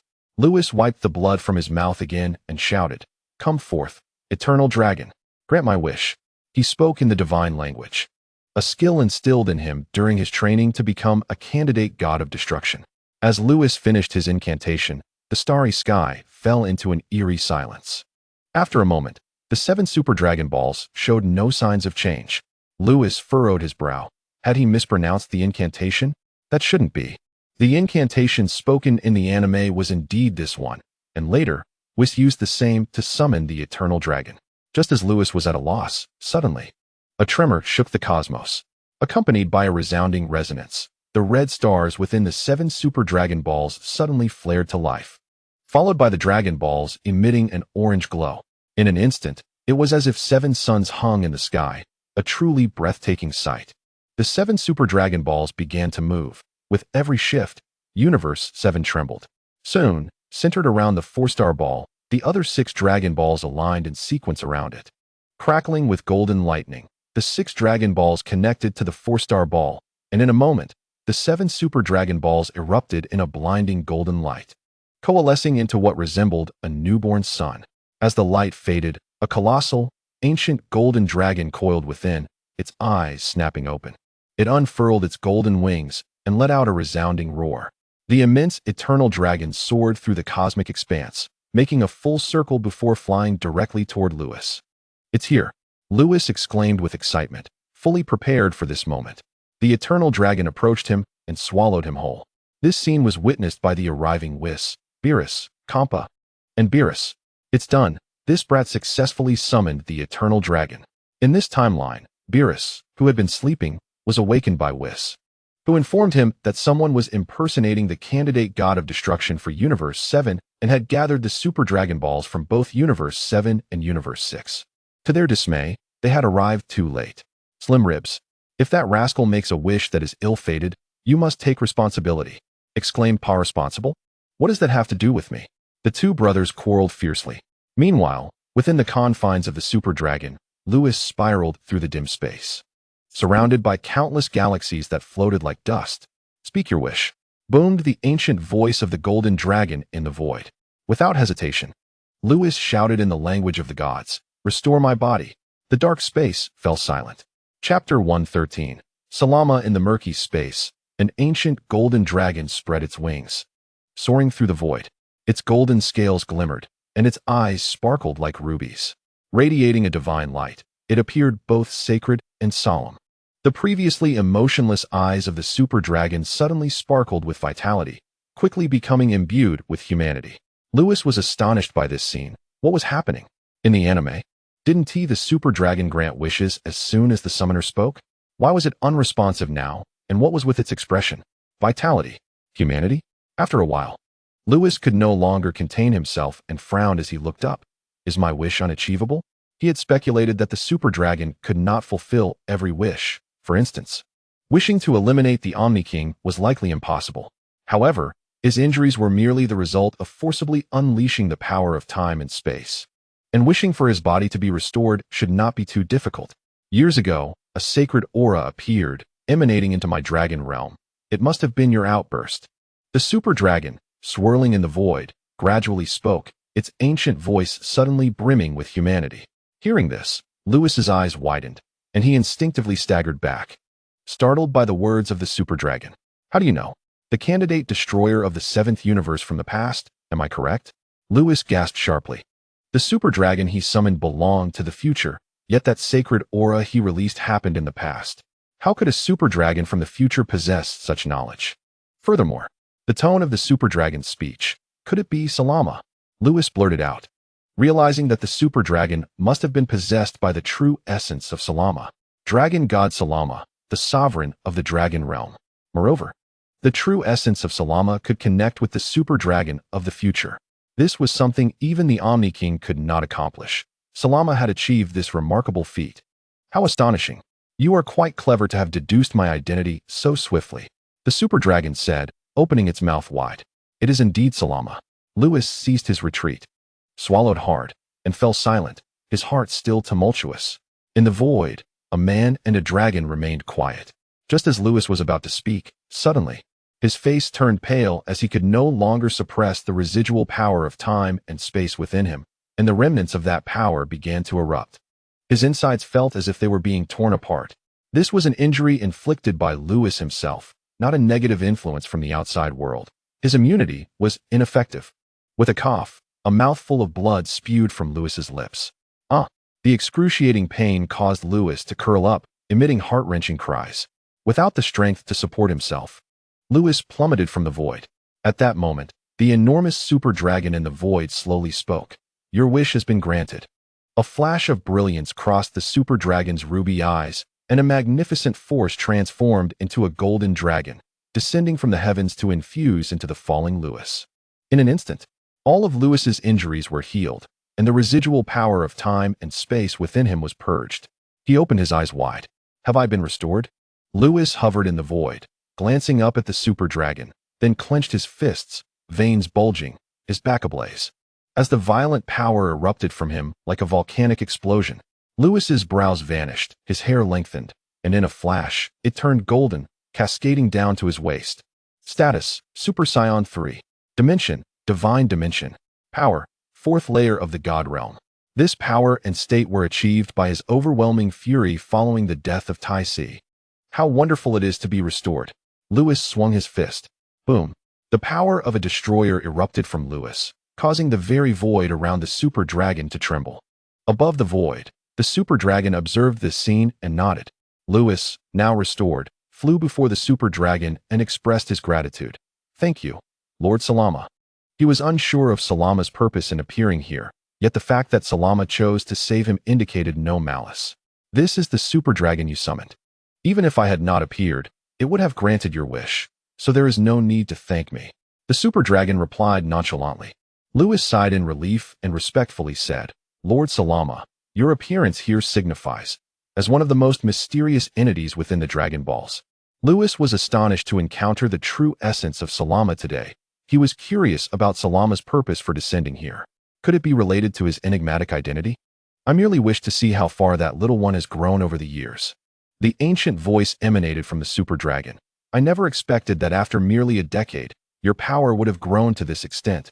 Your talent is indeed formidable. So it was not due to his mysterious identity, but formidable? No, not at all. If he were truly powerful, his Tai Si would not have perished. Lewis clenched his fists, his knuckles whitening, and then asked, Lord Salama, who am I truly? This was the first time Lewis had inquired about his identity from the system, which merely stated he was an ordinary Saiyan. The second time he asked Whis, but was claimed ignorance. This was Lewis's third inquiry regarding his identity. He knew it was anything but simple. What ordinary Saiyan possesses the power to erase time and space?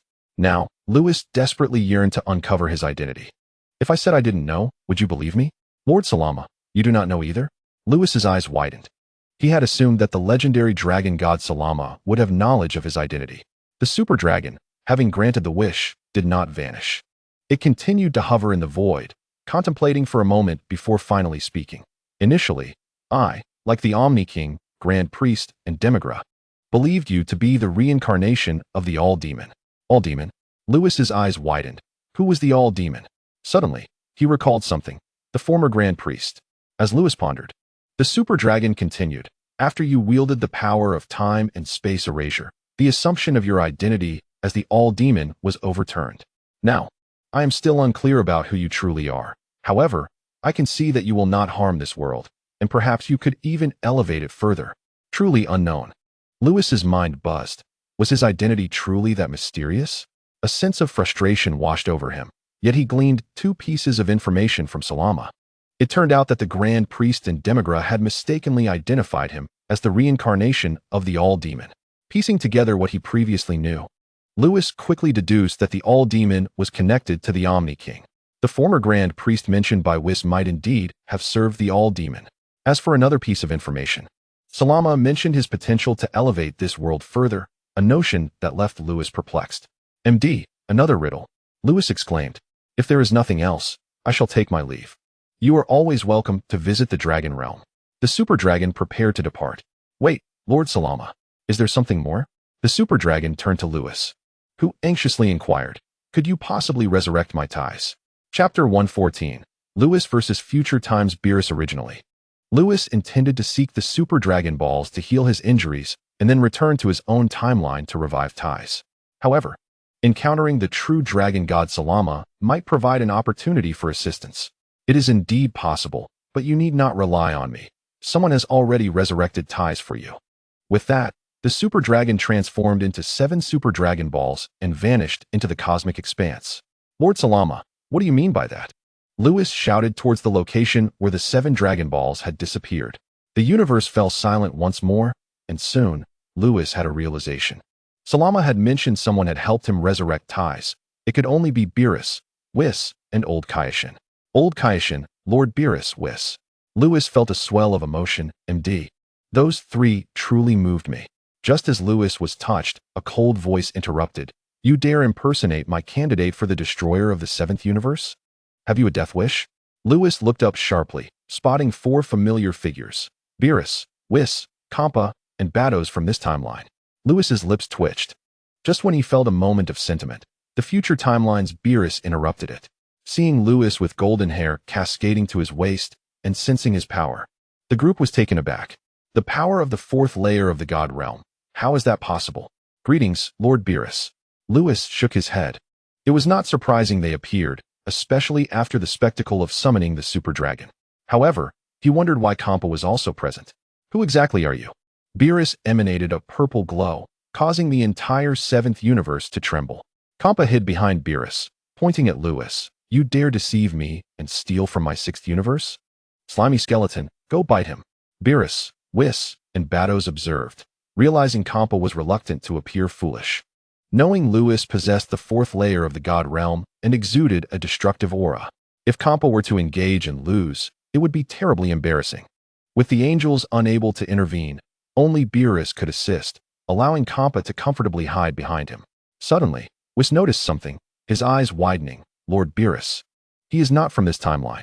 Bados coldly remarked, which timeline's destroyer are you? Do you not know that manipulating time is a grave sin? What? Manipulating time?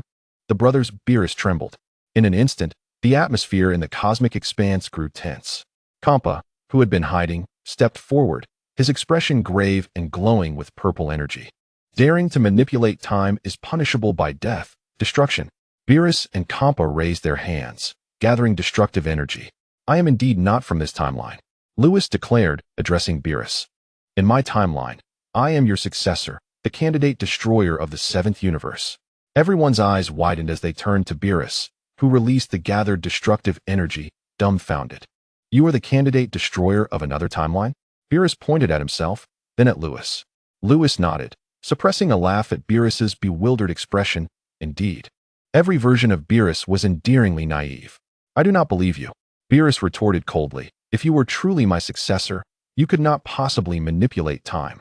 Aside from those from the time realm, anyone else, even gods, who dares to traverse timelines commits a grave sin. Knowing his own nature, Beerus would never accept someone who dared to commit such a transgression as his disciple. Do not believe me? Then let us fight. Lewis chuckled. Humph. Do not think your power in the 4th layer of the God realm makes you invincible. Since you claim to be the candidate destroyer from another timeline, you should understand my true power. Prepare to meet your end. Beerus stepped forward, the dissipating purple energy reappearing, resembling a primordial beast, exuding an icy, palpable aura of death. Kampa shivered. His brother was taking this seriously. The power of the 5th layer of the God realm. Lewis smiled. Ties had been resurrected. And now he could spar with Beerus, filling him with joy. He had initially planned to duel Beerus after the cosmic challenge, but now, he thought, fighting another version of you is equally thrilling. No sooner had he thought this than Beerus vanished from sight. Though he possessed the 5th layer of the God realm's power, far surpassing Lewis, he had struck first. Had this been in the past, Lewis might have failed to react. Such speed. But my last cosmic challenge was no jest. Chapter 115. Lewis. It's great to have connections. A smile graced Lewis's lips as he faced the vanished Beerus, swiftly adjusting his body, tilting his head, and evading, executing 1,000 movements in an instant. Beerus lunged from behind, his attack speed astonishing, fists leaving trails in the air, yet failing to strike Lewis. How is this possible? Beerus stared in disbelief.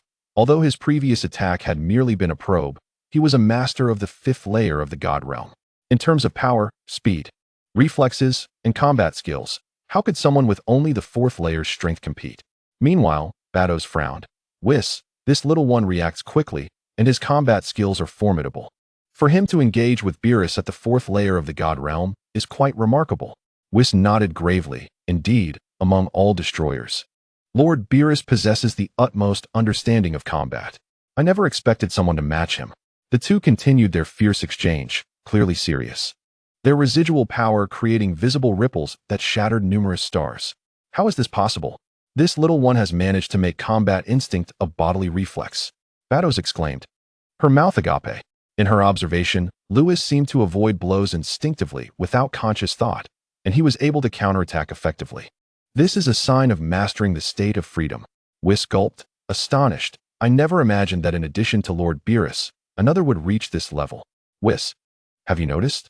The combat style of this little fellow closely resembles that of Beerus, suggesting they may share a common lineage. Babidi was taken aback. Could it be that Whis, in disbelief, pondered whether he truly was another candidate for the god of destruction from the 7th universe of a different dimension? This implies that this individual is also his disciple. At that moment, Kampa had already hidden behind Babidi, trembling with fear, thinking, did I just act a bit too cocky? Am I going to be killed? Ahead, a resounding clash echoed as Lewis and Beerus's fists collided, causing the seventh universe to tremble, and the entire star domain to collapse in an instant. Thankfully, Whis and Babidi were present. They waved their staffs to restore the collapsing star domain. Furthermore, they erected an energy shield to contain the shockwaves from the battle, preventing any harm to the universe. You little rascal. Beerus swiftly retreated, feeling a tingling sensation in his fist from the impact with Lewis. He realized that Lewis's combat techniques were incredibly diverse, and his body instinctively approached the level of mastery. What shocked him the most was that Lewis's fighting style mirrored his own, as if both had been taught by the same master.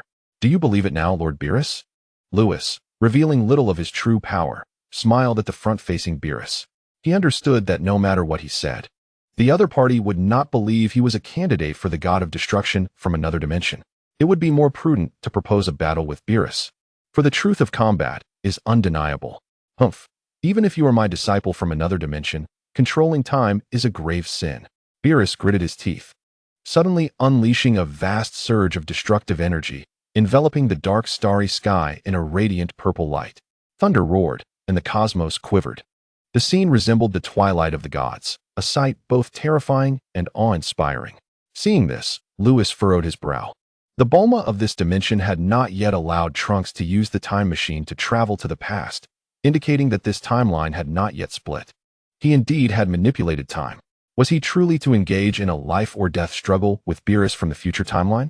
Faced with the oncoming tempest of destructive energy, Lewis ultimately chose to resist, a surge of destructive aura manifesting in his fist. He charged forward. Upon colliding with the oncoming torrent, Lewis was momentarily taken aback. The force rebounding from his fist was only that of the fourth level of divine mastery. Wasn't it said you would kill me? As Lewis stood in a daze, Beerus suddenly spat a small mouthful of blood, clutching his chest, his expression one of intense agony. I never expected your power, you time-manipulating criminal, to be so formidable that even I, the strongest god of destruction, cannot overcome you. Once I recover from my injuries, I will return to slay you. Whis. We must go. In an instant, Beerus appeared beside Whis, dragging him and Babidi away, leaving behind a stunned Kampa in the cosmic void. Kampa exchanged glances with Lewis, quickly deciding to flee. By the way, Lord Beerus, your acting skills leave much to be desired. In the vastness of space, Babidi was being whisked away by Beerus. Rolling her eyes, Whis, also being pulled along, stifled a laugh, having thought Beerus would genuinely attempt to eliminate Lewis. What poor acting. Did you not see how powerful that lad is? I nearly coughed up blood. Beerus licked his lips, realizing that biting his tongue had indeed been quite painful. As he continued to drag the two angels, he hastened his flight, eager to prevent them from intervening against his disciple from another dimension. Lord Beerus, can I pretend I didn't see anything? Can we stop now? Babidi could no longer contain herself. That was your statement. Beerus halted abruptly, grinning at Babidi. Just don't sneak off to attack my disciple later. Babidi, both exasperated and amused, retorted. How is it that he is a candidate for the god of destruction from another dimension? What does that have to do with you? How could it not be related? Beerus boasted. You said he is a candidate for the god of destruction of the seventh universe. Therefore, I and Whis are undoubtedly his masters. Wouldn't you agree, Whis? Beerus turned to Whis, who nodded solemnly, stating, Indeed, only I could cultivate such an outstanding candidate for the god of destruction. Beerus, Babidi, how shameless. In truth, Babidi did not overly concern herself with Lewis's time travel. In the eyes of these angels, manipulating time could be seen as both a serious offense and a trivial matter. Given the vastness of the King's universe, time sometimes becomes chaotic due to various circumstances, and they have grown accustomed to it. Had it been anyone else, Babidi would have allowed Kampa to take action, but considering that the one who controls time is a candidate for the god of destruction from another dimension, and that little fellow's power had reached the fourth level of divine mastery, losing such a talent would be a significant loss for the King's universe. Moreover, should serious repercussions arise from Lewis's time travel, those from the realm of time would eventually handle it, so it was not a concern for her. This was also the reason Beerus had dragged her away without her resisting. Ultimately, Lewis escaped this calamity due to his connections, much like how Beerus and Whis spared Trunks from the future timeline in the anime. Well, that little fellow sustained severe injuries upon arriving in our timeline. He must have gathered the Super Dragon Balls to heal his wounds. Could there be a major incident in the other dimension? Babidi remarked nonchalantly. My disciple possesses the power of the 4th level of divine mastery, and his combat experience and skills are formidable, having even reached my level. If he is gravely injured, the situation in the other dimension must be dire. Beerus did not finish his thought, his expression turning grave. Whis interjected, we cannot concern ourselves with matters of other dimensions. They must rely on themselves. Besides, my father is there. Things should be all right. Beerus nodded, feeling anxious yet powerless. The three lingered in the cosmos for a moment until that rotund Kampa finally arrived. Chapter 116. Sand in the eyes elsewhere in the starry void. Lewis stared at his fist, lost in thought. After a while, he rubbed his slightly reddened eyes. Did they let me go? Lord Beerus can be quite bothersome. He even made me get sand in my eyes. After recovering from his injuries, Lewis no longer needed to fear the gods of destruction or angels. However, as a candidate for the god of destruction from the 7th universe of the past timeline, he had no connection with the future timeline. Yet, upon learning that he was a candidate for the god of destruction from another dimension, the Beerus from the future chose to spare him. The gestures of both versions of Beerus moved Lewis deeply. He lingered in the cosmos for quite some time, sighed, and ultimately used instant transmission to depart from the scene. On North Kai's planet, North Kai was sweating profusely, having spotted a purple figure, his heart racing. How did he awaken? Frightened, he quickly diverted his attention. North Kai, what's wrong? Goku inquired. Trunks and Bulma exchanged puzzled glances. And nothing. North Kai swallowed hard. Looking back at the starry sky, the gaunt figure had vanished, leaving only Lewis alone in the vastness. Where did he go? North Kai was momentarily stunned. Suddenly, with a whoosh, a figure appeared on North Kai's planet. Brother-in-law. Bulma exclaimed excitedly upon seeing Lewis's wounds healed, jumping with joy. Yes, I'm back. Lewis smiled. Andy, when are we going to return and eliminate those 2 androids? Trunks gazed intently at Lewis, unable to contain himself. Injured yet formidable, Lewis effortlessly dispatched androids 17 and 18. One cannot help but wonder how powerful Lewis would be in his prime. Gently ruffling Trunks' hair, Lewis remarked, they are but 2 worthless beings. I could eliminate them at any moment. However, his gaze shifted to Goku. Kakarot, where is Vegeta? At that moment, the North Kai's planet fell into an eerie silence. And Bulma and Trunks' spirits sank. You must be the Lewis Bulma spoke of. I never imagined other Saiyans survived in an alternate timeline, Goku mused. Having learned of Lewis' origins from Bulma, Vegeta and the others have already been reincarnated. Indeed, Lewis' speculation proved correct. The future timeline's Vegeta had truly been reborn.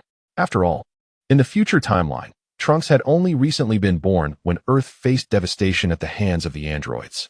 Time had elapsed, and with it, many years had passed. Apart from Goku's significant contributions to the living world, it was implausible for anyone else to linger in the afterlife for such an extended period. Lewis, I entrust Earth to you. Goku stepped forward, his voice earnest. And you? Lewis sensed immense power emanating from the present Goku, who possibly could transform into Super Saiyan 3 at this stage. Goku shook his head, a bitter smile crossing his lips. Chi-Chi reincarnated over a decade ago, and Gohan followed suit not long ago. My demise was due to heart disease, rendering the dragon unable to resurrect me.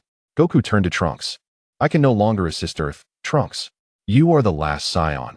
You may seek Lewis' aid, but the future of Earth rests upon your shoulders. Uncle Goku. I can't do it. Trunks exclaimed anxiously, recalling how close he came to being slain by those androids. How can I protect Earth when I'm this weak? Lewis placed a reassuring hand on Trunks' shoulder. Kakarot is right. You are the sole remaining Saiyan on Earth. You must rise to the occasion. At this, Lewis glanced at Bulma before returning his gaze to Trunks. If you falter, what will become of your mother? In the realm of anime, Trunks could be seen as the only Saiyan devoid of arrogance, as he lacked the privilege to be so. Lewis wished for Trunks to understand that he could not rely on him. In this timeline, Trunks must depend solely on himself. I will. Trunks gazed at his mother, gritting his teeth. Uncle, I will not allow any harm to come to my mother. Upon hearing that Vegeta had been reincarnated, Bulma, who had been feeling despondent, felt warmth spread through her at Trunks' words. She still had her son, and life must continue. Seeing Bulma's expression, Lewis and Goku exchanged relieved glances. Thankfully, she had not succumbed to despair. Trunks, Remember that the strength of a Saiyan is limitless. I can see your potential. You must protect your mother, Goku urged, recalling Chi-Chi and Gohan, lamenting his failure to safeguard them. He did not wish for Trunks to endure similar suffering. I will, Uncle Goku, Trunks promised. Now, let us return to Earth. Lewis waved his hand to Goku, then disappeared alongside a resolute Trunks and a Bulma filled with renewed hope. Once Lewis departed, the North Kai collapsed to the ground, his face pale. Goku, taken aback, asked, North Kai, what troubles you? That individual S dimension is terrifying. The North Kai stuttered. Little did he know, Lewis shared a dimension with the Kais and gods of destruction. How could it not be formidable? Chapter 117. Bestowing the Spirit Fruit to Bulma Earth. West City. Skyscrapers lay in ruins, steel beams exposed. The desolate streets were littered with concrete debris, the city resembling a wasteland, chaos reigning supreme. A gentle breeze stirred the dust, painting a picture of desolation. In an instant, Lewis transported Bulma and her son back to this grim scene. Surveying the devastation, he stated, the androids from your timeline truly deserve their fate. The dilapidated West City served as a microcosm of Earth, every city ravaged by the actions of androids 17 and 18. Through Lewis' perception, the number of survivors on Earth dwindled to less than 5 million. Once home to billions, Earth had been reduced to a mere fraction of its population, a testament to the cruelty of those two androids. Bulma, having witnessed the slaughter of her friends and family, felt the weight of that suffering. Were it not for Trunks, she might have faltered long ago. It was Trunks' resilience that compelled her to exhaust every effort to construct a time machine. Yet, the circumstances had changed. Her brother-in-law from another timeline had come to their aid. With determination, Bulma declared, brother-in-law, you must help us seek vengeance. Rest assured, Lewis nodded, fully aware of the anguish Bulma had endured. However, Trunks too had suffered immensely. Lewis observed Trunks, barely 13, still a youth. Trunks had witnessed his revered mentor, Gohan, fall in battle, a pain that could only be described as heart-wrenching. Fueled by Gohan's death, Trunks had entered a state of rage that propelled him to achieve Super Saiyan. This steadfast boy hid his unhealable pain, not wishing to burden his mother. Alas, Lewis sighed, pondering how heartbroken Ties would be if she knew of her sister and nephew's tribulations in this alternate timeline. By the way, Bulma, do you wish to grow stronger? Lewis remarked, noticing the fine lines on her face. Bulma was taken aback, then offered a wry smile. Brother-in-law, I lack the talent for training. I cannot grow stronger. God had bestowed upon her unparalleled intelligence, yet deprived her of any martial prowess, explaining why she found herself surrounded by formidable warriors without having mastered even the slightest skill. Can you help my mother train? Trunks interjected with excitement, having realized his uncle's immense power. Perhaps his uncle could indeed enable his mother to train. If she could cultivate even a modicum of strength, it would be a safeguard, a means of self-defense against potential threats. While training might be unrealistic, Lewis could bestow upon her a formidable aura, one powerful enough to allow her to fly. Turning to Bulma, he added, moreover, it can restore you to your youthful state. Really? Bulma was elated. The ability to train was secondary to regaining her youth. Lewis smiled and nodded, conjuring an interdimensional space from which he retrieved 10 capsules. Since mastering the rules of space, he had stored all his belongings within this dimensional realm. Each capsule contained 10,000 spirit fruits, and Lewis produced one, saying, consume this, and you will acquire a potent aura, along with prolonged vitality. Previously, he had granted many spirit fruits to the Grand Elder of Namek. But given his closer relationship with Bulma and Trunks, he was willing to share a greater bounty this time. After all, spirit fruits were abundant in the realm of the gods of destruction. He could always return to gather more. Brother-in-law, you are incredible, Bulma exclaimed, her tiny fists clenched in joy, completely shedding the demeanor of a mother. It was no wonder she felt this way, absent those two androids. She would have been a pampered heiress. She could certainly live a life of luxury, free from the burdens of wanting to change the world, thus avoiding the weariness that now marked her visage. Bulma loathed aging, yearning fervently to reclaim her lost youth. Trunks, do not gaze with such fervor. This spirit fruit will only enhance your mother's strength. It won't aid you in your quest for power, though it may extend your lifespan. Lewis chuckled as he observed Trunks' eager expression. Trunks scratched his head in confusion, responding, Is that not possible for me? You would do well to focus on your training. Lewis advised, shaking his head before turning to Bulma. Only the initial few of these spirit fruits will grant you strength. The subsequent ones are of little consequence. However, their longevity-enhancing effects remain consistent. Consume it now, and afterward, I shall take you both to vanquish those two androids. Indeed, Bulma nodded vigorously. She accepted the spirit fruit from Lewis and consumed it with haste. Suddenly, a formidable energy erupted from her battle power surging to an impressive 10,000. Indeed, the physical constitution of Earthlings, especially Bulma's, was notably weak. A Saiyan consuming a single spirit fruit could experience an exponential increase in battle power, akin to the transformation of Beerus in the film. Lewis shook his head at the thought. At least this would grant Bulma some means of self-defense. It was a parting gift from him before his departure. Uncle, it truly works. My mother has indeed grown stronger, Trunks exclaimed, sensing the newfound energy radiating from Bulma. Brother-in-law, I feel so inflated. Bulma gazed at Lewis in alarm, fearing she might explode. Fear not, this is a normal reaction.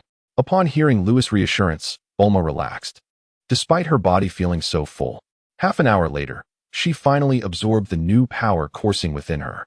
At that moment, the crow's feet at the corners of her eyes vanished, her skin smoothed, and her once dull blue hair became silky and vibrant. Her figure transformed into one of youthful allure. Mother, you are so beautiful. Trunks gaped in astonishment, witnessing his mother's youthful transformation for the first time. Indeed, Bulma resembles her sister in her beauty, Lewis observed gently, seeing the essence of ties within her. Trunks, your mother has suddenly acquired this formidable energy. She likely cannot yet control it. You may need to guide her. Uncle, I will, Trunks affirmed. From now on, ensure you both regularly consume spirit fruits. Lewis' gaze sharpened as he declared, Now, I shall seek vengeance for you. Let us proceed. With a sweeping gesture, Lewis led the two away, vanishing from the dilapidated street. Chapter 118. The Annihilation of Future Androids in the Northern Region of Earth. Amidst a forest, a pair of siblings sat by a fire.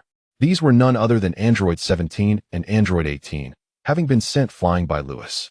Cough, cough. Android 17 cleared his throat, wiping the blood from his lips. That Saiyan claimed to be Bulma's brother-in-law. How can this be? He is far too powerful. How can there exist such strength in this world? The memory of Lewis' overwhelming presence left him trembling. According to the data provided by Dr. Jero, all Saiyans were supposed to be extinct. Why then was there still a Saiyan? Android 18's stunning features darkened, resembling a vengeful beauty. That old man must have given us false information. If he were still alive, I would make him suffer. She clenched her fists, striking the ground in a display of her pent-up fear. Suddenly, three figures materialized beside the fire, led by a man with crimson eyes and silver hair. Accompanying him were a breathtaking woman and a young boy. I had intended to leave you for Trunks, but my little sister insisted that I eliminate you. So tell me, how do you wish to meet your demise? Lewis' crimson gaze flickered with malice, his silver hair swaying in the wind, exuding an air of malevolence. This appearance was a result of his overwhelming fury. He had assumed the eternal dragon would revert his injuries and restore his original appearance. To his surprise, that was not the case. Now, with crimson eyes and silver hair, this was Lewis' new norm. He was uncertain of the cause, but as long as his injuries healed, the color of his hair was of little concern. How did you find us? Android 17 stammered, panic-stricken. The data indicated that Z warriors could locate individuals through sensing their energy, but as androids, they possessed no such energy. How could he possibly find them? Android 18's complexion turned ashen. Previously, she had been unafraid when plotting against Dr. Jero, but now she was terrified. This was her first experience of fear.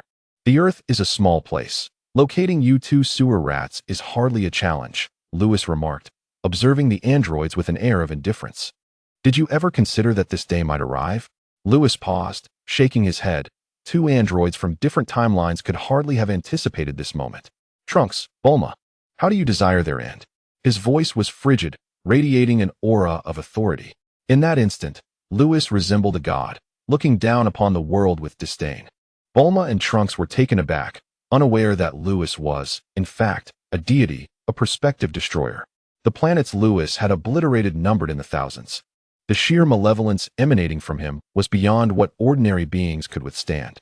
Uncle, do as you see fit, Trunks murmured weakly, intimidated by his uncle's fearsome demeanor.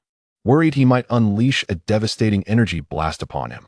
Brother-in-law, please shatter their limbs and crush their skulls. Bulma, though startled by Lewis' state, knew that he was her brother-in-law, and she had witnessed his deeds. Fear held no sway over her regarding him. Very well. Lewis glanced at Bulma, surprised by her demand. Yet, it was understandable. Her kin had perished at the hands of these androids. If it were him, he would relish the opportunity to drain their blood and flay their skin. Moreover, Bulma now possessed considerable strength. If she remained as naive as before, it would not bode well. Don't come any closer, Android 18 pleaded, sensing the impending threat of death as Lewis approached. We were wrong. Please, spare us. Android 17's face drained of color as he stumbled backward, retreating 2 steps. Yet suddenly, the eternal energy within him surged, unleashing a potent force. Gathering his strength, he formed a massive energy sphere in his palms. You shall perish. Escaping was impossible. He would rather fight to the bitter end. Android 17's power skyrocketed to 800 million, and he unleashed a ferocious energy blast from his hands. Observing this, Android 18 swiftly reacted, channeling her full strength to create a similar energy blast, albeit weaker, at 700 million. The 2 energy orbs collided in the air, merging into a colossal sphere with a diameter of 100 meters, hurtling towards Lewis, the space around it distorted by the immense force, emitting a sizzling sound. Too weak. Lewis shook his head, then raised a finger and lightly tapped the massive energy sphere. A sound akin to a crystal ball shattering echoed through the air. The energy orb, measuring 100 meters in diameter, shattered into countless shimmering fragments, vanishing into the void. Trunks, standing behind Lewis, was left speechless. He knew that he would be utterly incapable of withstanding the assault from those 2 androids. His uncle was incredibly powerful. Meanwhile, Androids 17 and 18 trembled in fear, realizing the vastness of the disparity in strength. They contemplated fleeing, but could they escape now when they had failed to do so before? Lewis twisted his body and suddenly vanished from his spot, reappearing like a phantom behind Android 18. Prepare for annihilation. Lewis had no concept of mercy. He concentrated energy into a blade, and with a swift motion, he severed 18's limbs as if slicing through a watermelon. Her agonizing screams echoed, awe. Upon witnessing this, 17's fury ignited. This was his sister. Though anger surged within him, he did not halt his retreat, for his own life was paramount. To abandon his own sister was a sign of his utter hopelessness. Lewis delivered a crushing blow to 18's head, then shifted his form, materializing beside 17. Chapter 119. Training Trunks. As Lewis appeared next to 17, a wave of terror enveloped him, causing his body to tremble uncontrollably. No, please. I beg you. I was wrong. Spare me. Once, he and his sister relished in trampling on the dignity of others and reveling in their fear. Now, the tables had turned. His sister was effortlessly slain by Lewis, and he sensed the looming threat of death from him. Fear. It dawned on him that fear was neither enjoyable nor beautiful. Mother, my uncle is extraordinarily powerful, Trunks exclaimed with excitement. Though Lewis's movements were not rapid, even Trunks could discern them clearly, while 18 could not withstand the onslaught. Her limbs were severed, and her head was obliterated. This was an overwhelming display of absolute power. The once mighty 18, who could easily dispatch him, was now lifeless. It was utterly shocking. Yes, your uncle has come to our rescue, Bulma exclaimed, her heart brimming with a mix of relief and exhilaration at the demise of her foe. With 18 gone, it was now 17's turn. Lewis advanced steadily towards 17, whose face turned ashen. He retreated incessantly, pleading for mercy. To forsake your own sister. You are truly beyond redemption. Lewis wasted no more words. His attacks were straightforward and brutal. With a swift motion, he severed 17's limbs in the same manner. Oh, if you want to spare me, then let us perish together. Now reduced to a mere torso, 17 let out a heart-wrenching scream as he activated his eternal energy core, unleashing a torrent of immense power. In an instant, 17 radiated blinding light, akin to a sun on the verge of exploding. Uncle, be careful, Trunks gasped in horror. The power emanating from 17 filled him with dread. If 17 successfully detonated himself, the Earth would surely face annihilation. Brother-in-law, flee. Bulma realized the gravity of the situation and shouted in urgency. Flee. Lewis disregarded Bulma's cries as he observed 17's swelling form. Sneering, you wish to self-destruct? You know nothing of absolute power. Time reversed. Lewis maintained a calm demeanor as he waved his hand, enveloping 17 in a silvery glow. Instantly, 17's inflated body contracted. Without my permission, you cannot self-destruct. Bulma had declared her intent to obliterate his head, and Lewis was determined to fulfill that promise. Prepare to meet your end. He laughed heartily, clenching his fist and striking. An overwhelming force permeated the space, instantaneously reaching 17's head. With a resounding explosion, 17's head burst like a watermelon striking the ground. On North Kai's planet, Goku remarked, "Those androids are dead." This was anticipated.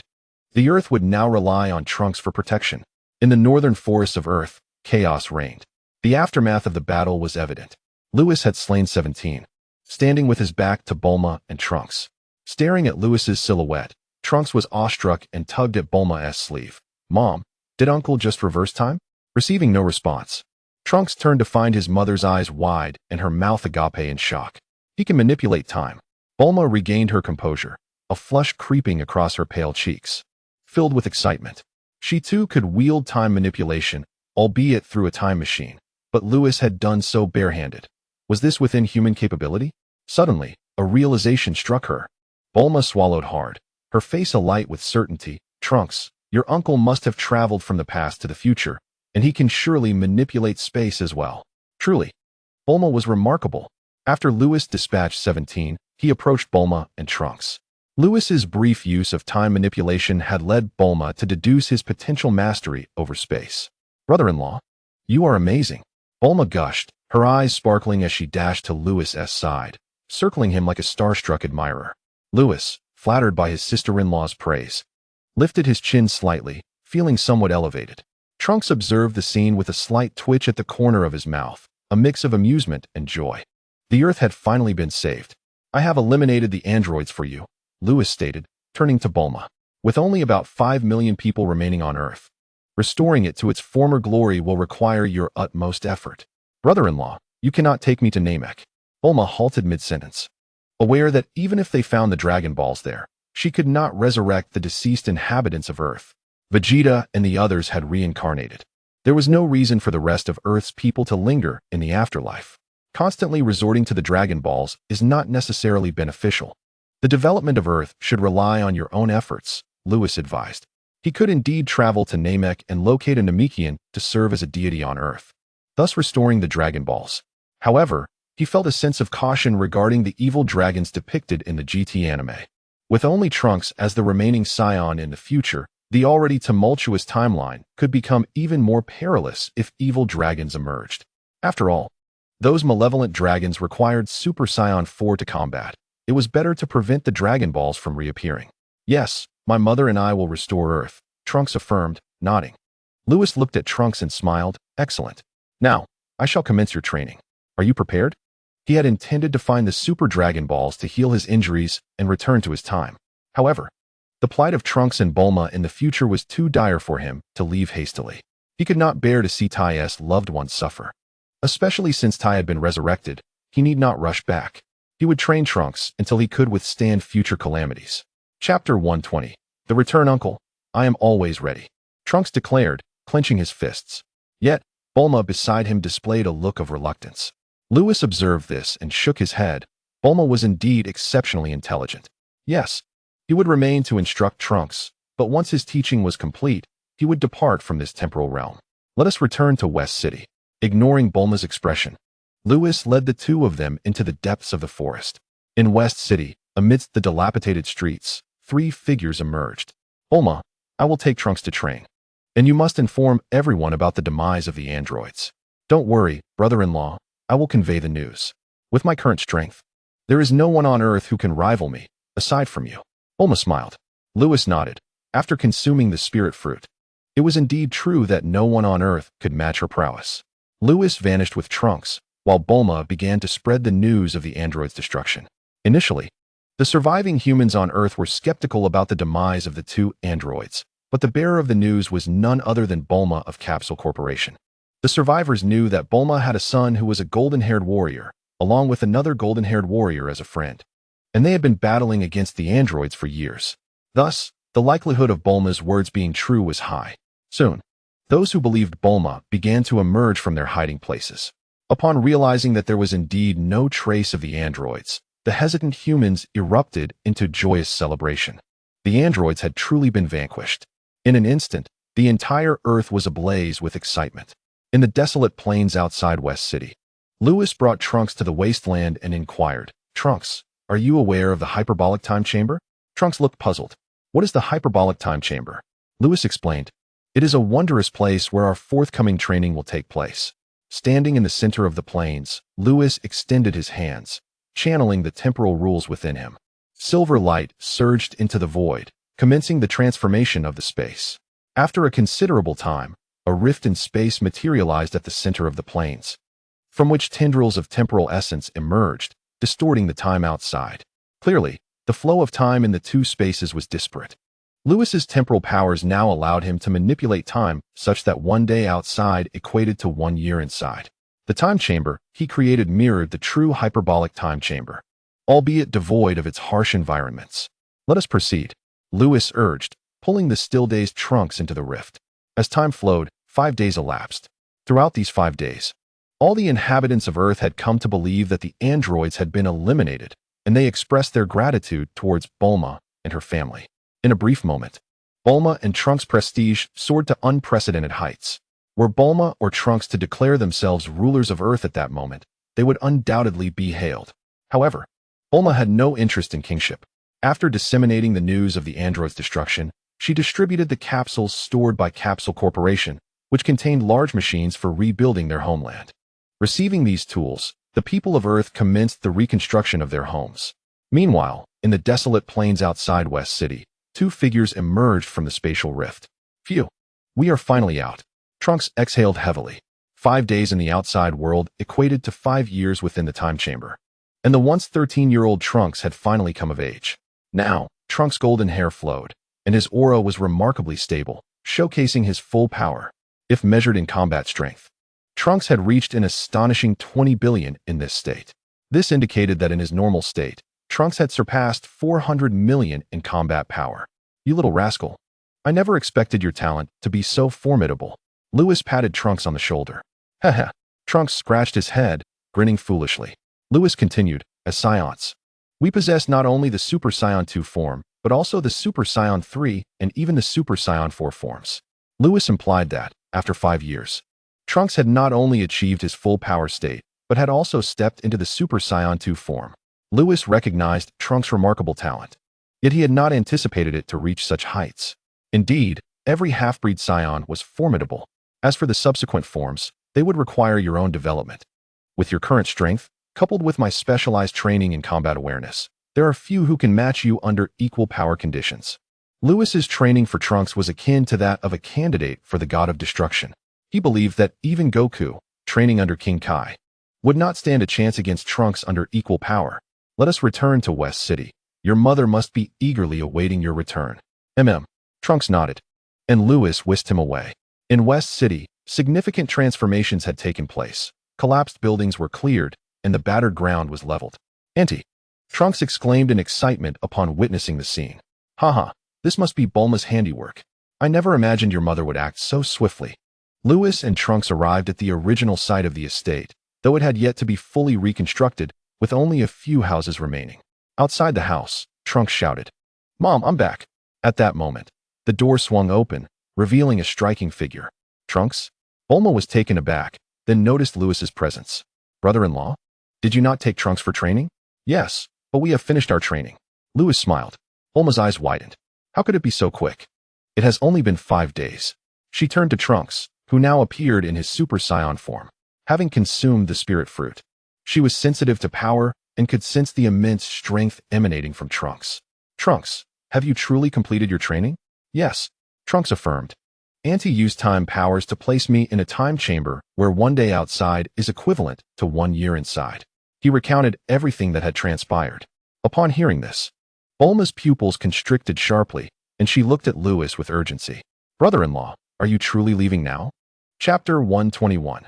Trunks' opportunity. While Bulma was astonished by her brother-in-law's ability to create a space with different temporal flows using only his hands, she could accept that he could manipulate time and space to create such a realm. However, 5 days prior. She had suspected that once her brother-in-law completed his instruction of Trunks, he would depart from this timeline. Was this moment finally upon them? Hearing this, Trunks anxiously grasped Lewis's arm. "Uncle, are you leaving?" "Yes, I must depart from this timeline." Lewis gently patted Trunks's head, then gazed at the scene outside.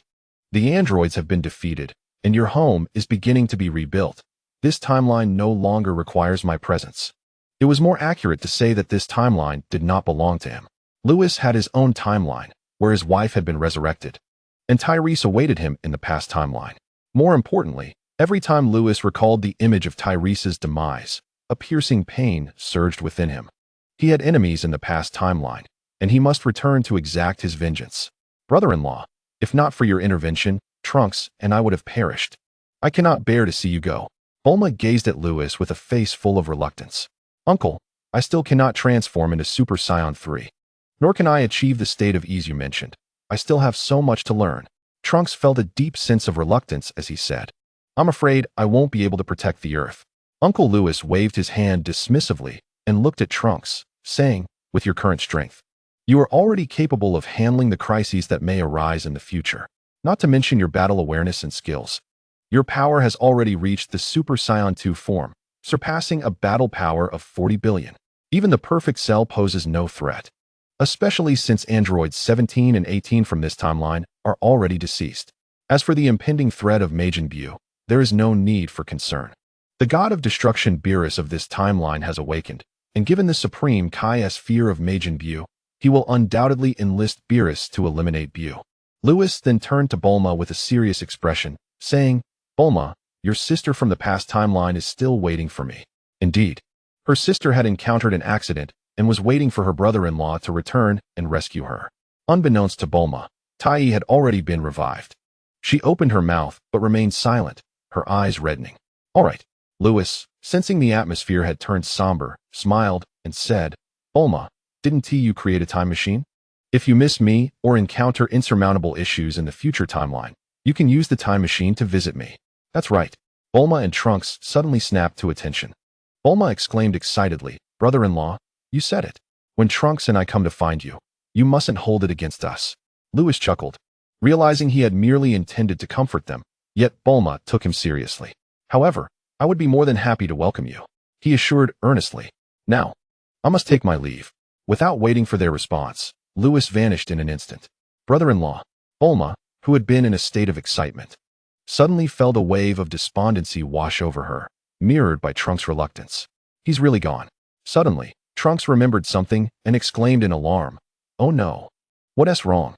Mom, didn't you create the antidote for the viral heart disease? We never gave it to Uncle. What if Uncle Goku from the past timeline dies from heart disease?" As soon as Trunks finished speaking, he noticed something was off with Bulma. Why did she look so thrilled? "Mom, you ha ha ha.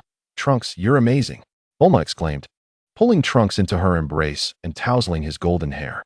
"Didn't your uncle say we could reach out to him if we had matters to discuss? To ensure Uncle Goku doesn't succumb to heart disease, we must take the antidote with us." Trunks, like a child, was being petted by Bulma, and suddenly, joy lit up his face as he looked up. "Yes. If we don't bring the antidote, Uncle Goku will be in grave danger. Mom, this is about Uncle's life and death. If we take the heart disease antidote, Uncle will surely have no objections.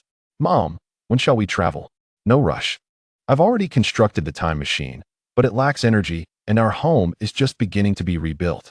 Once Earth stabilizes and we gather the energy for the time machine, we will proceed."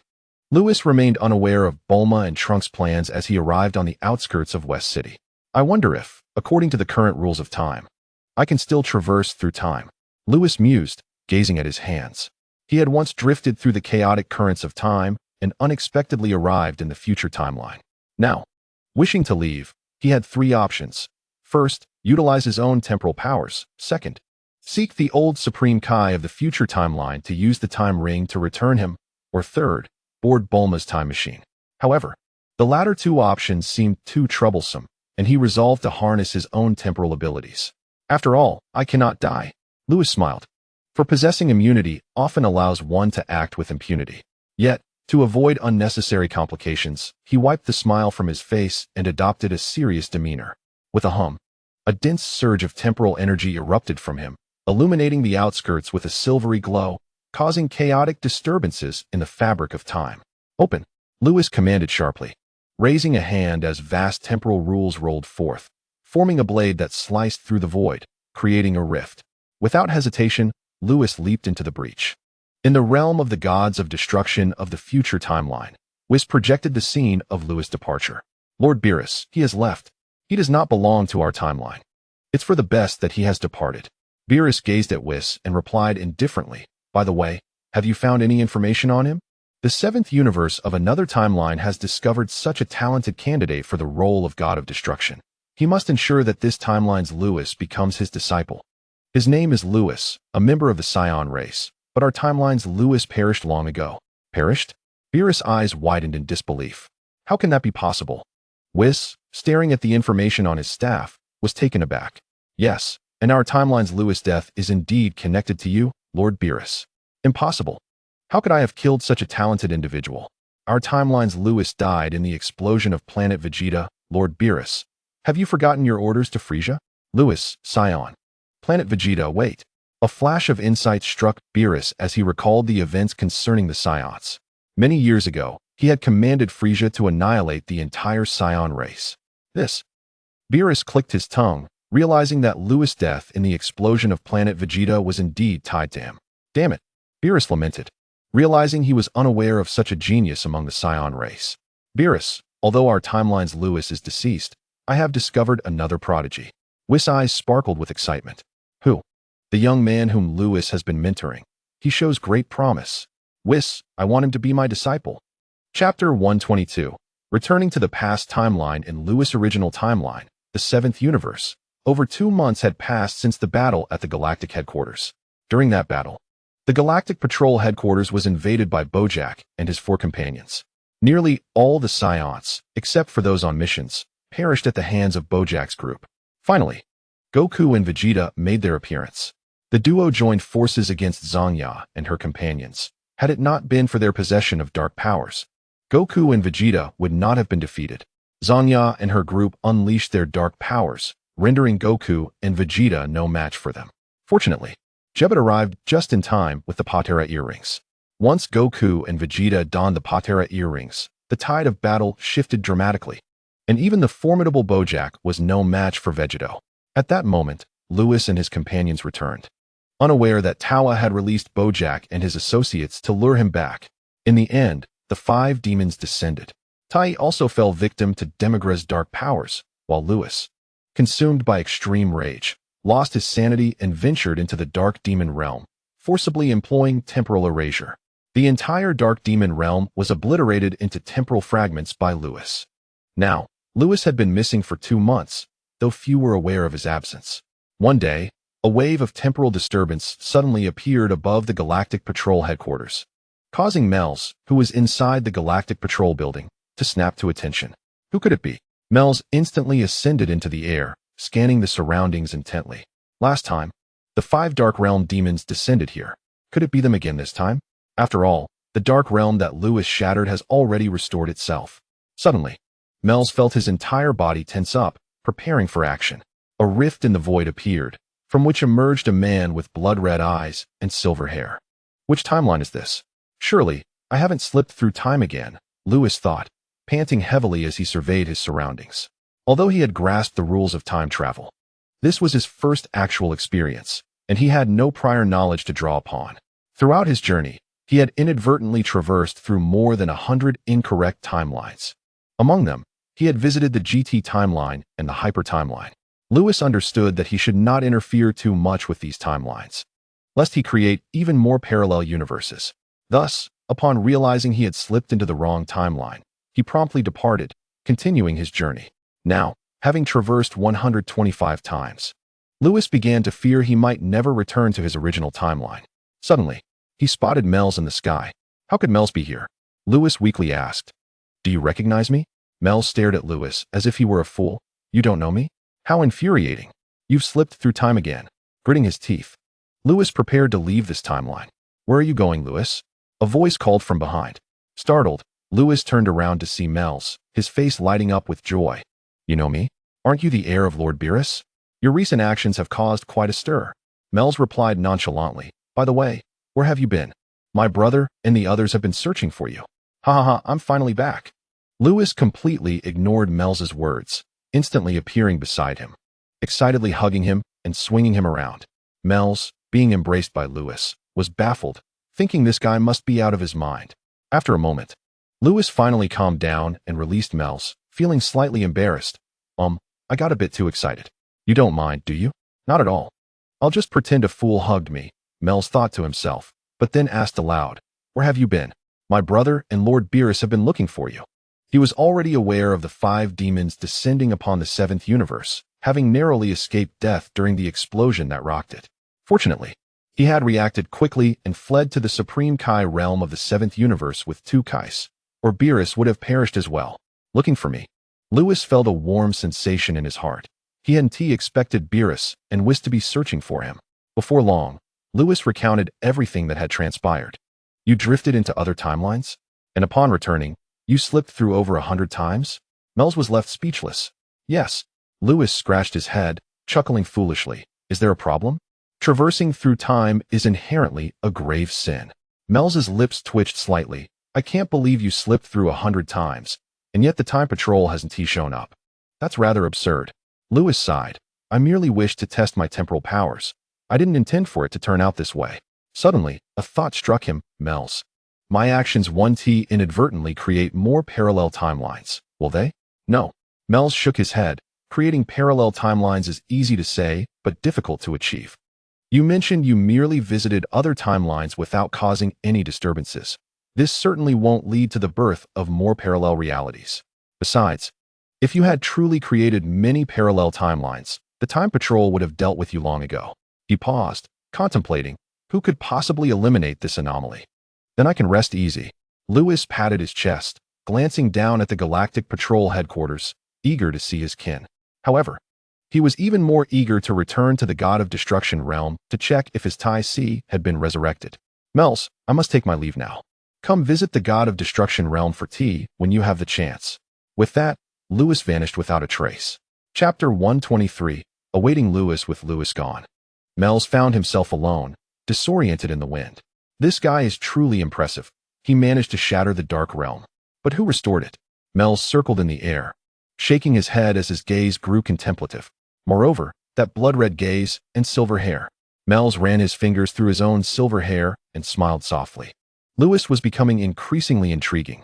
He then looked down at the Scions in the Galactic Patrol headquarters. They were growing stronger and filled with a sense of justice.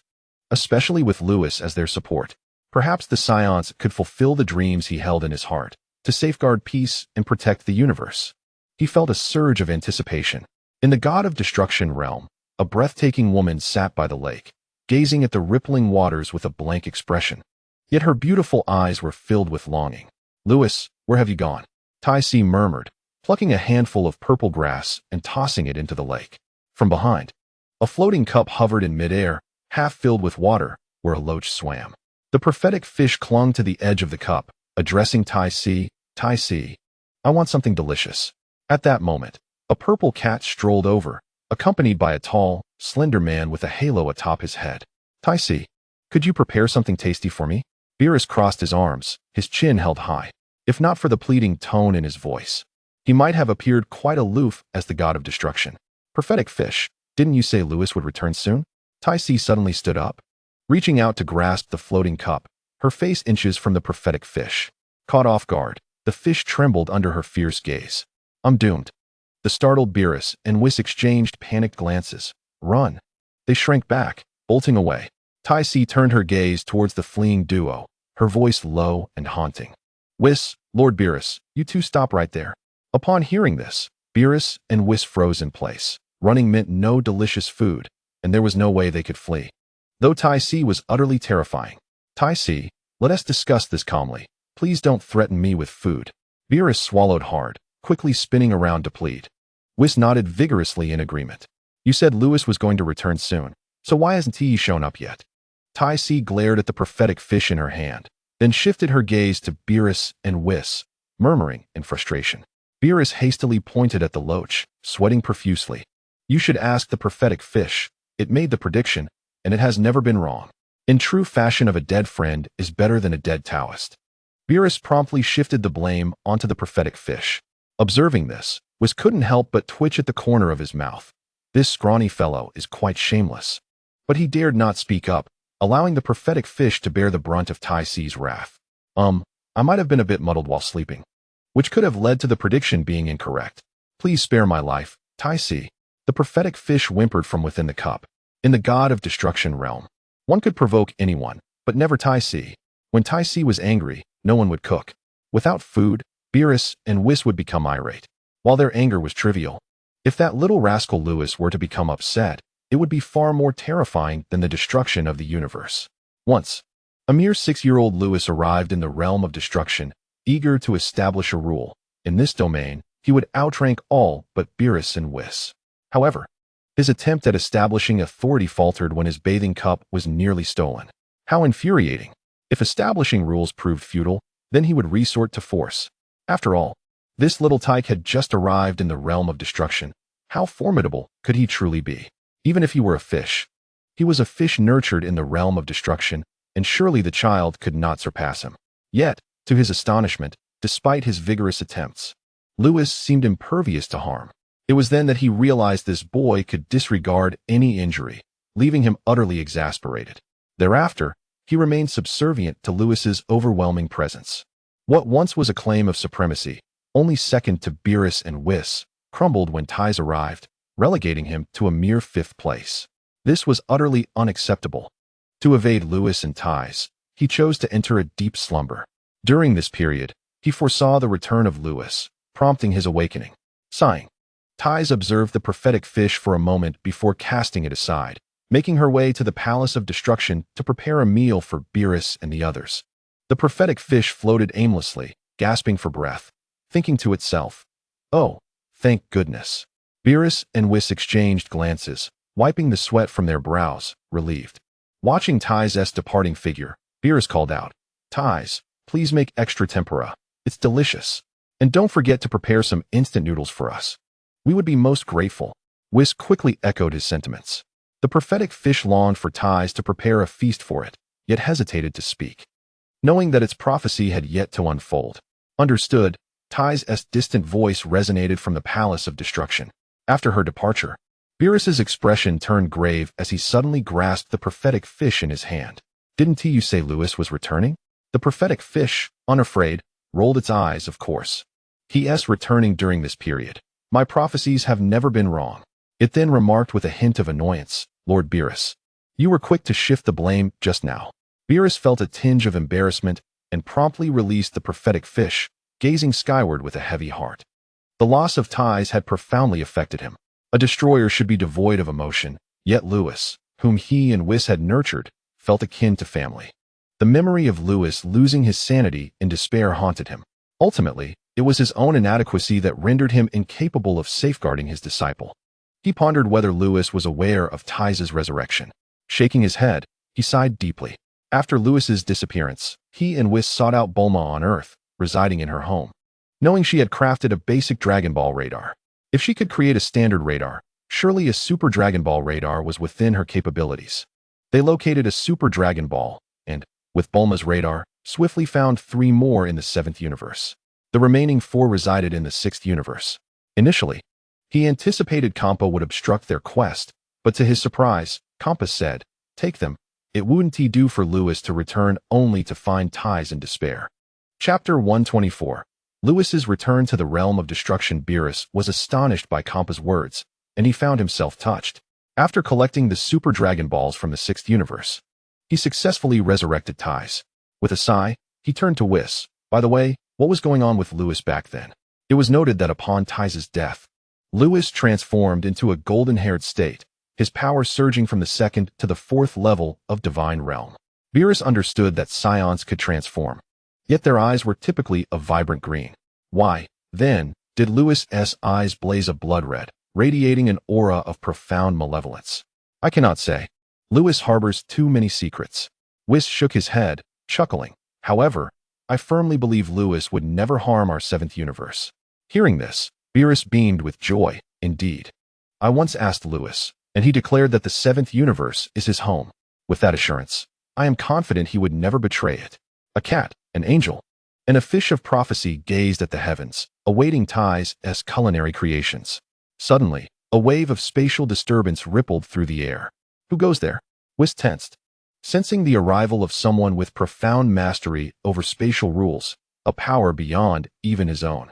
Beerus, enveloped in a destructive aura, recalled the intense battle from 2 months prior, particularly the inexplicable resurgence of the dark demon realm, leaving him anxious over potential mischief. Whis, Lord Beerus. Could the visitor be Lewis? The prophetic fish interjected. A spark of realization ignited in Beerus and Whis' minds. Indeed, the prophetic fish had foretold Lewis's imminent return. They fixed their gaze upon the sky, their eyes filled with anticipation.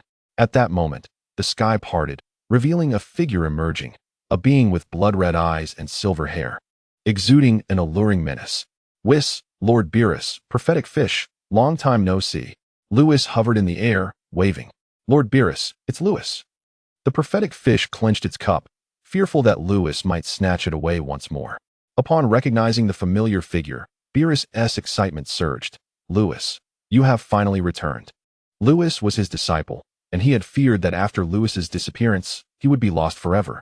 Especially after Whis had mentioned that Lewis had fallen into the chaotic currents of time, an exceedingly perilous realm even deities dreaded. Beerus believed that Lewis's ability to disregard harm meant the chaotic currents posed no threat to him, yet the ethereal nature of that place could easily trap anyone, rendering them unable to return. Now, Lewis had finally found his way back home. Lord Beerus, it is I. I have returned. Lewis joyfully announced, having traversed through countless timelines. Finally arriving in his rightful place, he descended, and Beerus approached, patting his shoulder, repeatedly uttering, "It is good to have you back." During Lewis's absence, Beerus had been plagued by guilt, having previously declared that no one could harm Lewis without his consent. Yet ties had perished, and Lewis had vanished. This weighed heavily upon him. Lord Beerus, Lewis has returned. Let us rejoice. Whis, feeling even more remorseful, recollected the moment Lewis fell into the chaotic currents right before his eyes. Humph. It's not as if you protected Lewis adequately. Beerus's tone was charged with urgency. Enough, Lord Beerus and Whis, I do not hold you at fault. It was my own inadequacy that allowed Demigra to prevail, Lewis replied, sensing Beerus's concern, warmth enveloping his heart. I have returned. Let us all find joy in this moment. Lewis smiled at Beerus, Whis, and the prophetic fish, grateful for their unwavering care. This is Master Whis, who guides his growth. This is the mischievous prophecy fish that sets rules for him every day. It is precisely because of their existence that he is willing to traverse countless time and space, determined to return here.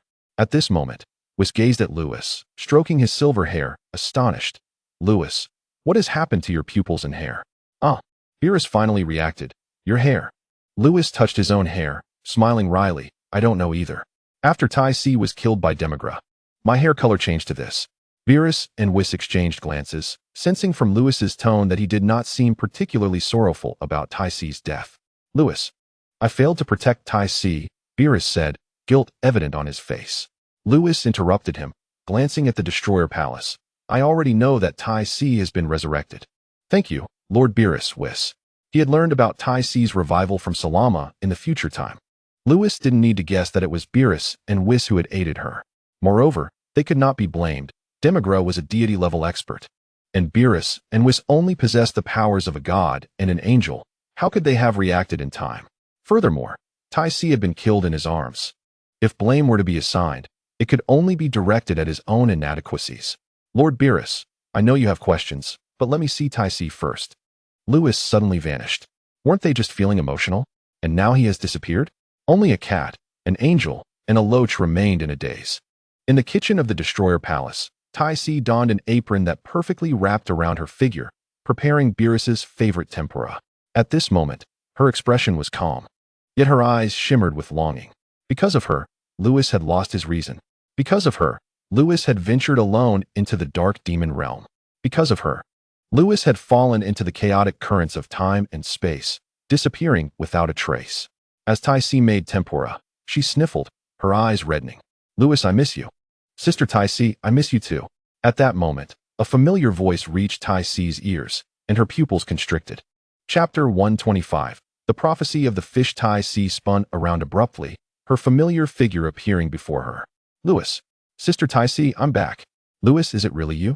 Tai Si was stunned, her cooking utensils clattering to the floor as a warm stream flowed from her eyes. The prophecy fish had not lied. Her Louis had truly returned during this time. You've finally come back. Tai Si covered her face with both hands. Joy, excitement, and relief erupted within her, and tears flowed uncontrollably. You big bad guy. Do you know how afraid I was that you wouldn't return? Tai Si cried. Her first reaction upon being resurrected had been to find Louis, only to learn from Whis's recounting that Louis had fallen into the chaotic currents of time and space. Although Whis had not elaborated, she understood that the chaotic currents of time were undoubtedly a perilous place. For 2 months, she had lived in fear, terrified that her Louis might never return. Don't be afraid, I'm back now. Louis stepped forward, gently pushing her small hands aside to wipe her tears. As her tears continued to flow, he persisted in wiping them away. Finally, Tai Si's tears ceased, and she lowered her head. Louis, don't look at me. I'm ugly. No, you are not ugly at all. You are the most beautiful. Louis tightly embraced her, feeling her soft body and warm temperature. This was a tangible sensation. His Tai Si had truly been revived. How wonderful. The two remained in each other's embrace. Suddenly, Tai Si raised her head and reached out to touch his silver hair, her eyes reddening.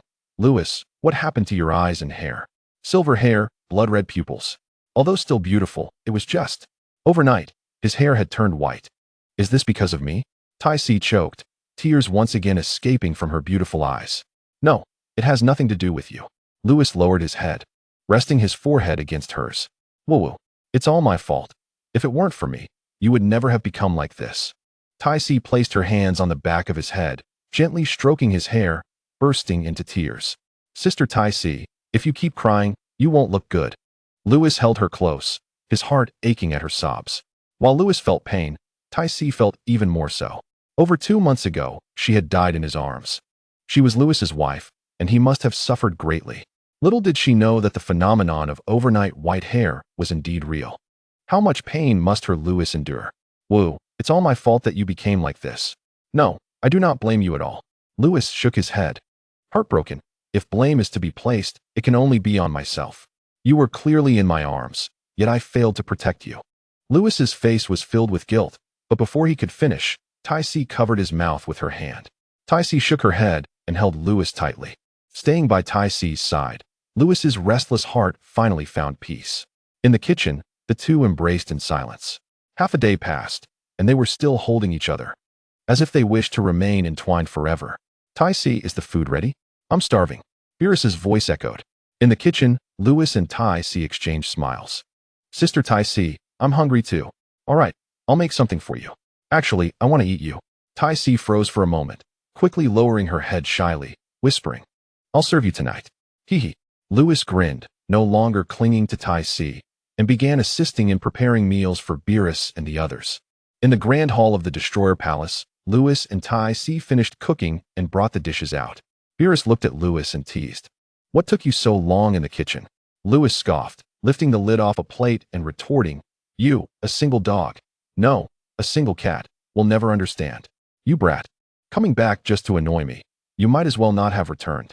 I didn't want to return either, but here are my cat-like destroyer, my angelic master, my mischievous loach, and most importantly, my sister Tai Si.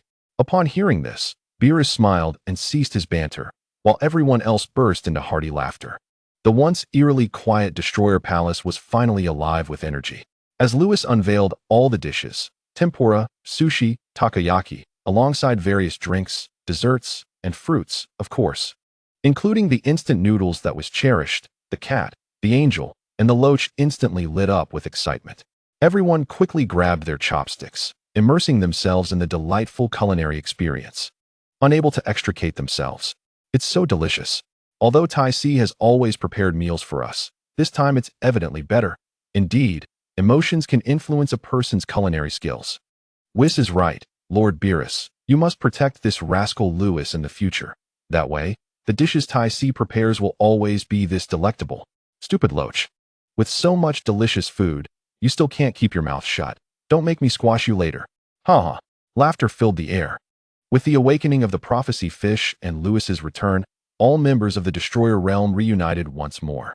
They did not rush to inquire about Lewis's whereabouts over the past 2 months. Instead, they continued to relish the delicious food, savoring this rare moment of tranquility. Lewis relished the moment, having endured Ty's demise and traversed through time and space to return, experiencing countless temporal misadventures. If this moment could linger indefinitely, it would be splendid. However, Demigra loomed as Lewis savored Ty's culinary creations, a glimmer of coldness flashing in his eyes. I shall not let you escape unscathed.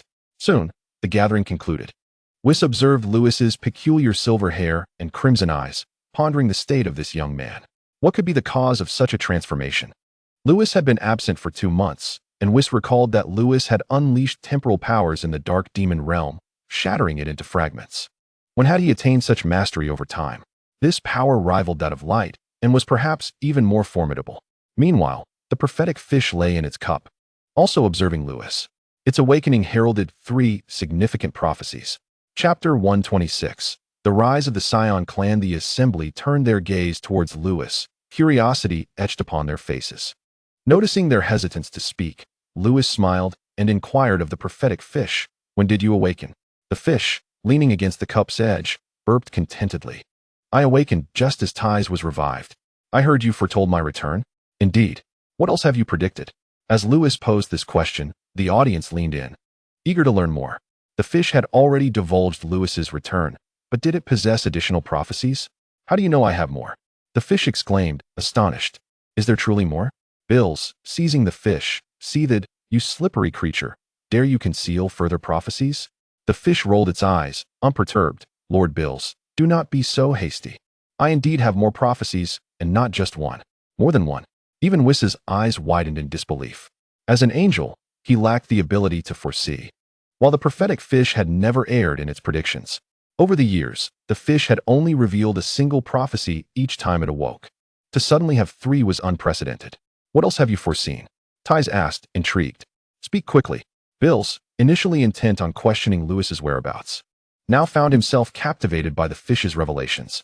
"The first prophecy is Lewis's return, which is already known. The second—" It paused, glancing at Bills. Bills, feeling a chill, wondered if the second prophecy pertained to him. "Yes, it does concern you, Lord Bills," the fish stated solemnly. "I have foreseen a formidable adversary for you in the future, known as the God of Super Saiyans." Upon hearing this, Lewis chuckled, recalling the anime's storyline where Bills learned of a powerful foe, the God of Super Saiyans. The timeline had accelerated significantly, advancing by over a decade. "I have a formidable adversary named the God of Super Saiyans," Bills exclaimed, eyes wide as he turned to Lewis. "That name closely resembles your own Super Saiyan form, does it not? He is the mightiest destroyer. Who among the Saiyans could rival him?" Bills struggled to fathom the possibility that this enemy might be Lewis himself. Whis and Ty's exchanged glances. The notion of Lewis being Bills's rival seemed implausible. "Do you truly believe I would oppose you, Lord Bills?" Lewis retorted, slightly exasperated.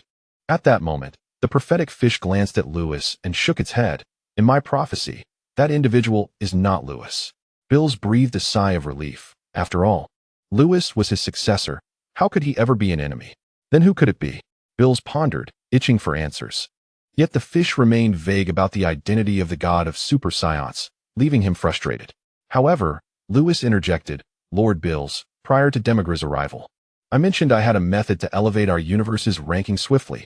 "Oh, I recall you spoke of a way for all Saiyans to fuse," Bills exclaimed, excitement gleaming in his eyes. "What is this method?" "This method involves the fusion technique from the planet Metamor," Lewis revealed, no longer withholding. "You need only consult the old Kaioshin. He will surely know the secret technique." In truth, Lewis believed that beyond the fusion technique, the God of Super Saiyans mentioned by the prophetic fish could also elevate their universe's standing. He had initially planned to wait until every Saiyan could transform into a Super Saiyan before sharing this information, but upon his return, he resolved to elevate the entire Saiyan clan. Then they would strike against the dark demon realm. What? Bills was taken aback. Did Lewis truly know who the God of Super Saiyans was? Whis, Ty's, and the prophetic fish regarded Lewis with questioning eyes, filled with intrigue. "You shall soon find out," Lewis replied, shaking his head. Once he comprehended all that had transpired after losing his sanity, he would return to his clan. More mysteries. Bills fumed, while Whis was equally exasperated. And the third prophecy? Everyone turned to the fish, including Lewis, who awaited its response. The fish appeared flustered, rubbing its whiskers together. I seem to have forgotten. It genuinely had forgotten the details, but vaguely recalled a vision. In the dim chaos, a blurred figure flickered with light, and the world began to change. Boom. The crowd fell to the ground. This was indeed characteristic of the prophetic fish, even forgetting its own prophecies. Bill's Whis. And Lewis felt helpless in the face of this, while Ty stifled a laugh. Enough. Bills rose from the ground, fixing his gaze on Lewis. Where have you been these past 2 months? All eyes turned towards Lewis, for this was their most pressing curiosity. Under their watchful stares, Lewis sighed. After witnessing Ty's death at Demigra's hands, I lost my sanity, and I cannot recall what transpired thereafter. He glanced at Ty's, a pang of sorrow in his heart, vowing never to allow her to suffer harm again.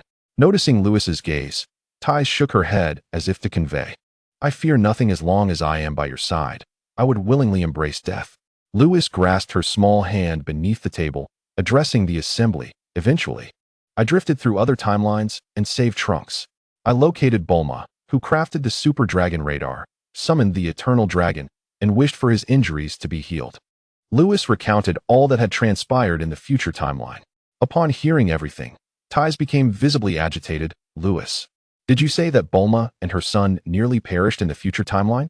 Indeed, even your parents fell victim to those 2 androids, Lewis lamented, his heart aching for Bulma and Trunks in that bleak future. Chapter 127, Temporal Issues. Bang. Ty's eyes blazed with fury as she clenched her fists and struck the table with great force, sending all the dishes flying.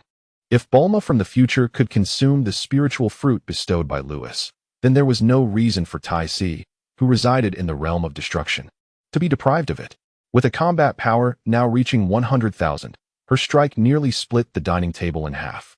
Fortunately, Beerus's table was crafted from a divine tree, thus sustaining no damage.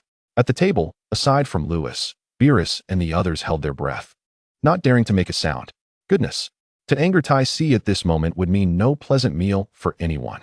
We dare not provoke her. Our timelines are ultimately disconnected, and I have already eliminated those 2 androids. Lewis grasped Ty's hand, attempting to comfort her, but could she truly hear him? I understand. Ty replied, biting her lip and forcing a grim smile. It was not surprising for her to exhibit such an expression, despite the differing timelines. Bulma and her companions from the future were still Ty's kin, much like Vegeta from the anime, who, upon hearing of Trunks' troubles in the future, became enraged and was eager to confront the threats there. After a while, the atmosphere around the dining table lightened slightly. Beerus looked at Lewis and remarked, You still plan to search for the Super Dragon Balls to restore your injuries? Quite clever of you. According to Lewis's account, he had sustained severe wounds from forcibly erasing time, a power so intricate that it was beyond the recovery capabilities of ordinary beings, even those of angelic status, leaving only high-ranking angels with the means to assist. Last time, Lewis's reckless use of erasure resulted in such injuries, making him acutely aware of his own vulnerabilities. Although he could disregard any harm inflicted upon him, he could not negate the damage he caused himself. Thankfully, he was aware of the Super Dragon Balls, or he would have met his demise. If I do not seek the Super Dragon Balls, who else could I possibly look for? Lewis remarked, noticing Ty's emotions stabilizing somewhat. He turned to Beerus with a wry smile. I cannot very well approach another version of you in a different timeline. Seek me? Beerus shook his head. Even if you were to inadvertently traverse to another timeline, it would still be considered manipulating time. The other version of me would not recognize you, and would surely take action. Haha. Lord Beerus, you certainly possess self-awareness. Wait, the other version of me truly attacked you? Beerus's eyes widened, having merely spoken in jest. Indeed. Lewis chuckled, sharing the details. He had engaged in a battle with the Beerus of the future timeline, and through their similar fighting styles, he had managed to convince that version of Beerus of his identity. Ultimately, the future Beerus pretended to be outmatched and fled with the future Bato's siblings, clearly wishing to protect his disciple from harm. Oh my. I had no idea the other Beerus could be so endearing. Whis stifled a laugh behind his hand. Lewis joined in the laughter. Both versions of Beerus were remarkably charming.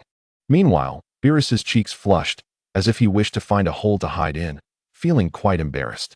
Thankfully, the other version of him had accepted Lewis's identity and had not pursued any further conflict. By the way, when I summoned the super dragon, Lord Salama took control of the dragon's body. Lewis declared outright. What? You mean Lord Salama? Beerus and Whis jumped from their seats in shock, even the prophetic fish in their cups leaping into the air, astonished.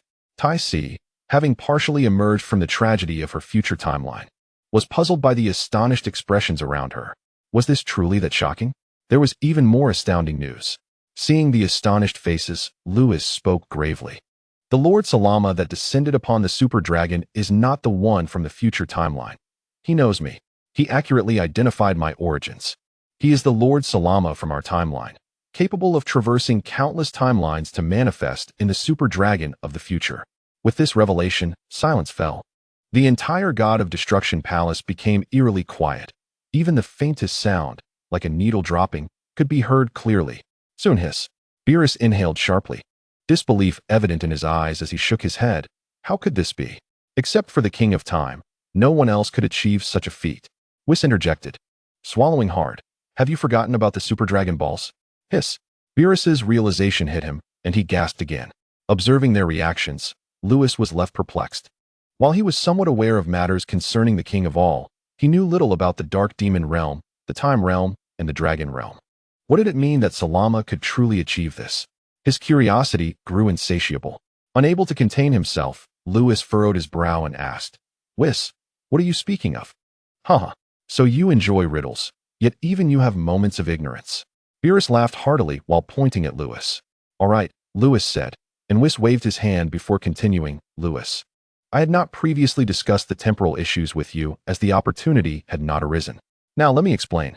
In recent years, far too many events have transpired. First, other gods of destruction brought their candidates to the seventh universe to battle, followed by Ketra's ambush, and ultimately, the arrival of 5 demon gods directly in the seventh universe. Given the overwhelming circumstances, and since you had not yet encountered time issues, I refrained from elaborating. Hearing Whis's words, Lewis was taken aback. Were they not discussing Salama? How had the conversation shifted to temporal issues? Puzzled, he chose to quietly listen to Whis's explanation. In this world, time and space are the most enigmatic entities. Sometimes, even the smallest event can give rise to an entirely new parallel timeline. As for the specifics, they remain unknown. However, according to the King of Time, any alteration in the trajectory of historical development can result in the emergence of parallel timelines. Yet, since no one knows the original trajectory of history, no one can prevent the birth of these parallel timelines. Within each parallel timeline, all things remain identical prior to the historical alteration, meaning that each timeline contains you, me, and him. Nevertheless, there exists a singular place in this world, the Time Realm, located at the end of time, governed by the King of Time. The Time Realm is overseen by the Time Realm deities, who manage all timelines. Only those from the Time Realm possess the qualifications to address temporal issues. Their existence prevents our world from succumbing to the chaos of excessive parallel timelines, averting a temporal cataclysm. Chapter 128.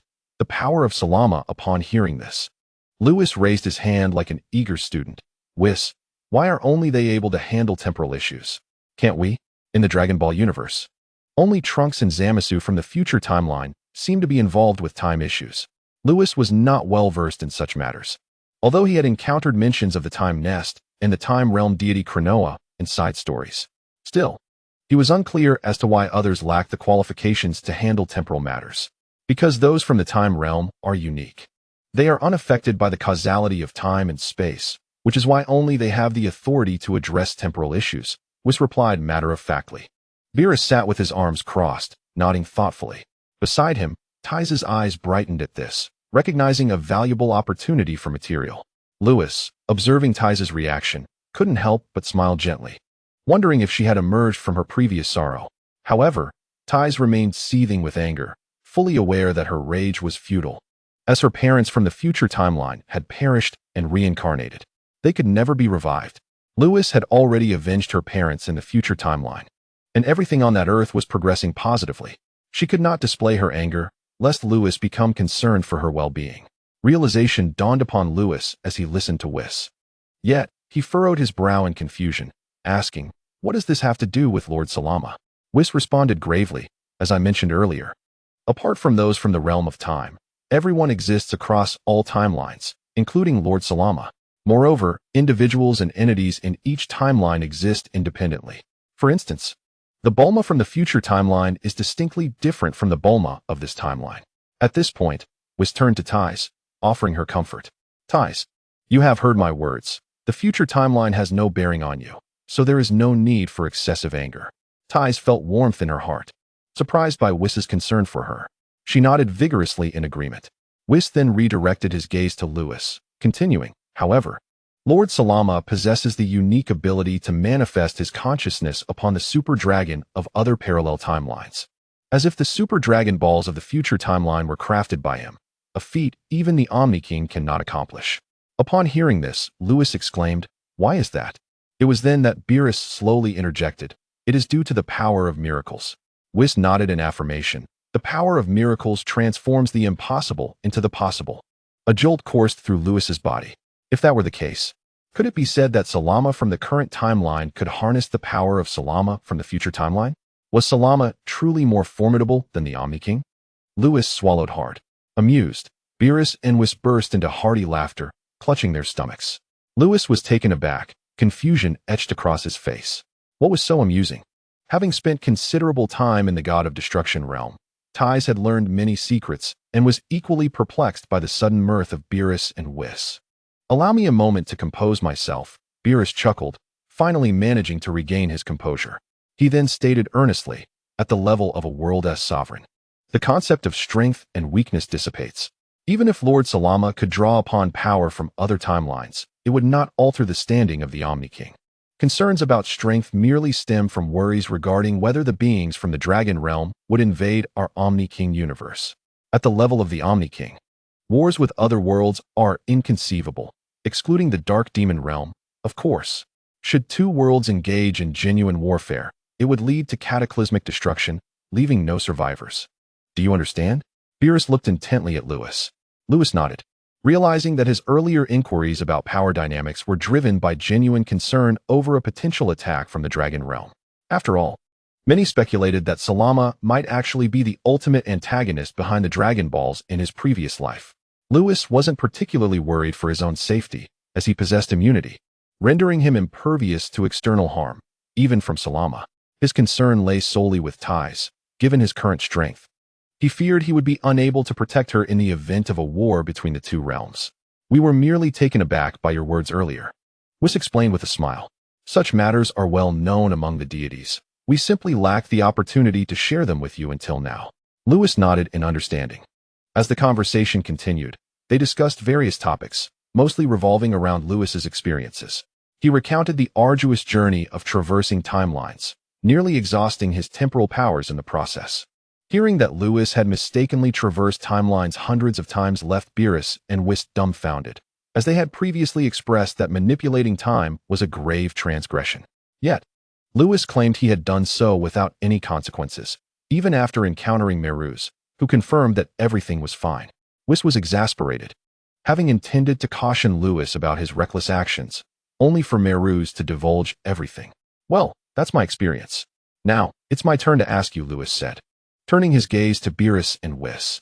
They exchanged glances before Whis encouraged, "Ask away. What happened after I lost my sanity? Why did I fall into the chaotic flow of time?" Lewis inquired. "You forgot." Beerus was momentarily taken aback.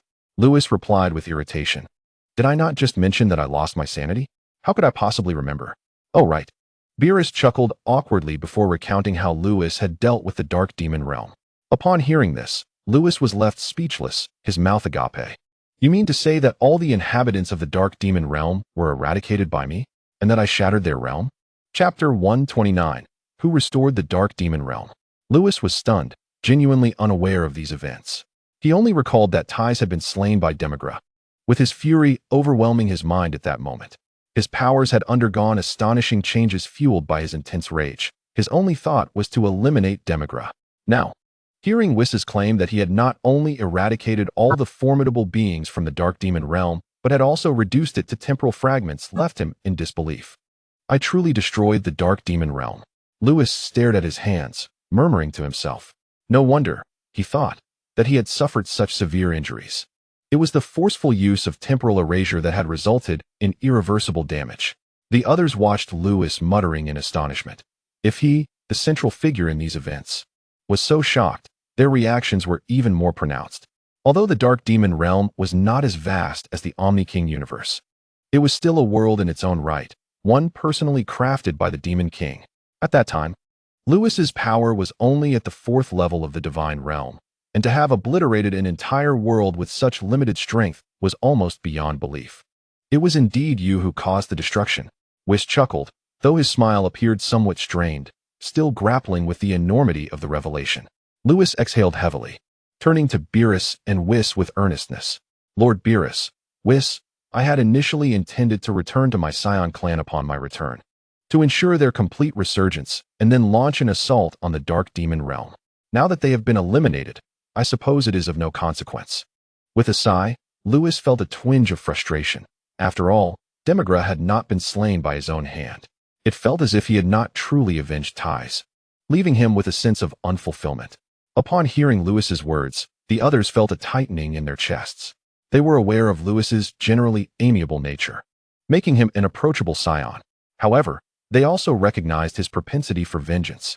Much like the incident with Quitella, where he had pursued retribution with resolve, the fact that Demigra had harmed Ties, his Achilles heel, would undoubtedly provoke a desire for vengeance within him. Given Lewis's character, it was entirely reasonable for him to contemplate an attack on the Dark Demon realm. He had only mentioned returning to his clan and leading the Scions against the Dark Demon realm without seeking their assistance, as he did not wish to burden them. Beerus and Whis exchanged a glance, their faces clouded with melancholy. What should they do? The dark magic realm had been shattered by Lewis, yet it had somehow been restored. What troubles you? Lewis noted the peculiar expressions on Beerus and Whis's faces. Beside him, Ties wore a grim countenance, seemingly troubled by something. As for the prophetic fish, it had sunk to the bottom of the cup, too frightened to witness the unfolding events. Lewis, I bear some unwelcome news. Beerus swallowed hard and began. You must promise me not to act recklessly. Lewis furrowed his brows. What is it? The dark magic realm was destroyed by you, but it has inexplicably been restored by someone else. What? Lewis sprang from his chair, fixing an intense gaze on Beerus and Whis. Indeed, all 12 of us siblings were initially quite pleased to see the dark magic realm's destruction. I knew you would be fine. We merely needed to await your return. Whis sighed.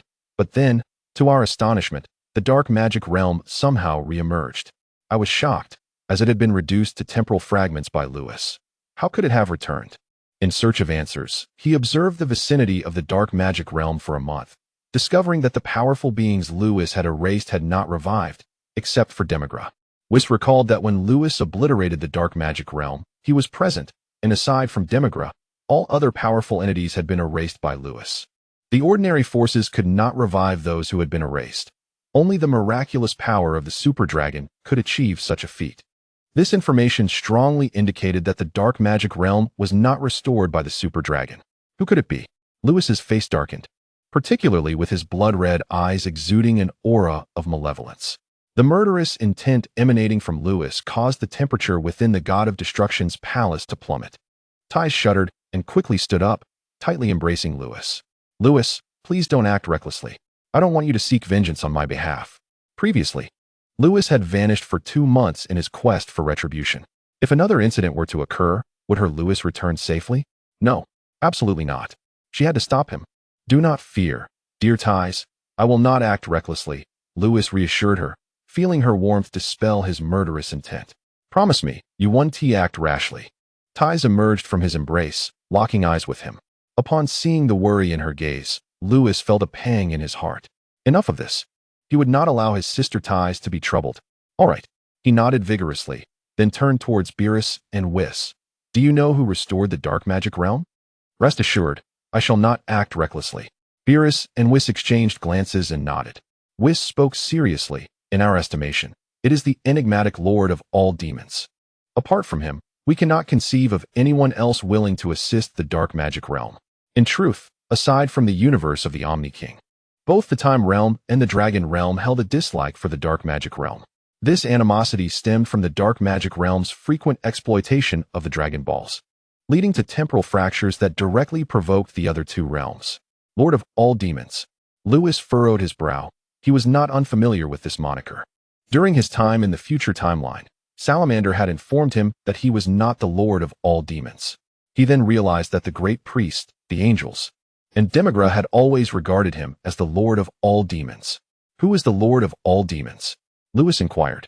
As he only knew of the connection between the Lord of all demons and the former great priest, but was unaware of the deeper secrets. Shortly, Whis elucidated the origins of the Lord of all demons. He is the brother of the Omni-King, once another sovereign of the Omni-King universe.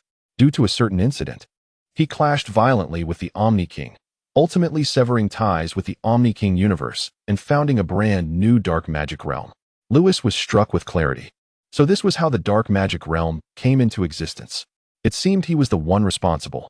The formidable antagonist of the dark magic realm could only be him, as no one else would lend their aid. Was he as powerful as the Omni-King? Lewis bitterly smiled. He had originally intended to act recklessly, but upon learning that the Lord of all demons had restored the dark magic realm, he realized he could not afford to be reckless. After all, with his current strength, he could not even contend with the great priest, let alone a ruler of a realm. He could only spare Demigra and the dark magic realm for now, waiting for the day he had sufficiently trained to bring about Demigra's demise. Chapter 130. The great priest's attitude towards Lewis. The atmosphere in the god of destruction's palace eased somewhat. With Lewis's assurance of not acting recklessly, Ties naturally believed Lewis would not deceive her. She departed the palace alongside the prophetic fish. The dining table still bore remnants of their meal. Whis waved his staff, tidying up the tableware, marking the conclusion of the gathering of all members of the god of destruction. During the banquet, they had conversed for quite some time, marveling at Lewis's experiences. He had lost his sanity, slaughtered all the powerful beings of the dark magic realm, and ultimately shattered the entire realm. His return involved traversing through countless timelines, a foolish endeavor that elicited laughter. However, Beerus and Whis understood that Lewis merely sought to test his temporal powers. Fortunately, no severe consequences ensued, rendering it inconsequential. As for Salamander projecting his consciousness onto the super dragon in the future timeline, Beerus and Whis found themselves at a loss for words, realizing they had gained a deeper understanding of such a sovereign-level being. Through their recounting, Lewis learned of all his actions during his loss of sanity. He had personally eliminated all the powerful beings of the dark magic realm. Although the realm was ultimately restored by the Lord of all demons, he had at least avenged Ties. After Ties and the prophetic fish departed, only Beerus, Whis, and Lewis remained in the palace. Whis, I wish to know your father's stance towards me. Lewis sat at the table, resting his chin on his hands. His blood-red eyes and silver hair gave him an air of reckless abandon. Beerus's lips twitched slightly. He found himself adjusting to Lewis's current demeanor, but he turned his gaze towards Whis. If Lewis was not the Lord of all demons, would the great priest allow him to remain in the Omni-King universe? My father has not intervened. Whis shook his head. Previously, his father had believed Lewis to be the Lord of all demons and sought to draw him back into the Omni-King universe S-fold while Lewis had yet to truly awaken. Thus, even if the Lord of all demons did awaken, he would retain memories of this time. Whis could not fathom why his father acted in such a manner, but he surmised that his father must have aimed to alter something. Perhaps he wished to cease the enmity between the two realms? After all, for many years, the Omni-King universe and the dark magic realm had waged war. Prior to Lewis's emergence, the two realms had not inflicted significant casualties upon one another, but had instead generated numerous parallel timelines. An excess of parallel timelines was detrimental to both the Omni-King universe and the dark magic realm. Yet, all of this hinged upon the assumption that Lewis was the Lord of all demons. Now that Lewis was not, and given the peculiarity of his power, if Whis were to place himself in his father's shoes, he would surely not permit Lewis to roam freely within the Omni-King universe. After all, Lewis's strength was terrifying. Should he cause trouble, it would bring nothing but harm to the Omni-King universe. However, the fact that his father did not intervene with Lewis indicated that the Omni-King also did not concern himself with Lewis. Lewis was bewildered upon his return. His foremost concern was the attitude of the Grand Priest and the Omni-King towards him. He was acutely aware of his unique circumstances. Why would the Grand Priest and the Omni-King choose to overlook him? Don't look at me. I have no idea. Whis shook his head and smiled. But isn't this a good thing? If Lewis were to be exiled or sealed by the Grand Priest, he wouldn't know what to do. On one side was his father, and on the other, his disciple. Just thinking about it was a headache. Fortunately, his father had said nothing. Hearing Whis's words, Lewis, though perplexed, exhaled deeply. Prior to his return, he had contemplated what he would do if the Grand Priest and the Omni-King could not accept him. He had planned to escape the Omni-King's universe with ties to the Dragon Realm. This was a premeditated course of action, as in a future timeline. Salama had invited him to the Dragon Realm. Yet, leaving the Omni-King's universe was not something he could easily bring himself to do. After all, Tai's family resided here, as did Beerus, Whis, Goku, Vegeta, Old Kai, and others. The seventh universe held too many memories for him. Truthfully, Lewis did not wish to depart from this place. Wonderful! Beerus exclaimed, leaping with excitement upon hearing Whis's words. Seeing Beerus's elation, Lewis couldn't help but smile. Whis approached and ruffled Lewis's hair, saying, "This is the little one I've raised since childhood." After chatting with Beerus for a while and reconfirming the Grand Priest's stance towards him, Lewis felt a sense of relief. He exchanged greetings with Beerus and left the God of Destruction's realm, for he had more pressing matters to attend to, ensuring the complete rise of the Saiyan race. Inside the God of Destruction's palace, only Beerus and Whis remained. Beerus stroked his chin and inquired, "Whis, have you noticed that Lewis's hair color is identical to that of your angels?" "I've seen it. Why do you ask?"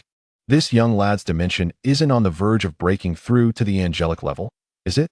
Whis pondered for a moment before responding. "I didn't expect you to think so, Lord Beerus." Beerus widened his eyes in surprise. "You think the same way?" Whis nodded. "Lewis's current state is too peculiar, blood-red pupils. Silver hair. Aside from a potential breakthrough to the angelic realm, I can't fathom any other explanation. Above the divine dimension is the angelic dimension, and beyond that lies the priestly dimension." Beerus scratched his head in confusion. "But why can't I sense any signs of his dimensional breakthrough?" Whis rolled his eyes. "As if you could sense the dimensions of the angelic realm." "Ha ha ha." Beerus laughed awkwardly. He was indeed at the pinnacle of the divine dimension and couldn't sense the angelic level. "But you're right. I haven't detected any signs of Lewis preparing to break through." Beerus retorted, "So why did you just challenge me?" "Oh, I merely thought the atmosphere was a bit tense, so I made a joke." Meanwhile, Lewis instantaneously teleported to the Kaioshin realm. "Old Kaioshin, do you know where the Metamor star is?" Chapter 131, Super Saiyan 5? The old Kaioshin was observing the seventh universe through a crystal ball when he heard this and suddenly froze. That voice sounded so familiar. Sitting on the grass, Asen turned around excitedly. "Lewis." The old Kaioshin also turned, recognizing the figure, and exclaimed, "When did you return?" Witnessing the reactions of the old Kaioshin and Asen, Lewis felt a genuine warmth in his heart. "I've just been back for half a day. I'm sorry for worrying you both during my 2-month absence. As long as you are back, that's what matters." The old Kaioshin sighed heavily with relief. After all, Lewis was his candidate for the God of Destruction in the seventh universe. Asen chimed in, "Lewis, where have you been these past 2 months?" "Both old Kaioshin and I were worried sick. I traveled to the future timeline." Lewis recounted his experiences, leaving the old Kaioshin and Asen in stunned silence. Summoning the eternal dragon from another timeline and traversing through countless time dimensions, was this lad trying to reach the heavens? "You didn't seek help from another version of me to return, did you?" The old Kaioshin's mouth twitched in exasperation. "Help you?" In the future timeline, Majin Buu hadn't even appeared, and that timeline's Gohan was already dead at the hands of those 2 androids. The future version of you is likely sealed within the Z-Sword. Realizing Lewis's expression, the old Kaioshin recalled his own experience, his face darkening. Given the historical parallels, it was quite possible that his counterpart in the parallel timeline was also sealed within the Z-Sword by Beerus. "You are quite ungrateful, knowing the other me is sealed. You didn't lend a hand. I worried about you for 2 months, and now I'm truly infuriated."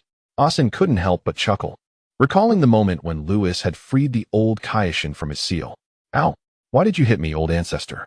Asen crouched on the ground, covering his head innocently. "Stop laughing and go copy the duties of the Kaioshin 100 times. The old Kaioshin was furious, especially since even his junior was mocking him. Asen, with a small head, scampered off, his rooster-like hair bobbing adorably.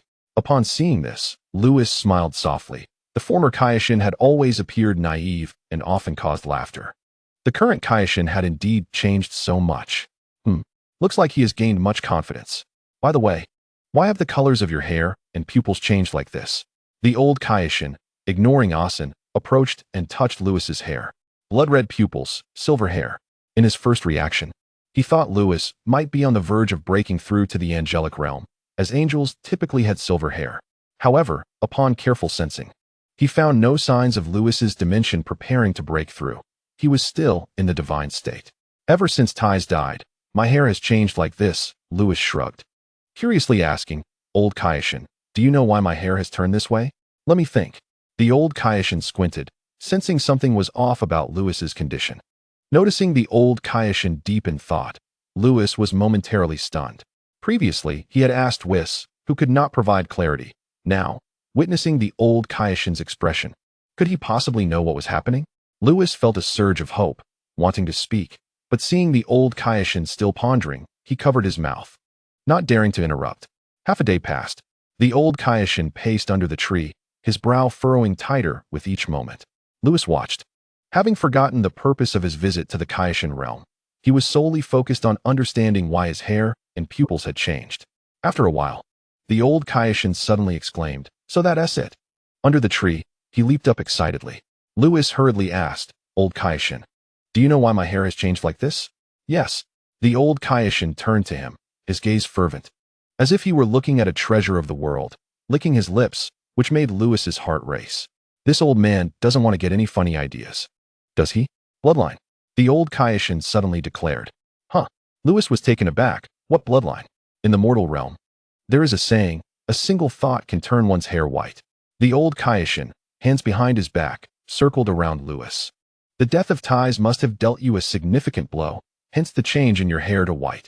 However, your pupils have transformed into a blood-red hue, indicating that my previous assumption was erroneous.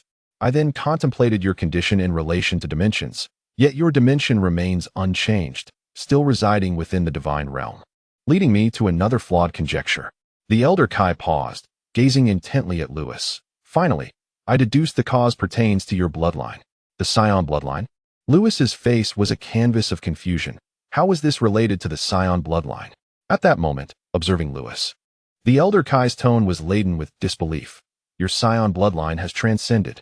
Lewis was about to inquire further when the elder Kai continued. 2 months prior, did you not transform into a Super Saiyan 3? The transformation of a Super Saiyan is a testament to the elevation of one's bloodline. In his observations, he noted that a Saiyan's power is profoundly influenced by their emotions. The more incensed they become, the greater their strength surges. Anger can even shatter their self-imposed limitations, allowing them to assume a wholly new Super Saiyan state. After extensive study, he finally grasped the reasoning behind this phenomenon. Indeed, transforming into a Super Saiyan signifies the elevation of the Saiyan bloodline.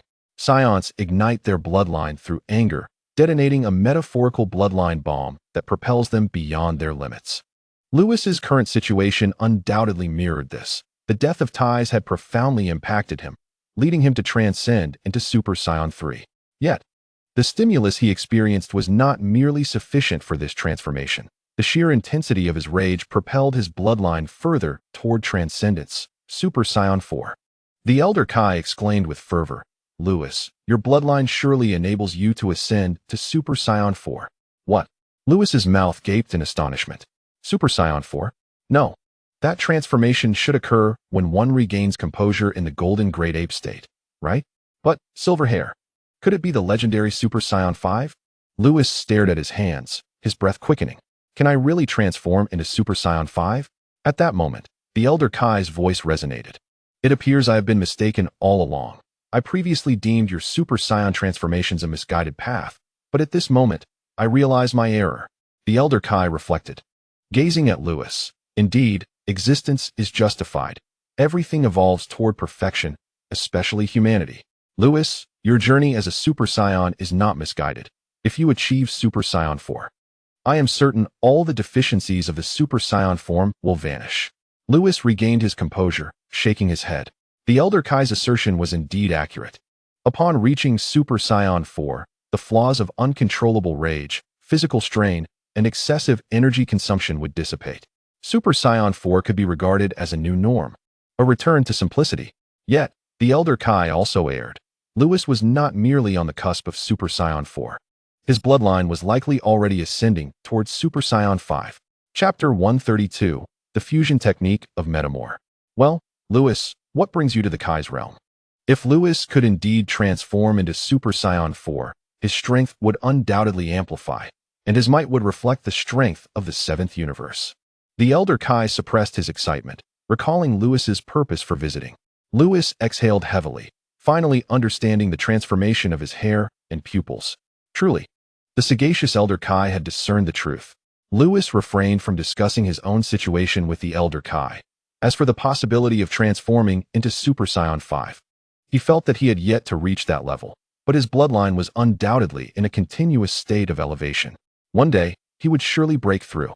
Containing his excitement, Lewis inquired, "Might I ask, Elder Kai, do you know of the planet Metamor?" This was indeed the purpose of his visit to the Kai's realm. He sought to ensure the complete resurgence of the Saiyan race. Metamor? The Elder Kai stroked his chin, the name ringing a bell, though he struggled to recall why. In his mind, he quickly pinpointed the planet's location. It lies within the North Galaxy, in the Karistar system. What do you seek there? 2 months ago, did you not send Jebet with 2 Patera earrings for my kin? Lewis recounted the incident involving Bojack's invasion of the Galactic Patrol headquarters. The fusion technique. The Elder Kai's eyes widened in realization. He finally recalled why Metamor felt familiar. In the vast cosmos, determining the strongest race was challenging, but identifying the most unique race was unequivocally the Metamorians. Long ago, this sector of the universe had been beset by chaos instigated by the Dark Demon realm. At that time, Beerus was still in slumber. As a mere Kai, he had no means to contend with the formidable beings of the Dark Demon realm. In his helplessness, the Metamorians stepped forth. They imparted the fusion technique to 2 powerful beings in the universe, enabling them to merge into an entirely new warrior. The strength of that warrior was terrifying, even reaching the pinnacle of the first layer of the God realm.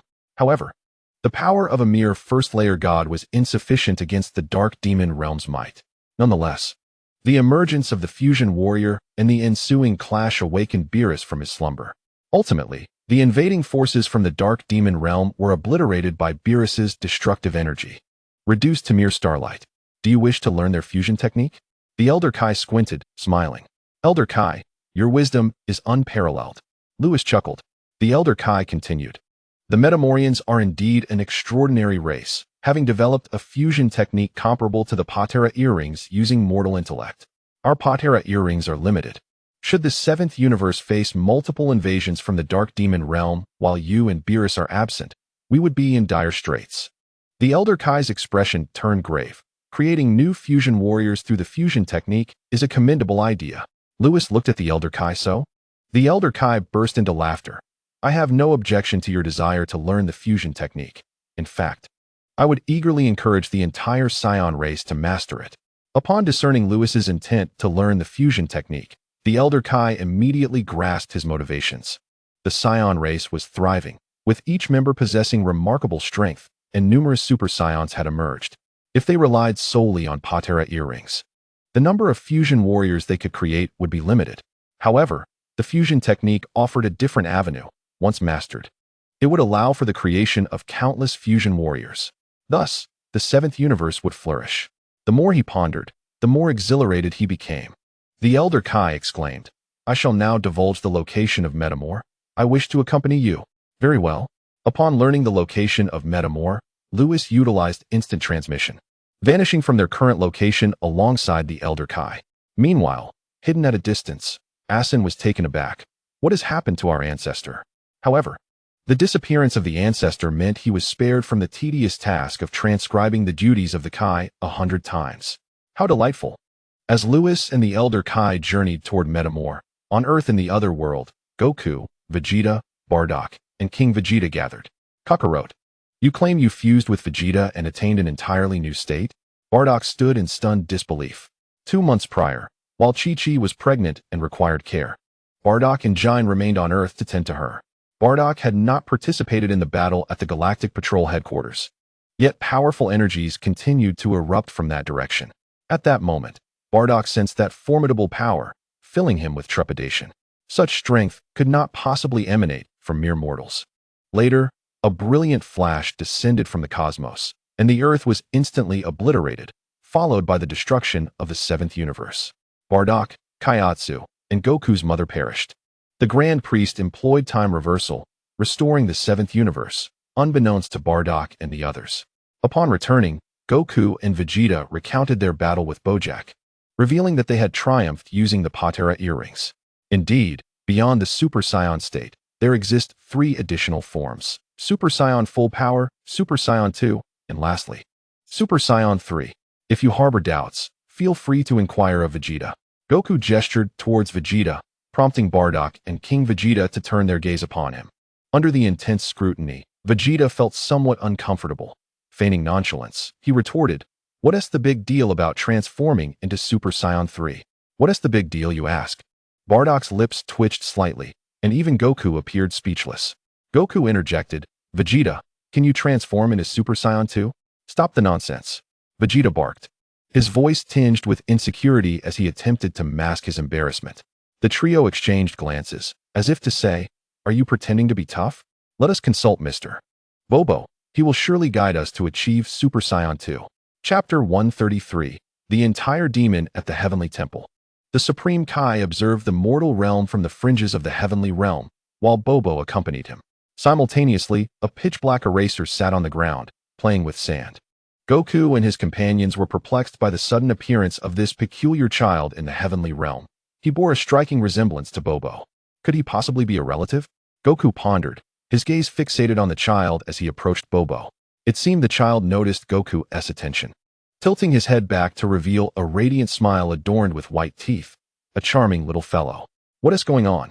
Vegeta furrowed his brow, having noticed Goku's sudden halt. Bardock and King Vegeta also turned their eyes towards Goku. "Little one, are you related to Bobo?" Goku inquired, crouching beside the child and gently ruffling his hair. Bobo, standing beside the Supreme Kai, abruptly turned his head, witnessing Goku's actions, his throat tightening in disbelief. Meanwhile, the Supreme Kai's eyelids twitched. He had personally witnessed Bobo retrieve this child from the realm of the gods. At that moment, an eerie silence enveloped the heavenly realm. Broken only by the rustling of leaves, a peculiar atmosphere settled in. Goku sensed the weight of Bobo and the Supreme Kai's gazes upon him. Glancing up briefly before lowering his head again, the child tilted his little head back, his eyes meeting Goku's clear gaze, deep and mesmerizing. Goku's mind buzzed, as if time itself had come to a standstill, plunging him into a void of blackness, a terrifying stillness akin to an endless vortex, capable of ensnaring one within its depths. "Hello, I am Bobo's relative." Suddenly, the black eraser grinned, and with that smile, he yanked Goku back from the abyss of endless darkness. Far away, Bobo felt a warmth spread within him upon hearing those words. "Hello." Goku gazed at the child as if he had seen a ghost, hastily withdrawing his hand from the child's head. "What is the matter?" Vegeta approached Goku, having just noticed his odd expression. "Nothing." Goku shook his head, casting another glance at the peculiar child playing with sand. This was indeed an enigmatic little being. "Nothing." Vegeta narrowed his eyes, also looking down at the child. His appearance was strange, but there were many bizarre beings in the universe. This child seemed unremarkable. "Mr. Bobo, may I inquire how we can transform into Super Saiyan 2? At that moment, Goku and Bardock had reached Bobo, with Vegeta hastening to join them, eager not to miss any vital information. Basic power, the elevation of your bloodline. And finally, anger. Bobo glanced at the child still playing with sand, his lips twitching slightly. He never expected his little demon would not be angered. What does that mean? The group had long been aware of Bobo's prowess, particularly Goku, who had awaited this moment in the heavenly realm since childhood and had received countless teachings from Bobo. Naturally, Vegeta was also familiar with Bobo's uniqueness, having spent many years on Earth and training alongside Goku in the heavenly realm. To him, Bobo resembled a humble monk, seemingly ordinary, yet concealing extraordinary abilities. Bobo's tailored guidance had significantly accelerated their growth in strength and combat skills. Basic power, elevation of the bloodline, and finally anger? Bobo's words left Goku and the others bewildered. "Mr. Bobo, what do these mean?" Bardock inquired, perplexed. Bobo surveyed the group before explaining. "Basic power refers to your current standard strength. Among you 4, only Goku and Vegeta possess the potential to transform into Super Saiyan 2. Following the battle with Bojack, Goku's base power soared to 60 million, and after 2 months of refinement, it reached 75 million. Vegeta's base combat power also surpassed 70 million. With their current strength, they are indeed capable of achieving Super Saiyan 2. Upon hearing Bobo's words, Goku and Vegeta could not suppress their joy. What about us? King Vegeta pointed to himself and then to Bardock. Following the battle with Cooler, Bardock's base power had advanced to 4 million, and now he had further increased it by 2 million, culminating in 6 million. King Vegeta was spurred on by Bardock's upward trajectory, pushing himself from 3 million to 5 million. Unfortunately, like his son, he consistently lagged behind Bardock and his progeny. Not possible. Bobo's words elicited sighs from Bardock and King Vegeta. At that moment, Goku eagerly asked, "Then what do bloodline and anger signify?" Bloodline refers to your Saiyan heritage. Bobo's explanation paralleled and even elaborated on the Elder Kai's earlier descriptions to Lewis. Upon concluding his explanation, Goku and his companions grasped the essence of his words. To transform into Super Saiyan 2, the trifecta of basic power, bloodline elevation, and anger are all essential. Well, now that you understand how to transform, it's time for you to leave the heavenly realm. I must observe the mortal realm with the Supreme Kai. Bobo cast a glance at the child still playing with sand, signaling the group to depart. The group was taken aback, then nodded in agreement. As they prepared to exit the heavenly realm, the child suddenly pointed at Goku, exclaiming, "Bobo, I want him to play with me." "Me?" Goku paused, inching closer to the child, intending to pat his little head, but recalling the previous encounter, he withdrew his hand. "Little one, my son has just been born. I must return to accompany my Chi-Chi and Goten." Goku's clear eyes sparkled as he offered a gentle smile. Just 2 months prior, Chi-Chi had been 7 or 8 months pregnant, and only a few days ago, their son had finally arrived, named Goten. At the moment of Goten's birth, far away in the 11th universe, Jiren felt a sudden shift, as if something ominous were about to unfold. "Then you must play with me next time," the child insisted, extending his little hand. As Sun Wukong observed the small hand of the demon extending towards him, he chuckled heartily and bent down to clasp hands with the small child on the ground. "All right, let us play again when you visit the heavenly realm." This moment bore a striking resemblance to the scene in anime where Sun Wukong shakes hands with the Omni-King, albeit with the Omni-King replaced by the demon. Chapter 134. Broly. After Sun Wukong and the others departed, the heavenly realm was left with only the god of heaven, Bobo, and the demon.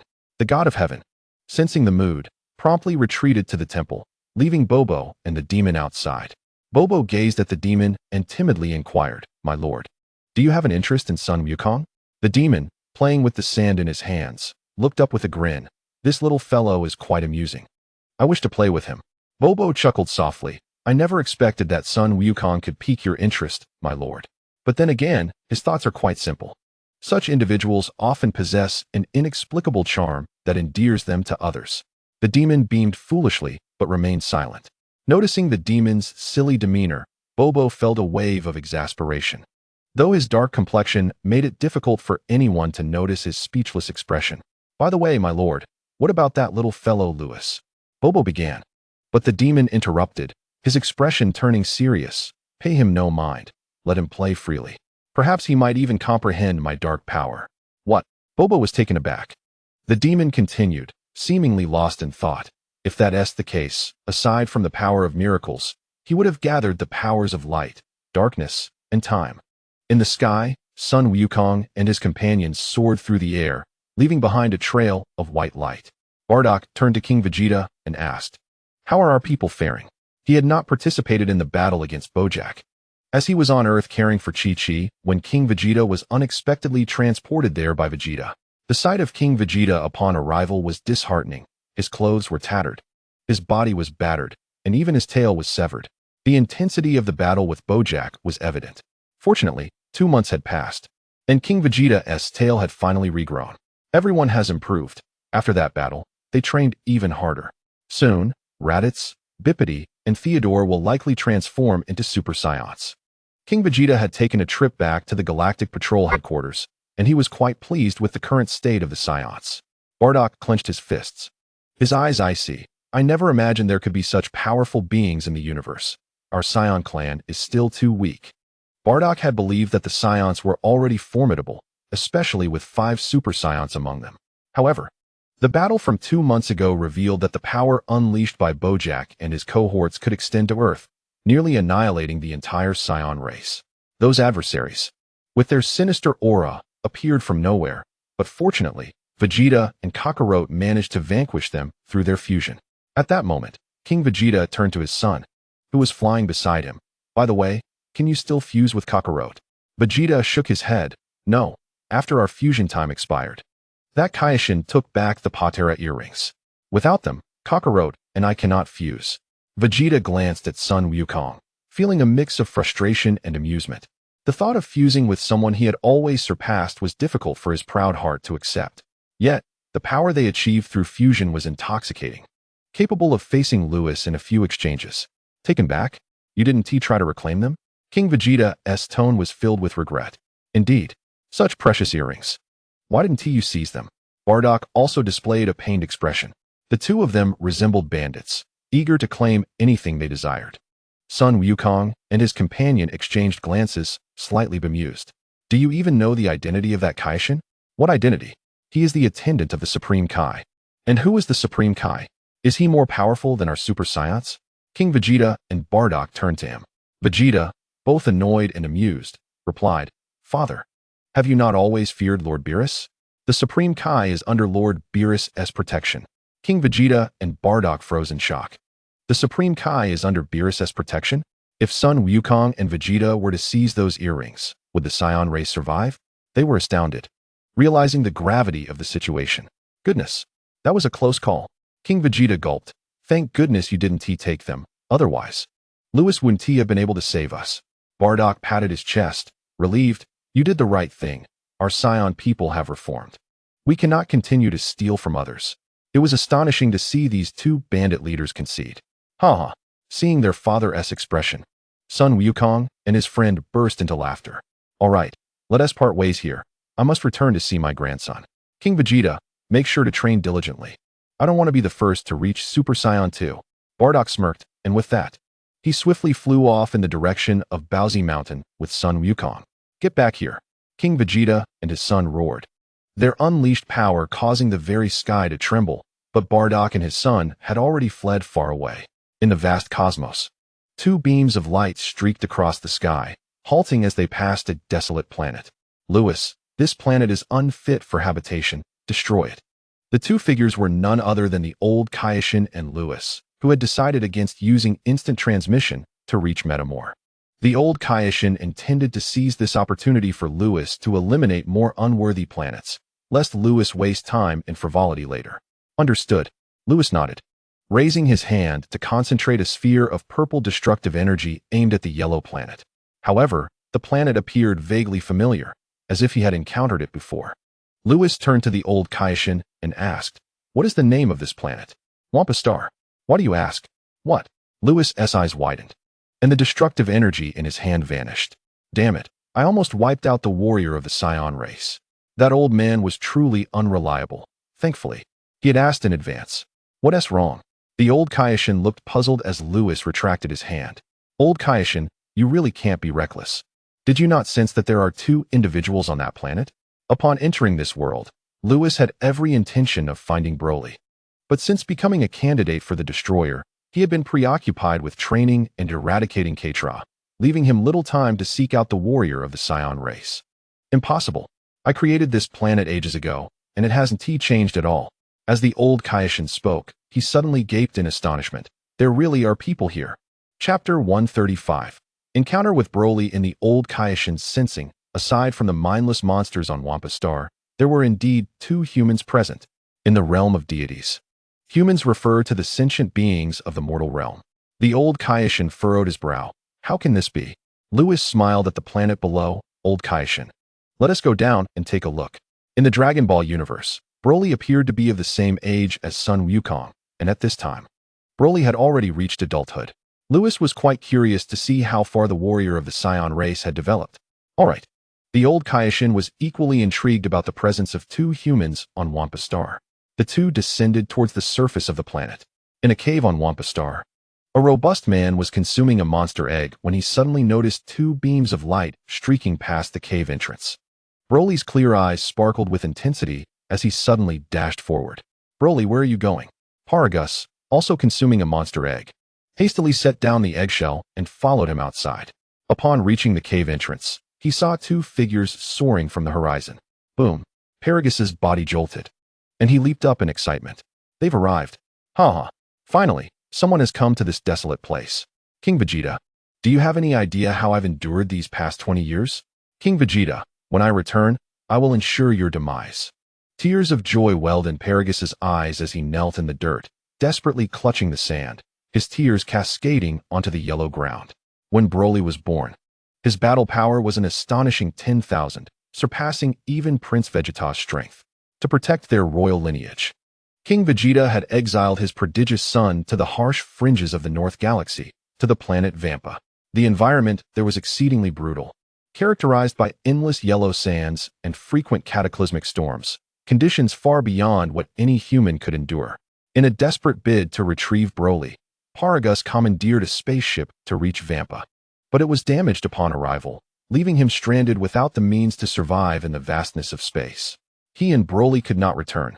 Yet, unbeknownst to Paragus, he could have returned, for many years ago, Whis had made a wish upon the eternal dragon to ensure the Saiyan race could survive in the cosmos. Alas, Paragus was unaware of this fact and endured over 20 years in the inhospitable environment of Vampa, devoid of food and clean water. His hatred for King Vegeta festered. The arrival of new individuals signified the presence of a spaceship, and with a ship, escape from this planet was possible. While Paragus was caught in a whirlwind of emotions, Broly had already soared into the sky, heading towards the approaching figures. In the distance, Whis and the Elder Kai sensed Broly's presence, pausing in midair. Is that a Saiyan? The Elder Kai's eyes widened in disbelief as he turned to Whis, questioning, how could there be one of your kind on this planet? Whis shrugged, feigning ignorance. The Elder Kai scrutinized Whis for a moment, then turned his gaze back to Broly, marveling, to survive on such a planet and yet achieve such power is indeed remarkable. At that moment, Broly's base power had reached 300 million, strong enough to overpower Frieza effortlessly. If he were to transform into the legendary Super Saiyan, his power would multiply by over 50 times. Moreover, the amplification of his strength could escalate limitlessly in response to his rage until his body could no longer withstand it. How peculiar. The Elder Kai mused, noting Broly's extraordinary ferocity. Why is his power so wild? I have not encountered such ferocity in other Saiyans. To the Elder Kai, Broly appeared as a primal giant ape, exuding a nearly tangible aura of rage. Could he not be violent? Whis' lips curled into a slight smile. This was indeed the legendary Super Saiyan. As Broly drew closer, the Elder Kai moved nearer to Whis, finding safety in his presence. With a rush, Broly materialized before them, adorned with a green fur pelt and a scar etched upon his face, his muscular form reminiscent of an ox. He's just as depicted in the anime. Whis mused internally. This was his first encounter with a Saiyan warrior. Without his fury, Broly resembled an ordinary person. Furthermore, his power was formidable, should he transform into the legendary Super Saiyan. No one in the universe could rival him. Are you humans? Broly asked, his innocent smile contrasting with his stuttered speech, as if he had not spoken in ages. The Elder Kai was taken aback. The aura emanating from this Saiyan was fiercely violent, yet his eyes were so clear, resembling those of a child with an untainted heart. Such a gaze, the Elder Kai had only seen before in Son Goku during his battle with Bojack. Your kin. The Elder Kai looked at Whis, puzzled. Ignoring the Elder Kai, Whis approached Broly, offering a gentle smile. Hello, I'm Whis. What's your name? I'm Broly, he replied, his excitement palpable at finally encountering someone other than his father. Observing Broly's innocent demeanor, Whis chuckled. The unbridled Broly was rather endearing. Broly, I am your kin. Shall I take you away from this planet? Whis pointed to his own tail, which began to sway like a rope behind him. Are you performing tricks? The Elder Kai rolled his eyes. But Broly was thrilled. You have a tail too, he exclaimed, wildly waving his own tail. The sight of two grown men flailing their tails in the air was quite absurd. The Elder Kai urged, Whis, retract your tail, before turning to Broly. Shall I help you escape from here? Leave here? Broly paused, puzzled. Why would I want to leave? He had never departed from Vampa and was oblivious to the world beyond. The conditions were harsh, unbearable for any human. Yet, he had survived here all this time. But I have always lived here. Luis surveyed the endless desert and the occasional dust storms swirling around.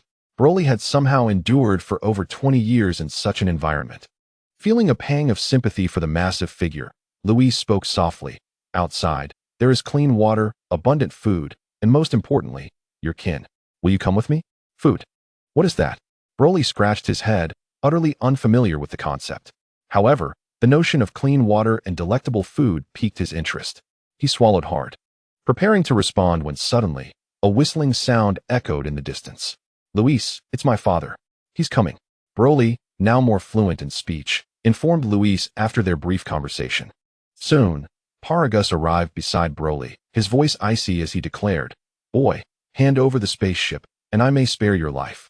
The Elder Kai glanced at Luis, astonished by the audacity of this aged Saiyan to speak thus to a prospective destroyer. Luis's expression turned cold as he contemplated his response. "Father, he claims to be our kin." Broly spoke cautiously. "Our kin?"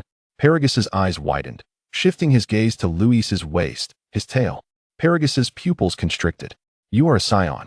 The Saiyan race was ruled by King Vegeta, and now that one had arrived on Vampa, was it possible that King Vegeta sought to eliminate both him and Broly? "King Vegeta, even now, you refuse to let us go." Paragus seethed, his face contorted with rage. "But do you truly believe your kind can destroy us?" Chapter 136. The Unworthy Father. Paragus floated alone in the air, muttering to himself, his demeanor increasingly bizarre, resembling that of a madman. Upon witnessing this, the old Kai was perplexed and inquired, "Luis, what has happened to him?" "Hatred has utterly clouded his judgment. He is beyond redemption," Luis replied calmly. In truth, he empathized with Paragus. King Vegeta had once been ruthlessly cold-hearted, opting to exile Broly to safeguard his throne. Were he in Paragus's position, he too would harbor a profound animosity towards King Vegeta. What nonsense is this?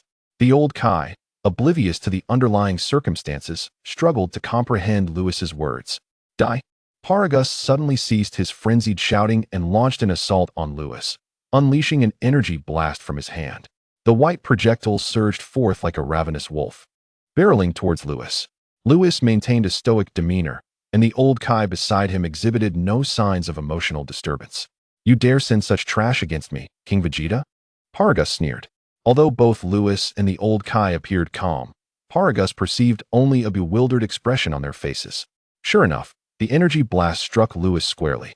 A thunderous explosion reverberated through the heavens, leaving only a cloud of smoke in its wake. "Luis!" Broly shouted in alarm. This was his newfound friend. Why would his father wish to harm him? Witnessing the demise of someone he had just befriended stirred a tempest of emotions within Broly. Such worthless beings. Unable to even react. "How dare you, King Vegeta?" Paragus failed to notice Broly's distress, and a flicker of regret crossed his mind for killing Luis, as he was unaware of the whereabouts of the ship. However, with Luis's presence, it implied that his vessel must still be hovering above planet Wampa. Little did he know, Luis and the old Kai had not arrived via spaceship, and no such craft lingered above Wampa. Having dispatched Luis, Paragus turned to search for the ship. Suddenly, a voice emerged from the smoke. "Is this truly the extent of your power?" Paragus's body jolted at the sound. Upon hearing this, Broly's furious emotions evaporated, his clarity returning rapidly as he exclaimed, "Luis, you are alive. Do you think I would perish at the hands of such filth as your father?" A formidable power erupted from within the smoke, dispersing it instantaneously, revealing Luis and the old Kai once more in the sky. Paragus's strength barely exceeded 10,000 battle points. Even without immunity, he could not hope to harm Luis, who stood unyielding. How is this possible? Paragus's eyes widened in disbelief. "My attack struck you. Why did you not suffer any harm? Over 20 years have passed, and my power has reached 8,000. How could you survive my assault?" 8,000 battle points was an extraordinary feat, rare within the Saiyan race. Even King Vegeta barely surpassed 10,000. Why? Paragus gazed at Luis incredulously. His thoughts were still anchored 2 decades in the past, completely oblivious to the monumental changes that had transpired among the Saiyans. With a heavy exhale, Paragus coldly remarked, "No wonder King Vegeta sent you. It seems you possess some skill. However, if I cannot defeat you, then surely Broly can." He commanded, "Broly, seize him. I must extract the location of the ship." Broly, a prodigy born with battle power exceeding 10,000, had become inscrutable to Paragus over the past 20 years. In Paragus's instincts, even Frisia would pale in comparison to Broly. Father, no. Broly's face was filled with urgency. Lewis is my friend. Though their acquaintance was fresh, Broly had already embraced Lewis as a companion. You dare defy me? Paragus's expression hardened as he produced a control device from his pocket. Broly trembled upon seeing it, a visceral fear welling within him. Broly, apprehend him at once. Father, please. Broly cried out, but Paragus's patience waned. You refuse to heed my words. You shall be taught a lesson. He pressed a button on the controller. A crackling sound erupted around Broly's neck as he convulsed, issuing cries of agony. Paragus's expression darkened as he beheld Lewis, seeing a reflection of King Vegeta in him, and he cranked the voltage to maximum. Electric arcs danced around Broly's neck, as 1,000,000 volts ravaged his body and mind. Observing this, the old Kai furrowed his brow, now aware that these two Saiyans were father and son. Why would Paragus treat his son this way? Lewis. The old Kai turned to him, about to speak. But Lewis raised his hand and uttered the most merciless words in the universe. Destruction. A violet beam surged towards Paragus, who was instantly obliterated. Chapter 137. Broly's fury. The old Kai, witnessing Paragus's demise, exhibited no reaction, his expression remaining serene. Isn't there a saying among mortals that even a tiger does not consume its own offspring? I never anticipated a father could treat his son in such a manner. Lewis retracted his hand, shaking his head. Oh, great old Kai, the notion of familial bonds is a mere illusion. In this universe, the law of the jungle prevails, and betrayals among kin for the sake of gain are all too common. The old Kai was momentarily at a loss for words, then glanced at Lewis with a mixture of exasperation and amusement. After all these years, do I require your instruction, you little rascal? With that, he playfully rapped Lewis on the head, akin to how one might scold a child. Lewis chuckled, allowing the old Kai to strike him, knowing full well that the old Kai's power would not even trigger his immunity, let alone inflict pain. Indeed. Ouch. How is it that your skull is so hard? It nearly pains me. Oh, great old Kai. Would you care to witness the power of my Saiyan warrior? What? Well, even if you lack interest, you have no choice in the matter. Lewis crossed his arms, gazing ahead at Broly. Hearing this, the old Kai followed his gaze. At that moment, Broly resembled a wild beast, roaring with fervor. His emotional fluctuations were immense, and his berserk aura erupted uncontrollably. Yet, without Paragus's torment, the electrical device around Broly's neck ceased its assault. Broly spiraled through the skies, gasping for breath, gradually calming his turbulent emotions. Observing this, the old Kai turned to Lewis. You claim this is your Saiyan warrior? Indeed, you Saiyans exhibit power fluctuations in response to emotional upheavals. Just now, Broly's strength did indeed surge. But to label him as your race's warrior seems a stretch, does it not? The old Kai squinted, keeping his gaze fixed on Broly. If he is your race's warrior, then what do you represent? Before the old Kai could finish, an unsettling change occurred in Broly, who was intently focused on the spot where Paragus had vanished. Silence. The atmosphere grew eerily still, as if anticipating an impending storm.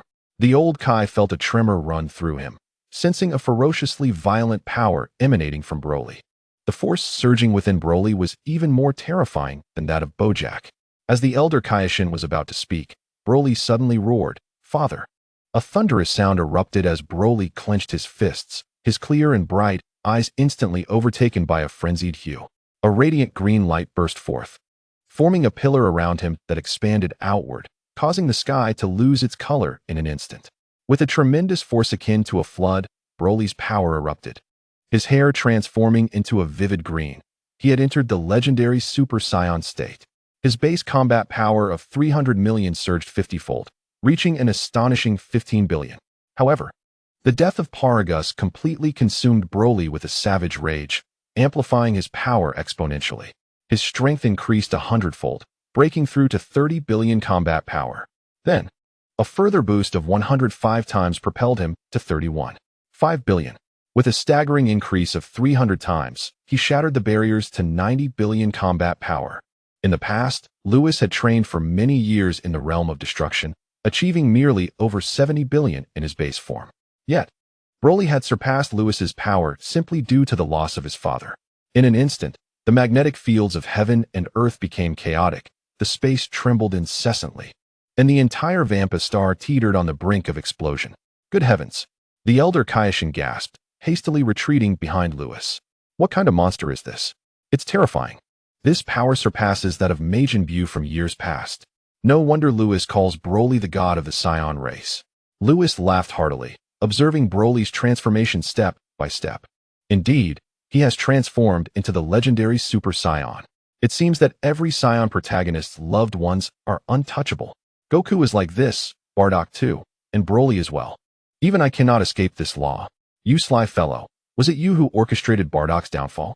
The elder Kaioshin muttered from behind Lewis. No. I merely acted in their best interest. Did you not see that after I eliminated his father, Broly transformed into the Super Saiyan state? The elder Kaioshin rolled his eyes but continued to gaze intently at Broly, gravely stating, No, this state of Broly is peculiar. It differs from your Super Saiyan form. It seems his power can increase infinitely. It would be more appropriate to call this state the Super Saiyan. Upon hearing this, Lewis cast a glance at the elder Kaioshin, whose keen perception remained as sharp as ever. Lewis was about to explain this state, but as Broly charged towards them, he simply said, I will elaborate later. For now, I wish to spar with Broly. With that, Lewis enveloped the elder Kaioshin in a sphere of destructive energy, capable of withstanding a full-force attack from a fourth-level god. Unless a being of destruction intervened, the elder Kaioshin would remain utterly safe within this protective barrier. In the next moment, Lewis found himself standing before Broly. Broly's hair now a vibrant green, his muscles had swollen significantly, resembling a giant ape. In terms of combat power, Broly had achieved an astounding 90 billion, all without any formal training or combat experience. Let me witness the true strength of the legendary Super Saiyan, Lewis thought, excitement bubbling within him. He clenched his fists and cautiously charged forward, wary of exerting too much force lest he inadvertently annihilate Broly.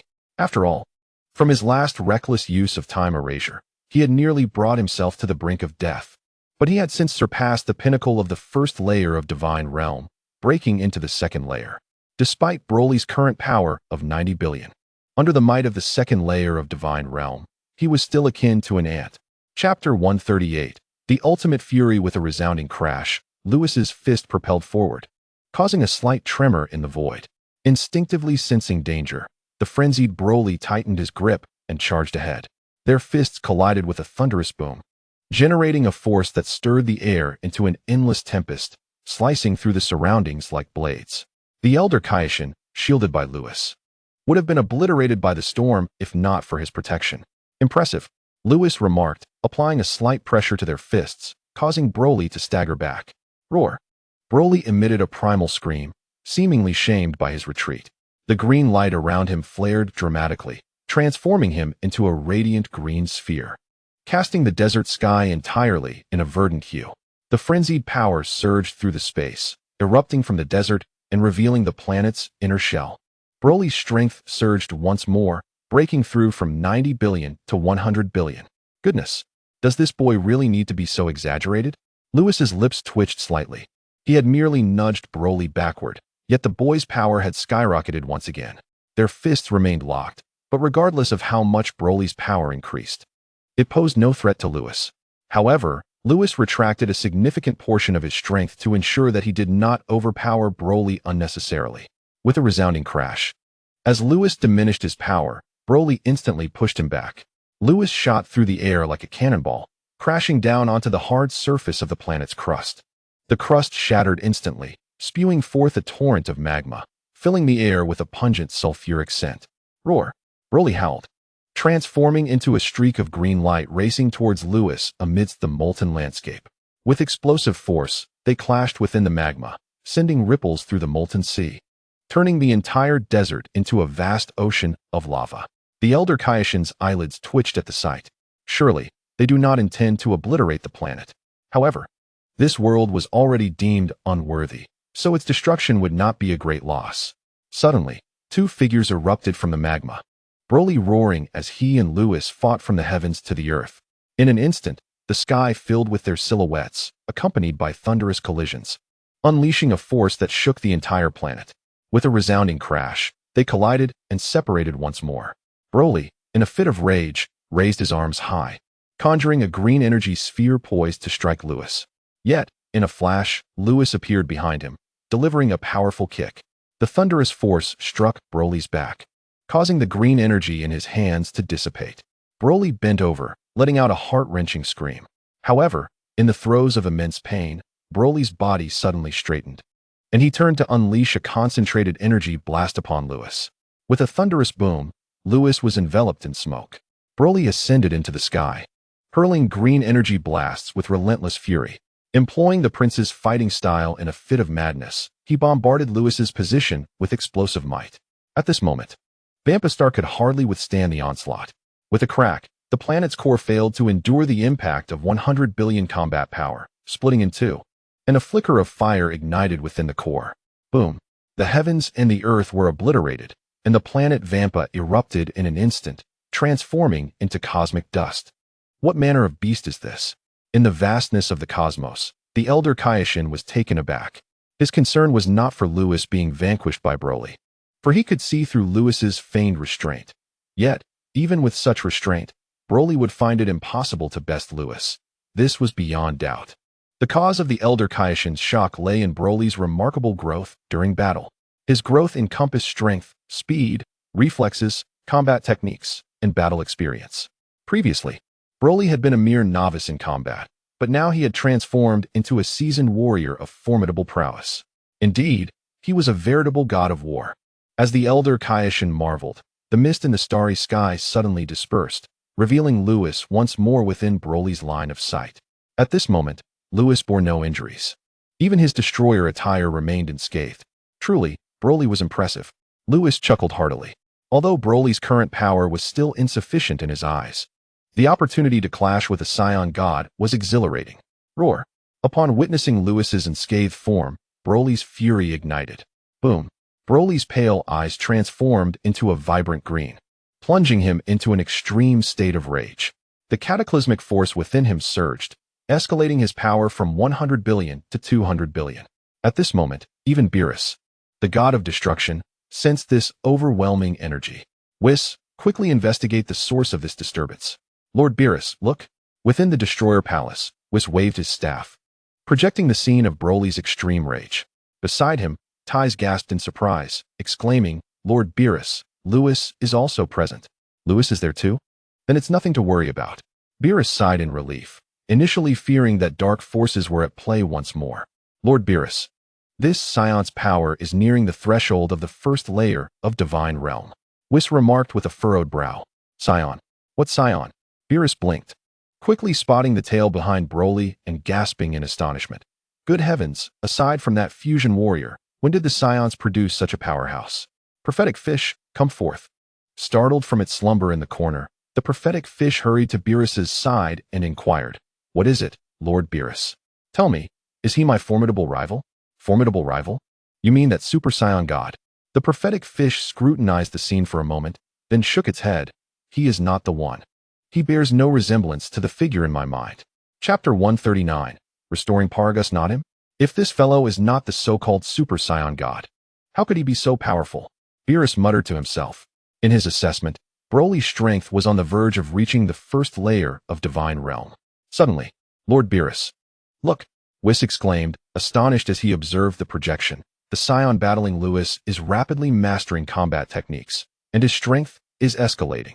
In the image, Broly had entered an extreme state of rage, his power nearing the first layer of Divine Realm.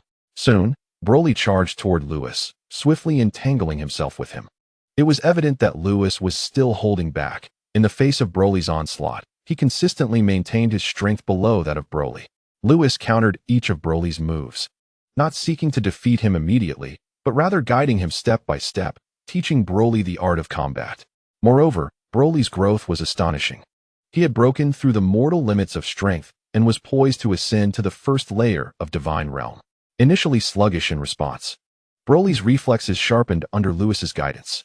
How is it that this individual, having seemingly lost his rationality, continues to grow? Beerus pondered, though he was more astonished by Broly's prowess. It seemed that beyond Son Goku and Vegeta, there existed another formidable warrior in the 7th universe. Lord Beerus, this Scion exhibits remarkable talent. Would you consider making him your candidate for a destroyer? Whis suggested with a teasing grin. Whis, are you attempting to sow discord between Lewis and me? Beerus retorted, rolling his eyes. Not even 100 Brolys could compare to Lewis. Ha. Hearing the banter between master and servant, Ties erupted into a melodious laugh. She then gazed at the projection, captivated by Lewis's crimson eyes and silver hair. He is truly handsome. Ties couldn't help but lick her lips, recalling Lewis's earlier promise to consume her, yet he had fled without fulfilling his word. How infuriating. She lightly slapped her flushed cheeks to regain her composure. How laughable. Calm down. Impossible. At the original location of Vampa, Lewis and Broly clashed, with Lewis continually guiding him as they battled deep into the cosmos. The immense power they unleashed caused the stars to tremble, reducing countless planets to mere fragments. Truly, Broly is formidable. Lewis blocked Broly's punch, smiling. All right, let us pause for now. Broly had nearly mastered the art of battle. Further guidance was unnecessary. Allow me to showcase the techniques of the angels. Perfected Ultra-Instinct. Perfected Ultra-Instinct was a reward Lewis had received from his previous ventures into the future. This marked its inaugural use. As the words fell, a silvery radiance enveloped Lewis, cascading outward like a torrent of steam. In an instant, the entire cosmos was illuminated by the brilliance he unleashed. This magnificent spectacle mirrored the climactic moment when Son Goku erupted in the Null Realm. Though Broly's punch was thwarted, Lewis's transformation startled him. As he prepared to strike Lewis again, he found Lewis had vanished. Roar! Broly, in a frenzy, howled as he desperately sought Lewis's presence. Yet, the silver-tinged cosmos birthed myriad illusions of Lewis, each appearing strikingly real. Every manifestation exuded an ethereal essence. Unrestrained, boundless, effortlessly natural, they moved, centered around Broly. Each Lewis resembled a silver blade, hurtling toward him in an awe-inspiring spectacle akin to 1,000 swords converging. Strikes to the face, blows to the abdomen, hits to the legs. Each blow landed mercilessly. Broly could not evade them. His earlier developed reflexes were rendered utterly ineffective. Moments later, Broly resembled a battered wreck, instinctively gripped by fear. Time for a brief slumber. Lewis appeared behind Broly, raising his hand, fingers together, transforming into a blade-like strike aimed gently at the back of Broly's head. Broly promptly succumbed to unconsciousness, his frenzied aura slowly dissipating, as did his nearing divine power. Lewis caught Broly, returning him to the Elder Kaioshin's side. You truly have gone too far. While I permitted you to obliterate Vampa, I did not intend for you to devastate every suitable planet. The Elder Kaioshin gazed at the chaotic cosmos, rendered speechless. It seems I erred. I shall restore them at once. Luis handed Broly over to the old Kaioshin and then soared ahead. Just as he exited the state of perfect Ultra Instinct, an unexpected surge of power erupted from him.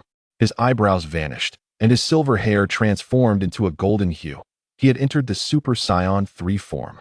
His strength ascended to the 4th level of Divine Realms. Time reversed. Luis utilized the rules of time to safeguard both the old Kaioshin and Broly, subsequently unleashing the temporal energy into the cosmic expanse. A miracle unfolded. The shattered planets were restored, including planet Vampa. This young man is truly terrifying. The old Kaioshin, supporting Broly, was astounded by Luis's display. Previously, after Vegeta's battle with Brojack, Luis had employed a similar technique to reverse time. However, witnessing it firsthand was an experience that words could hardly convey. Luis returned to the old Kaioshin's side and transported both him and Broly back to planet Vampa. As they arrived, a figure shot through the sky, a resurrected Paragus, restored by Luis, handing over the spacecraft. Paragus approached Luis but was knocked unconscious before he could finish his sentence. Luis allowed Paragus to plummet into the desert, knowing the sands would cushion his fall. I thought you truly destroyed this guy. I never expected you would restore him. The old Kaioshin chuckled as he returned Broly to Luis. I encounter one of his kind and destroy him, yet I wish to avoid inciting the wrath of my Saiyan kin. Luis accepted the unconscious Broly with a resigned smile. Without the ferocity of Broly, he resembled Goku, innocent and deeply caring for his family. Paragus, being Broly's biological father, had tormented and exploited him. Yet Broly could not bear to witness his father's demise. Just like in the film Dragon Ball Super, Broly, this sentiment rang true. Sighing, Luis contemplated that to bring Broly back to the Saiyan clan, he must address the issue of Paragus. Killing Paragus? That was out of the question.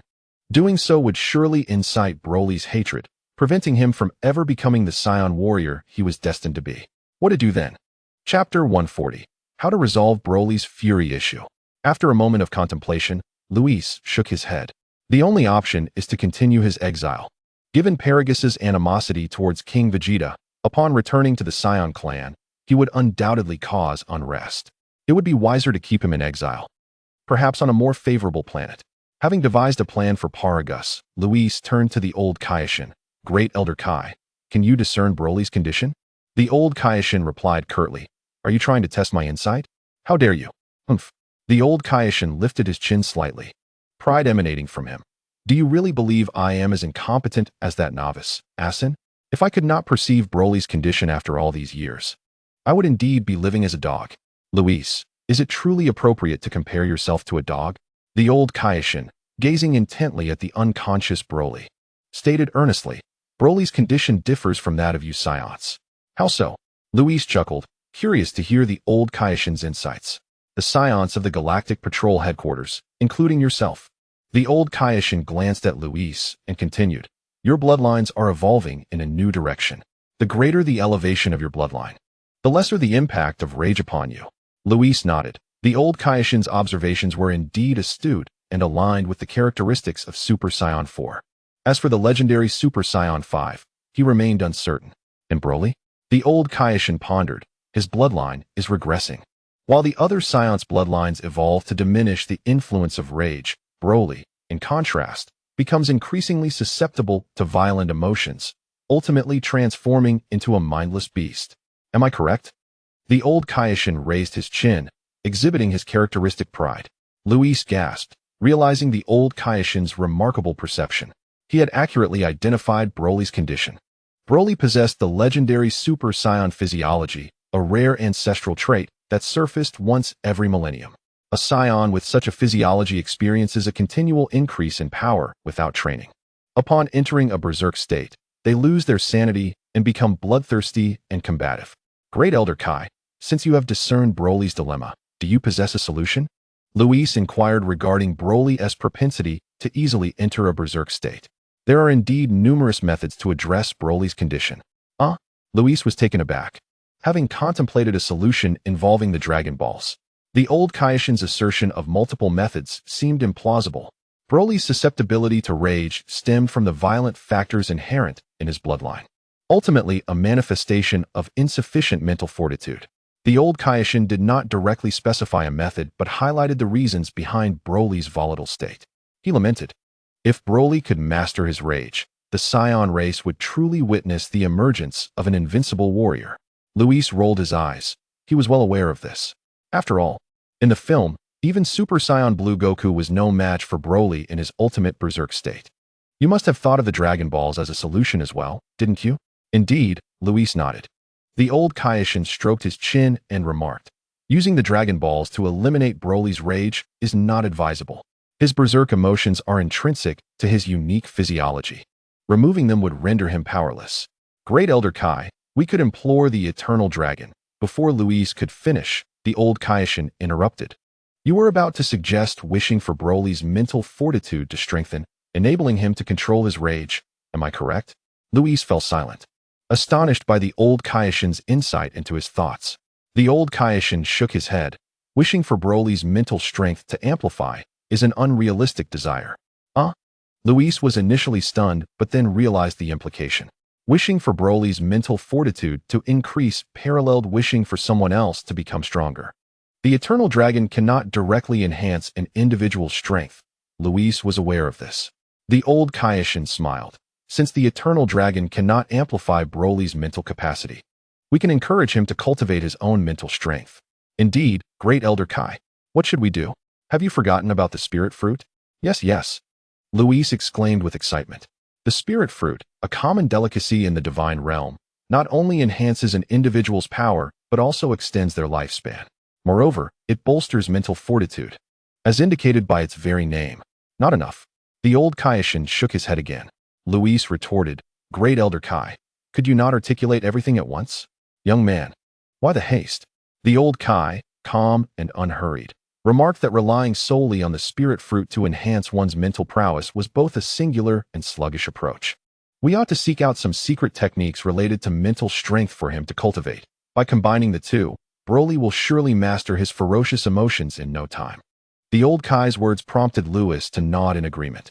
He had tasted the spirit fruit, and its capacity to augment mental power was exceedingly limited.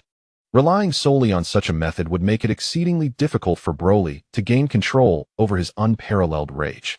Old Kai, do you possess any secret techniques in this regard? Lewis inquired. I do not, came the reply. Aren't we heading to the planet Metamor? They might have something there. Indeed. Chapter 141. I will take you to confront Kakaroto's family. Just as Lewis was filled with excitement, Broly awakened, slowly opening his eyes and murmuring the word father. Awake now? Lewis released Broly, allowing him to hover in the air, and smiled. How do you feel? The rationality that had returned to Broly meant that his previous terrifying power had dissipated. However, upon observation, Lewis noted that Broly's base strength had increased more than tenfold. This indicated that Broly's normal combat power had surpassed 3 billion. You killed my father. Broly suddenly realized, fixing a fierce gaze upon Lewis, his rage flaring once more. With a thunderous roar, it was as if a colossal crimson primordial ape had descended, and Broly's palpable fury caused the very space around him to warp. The old Kai gulped nervously. If this creature could master his wrath, what heights might he achieve? Would he eventually transcend mortal limits to reach divine power? No, it would be far more than that. The old Kai found himself unable to fathom this monster's future. It was simply inscrutable. I did not slay your father. Look at that figure in the desert, Lewis said, observing Broly on the brink of losing his sanity again. Pointing towards the desert below, a flicker of clarity passed through Broly's pale eyes as he followed Lewis's gesture and beheld an elderly figure lying in the sand. It's Paragus. My father is alive. Broly's pallid gaze gradually regained a semblance of reason as he snapped his attention back to Lewis. I clearly saw you kill him. I intended to kill him. Such a man is unworthy of being your father. He has always exploited you, and you ought to comprehend this.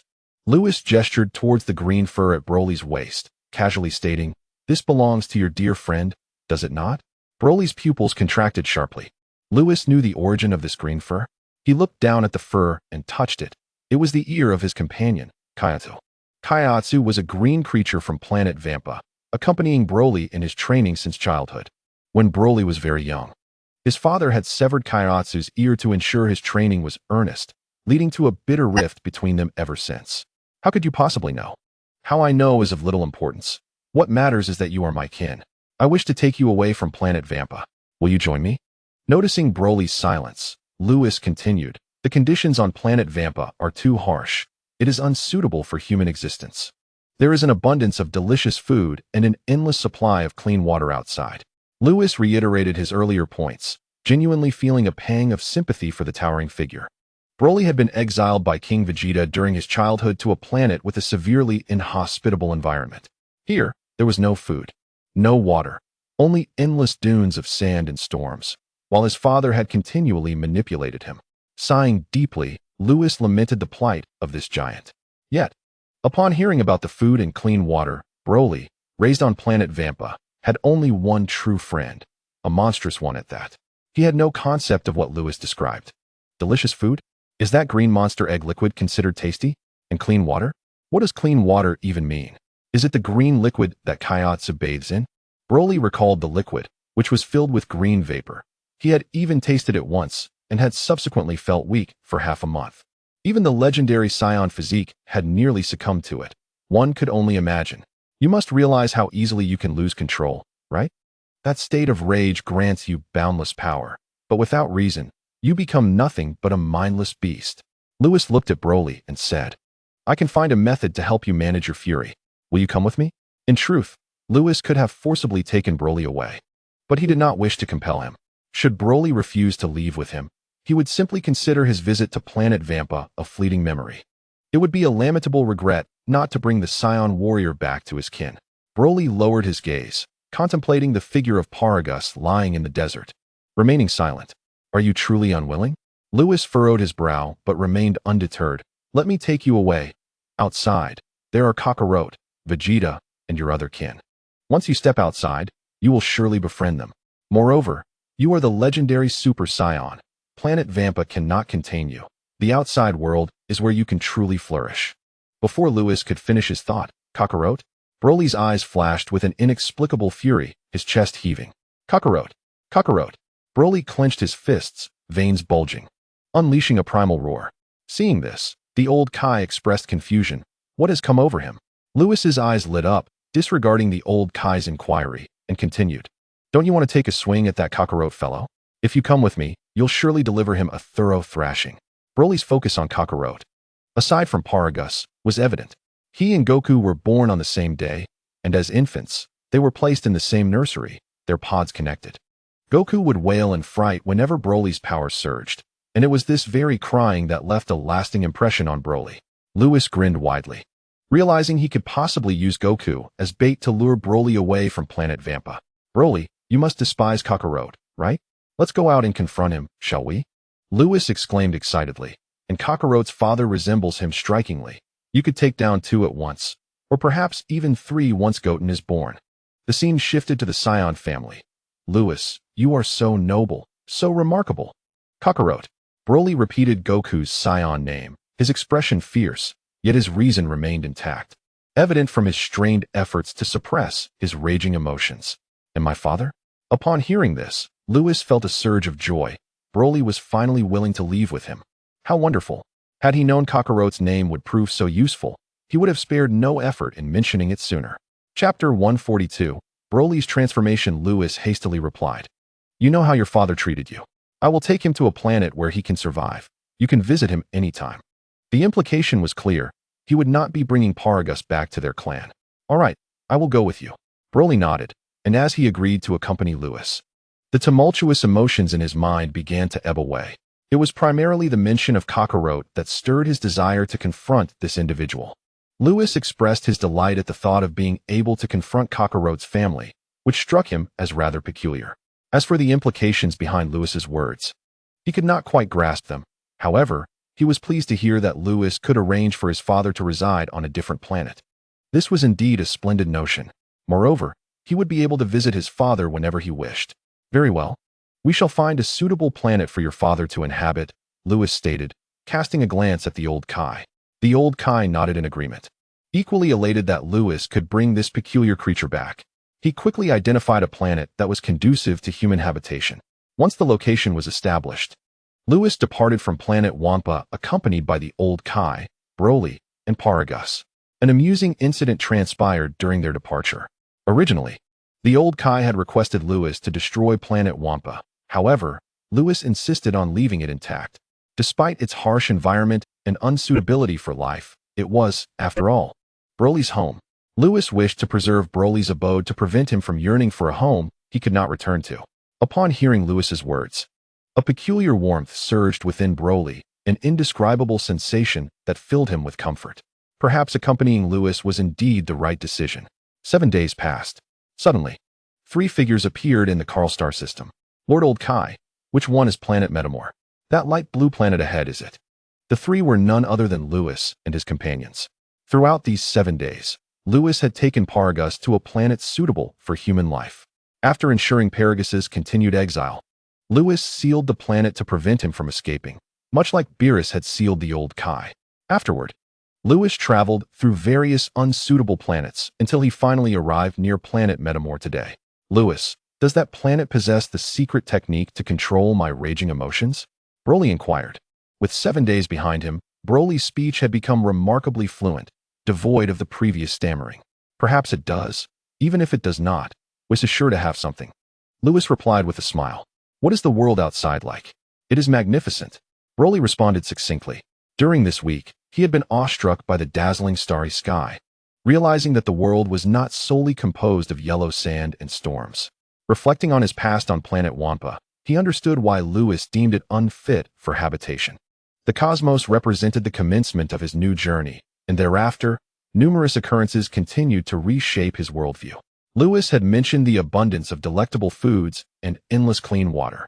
Initially, Broly had been perplexed, but after tasting the exquisite cuisine and pure water Lewis provided, the astonishment remained etched in his memory. The experience of savoring delicious food was one he would never forget. Haha.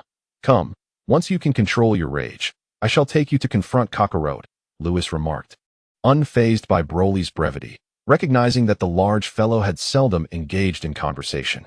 The old Kai, witnessing this, eagerly anticipated Broly's ability to manage his emotions, for it would be difficult for the seventh universe not to rise if he could. Lewis led the two towards planet Metamor.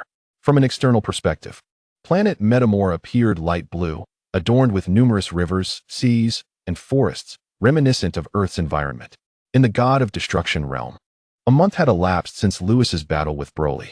One day, a figure with blood-red eyes and silver hair appeared in the sky, by the lakeside ties. Upon spotting this figure, exclaimed joyfully, "Lewis, you've returned? I missed you, so I came back." Lewis suddenly appeared beside Ties and embraced her. "Hee, I missed you too." Ties wrapped her arms around Lewis's waist, resting her head against his chest. "All right, enough of the banter. Weren't you fighting another Saiyan before? Why have you returned?" "You already know?" "Of course." That hulking brute's power was so immense that his aura reached even the God of Destruction realm.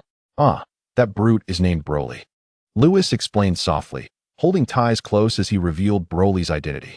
To help him manage his emotions, I took him to planet Metamor, where I also hope to learn a remarkable technique.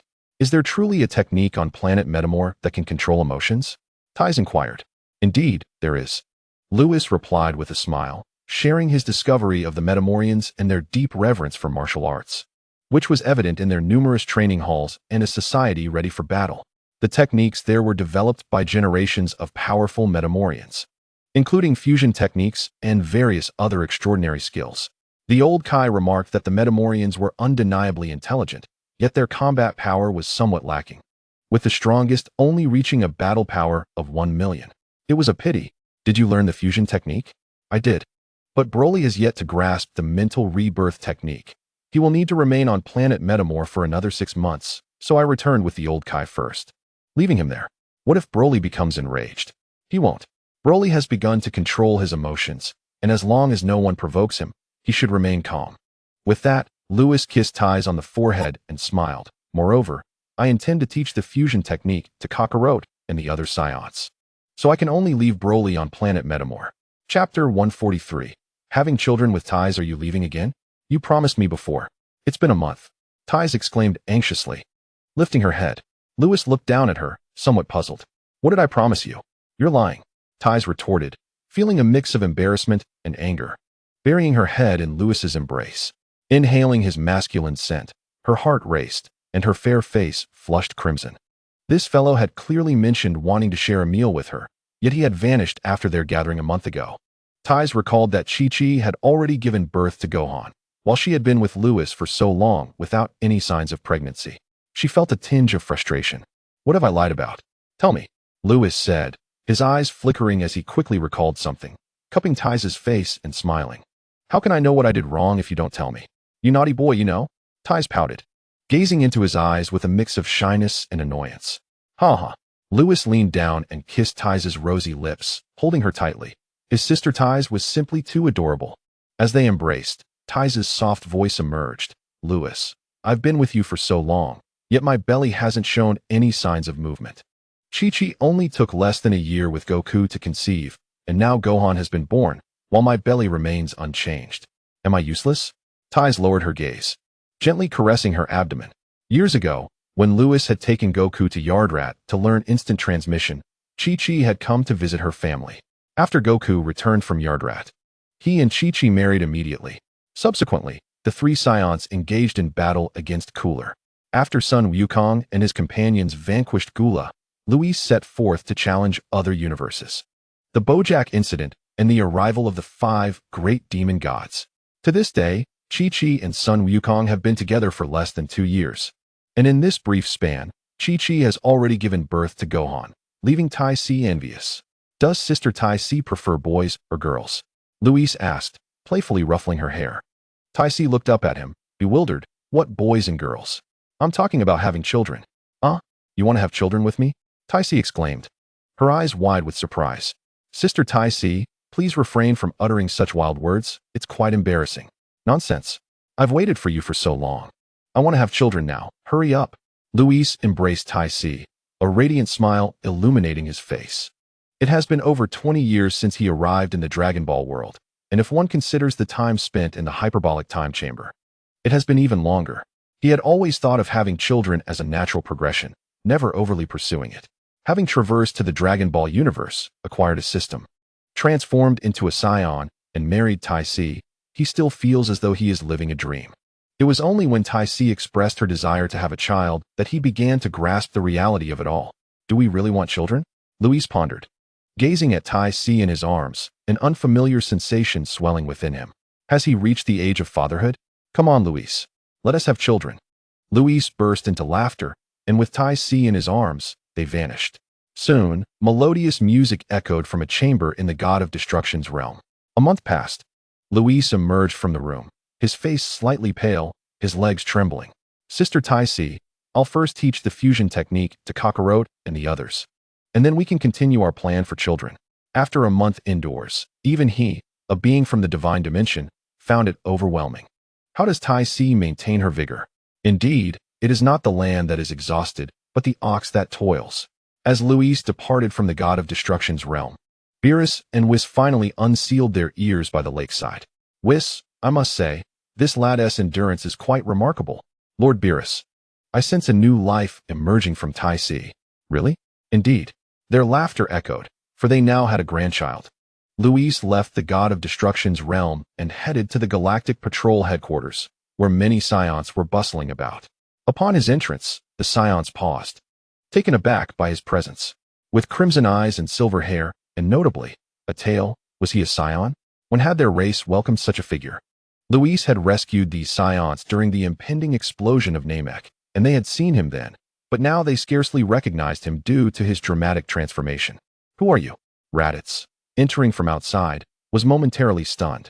Luis paid him no mind, surveying the Saiyans around him and nodding. Their strength had indeed grown substantially.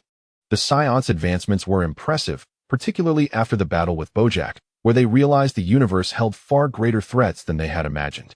The Saiyans had become more diligent in their training, and now each possessed a battle power exceeding 400,000. Was this astonishing growth due to the awakening of S-cells? Luis stroked his chin, deep in thought. Who are you? You look so familiar, Raditz inquired again. Ah, your power is quite commendable. Luis finally turned to Raditz. If the others had improved dramatically, Raditz's growth was truly extraordinary. I eagerly await the moment you transform into Super Saiyan. Luis chuckled, surprised by how close Raditz was to reaching that threshold. Indeed, Raditz's base power has surpassed 2 million. Aside from Vegeta, King Vegeta, Sun Wukong, and Bardock, Raditz had become the foremost among the Saiyan race. You are Luis? Upon hearing Luis's voice, Raditz realized and immediately bowed respectfully. It is an honor to meet you, Lord Luis. These words sent a ripple through the hall. Lord Luis? Is he the one who rescued us on Namek? His voice sounded familiar. It must be him. It was said that Lord Luis was a hidden powerhouse among the Saiyans, even a deity. The murmurs ceased, and the gathered Saiyans respectfully greeted Luis. We pay our respects. Lord Luis. Other beings from different universes in the hall gazed in astonishment. Who was this individual that commanded such reverence from the proud Saiyans? Where is King Vegeta? Luis waved his hand dismissively. Lord Luis, both King Vegeta and my father are on Earth, Raditz replied, his admiration for Luis evident. On Earth? Luis paused. Recalling Tai Si's earlier words, Gohan had been born. You, and that one, Luis pointed to Raditz and then to another Saiyan in the hall. Come with me. Me? Gracie? From the crowd, was taken aback. Yes, you. Luis recognized him as the Saiyan who had attempted to confront him before the explosion of Namek. Gracie, stop wasting time. Lord Luis has called for you, go. Raditz commanded coldly. Yes. Gracie nodded earnestly. Luis smiled, disregarding the previous incident, and led the two of them away from the hall. On the rooftop of the Galactic Patrol headquarters, Melz shook his head, preparing to return to watch over the galactic prison. I hope the Saiyans grow stronger soon. On Earth, at the Bowsy Mountain, the landscape was picturesque, filled with the sounds of nature. Near an inverted bowl-shaped house, several men were fishing by the stream. Kakarot, can fishing really enhance your training? Indeed. When I was young, Bobo took me to a peculiar forest where I learned to fish from an old man. After mastering it, my sensory abilities improved tremendously. Vegeta, is what Kakarot says true? How would I know? I only came to Earth later. Sun Wukong, Bardock, Vegeta, and King Vegeta were fishing by the stream, while Jine, Bulma, and Chi-Chi set up a grill nearby, preparing various delicacies. In the heavenly realm, a black eraser sat at the edge, gazing longingly toward Bowsy Mountain. Bobo seems to smell delightful. Beside him, Bobo chuckled. Is Lord Chuanma planning to visit Sun Wukong? Yes. Chuanma nodded vigorously, suddenly squinting at the sky. Who is this coming to Earth? Ah, it's Luis. Before long, Bobo came to a realization, feeling a bit perplexed. Never mind. It wasn't the right moment to seek out Sun Wukong. It was still too early to meet the young Luis. Chuanma shifted his gaze towards Bowsy Mountain, swallowing repeatedly. Bobo pondered, should I ask Sun Wukong and the others for some instant noodles? Surely, Lord Chuanma would relish that. At Bowsy Mountain, Sun Wukong and his companions were fishing, while Chi-Chi and the others were grilling a variety of delicacies. Suddenly, with a swish, 3 figures appeared beside them. Who are you? Sun Wukong and his friends sprang to their feet, staring intently at Luis. Upon seeing Raditz and Gracie, they were momentarily taken aback. Father, this is Luis, Raditz chuckled. Noting that Bardock's reaction mirrored his own from before, neither had recognized Luis. Luis? Bardock frowned. Why has your hair turned silver? Sun Wukong was initially taken aback, but soon exclaimed with delight, could this be a new transformation?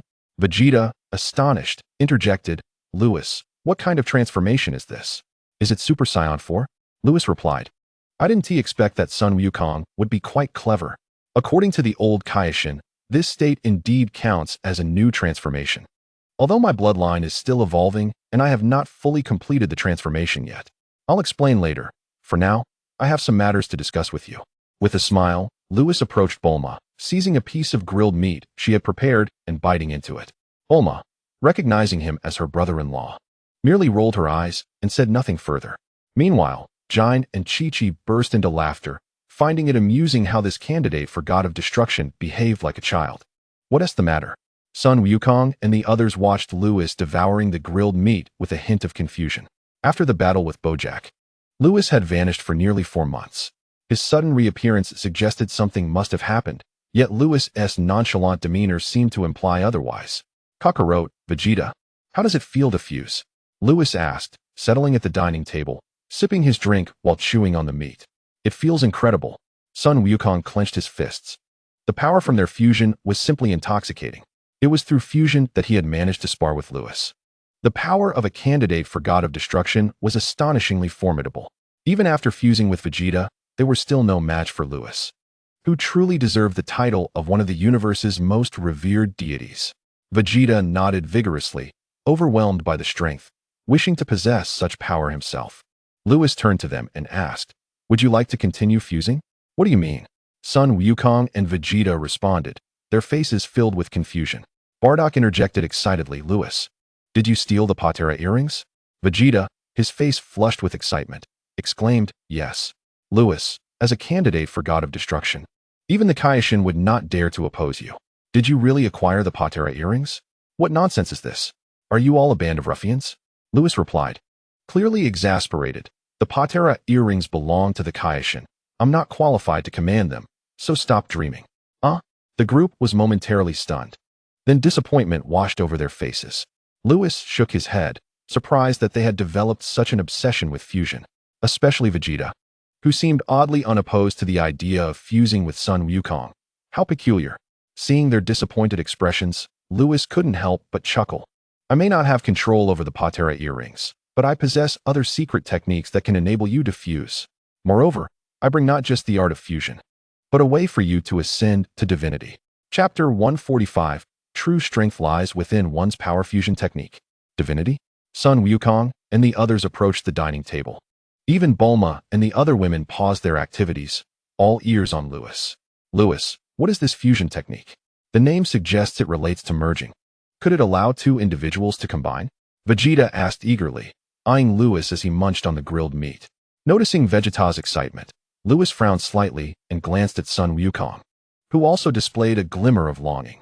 Luis set down the meat, his expression unreadable. When did you 2 become so fond of fusion? Because it's powerful. Vegeta clenched his fists, his gaze fixed intently on Luis. Only through fusion do we have a chance to spar with you.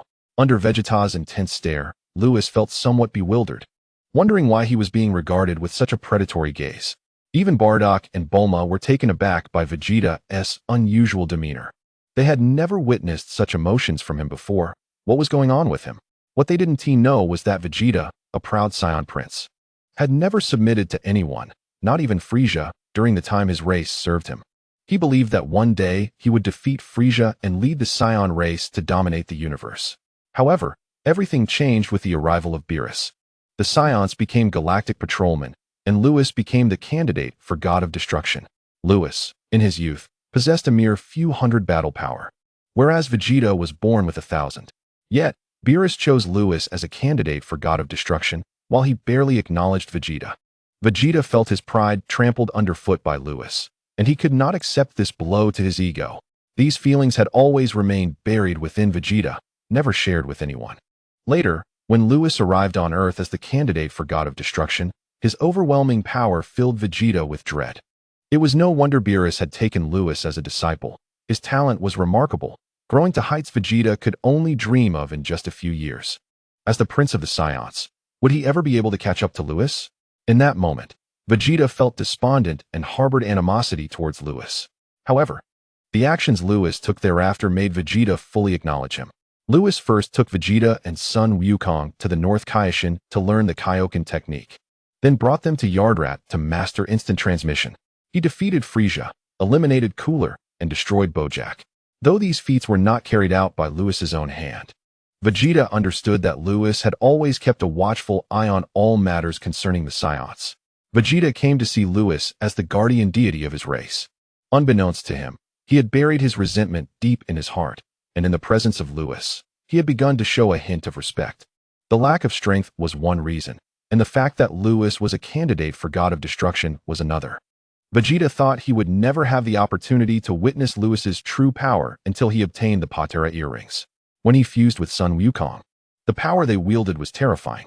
Though he was still defeated when sparring with Lewis, he finally glimpsed the true strength of Lewis, releasing the pent-up frustrations within him. One day he would surely catch up to Lewis. He was the Prince of the Saiyans. They did not need Lewis's protection, for he would safeguard his race. Fight with me. Lewis furrowed his brow. Previously, Vegeta and Son Wukong had always sought to spar with him, but he had consistently declined. The primary reason was the vast power disparity. Lewis had no desire to bully them. So, it turned out that Vegeta and the others had always wanted to face him. Indeed, both individuals are protagonists from Dragon Ball, encountering formidable opponents. How could they resist the urge to spar? Lewis glanced at Goku and inquired, "What about you?" "Well, I too wish to engage in a friendly match, but I am acutely aware that I stand no chance against you alone, which is why I contemplated utilizing fusion." Goku did not continue the conversation, scratching his head with a sheepish grin. "I was under the impression that you had become lost in the power of fusion."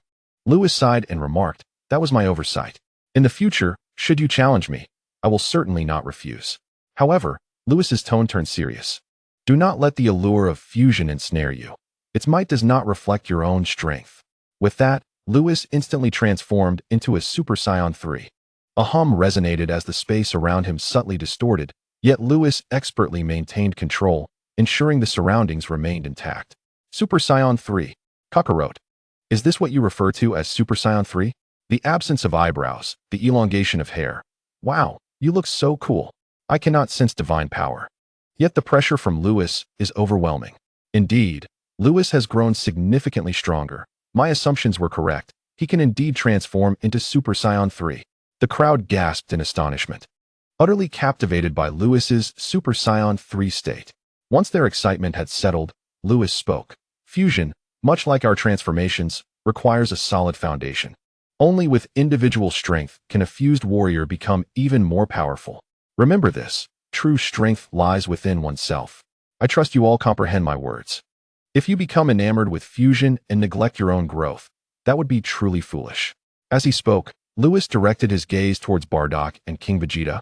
Having discerned Goku and his companions' intentions, they merely sought to utilize fusion for a friendly spar, not to be entranced by its power. In truth, Lewis's concern lay with Bardock, King Vegeta, and even the entire Saiyan race, for shortly, he would impart the secrets of fusion and the creation of Super Saiyan God. You need not say more. We understand. Bardock and King Vegeta exchanged glances and nodded in agreement.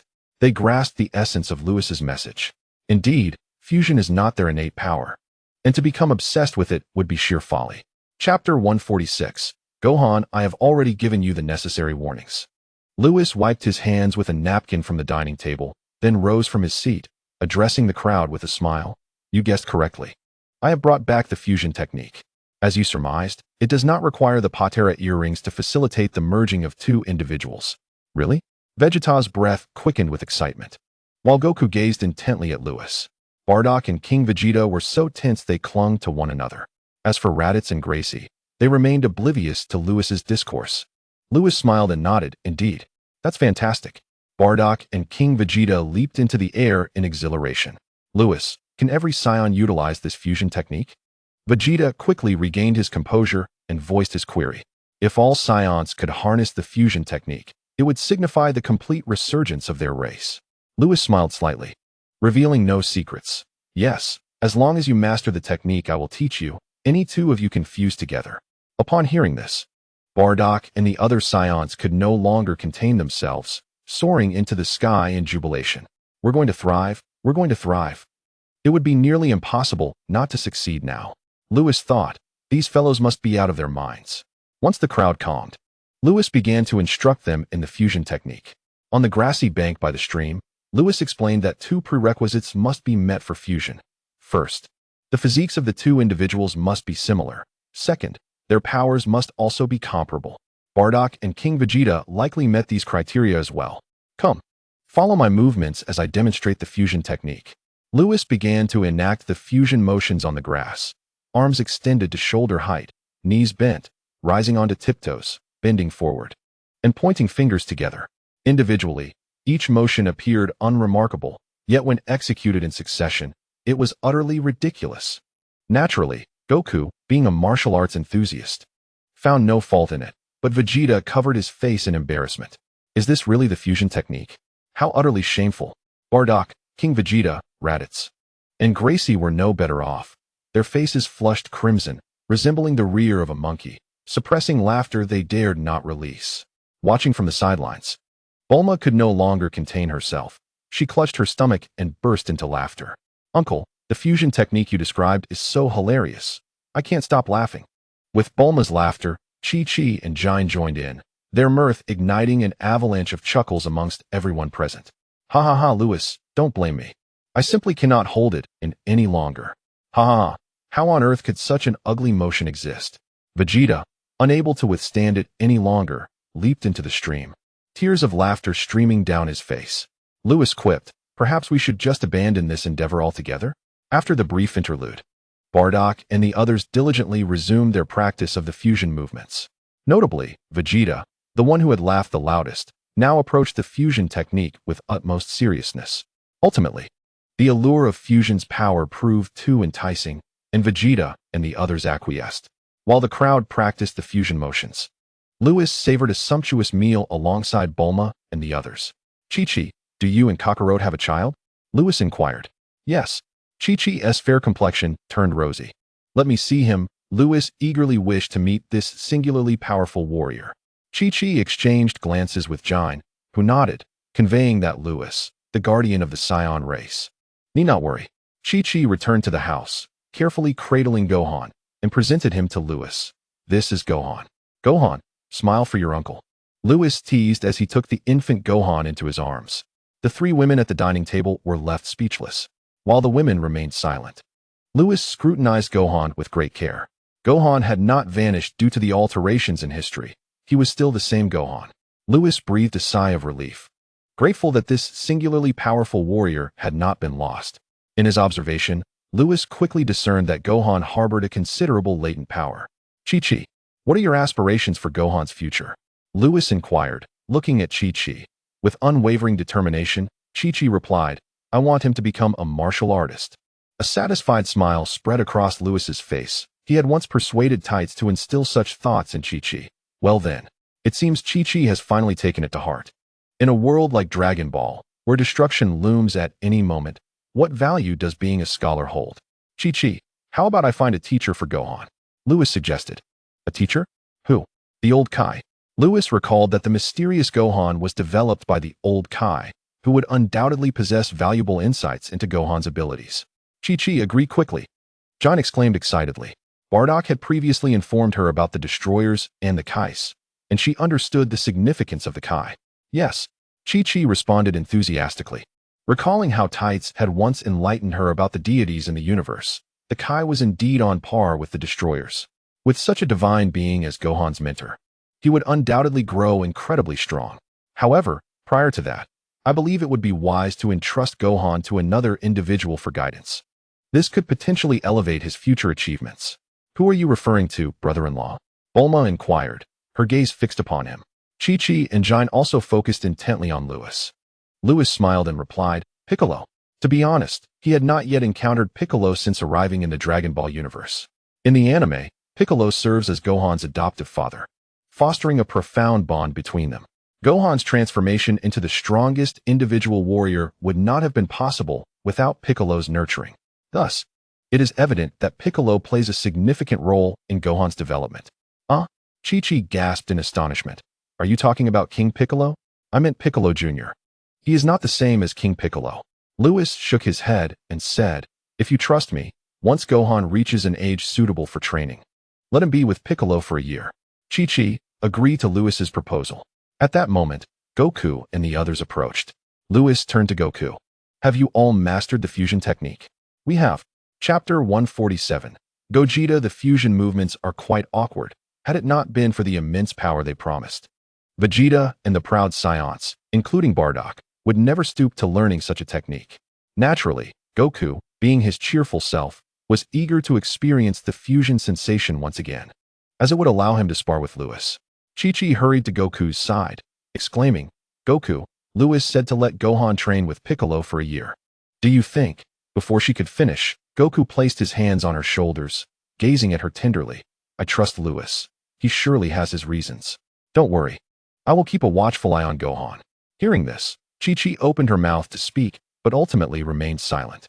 Lewis glanced at her, a satisfied smile gracing his lips. If this were the anime Chi-Chi, there was no way she would entrust her son to Piccolo. It appears that the influence of ties has continued to deepen. Lewis teased little Gohan, then lifted his gaze to Goku and the others. Since you have all mastered the fusion movements, let's give it a try. Bulma and Jine stepped away from the dining table, eager to witness this so-called fusion. Kakarot, and I will go first. Vegeta stepped forward, his eyes gleaming with desire. Bardock and Vegeta exchanged glances, both sighing simultaneously. They had been preempted. Don't worry, everyone will have a chance. Come, let us move to that open space over there. Lewis smiled at Bardock and the others, cradling Gohan as he led Bulma and the others to a distant clearing. Soon, Goku and the others arrived at the designated area. Lord Raditz, what is this fusion that Lewis and the others keep talking about? Can it really merge two people together? Gracie and Raditz had followed, and since arriving on Earth, he had struggled to understand Lewis's conversations. The Saiyan race knew only that Bojack and his companions had been slain by Goku and Vegeta. As for the intricacies of the battle, they were entirely in the dark, leaving few Saiyans aware of the concept of fusion. You ask me, who should I ask? Raditz stood behind Bardock and the others, observing Goku and Vegeta in the clearing with a serious tone. While I am uncertain whether the fusion technique can truly merge two beings, I am confident that Lewis is not one to jest. I have a feeling that from this day forth, our Saiyan race will become something extraordinary. At that moment, Goku and Vegeta were ready. Let us begin. Lewis called out to Goku and Vegeta from the clearing, holding little Gohan. The instant his words faded, the entire area fell silent, the atmosphere thick with tension.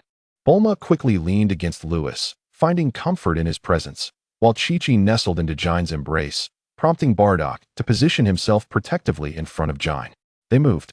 Goku and Vegeta both bent their knees simultaneously, extending their arms shoulder-high, rising onto their toes and shuffling their feet in a quite awkward manner.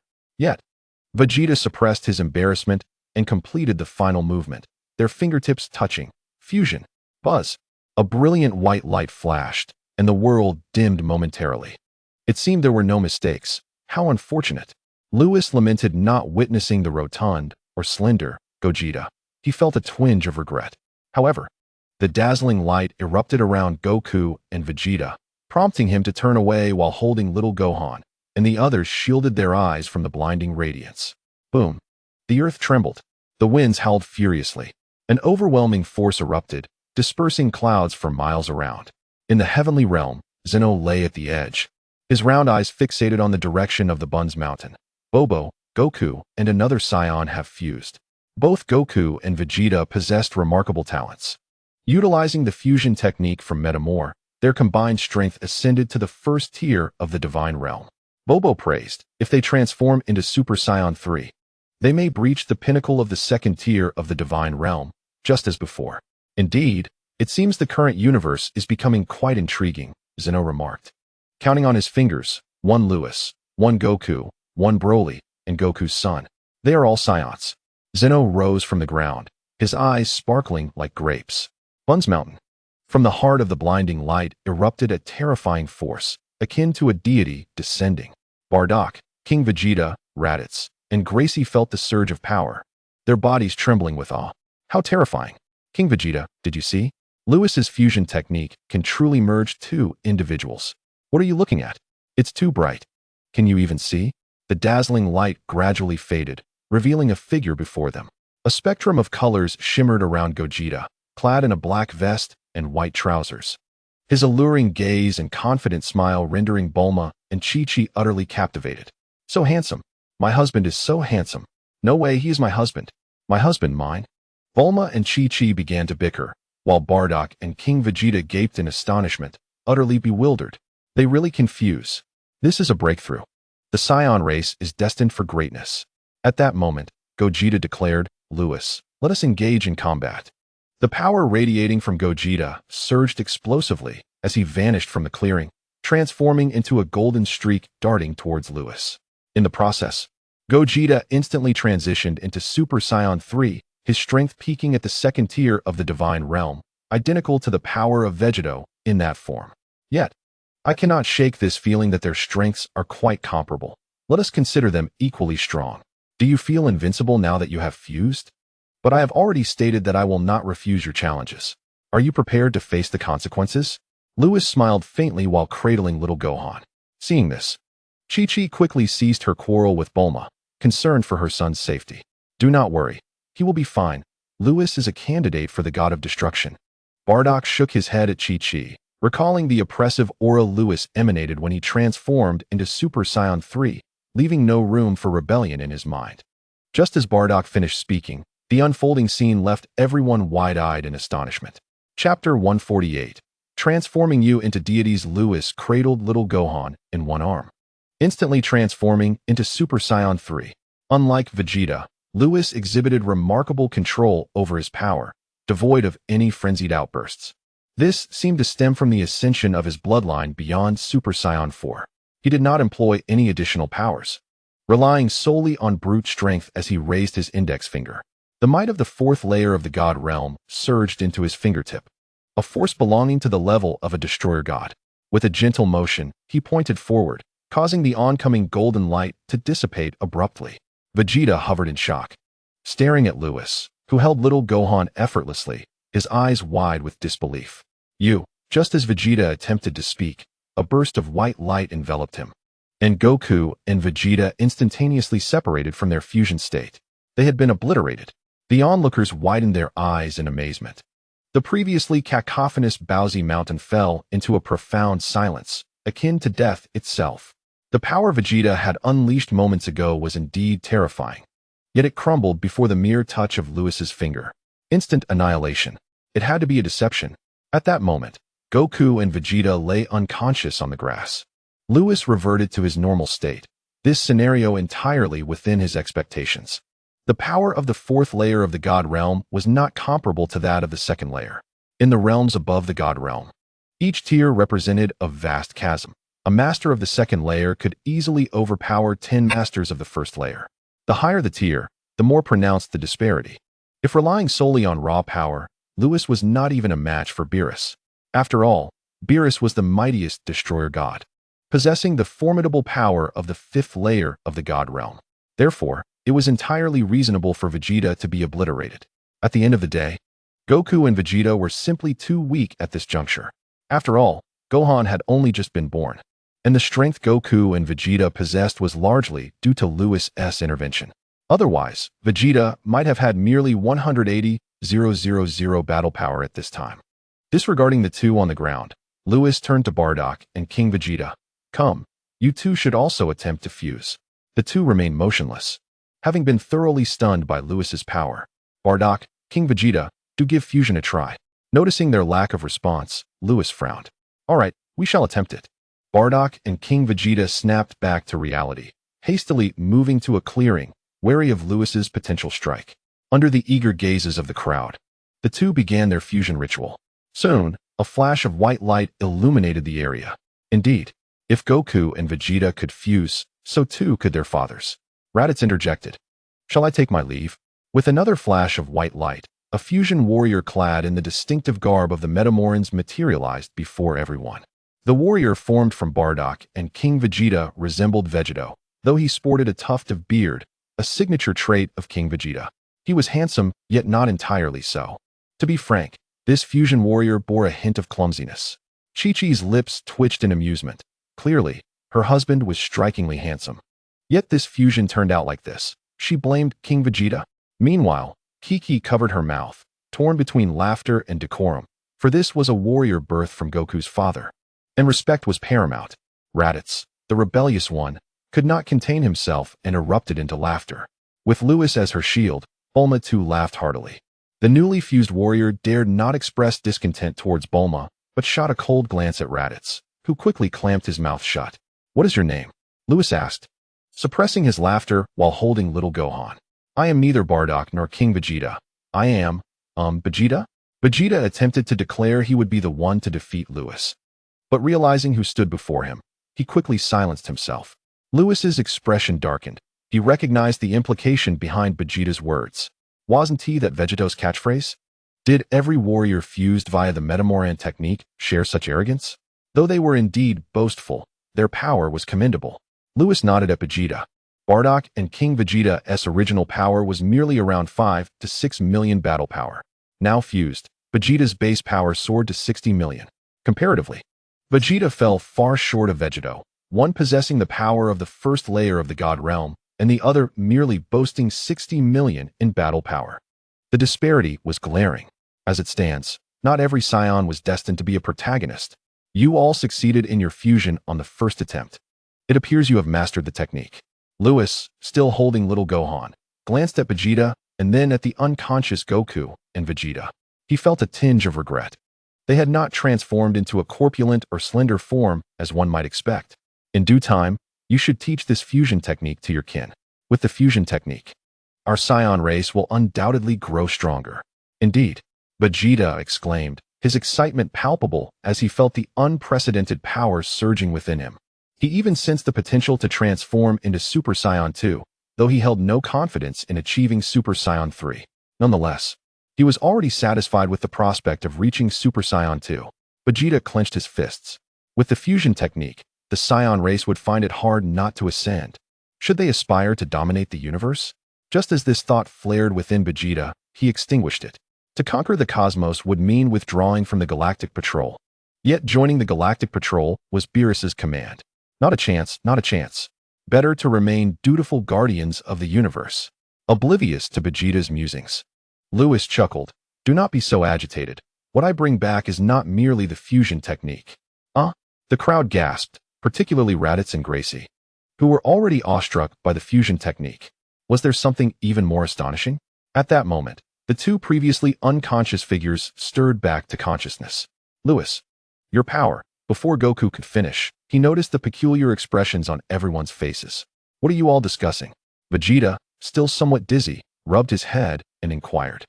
Lewis surveyed the group, smiling. Did I not mention upon my arrival that I bring not just the fusion technique, but the means for you to become deities? Chapter 149. The method is incorrect, Raditz curiously asked. Lewis, what does it mean to be a deity? Gracie furrowed her brow. Master Lewis, are you saying we can become deities akin to you? The crowd trembled with anticipation. If Lewis could indeed elevate them to his divine status, then, Lewis, is this true? Brother-in-law, can I become a deity like you? Master Lewis, if possible, please allow me. Raditz, to experience the essence of divinity as well. The crowd clamored, all filled with excitement. Lewis, still cradling little Gohan, felt a surge of incredulity. Did they truly believe he could casually transform someone into a deity? With a sigh of exasperation, Lewis clarified. The deity he referred to was the Super Saiyan God, which did not equate to true divinity. The Super Saiyan God. It possessed the aura of a deity but lacked the corresponding divine dimension and longevity akin to genuine gods. The Super Saiyan God could merely be considered a pseudo-deity. I can only transform the Saiyans into divine beings. As for Bulma, you can forget about it. Lewis cast a glance at Bulma. Can't I? Bulma pouted, looking rather adorable. Lewis chuckled, realizing that not only had Chi-Chi changed from her anime counterpart, but Bulma had also transformed. In truth, since Tai's return, the deep-seated worries within Bulma had finally been set aside, making her more cheerful. Especially with Lewis, her formidable brother-in-law, who would dare to provoke her. At this moment, before Trunks arrived, Bulma retained an air of innocent exuberance. However, upon witnessing Bulma's pout, Vegeta felt a sudden pang in his heart, for each time Bulma was angered, he bore the brunt of it. Vegeta winked at Bulma, as if to say, could you give me some face outside? If you must hit me, at least wait until we are home. Bulma seemed to grasp Vegeta's expression and sulked in response. Goku observed Vegeta's gesture and grinned. But upon noticing Chi-Chi's icy glare beside him, he quickly retracted his smile. He was still being blamed for agreeing to Lewis's previous suggestion. The aura of divinity is imperceptible to mortals, a fact you should be aware of. Lewis, cradling little Gohan, took a few steps in the clearing, then turned to face Goku and the other Saiyans, saying, now I have a method to enable you to sense it for yourselves and to possess it. Lewis glanced at Raditz and Gracie beside him. These two were brought to Earth by him, along with Goku, Vegeta, Bardock, and King Vegeta, 6 Saiyans in total. Perfect. So, what must we do? Goku asked eagerly. After 2 fusions and sparring with Lewis, both he and Vegeta had remained passive due to their inability to sense Lewis's aura. If they could perceive the divine energy, they believed that even if they could not defeat Lewis, they would not appear so helpless. Vegeta, too, was filled with excitement. The fusion technique proved that Lewis was not deceitful.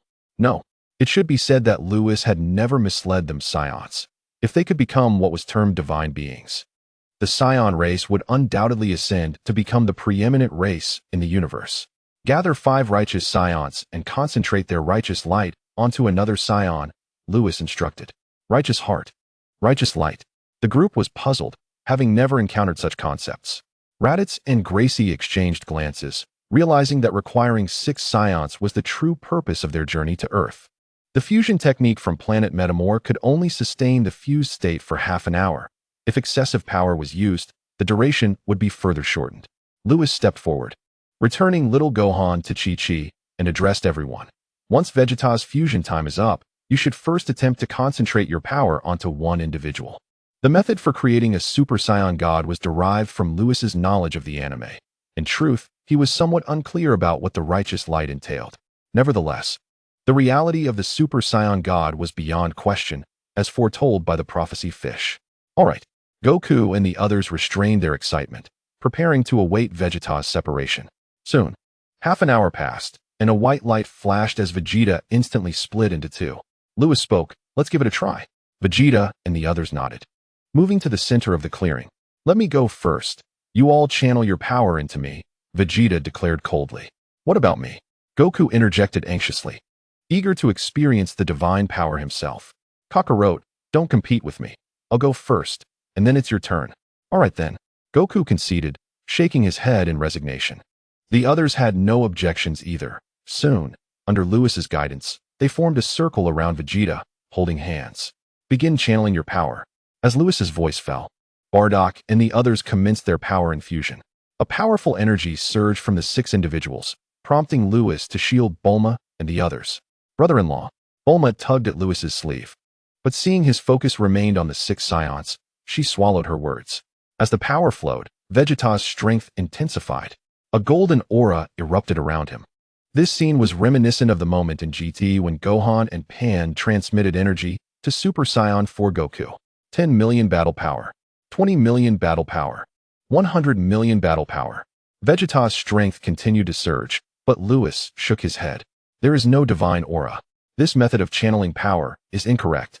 Lewis looked at the six in the clearing and said, "All right, everyone, stop." Goku and the others ceased their power infusion, and Vegeta looked over, puzzled. What's wrong? The method is incorrect. Incorrect? How could that be? I can clearly feel my internal power growing stronger. Vegeta, your power is indeed increasing. But can you sense the divine aura from me? Hearing Lewis's words, Goku and the others turned their gaze towards Vegeta. Vegeta, with a grave expression, shook his head. I can't sense anything. Lewis, King Vegeta paused, wanting to speak. Please, hold your thoughts. Let me think for a moment.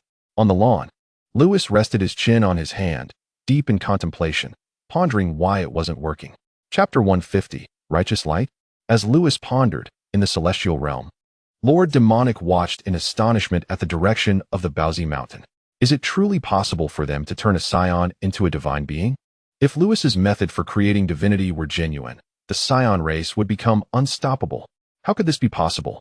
Lord Demonic sat at the edge of the celestial realm, folding his arms, and chuckled. If this were true, who would still train in the dimensions? But Lewis has never been wrong. I never said Lewis couldn't create divine beings. Lord Demonic emphasized the term divine beings. His usual childish demeanor vanished, replaced by seriousness. To elevate the dimensional training to divine levels requires not only exceptional talent, but also a significant amount of time. Lewis has encountered beings of the highest talent. While others need millennia to breach the divine dimension, he requires only a few decades. Lord Demonic turned to look at Bobo. Every divine being is a precious asset to a realm, even in the dark demon realm I created. A divine dimension cannot simply be conjured. Lewis's method could at most yield a pseudo-divine being. Pseudo-divine being? Bobo was taken aback by Lord Demonic's words. Lord Demonic nodded. One may possess a divine aura yet lack a divine dimension. They can only be deemed a pseudo-divine being. However, even a pseudo-divine being, this method is remarkably extraordinary. Lord Demonic's gaze remained fixed on Lewis below. He had never heard of any race capable of becoming pseudo-divine beings merely through channeling righteous light. To say the method was extraordinary would be more accurate to say Lewis was extraordinary, and that the Saiyan race was extraordinary. Suddenly, Bobo, gazing downward, furrowed his brow. Lord Demonic, it seems that Lewis and the others are on the verge of failure. Failure is to be expected, as their method is inherently flawed. Lord Demonic continued. Channeling righteous light is not accomplished in this manner. They are merely transmitting energy at this point. Lord Demonic, then what should be done? Why are you so concerned about this? Lord Demonic shot Bobo a glance, causing him to tremble. I just want to know if Lewis can create a pseudo-divine being. Ha. The full demon erupted into laughter, then turned to Bobo with a serious expression, saying, Bobo, you are my family. There is no need for you to be so tense. Memories of the past flooded back, reminding him that it was indeed Bobo who had rescued him. A warmth spread through Bobo's heart. The full demon then reverted to his previous childish demeanor, jokingly remarked, the light of justice has nothing to do with justice at all. Bobo's eyes widened, his calm demeanor evaporating entirely. The power of the Saiyans actually stems from a certain factor within them.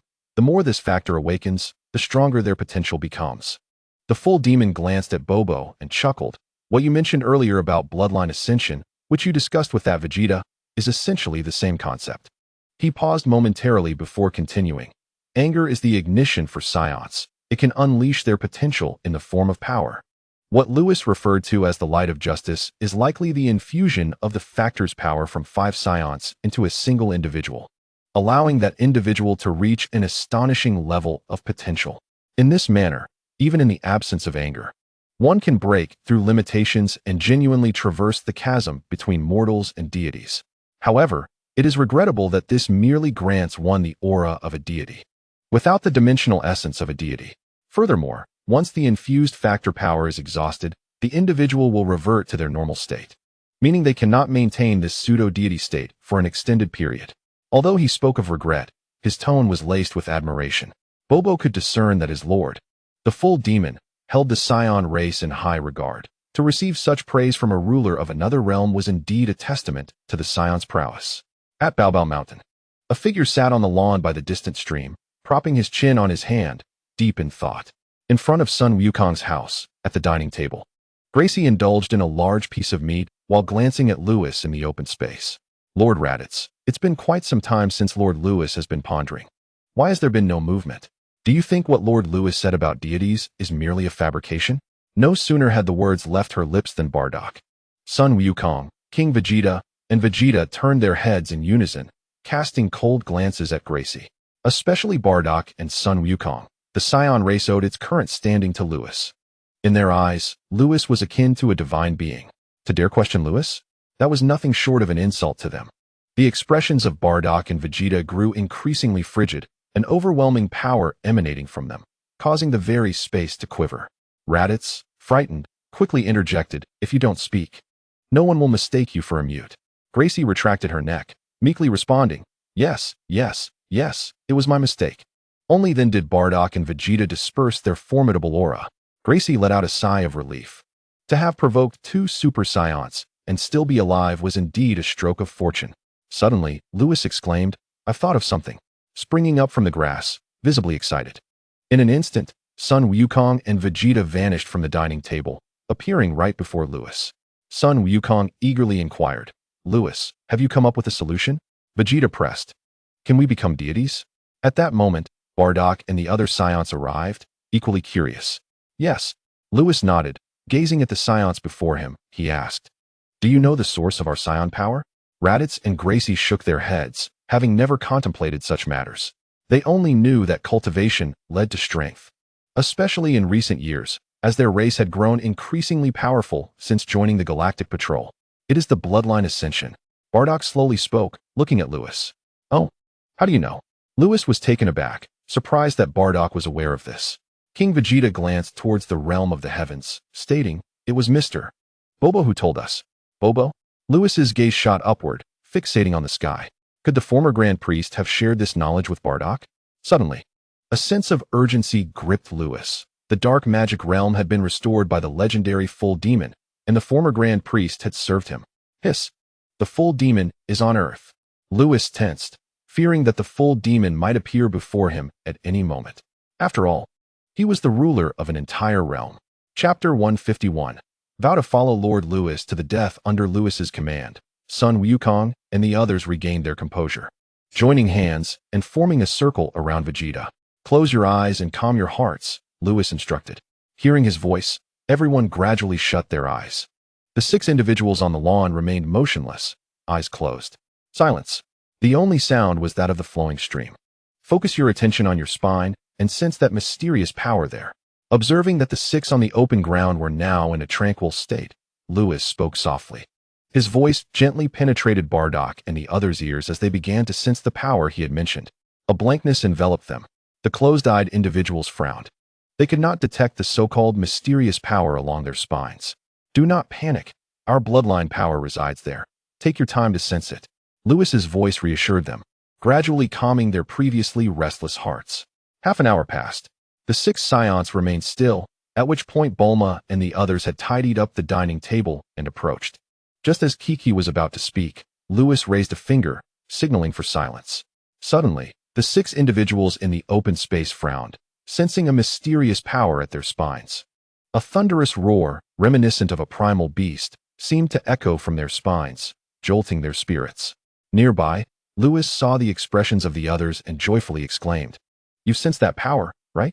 "Yes, that mysterious power is our bloodline power." "Guide it out and infuse it into Vegeta."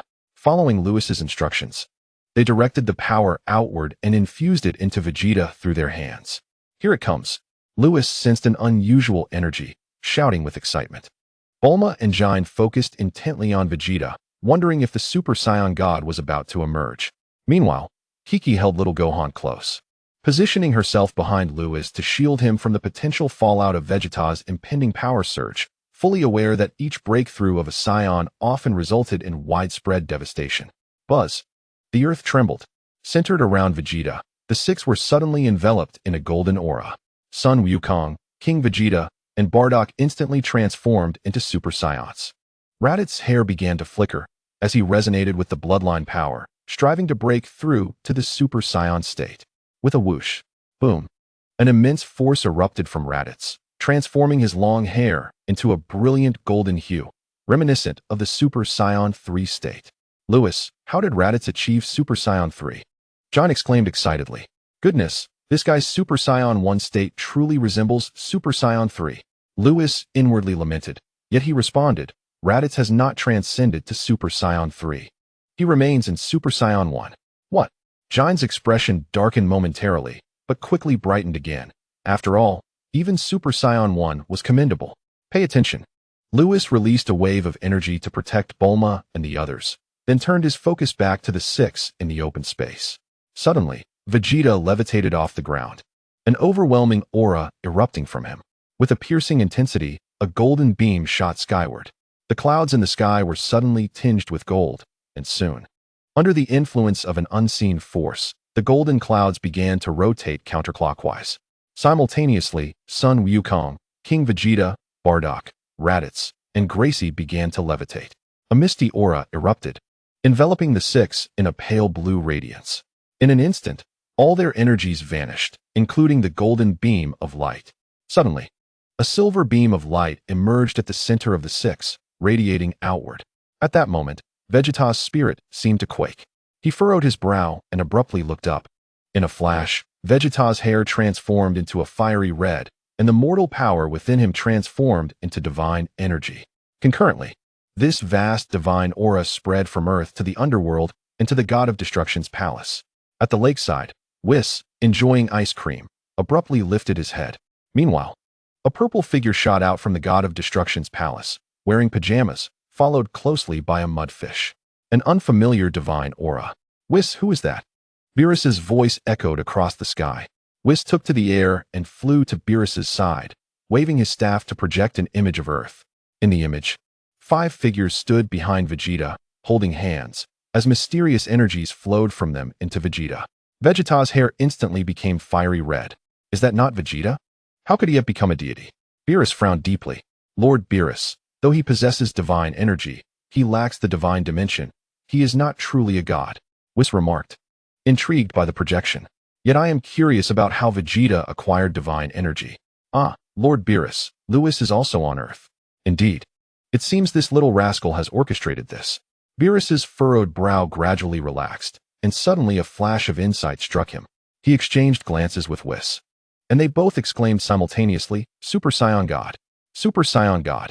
Beerus turned, grasping the floating prophecy fish, and urgently inquired, You mean to say this Super Saiyan God is that fellow Vegeta? The prophecy fish leaned against the edge of its cup, supporting its chin with its tiny whiskers, remaining silent. Hey, I'm asking you. Not him. At that moment, the prophecy fish fixated on Sun Wukong behind Vegeta, sensing it was its first encounter with him. Yet, Sun Wukong's appearance felt familiar, as though it had seen him before. Comparing Sun Wukong's figure with the Super Saiyan God it had predicted, the two images slowly aligned. They overlapped. Chapter 153. The Super Saiyan God seems a bit weak. The outlines of Sun Wukong and the predicted Super Saiyan God were identical. It is he. The prophecy fish pointed excitedly at Sun Wukong in the image, exclaiming, He is the Super Saiyan God I prophesied. Who? The fellow behind the red-haired Saiyan? You mean Sun Wukong? Beerus questioned while pointing at Sun Wukong. Yes. The prophecy fish swam a circle in its cup, then leaped out of the water, thrilled to see the one it had predicted. Beerus had always teased it, questioning whether its prophecies were false. The prophecy fish could hardly bear such an insult. Prophecy was its forte, and now it could finally prove it was not wrong. Whis, let us depart. All right. Whis soared into the sky with Beerus, leaving the bewildered prophecy fish behind. Moments later, the prophecy fish returned to the God of Destruction's palace. Where are Whis and the others? They went to find the Super Saiyan God. On Earth, in the heavenly realm. Wow.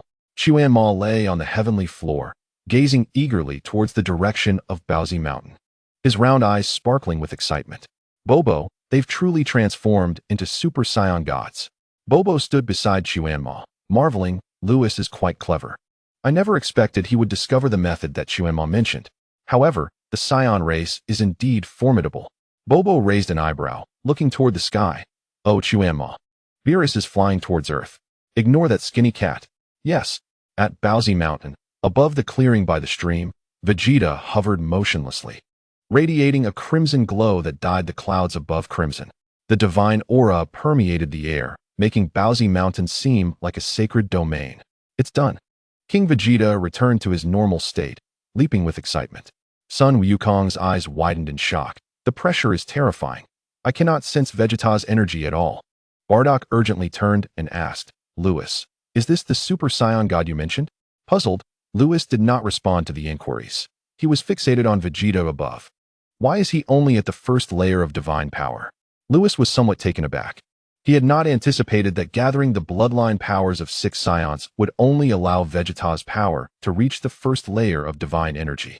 This was even inferior to the strength of Vegeto, formed by the fusion of him and Sun Wukong. How could this be? While Lewis was lost in thought, a crimson figure appeared before him, fist clenched, aiming a strike at his face. Lewis, still pondering the power of the Super Saiyan God, instinctively radiated a glimmer of silver light. Perfect freeform state.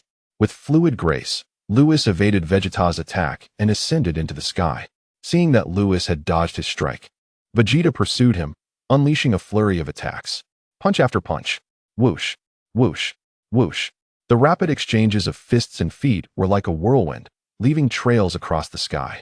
In the face of Vegeta's relentless onslaught, Lewis retreated while contemplating, his chin resting on one hand, revealing his deep thoughts.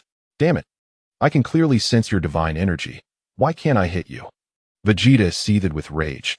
Believing that his earlier defeat to Lewis was due to an inability to sense divine energy. Little did he know that was not the case. Observing Lewis's continuous evasions, Vegeta realized that Lewis had never utilized his full strength during their sparring sessions. He had merely been toying with them. Lewis, you scoundrel. A wave of humiliation washed over him, and Vegeta's chest heaved as the first layer of divine energy erupted. He transformed into a colossal crimson dragon, charging at Lewis. The sky trembled, determined to strike Lewis, who seemed lost in thought. Lewis suddenly understood something, raised his head, and smiled slightly. All right, enough of this. Lewis lifted his hand, gathering destructive energy. As the rapidly approaching Vegeta caught sight of the destructive energy in Lewis's hand, his pupils dilated in shock. Yikes! Vegeta abruptly halted midair. No more games, no more games. The proud Vegeta quickly nodded and bowed. A true gentleman can bend and stretch. He even performed that shameful gesture. Bowing to a potential god of destruction is not beneath him. Descend. Lewis glanced at the 1,000-year-old number 2 and ceased his jesting, retracting the destructive energy and descending towards the ground. Luis began to comprehend why Vegeta's Super Saiyan God only possessed the power of the first tier of Divine Realm. It was due to the S-Factor power. The creation of a Super Saiyan God requires the infusion of S-Factor power from 5 Saiyans, which is essentially the strength derived from their bloodline. However, this method resembles the infusion of energy.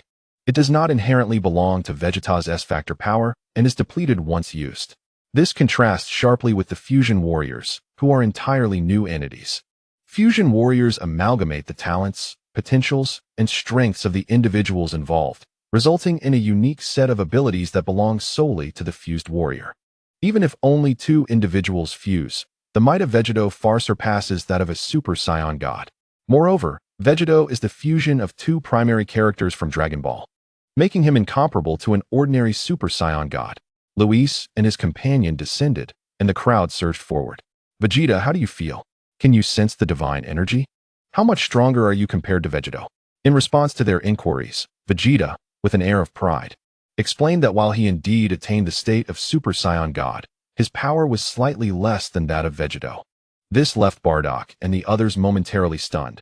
How could the combined strength of 6 individuals not match the power of just 2 fused warriors? Luis took it upon himself to elucidate this matter, clarifying that although the power of Super Saiyan God was slightly inferior to Vegeto's, the ability to sense divine energy was an advantage that fusion warriors lacked. There are gains and losses in every scenario. King Vegeta and the others were exhilarated. With the fusion technique and the method to create a Super Saiyan God now in their possession, the Saiyan race was poised for a remarkable renaissance. Chapter 154. Dr. Gero today was filled with good news. Raditz could transform into a Super Saiyan as well.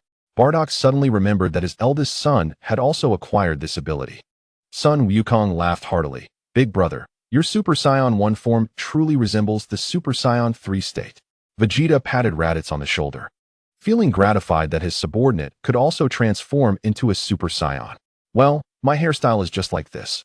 I can't help it, Raditz replied awkwardly. eliciting laughter from the crowd. At that moment, Luis addressed everyone. Well, since you all have more opportunities to transform into Super Saiyan gods in the future, let us focus on elevating the Saiyan race. Vegeta, you should take your father and others back. Then share the fusion technique and the method to create Super Saiyan gods with your kin. Understood. Vegeta nodded. Previously, Luis had mentioned he was facing troubles and asked if they could assist him. It was clear that Luis had encountered difficulties. For the current state of the Saiyan race was largely attributable to him. He could be considered another king among the Saiyans. If Luis requested help, Vegeta would undoubtedly rally his kin to give their utmost effort. This sentiment resonated deeply within King Vegeta, who would risk everything, even the annihilation of their race, for Luis. After bidding farewell to Bulma, Vegeta departed with King Vegeta, Raditz, Gracie, Bardock, and Kaiatsu, leaving only Luis, Bulma, and Sun Wukong on Earth. Sun Wukong gazed skyward, reflecting, Chi-Chi. They have returned. Chi-Chi, cradling little Gohan, felt a tinge of reluctance. Yes, during my pregnancy with Gohan, it was my parents who took care of me. Luis glanced at the baby in Chi-Chi's arms and expressed his intent to leave. As his sister Tais awaited his return in the God of Destruction realm to start a family. Brother-in-law, are you heading back? Since Vegeta has left, could you take me to the God of Destruction realm for a visit? Bulma eagerly inquired. Luis replied, I'm heading back to start a family. Not to take you to the God of Destruction realm. I have planets to destroy. How could I possibly have time to take you along? Shaking his head, he suddenly remembered something and looked at Sun Wukong with a smile. Kakarot, you need to train hard, or when the Saiyan warriors return, I fear you may not be able to keep up. He was, of course, referring to Broly, Sun Wukong, Bardock, and even the future Goten would likely be thrilled to see the three of them together. Huh. Sun Wukong's expression was one of confusion. Just as he was about to ask, Luis suddenly pointed to the sky. Who are those two? Did they sense Vegeta's divine energy? Brother-in-law, who has arrived? Lord Beerus. That skinny cat, Bulma exclaimed. As soon as her words faded, two figures appeared in the clearing. Beerus scolded Bulma. You're the skinny cat. Your whole family is. He was about to berate Bulma further, but upon noticing Luis beside her, he reconsidered. Beerus slowly approached Sun Wukong, examining him closely, muttering, This guy doesn't he seem like my formidable opponent? Upon hearing this, Luis quickly deduced that Beerus had come to Earth in search of a worthy adversary. Beerus poked Sun Wukong's chest with his finger and said coolly, Transform into that Super Saiyan god for me to see. Sun Wukong chuckled awkwardly. Lord Beerus. Transforming into a Super Saiyan god requires 6 Saiyans. I can't do it alone. Can't transform? Beerus's expression instantly turned frosty, and the temperature around them plummeted. Luis stepped forward, wrapping an arm around Beerus's neck and whispering in his ear, Lord Beerus, let us not escalate the situation, all right? It would be unfortunate if there's no way out later. Despite Beerus's threatening demeanor, Luis understood just how significant Sun Wukong and Vegeta were to him. In the ranking of the average power levels across the universe, divine beings were not included. Hence, the universe's ranking relied on the top warriors within it. Sun Wukong and Vegeta were the representatives of the 7th universe, and Luis knew Beerus had been keeping a close eye on them. Beerus retorted, Can you show me a little respect? I'm trying to keep the atmosphere from becoming overly tense. You're clearly undermining my authority. Beerus was infuriated with Luis, but he still retracted his intimidating aura. Little did they know, Sun Wukong had overheard their quiet exchange and felt utterly speechless. This god of destruction was quite the character. All right, what's the deal with this Super Saiyan god? Beerus pushed Luis away, regarding him intently. Whis turned his attention as well. Luis initially intended to explain everything upon returning to the God of Destruction realm, but since Beerus and Whis had arrived on Earth, he decided to divulge all the details. Upon hearing everything, Beerus's eyes widened in disbelief. Could the Saiyan race truly create a pseudo-deity with just 6 Saiyans? They possessed the aura of divinity without any divine dimension, and the potential for mass production was astonishing. Plus, with the fusion technique, you Saiyans. Beerus stammered, pointing at Luis. Luis smiled. What's wrong with us Saiyans? Beerus took a deep breath, then exclaimed with excitement. Oh my goodness, this is incredible. Luis, Whis, Sun Wukong, Bulma, Chi-Chi, and little Gohan all shared in the realization that the 7th universe was about to soar to new heights. On the lawn, Beerus began to dance in a rather absurd manner, twisting his waist, and performing an embarrassing little jig. Oh no, not again. Luis and Whis felt a shiver down their spines, recalling how Beerus had previously danced this way after Luis had defeated Quitella. Let us go, Luis exclaimed, grabbing Whis and making a hasty retreat, leaving Beerus alone on the lawn, continuing his ridiculous dance. As the tardy Beerus gazed at the sky, he exclaimed, "Hey, I'm not on board yet." He hurriedly gave chase. In a cave on the South Island of Earth, a gaunt old man clad in a jacket and donning a black hat emblazoned with the letter R pondered the immense power before him. Why has Goku grown so formidable? I must hasten to create my ultimate weapon, he muttered, glancing at the sleeping pods marked with 17 and 18, Dr. Gero shook his head and resumed his operations at the supercomputer. Chapter 155. I am finally going to be a father in the vast expanse of the cosmos. Two figures circled as a purple feline approached at great speed. Annoyed, Beerus remarked, "Luis, Whis, how could you both be so cruel? I'm not on board yet." Luis chuckled. "Who told you to be so unbearable, Lord Beerus? Whis and I were merely waiting for you. Otherwise, you would have been flying back to the realm of destruction alone." Whis stifled a laugh, recalling the time he and Luis left the realm of destruction without Beerus, making him journey alone to Earth. "Humph. At least you have a shred of conscience," Beerus conceded with a nod.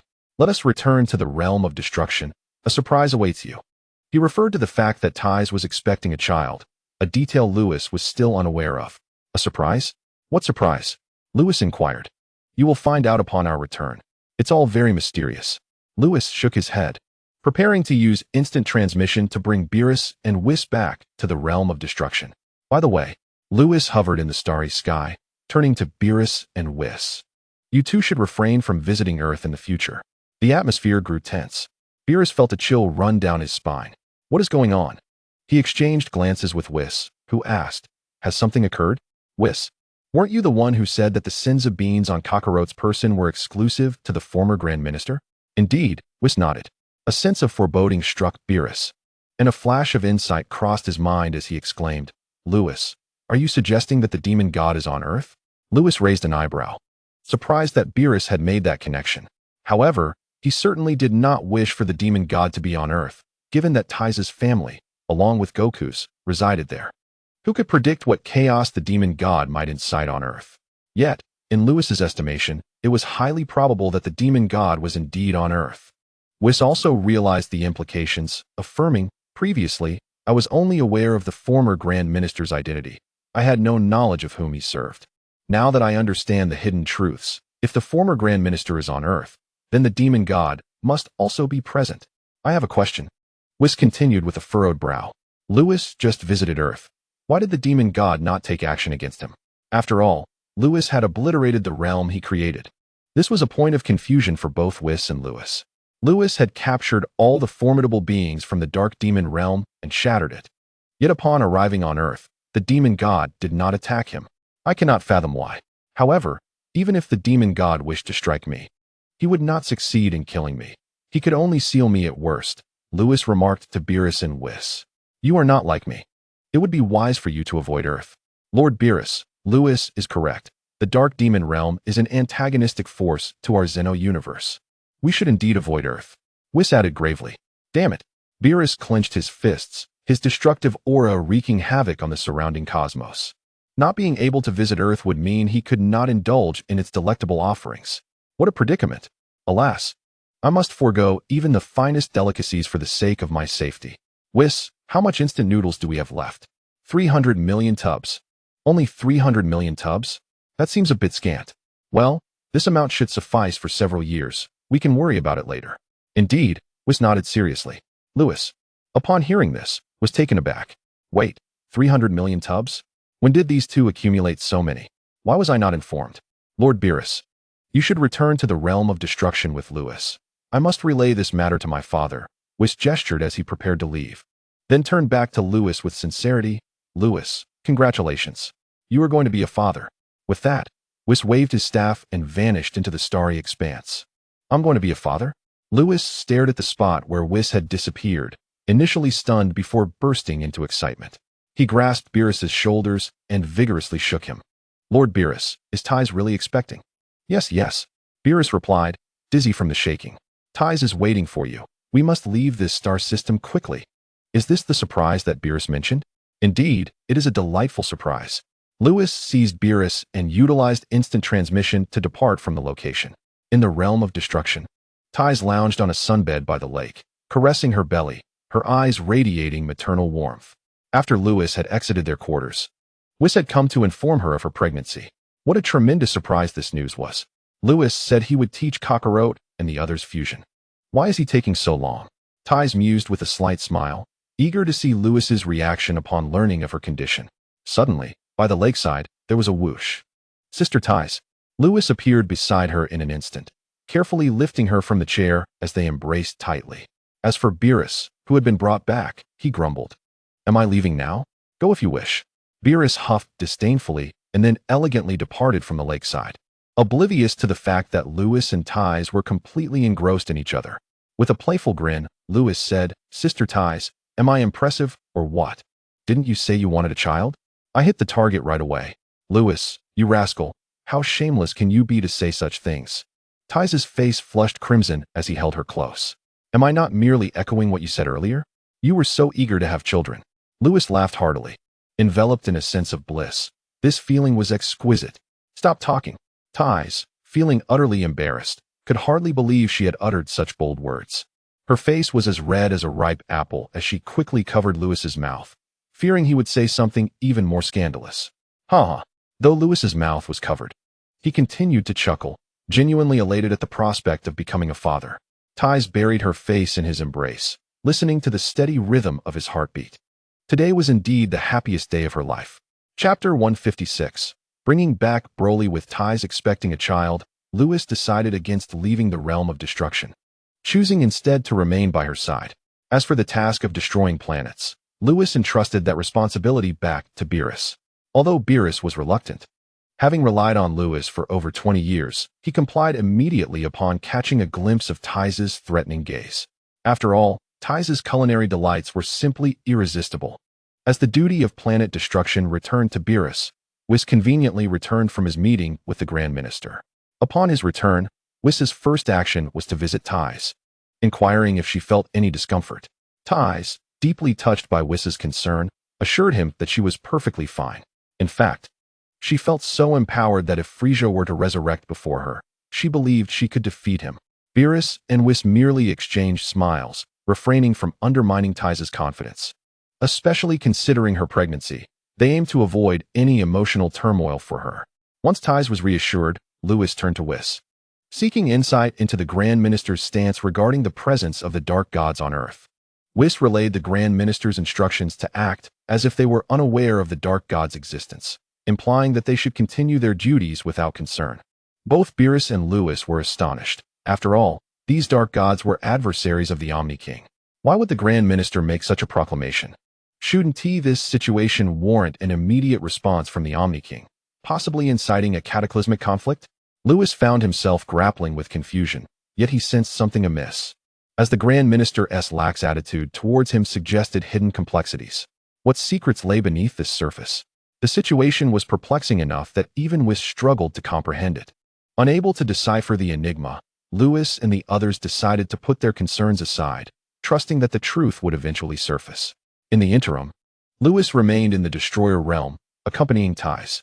Meanwhile, Beerus instructed Whis to take him to destroy some planets, as the seventh universe was rapidly evolving, and Beerus wished to eliminate any subpar planets that could hinder its growth. This evolution was largely attributed to the rise of the Saiyan race, made possible through the fusion technique and the method for achieving Super Saiyan God status, both of which Lewis had brought back from Metamor. Over the past 2 decades, the Saiyan population had surged from 2,000 to 10,000, with Vegeta disseminating the knowledge of fusion and Super Saiyan God creation throughout the Saiyan community. Consequently, every pair of Saiyans could now fuse. Presently, even the weakest Saiyans boasted battle powers exceeding 400,000, although they had yet to transform into Super Saiyans. Their ability to fuse meant that each resulting warrior achieved a minimum battle power of 20 million, with every fused warrior capable of transforming into a Super Saiyan. This transformation amplified their power 50-fold, placing each fused warrior's strength at no less than 1 billion. Additionally, 6 Scions could produce one Super Saiyan god, who possessed divine energy undetectable by mortals.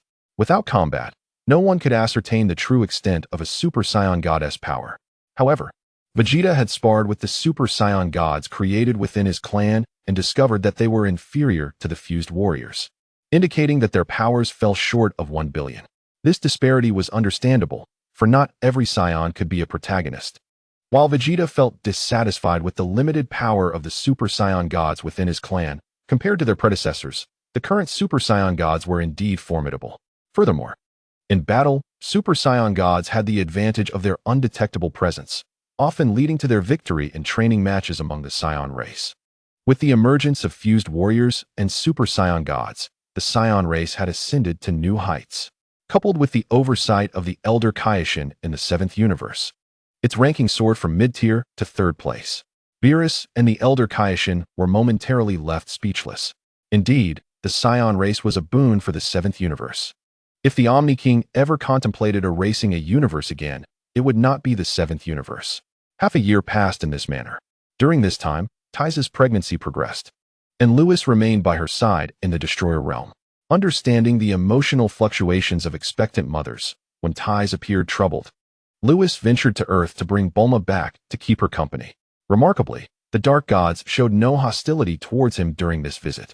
Although Lewis found this odd, he was relieved that they remained non-aggressive. On this day, by the lakeside in the Destroyer realm, Tai's, with her prominent belly, watched Lewis as he prepared to leave. Bulma, equally puzzled, questioned, "Brother-in-law, aren't you going to stay with my sister? Where are you off to?" Approaching Tai's, Lewis planted a gentle kiss on her forehead and caressed her belly, saying, "I mentioned 6 months ago that I would be retrieving Broly from Metamore. The time has come." Tai's, recalling the matter of Broly, urged him to return quickly, while Bulma remained bewildered, having no knowledge of who Broly was. "I will be back shortly," Lewis assured with a smile before vanishing from the Destroyer realm using instant transmission. On Metamore, under the azure sky, with white clouds, a cerulean ocean, and lush forests reminiscent of Earth, a robust figure sat before a mystic stone tablet at the heart of the continent. Suddenly, he opened his eyes wide as a large green ape faded from his gaze. Finally mastered the mental rebirth technique. The individual was none other than Broly, whom Lewis had brought here. Beside him, a Metamore resident, Sharp, exclaimed, "Congratulations, Mr. Broly, on mastering the mental rebirth." Broly expressed his gratitude, acknowledging Sharp's guidance over the past 6 months. At this moment, Broly had learned to communicate and grasp some social nuances. "Our Metamore welcomes all who cherish peace, especially someone brought by the candidate for Destroyer," Sharp added. Just then, a familiar figure appeared with a whoosh. "Lewis." Chapter 157. Taking you to confront Kakarot, the mystic tablet grove rested upon a small island, encircled by the sea. Lewis materialized here, greeting both Broly and Elder Sharp with a smile. "Broly, Elder Sharp, it's been a while." Sharp bowed respectfully, addressing Lewis as the candidate for Destroyer. Lewis nodded in acknowledgement before turning to Broly, who was seated before the mystic tablet. "So, have you learned to control your berserk emotions?" Half a year prior, Lewis, along with the Elder Kaioshin, had brought Broly here not only to learn fusion techniques, but also to find a mental training secret. Metamore truly lived up to its reputation as a martial arts sanctuary in the 7th universe, having provided Lewis with the mental rebirth technique. Mastery of this technique, combined with the use of mental fruits, would greatly enhance Broly's mental strength, allowing him to better manage his furious emotions. Consequently, Broly would maintain his composure even in a rage. "Yes, I can now control my emotions," Broly exclaimed as he stood up, scratching his head with a sheepish grin. "That's splendid," Lewis replied, poking Broly's solid chest. The muscle was incredibly firm, still harboring an intensely volatile energy. This giant had grown even stronger over the past 6 months. "Elder Sharp, I shall take Broly with me. If you encounter any troubles in the future, simply call for Whis, and I shall come to your aid promptly." Though Lewis is a candidate for the God of Destruction, he is not like the bandit Beerus. He is genuinely grateful to those who have assisted him. "Thank you, esteemed candidate for the God of Destruction," Elder Sharp exclaimed, filled with excitement at the prospect of such a promise. With Lewis's commitment, the planet Metamore shall rest easy henceforth. As Lewis and Broly prepared to depart, Sharp hurriedly approached, saying, "Esteemed candidate for the God of Destruction, While Broly has managed to control his rage, the power within him continues to surge. If he ceases his training and mental refinement, he may still risk losing control. To avoid unnecessary troubles, please ensure Broly continues his training. Broly, did you hear that? Lewis glanced at Broly. As a legendary Saiyan, even without training, Broly's strength would perpetually grow. If his mental fortitude did not keep pace, he indeed risked losing control. Thank you, Elder Sharp. I shall persist in my mental refinement. Broly nodded, his tone filled with gratitude. After bidding farewell to Elder Sharp of Metamore, Lewis took Broly and departed. Observing their vanishing forms, Sharp murmured, with the Supreme Kai and the God of Destruction re-emerging in the universe. It seems that the seventh universe is poised for resurgence. Lewis and Broly left the planet Metamore, not returning to the realm of the gods of destruction, nor to Earth, and certainly not to the Galactic Patrol headquarters. They arrived at the periphery of a verdant planet. Let us take a look, Lewis said as he unsealed the planet's barrier. Very well, Broly responded, his expression complex as he transformed into a streak of light and entered the planet. Lewis waited outside. Before long, Broly emerged, looking dejected. What happened? Lewis inquired. He still intends to manipulate me. He commanded me to eliminate you. Then return to planet Vegeta to kill King Vegeta, so he may reign over the Saiyan race. Will you blame me for sealing your father on this planet? Lewis gazed at Broly. You brought my father and me from planet Wampa, and then to Metamore to learn mental refinement. Elder Sharp is a wonderful person. He taught me so much during these 6 months, Broly replied, shaking his head. I am no longer the person I once was. I now comprehend right from wrong, and I will not hold you accountable. Moreover, this planet is quite suitable for human life, and my father thrives here. Keeping him here was indeed the right choice. Hearing this, Lewis sighed in relief, not out of fear of Broly. In the anime, Goku, Vegeta, and Broly are his 3 favorite characters. He truly did not wish to be adversarial with this formidable figure. At that moment, Broly smiled. Furthermore, I recall you mentioned taking me to confront Kakarot. I have been eagerly anticipating that. Lewis's lips twitched slightly. Kakarot, Bardock, you shall meet your end. Come, I shall take you to meet Kakarot. He will surely be interested in you as well. Lewis laughed heartily as he and Broly used instant transmission to depart. On Earth, at the site known as Bun Mountain, Lewis and Broly materialized before Goku's home. Lewis glanced toward the sky, pondering whether the Demon King had yet to make a move against him. Lewis, you said Kakarot is here? Where is he? Broly asked, brimming with combat fervor as he entered the house, only to find it empty. Lewis disregarded the Demon King's matter and entered, frowning. Where has he gone? At that moment, a tremendous explosion erupted from another direction of Bun Mountain. Boom. Lewis and Broly exchanged glances. Let us go. They vanished instantly. On the other side of Bun Mountain, Piccolo was demanding, will you agree to my terms? If not, I shall continue to pummel you. How dare you, Goku? You are crossing the line. Piccolo, battered and ragged, struggled to rise from a deep pit. Goku descended from the sky, landing beside Piccolo. I merely asked you to help me look after Gohan for a year. You have nothing else to do, right? You scoundrel. Piccolo's veins bulged with rage, his chest heaving. Die. He leapt from the ground, conjuring an energy blast, which he hurled violently at Goku. Don't waste your energy. You cannot defeat me, Goku chuckled, clenching his fists and crushing the energy blast, dissipating it into stardust. Piccolo, infuriated, struggled to comprehend how Goku had grown so powerful. As Piccolo contemplated his next move, suddenly 2 figures soared through the air, landing beside Goku. Broly touched down and immediately recognized the familiar face. Kakarot. Chapter 158. Broly vs. Goku. A surge of uncontrollable rage ignited within Broly's mind. But with his formidable mental strength, he swiftly regained control. Though his fury was subdued, his hair transformed to a vibrant green hue, embodying the legendary Super Saiyan form. Now, driven by his unleashed rage, his power escalated to unfathomable heights. 500 million battle power. 1 billion battle power. 50 billion battle power. The forest surrounding Bun Mountain was annihilated by Broly's explosive might. Lewis observed Broly maintaining his composure, nodding in approval, yet was rendered speechless by the sheer force of Broly's actions. Goodness, he arrives and demolishes Goku's home? Hastily, Lewis employed his time manipulation abilities to restore the surrounding forest. Meanwhile, Goku had already flown to protect Chi-Chi and little Gohan. Piccolo had been blown away by the overwhelming energy wave. Broly stabilized his emotions. His power now firmly set at 50 billion battle power. Kakarot, I'm going to give you a thrashing. Broly radiated a brilliant green light as he vanished from sight. Charging at Goku. Lewis, who is he? Goku shouted, positioning Chi-Chi behind him for protection. The pressure Broly exerted felt monstrous. Let him have a go at you. I will ensure Chi-Chi and little Gohan are safe, Lewis assured, appearing beside Goku and taking Gohan from Chi-Chi's arms. Seeing Gohan in Lewis's embrace, Goku felt a wave of relief wash over him. Damn, this green-haired brute thinks he can just waltz in here and challenge me without consequence? As Broly closed in, Goku clenched his fists, unleashing an extraordinary surge of power, his hair turning golden. Super Saiyan at full power.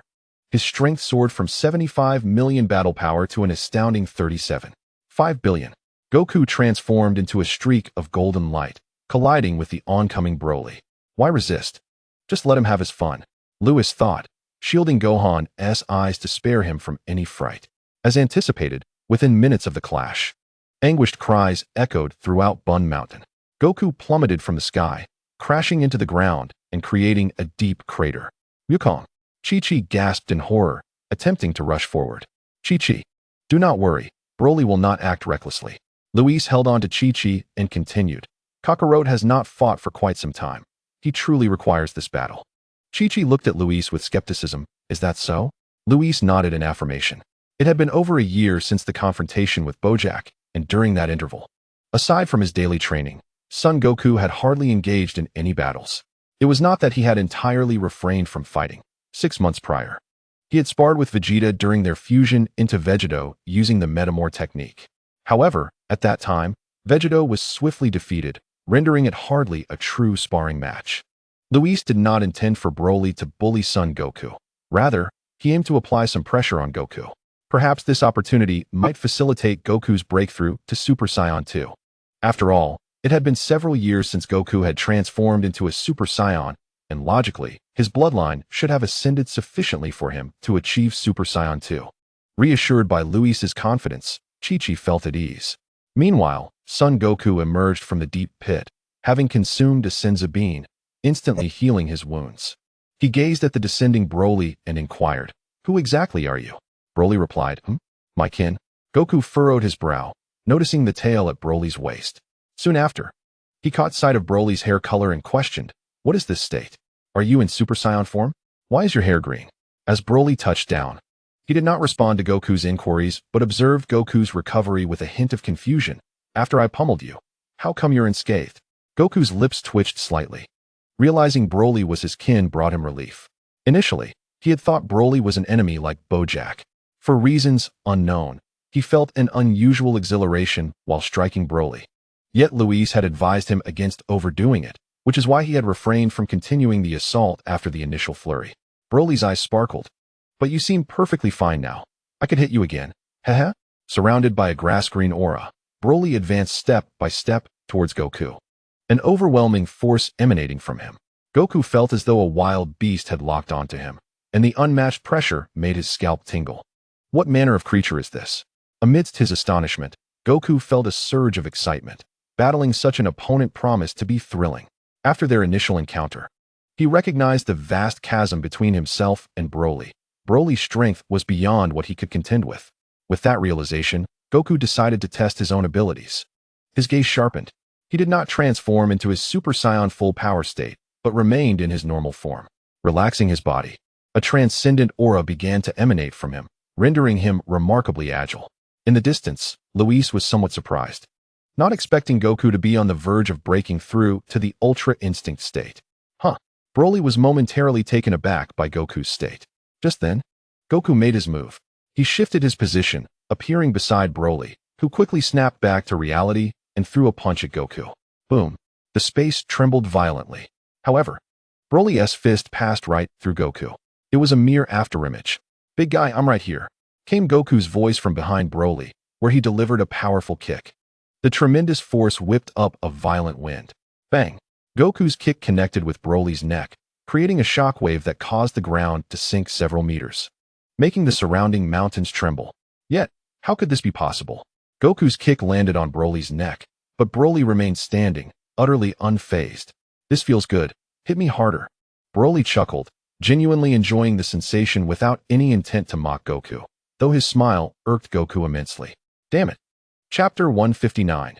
Son Goku transforms into Super Saiyan 2. Gritting his teeth, Goku utilized the force of the impact to rebound, twisting his body and executing a 360-degree spin before delivering another kick. But at that moment, Broly reacted. A massive hand reached out toward Goku's right leg. Fortunately, Goku's instinct allowed him to evade Broly's grasp. Channeling all his strength into his right leg, he struck Broly's neck again. Bang! A powerful shockwave erupted from the point of impact, sending gusts of wind roaring forth, once again devastating the forest that Luis had just restored. Yet, Broly remained unmoved. In the distance, Chi-Chi covered her mouth, astonished by the scene. Aside from Luis, Son Goku was considered the strongest Saiyan of their lineage. Who was this unfamiliar Saiyan capable of withstanding two of Goku's attacks? Luis, holding little Gohan, observed the battle ahead and remarked, "Kakarot is nearing the threshold of Ultra Instinct." In this state, although Kakarot's reflexes are swift, Broly may find it difficult to contend with him for the time being. However, without the power amplification of Super Saiyan, Kakarot's strength in this form is quite feeble. He cannot possibly handle Broly. It resembles the scenario in the Super anime, where Goku entered Ultra Instinct, but, due to his insufficient power, even at maximum speed and reflexes, he could not contend with Jiren. "What can we do?" Chi-Chi expressed her concern. "Unless Vegeta comes here to fuse with Kakarot, Vegeto should be able to defeat Broly." Luis playfully teased little Gohan before glancing ahead. "Of course, I did not bring Broly here for Vegeto to defeat him. Rather, I wish to see if Kakarot can achieve a breakthrough to Super Saiyan 2. Boom. Ahead, Broly unleashed his formidable strength, sending Goku flying, all while calling out Kakarot. As he pursued him, silver and green, two beams of light chased across the sky, occasionally colliding, the resulting chaotic power crackling through the air with a sizzling sound. In an instant, the landscape shattered, countless broken trees hurled into the sky, creating an extraordinarily spectacular scene. Faced with a powerhouse like Broly, Goku's blood surged with excitement. He understood his advantages. Thus, employing his agile movements and quick reflexes, he engaged in guerrilla tactics against Broly.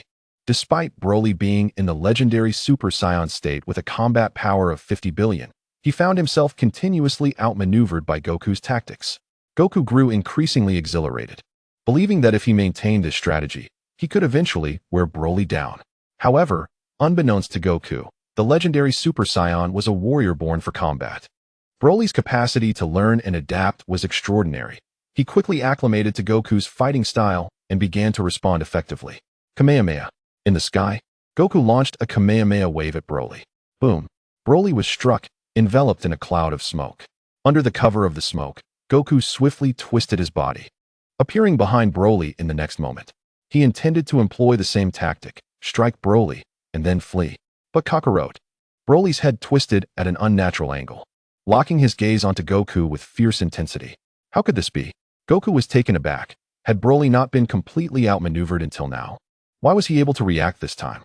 Goku attempted to distance himself quickly, but it was too late. Broly's fist slammed into his abdomen. Puff!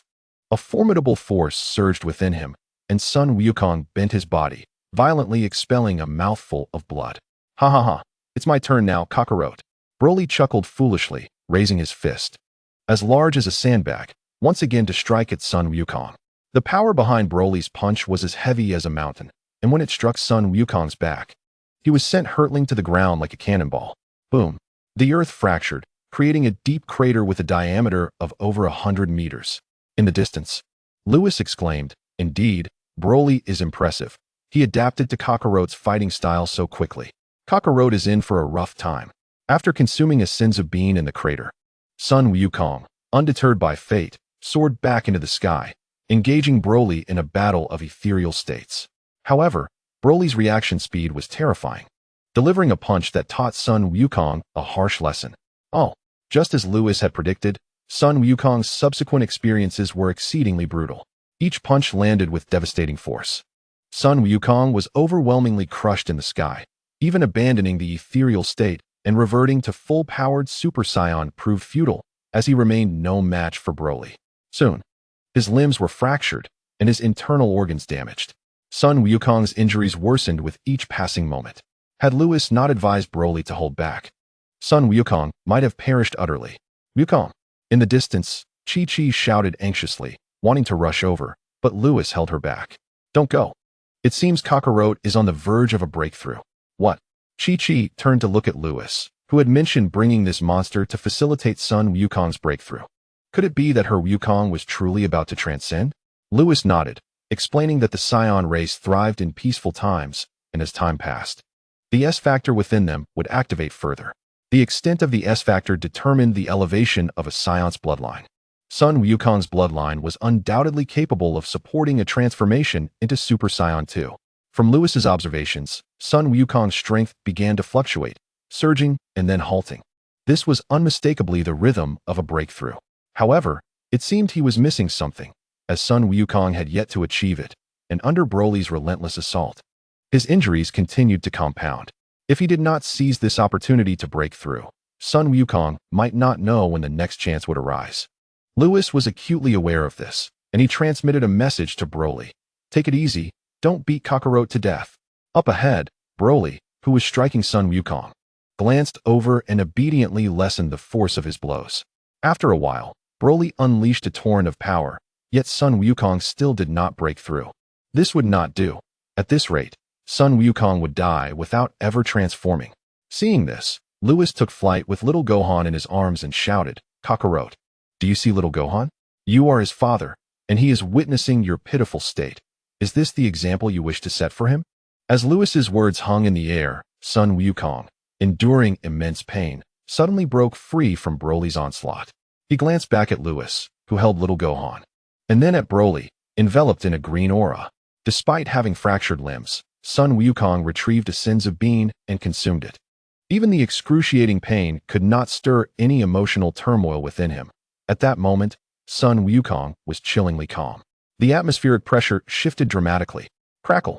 The ions suspended in the void were drawn together by an inexplicable force, coalescing and dancing around Sun Wukong. It was happening. Lewis, witnessing the arcs of electricity appear around Sun Wukong, knew the breakthrough had commenced. Little Gohan, you're amazing. Lewis kissed the soft cheek of little Gohan before landing on the ground.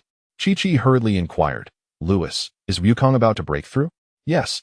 Lewis nodded, then shifted his tone. But do not harbor false hopes for Kakarot. Even if he breaks through, he will still not be a match for Broly. Broly had learned to control his raging emotions, and the power he displayed was not his true strength. 6 months prior, when Lewis battled Broly, the latter had entered a state of extreme rage, his power nearing the first tier of divine realms. Sun Wukong's current strength was merely 75 million battle power. Even transforming into Super Saiyan 2 would only amplify his strength by 100 times. With a 100-fold increase, Sun Wukong would only reach 7.5 billion battle power. What chance did that hold against Broly? In the skies ahead, after consuming the Senzu bean, all of Sun Wukong's injuries healed. Broly sensed that Sun Wukong was undergoing a breakthrough and, recognizing the situation, refrained from capitalizing on it. It was far more satisfying to battle a stronger Kakarot. Sun Wukong clenched his fists, veins bulging on his forehead, as an overwhelming power surged forth. Boom! The world around him dimmed instantly. Sun Wukong's hair stood on end, save for 2 strands framing his face. Crackle! Countless arcs of electricity danced around Sun Wukong, his gaze intensely cold. Super Saiyan 2. His power soared to 7.5 billion battle power. In that moment, the entire earth was enveloped by Sun Wukong's aura. In the heavenly temple, Bobo exclaimed, Sun Wukong is incredible. Indeed. But alas, he still cannot defeat Broly. True. In the ravaged Baozi Mountain, Sun Wukong had transcended to Super Saiyan 2. This power. Sun Wukong tightened his fists, intoxicated by the surging energy. Come on. Sun Wukong's expression turned icy as he vanished from the sky, reappearing before Broly, delivering a powerful punch to his abdomen. Bang! Broly did not budge. Another punch landed on Broly's face. Still, he remained unmoved. Kakarot, it seems your strength is still inadequate, Broly remarked, stroking his grass-green hair with a foolish grin. How is this possible? Sun Wukong exclaimed in disbelief. He had transformed into Super Saiyan 2, yet was unable to harm this opponent? Just as Sun Wukong was about to speak, Broly raised his fist once more. Another colossal punch. Don't hit my face. Oh, facing 7.5 billion battle power against 50 billion battle power, Sun Wukong could hardly withstand it. Fortunately, Broly was holding back. Although Sun Wukong was forced to retreat in a defensive posture, he was gradually becoming more familiar with the strength of Super Saiyan 2 under Broly's relentless assault. Bang, bang, bang. The sky was filled with afterimages, each collision resonating with earth-shattering roars, clouds of dust engulfing Baozi Mountain in chaos. His blood boiled.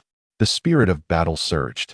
Although Sun Wukong's face was bruised and swollen, sparring with a powerhouse like Broly was exhilarating. Haha, big guy, taste my fist. Sun Wukong evaded one of Broly's strikes and dove in with a clenched fist. Kakarot. As Sun Wukong dove towards him, Broly roared, launching his own fist upward. The two fists collided. Boom. The winds howled, and the earth trembled. This opponent was terrifying. Sun Wukong gazed at Broly, gritting his teeth as he unleashed his full 7.5 billion battle power. Thick arcs of electricity crackled around him. Golden flames surged. Back off. Under Sun Wukong's full force, Broly began to retreat. Kakarot. Your strength is still lacking. If you keep this up, you'll end up as a pig's head. Broly grinned, his body abruptly halting its retreat, and his fists subtly tensed. Buzz. A flicker of green light flashed between two clenched fists. Broly's ferocious power seeped through Goku's fist and began to gnaw at his body and mind. The excruciating pain contorted Goku's face. How infuriating. Despite the agony, Goku cast a glance at Whis in the distance, who was cradling his son. Was he truly going to be defeated in front of his child for the first time? He could not accept such a fate. Veins bulged on Goku's forehead as he let out a furious roar. Zzz. The magnetic field of heaven and earth became chaotic, and countless currents danced around Goku's body, unleashing an overwhelming force within him. 7.5 billion power level. 8 billion power level. 9 billion power level. You scoundrel. In the sky, Broly was taken aback by Goku's transformation, loosening his fist and retreating several meters. Boom. The heavens trembled. Goku's strength finally stabilized at 10 billion power level. Stronger once more. Ha ha ha. Kakarot, I am coming for you. Broly was ecstatic, having thought Goku's power was limited, only to discover he could still grow. The stronger Goku became, the more exhilarated Broly felt. He twisted his body and vanished from sight. Goku, still reveling in his newfound strength, tensed up upon noticing Broly's disappearance. Suddenly, a kick struck from behind, and Goku had no time to react before being sent flying. A green light shot skyward, and Broly quickly aligned himself with Goku, fists clenched, and descended with tremendous force. Goku plummeted like a meteor, crashing directly into Dumpling Mountain. Boom. The entire mountain collapsed in an instant, shattering into countless fragments. As Dumpling Mountain crumbled, Chi-Chi was whisked into the sky by Whis. Witnessing the devastation, she cried out, "My home! You scoundrel! Whis, you must defeat him." Chapter 161, bringing Broly back to the Saiyan clan. Do not be angry. I shall restore Dumpling Mountain. Whis glanced at Broly in the sky, shaking his head with a smile. Chi-Chi, initially furious, paused at Whis's words. Restore Dumpling Mountain? What does that mean? Whis held little Gohan in one arm, raising the other high into the air. Rewind. A silver light swept across the former location of Dumpling Mountain. A miracle occurred. The shattered stones began to fuse back together, and Goku emerged from the pit, while Piccolo climbed out from the rubble. Dumpling Mountain returned to its unscathed state. Whis, witnessing this, left Chi-Chi astonished, and she yearned to ask about this miraculous event.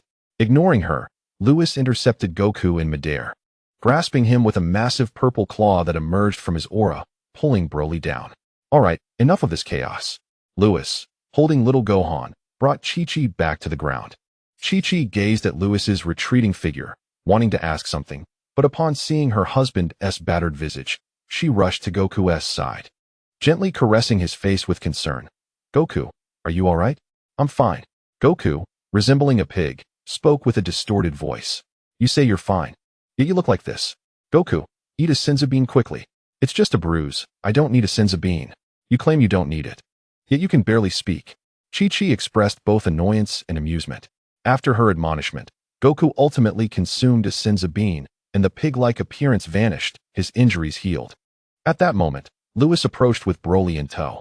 Lewis pointed at Broly and said with a smile, "Kakarot, let me introduce you to the Saiyan warrior I mentioned before." Warrior? A flash of realization struck Goku as he recalled Lewis's words from half a year ago, when he taught them the fusion technique and how to become a Super Saiyan god, saying, "You must train diligently, or you may not withstand the return of the Saiyan warrior." "It is him?" Goku enlightenedly inquired. "Lewis, is the warrior you mentioned Broly?" "Yes." Lewis nodded with a smile. Goku swallowed hard, turning to fixate on Broly. He had already witnessed Broly's power in their recent encounter. This individual could be deemed a monster. In terms of strength, regardless of how much his power increased, Broly could effortlessly keep pace. In terms of skill and reaction, he had entered a state of ethereal awareness. Initially able to toy with Broly, but soon, Broly adapted and began to retaliate. Broly's rate of growth was astonishing. It seemed as though he existed solely for the purpose of battle. Goku shook his head with a wry smile. "No wonder you referred to him as the Saiyan warrior. Broly is indeed formidable, yet in the universe, there are many such powerful beings, or even stronger than Broly." Lewis patted Goku on the shoulder. "This is the nature of existence. There are always those beyond oneself. Recognize your limitations and continue to strive for improvement." Lewis spoke the truth. At this stage, Goku and his companions were still insufficiently powerful. Even Broly, and perhaps Vegito, were relatively weak within the cosmic realm, not to mention the latent bosses. Just consider the current candidates for the Destroyer Gods in every universe, whose powers already possess the second tier of Divine Realm strength.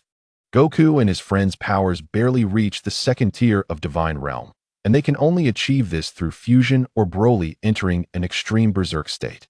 Utilizing extra means to attain second-tier divine strength makes it a challenge to contend with the candidates for Destroyer Gods from other universes. Let us not forget that those candidates can wield destructive energy. Destructive energy transcends the realm of Ki. It belongs to the laws of existence. To counteract such laws with mere mortal strength, one must possess at least third-tier divine realm power. Goku and his companions are still woefully inadequate. Upon hearing Lewis's words, Goku's heart trembled. There are many beings even beyond Broly's might. At that moment, Lewis turned to Broly. "How does it feel?" "Awesome." Broly had returned to his normal state, and surprisingly, he understood Lewis's inquiry regarding the pleasure of combating Goku. Naturally, it felt exhilarating. Seeing Broly's joyful expression, Lewis burst into laughter. "You will experience even greater exhilaration in the future. One Kakarot is insufficient. There are also Bardock and Goten." Goku's family remarked. "Lewis, you truly are something else." "Kakarot, where is Vegeta?" Lewis glanced at the dazed Goku. Lewis's earlier words left Goku in deep contemplation. Snapping back to reality, Vegeta has been at the Galactic Patrol headquarters for the past 6 months, returning only occasionally. He should still be there now. At the Galactic Patrol headquarters? Very well. I shall take Broly back to the Saiyan clan and see how our kin are faring. Would you like to join? Taking Broly back was merely part of Lewis's plan. He also needed Vegeta to transform into Super Saiyan 2. After all, being the perennial second, Lewis had little faith in Vegeta surpassing Goku. To expedite the development of these two, he truly had to play both father and mother. Destruction awaits. I am weary. I still need to give Piccolo a good beating, enough to make him take care of Goten for a year. You all can go. I shall stay behind. Goku said with a shake of his head. Lewis nodded, refraining from saying more. He handed Goten back to Chi-Chi and left with Broly. Watching the two vanish from sight, Goku sighed. Chi-Chi cradled Goten and inquired, "Goku, what's wrong?" "Nothing. I just suddenly feel so weak." "No, in my eyes, you are the strongest," she replied, glancing at Goten in her arms. "That Broly is too infuriating. Don't worry, once Goten grows up, you both can take him on together." "Ha ha, sounds good." Goku felt uplifted and soared towards the forest. "Piccolo, how about you help me take care of Goten for a year?" "Goku, who were those two just now?" "They are my kin. I'm asking you, will you help me look after Goten? If you refuse, I'll keep beating you." "Damn it. You're forcing me to help, aren't you?" "Fine, I will help you, but I'll train him to be your rival, and then you two can become enemies." Ha ha. On Earth, in the Southern Islands, within a cave, a surge of astonishing power arose. "Damn it. Why is that wretched Goku so strong?" "Soon, very soon. My ultimate weapon will be ready. Just wait, Goku. I will ensure your demise." Chapter 162. Meeting Melees at the Galactic Patrol Headquarters. The bustling planet was filled with beings from various worlds, all here to post their commission requests. Have you heard? Lord Baba can transform into a Super Saiyan now. You mean that bald guy Baba? Shoo, are you seeking death? That's a Super Saiyan. Oh my. But honestly, it's quite amusing to see Lord Baba transform. How so? When others transform into Super Saiyans, their hair shines golden and looks incredibly cool, but Baba's head is completely bald when he transforms. It's like he's wearing a giant light bulb on his head, with only his eyebrows turning golden. Ha! At that moment, two figures passed through the crowd. So Baba can transform now? Interesting. Lewis chuckled inwardly as he made his way to the Galactic Patrol building with Broly. Upon entering, a gentle voice reached his ears. Lewis, I'm on the rooftop. Melees? Lewis paused, wondering what Melees wanted. Broly, stay here and wait for me. I'll be right back. Without waiting for Broly's response, Lewis vanished from the hall. On the rooftop of the Galactic Patrol building, a slender figure stood, clad in the patrol's uniform, gazing into the vast starry sky. Lewis, do you know what I've been doing all these years? Guarding the universe, Lewis appeared beside Melees, stating matter-of-factly. Melees turned his head and smiled, correct. Unlike my brother and others, I believe angels are also a part of humanity and the universe. Why must we angels adhere to the rules of neutrality? He gazed up at the expansive cosmos, his tone filled with wonder. The universe is truly mesmerizing. My dream is to protect it. Yet, evil always taints it. Over the years, I have overseen 104 star domains, witnessing far too much wickedness. I have captured that evil and imprisoned them in the galactic prison. However, this is utterly ineffective. Evil is omnipresent and inevitably resurfaces. Melees continued to speak, while Lewis listened in silence. As he absorbed Melees' narrative, Lewis noted a resemblance between Melees and Zamasu, both harboring a deep disdain for evil. Yet, there existed a fundamental difference. Zamasu deemed humanity as the root of all evil, while Melees merely sought to protect the universe and thus detested malevolence. Melees never suggested eradicating evil entirely for the sake of cosmic preservation. His method of capturing evil seemed significantly influenced by his angelic nature. Angels inherently perceive the duality of existence. While humanity can be the source of evil, it can also be the origin of goodness. Only that which obstructs progress can be deemed evil. Just like Frieza from back then, an individual who was undeniably malevolent. Yet his actions in service to Beerus did not hinder the development of the universe. In the eyes of angels, Frieza cannot even be classified as evil. Lewis, your Saiyans have changed, Melees remarked. In the eyes of us angels, Frieza hardly qualifies as evil, but the Saiyans of your were a different story. The Saiyans were indeed wicked, defying Frieza's commands, rampaging across the universe, committing unspeakable atrocities. Whether a planet was deemed qualified or unqualified, if the Saiyans were displeased, they would mercilessly obliterate it. The Saiyans were notorious, arguably the most villainous race in the northern galaxy. This was evidenced by the actions of Vegeta and his group before their invasion of Earth. I know. You do? That makes sense.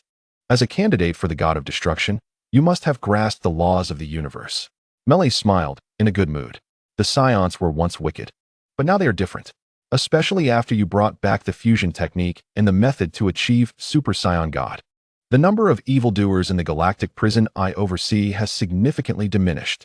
Oh, Lewis expressed mild surprise. If we measure it by the combat power of the seventh universe, the strongest among you Saiyans once barely exceeded 10,000.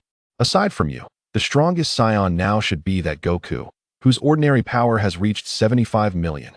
The weakest among the other Saiyans now possesses over 400,000 in combat power. Upon hearing this, Lewis smiled faintly, for Melees was mistaken. In the recent battle with Broly, Goku's power had once again surged.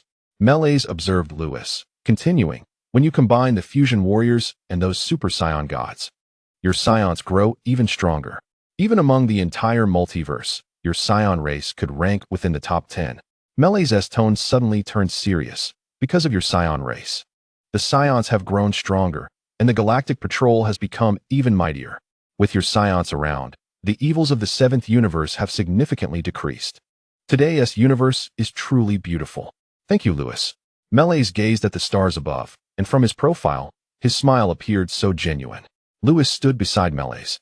Inspired by his smile, and reciprocated with a gentle smile of his own. Together, they gazed at the starry sky, feeling content and joyful. After a while, Melees cleared his throat and said, "By the way, who is that scion you brought?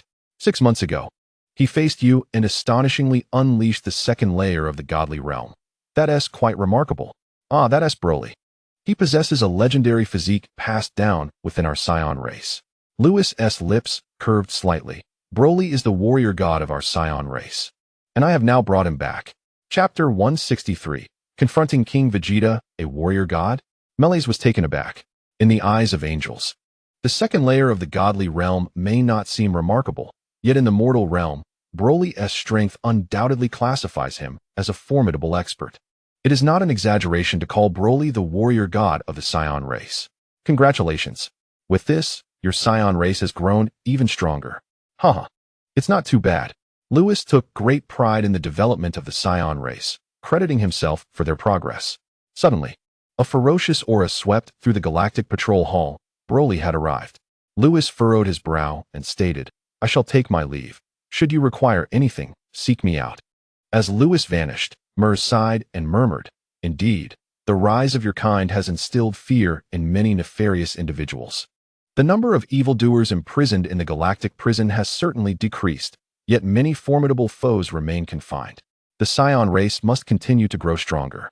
Inside the Galactic Patrol Hall, two factions faced off. Broly stood on one side, while Bardock, Vegeta, and King Vegeta occupied the other. Onlookers from various universes gathered in the corners, intrigued by the unfolding spectacle. Who is this individual daring to confront Prince Vegeta? Is he unaware that his opponents are Saiyans? One observer remarked, "Prince Vegeta and his companions can transform into Super Saiyans. This fellow is doomed." "Not necessarily." Another countered, "Did you not notice the tail at his waist? A Saiyan? He too is of the Saiyan lineage. Yet, why does he exhibit such a demeanor toward Prince Vegeta and the others? You ask me? Who else can we inquire?" The Galactic Patrol Hall spanned over 3,000 square meters, and in its center, Broly's eyes gleamed with a green light, his emotions visibly heightened. "Kakarot, did you not claim you would not follow? What brings you here?" Broly had recently pummeled Son Goku, the sensation of each blow etched into his memory. Having savored the thrill of striking Goku, the sight of him now ignited a yearning to unleash another barrage. Vegeta turned to Bardock and inquired, "Why do you bear such a striking resemblance to Kakarot? This will only lead to further confusion." Bardock, vexed, replied, "I am his father. Is it not natural for us to share similar features?"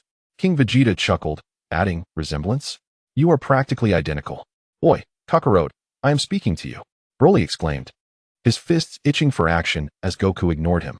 Bardock observed Broly's robust physique and the brown tail coiled around his waist, sensing an intense and chaotic energy within him. Alarmed, Bardock asked, "Who are you? Why do you possess a tail, and what is the source of your power?" Both Vegeta and King Vegeta recognized the overwhelming energy emanating from Broly, who appeared to them as a colossal, primal beast, exuding a terrifying presence. Bardock inhaled deeply, exchanging glances with his son before stepping forward, brow furrowed. "Who are you? How do you know my son?" Despite feeling the threat posed by Broly's formidable aura, they were not intimidated, for they too could transform into Super Saiyans. Unbeknownst to them, Broly possessed the ability to transform as well into the fabled Super Saiyan. "Son?" A flash of realization struck Broly. "Kakarot is your son? You are Bardock?" Lewis had previously mentioned taking him to confront Kakarot, and that if necessary, Bardock and Goten would be there too. Broly urgently asked, "You are Bardock, correct? And what of Goten? You know me?" Bardock pointed to himself, bewildered, having never encountered Broly before. "How do you know me? And who is Goten? The name sounds familiar, akin to Goku's." "Indeed, you are Bardock. No wonder Lewis spoke of you that way. You and Kakarot are truly indistinguishable. To defeat two, no, three in one go would be quite exhilarating." Broly licked his dry lips and cracked his knuckles, resembling a madman who had discovered a delightful new toy. "You know Lewis?" Bardock, along with Vegeta and King Vegeta, momentarily disregarded the incomprehensible words that followed, their focus now fixated on the mention of Lewis. "Of course, he brought me here." Broly's declaration eased the tension for Bardock and the others. Although they did not fear Broly, his presence still exerted some pressure. Given that Broly had a tail and was acquainted with Lewis, he likely was not their enemy. However, They were puzzled by this unfamiliar scion. As Bardock and the others pondered, Lewis reappeared in the hall. Another unrecognized scion. Why are there so many unfamiliar faces today? Yet, this newcomer has silver hair. Could it signify a new transformation for scions? Indeed, you are quite astute.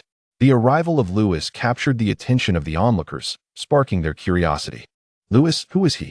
Is he one of our kin? Vegeta inquired, scrutinizing Lewis. Approaching, Lewis nodded. Yes, he is one I have brought back. Come.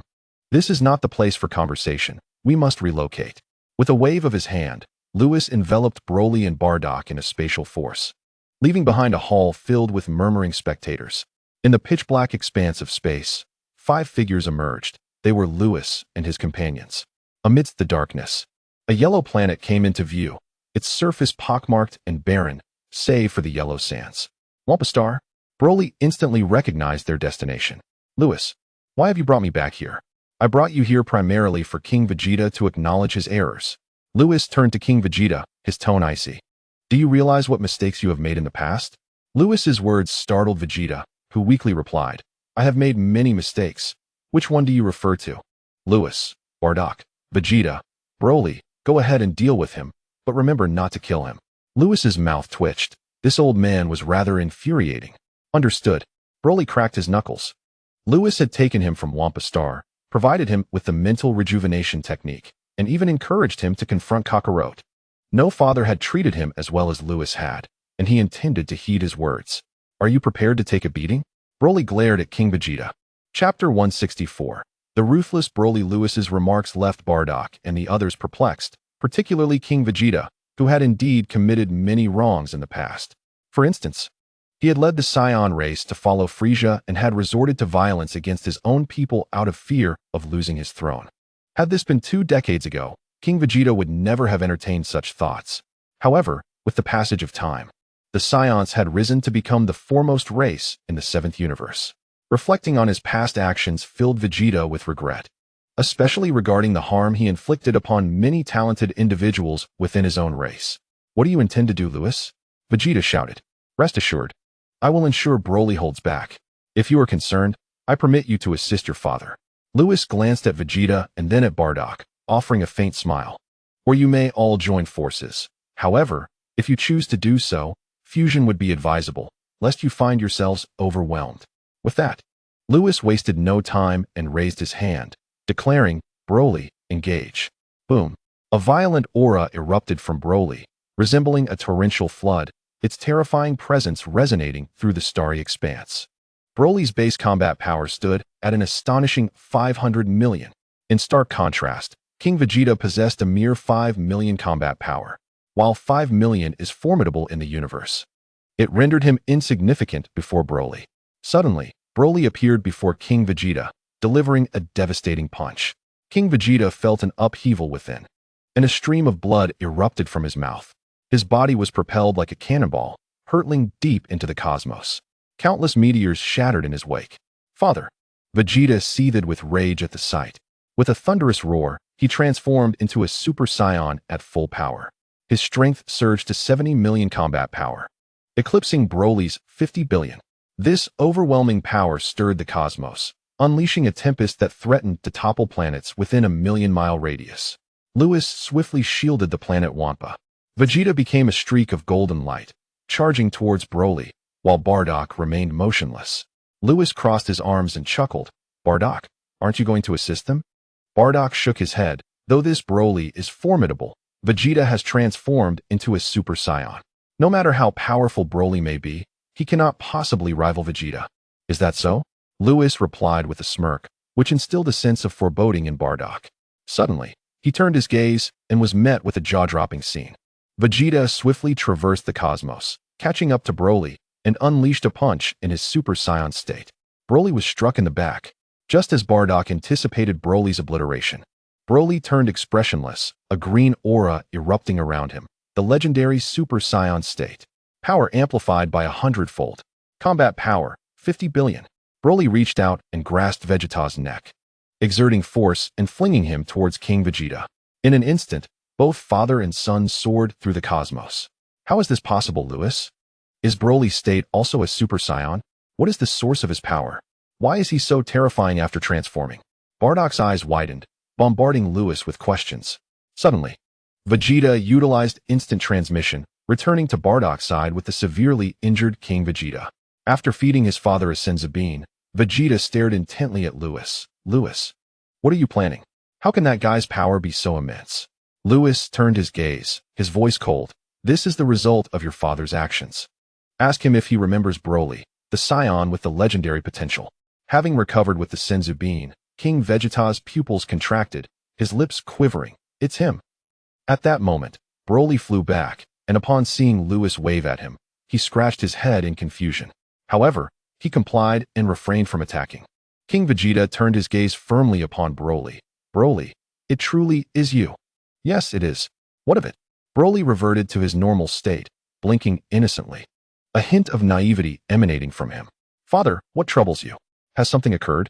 Both Vegeta and Bardock observed the situation with confusion, noticing King Vegeta's expression of regret. They turned their attention to Lewis. Lewis remained silent, awaiting King Vegeta's explanation.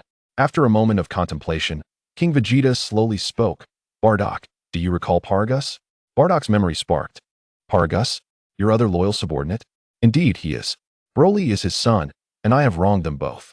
King Vegeta exhaled heavily, guilt-ridden. Our Saiyan race once had a genius born with a combat power of 10,000, yet I exiled him.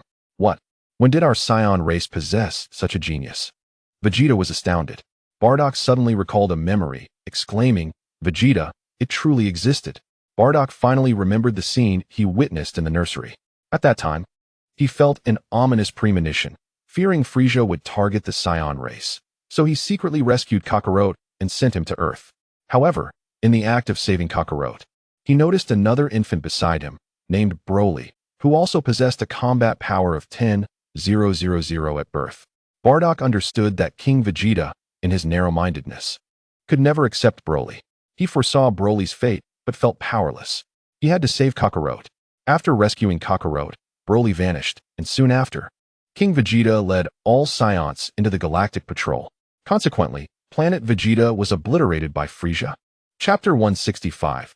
King Vegeta's guilt. I believed only I and my few subordinates knew of Broly's existence. Yet I never anticipated you would as well, Bardock. King Vegeta sighed. In my narrow-mindedness, I feared someone might threaten my throne. Thus, when I learned of Broly's power, I clandestinely exiled him. Father, how could you commit such folly? Foolishness. Vegeta clenched his fists, seething with anger. A genius born with 10,000 combat power could have been terrifying if allowed to mature. King Vegeta, chastised by his son, felt a pang of humiliation, retorting, Vegeta, had it been you back then, you would have made the same choice. Faced with a genius like Broly, he merely opted for exile. If it were the Vegeta of that time, King Vegeta knew his son well. Vegeta would undoubtedly have sought to eliminate the infant Broly. Lewis, observing the exchange, narrowed his eyes, recognizing the truth in King Vegeta's words. In the early episodes, Vegeta was indeed a ruthless Saiyan. For instance, he mercilessly killed Nappa after merely losing to Goku. If Vegeta had known Broly posed a threat to his status, the infant Broly would have surely met his demise. King Vegeta glanced at Vegeta, stating coolly, only after joining the Galactic Patrol did all of us Saiyans undergo a tremendous transformation, which is why you now perceive my past actions as so foolish. Under the weight of his father's gaze, Vegeta stepped back, longing to articulate something, yet finding himself at a loss for words. For his father's words rang undeniably true. At that moment, King Vegeta flew before Broly in the past. I believe my decision was justified, but now I see my error. Broly, I am truly sorry. King Vegeta's voice bore deep remorse. Seeing this, Lewis was filled with reflection. King Vegeta had indeed changed, and so had everyone else. Lewis, do I still need to confront him? Broly's experiences had instilled in him a heart as pure as Goku's, and his innocent nature led him to harbor no resentment upon hearing King Vegeta's words. Faced with King Vegeta's apology, he felt utterly perplexed, unsure of how to respond. Truly a simpleton, Lewis found Broly's innocence both amusing and endearing, then sighed. What King Vegeta did to you? Well, you could have killed him without a second thought. Vegeta and Bardock's eyes widened in shock. Lewis cast a cold glance at Vegeta and the others before turning to Broly, softly inquiring, so, Do you intend to kill him? Broly scratched his head, looking at Lewis with uncertainty. I don't know. I'll follow your lead. If you want me to kill him, then I will. Lewis, no? Vegeta erupted with a terrifying force, his battle powers soaring from 3.5 billion to 4 billion in an instant. If Lewis truly wanted Broly to take his father's life, he would certainly intervene. Lewis, do you truly wish to kill King Vegeta? He is currently the leader of the Saiyan race. Bardock was anxious, fearing that Lewis might indeed urge Broly to act. King Vegeta, witnessing Bardock and his son's plea for him, felt a warm current in his heart. He had never imagined that these once cold-blooded Saiyans would one day advocate for him. Perhaps such Saiyans are the true embodiment of their race. Upon hearing Broly ask him to make a decision, Lewis was momentarily taken aback, then shook his head. No, I will not make that decision for you. If you truly wish to kill him, I will not stop you. This reflected Lewis's genuine thoughts. Only Broly understood the suffering he had endured over the years. All orchestrated by King Vegeta. He would not intervene in Broly's choice. At that moment, King Vegeta and the others held their breath, intently watching Broly. Then, let it be. I won't kill him, Broly said with a simple smile. King Vegeta and the others exhaled sharply. Broly, why are you sparing me? King Vegeta asked weakly. Lewis, too, was curious and turned to Broly. Broly pointed at Lewis, grinning. Lewis said you are my kin. He called me the warrior of the Saiyan race and instructed me to protect the Saiyans, so I will not kill you. Lewis's heart trembled. He had not anticipated that Broly would remember his words from the past.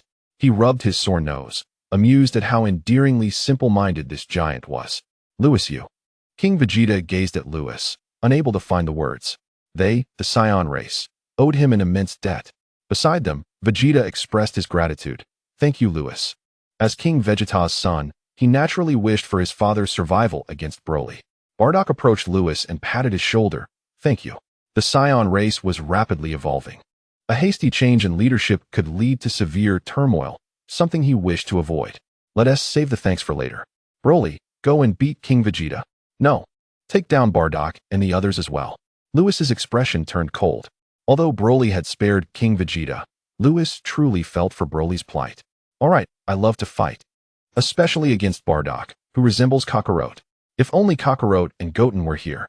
Broly's eyes sparkled as he began to rub his fists, the ferocious power within him surging forth.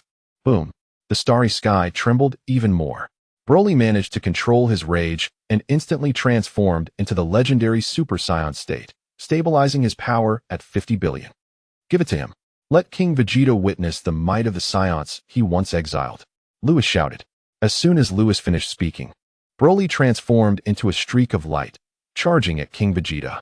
With Broly's speed, King Vegeta stood no chance to react.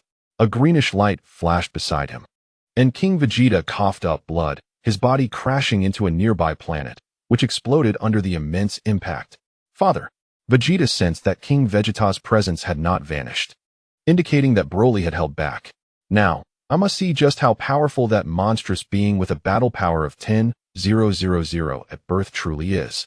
Vegeta calmed down, placing a finger on his forehead. Chapter 166. Ravaging Vegeta in an instant, he teleported. Swish. Vegeta appeared behind Broly, gathering his hands as a small golden light manifested in his palm, the surrounding pressure surging dramatically. Buzz. Ultimate Flash Cannon. A fierce energy wave erupted from Vegeta's hand, its tremendous force distorting the very fabric of space. Boom. Broly was entirely engulfed in flames. Bardock, if you don't want to get hit, hurry and fuse with my father. Upon seeing Broly struck by his attack, Vegeta remained vigilant. Broly was not incapacitated by your attack. Before Bardock could finish, he was struck in the abdomen, looking down to see Broly's massive fist pressed against his stomach. Crash. The overwhelming impact sent Bardock flying toward King Vegeta. I knew it. Vegeta swallowed hard. He sensed Broly's terrifying power. He had experienced something similar with Vegeto, but never imagined Broly could reach such heights alone. Lewis had mentioned that Broly possessed the legendary physique. Green hair? A realization struck him. Vegeta exclaimed in disbelief. The legendary Super Saiyan, who appears once every 1,000 years. Once. Vegeta thought his transformed state was the legendary tail of the Saiyans. Later, he discovered that was not the case. The legendary Super Saiyan is bloodthirsty, wielding terrifying might. Such warriors grow stronger with time, even without training. So you are the legendary Super Saiyan. Vegeta pointed at Broly in the starry sky, astonished. After sending Bardock flying, Broly's expression brightened as he slowly approached Vegeta. Be Broly, don't come any closer. Vegeta suddenly trembled. The nearer Broly got, the more he quaked. Vegeta fought to suppress his body, but to no avail. It felt like the weight of his bloodline pressing down upon him. How is this possible? Vegeta stared at his hands, murmuring, I am the Prince of Saiyans, yet I feel fear. Broly, you. Vegeta grit his teeth, glaring at Broly, unforgivable. With a mighty roar, Vegeta unleashed his 4 billion battle power, golden radiance bursting forth, illuminating the entire starry sky. In a flash, Vegeta appeared before Broly, delivering a ferocious strike. Broly raised his hand to catch Vegeta's fist, rendering it immobile, no matter how much he struggled. As a proud Saiyan prince, his fist was seized and could not move. Vegeta, enraged, shouted, Let go of me. I won't. I want to beat you. Broly grinned widely, and, with a powerful shove, sent Vegeta crashing backward like a bowling ball. A greenish light streaked across the starry sky as Broly swiftly pursued Vegeta, infusing power into his legs. He delivered a mighty kick. Bang! Vegeta was struck, and the impact generated a massive shockwave that spread outward. On their path, every meteorite was obliterated. But that wasn't the end. Broly caught up with Vegeta again, the starry sky flickering with 2 distinct colors, green and gold. One chased, the other fled. Each collision produced horrific cries of pain. At that moment, Vegeta was treated like a mere toy, ruthlessly ravaged by Broly. And the pride of the Saiyan prince evaporated in an instant. Weren't you supposed to beat my father and Bardock? Why are you only targeting me? It was my father who provoked you. Please don't come for me. Vegeta was on the verge of tears, utterly unable to resist. And honestly, that was to be expected. Vegeta possesses a combat power of only 4 billion, while Broly boasts a staggering 500 billion. The disparity between the two is indeed immense. Unlike Goku, who can attain the ethereal state, the initial form of Ultra-Instinct, Vegeta is unable to toy with Broly in the same manner.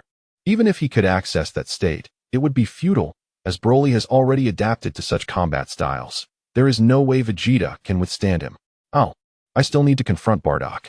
Broly's eyes sparkled with excitement as he cast aside Vegeta and transformed into a streak of light, soaring toward the distant starry expanse where Bardock and King Vegeta awaited. In truth, he finds Goku and Bardock more intriguing than the Vegeta father-son duo. Father, do not blame me. This is all you're doing. Observing Broly depart, Vegeta hovered in the cosmos, letting out a sigh of relief. What a splendid display of filial piety. Meanwhile, Whis erupted into laughter, astonished that the proud Vegeta would one day concede. At that moment, Broly had arrived near the planet shattered by King Vegeta. His eyes darted around, searching the remnants of the celestial bodies for the whereabouts of Bardock and his companion. Bardock, Whis has instructed me to thrash you. Come out and face me. No more hiding. I have found you. How could you possibly hide from me? Just watch. Broly's gaze sharpened as he clenched his fists and opened his mouth wide. A green light began to coalesce within, gradually forming a green energy sphere. Crackle. The immense power disturbed the cosmic ions, sending shockwaves through the magnetic field of the entire star region, with arcs of silver lightning dancing around Broly. At that moment, a fierce and violent aura swept across the North Galaxy, causing it to tremble. The Kaioshin realm and the underworld were all drawn to the commotion near the planet Wampa. Even Whis, sensing the energy sphere in Broly's mouth, felt a tinge of shock. Could this lad truly intend to annihilate Bardock and his ally? Roar! Broly, veins bulging and with a thunderous shout, unleashed the energy sphere toward the scattered star debris. The entire star region erupted as if it were a boiling ocean, an overwhelming force cascading across the cosmos. Startled, Bardock and his companion, hidden behind the celestial wreckage, exchanged alarmed glances and swiftly leaped onto a flat stone, performing an exceedingly awkward dance. Fingers together, raise hands to shoulder level, stomp in place, index fingers collide. Fusion. Just before Broly's energy sphere could obliterate the remnants of the stars, a brilliant light erupted from King Vegeta. Immediately, another powerful force surged to meet Broly's energy sphere. Boom. The explosion illuminated the entire night sky. A rather flamboyant proclamation resonated amid the flames. I am neither Bardock nor King Vegeta. I am the one who will soon defeat you. Broly, prepare to endure my wrath. Chapter 167. Super Saiyan 3 Vegeta, a figure slowly emerged from the flames. Crackling arcs of electricity dancing around him. As the figure became clearer, it revealed long golden hair cascading to his waist, with eyebrows completely absent. Super Saiyan 3. Power, 60 million with a battle multiplier of 400, resulting in 24 billion combat strength. Indeed, Vegeta could also transform into Super Saiyan 3. From a distance, Lewis observed the fusion of Bardock and his companion into Vegeta, which was not unexpected. After all, Bardock and his ally are the fathers of two protagonists from Dragon Ball, and both can transform into Super Saiyans. It was no surprise that their fusion could attain Super Saiyan 3. In the Kaioshin realm, the old Kaioshin exclaimed excitedly, "Ancestor! It's a fusion warrior. The current Saiyans are astonishingly powerful." Certainly. The old Kaioshin lifted his chin proudly, beaming with satisfaction. The metamorph fusion technique was something he and Lewis had brought back together. With the fusion technique, Saiyans will only grow stronger, which means his seventh universe will also become more formidable. Ancestor, can that fusion warrior defeat Broly? Impossible. The old Kaioshin's expression grew serious. Shedding his earlier pride, Broly belongs to a different echelon of Saiyan.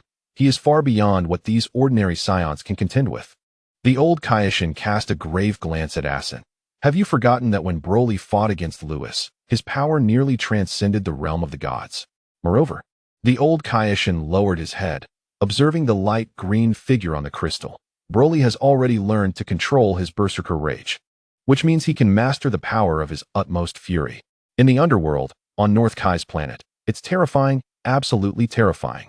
With this group of Saiyans, my North Galaxy is destined to be as stable as a mountain. Who would dare cause trouble in my North Galaxy now? Haha. In the vicinity of planet Wampa, golden and green lights clashed in the cosmic expanse. What kind of technique is this? It can merge two individuals together. It feels incredibly powerful. Broly spiraled through the stars, his body radiating green light. Intrigued by the fusion warrior, Vegeta, you wish to strike us? Prepare to perish. Without a moment's hesitation, Vegeta unleashed two fierce energy waves toward Broly. Though you appear formidable, this power is insufficient. Broly chuckled innocently, clenching his fists and charging forward twice. Boom, boom. The two energy waves exploded instantly, filling the starry sky with deafening blasts. I'm right here. A golden light zipped through the cosmic expanse.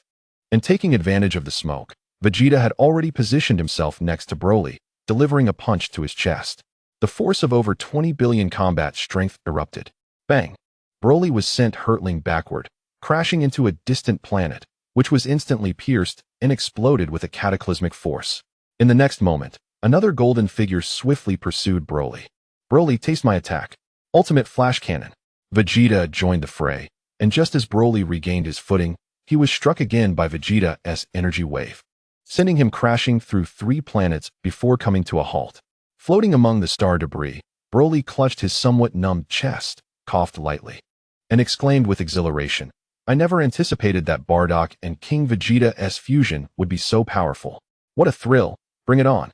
Broly's berserk aura erupted violently, and in that moment, he resembled a titanic ape rising from a deep slumber. Roar! The entire cosmos trembled. What manner of monstrosity is this? In the distance, Vegeta swallowed hard, realizing that his previous punch had utilized all his strength, yet Broly appeared utterly unscathed. Did my attack merely tickle him? Vegeta clenched his fists, feeling somewhat frustrated. At that moment, Bardock appeared beside him. Vegeta, Broly is the legend of our Saiyan race. Legend? Vegeta's eyes widened in astonishment. You mean that legendary Super Saiyan who appears once every 1,000 years? Exactly. No wonder. No wonder Broly was born with a power level of 10,000. He is the fabled Super Saiyan. Vegeta was left in shock, his expression suddenly changing. We can discuss this later. Broly is coming to strike us. Be cautious. Just as he finished speaking, an almost tangible aura of rage emanated from the distant star debris. A flash of green light flickered rapidly, filling the cosmos with Broly's afterimages. Vegeta and Bardock exchanged a determined glance, declaring in unison, let us go. With a swift motion, the two vanished from sight. Bang! Bang! In a 2-on-1 confrontation, The thunderous clashes accompanied by blinding lights flickered continuously in the starry sky as they struck from above to below. Each collision unleashes a tempestuous wave of energy, causing the surrounding planets to tremble as if they could be shattered by the immense power unleashed by Vegeta and his companions at any moment. Crackling sounds fill the air as the charged particles at the epicenter are drawn together by a formidable force, forming serpentine arcs of electricity. The scene resembles a sea of thunder, strikingly terrifying. Yet, despite the 2-to-1 odds, numbers prove futile against overwhelming strength. With a resounding impact, Broly's fist strikes Vegeta's cheek, distorting his face as searing pain engulfs him. Enduring the agony, he retaliates by hurling an energy blast towards Broly's chest. A thunderous explosion ensues, enveloping Broly in smoke, which is swiftly dispelled by an ascending green aura. In an instant, Broly leaps behind Vegeta, delivering a powerful punch that sends him hurtling into the depths of the cosmos. Blood spilling from Vegeta's mouth, Broly then turns, targeting the tattered figure of Bardock above. He raises his hands, unleashing a fierce wave of energy. The cosmos erupts in response. Observing this, Bardock momentarily relaxes his body, only to tense up the next moment. The cosmic cannon. A blue energy wave shoots forth from his palms. From a distance, the two energy waves converge rapidly, colliding with a deafening roar. The immense power ignites a violent storm across the cosmos, sharp winds swirling as if to tear the very fabric of space apart. Chapter 168. Super Saiyan 2 Vegeta. The two energy waves stand in a standoff amid the starry expanse. The air crackles as powerful forces compress the space, distorting it with a piercing sound. Broly has been holding back. Otherwise, his combat power of 50 billion would have annihilated Bardock and Vegeta long ago. Ha ha, Bardock, King Vegeta. Push a little harder. Broly exerts a slight force, causing the opposing energy wave to press towards Bardock. Frustration mounts as Bardock's arm begins to bend under the pressure. Get away from me. With every ounce of strength, Bardock straightens his arm, unleashing a surge of 24 billion combat power. His energy wave suddenly expands, halting Broly's onslaught. For a brief moment, the two energy spheres remain locked in a stalemate. Suddenly, a thunderous sound erupts from the depths of space, followed by a radiant golden light that soars upwards. The overwhelming power causes the onlooker, Lewis, to pause and glance toward the source.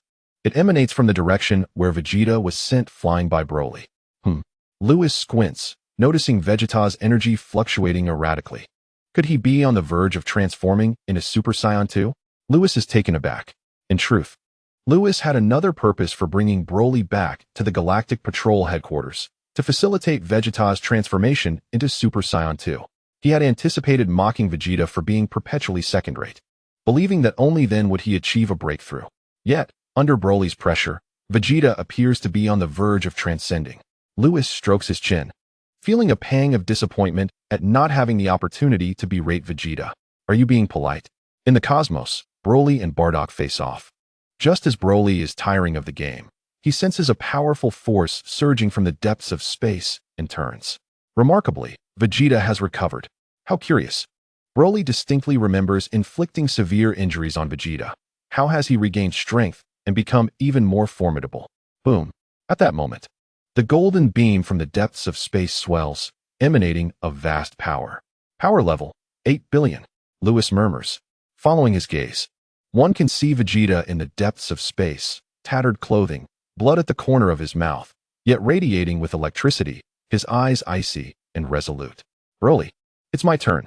A furious voice resonates from the depths of space, and Broly, locked in confrontation with Bardock, suddenly notices the energy signature has vanished.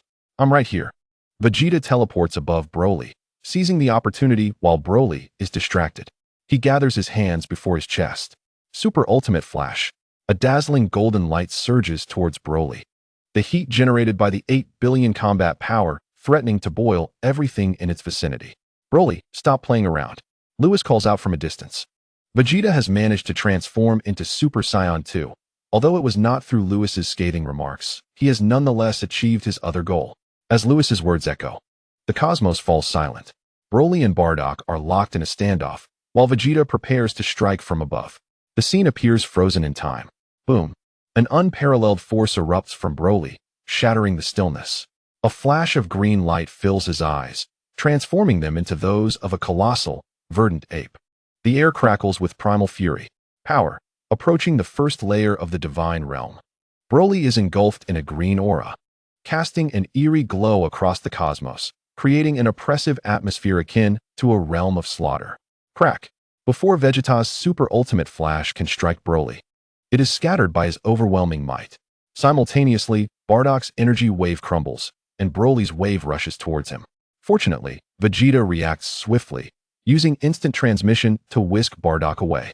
If Lewis tells me to stop playing, then I truly must unleash my wrath upon you. Broly bellows like a primordial giant, his voice echoing across the starry expanse. The hunt begins. Watch out! After transporting Bardock, Vegeta senses Broly's power and is struck with terror. This power is reminiscent of what he felt from Gogeta and Vegeto. Yet Broly has achieved this alone. Is this the legendary Super Saiyan?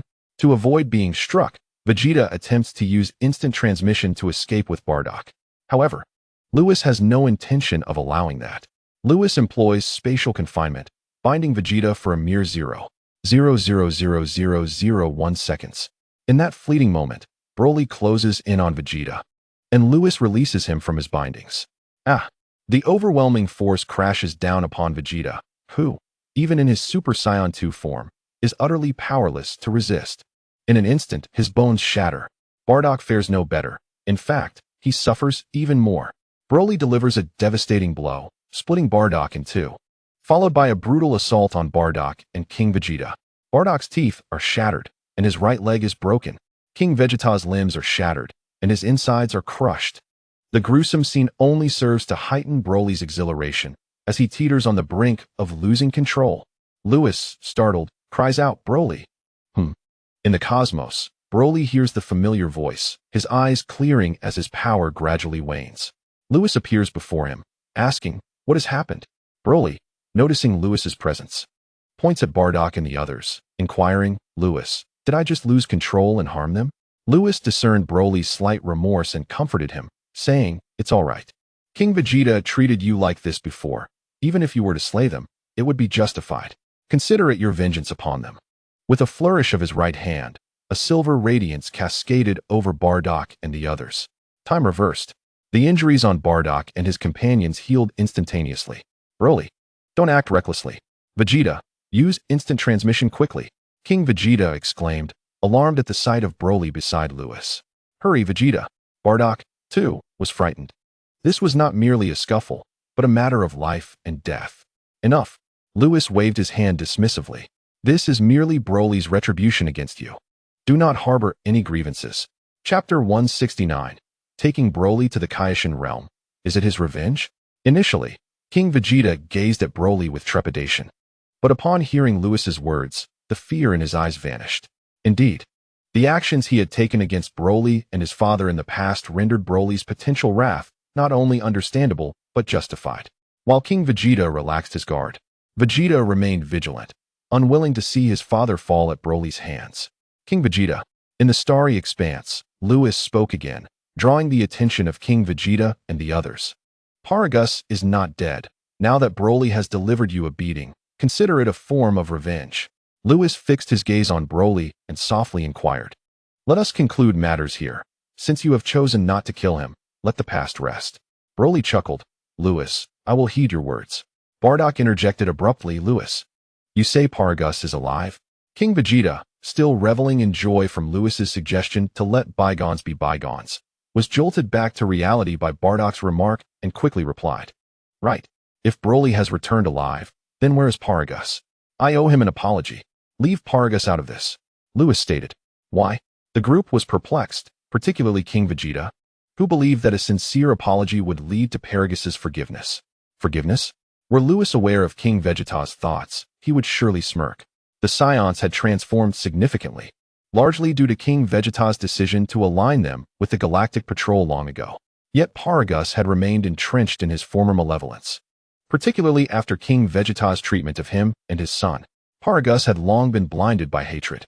Such a Saiyan was unfit to reintegrate into their clan. Seeing that Lewis offered no further explanation, King Vegeta and the others chose not to inquire further. "Lewis, you mentioned bringing Broly back to the clan." Bardock hesitated. Vegeta and his father also looked to Lewis. Lewis remained silent, waving his hand. A vast force of temporal energy swept across the starry sky, restoring the destroyed planets. Observing this, Vegeta and the others shook their heads. They were already familiar with Lewis's abilities and recalled that the candidate for the God of Destruction was Whis, who possessed similar powers. Thus, they were not surprised by Lewis's ability to reverse time. I initially intended to bring him back to the clan, but given his recent behavior, it seems he may not be suited for the community, Lewis stated, glancing at Broly. Just then, two figures appeared in the starry expanse. Lewis, allow him to remain in our Kaioshin realm. The newcomers were none other than the old Kaioshin and Kaioshin Shin. You have arrived. Lewis smiled, introducing them to the others. These two are the Kaioshin of our 7th universe. Greetings, esteemed Kaioshin. Vegeta spoke respectfully, continuing, I appreciate the Patera earrings you sent during our battle against Bojack.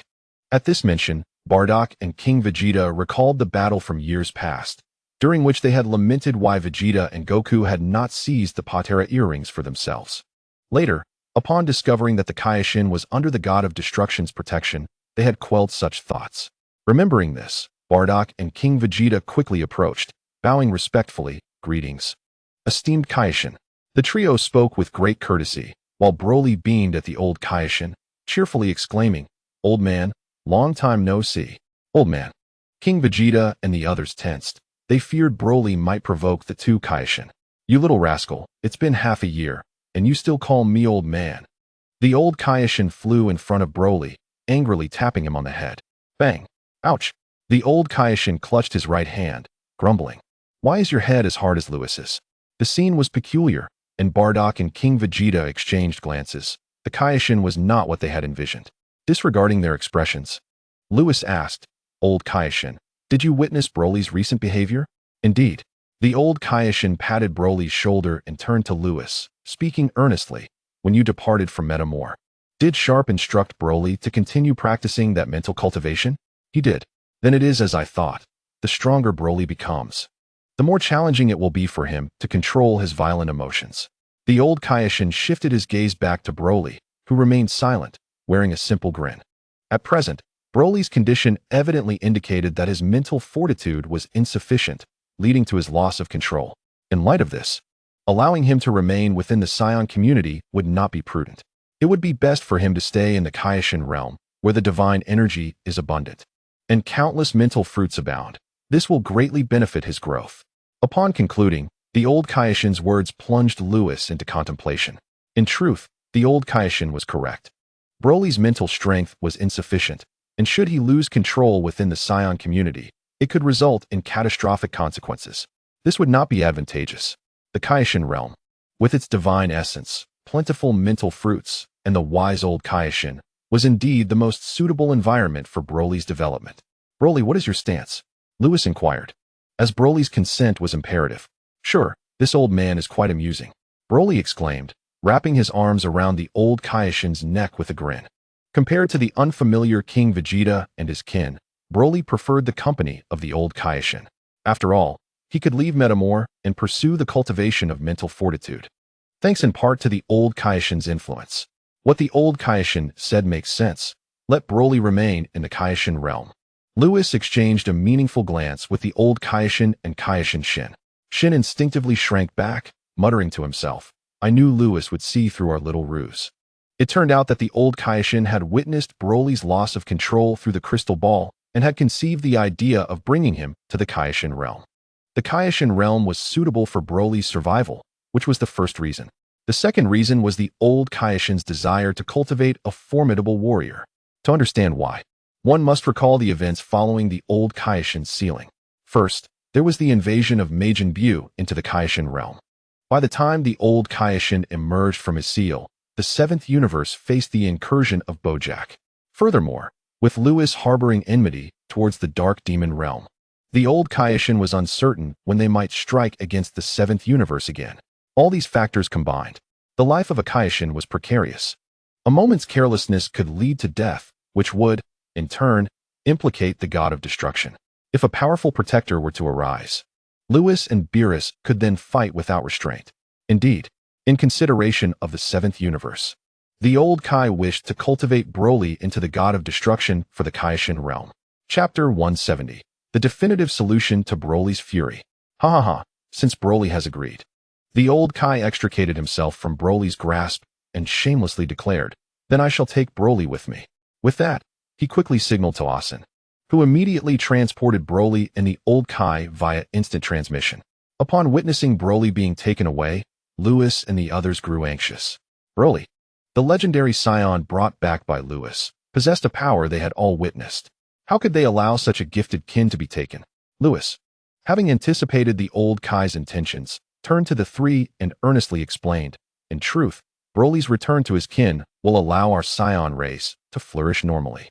Moreover, with our current strength, there is no race capable of opposing us, so there is no need for Broly to intervene.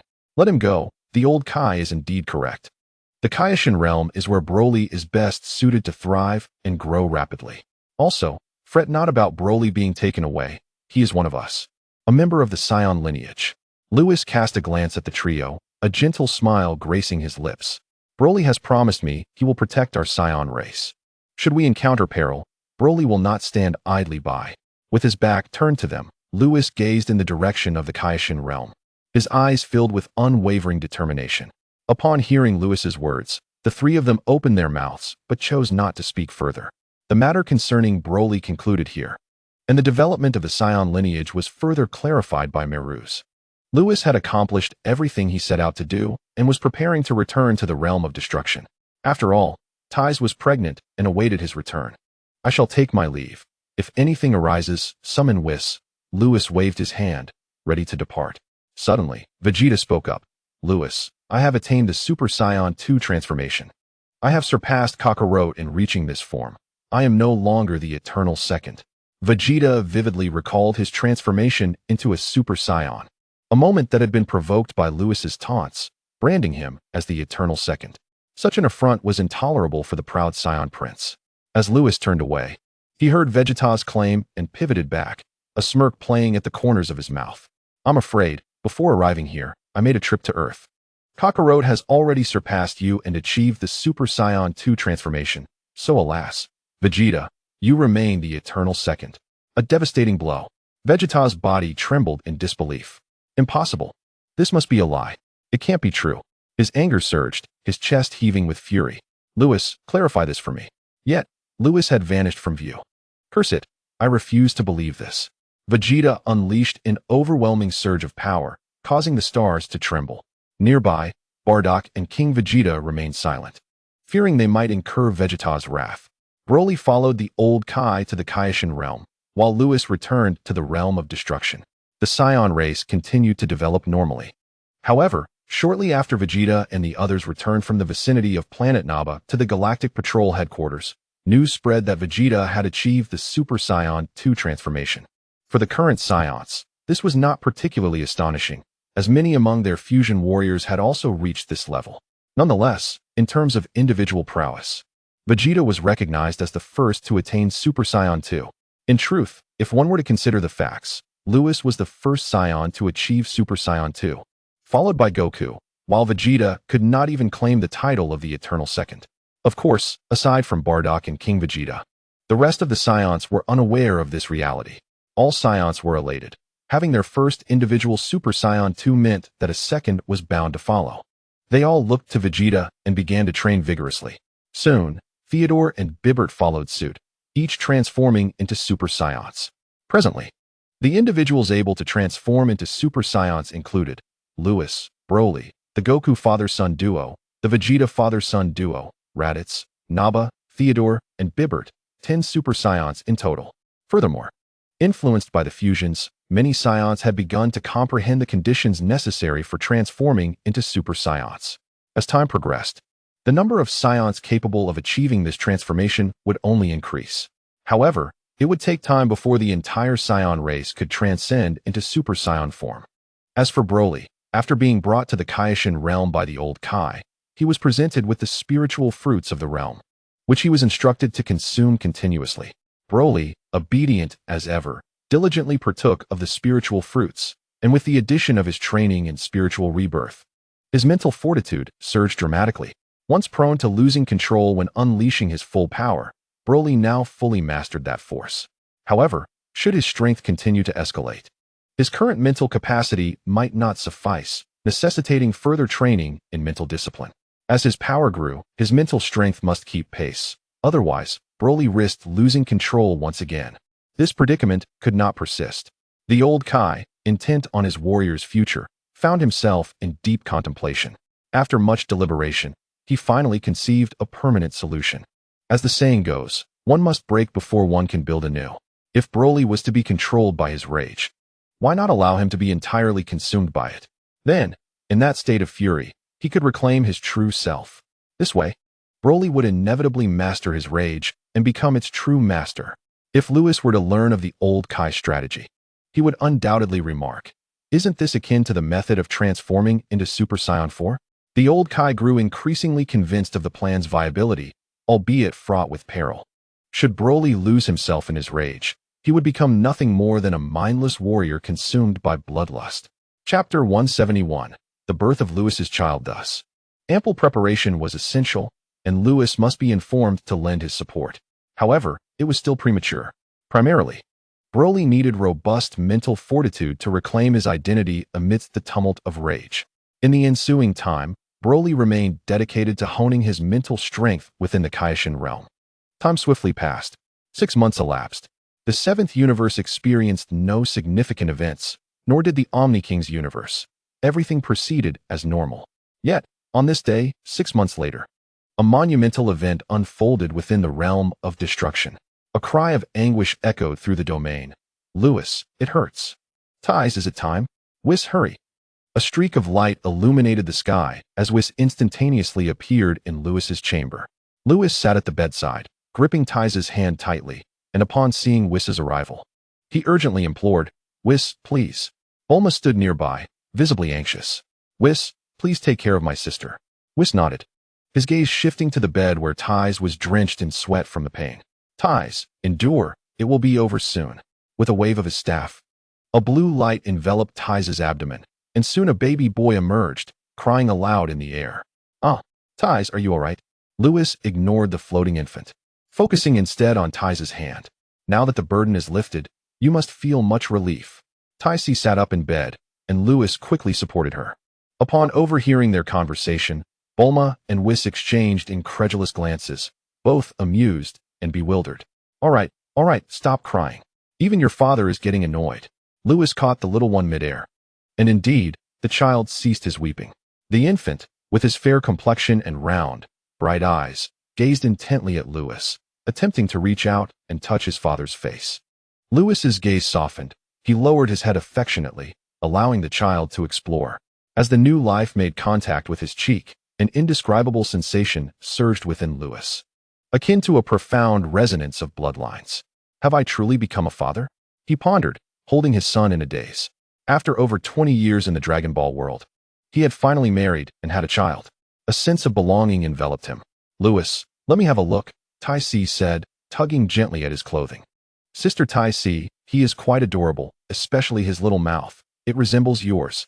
Lewis snapped back to reality, preparing to present the little one to Tai Si. Meanwhile, Bulma and Whis decided to step out of the room, allowing the couple some intimate moments together. Suddenly, a tremendous surge of power erupted from the infant. 1,000 battle power. 2,000 battle power. 10,000 battle power. The energy continued to escalate, causing the entire room to tremble. Bulma gasped in shock at her nephew's formidable strength. At that moment, Lewis instinctively held the child close as the power surged. 100,000 battle power. 200,000 battle power. 10 million battle power. A purple sphere of light enveloped Lewis, containing the child's explosive energy. The power eventually stabilized at 10 million, and in that instant, the child's hair transformed to silver, mirroring Lewis's own. Tai Si, wide-eyed and covering her mouth, exclaimed, "Lewis, why is our son's power so extraordinary?" Bulma swallowed hard. "Brother-in-law, what is happening with my nephew?" Whis observed closely Lewis. "It seems your son has inherited your bloodline." He sensed the potent bloodline energy coursing through the child, a power unique to the Saiyans. Lewis, cradling his son, stroked the infant's silver hair. "Super Saiyan 5 bloodline," he mused. He recalled the words of the old Kai, which he had never forgotten. His hair turning silver was a result of bloodline ascension. Truly, he is my son, ha ha ha. Louis laughed joyfully. He had anticipated his child would be a half-breed scion, endowed with considerable talent, but he had not expected the child to inherit his own bloodline directly. This was the bloodline of Super Saiyan 5. Naturally, Louis understood that possessing a Super Saiyan 5 bloodline did not mean his son could instantly transform into one. That would be unrealistic. It was akin to Goten and Trunks from the anime, who could easily transform into Super Saiyans due to their father's bloodline having ascended to Super Saiyan 2. They inherited their father's bloodline. Yet they could not transform directly into Super Saiyan 2.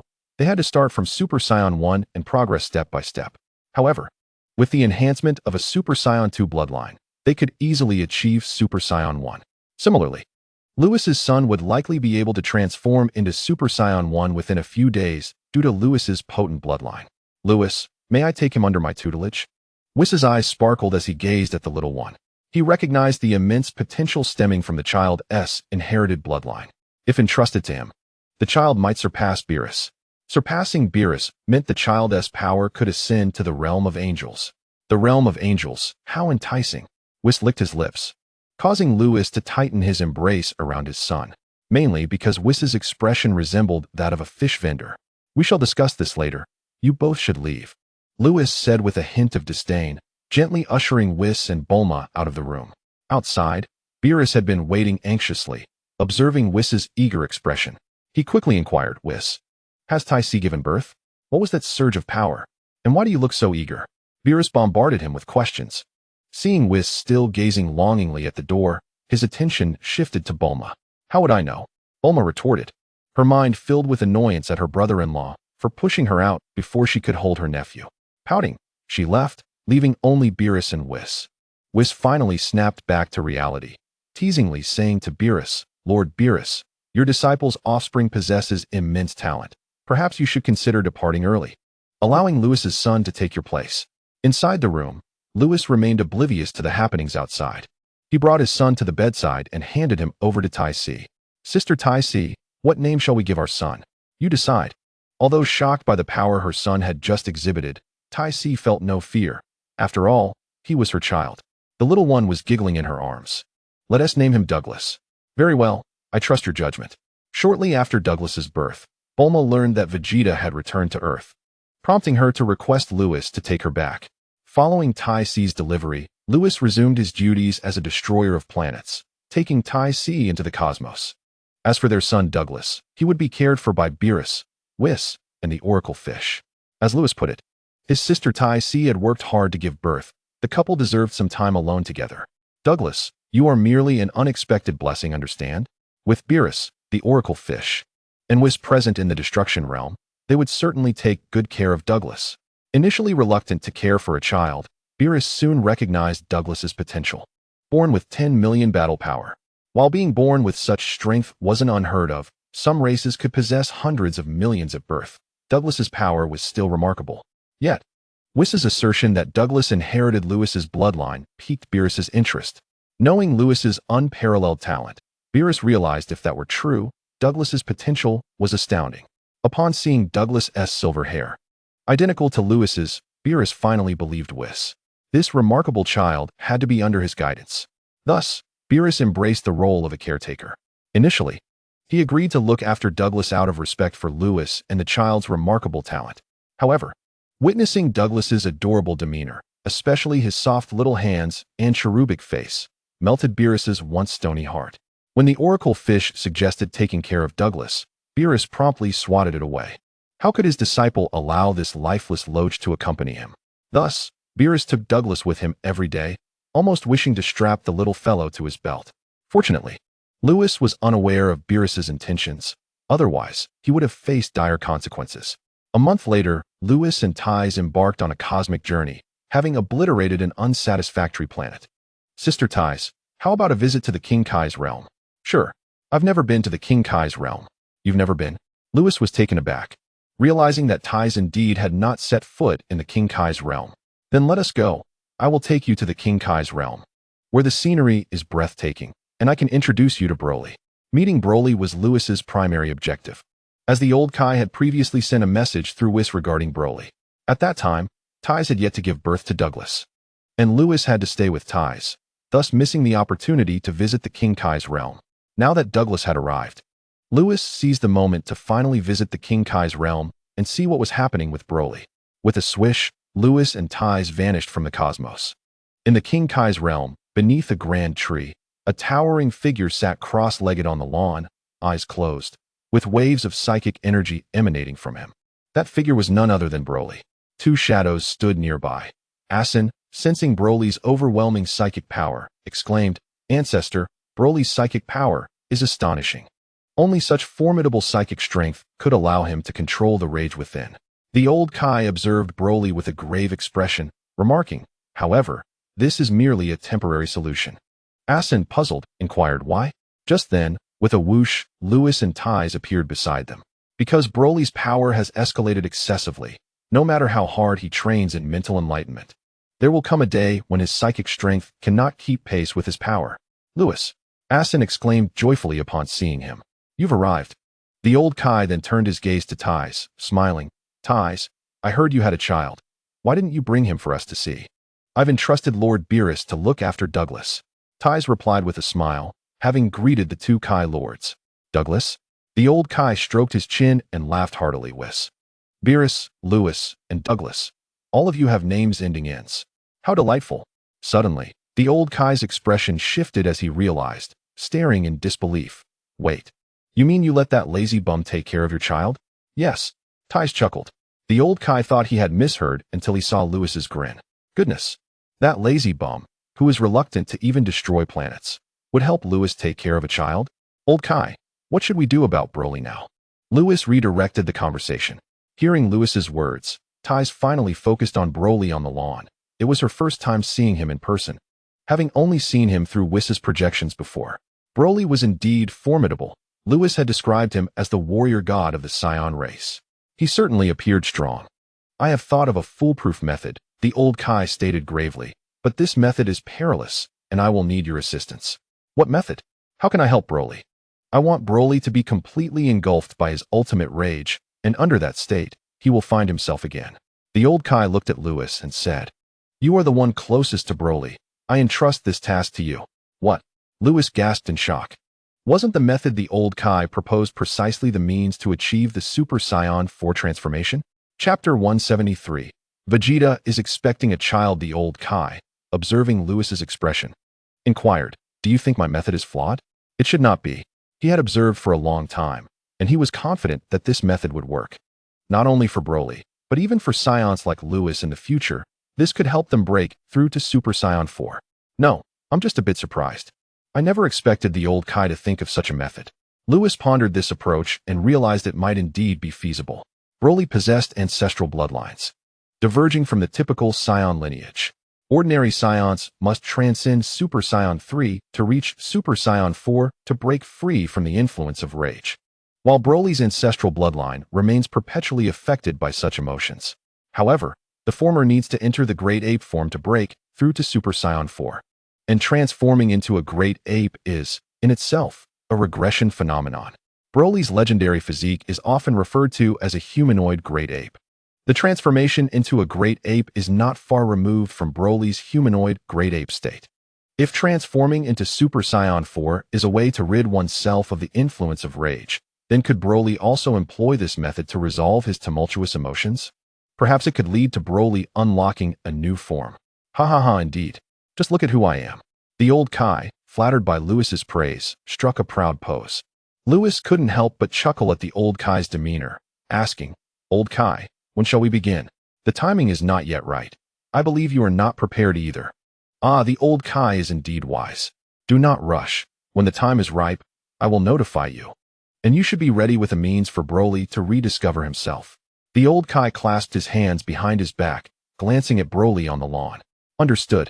Lewis nodded with a smile. Observing the old Kai, it was clear that despite his seemingly carefree demeanor, his insights and vision were undeniably profound. Lewis held a deep admiration for the old Kai. Aware of Broly's condition and having devised a method to address Broly's rage, Lewis and Ties lingered in the King Kai's realm for a while longer without disturbing Broly before departing. After all, they had been away from the god of destruction's realm for over a month, and Lewis was concerned that Douglas might not recognize them upon their return. On Earth, at the Paoju Mountain, it had been nearly 2 years since Gohan's birth. One day, in front of Paoju Mountain, Piccolo, I'm leaving Gohan in your care. Just wait. I will ensure Gohan turns against you. Piccolo took little Gohan and flew into the sky. Chi-Chi, clutching Goku's arm, anxiously watched as Gohan was taken away. Goku, do you think Gohan will be led astray by him? No, Goku shook his head, observing Piccolo's silhouette with a smile. I've been watching Piccolo closely these past 2 years. He is not like his father. While he may seem cold, his thirst for blood has vanished. I've also discovered that Piccolo has been secretly protecting Earth. What? He's been secretly protecting Earth? Chi-Chi's eyes widened in disbelief. Though it seems unbelievable, it's true. Goku nodded and continued. Earlier, when Piccolo was training in the forest, he encountered people chopping down trees. To prevent the forest from being destroyed, he merely incapacitated them without any intention to kill. Piccolo has truly changed. Perhaps this is why Lewis entrusted me with Gohan's upbringing. Goku gazed up at the sky, a faint smile gracing his lips. Piccolo, I merely wish to avoid any disturbances during my training. Speechless. All right, I will secretly follow. If Piccolo dares to harm my son, I shall not spare him. Goku released Chi-Chi's hand, concealing his presence as he leaped in the direction of Piccolo, a man of contradictory words. Meanwhile, in the backyard of West City, Bulma reclined in a beach chair when Vegeta approached her, fidgeting with his hands and speaking with an endearing stutter. With a glance at her husband, Bulma found his hesitant demeanor quite amusing. What's the matter with you? Just speak up. She encouraged him. Vegeta's cheeks flushed as he stammered. Look at Luis. He has a child. Well, you see, if he has a child, shouldn't we also have one? Upon uttering these words, Vegeta's face turned as red as a ripe tomato. What?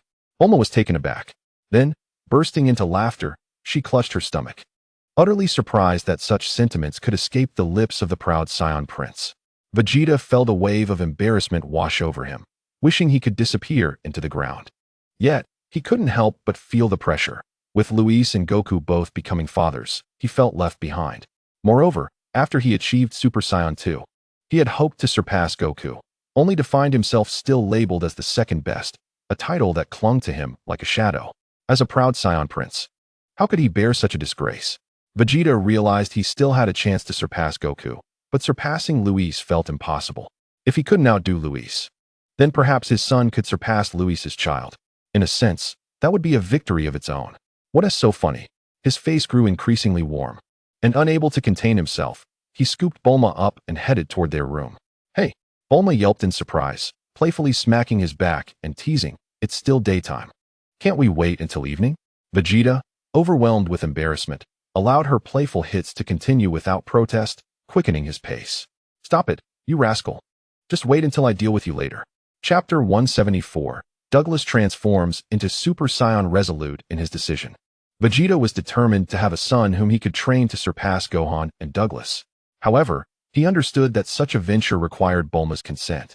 Anticipating her disapproval, he was pleasantly surprised by her calm demeanor when he carried her into their room.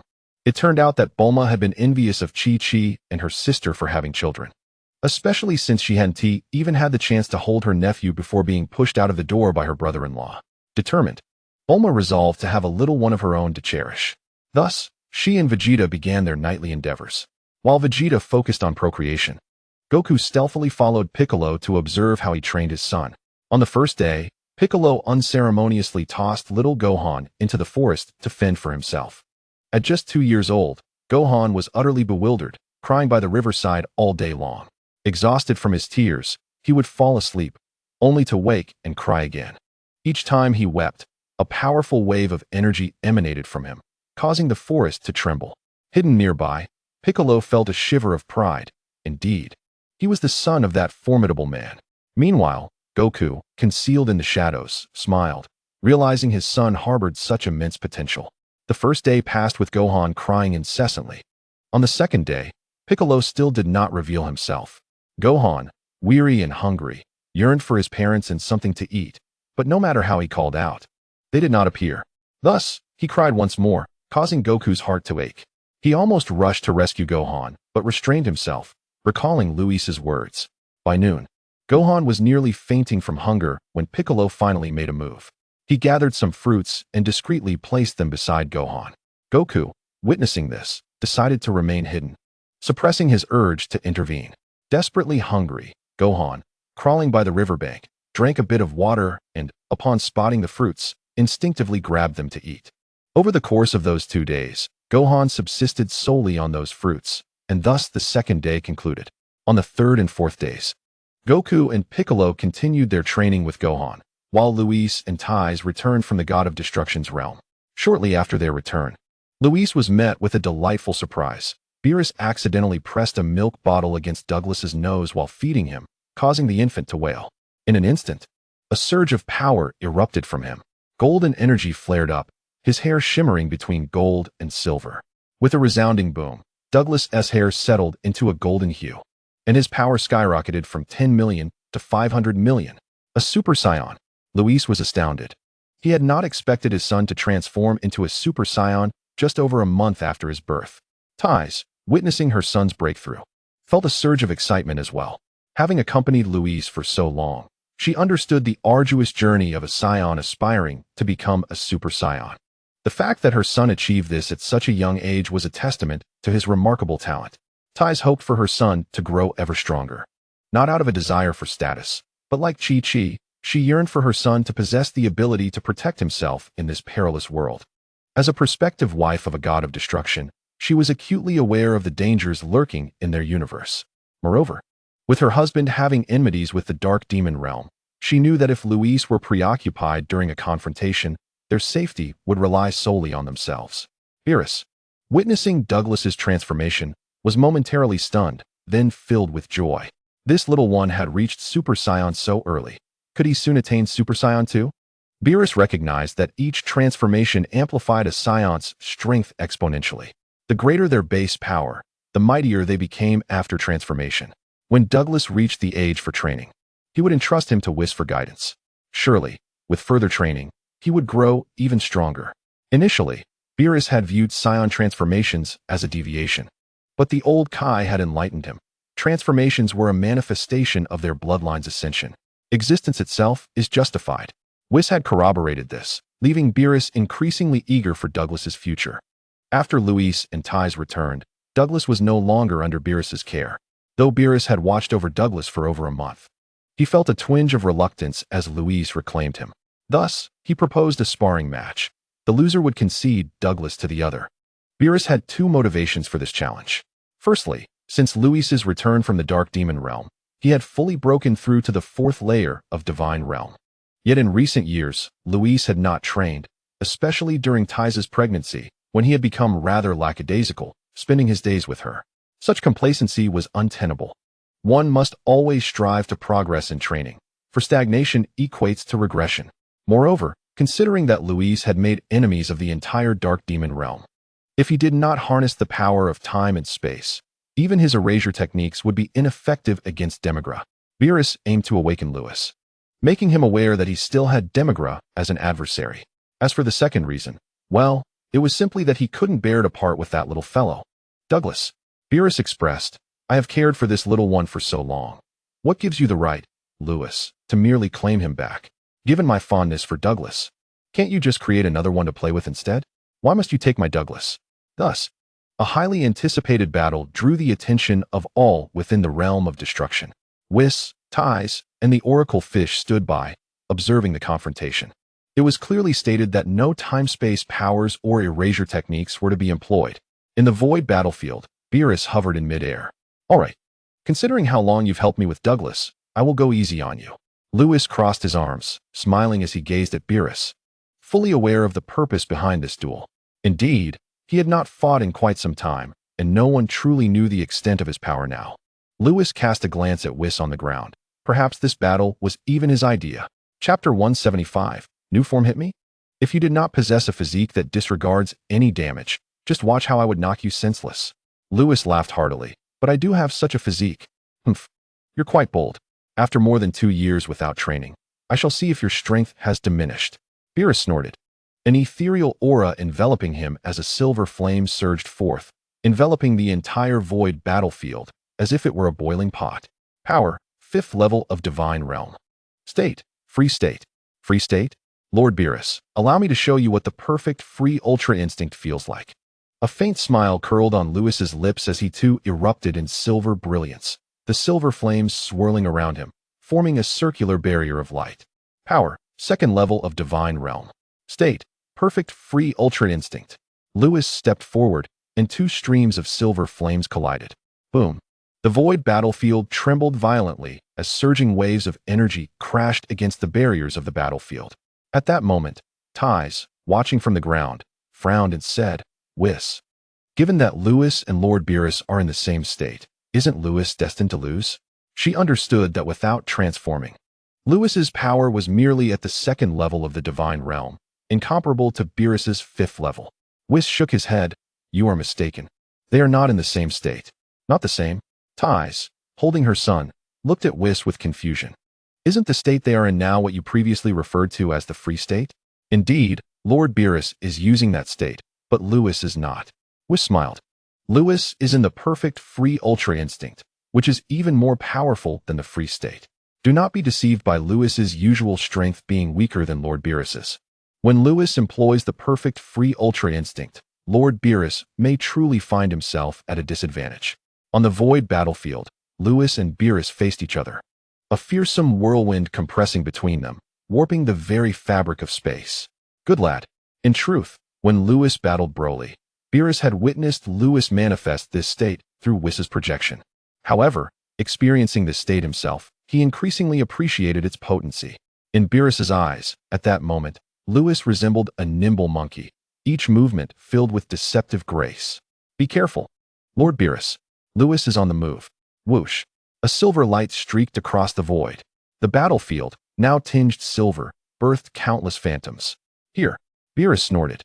He too made his move, unleashing a destructive energy towards one of the phantoms.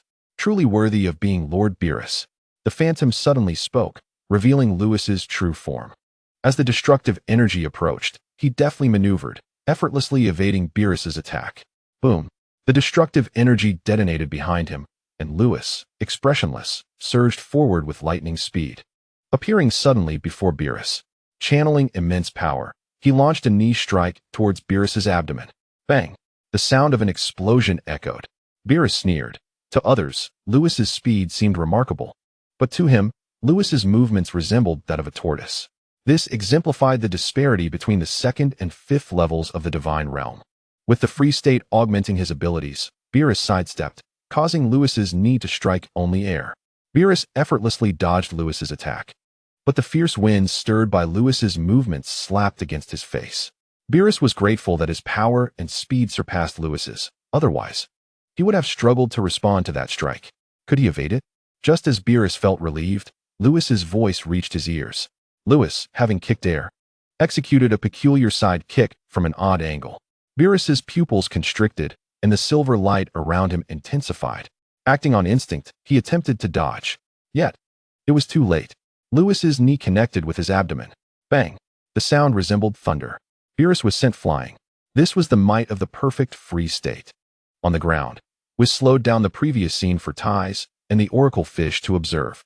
Both the free state and the perfect Ultra Instinct are techniques of the angels, seamlessly combining reflexes with bodily instinct, allowing responses to the external world without the need for conscious thought. However, the former is a weakened version of the latter. While Lord Beerus's strength and speed are formidable, his reactions in this state do not surpass Lewis's. Then does that mean Lord Beerus is destined to lose? Ties exclaimed in delight. Whis's lips twitched slightly as he shook his head. Not at all. Have you forgotten what I just said about power? Power is the foundation of everything. Even if your reactions are swift, what use is it if your strength cannot inflict harm? Bang!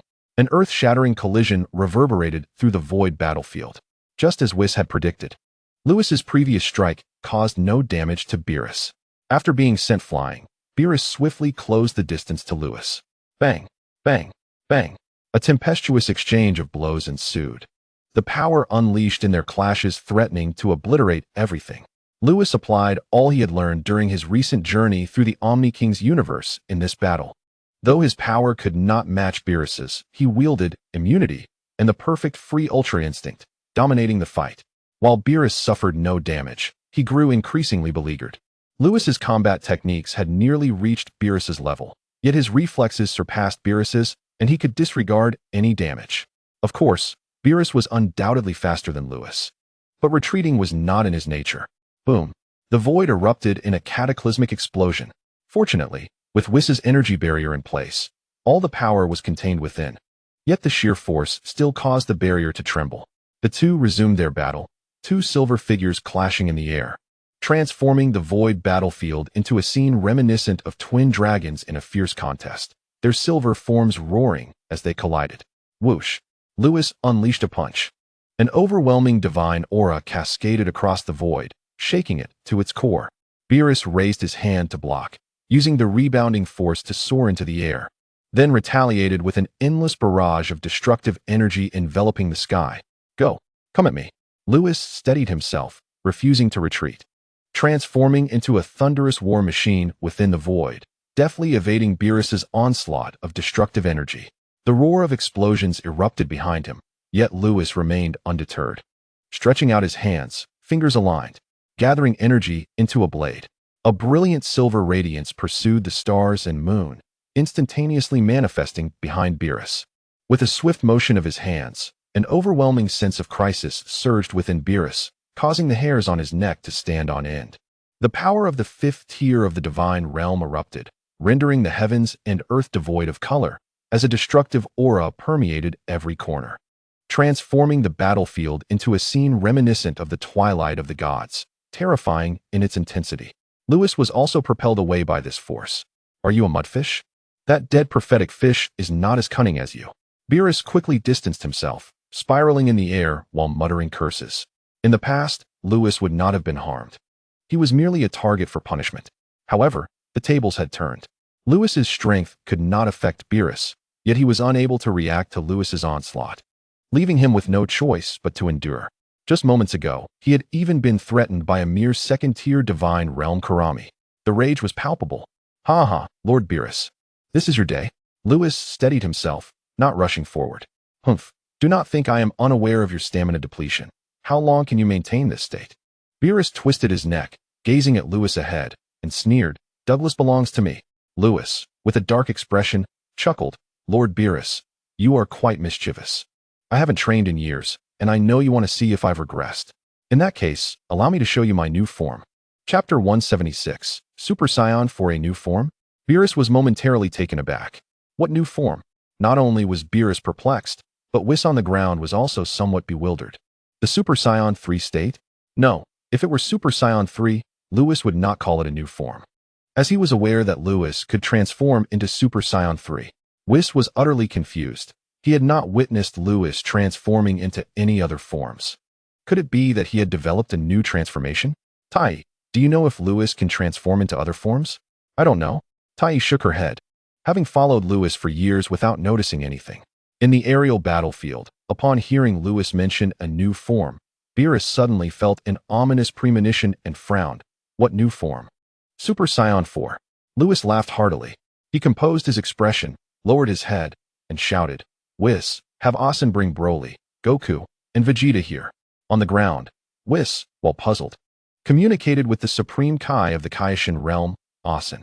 Meanwhile, in the Kaioshin realm, the old Supreme Kai, Asen, and Broly heard the call. Junior, did you hear that? Hurry. The old Supreme Kai bellowed. Previously, he had discussed Broly's situation with Lewis. A month had passed. Could Lewis have devised something? Asen quickly utilized instant transmission, first bringing those from the Kaioshin realm to the Destroyer realm, then visiting Earth to find Goku and Vegeta. Having already met the Supreme Kai, Goku, upon hearing the Supreme Kai's explanation, felt at ease after observing Piccolo with Gohan for a month, noting that Piccolo had not harmed Gohan. Thus, he followed the Supreme Kai to the Destroyer realm. As for Vegeta, having ceased his child-rearing endeavors with Bulma, he accompanied them to the Destroyer realm. After Goku and Vegeta departed Earth, in a cave on the southern islands. Cell, how is this possible? I haven't even completed your creation. How are you here? Please, don't kill me. Simultaneously, in the heavenly palace, the entire demon lay prostrate, glancing towards the southern islands. Then at Bobo beside him. Where is the Supreme Kai was taking those two? Bobo's expression remained unchanged, replying, I don't know. The entire demon gnawed at his little finger. Could something significant be happening? Bobo remained expressionless. I don't know. The entire demon's mouth twitched slightly. Show me the projection. Yes. Finally reacting, Bobo projected the scene from the Destroyer realm. In the Kaioshin realm, within moments, 7 or 8 individuals gathered on the empty ground. The atmosphere in the Destroyer realm growing tense. The old Supreme Kai glanced at the aerial battlefield, then turned to Whis, asking, Mr. Whis, what did Lewis summon us here for? Whis, observing everyone, slowly replied. He mentioned he wanted to transform into a new form. What? Goku and Vegeta were taken aback. They already knew Lewis could transform into Super Saiyan 3. If he were to break through again, it would mean achieving Super Saiyan 4, wouldn't it? No wonder Lewis wanted us to watch. He must have grasped the method I spoke of. The old Supreme Kai's eyes brightened. A month prior, he had discussed the complete resolution for Broly's rampage with Lewis. In fact, that method was also suitable for Saiyans to transform into Super Saiyan 4. Upon hearing this, Vegeta inquired, what method? To regain oneself from the ultimate rage state.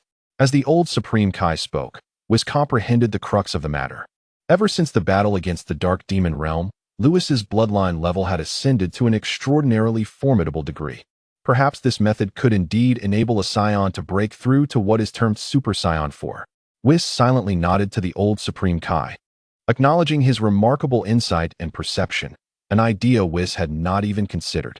At this moment, the old Supreme Kai fixed his gaze on Broly, Goku, and Vegeta, gravely stating, Lewis must have mastered this method, which is why he summoned you here. You will eventually reach this stage as well. Remember to observe closely. Goku and Vegeta's bodies trembled, hastily lifting their heads. Even though Lewis had yet to commence his actions, they remained fixated, unwilling to miss any detail. Broly scratched his head, not fully understanding what Super Saiyan 4 entailed, but he listened to the words of the old Supreme Kai and Lewis, obediently raising his head. In the aerial battlefield, Lewis announced, have they all arrived? Upon seeing everyone present, he turned to Beerus ahead. Lord Beerus, you may descend. Wait until I complete my transformation before we engage. He knew that in his current state of perfect Ultra Instinct, he could not contend with Beerus. Even if he transformed into Super Saiyan 3, his full power would only reach the 4th tier of the Divine Realm. Furthermore, after transforming, he would be unable to maintain his perfect Ultra Instinct, rendering him incapable of defeating Beerus with only the 4th tier of Divine Power. Of course, by utilizing time-space abilities to negate these limitations, he could easily overpower Beerus. However, he had promised Beerus at the outset that he would not employ such powers. Therefore, he would transform into Super Saiyan 4. After all, he had prepared for this for so long. Ah, Super Saiyan 4. Very well, I shall await your transformation before we battle. Excitement gleamed in Beerus's eyes. In their earlier clash, Lewis had managed to engage him for an extended period using perfect Ultra Instinct, leaving him unsatisfied. Moreover, Lewis's power had failed to ignite his battle fervor. If Lewis were to break through once more, he would undoubtedly become even stronger. With this thought, Beerus eagerly anticipated Lewis's transformation. As Beerus descended to the ground, Lewis called out from the aerial battlefield, Vegeta, create a moon for me. Chapter 177, Summoning Kes Beneath the Void. The gathered individuals exchanged puzzled glances, each reflecting the confusion in their eyes. Only the old Supreme Kai and Whis understood Lewis's intentions. Transforming into Super Saiyan 4 requires 2 conditions. First, the bloodline must ascend to a certain level. Second, one must regain oneself from the ultimate rage state. Lewis's bloodline elevation was undoubtedly sufficient. To transform into Super Saiyan 4, he merely needed to reclaim his self from the ultimate rage state. Unlike Broly, who was a legendary Saiyan and inherently a humanoid giant ape capable of losing control and entering an extreme state of fury, Lewis, like other Saiyans, belongs to the ordinary type. To reach such a heightened state, he must undergo the transformation into a giant ape. Vegeta, Lewis needs to utilize the giant ape transformation to achieve Super Saiyan 4. You must act swiftly, the Elder Supreme Kai explained. It was then that Vegeta grasped the situation and began to gather energy to create an artificial moon. Suddenly, a thought struck him. Turning to Broly, he cautioned, remember, do not look at the sky. He did not say this to Goku, as Goku's tail had long been sealed by the Kai, meaning he would not transform into a giant ape even if he saw the moon. Goku was aware that Saiyans with tails could transform into giant apes, but he remained silent. Broly, however, inquired why not. Being near the planet Vampa, where there is no moon, Broly had never experienced the transformation. If I say don't look, then don't look, the Elder Supreme Kai interjected. From his observations, Broly was indeed a humanoid giant ape. He was uncertain if Broly would transform upon seeing the moon. To be safe, it was better to keep him from looking at it. All right, Broly replied with a naive smile. Apart from Lewis, the only other person who could command his obedience was the Elder Supreme Kai. By the way, Ties, make sure to cover Douglas's eyes, Vegeta said, glancing over at Ties. He hesitated to call her name for fear that she might relay it to Bulma, and if Bulma were angered, she might refuse to have children with him, which would be disastrous. Observing Vegeta's discomfort, Ties chuckled and nodded. With everything prepared, Vegeta began to channel his inner power, conjuring a small orb of white light in his hand, which then transformed into a basketball-sized moon. Go! Vegeta hurled it behind him. As long as he did not turn around, even looking up would not matter. The dim sky was graced with the emergence of the moon, its serene light cascading over the realm of destruction, adding a unique charm to the already beautiful landscape. In the void of the battlefield, Lewis floated motionless, gazing at the rising artificial moon. Have we finally reached this stage? Lewis never forgot the moment Demigra had slain Ties. He longed to train. His regular power had already surpassed the second layer of the God realm, and transforming into Super Saiyan 3 would elevate him to the true God of Destruction level. The fourth layer of the God realm. His regular state was not akin to transforming into Super Saiyan. The latter merely required the bloodline to ascend to a certain level. But his regular power had reached a bottleneck. It was not something one could simply break through at will. Thus, over the past years, Lewis had been consolidating his strength. Yet even now, his regular power remained shackled. However, since his ordinary state could not be enhanced, he would continue to transform. The Super Saiyan 4 state would undoubtedly bring him immense improvement. Moreover, Super Saiyan 4 itself represented another form of regular state, enabling him to incorporate the perfect mastery of Ultra-Instinct. Demigra, wait for me. Even if all the demons protect you, you will still perish. The fact that Demigra was still alive was his greatest regret. Lewis exhaled heavily, releasing the tail from his waist, and fixed his gaze intently on the artificial moon. At that moment, the realm of destruction fell into an eerie silence. Everyone on the ground held their breath. Whis's eyelids twitched. For some reason, he felt an ominous premonition. What is happening? Can I, an angel with the power of the second layer, not handle the rampaging Lewis? Startled, Whis quickly turned to his allies. Sister, help me. A message surged forth from Whis's staff, reaching Kusu of Universe 10. What on earth? Kusu was taken aback. She did not understand why Whis was seeking her assistance again. But she knew something must be wrong. Without further ado, she informed Ramsai beside her that she had to leave Universe 10. In Universe 7, the realm of destruction was enveloped in silence under the artificial moon, which hung like a basketball in the sky. In the void battlefield, Lewis hovered still, the pure white moonlight reflecting in his eyes, causing his tail to twitch slightly. This feeling, Lewis felt an itch in his tail, accompanied by a surge of frenzied emotion flooding his mind. Is the effect this pronounced? Lewis chuckled softly. Yet, in an instant, his expression twisted into something monstrous. Bang! Bang! His muscles expanded uncontrollably, straining against his God of Destruction attire. Roar! Lewis instinctively bellowed at the moon, the sonic waves emanating from his second layer God realm power resonating throughout the realm of destruction. Boom! Boom! The ground trembled violently. Whis quickly erected an energy shield, allowing everyone to breathe a sigh of relief. Come on, Lewis. Ties shielded little Douglas's eyes, intently watching the contorted face of Lewis in the sky. Despite Lewis having lost his human appearance at that moment, she found him no less handsome. Suddenly, Goku exclaimed, Vegeta, you once mentioned that upper-level warriors do not lose their reason. What about Lewis? He recalled something and hurriedly asked. Indeed, Lewis is an upper-level warrior. Can he still enter the extreme state of fury? Vegeta turned to the Elder Supreme Kai as well. Do not fret, since Lewis called upon us. He must have his plans.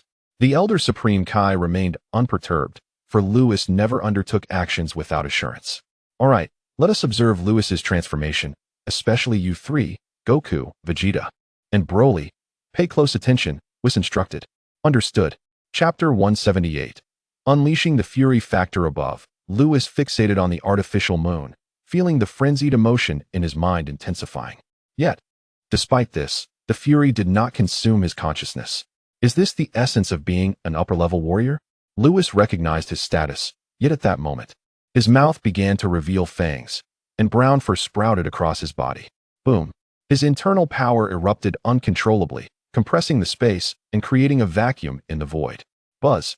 The space trembled incessantly, and a fierce wind swept through the realm of destruction, causing countless lakes to surge with towering waves. Roar! Lewis had transformed into a primate-like creature, letting out a thunderous roar. The very heavens trembled. The divine trees of the realm of destruction bent and snapped. And in the next moment, they were pulverized by the overwhelming force. Lewis's giant ape form continued to grow. 10 meters, 20 meters, 50 meters, 200 meters. A colossal ape, towering at 200 meters, spiraled in the sky, its silver hair turning brown, a massive tail thrashing in the air. Power, second layer of the god realm. Is this Lewis's giant ape form? Vegeta on the ground was taken aback. Typically, Saiyan's giant ape transformations only reached about 120 meters, but Lewis's current size was staggering. Little Douglas, your father has become so strong. Ty's eyes sparkled, but she did not release her grip on covering Douglas's eyes, fearing the little one might also catch a glimpse of the full moon. Douglas protested, if you don't let go, how can I see how strong Dad is? Is he still only at the second layer of the god realm? Beerus furrowed his brow slightly. Lord Beerus, Vegeta explained. Our Saiyan Great Ape transformation can only amplify our battle power by 10 times. I see. Beerus nodded, yet his gaze was laced with concern, fearing that Lewis might fail in his transformation. The old Kaioshin beside him shared the same apprehension. The primary issue was that Lewis's current power enhancement was disappointingly low. Could it truly ascend to Super Saiyan 4? At this moment, even though the breakthrough method was his suggestion, the old Kaioshin felt his confidence wane. Calm yourselves. Lord Beerus and old Kaioshin, Whis interjected. Lewis has yet to enter the peak berserk state. We will know his fate once he does. Whis' ominous intuition intensified, subconsciously assuring him that Lewis would undoubtedly attain the Super Saiyan 4 form. Upon hearing this, the onlookers resumed their focus. In the sky, Lewis, in his great ape form, blinked his crimson eyes and spoke slowly. Pay attention, I am about to enter the ultimate berserk state. As a high-ranking warrior, he could maintain his rationality even in this form. However, rationality was not his desire. After speaking, he closed his eyes. The god of destruction's realm fell silent once more. Now, everyone held their breath. Buzz! A tempestuous aura erupted from Lewis, akin to an apocalyptic whirlwind, sweeping across the entire realm of the gods of destruction, throwing the previously calm magnetic field into chaos. Crackle! Countless arcs of electricity danced across the great ape's body, and with a mighty roar, Lewis opened his eyes. He had lost all rationality. How could this be? Isn't Lewis a high-ranking warrior? Why has he succumbed to madness? Vegeta pondered aloud. I understand now. The old Kaioshin's eyes sparkled with realization. Old Kaioshin, what do you mean? Goku inquired. Before the old Kaioshin could respond, Whis spoke. Lewis has deliberately detonated the berserk factors within him and relinquished his resistance, allowing the frenzy to completely consume his consciousness. The crowd fell silent, turning their gazes to the old Kaioshin. Indeed, that is correct, he confirmed, a slight twitch at the corner of his mouth betraying his irritation at Whis' authority being questioned. Only by doing so can Lewis fully lose his rationality. Vegeta, you are of the same caliber as Lewis. Should you reach this point, you too might attempt to relinquish your rationality in a similar fashion. I am not of the same caliber as Lewis. What battle power did he possess at birth? I had a battle power of 1,000 at birth. How can he compare to me? Vegeta thought to himself, but dared not voice it. To utter such words would imply that not only was Lewis stronger, but even Goku, a lower-tier warrior, surpassed him. What a laughingstock that would be. Well, we shall see if Lewis can regain his self in this ultimate berserk state. If not, Mr. Whis, I shall trouble you to sever Lewis's tail. Rest assured, old Kaioshin.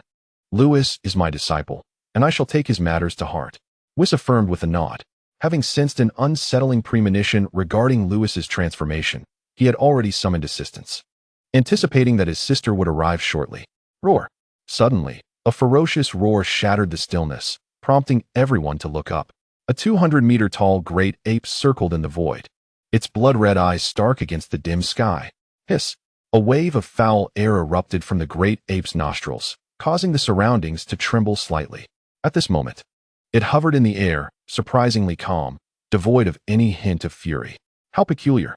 Hadn't Lewis completely entered the ultimate berserk state? Just as the crowd pondered this, the brown great ape astonished them with an unexpected spectacle. Streams of golden light flowed across Lewis's form as he began to pound his chest, unleashing a cataclysmic force that threatened to rend the very fabric of existence. The scene was utterly breathtaking. The power of the fifth layer of the God realm. Beerus exclaimed in shock from the ground. Is Lewis about to transform into Super Saiyan 4? Goku began to feel exhilarated, as if he were the one undergoing the transformation. Truly, he is the pride of our Saiyan lineage, Lewis. Vegeta's eyes glistened with unshed tears, overwhelmed with emotion. Lord Beerus, Lewis is still changing. Watch closely. Whis gripped his staff tightly, prepared for any eventuality. The spectators continued to gaze upwards, witnessing the golden luminescence surrounding the great ape intensifying. The vast power stirred the magnetic field of the cosmos, and ionized particles floated in the void, coalescing into massive, dragon-like arcs of electricity. Roar! The great ape blinked its crimson eyes, arcs of electricity crackling around it, and amidst the dazzling golden light, its fur began to transform. It turned golden.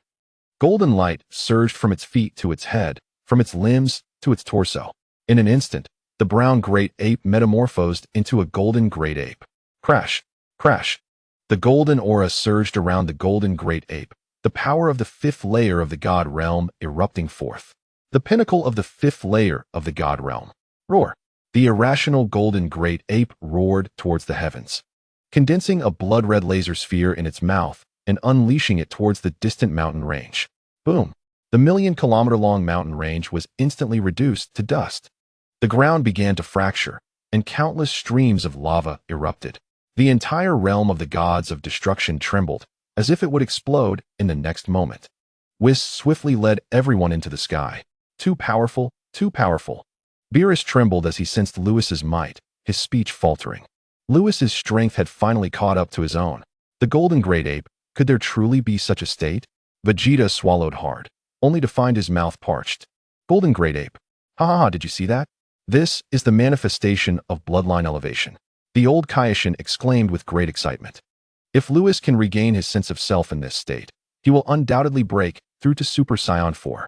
At this moment, the old Kaioshin realized that his hypotheses regarding the Saiyan bloodline had been entirely accurate. Goku clenched his fists, his eyes filled with desire. If only I could wield such power. Broly had remained silent, yet his trembling body betrayed his excitement. He too felt a surge of exhilaration. He yearned to engage Lewis in battle immediately. Suddenly, Whis spoke. Be cautious, it seems Lewis has set his sights on us. The group turned their gazes towards the void ahead. It turned out that as Whis had transported them to the sky, they had caught the attention of the golden great ape. Roar! In the void ahead, the golden great ape roared, unleashing a beam of laser energy, imbued with boundless power, towards the energy shield that Whis had erected. The spectators' pupils dilated, a wave of deathly dread surged within them, and they instinctively closed their eyes. Bang! The laser beam struck the energy shield where they stood. Fortunately, this protective barrier had been set by Whis, a master of the second layer of the angelic realm, and the golden great ape's laser beam struck like a nail against steel, producing only a few sparks before dissipating. Phew! Inside the energy shield, Tais opened her eyes, relieved to see that they were unharmed. She lowered her head towards Douglas in her arms, saying, "You scared me half to death. Your father is simply too dreadful." Thank goodness for Mr. Whis. Goku and Vegeta also breathed sighs of relief. However, Beerus continued to gaze at the golden great ape, his voice trembling more than ever. Do not rejoice too soon.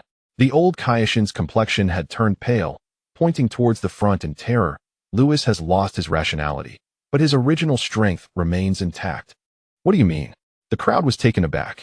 The old Kai and Beerus shouted, "Asin, hurry and take everyone away." Kaioshin Sin was momentarily taken aback.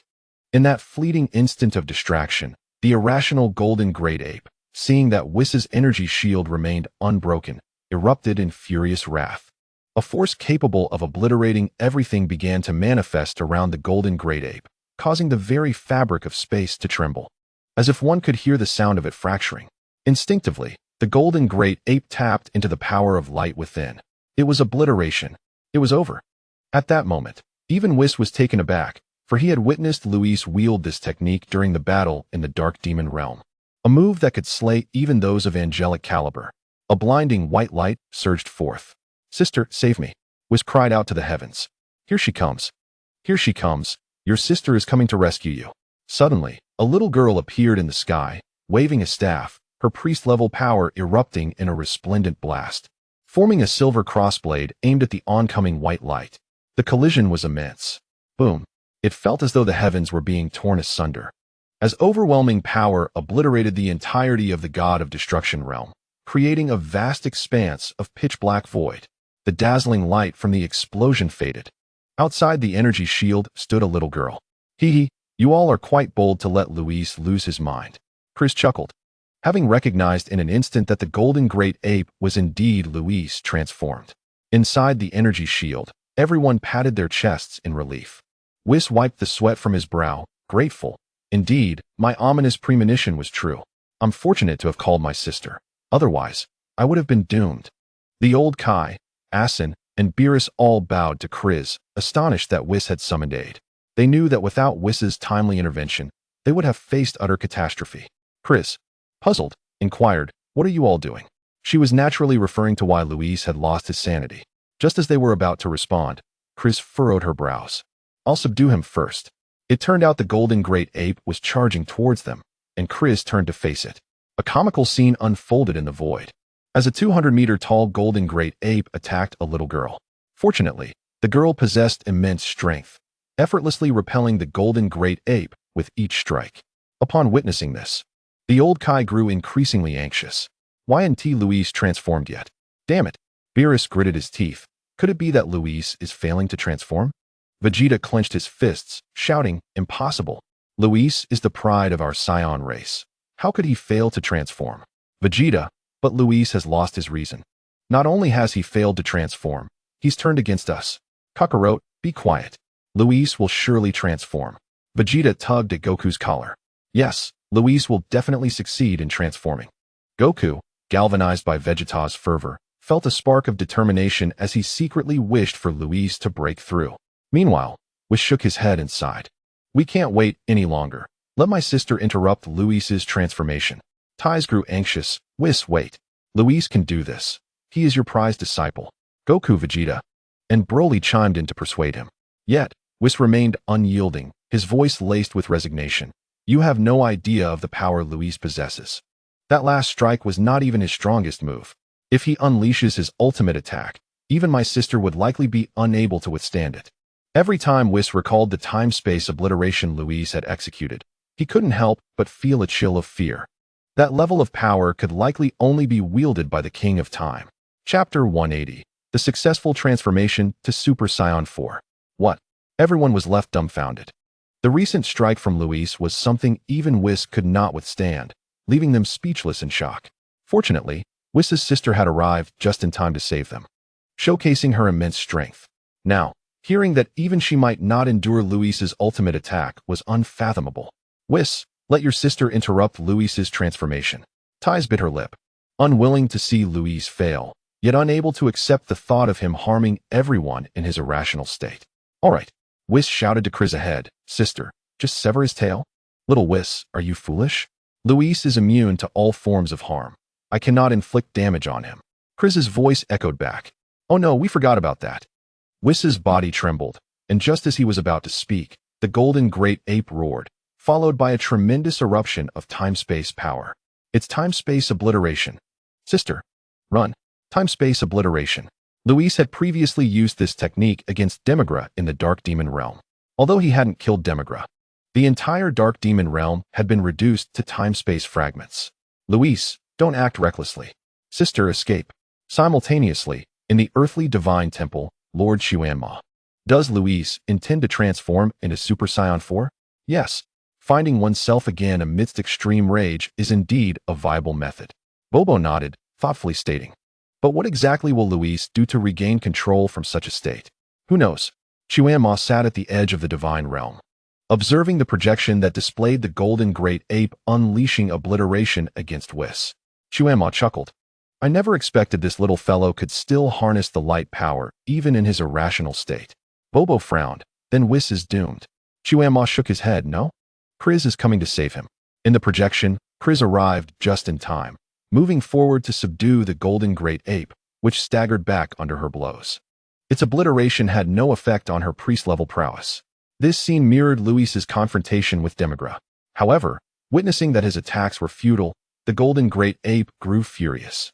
It launched a new attack at Kriz, time-space obliteration. The power of time-space, this little one is truly monstrous. But will the Grand Priest and Lord Quan act soon?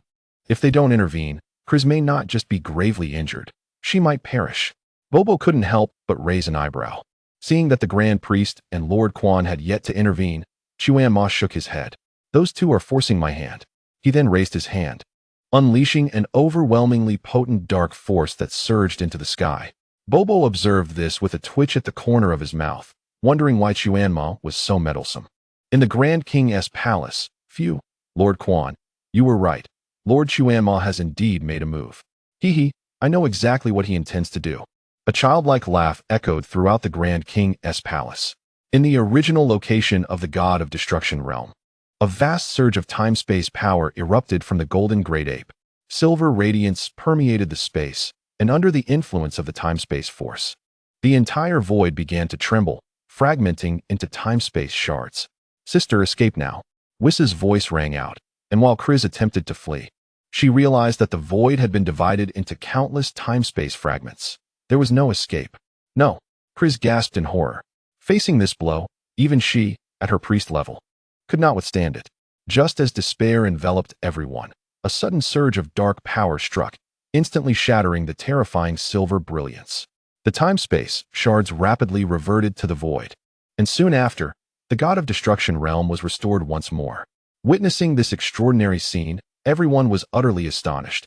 Even Klex was momentarily taken aback. What could possibly be happening? Could it be her father or the king of all lending assistance? No. That dark energy was unmistakably not the power of her father or the king of all. The force that had the ability to reverse everything and emanated such dark energy. Could it be the Dark Lord? Yet that didn't seem right either. After all, Luis had a vendetta against the Dark Realm. Why would the Dark Lord choose to assist him? Just as Klex was lost in thought, a thunderous roar echoed before her. Roar! The sound startled everyone. Inside the energy shield, Tai shouted towards the void before the golden giant ape. Luis, don't act recklessly. Sun Wukong and Vegeta were also prepared to speak. But Whis sighed in relief and waved his hand. It's all right. It seems Luis is on the verge of successfully transforming. Upon hearing this, everyone turned their gaze forward. They saw Klex circling in front of the golden giant ape, but the ape's crimson eyes began to display an emotional fluctuation, and suddenly, a golden glow surged forth from its body. Crackle! Accompanied by the golden light, countless arcs of electricity flickered around the golden giant ape, and two phantoms flashed in its scarlet eyes. It was Luis's figure. The black-haired and silver-haired Luis merged into one. Roar! The golden giant ape raised its hands high towards the artificial moon. Its expression became strikingly human-like.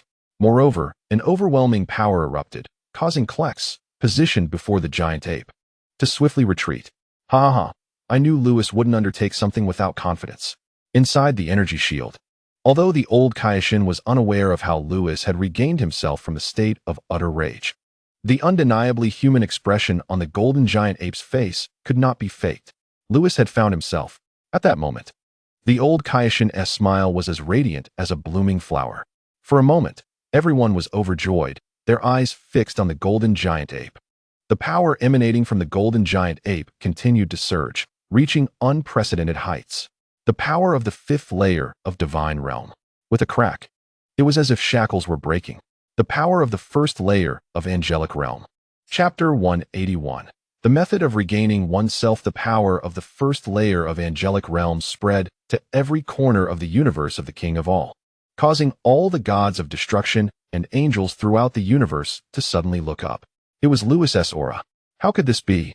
Hadn't he returned from the Dark Realm with only the power of the fourth layer of Divine Realm? How could his power have swiftly broken through to the Angelic Realm? This was utterly monstrous. This fellow was truly extraordinary.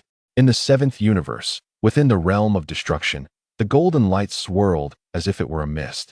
Boiling in an instant, the golden giant ape began to transform. Its sharp fangs retracted, and its fierce visage vanished. A sacred aura enveloped the golden giant ape, which let out a tremendous roar. Roar! Alongside the roar, the golden light surged. Everyone inside the distant energy shield covered their eyes. Could this truly be a success? With such a terrifying momentum, how could it possibly fail? After all, he was Lewis, and success was assured. The blinding light gradually faded, and everyone slowly opened their eyes. Before them spiraled a figure in the void. The figure had black hair cascading over its shoulders, and aside from its face and the palms on its chest, its body was covered in red fur, exuding endless allure and wildness. Is this my Lewis? So handsome. Seeing this, Ties, within the energy shield, involuntarily exclaimed. Coming to her senses, she suddenly flew forward, embracing Douglas tightly. Whis did not intervene. He could tell that Lewis had regained his reason. Lewis. Ties crashed into Lewis's embrace, her voice slightly choked. Lewis tightly held Ties and her son, resting his head against hers, expressing his remorse. Ties, I'm sorry. I failed to control myself. Ties remained silent, recalling the terrifying scene when Lewis lost control. She couldn't help but feel fear, not out of concern for her own life. She could accept death, but she feared for Douglas, her son. If Lewis were to awaken and discover that he had killed his own son, how would he bear that pain? The two remained in their embrace. After a moment, Ties wiped away her tears and shook her head. I'm fine, as long as you are safe. Upon hearing this, Lewis felt even guiltier. He was about to speak when everyone gathered around. Ties quickly extricated herself from Lewis's arms. Beerus jokingly scolded. You almost had us all in peril. Lewis felt embarrassed and replied, Lord Beerus, Whis, Miss Klex, Old Kaioshin, Asin, I'm sorry, I thought Lewis intended to apologize to everyone. However, Beerus interrupted him, saying, Lewis, how did you regain yourself from that rage? Although Whis and Klex were also startled by Lewis's earlier actions, they understood he had not acted with malice and waved it off, indicating they bore no grudge. Moreover, this incident occurred within the universe of the King of All. Even without the Dark Lord's intervention, their fathers would have stepped in. Klex and her brother were now more concerned about how Lewis had managed to regain himself from that frenzied state. A warm flow surged through Lewis's heart. Faced with Beerus's query, he fell silent, suddenly at a loss for how to explain it. After a moment's contemplation, he began, after returning from the Dark Realm. My hair turned silver. The old Kaioshin informed me that this was due to a bloodline enhancement. At that moment, I realized I was capable of breaking through to the Super Saiyan 4 state. Lewis refrained from mentioning the Super Saiyan 5 transformation. Upon hearing this, everyone turned to look at the old Kaioshin.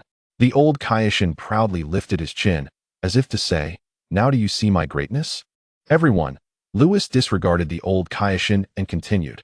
Later, the old Kaioshin explained Broly's berserk issue and proposed a definitive solution to it, which inspired me. Perhaps Super Saiyan 4 could utilize this method as well. Lewis glanced at the crowd.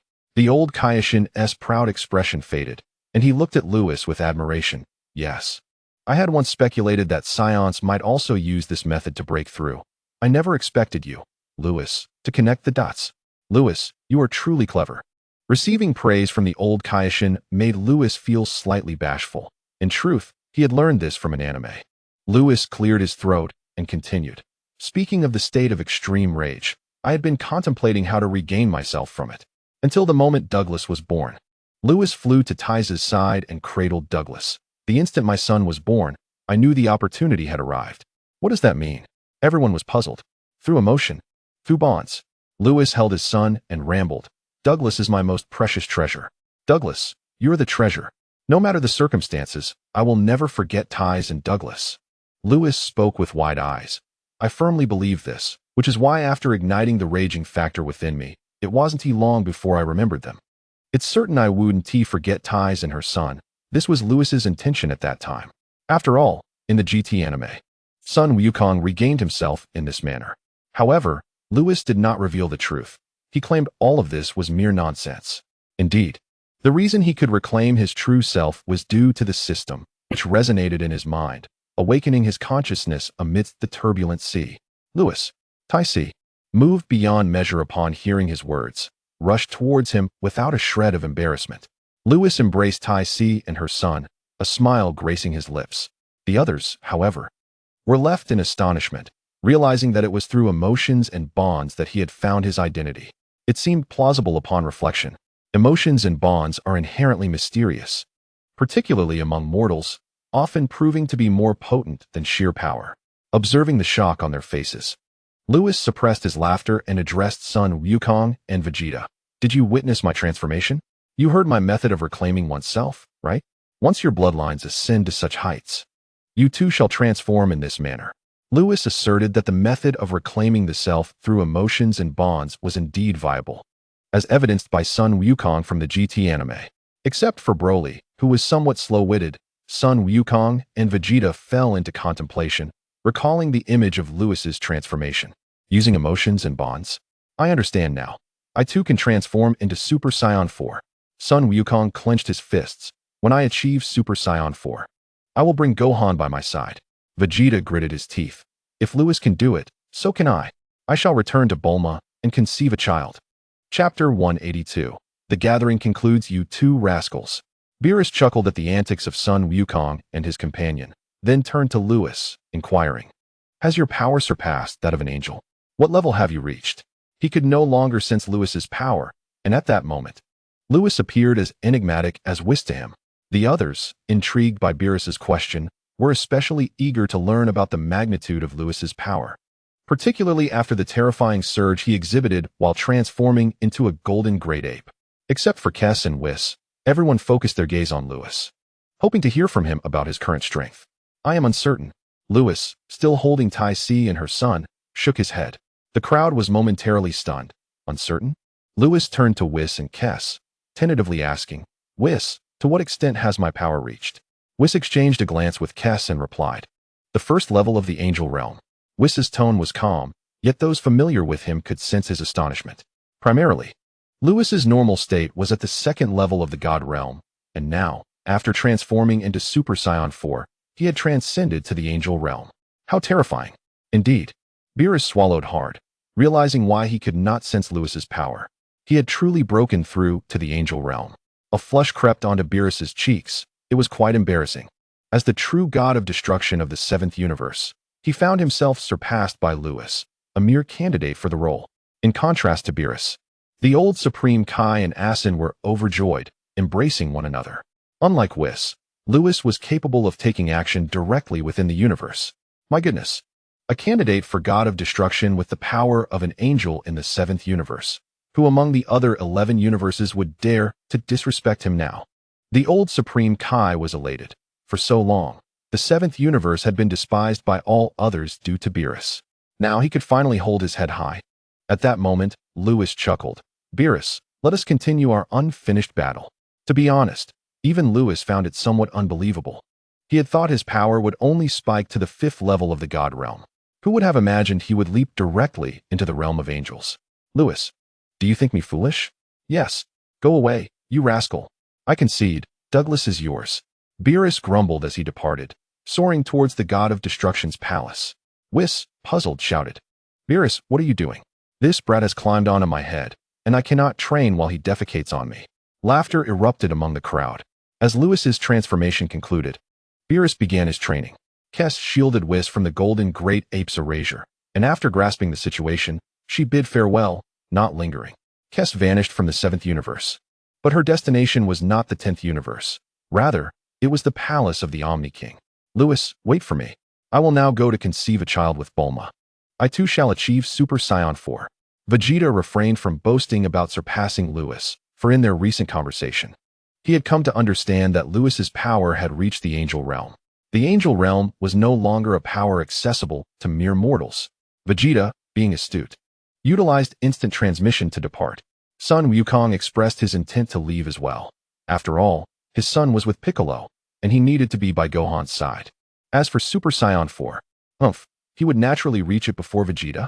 With Sun Wukong and his friend gone, only the old Supreme Kai, Asin, and Broly remained. Lewis, we shall take our leave as well. When I travel to other universes, I will bring you along for some fun. The old Supreme Kai, beaming with joy, instructed Asin to accompany him and Broly.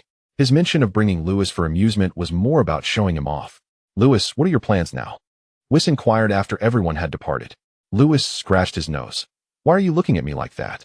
Tai Si held Douglas tightly, biting her crimson lip. Lewis, please do not venture into the dark demon realm. As Lewis's wife, she could sense his thoughts. He was undoubtedly contemplating revenge, but she feared for his safety. Do not worry. I shall not act recklessly. Lewis gently ruffled Tai Si's hair, his gaze tender. Tai Si sighed. Very well. Lewis possessed the ability to be immune to all, and with his power now transcending to the angel realm, he should be capable of contending with Demigra. Whis remained silent, knowing that further words would be futile, especially after the recent strange behavior of the Dark Demon. On Earth, Bobo asked, Lord Dark Demon, why did you intervene? Sitting on the ground, the Dark Demon shook his small head. I have been troubled by a question, and perhaps Lewis can assist me. The Omni-Kings likely shared this sentiment.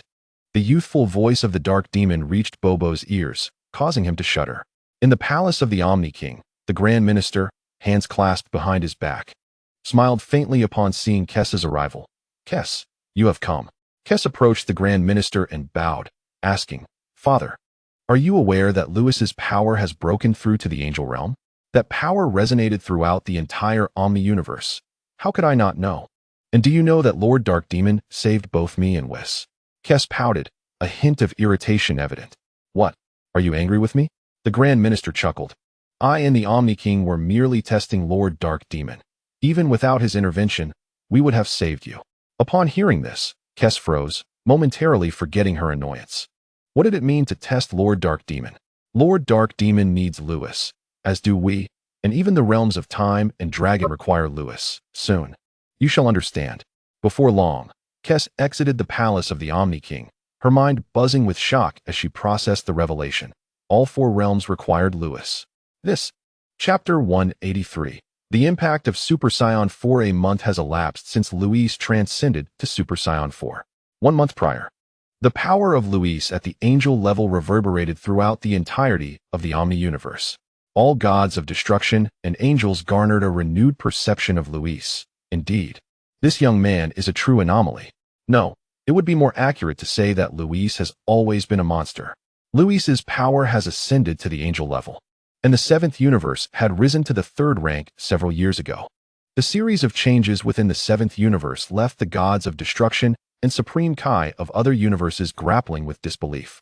They recognized that this transformation was solely attributable to Luis. Many gods of destruction harbored a desire for their own universes to possess a being like Luis. However, while such aspirations may be realized in dreams, the reality is far more daunting. Given that acquiring a monster like Luis was out of reach, why not surreptitiously abduct a Saiyan from the 7th universe? This was the notion entertained by the god of destruction from the 11th universe, who, through his investigations, discerned that the rise of the 7th universe was due to Luis. Yet more so, it was the formidable Saiyan race that was the true catalyst for the 7th universe's ascendancy. If he could capture a few Saiyans and allow them to thrive in the 11th universe, his universe would eventually flourish as well. While the idea was enticing, the god of destruction hesitated. The Saiyan race belonged to Luis, and the last god of destruction who offended Luis had been eradicated. The god of destruction believed himself inferior to Quitella, and thus, how could he dare to covet the Saiyans? This sentiment was shared among many gods of destruction. Once again, they yearned for their own universes to possess a being like Luis. Luis's influence extended beyond the Omni-Universe, reaching the headquarters of the Galactic Patrol as well. King Vegeta and Bardock learned of the existence of Super Saiyan 4 from their son. Indeed, within the series of Super Saiyan transformations, Super Saiyan 3 was not the pinnacle. Now that Luis had reached Super Saiyan 4, if anyone were to suggest the existence of Super Saiyan 5, King Vegeta and Bardock would undoubtedly believe it without question. The existence of Super Saiyan 4 became common knowledge among the Saiyan race, igniting a fervor among them. Speculations abounded as to who had achieved this transformation. Some posited that it was Goku. Others conjectured it was Vegeta. Some even speculated it was Gogeta. There were even whispers of a mysterious Saiyan with silver hair and blood-red eyes. However, The true identity of Luis remained known only to a select few among the Saiyans. It was not that King Vegeta wished to keep Luis's identity a secret from the Saiyan race. Rather, it was Luis's request. He had once conveyed to King Vegeta that he was a candidate for the god of destruction, a being of divinity, and that he should refrain from excessive interference in mortal affairs. It was better for the Saiyan race to remain unaware of his true identity. Thus, among the Saiyans, barring a few high-ranking individuals, very few were privy to Luis's true identity. Of the speculations, Gogeta was deemed the most credible candidate for Super Saiyan 4, primarily because Luis had never showcased his powers before the Saiyan race. As for Goku and Vegeta, while their talents were formidable, they were ultimately singular beings. In the future, they might indeed transcend to Super Saiyan 4 through their innate abilities and diligent efforts, but they were certainly not capable of achieving it at present. Thus, Gogeta was the most likely candidate for Super Saiyan 4. The ramifications of Luis's ascension to Super Saiyan 4 were far-reaching. The universe itself was stirred by monumental waves. Unbeknownst to Luis at that moment, in the realm of the seventh universe's gods of destruction, two figures flickered across the sky, engaging in a relentless exchange of blows. These two were none other than Beerus and Whis. With a resounding thud, Whis swung his staff at an awkward angle, striking Luis in the abdomen. Luis was sent flying. Yet, he quickly returned, launching a punch straight ahead. Whis sidestepped, but Luis's fist, at a peculiar angle, connected with his face. Whis' visage contorted as he was propelled like a cannonball to the ground, while their attacks appeared unremarkable and lacked vibrant displays of energy. Anyone who presumed their powers to be weak would be gravely mistaken. Upon reaching the angel level, their assaults often employed the simplest techniques, targeting their opponent's vulnerabilities without expending unnecessary energy. This is the essence of a duel between masters. Good lad, at equal strength, you are no less than my equal, Whis remarked as he rose from the ground, reflecting on the encounter. At that moment, Luis descended from the sky, grinning broadly. Thank you, Master Whis, for your guidance over the years. Master? Whis's lips twitched slightly. This was the first time Luis had referred to him as such. The term felt somewhat awkward, yet inexplicably warmed his heart. Haha, you will soon catch up to me. I may no longer be your master. Whis smiled with a hint of resignation. Indeed, it had only been a mere 20 years since he had brought a young boy into the realm of the gods of destruction. And now that boy's power was on the verge of surpassing his own. Whis felt a mix of helplessness and an overwhelming sense of pride. A fifth-tier god of destruction, Beerus, a first-tier angel-level Luis. These two strongest gods of destruction within the Omni-universe were both his pupils. The pride he felt was beyond words. In response to Whis' jest, Luis merely smiled, choosing not to elaborate further. He returned to the lakeside, cradling Douglas, who was in Ty's arms. Whis followed, inquiring, You've been idling in the realm of the gods of destruction. What exactly are your plans? Luis planted a kiss on little Douglas and rolled his eyes. What do you think I'm planning? Whis, with a furrowed brow, responded, You know what I mean. Ty looked at Luis with a reproachful gaze. I can tell what Whis is asking, and you're pretending. Under Ty's mildly angry stare, Luis couldn't help but retract his neck before finally speaking. I plan to venture into the dark demon realm. I assure you, I will not act recklessly. You need not worry. Luis was well aware of Whis' inquiry. It was simply a question of when he intended to journey to the dark demon realm. When he transcended to Super Saiyan 4. He indeed planned to visit the dark demon realm to eliminate Demigra. After all, his powers had ascended to the angel level. And even if he unleashed the time erasure technique again, it would not cause irreversible harm to his body. However, upon reflection, there was no rush. After all, the dark demon realm also housed beings of sovereign caliber. Luis was uncertain of the attitude of all demons towards him, from current observations. It seemed they had no intention of acting against him. But should he eliminate Demigra, who could say whether all demons might retaliate? With only first-tier angel-level power, escaping from all demons would be improbable. Chapter 184. The arrival of Deet. I'm glad you've come to a conclusion. Whis exhaled in relief. Ty also patted her chest, genuinely worried that this little rascal, Luis, might recklessly seek revenge. Now that Lord Beerus has resumed his training, what are your plans? Whis inquired once more. Naturally, I will continue training, Luis began, but suddenly his brow furrowed. Whis, standing beside him, froze in surprise. Ty questioned, What is it? A destructive aura? Such a weak destructive aura. Could it be that the candidate for the god of destruction has arrived in our seventh universe? Indeed. Within the perceptions of Whis and Louise, a faint destructive aura had manifested within the seventh universe. Whis. The source of the destructive aura seems to be emanating from the direction of Earth. Let me see what is happening. Very well. Whis waved his staff, and an image projected into the sky. The scene revealed a spacecraft resembling an octopus materializing on Earth, followed by two figures leaping out, one male and one female. The man was handsome, and the woman was beautiful, both possessing an unusual trait, blue hair. Bulma? Taze exclaimed upon seeing this, though she did not recognize the male figure. Louis furrowed his brow and remarked, "What are they doing here?" Whis, with a grave expression, replied, "They are not from our timeline. How audacious to manipulate time. Well, didn't I traverse through time as well? I made countless errors along the way. It's not a big deal." Louis waved dismissively. Whis retorted with irritation, "Could you allow me to finish speaking?" This insolent fellow, having just claimed to be his master, now deprived him of the chance to impress. Louis chuckled, "Enough? I know them. Did I not mention that I drifted into a future timeline? They are from that very future." However, he was puzzled as to how they arrived here. Before he could elaborate, Louis slapped his forehead, recalling that he had forgotten to bring a certain heart medication for Sun Wukong when he left that future time. "Louis, who is the man beside Bulma?" "He is Trunks, the son of future Bulma." "Bulma's son?" Tae's eyes brightened, realizing why the man bore such a resemblance to Bulma. "But Louis, if he is Bulma's son from the future, why does he emit a faint destructive aura?" Whis was particularly concerned about this detail. "I have no idea." Louis shook his head. "When I departed the future timeline, Trunks did not possess such an aura. The only possibility now is that Lord Beerus from that future timeline has taken him as his disciple." This was the only conclusion he could draw. Louis's speculation proved correct. Upon his departure, Lord Beerus from the future was indeed seeking to find Louis. Discovering that the Louis of that timeline had perished long ago, he set his sights on Trunks instead, with the latter now being a prospective god of destruction from that future timeline.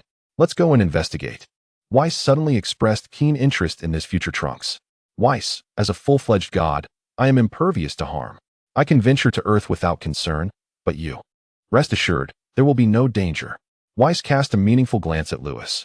Louis, taken aback, asked another riddle. "Whis, do you know what I detest most in this life?" "What?" Whis was perplexed by Louis's sudden inquiry. "I loathe riddlers. I swear one day, I will strike down every last one of them." Louis gritted his teeth. Observing the murderous glint in Louis's eyes, Whis swallowed hard and said, "All right. We can deal with that later. For now, let us head to Earth." Taze stifled a laugh, covering her mouth. Louis remained silent, trusting Whis' assurance that there would be no issues. Furthermore, Whis' words sparked a thought in him. If the full-fledged god intended to strike at him, what good would hiding in the realm of destruction do? With this realization, Louis felt a sense of ease. "Let us return together." Louis embraced little Douglas and, along with Taze and Whis, departed the realm of destruction. On Earth, within a forest in West City, a time-traveling craft rested quietly, where Goten and future Bulma emerged. Goten surveyed the surroundings and remarked, "Is this Uncle's timeline? The environment is splendid." Future Bulma chuckled, "Son, didn't T. Whis and Beerus instruct you not to traverse time recklessly? Aren't you afraid they'll be displeased with you for bringing your mother along?" Goten, with a frown, replied, "Didn't you tell me to travel through time, Mom? Now you're blaming me? Hee, it's your mother's fault." Future Bulma stuck out her tongue, exuding youthful vitality, completely shedding her former weary demeanor. "I haven't seen my brother-in-law in ages. I wonder how he is faring. Uncle is the prospective god of destruction in this timeline, so everything must be well." Goten stowed the time machine and soared into the sky, heading towards West City, with future Bulma trailing closely. Soon, they arrived at West City, where the environment mirrored that of the future timeline, and future Bulma effortlessly found her way home. "Brother-in-law, I've come to find you," she shouted outside the mansion of Dr. Briefs, before stepping inside. Goten gazed at the mansion, everything appearing foreign to him. In the future timeline, he had barely been born when the Earth was ravaged by androids, and this mansion had been destroyed long ago. Meanwhile, Vegeta, who was inside the room with Bulma, paused. "Isn't that Bulma's voice?" He glanced at Bulma beneath him, and then sensed the presence outside. "What? Bulma is here, yet there is another Bulma outside?" Chapter 185.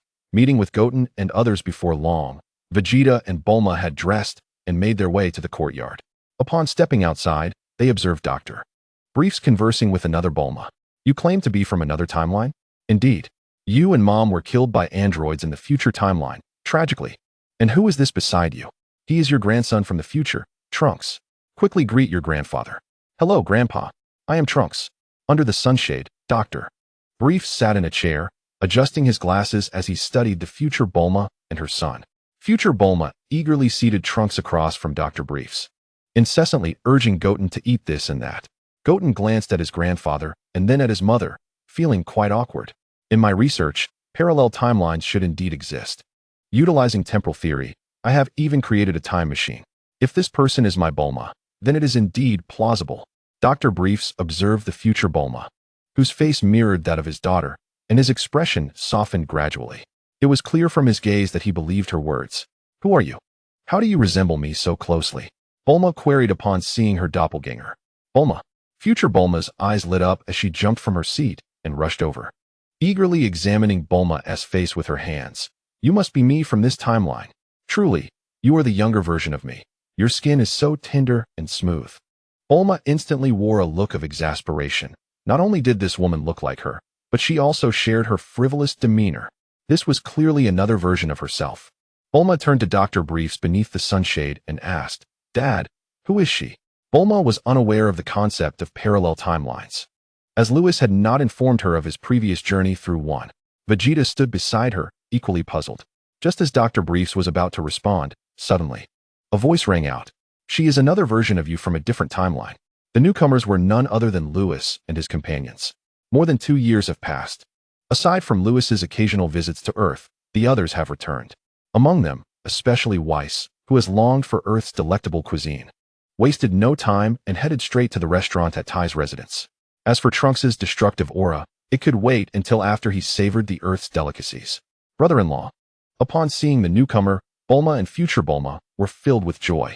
But then Bulma paused, perplexed as to why this person, who resembled her so closely, referred to Lewis as brother-in-law. Sitting opposite Dr. Briefs, Big T suddenly turned his head, exclaiming, Uncle. In an instant, Big T vanished, only to reappear beside Lewis, hugging him tightly. Uncle, I've missed you terribly. Witnessing this, Vegeta's pupils dilated. He had not sensed the boy's movement at all. Lewis, upon seeing Big T's animated embrace, noted how excited he was, his face flushed with enthusiasm. Trunks, it has been a long time. Lewis patted Big T's back and released him. At that moment, Bulma broke free from future Bulma's clutches and rushed over, pointing at her other self in bewilderment. Brother-in-law, did you just say she is me from another timeline? Not only Bulma was confused, but Vegeta too shared her bewilderment, asking, Lewis, what is going on? Lewis had no choice but to elucidate the matters concerning the future timeline. What? There's another timeline? Kakarot died of a heart disease? I too fell victim to those 2 androids? Vegeta stood frozen, as if turned to stone. Bulma was equally flabbergasted, pointing at Big T and then at herself. Big T was, astonishingly, the son of her counterpart from another timeline, implying that in this timeline, she and Vegeta would also have a Trunks. While Bulma and Vegeta grappled with this revelation, Lewis led Tai to stand before future Bulma. Bulma, it has been ages since you last saw your sister. Look, sister. Upon seeing the living embodiment of Tai, future Bulma covered her mouth, tears welling in her eyes. Tai, holding little Douglas, stepped forward and embraced future Bulma. Sister, I'm here. Tai had learned of future Bulma's tragic circumstances from Lewis years prior. Her sister's plight was heart-wrenching. An accident had claimed her sister's life many years ago, her parents murdered by androids, and her husband also slain by them. The only thing that kept her alive was the desire to create a time machine. Yet the machine she built could only transport her to a parallel universe unrelated to her future timeline. Seeing future Bulma brought forth an overwhelming sense of compassion in Tai. After all, this was her sister. Sister, I missed you so much. Future Bulma tightly embraced Tai, her voice choked with emotion. Don't cry, Bulma, don't cry. Your sister is here. If you cry more, you won't look beautiful. As Tai witnessed her other sister's sorrowful tears, she resorted to her ultimate weapon. Nonsense. I am the most beautiful. Future Bulma, amidst tears and laughter, felt a surge of joy at finally reuniting with her sister. Only her sister could handle her so well. Sister, who is this? Future Bulma then noticed the infant in Ty's arms. Ty gently caressed little Douglas's cheek. "This is my son, named Douglas. Your nephew?" Future Bulma's eyes brightened, her tears drying as she asked, "Is he your child with brother-in-law?" Ty was momentarily speechless, thinking, if not with Lewis, then who else? Future Bulma quickly realized her question was somewhat foolish and playfully stuck out her tongue, appearing quite adorable. At this moment, Vegeta and Bulma had finally processed Lewis's explanation and joined the gathering. "Lewis, is he my son?" Vegeta pointed at Trunks. "He is the son of Vegeta from the future timeline, not yours." Despite all the explanations, he remained Vegeta's son, having learned all about the future timeline from Lewis. Vegeta approached Big T, and as he drew near, an inexplicable sensation surged within him. Chapter 186. Are you the candidate god of destruction from another timeline? Bulma fixed her gaze on Big T, her hand instinctively resting on her belly. Big T, feeling the presence of this timeline's parents before him, suddenly became nervous. Glancing at his biological mother, who was engrossed in conversation with this timeline's aunt and seemed oblivious to him, Big T wanted to speak but was unsure how to address Vegeta. Should he call him Vegeta? Yet he was also his father. His face flushed crimson, as the candidate god of destruction found himself in an unusually anxious predicament. Lewis, arms crossed, found this scene amusing but refrained from interrupting their interaction. After a while, Big T's cheeks grew increasingly flushed. "Huh." Bulma stifled a laugh, stepping forward to ruffle Big T's hair. "Call me Mommy." "Mommy." Big T let out a heavy sigh of relief. His anxiety stemmed from uncertainty about how this timeline's parents would perceive him, but it seemed they accepted his existence. "Daddy." Big T then looked at Vegeta, tentatively calling out. Vegeta nodded with pride. Big T beamed with delight. Meanwhile, Lewis was slightly taken aback, realizing this age-old rivalry had readily accepted Big T's presence. "Enough of your matters for now. Trunks, what brings you and Bulma here?" Lewis interrupted their exchange, feigning ignorance. Upon hearing this, Ty and future Bulma also gathered around. "Uncle, I came to deliver a heart disease remedy for Uncle Goku." Big T quickly produced a universal capsule. Future Bulma nodded vigorously. "Yes, if we don't deliver the heart disease remedy, the current medical technology of this timeline won't be able to cure Goku's ailment." "Died of heart disease?" Vegeta snatched the capsule from Big T's hand, exclaiming, "Kakarot from the future timeline died of heart disease? A Saiyan of all things. Succumbing to heart disease. Pathetic." Vegeta glanced at future Bulma and then at Big T, suppressing his anger as he stated, "Where are those two androids? I will eliminate them now." "Dad, according to the future timeline's history, those two androids won't appear until 7 years from now. It is still too early." Big T now called Vegeta Dad with ease, no longer feeling shy. Future Bulma saw no issue with Big T addressing Vegeta this way. After all, he was indeed his father. Of course, while Big T could refer to him as such, the two timelines were inherently disconnected. She was another version of Bulma, and it was impossible for her to have any romantic entanglements with Vegeta. Yes, they will appear on May 12th, 7 years from now, on an island in the south. Future Bulma interjected. 7 years from now? Lewis finally realized that Gohan was only a little over 2 years old at that time. Following the typical storyline, Gohan would transform into Super Saiyan 2 around the age of 9, and the android's emergence indeed aligned with the 7-year timeline. They haven't appeared yet? Vegeta's fury ignited as he thought of Kakarot from another timeline dying from heart disease. What a disgrace. The thought of another version of himself falling to the androids only fueled his anger further.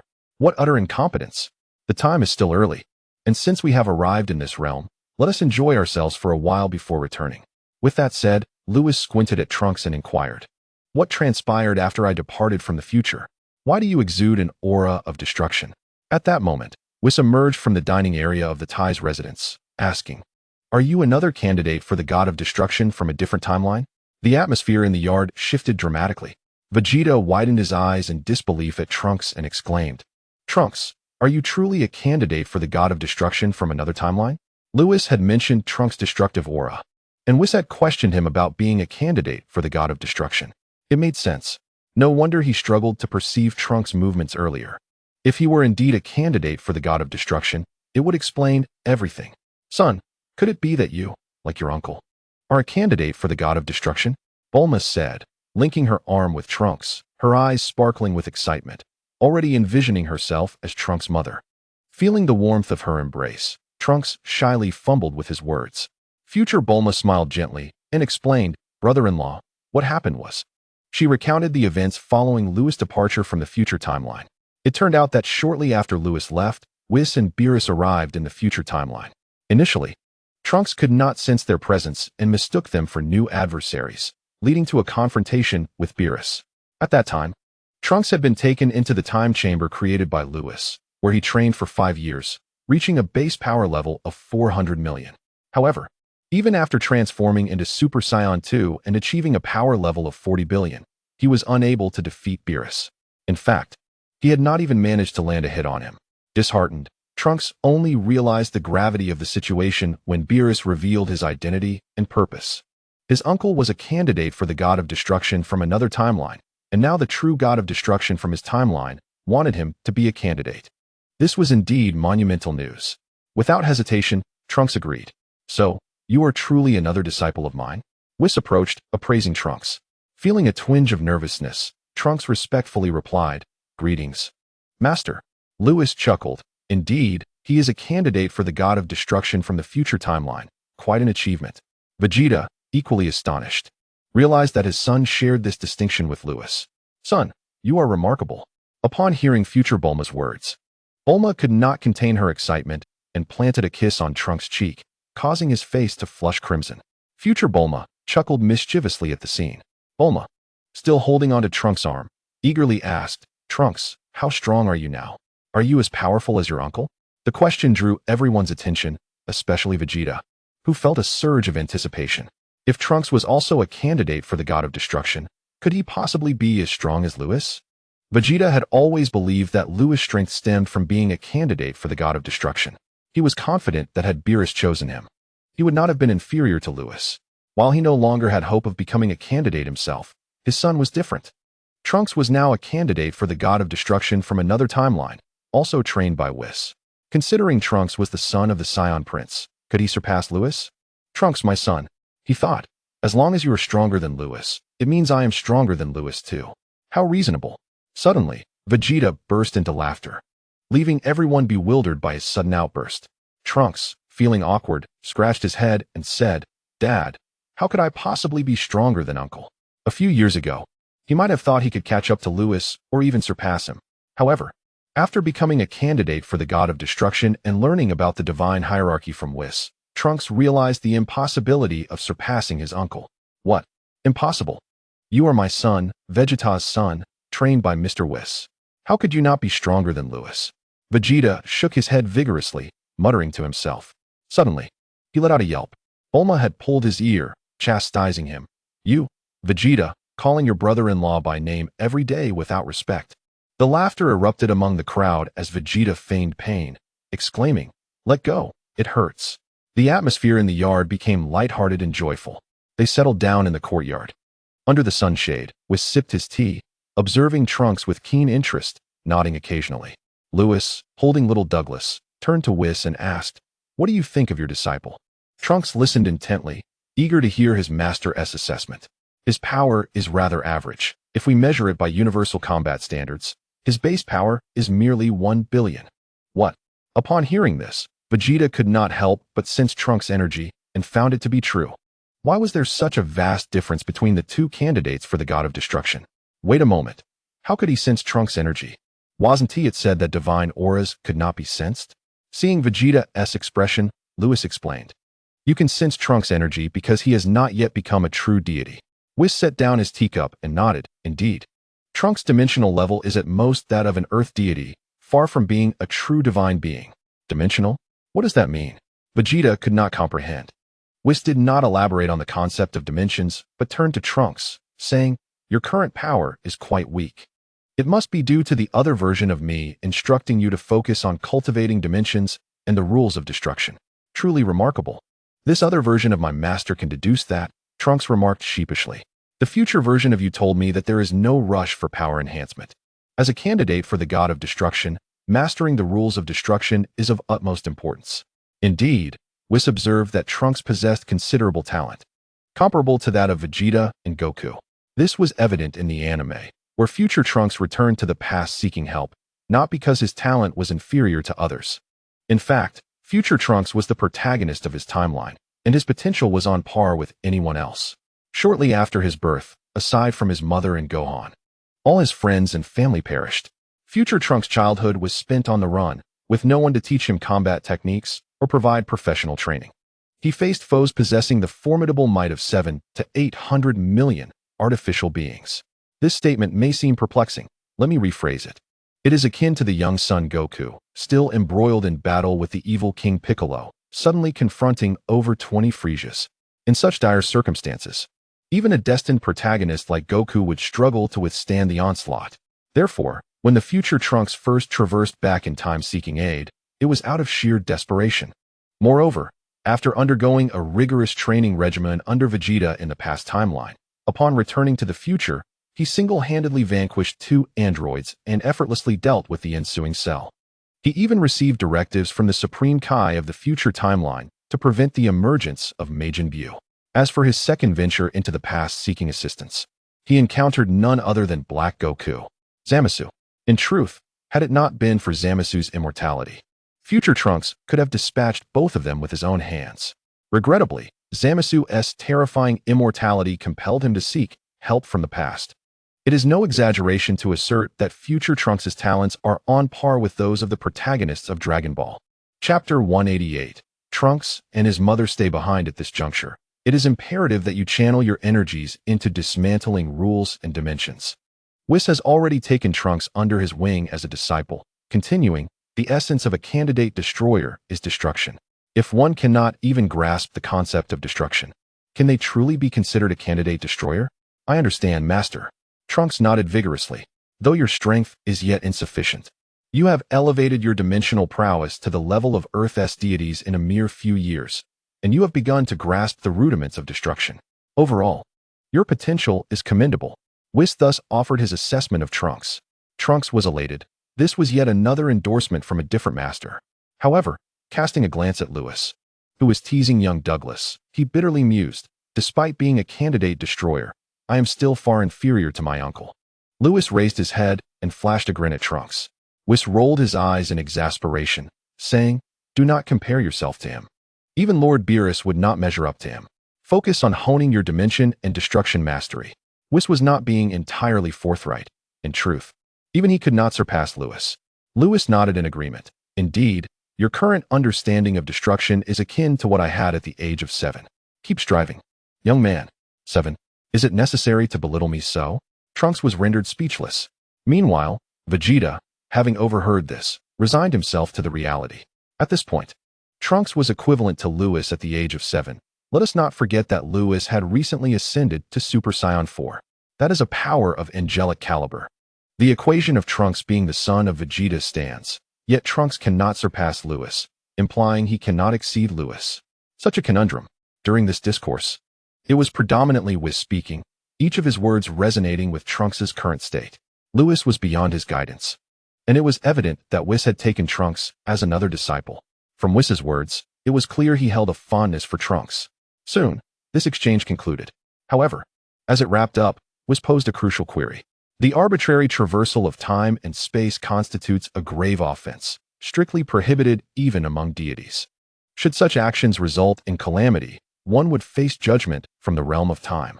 As a candidate destroyer of the future timeline, Trunks was acutely aware of this. Yet his longing to see his uncle drove him to disregard the consequences and venture into the past.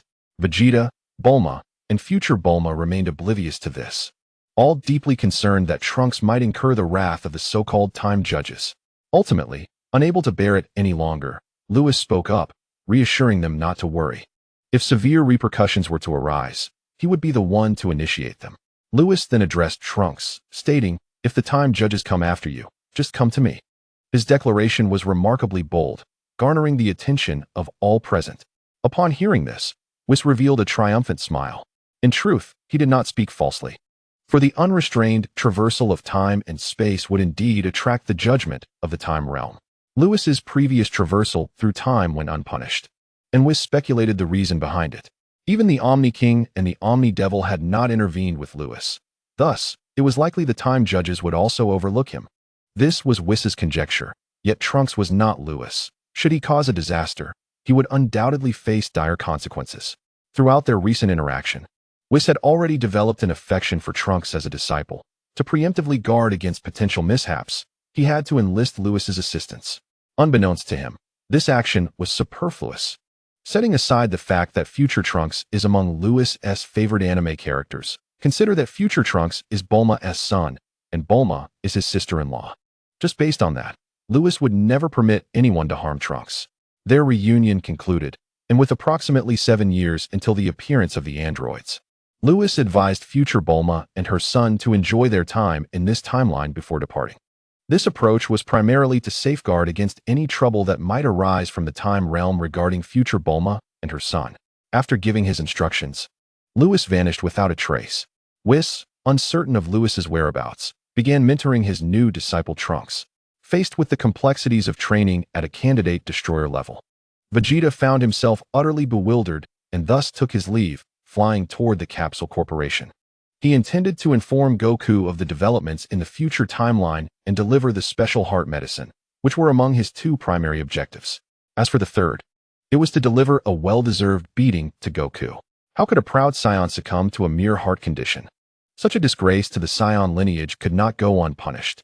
Before long, Vegeta arrived at Capsule Corp, only to learn from Chi-Chi that Goku had entrusted young Gohan to Piccolo while he stealthily followed behind his son.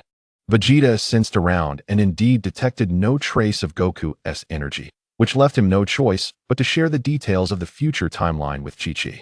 He also left the heart medicine Trunks had brought with him for Chi-Chi before returning to West City. As Lewis vanished, Vegeta returned from Capsule Corp. While future Bulma had formed a close bond with Tyson Bulma, akin to 3 sisters, and indeed they were. The 3 stunningly beautiful women, accompanied by a 4-month-old infant, spent their days shopping. Along their way, they captured the hearts of countless young men. Alas, they were all already taken. One day, the trio arrived at a small town on the outskirts of West City, quite close to the Southern Islands. Tice looked around at the deserted streets, puzzled. Why is this town so empty? Bulma nodded in agreement, noticing discarded clothing on the ground. Indeed, why are there so many clothes strewn about? Future Bulma felt a sense of unease creeping in, particularly as this town's proximity to the Southern Islands unnerved her, for it was there that the androids first appeared. Deep down, future Bulma harbored a fear of that place. What's wrong? Tice noticed the apprehension on future Bulma's face. Future Bulma reluctantly disclosed her fears. Bulma took her sister's hand, reassuring her, "Do not be afraid. Didn't you say that those 2 androids want to appear for another 7 years? The time has not yet come." The 3 of them could be described as sisters, with future Bulma being older than the others, leading Bulma to affectionately address her as sister. Tice, cradling little Douglas, reassured, "Don't worry, don't forget your brother-in-law is still on Earth. If those 2 androids dare to show themselves, I'll have your brother-in-law deal with them." Unbeknownst to them, a green monster had appeared behind them. Chapter 189, Silver Cell.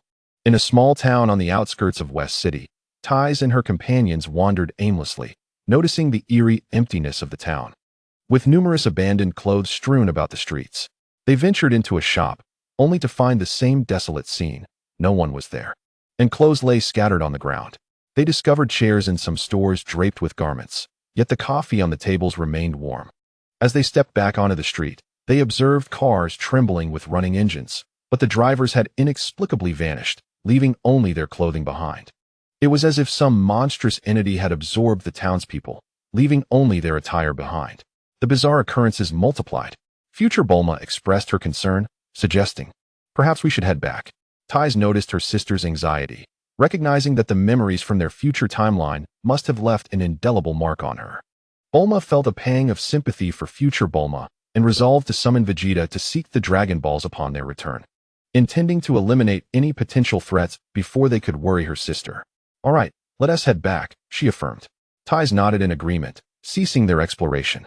Future Bulma let out a sigh of relief as they turned to take flight, having all consumed the spirit fruit. However, upon turning, they were met with the sight of a monster looming behind them. Bulma gasped in shock, while future Bulma's complexion turned pale. Tice instinctively shielded her younger sisters. Confronting the green creature with a fierce glare, "What are you?" As the wife of a candidate for the god of destruction, Tice, though still mortal, emanated a divine aura, her golden hair billowing in the wind, resembling a goddess in her majesty. The creature, known as Cell, had traversed from another timeline, arriving here 3 to 4 years earlier than expected. The reason for this anomaly remained a mystery. Presently, Cell was entirely green, adorned with numerous small black spots, resembling an insect and possessing black wings tucked behind him, concealing a tail. His face bore a humanoid resemblance, but with a sinister charm, signifying his complete form. Cell had evolved into this ultimate state, radiating a faint silver glow, designating him as Silver Cell. This transformation occurred after he crossed into this timeline and discovered Dr. Gero along with the dormant androids 17 and 18 in a cave on South Island. Dr. Gero, startled by Cell's appearance, quickly realized he was dealing with an alternate version of Cell and sought to exert control over him. However, Cell, unlike the purely robotic android 16, would not submit to such domination. He killed Dr. Gero and absorbed the sleeping androids, achieving his complete evolution. But that was not the end. In a secret chamber, Cell found his counterpart in this timeline, who had been cultivated as an embryo. He consumed this version of himself, resulting in his current form as Silver Cell. Who are you? Did you cause the situation in this town? Ties demanded coldly. Power levels: 100, 000, 120, 000, 110, 000. Cell assessed the 3 women before him, their power evident. Suddenly, he was taken aback. 13 million power level? This infant. Over the past 4 months, Douglas's strength had grown from 10 million to 13 million. Cell, startled by the immense aura emanating from the infant, took a few steps back. How could a mere baby possess such formidable power? Who was this child? Cell scoured his database, but found no information on him. How could this be? Was Dr. Gero's data flawed? Step by step, Cell approached Ties, smirking. Though I know not who that infant is, your presence here means you shall become my nourishment. As Cell advanced, Bulma recalled something and, no longer afraid, stepped forward. Are you tired of living? Do you even know who my husband and brother-in-law are? Bulma, one of Earth's foremost scientists. Cell halted, scrutinizing Bulma before glancing at future Bulma. As for the other Bulma, she must be like me, having traversed here from another timeline. What? The 3 women gasped in shock, realizing the monster had crossed over from another timeline. Your husband is none other than Vegeta, the prince of the Saiyan race. What of it? I have come to eliminate him. Cell laughed maniacally. Not only will I destroy Vegeta, but I will also take down Goku. My very purpose is to eradicate Goku. And even after killing Dr. Gero, I will not forget this ingrained mission. You monster, what do you intend to do? Bulma and future Bulma seethed with fury, struggling to contain their rage. What do I intend to do? Cell fell into contemplation before speaking. Originally, I planned to devour you. But my power is now so overwhelming that simply defeating you would be rather dull. I have devised a rather amusing game. You Earthlings enjoy the World Martial Arts Tournament. Do you not? Very well, I shall host my own tournament. If your martial artists can defeat me, I shall spare your lives. If you lose. And if we lose, what then? Ties inquired nonchalantly, appearing unperturbed. If you lose, then Earth shall no longer need to exist. Ha. With that, Cell vanished, leaving the 3 bewildered women in his wake. Who was that guy? He seems like a fool, Bulma remarked, showing no fear of Cell. Future Bulma, relieved by Cell's disappearance, sighed. Bulma, the oppressive aura he exuded was immense. His power must be formidable. Aren't you frightened by him? Bulma linked arms with future Bulma, smiling. Sister, are you foolish? Have you forgotten who our brother-in-law is? Though he may be absent, he is undoubtedly watching over us. Ties held Douglas quietly, merely smiling. Right. Future Bulma patted her chest. All right, there's no need to worry. With our brother-in-law around, he will ensure our safety. We must return and inform everyone. Yes, let us go. The 3 ascended into the sky. Chapter 190, Confronting Bobo. Meanwhile, in the other world, Lewis stood at the edge, witnessing the disappearance of Cell. As the power of light in his hands also faded away, Lewis turned his head to glance at Bobo beside him, inhaling deeply before asking, esteemed former high priest, where is the Lord of all demons? This marked his first return to the celestial realm after discovering Bobo's true identity. There were 2 primary reasons for his return.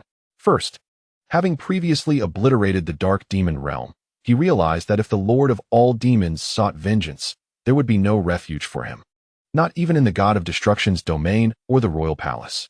Understanding this, Lewis deemed it more prudent to confront the Lord of all demons directly. Second, He bore no animosity towards the Dark Demon realm. His enmity lay solely with Demigra. Had it not been for Demigra, Tyrese would still be alive. Demigra was undoubtedly intent on her demise. However, before exacting revenge on Demigra, Lewis wished to ascertain the Lord of all Demons' stance. This was the primary reason for Lewis's visit to the Celestial Realm. Should the Lord of all Demons oppose his intentions, Lewis would, for the time being, refrain from attacking Demigra. Yet, this restraint would only be temporary. Once he attained mastery in his training, he would eliminate both Demigra and the Lord of all Demons. What former high priest? Who is the Lord of all Demons?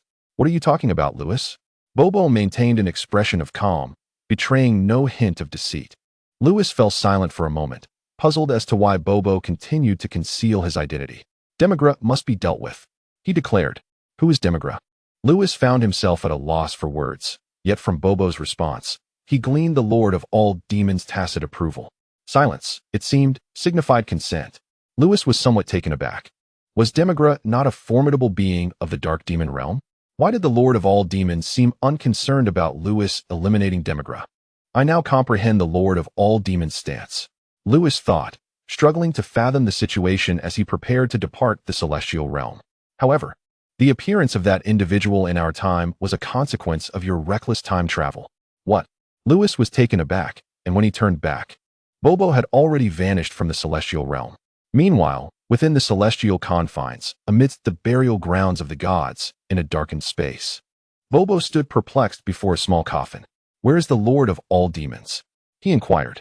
Suddenly, a small figure sprang forth from the coffin, resembling the king of all but cloaked entirely in darkness. Now is not the time, the Lord of all Demons replied. And you are unconcerned about him killing Demigra? That fool, let him kill if he wishes. At that moment, the Lord of all Demons' eyes glinted with icy disdain, radiating an aura of malevolence. Bobo nodded, his face remaining inscrutable. Very well, it is likely that the Time Realm's inhabitants will soon seek him. The Lord of all Demons waved his hand, smiling. When Lewis comprehends the power of miracles or the power of darkness, that shall be our time to meet. In the skies to the west, a silver-haired man with blood-red pupils soared through the air. Understanding the Lord of all Demons' attitude towards him, Lewis felt a sense of reassurance wash over him. Yet, he found himself bewildered by Bobo's earlier words. Lewis realized that the individual Bobo referred to his cell. In the original narrative, this cell was not the one from the timeline of future Trunks, but from an entirely different timeline, a third realm existing outside the future and primary timelines. In Cell's original timeline, androids 17 and 18 had been slain by Trunks, prompting Cell to ambush Trunks to evolve into his perfect form. After seizing Trunks' time machine, he traveled to the present timeline. According to the standard plotline, Cell would only manifest once the androids appeared, which would not happen for another 7 years. Why then had Cell surfaced at this juncture? It was due to the reckless time travel of himself and Trunks. The butterfly effect. Lewis finally grasped the meaning behind Bobo's words. Returning to West City, Lewis descended from the sky, landing in Tyrese's courtyard. Upon his arrival, Tyrese and the others rushed to his side. As Tyrese attempted to speak, Lewis interrupted, cradling little Douglas in his arms. I am aware of what you have encountered. I have seen everything. Bulma patted future Bulma's shoulder, grinning. See? I told you brother-in-law would be watching over us. Hearing this, future Bulma nodded vigorously, filled with a profound sense of security. Lewis, what is the origin of that monster? Vegeta approached, returning from a trip to the Capsule Corp, where he intended to confront Goku, but found him absent. Shortly after his return, he learned from Bulma about Cell. That guy is named Cell, and he hails from another timeline. Yes, brother-in-law. He claims to have come from another timeline. Future Bulma chimed in. What of another timeline? He even dares to threaten to kill Kakarot and me. Such arrogance. Vegeta scoffed. If I lay eyes on him, I will surely end his life. Lewis chuckled as he kissed little Douglas, amused by the situation. To eliminate Cell? In a normal storyline, with Vegeta's current battle power of 85 million, he could indeed achieve that. However, at this point, Cell had already attained his silver form. Not even Goku could contend with him. In terms of individual strength, only Broly possessed the capability. Indeed, after absorbing the version of himself from this timeline, Cell's power surged to a staggering 100 billion, surpassing even that of Majin Buu. Under such circumstances, even Trunks, a candidate for God of Destruction, might struggle to defeat him. After all, Trunks' base power stood at only 1 billion. And even transformed into Super Saiyan 2, he would still match Cell's 100 billion. Let us not forget, Cell possesses immortality, unless Trunks invokes the rules of destruction. However, Trunks had only scratched the surface of understanding those rules, leaving him with little recourse against Cell. Chapter 191. The appearance of the Afro. Noticing Lewis's smile, Vegeta coldly inquired, "What does that expression signify, Lewis?" "Nothing much. By the way, where is Trunks?" Lewis refrained from elaborating, turning his gaze to the others. Future Bulma replied, "Whis took him for training." As a mother, she felt elated that another timelines Whis valued her son. Lewis nodded. Since Trunks was absent, he had no intention of revealing that the alternate timelines Trunks had been slain by Cell, to avoid causing distress among them. After all, Cell was doomed. "Lewis, that Cell mentioned he would host a martial arts tournament. If we win, he will spare us. But if we lose, he will destroy the Earth." Tyrese stifled a laugh as she recounted. In the past, had Cell made such a proclamation, Tyrese would have succumbed to despair. However, now, having witnessed battles at the level of demon gods, she recognized that Cell was undoubtedly inferior to Demigra. Thus, Cell's martial arts tournament seemed nothing more than a jest. "Since such an amusing competition is at hand, let us participate." Lewis laughed heartily, astonished that the butterfly effect had led Cell to host a martial arts tournament akin to that in the anime. Cradling his son, Lewis turned to Vegeta, his tone laden with significance. "Vegeta, go and summon Bardock and the others. This will serve as a crucial test of our Saiyan lineage's strength." Vegeta's eyes sparkled with confusion. Like Tyrese, he perceived Cell as a mere joke. Why did Lewis deem this martial arts tournament so significant? Lewis interrupted Vegeta, insisting, "Just follow my instructions." His demeanor turned serious, exuding an air of authority that was palpable. Vegeta, unable to suppress a nod, realized this was the first time he had witnessed Lewis in such a manner. With a flash of instant transmission, Vegeta departed Earth. Bulma and the others watched with concern. "Brother-in-law, is that guy really that strong?" Tai furrowed her brow at Lewis, questioning the seriousness of the situation. Future Bulma clenched her fists anxiously. "He may seem formidable to you, but among the gods, he is merely average." Lewis returned the small Douglas to Tai, stating, "Cell is a worthy opponent, perfectly suited to test the strength of our Saiyan race. Just sit back and enjoy the show." He then mentioned he would search for Kakarot at the lookout, instructing her to take care of Douglas. "All right, go ahead." Tai accepted her son, relieved, believing Cell to be a significant threat based on Lewis's tone. Lewis vanished. And for the next half day, the martial arts tournament featuring Cell spread across the globe via television. Cell announced that in 1 week's time, he would host a martial arts competition, claiming that if Earth's fighters could defeat him, the planet would be spared. Otherwise, he would annihilate it completely.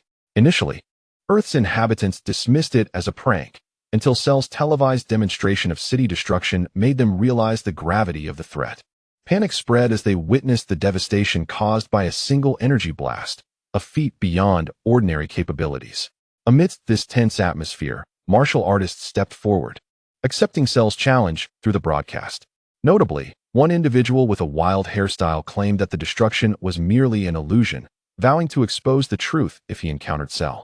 This proclamation led many Earthlings to ponder, questioning how a mere martial artist could obliterate a city with ease. They recalled tales of formidable fighters like Master Roshi. Yet even they could not accomplish such a feat as the boastful claim spread. A growing number of Earthlings began to believe that Cell's destruction was nothing but a trick, providing a sense of reassurance. However, not all shared this belief, particularly those residing near the obliterated city, who had witnessed the horrific event firsthand. The reality of Cell's threat was undeniable.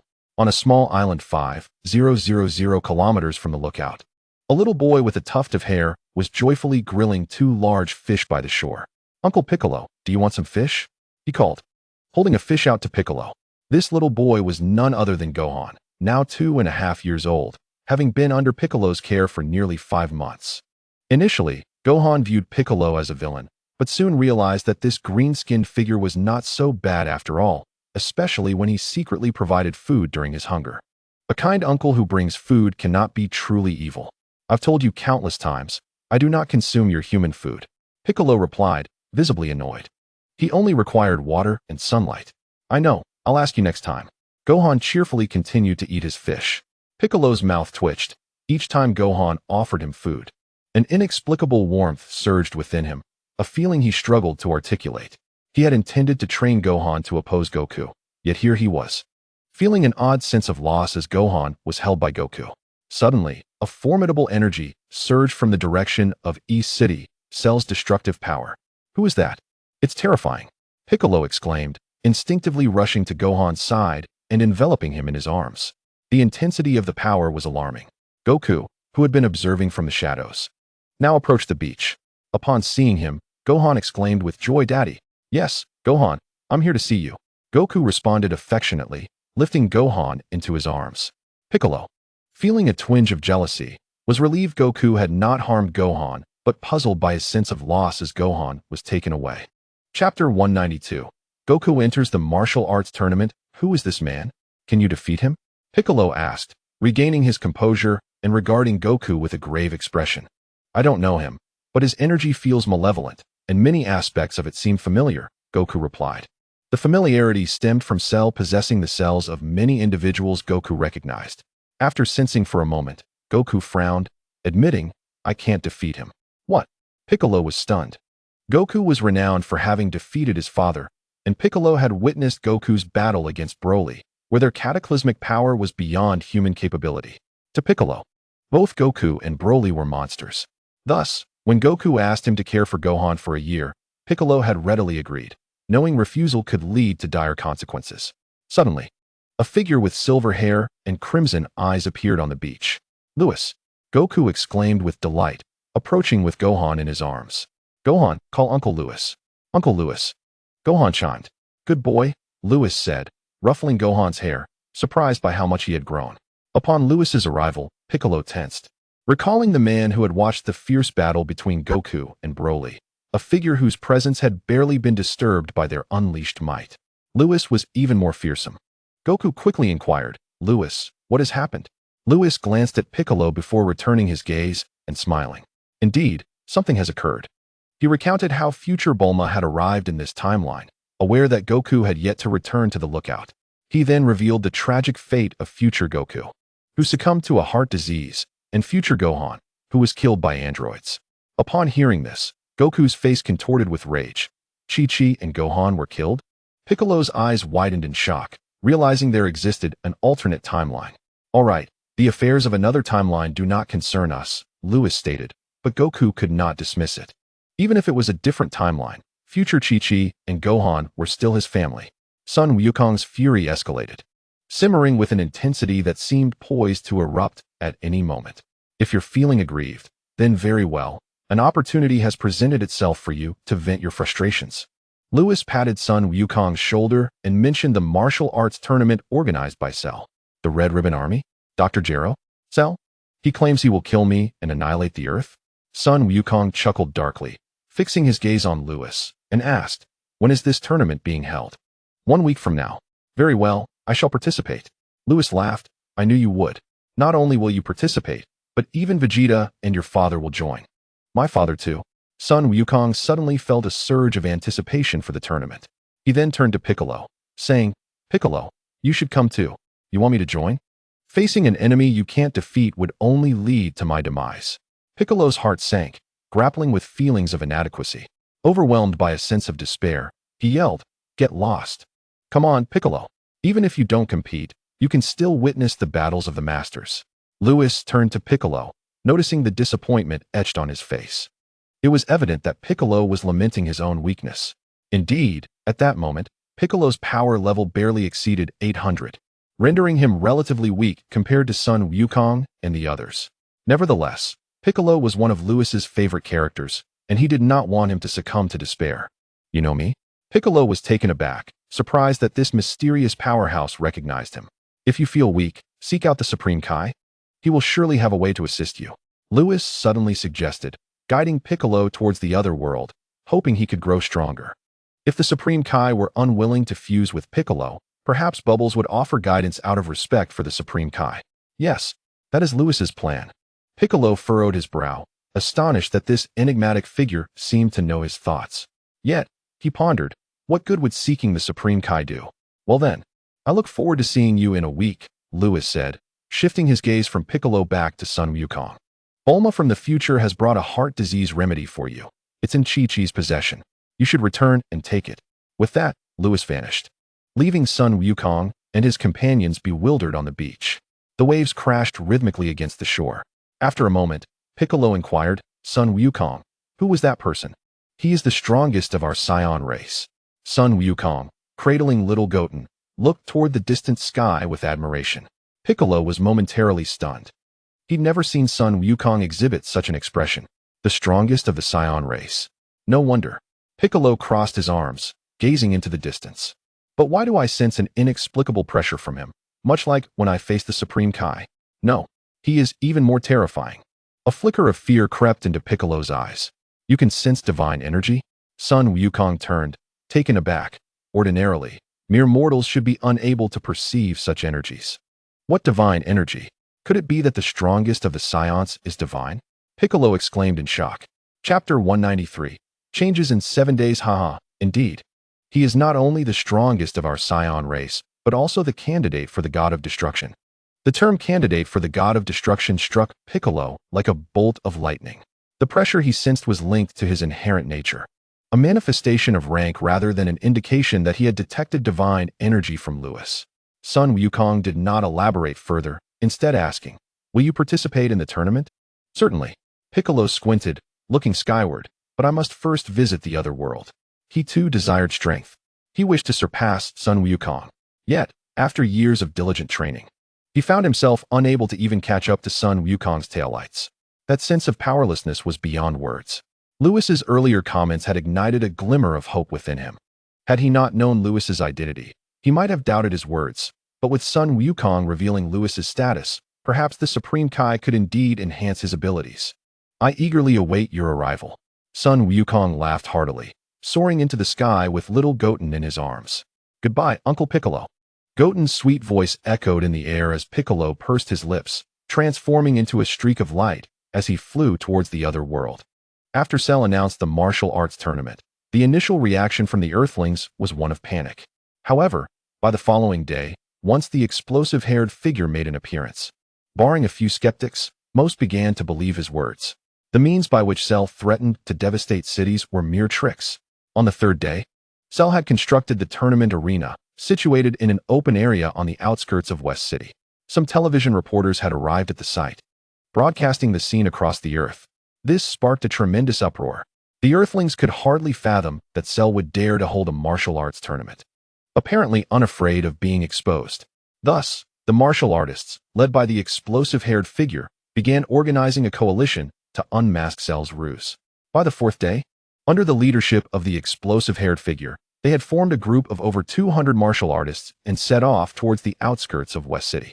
The news spread like wildfire across the globe, and the Earthlings began chanting the name of the explosive-haired figure, Satan. Satan. In that moment, Satan's prestige reached unprecedented heights.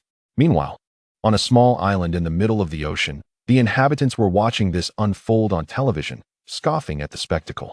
Krillin spoke up, "Master Roshi, what should we do about Cell?" Master Roshi, observing the broadcast, replied, "What can we do? We must leave it to Wukong." Wukong. A flicker of nostalgia crossed the bald man's eyes. Then, Master Roshi spoke again, his tone grave. "If Wukong remains stagnant, wielding only the power he had a few months ago, he may not stand a chance against Cell." Months prior, the fluctuations from Sun Wukong's battle with Broly had reverberated across the earth, and Master Roshi was well aware of the extent of Sun Wukong's power. However, comparing the strength Wukong exhibited then to the current Cell was utterly incomparable. The truth was, months ago, Sun Wukong's power when transformed into Super Saiyan 2 was merely 7.5 billion, while the current Silver Cell had surpassed 100 billion. How could they contend with that? Unless Wukong achieved a new breakthrough or that individual he had battled earlier came to assist, Earth would be in dire straits. Master Roshi's expression was one of concern, his reference being Broly. "What should we do?" "Let us go find Wukong at the Wonton Mountain." All right. 99% of the Earth's populace believed Satan's words, perceiving Cell as merely an attention-seeking charlatan. Unlike these ignorant Earthlings, Master Roshi, Krillin, Yamcha, and Tien Shinhan, the Z fighters, flew towards Wonton Mountain. They intended to inquire whether Sun Wukong could resolve the Cell predicament. If Wukong's strength proved insufficient, perhaps he could seek help from his friends. After all, apart from the solitary battle between Sun Wukong and Broly, Vegeta and Gogeta had sensed the power of these two individuals before, albeit unaware of their identities. However, there was no doubt that these individuals were undoubtedly connected to Sun Wukong. On the fifth day, Mr. Satan, accompanied by over 200 martial artists, journeyed to the outskirts of West City, trailed by a dozen reporters from various television stations. Their every action was broadcast live, capturing the attention of Earth's inhabitants. Both those privy to the truth and those oblivious to it, all glued to their screens. Upon arriving at the outskirts of West City, Mr. Satan beheld Cell standing atop a stage spanning 1,000 square meters. Eager to expose Cell's true nature, he attempted to approach, only to be halted by an invisible wall of air. Cell, upon opening his eyes, uttered, "The time has not yet come," before closing them once more. This moment was transmitted across the globe, leaving viewers perplexed as to why Mr. Satan halted mid-journey when he was supposed to unveil Cell's true identity. The martial artists behind him were equally bewildered. Little did they know, Mr. Satan was drenched in sweat, for no matter how he strained, he found himself unable to advance another step. This was no mere illusion. It suggested that Cell's capacity for destruction was indeed genuine. Yet, faced with numerous martial artists and cameras trained upon him, Mr. Satan dared not reveal the truth, instead forcing himself to declare it a mere trick. He insisted that they wait 2 more days, promising that he would unveil Cell's true identity then. Many took his eloquent words to heart, igniting a collective anticipation among Earth's populace for the days to pass swiftly.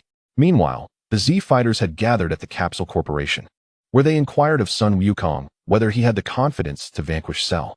However, Sun Wukong admitted that over the past few months, he had been preoccupied with his son's training and had scarcely engaged in any rigorous practice, rendering his power little changed from months prior. He simply could not contend with Cell. Indeed, at that moment, his power had reached a mere 85 million battle strength, identical to Vegeta's, and his Super Saiyan form had only achieved 8.5 billion battle power. A wave of despair washed over the Z fighters. Fortunately, Master Roshi recalled that this very mountain had previously witnessed surges of immense power. He then asked Sun Wukong if he could enlist the help of his friends. Observing the concern etched on their faces, Sun Wukong decided to reassure them, revealing that his father and others were participating in a tournament and that there was no need for worry, as he had a plan to eliminate Cell. Sun Wukong was not jesting. While he himself could not defeat Cell, he could fuse with Vegeta. Moreover, with his father present, they could conjure a Super Saiyan God on the spot without fusion. If those options fell short, there was always Broly and Lewis. However, enlisting the latter would be akin to using a cannon to swat a fly. Overkill. In any case, they had plenty of options. Chapter 194. The Gathering. Upon hearing Sun Wukong's words, the Z fighters felt a wave of relief wash over them. They knew Sun Wukong well enough to trust that he would not joke at such a critical moment. On the 6th day, an uneventful calm enveloped the world as all awaited the commencement of the martial arts tournament. Yet, a powerful force erupted in the heavens, drawing even Cell's attention in the outskirts of West City. It turned out that 2 days prior, Piccolo, heeding Lewis's advice, had sought out the Supreme Kai in the other world. Without inquiry, Piccolo asked what means might exist for him to grow stronger. The Supreme Kai, having observed the lower realm for the past 6 months, recognized the unusual changes within Piccolo and, knowing that Lewis had sent him, explained that there were 2 methods to enhance his strength. The first involved their refusion, allowing Piccolo to overcome his innate deficiencies and become a Super Namekian once more.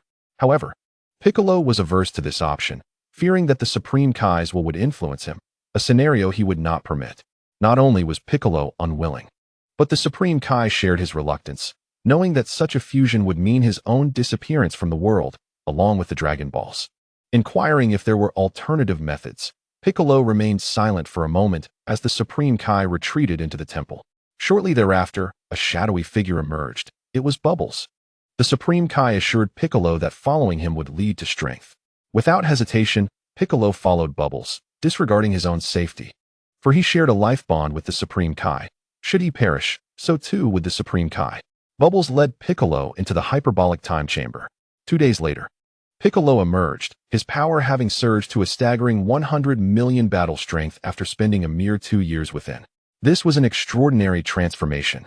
However, upon exiting, Bubbles shook his head at the Supreme Kai, remarking that their separation would only diminish their combined potential. In truth, under Bubbles' tutelage, had Piccolo been in his complete form, his power might have soared far beyond that, potentially reaching 20 billion battle strength. Hearing this, the Supreme Kai could only sigh, remaining silent. Bubbles, unaware of the Supreme Kai's thoughts, did not seek to know them. He had simply assisted when asked. After departing the other world, Piccolo vanished. With only a day remaining until the martial arts tournament. On the 7th day, the previously tranquil sky suddenly erupted with over 200 formidable auras. Vegeta had arrived, accompanied by Bardock and others. In addition to Bardock, King Vegeta, Raditz, Nappa, Zyoto, Bibaruto, Gracie, and over 200 other powerful Saiyans had joined him. The atmosphere crackled with energy, shattering the calm that had enveloped Earth, igniting even Cell's excitement for the forthcoming tournament. At the Tai's family residence in West City, Sun Wukong and his family had gathered, alongside all the Z-fighters. With a sudden flash, the over 200 Saiyans, transported by Vegeta's instant transmission, appeared. As they landed, a tempest swept through the courtyard. Each Saiyan, robust and clad in battle attire reminiscent of Vegeta's, with a brown tail coiled around their waists, exuded an aura of wild strength. "Greetings, Lord Kakarot. Greetings, Lord Kakarot." The Saiyans saluted Sun Wukong with reverence.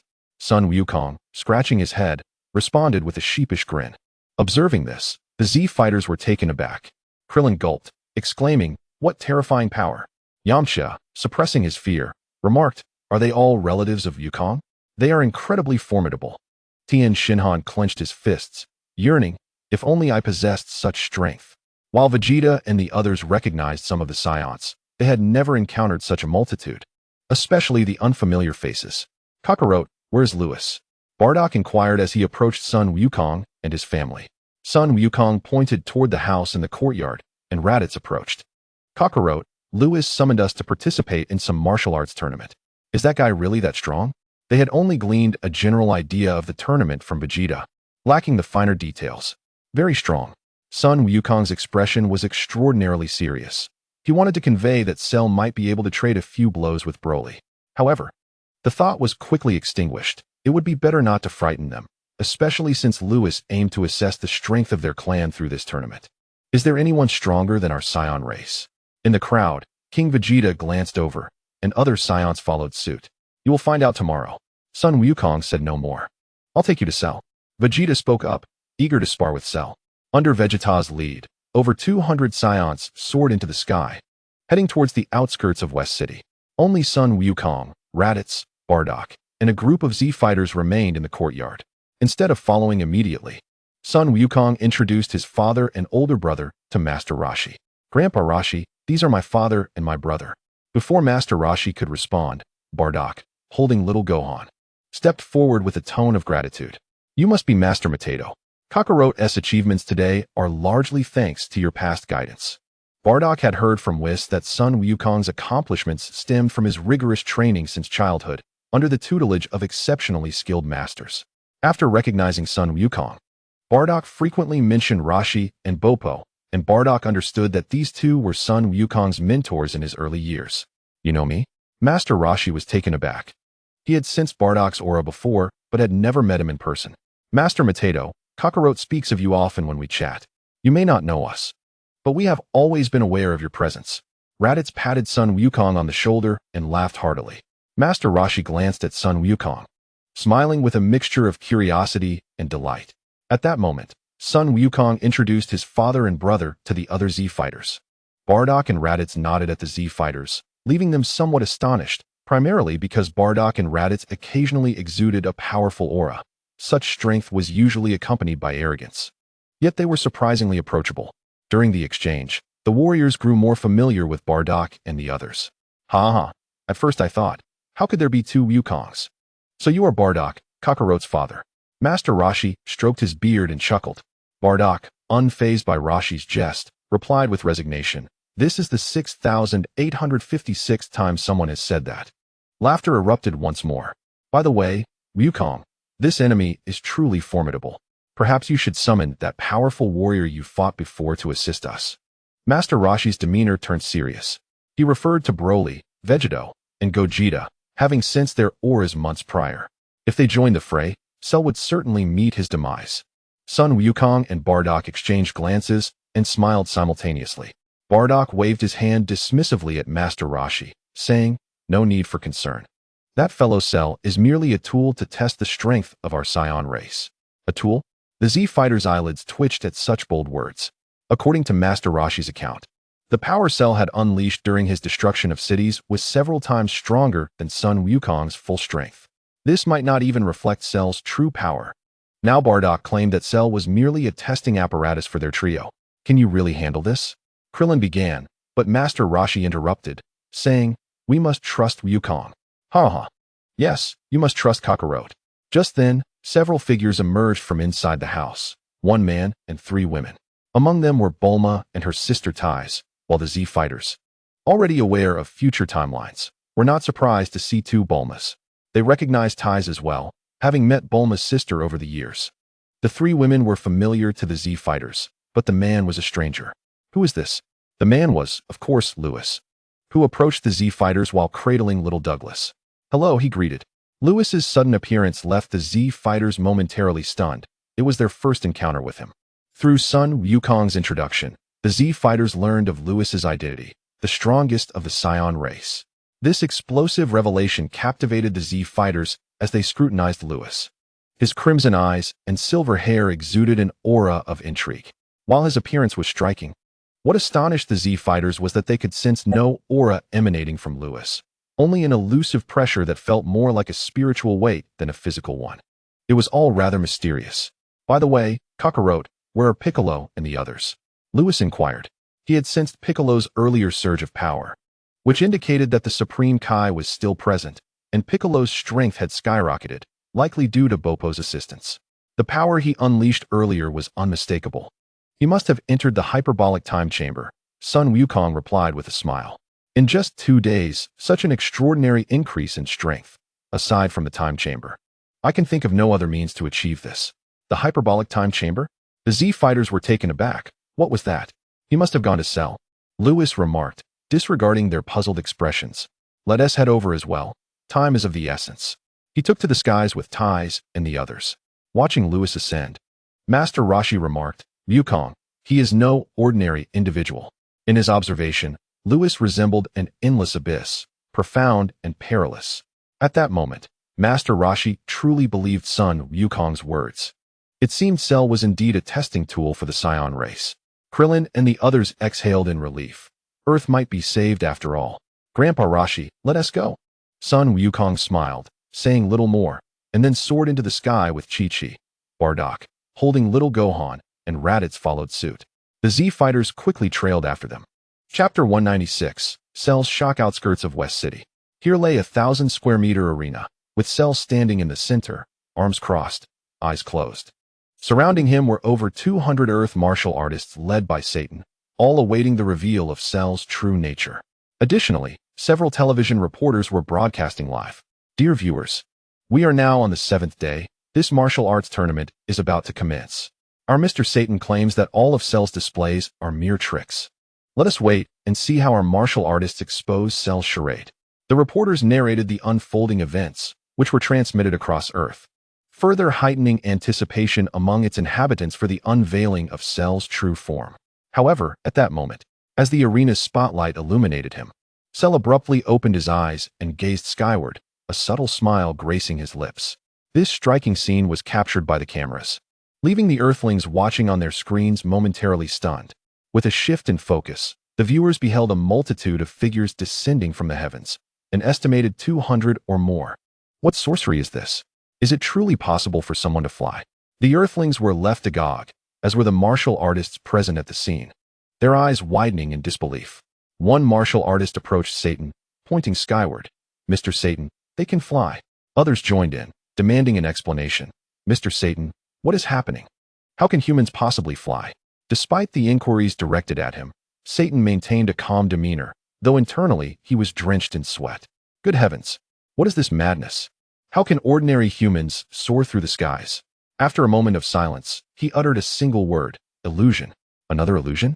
The martial artists furrowed their brows in their observation. The approaching group did not appear to be employing any trickery. Indeed, Mr. Satan must be right. It had to be an illusion. How could humans fly? At that moment, one martial artist stepped forward, his gaze laced with skepticism. How could such an illusion deceive me? After all, my master is Satan. If he claims it is an illusion, it surely must be. A flamboyant blond man chuckled. With this disciple's assertion, more martial artists began to align themselves with Satan's perspective. Yes, it must be an illusion. Soon enough, we shall expose their ruse. These individuals are indeed contemptible, resembling Cell too closely, always attempting to deceive us with tricks. On the arena, Cell intently observed the figures gliding towards him, the smile that once curled his lips fading away as he murmured, "Why are there so many Saiyans?"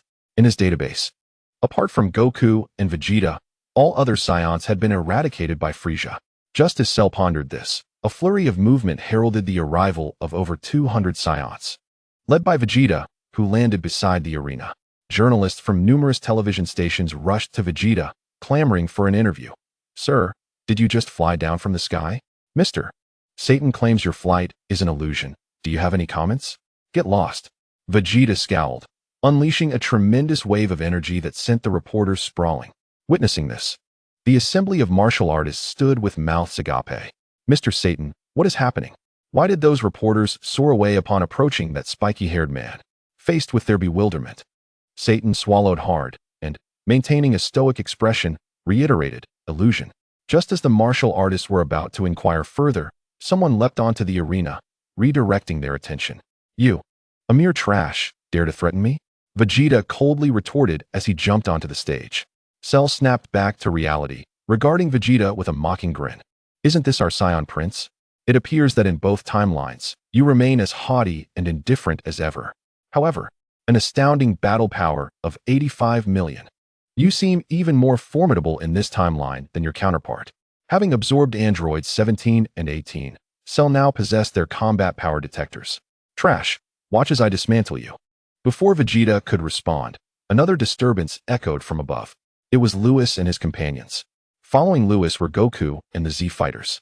Simultaneously, another figure approached from a different direction, Piccolo.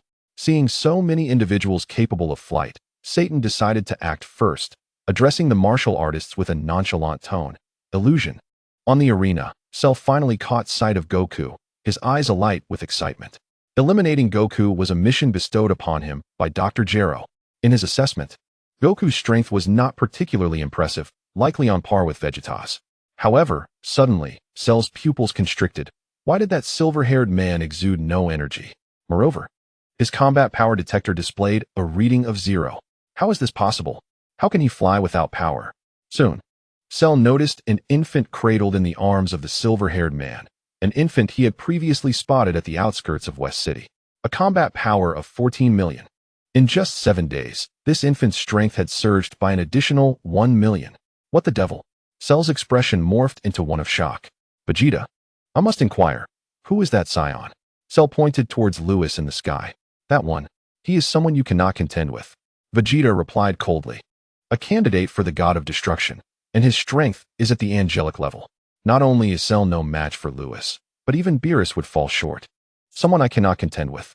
Cell clenched his fists, bursting into laughter. "Do you have any idea how powerful I am now? The strength surging within me is so formidable that it terrifies even myself." Cell cast a mocking glance at Vegeta.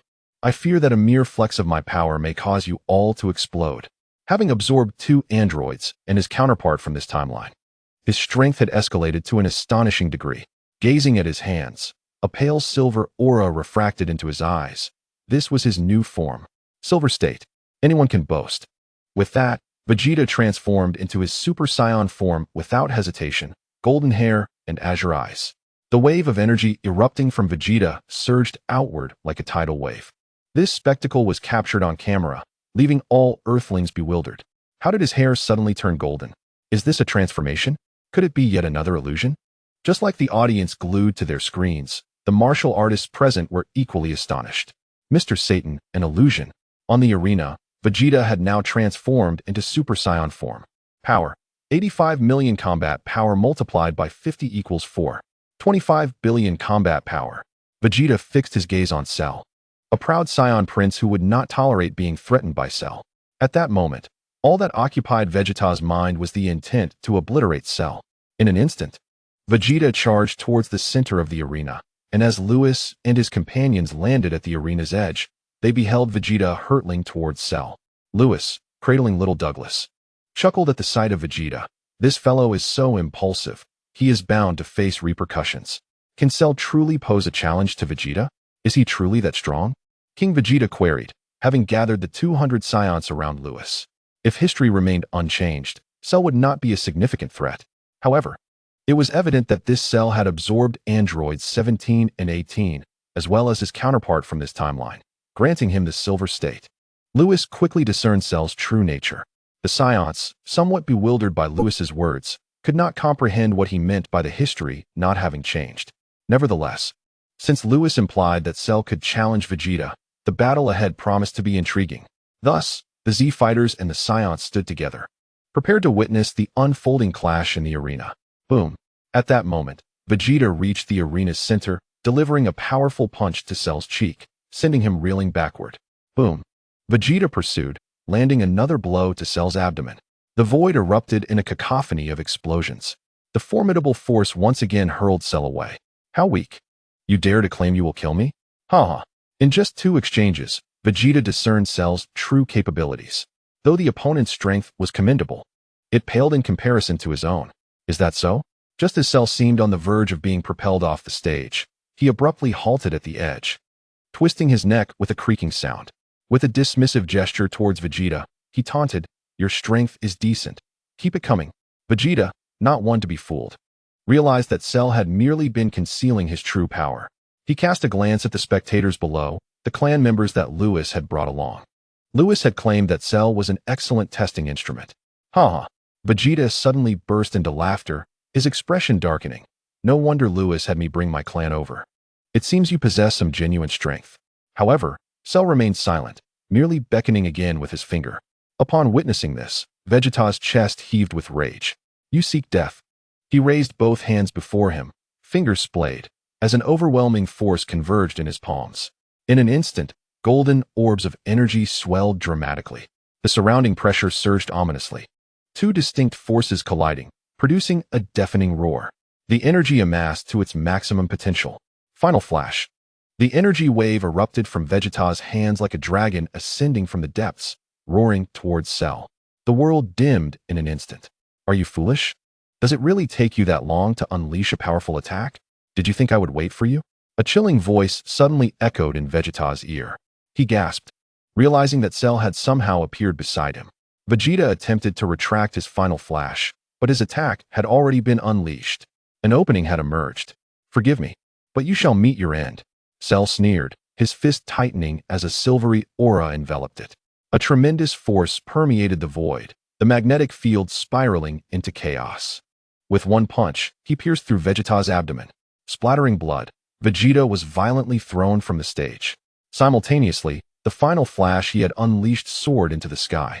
Boom. It was as if thousands of nuclear bombs had detonated in the atmosphere, forming a mushroom cloud that towered tens of thousands of meters high. The ferocious energy seemed poised to tear the very fabric of space apart, a terrifying sight indeed. What is happening, Mr. Satan? Is this still an illusion? Below the stage, over 200 martial artists, along with several reporters, were crushed to the ground by the explosive force. They struggled to rise, but found themselves powerless. Satan's face turned pale as he too lay prostrate on the ground. This is no illusion, it is real. Satan dared not remain defiant any longer. If he were to be called upon to expose Cell's true nature, it would mean certain death. The sight of Satan's capitulation was broadcasted across the earth. Explosive sounds echoed from the direction of West City, causing all of Earth's inhabitants to cover their ears. As they watched the scenes unfold on their televisions, they realized that the true deceiver was not Cell, but Satan. Fraudulent Satan, you shall perish. The enraged populace condemned Satan, realizing that their grievances were futile. They needed to devise a means to confront Cell, lest he obliterate their world, leaving no escape for them.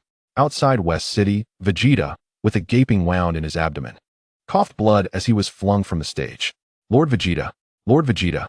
The Saiyans below gasped in horror, unable to comprehend that someone as formidable as Vegeta had fallen to Cell. Bulma rushed over upon seeing Vegeta grievously injured, attempting to catch him as he fell. However, the immense impact shattered her insides upon contact. Just then, Lewis waved a finger nearby, a surge of temporal energy enveloping both Vegeta and Bulma. Defying the odds, they instantly recovered from the brink of death. What is this? Cell frowned upon witnessing the miraculous revival of Vegeta. He had thought Vegeta was doomed by his strike. How could the silver-haired Saiyan restore Vegeta with but a flick of his finger? The Z-Fighters and other Saiyans were equally astonished, their gazes fixed on Lewis, who stood by the stage cradling his son with a faint smile. The Saiyans recalled having met Lewis on Namek, but were bewildered by his transformation and the revelation that he was the husband of Ties. While Goku had declared Lewis the strongest among their kind, none had witnessed his prowess before. Now, seeing this miraculous event left them speechless. If Vegeta and Bulma had consumed Sinza beans, it would be expected, as they had the capability to heal from severe injuries. But Lewis had merely waved his hand, and they were restored. What power is this? It is truly terrifying. Chapter 198. Piccolo ascends the stage. How are you both? Ties and future Bulma hurried to Bulma's side, inquiring about their well-being. We're fine. Thankfully we have my brother-in-law. Bulma helped Vegeta back to his feet, though her expression betrayed the harrowing ordeal they had just survived. Once upright, Vegeta's gaze fixed on Cell with unyielding intensity. Damn it, I was careless. He had merely intended to test Cell's strength, transforming only into Super Saiyan 1. No, it was not your carelessness. It is Cell's overwhelming power. Goku approached, having observed that Cell had been toying with Vegeta, unleashing perhaps only a fraction of his true might. Such strength allowed him to mock Vegeta in his Super Saiyan form. Cell is truly formidable. The over 200 Saiyans might not have perceived the intricacies, but witnessing Vegeta's defeat was enough to confirm Cell's terrifying prowess. After all, Vegeta was among their strongest warriors. If even Vegeta fell short against Cell, his might was unimaginable. The Z-Fighters shared this astonishment. Vegeta's power was on par with Goku's, and if Goku deemed Cell too powerful, it indicated that even he was no match for Cell. Thankfully, the Saiyan named Lewis was present, having just demonstrated his miraculous abilities, suggesting he could vanquish Cell.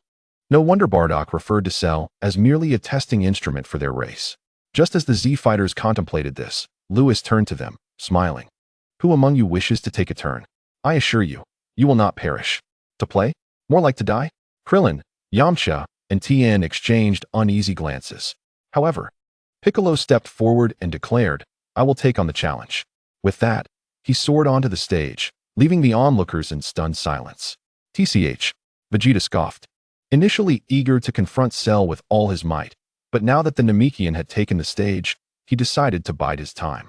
Observing Piccolo's ascent, Lewis couldn't help but smile. Truly, Piccolo was remarkable.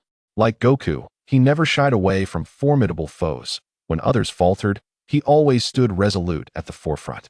In the series, when Vegeta's trio invaded Earth, Piccolo led the Z-Fighters in their resistance against them, ultimately shielding Gohan from a lethal blow from Nappa. In the Frieza saga, Piccolo resurrected and rushed to Namek. In the movies, facing the uncontrollable Broly, Vegeta chose to retreat, but not Piccolo. He boldly chastised Vegeta for being cowardly and charged at Broly. Throughout GT, there were countless instances showcasing Piccolo's fearless demeanor against powerful adversaries. Lewis held a genuine admiration for Piccolo. Meanwhile, the oppressive atmosphere lifted, and the previously subdued martial artists and reporters began to rise from the ground.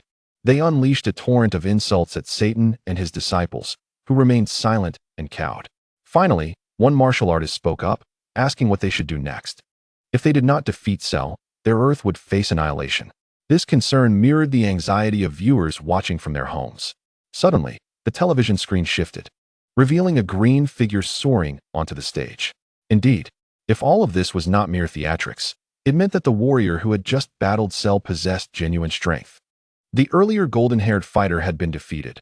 Could this newly arrived green warrior be even more powerful?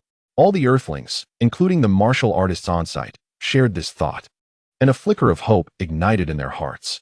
Go, Green Warrior. You must defeat Cell, or our Earth will perish. You are our last hope. The atmosphere was charged with the chants of over 200 martial artists, including Satan. The cacophony reached Lewis's ears, and he had already spotted Satan. The resilience of history was astonishing. Even in such a distorted timeline, this flamboyant figure had made his appearance. Yet, amidst the voices of the martial artists, it seemed that Satan's identity as a fraud had been unmasked.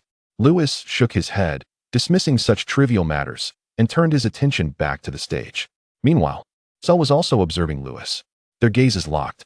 A buzzing sensation swept through Cell's head, causing his body to sway momentarily. This Saiyan. Cell fixated on Lewis. But at that moment, Piccolo had already ascended, diverting Cell's attention away from Lewis. The earlier sensation had instilled in him an ominous premonition. However, feeling the immense power coursing through him, Piccolo regained his confidence. There could be no one stronger than him in this world. As for that Saiyan's ability to restore Vegeta, while remarkable, there were indeed certain races in the universe known for their unique restorative abilities. Thus, it was not entirely surprising that someone could be revived from the brink of death. Piccolo, the Namekian, possessed the power of regeneration. Boasting a battle power of 100 million, Cell crossed his arms and gazed at the ascending Piccolo, scoffing, "If even Vegeta is no match for me. Are you here to meet your demise?" As soon as his words fell, the crowd of over 200 Saiyans erupted in chatter. What? This Namekian possesses a battle power of 100 million? 100 million. If we do not fuse, we may not even reach that level. This Namekian is something else. Enough. Silence. Once Piccolo has finished fighting, it will be your turn, Lewis stated, holding young Douglas, turning to address the 200 Saiyans behind him. This was Lewis's first reprimand to the Saiyans, his voice imbued with an authoritative presence that commanded attention. Although these Saiyans were not well acquainted with him, they instinctively listened to Lewis. Chapter 199, Piccolo vs. Cell. This was a mark of respect for the strong. However, as they gazed at Lewis, the Saiyans were curious about this silver-haired Saiyan. They recalled encountering him on Namek, where this mysterious figure had introduced himself as Lewis, a superior warrior. Back then, his hair had not yet turned silver. Could this silver hue signify a new transformation? While the Saiyans pondered this, on the stage, Cell glanced at Piccolo, then surveyed the audience. In this martial arts tournament, there are no rules. You either fight to the death or concede. If you can defeat me, then splendid, for it means you will survive. Should you all lose, well, even if you escape the stage alive, death awaits you regardless. Not only that, Cell stood at the center of the stage, arms wide open, laughing maniacally, "Your earth will be obliterated by me." He then sobered, coldly stating, "So, you better find a way to win against me." With this proclamation, the Saiyans erupted in noise once more. How arrogant. Should we fuse and eliminate him now? I can't take this anymore. If you fuse, I shall transform into Super Saiyan God. If I don't defeat him, I will take his name. Fortunately, King Vegeta silenced them with a glare, and the Saiyans settled down. Let the martial arts tournament begin, Cell declared with a grin. As his voice faded, Piccolo shed his weighted clothing, and the atmosphere on the stage grew tense. The battle commenced. A violet beam shot from Piccolo's hand, carrying an endless penetrating force as it surged through the void towards Cell.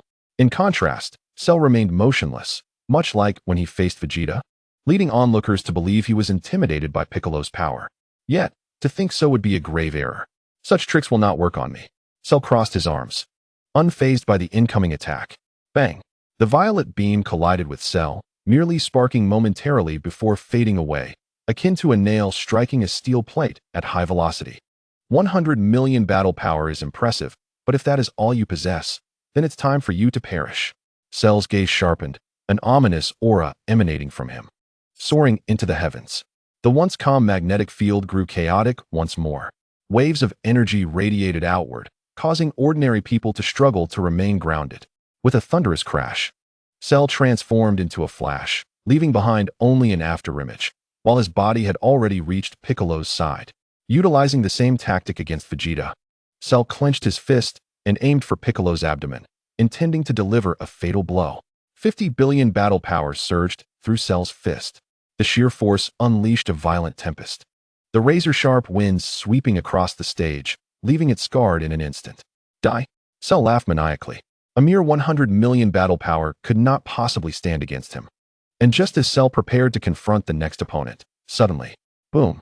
A tremendous force permeated the atmosphere, triggering an explosive burst of air. However, at the moment Cell swung his fist, Piccolo had vanished, leaving Cell to strike nothing but air. This Namekian truly possesses remarkable abilities. Even Prince Vegeta could not evade such a maneuver, yet this Namekian with only 100 million battle power managed to do so. Dare to speak ill of Prince Vegeta from behind. Do you seek death? It's over, it's truly over. The Saiyans beneath the arena were abuzz with discussion. And upon hearing their chatter, Vegeta's countenance darkened considerably. Goku exclaimed with excitement, "Luis, I never imagined that Piccolo could be so formidable, able to evade attacks that even Vegeta couldn't dodge." Vegeta's expression darkened even further. Luis, cradling little Douglas, chuckled, "Kakarot, haven't you noticed something yet?" At this remark, the Z warriors and the more than 200 Saiyans turned their attention toward him. Bardock inquired, "Luis, does this Namekian possess any special attributes?" Goku glanced at the arena, a jolt of realization striking him, and he turned to Luis in astonishment. The ethereal state. The ethereal state refers to the embryonic form of a state of ease. Goku had once received training from Bobo and grasped this very realm. During his previous spar with Broly, Goku had employed this state, even managing to perplex Broly to some extent. With keen observation, he noticed that Piccolo emanated a subtle, yet profound natural aura. Clearly, not only had Piccolo entered the hyperbolic time chamber, but Bobo had also imparted knowledge to him. "What? You mean this Namekian has also mastered your slippery state?" Vegeta exclaimed, gripping Goku's collar in disbelief. "The state of ease. It's elusive and untouchable. If it's not the slippery state, then what is it?" "No, he hasn't reached my current level," Goku retorted, casting a sidelong glance at Vegeta. "Surprisingly, Kakarot, your observations are quite astute. Piccolo indeed hasn't attained your level, or rather, he is still far from it," Luis remarked with a smile. "No wonder Piccolo dares to confront Cell. It turns out he relies on this." The Z warriors and the over 200 Saiyans were utterly baffled by Luis's words. At that moment, a collision erupted on the arena, redirecting everyone's gaze back to the spectacle. Bang! The previously vanished Piccolo reappeared behind Cell, delivering a powerful strike to Cell's back. The immense force cracked the arena floor, catching Cell off guard as his body slid forward 2 steps. Cell turned around, glaring fiercely at Piccolo. "Damn it, even Vegeta couldn't make me look this foolish. Yet you've managed to inflict such a significant loss on me." Beneath the arena, Vegeta scoffed, "Humph, Earth is mine. Without my permission, you shan't harm my planet. Prepare to be defeated." Facing Cell, Piccolo's voice was icy. To possess this power and state, no one knew the trials he endured in the hyperbolic time chamber. The agony was something he scarcely dared to recall. Fortunately, the results were promising. This ethereal state was truly formidable. Clenching his fists, Piccolo thought, despite Cell's power far exceeding his own, perhaps he could leverage this state to triumph over Cell. Fortunately, Luis remained unaware of Piccolo's thoughts. Otherwise, he would certainly assert that Piccolo was still too naive. If the state of ease were truly so potent, Goku would have vanquished Broly long ago. The truth remains, power is fundamental. Piccolo's combat strength was merely 100 million, a staggering disparity when compared to Cell's peak state. This insurmountable chasm could not be crossed by a mere ethereal state, especially since Piccolo had yet to genuinely attain the embryonic form of the state of ease. He had only scratched the surface. Chapter 200. Piccolo's defeat. Haha. Cell laughed in derision. "You think I should prepare for defeat? Do you even comprehend your own words?" His eyes glinted with malice as the overwhelming force of 100 billion combat power erupted within him. Tsunamis of power roiled across the arena. Feeling this surge, Piccolo instinctively stepped back. Such terrifying strength. No wonder he could defeat Vegeta. He was truly formidable. Piccolo's heart quivered. "Yet, I will not allow you to destroy my Earth." With both hands gathered at his waist, he channeled all his energy into his palms, forming a golden energy sphere. Go! Like a mighty dragon, the energy wave surged toward Cell. Simultaneously, the shock wave roared forth, with Piccolo darting alongside it, launching his attack on Cell. "Trash! Watch how I obliterate you." Cell shattered the incoming energy wave with a punch, swiftly noticing Piccolo trailing behind it. "Charge!" Bang! The two collided. However, let us not forget that Piccolo possessed only 100 million combat power. Daring to engage directly with Cell's explosive 100 billion combat power was tantamount to courting death. With a single clash, accompanied by heart-wrenching cries of pain, Piccolo was brutally slammed down onto the arena floor, creating a deep crater. This scene was broadcasted worldwide. The hearts of Earthlings tightened. They could not discern the movements of Cell and Piccolo. Yet, from the recent outcome, it was evident that this Green Warrior was no match for Cell. It's over, it's over. This Green Warrior cannot contend with Cell. Is there any hope for our Earth? Come on, Green Warrior, you must rise again. The audience before their televisions began to pray fervently, as if the Earthlings' prayers were answered. The screen revealed Piccolo rising from the deep crater, though his hands were utterly shattered, with only remnants of flesh hanging on. The scene was horrifying. The Green Warrior stood once more, but his hands were gone. This is disastrous. However, on screen, Piccolo gritted his teeth, and new hands began to regenerate. Remarkable. This Green Warrior can regrow severed limbs. Go, Green Warrior. On the outskirts of West City, the Z Warriors and the over 200 Saiyans were astounded by this spectacle. They could hardly believe that Piccolo had survived the clash with Cell. Moreover, given his current demeanor, it seemed he had no intention of conceding. Such resilience. Vegeta found himself perplexed by Piccolo. Upon arriving on Earth, he had recognized him as a mere nuisance with only a few hundred points of combat power. Unworthy of his attention. Yet now, his strength had surged to 100 million combat power, evidently due to his time in the hyperbolic time chamber. In merely 2 years, he had grown so much. This fellow possesses remarkable talent. Furthermore, the tenacity Piccolo displayed was enough to move even Vegeta. Luis nodded in acknowledgement. This was the Piccolo he knew. In the arena, Piccolo merely wished to gauge Cell's true power, but he had not anticipated the sheer terror Cell would unleash. Fortunately, in the most perilous moment, he had managed to evade that lethal strike with great difficulty. The cost, however, was his hands. As long as he remains alive, he can regrow severed limbs. Now, Piccolo would no longer dare to confront Cell head-on. Swiftly, he resumed his movements in the arena. A faint silver luminescence enveloped him as he utilized the ethereal state to launch a new assault on Cell. Cell found himself on the defensive, attempting to retaliate. He discovered he was unable to do so, primarily because Piccolo's movements were too elusive. Each time Cell nearly struck him down, Piccolo would deftly evade his attacks at the crucial moment. Vegeta was correct.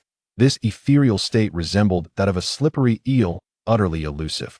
At that moment, Piccolo was akin to an eel, holding the reins of the battle as he employed his agility to torment Cell. In awe, King Vegeta watched the scene, speechless.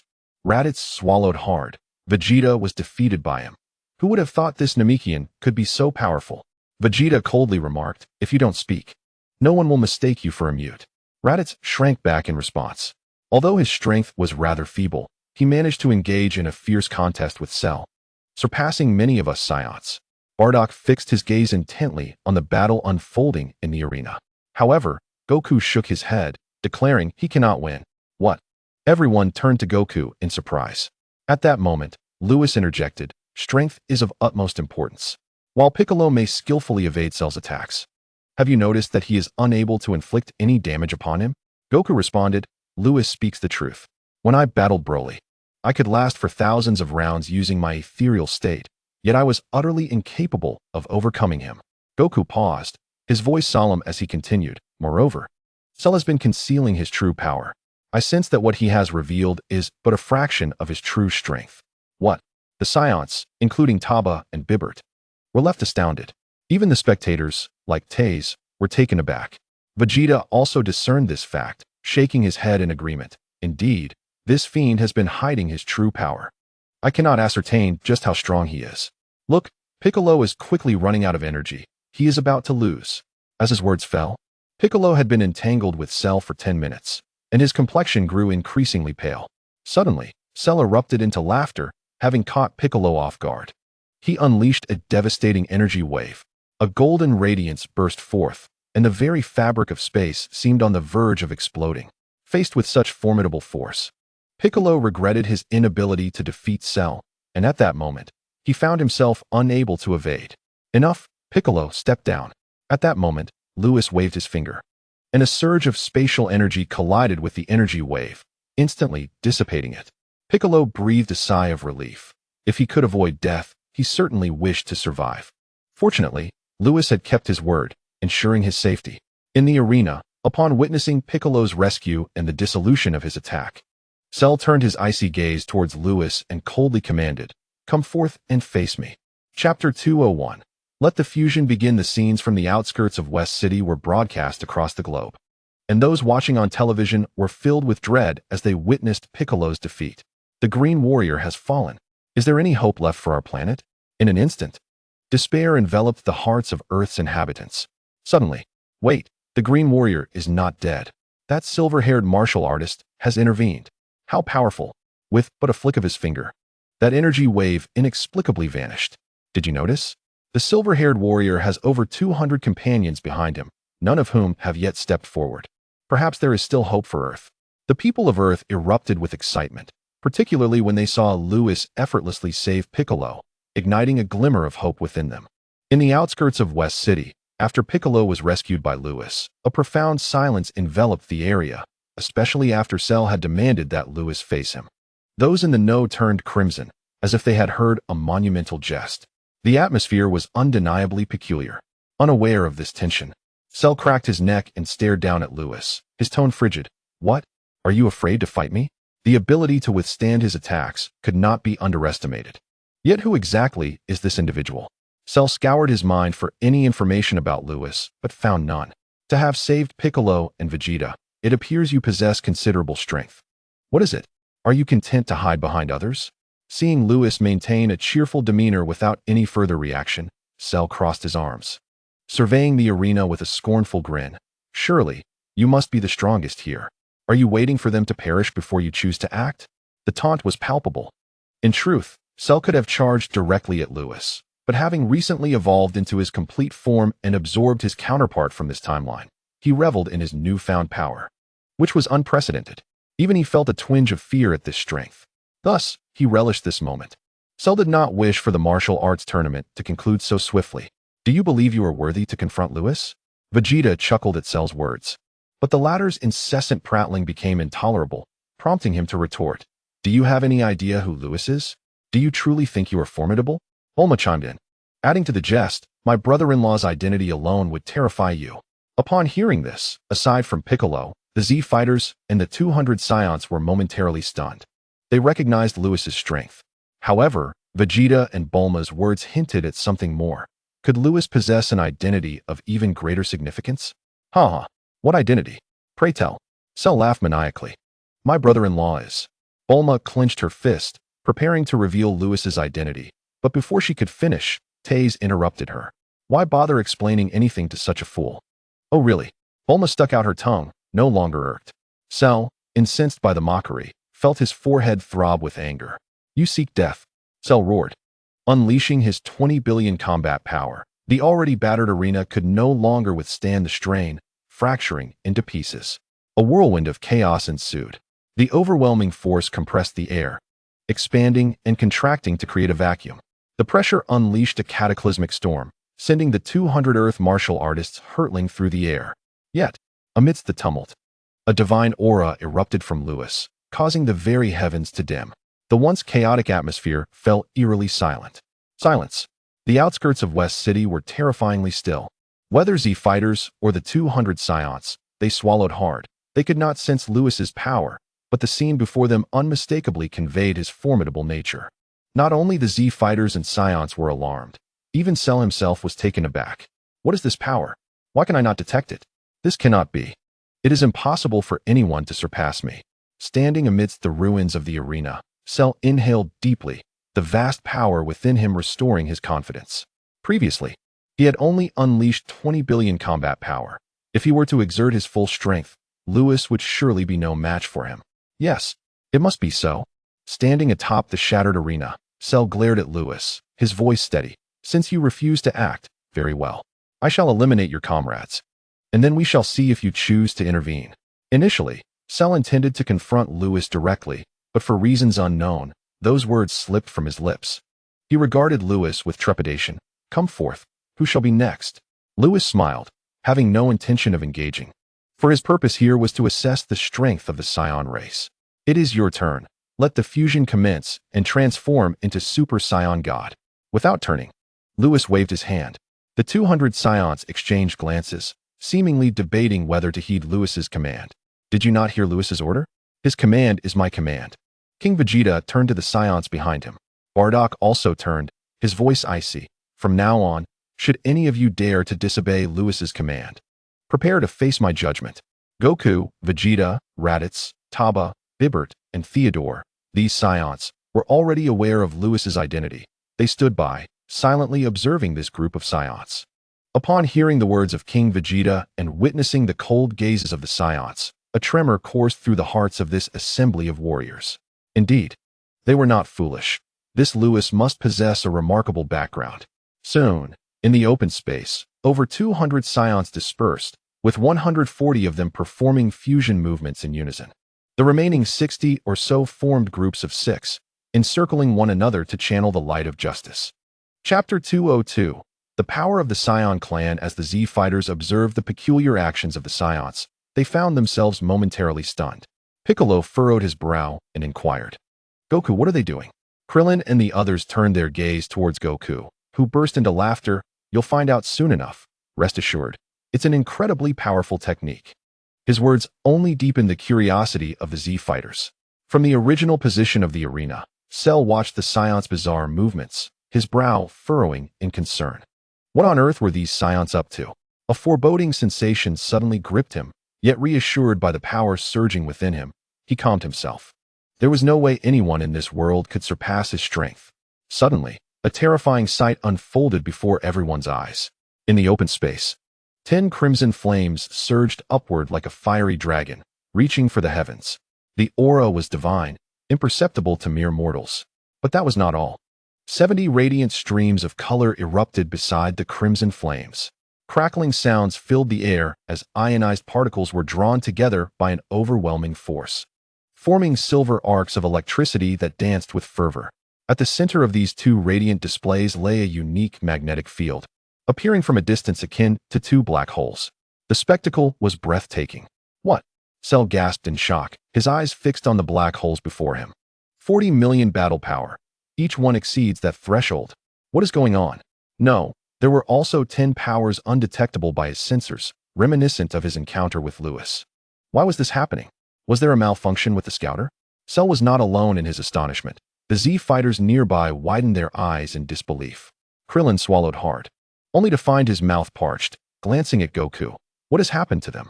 Tien's body trembled slightly. Such terrifying power. They were never this strong before. The 10 individuals emanating red light seemed to be infused with energy from the other 5.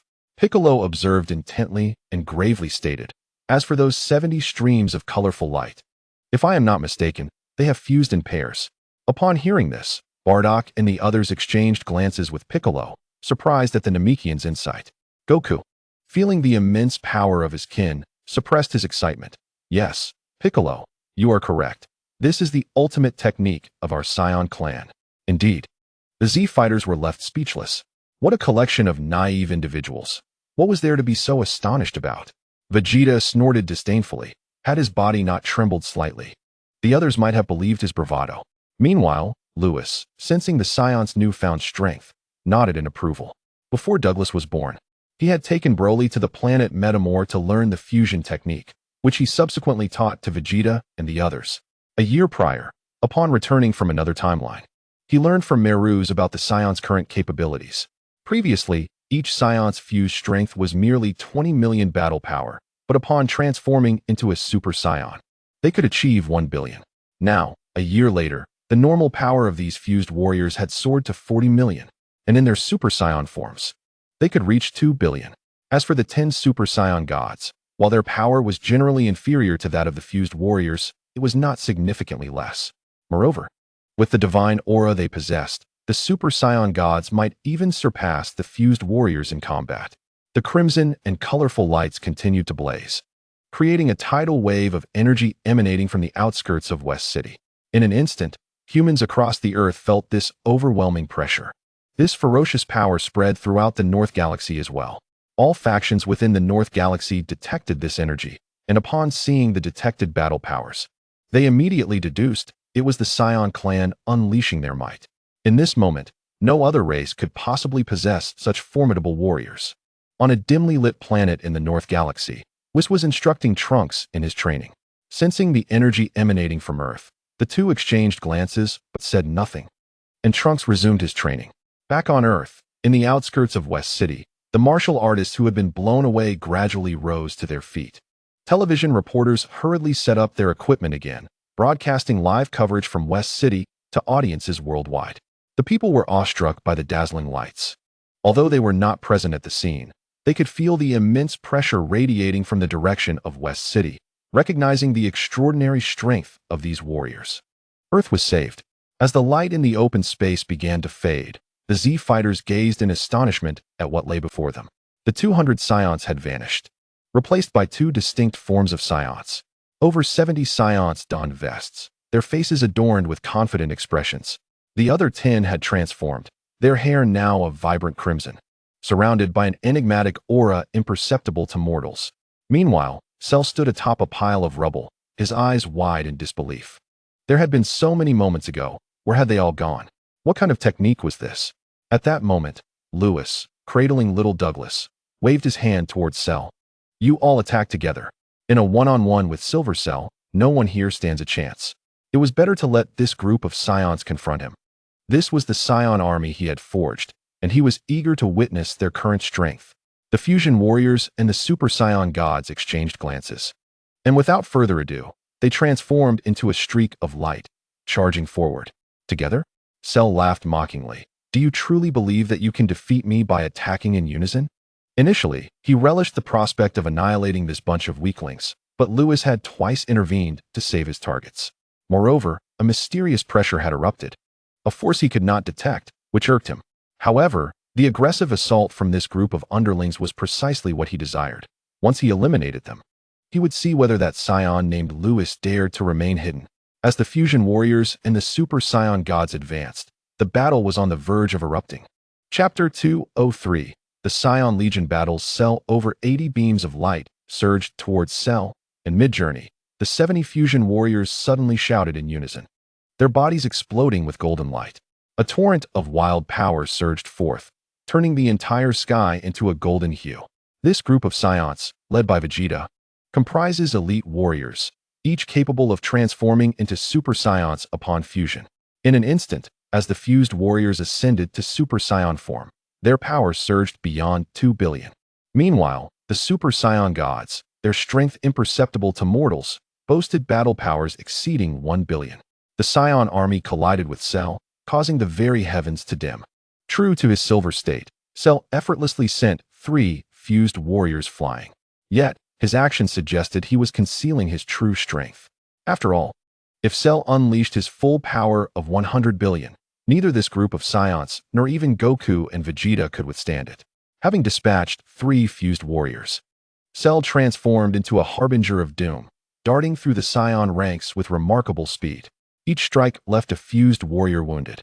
Witnessing this, Piccolo and the others gasped in disbelief. Gritting his teeth, Goku remarked that if he were being overwhelmed by these warriors, he could not achieve such ease. Damn Cell! Vegeta cursed vehemently. This scene was not what he wished to witness. He had brought these Scions with high hopes, particularly eager to impress Lewis with their prowess. He envisioned the satisfaction of seeing Lewis's astonished expression. To Vegeta's dismay, the mightiest warriors of the Scion race appeared as a disorganized rabble. Infuriated, he turned to Goku and exclaimed, Kakarot, we must fuse. Raditz glanced at Nappa, and Bardock turned to King Vegeta, all preparing for fusion, ashamed by the performance of their kin. However, Lewis shook his head, chuckling, why the rush? Our kin are not as feeble as you presume. Have you not noticed that the Super Scion gods have already vanished? Upon hearing this, the group paused, their gazes fixed ahead. Indeed, the 10 Super Scion gods had disappeared from sight, leaving only the fused warriors injured. Watch closely. With Lewis's words, the previously unseen Super Scion gods reappeared behind Cell. Their synergy was impeccable. Shielded by 5 energy waves, another 5 Super Scion gods approached Cell, launching a merciless assault. Their divine essence went unnoticed by Cell, and despite unleashing over 100 billion in power, he was relentlessly struck. The Super Scion gods targeted his vital points. A powerful blow to Cell's back sent him reeling, blood erupting from his mouth. In a flash, his right arm was severed, a gruesome sight as it flailed through the air. Yet, this was not the end. Other fused warriors, some even stronger than the Super Saiyan gods, but lacking divine essence, were still present. With the Super Saiyan gods distracting Cell and his injuries mounting, the remaining 40 or so uninjured fused warriors coordinated their efforts. As members of the same legion, their teamwork was undeniable. Boom. The earth trembled with thunderous roars as chaos ensued in the outskirts of West City. The winds howled, and the ground cracked under the immense power unleashed, creating numerous ominous fissures. Cell's anguished cries echoed throughout the vicinity. Witnessing this, Krillin exclaimed, "These Saiyans are incredible." Tien Shinhan, his throat dry with excitement, laughed. "Now let's see how Cell meets his end." Vegeta clenched his fists, exhilarated, proclaiming, "This is the true strength of the Saiyan race. Lewis, do you see? We are the strongest race in the universe."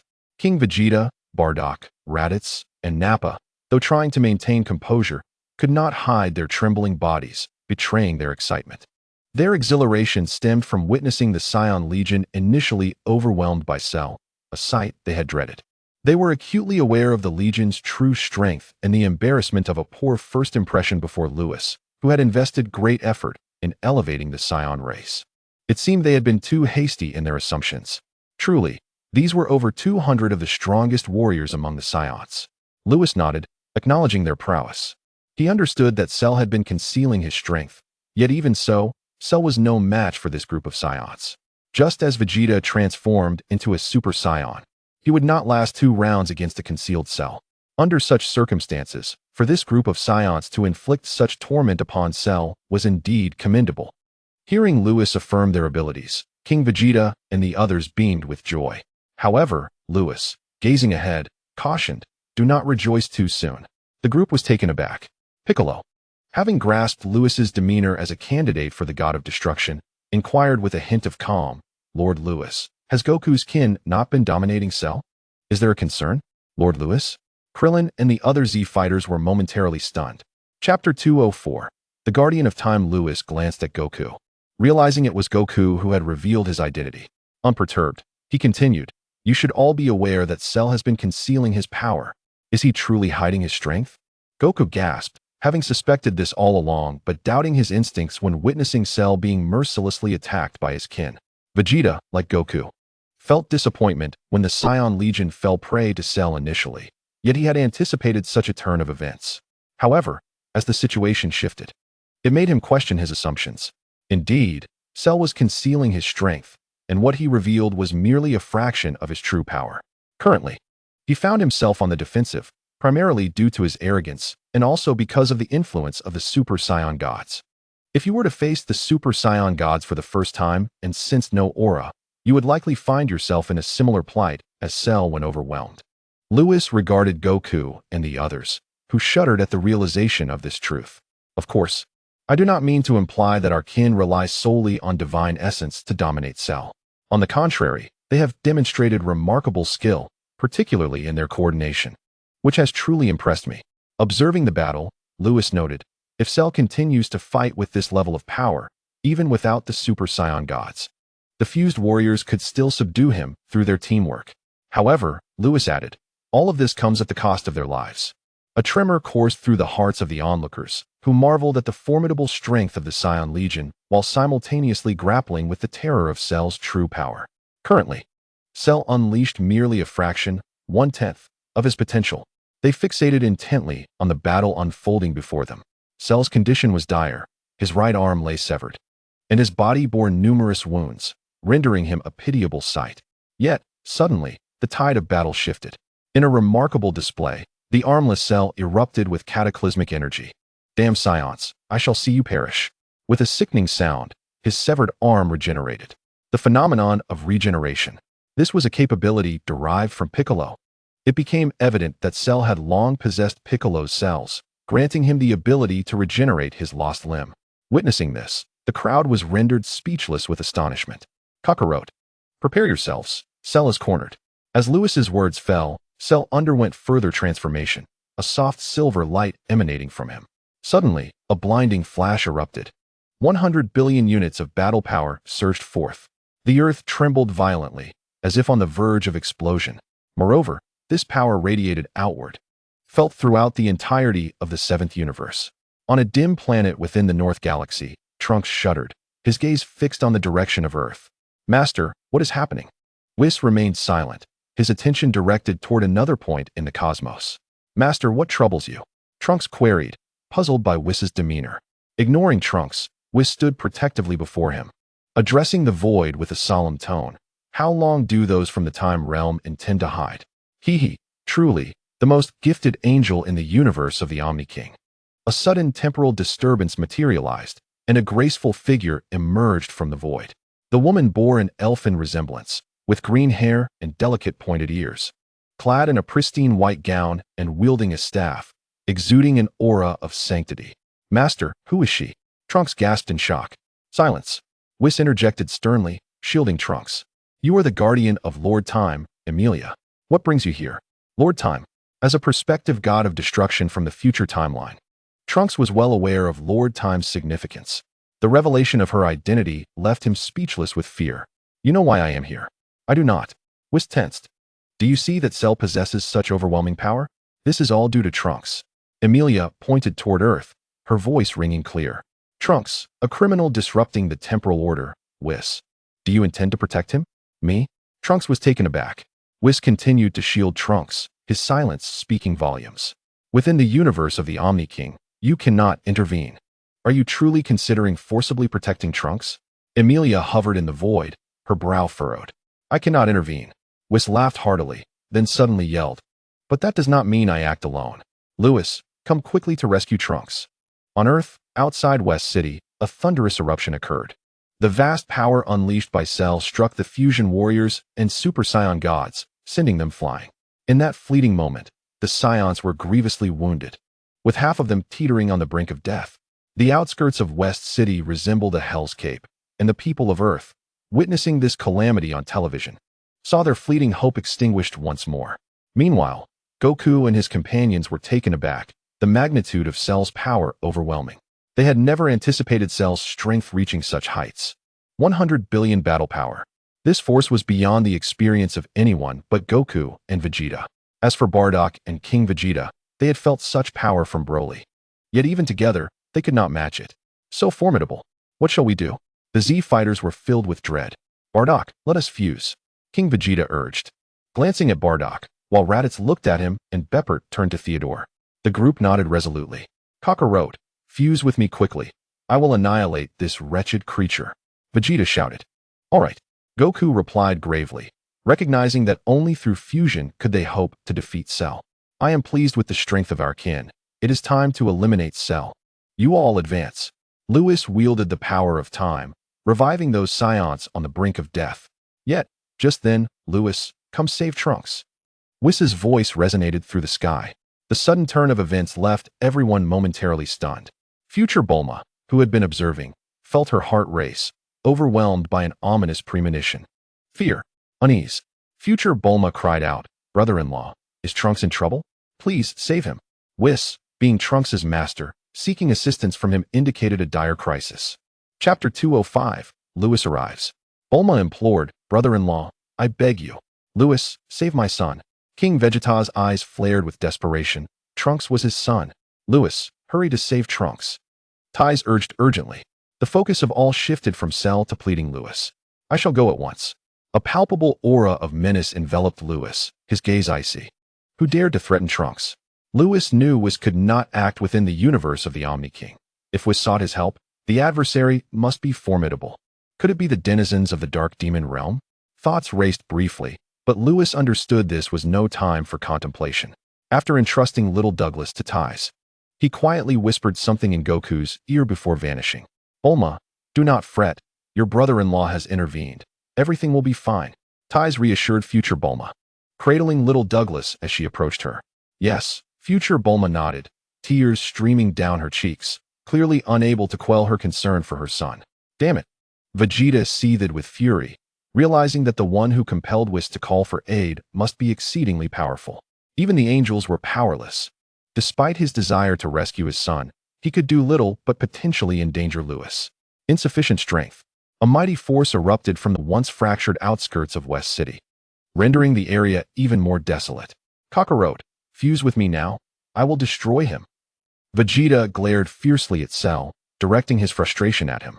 Unable to assist Trunks. All right. Goku soared into the open, commencing the fusion dance with Vegeta. In that moment, Cell, still unaware of the impending doom, fixated his gaze upon Goku and the others. I will slay you all. In the divine realm, Zamasu perched on the edge, his small feet dangling, chuckling. Trunks has thrown the temporal order into disarray. I knew the time realm would soon come for him. Bu glanced at Zamasu, somewhat exasperated. The true instigator is Lewis. It was his journey to the future that triggered these events. While it could be attributed to Lewis, the primary cause remained Demigra's actions against Ties. Had Demigra not intervened, Lewis would not have entered a state of extreme rage, thus preventing the ensuing chaos. Certainly, Bobo dared not speak out, fearing retribution.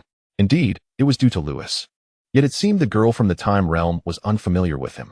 The whimsical spirit clapped her hands gleefully, exclaiming, now this promises to be entertaining. Bobo, project the image. At once, a dim planet in the North Galaxy materialized before them. Lewis, come save Trunks. Whis shouted into the void. Who is Lewis? Emilia furrowed her brow.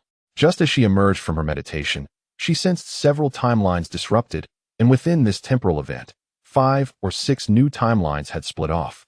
The division of a single timeline imposes a significant burden on the world, and now 5 or 6 new ones had emerged. Through her investigation, she quickly discovered that Trunks was the culprit, which prompted her pursuit of him.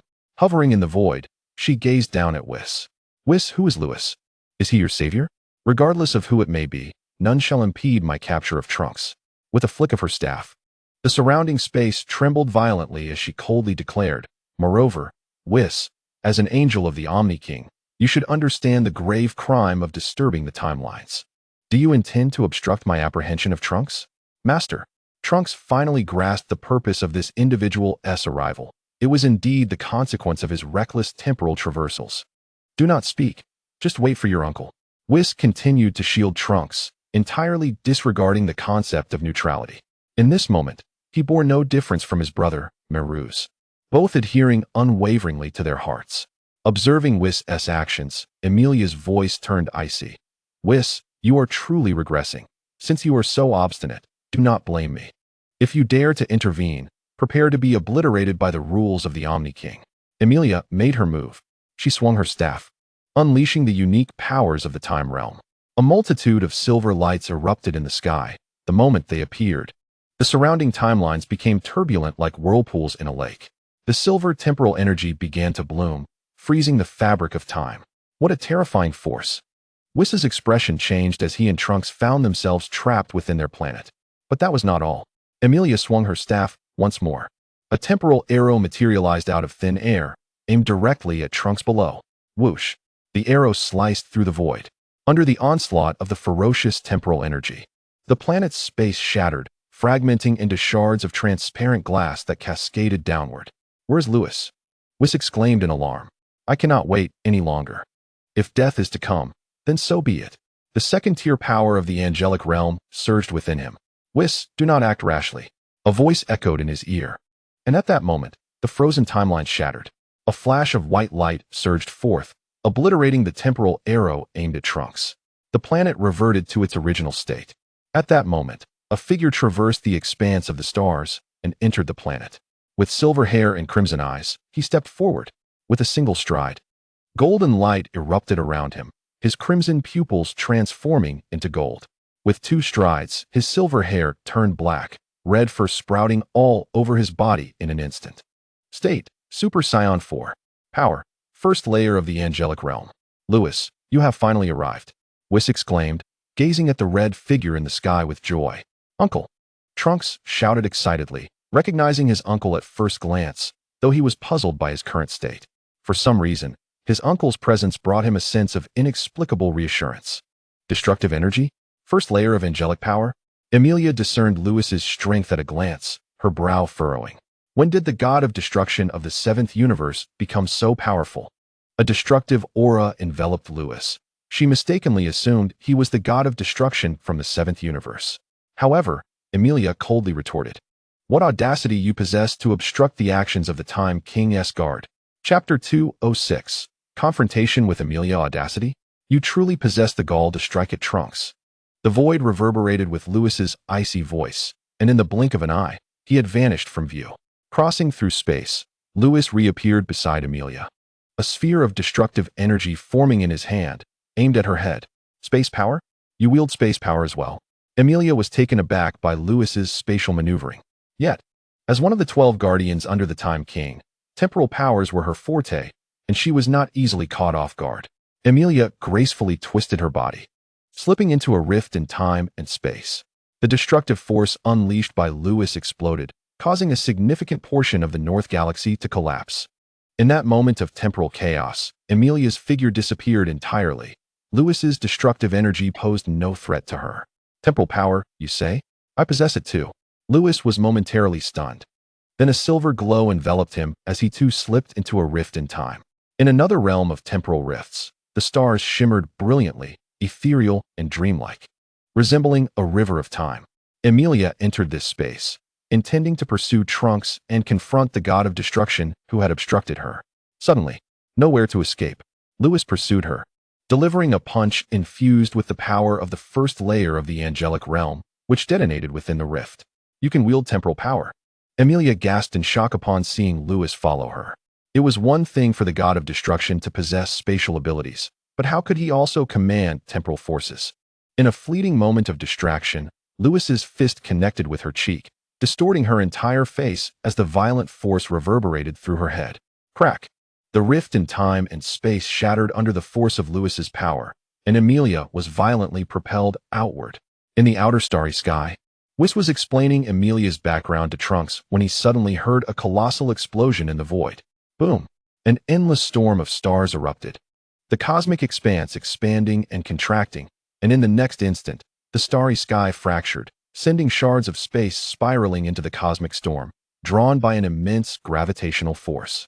As the debris shot forth again, it seemed as if it would cleave the universe in twain, and the cosmos was rent asunder. Soon, a disheveled figure emerged from the shattered sky. How infuriating! Are you not the god of destruction from the seventh universe? Why do you possess temporal powers?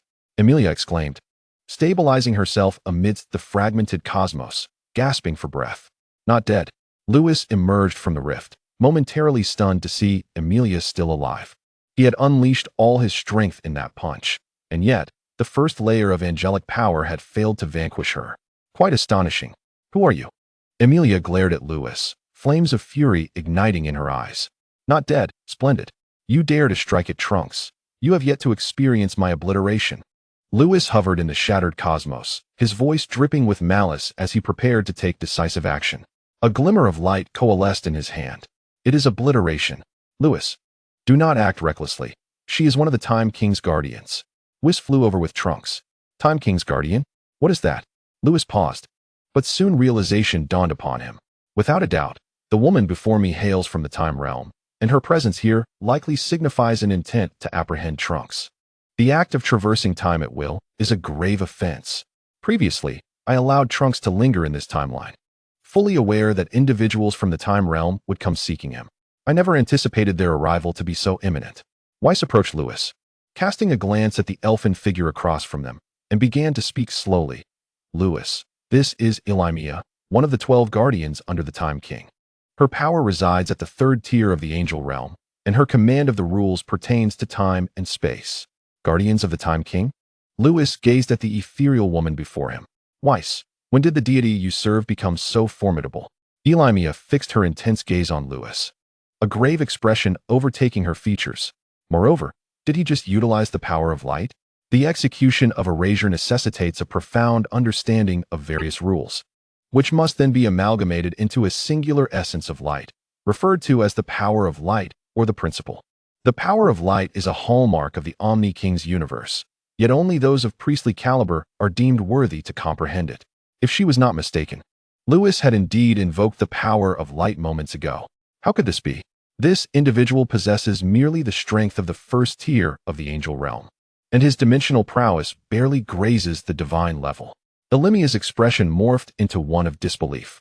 In response to her inquiry, Whis refrained from elaborating, his tone resolute. Ilimia, with Lewis present, you shall not seize Trunks. Perhaps it would be best to let this matter rest. Let it rest? Elimia scoffed, incredulous. As a dignified angel of the Omni-King's universe, you are acutely aware of the dire implications of disrupting the temporal order. Yet you dare to impede the actions of a Time King Guardian with your destroyer. My duty is to uphold the order of time and space. A nebulous aura of temporal energy enveloped Elimia as she regarded Whis. You are all sinners. Prepare to face my judgment. With a resounding crash, the temporal rules surged forth from Elimia.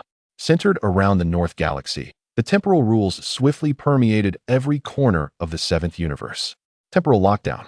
If Elimia's prior manipulation of the temporal rules was at the 5th tier, then her current invocation had ascended to the 8th tier.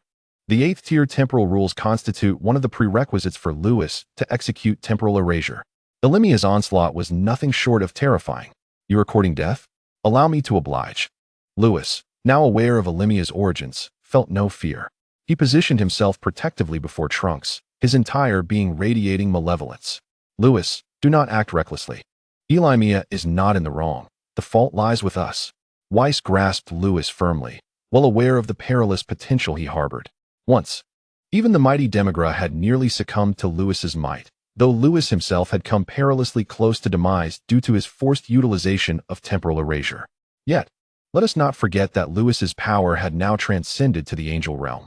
Who could say whether his temporal abilities had similarly advanced? Furthermore, the blame for this situation fundamentally rests with them.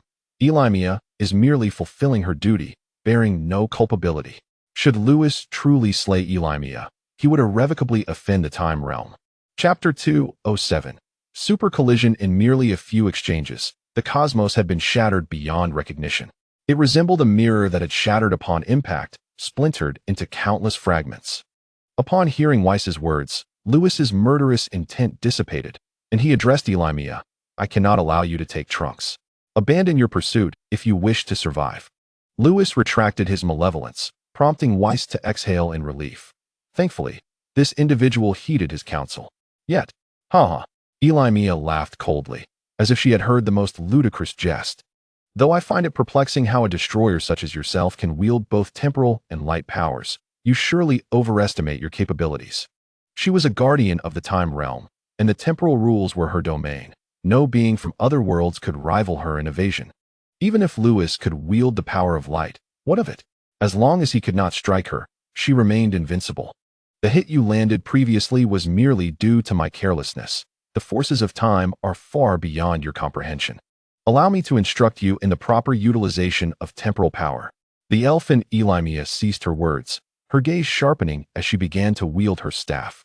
Simultaneously, the power of the 3rd tier of the angel realm erupted with force, accompanied by the invocation of the 8th tier temporal rules. The 7th universe trembled incessantly, as if on the brink of shattering, threatening to unleash a chaotic temporal vortex. Far away, within the palace of destruction, Beerus was jolted from his meditation. The power of the angel realm combined with the temporal rules startled him greatly. Who dares to stir chaos in his 7th universe? Beerus soared toward the direction of Lewis. But in the North Galaxy, Lewis's recently subdued murderous intent surged anew. Whis, take Trunks and leave. Lewis, do not act recklessly. Whis shouted, desperately shielding Trunks behind him. Suddenly, Elimia made her move. Her staff swung with increasing ferocity. A silvery radiance blossomed before her staff, and the inky expanse of the cosmos was abruptly suffused with silver. In the next instant, the silver brilliance coalesced into a sword of time and space. Go! With a thunderous clash, the sword of time surged forth, imbued with boundless might. Under the onslaught of such terrifying force, the North Galaxy could scarcely endure. If the North Galaxy were to be obliterated into a chaotic temporal maelstrom, even those of priestly caliber would find no escape. You seek death, Lewis roared, for should the North Galaxy explode, both Ties and young Douglas would perish. Erasure. The power of light surged from him as Lewis swung a hand. A white halo traversed the cosmos, poised to collide with the approaching sword of time. When Elimia's lips curled into a smirk, with a deft motion of her staff, the sword of time, along with her, slipped into the fabric of time. This was pure time, devoid of any spatial involvement. With Elimia's 8th tier temporal rules, she could retreat into time, returning to 3 minutes prior. This was not the same as reversing time. Reversing time would cause the temporal flow for all within the area to regress. Yet, slipping into time meant only she would return 3 minutes back, akin to traversing the river of time itself, a feat far more arduous than mere reversal. This technique could only be executed by the guardians of the time realm. An angel such as Whis could not possibly achieve such a feat. In the shattered starry sky of the North Galaxy, the scene in reality abruptly froze. Elimia had returned to 3 minutes prior. At this moment, Lewis had just stepped onto the previously dim planet, having transformed into a form with crimson hair. Dare to harbor a temporal offender and face my judgment, Elimia declared coldly. She swung her staff with force, the sword of time slicing through the void, hurtling toward the Lewis of 3 minutes ago. Buzz! The unguarded Lewis was struck instantaneously, the overwhelming force of time igniting the North Galaxy into a frenzy, and the sword of time pierced him. Humph. So what if you possess the powers of time and light? Elimia sneered, turning her head with confidence as she observed Lewis being struck, unperturbed by the prospect of his demise. For this was her most potent strike, one that encapsulated not only the 8th-tier temporal rules, but also her power at the 3rd tier of the angel realm. It was inconceivable that Lewis, with merely the strength of the 1st tier of the angel realm, could withstand such an assault. Even Whis or Beerus would find it insurmountable. However, ding! A sound resonated throughout the world, crisp and clear as crystal. A flash of white light erupted from Lewis of 3 minutes ago, and the sword of time met him as if a nail were driven into an iron plate. Immunity, what? Elimia abruptly turned her head and was taken aback to see Lewis unscathed. As one of the 12 guardians of the time realm, she was uniquely powerful in this world, possessing abilities that ordinary angels could not withstand. Her strength was formidable enough to contend with typical priest-level experts. Yet, this god of destruction remained entirely unharmed after receiving her most potent blow. How could this be? I refused to believe it. Elimia gritted her teeth and waved her staff again. In an instant, 10 swords of time and space appeared in the sky. Launching 10 of her strongest attacks simultaneously drained her energy entirely, leaving her pale. Go! With a crash, the 10 swords of time and space struck Lewis. The result? Clang. Clang. Clang. Immune to all. Impossible. Elimia was left speechless by this sight. But there was no time for shock.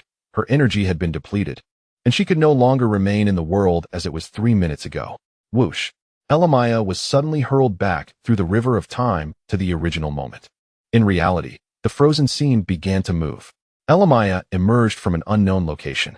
While the starry sky bore the marks of the 10 swords she had unleashed 3 minutes prior. Boom!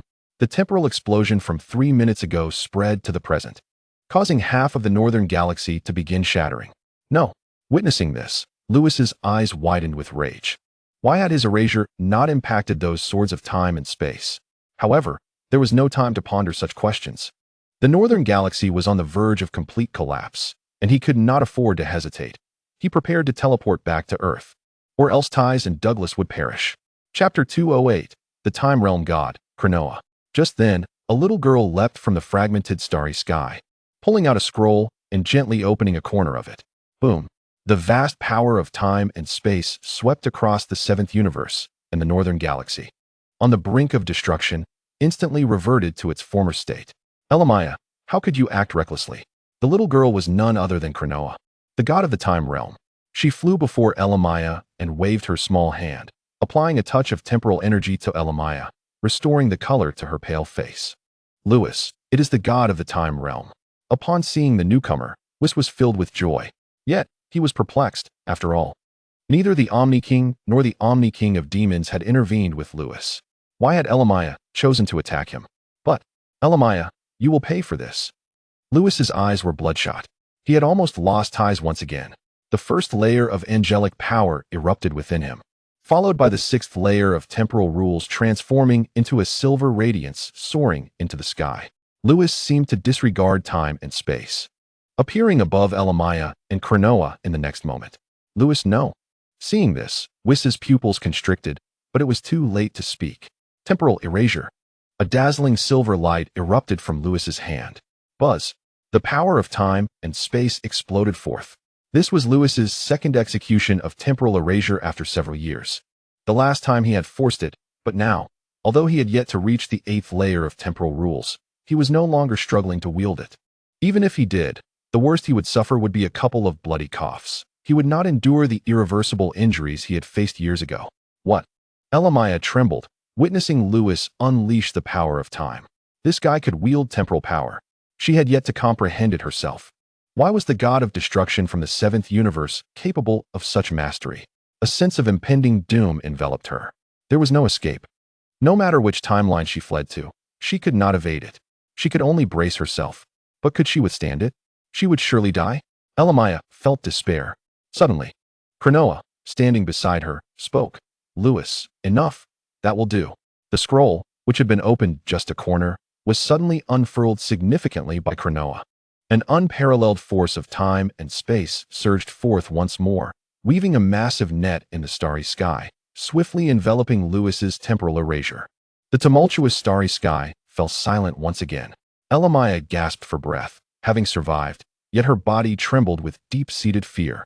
Whis, still shaken, patted his chest and hurriedly brought Trunks to Lewis's side, fearing he might strike again. You reckless child, do you wish to die?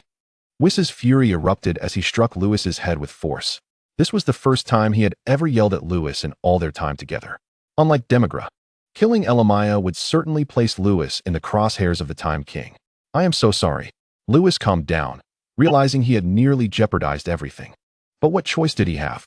In the Dragon Ball world, whenever a protagonist faced the death of friends or family, did they not erupt in rage?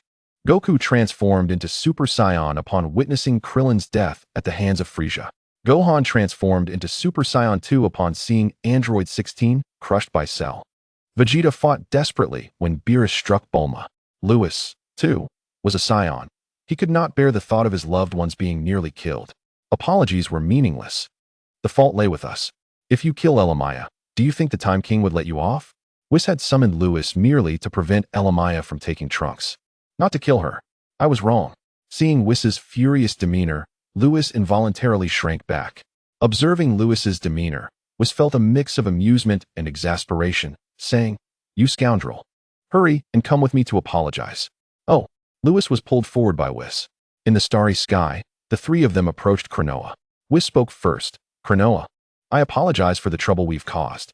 Lewis remained silent, prompting Whis to strike his head again, at which point Lewis weakly uttered, I'm sorry, I was wrong.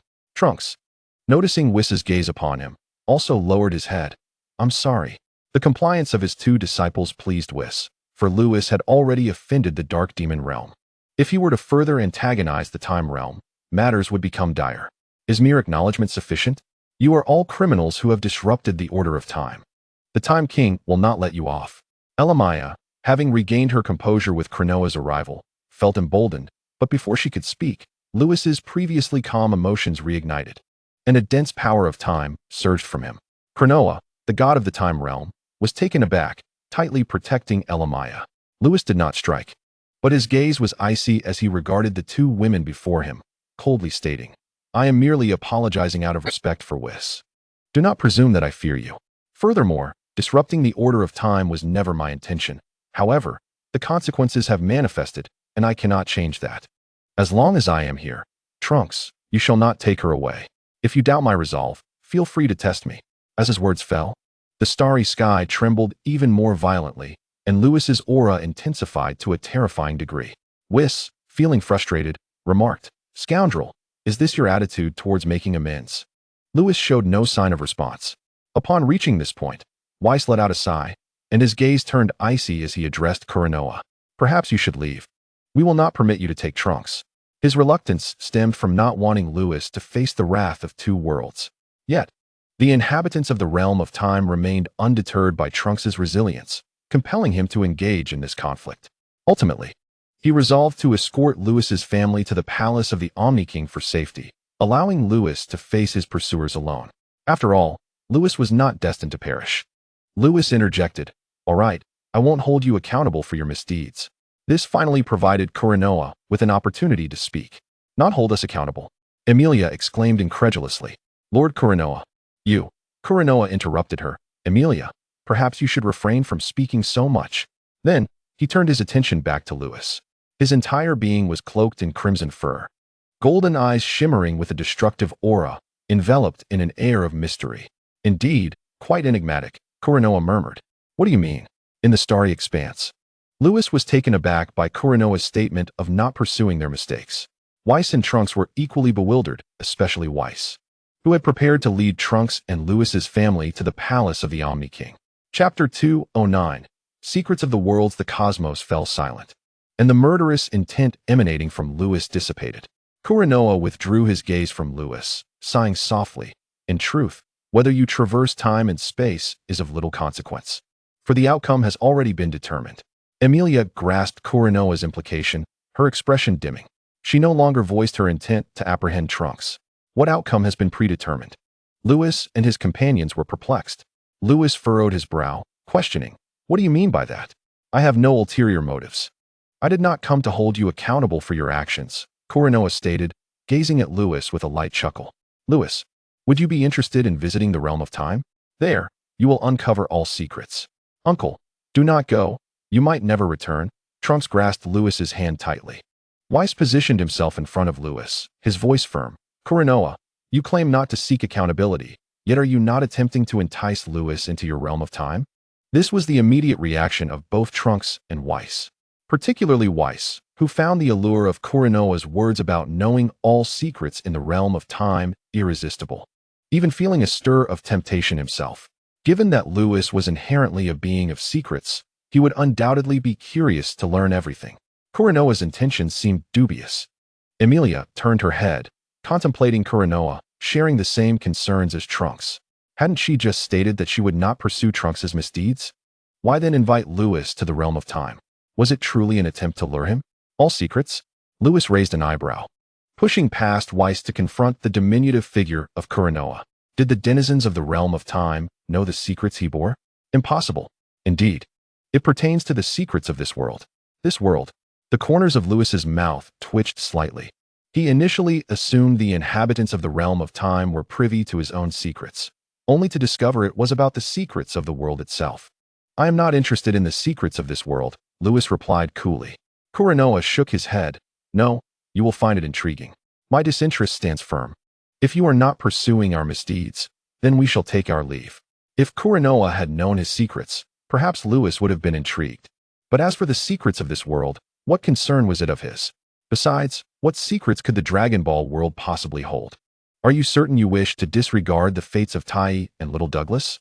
Kuranoa regarded Lewis intently. Upon hearing this, Whis and Trunks exchanged alarmed glances. Are you threatening me? Lewis's fury ignited instantly.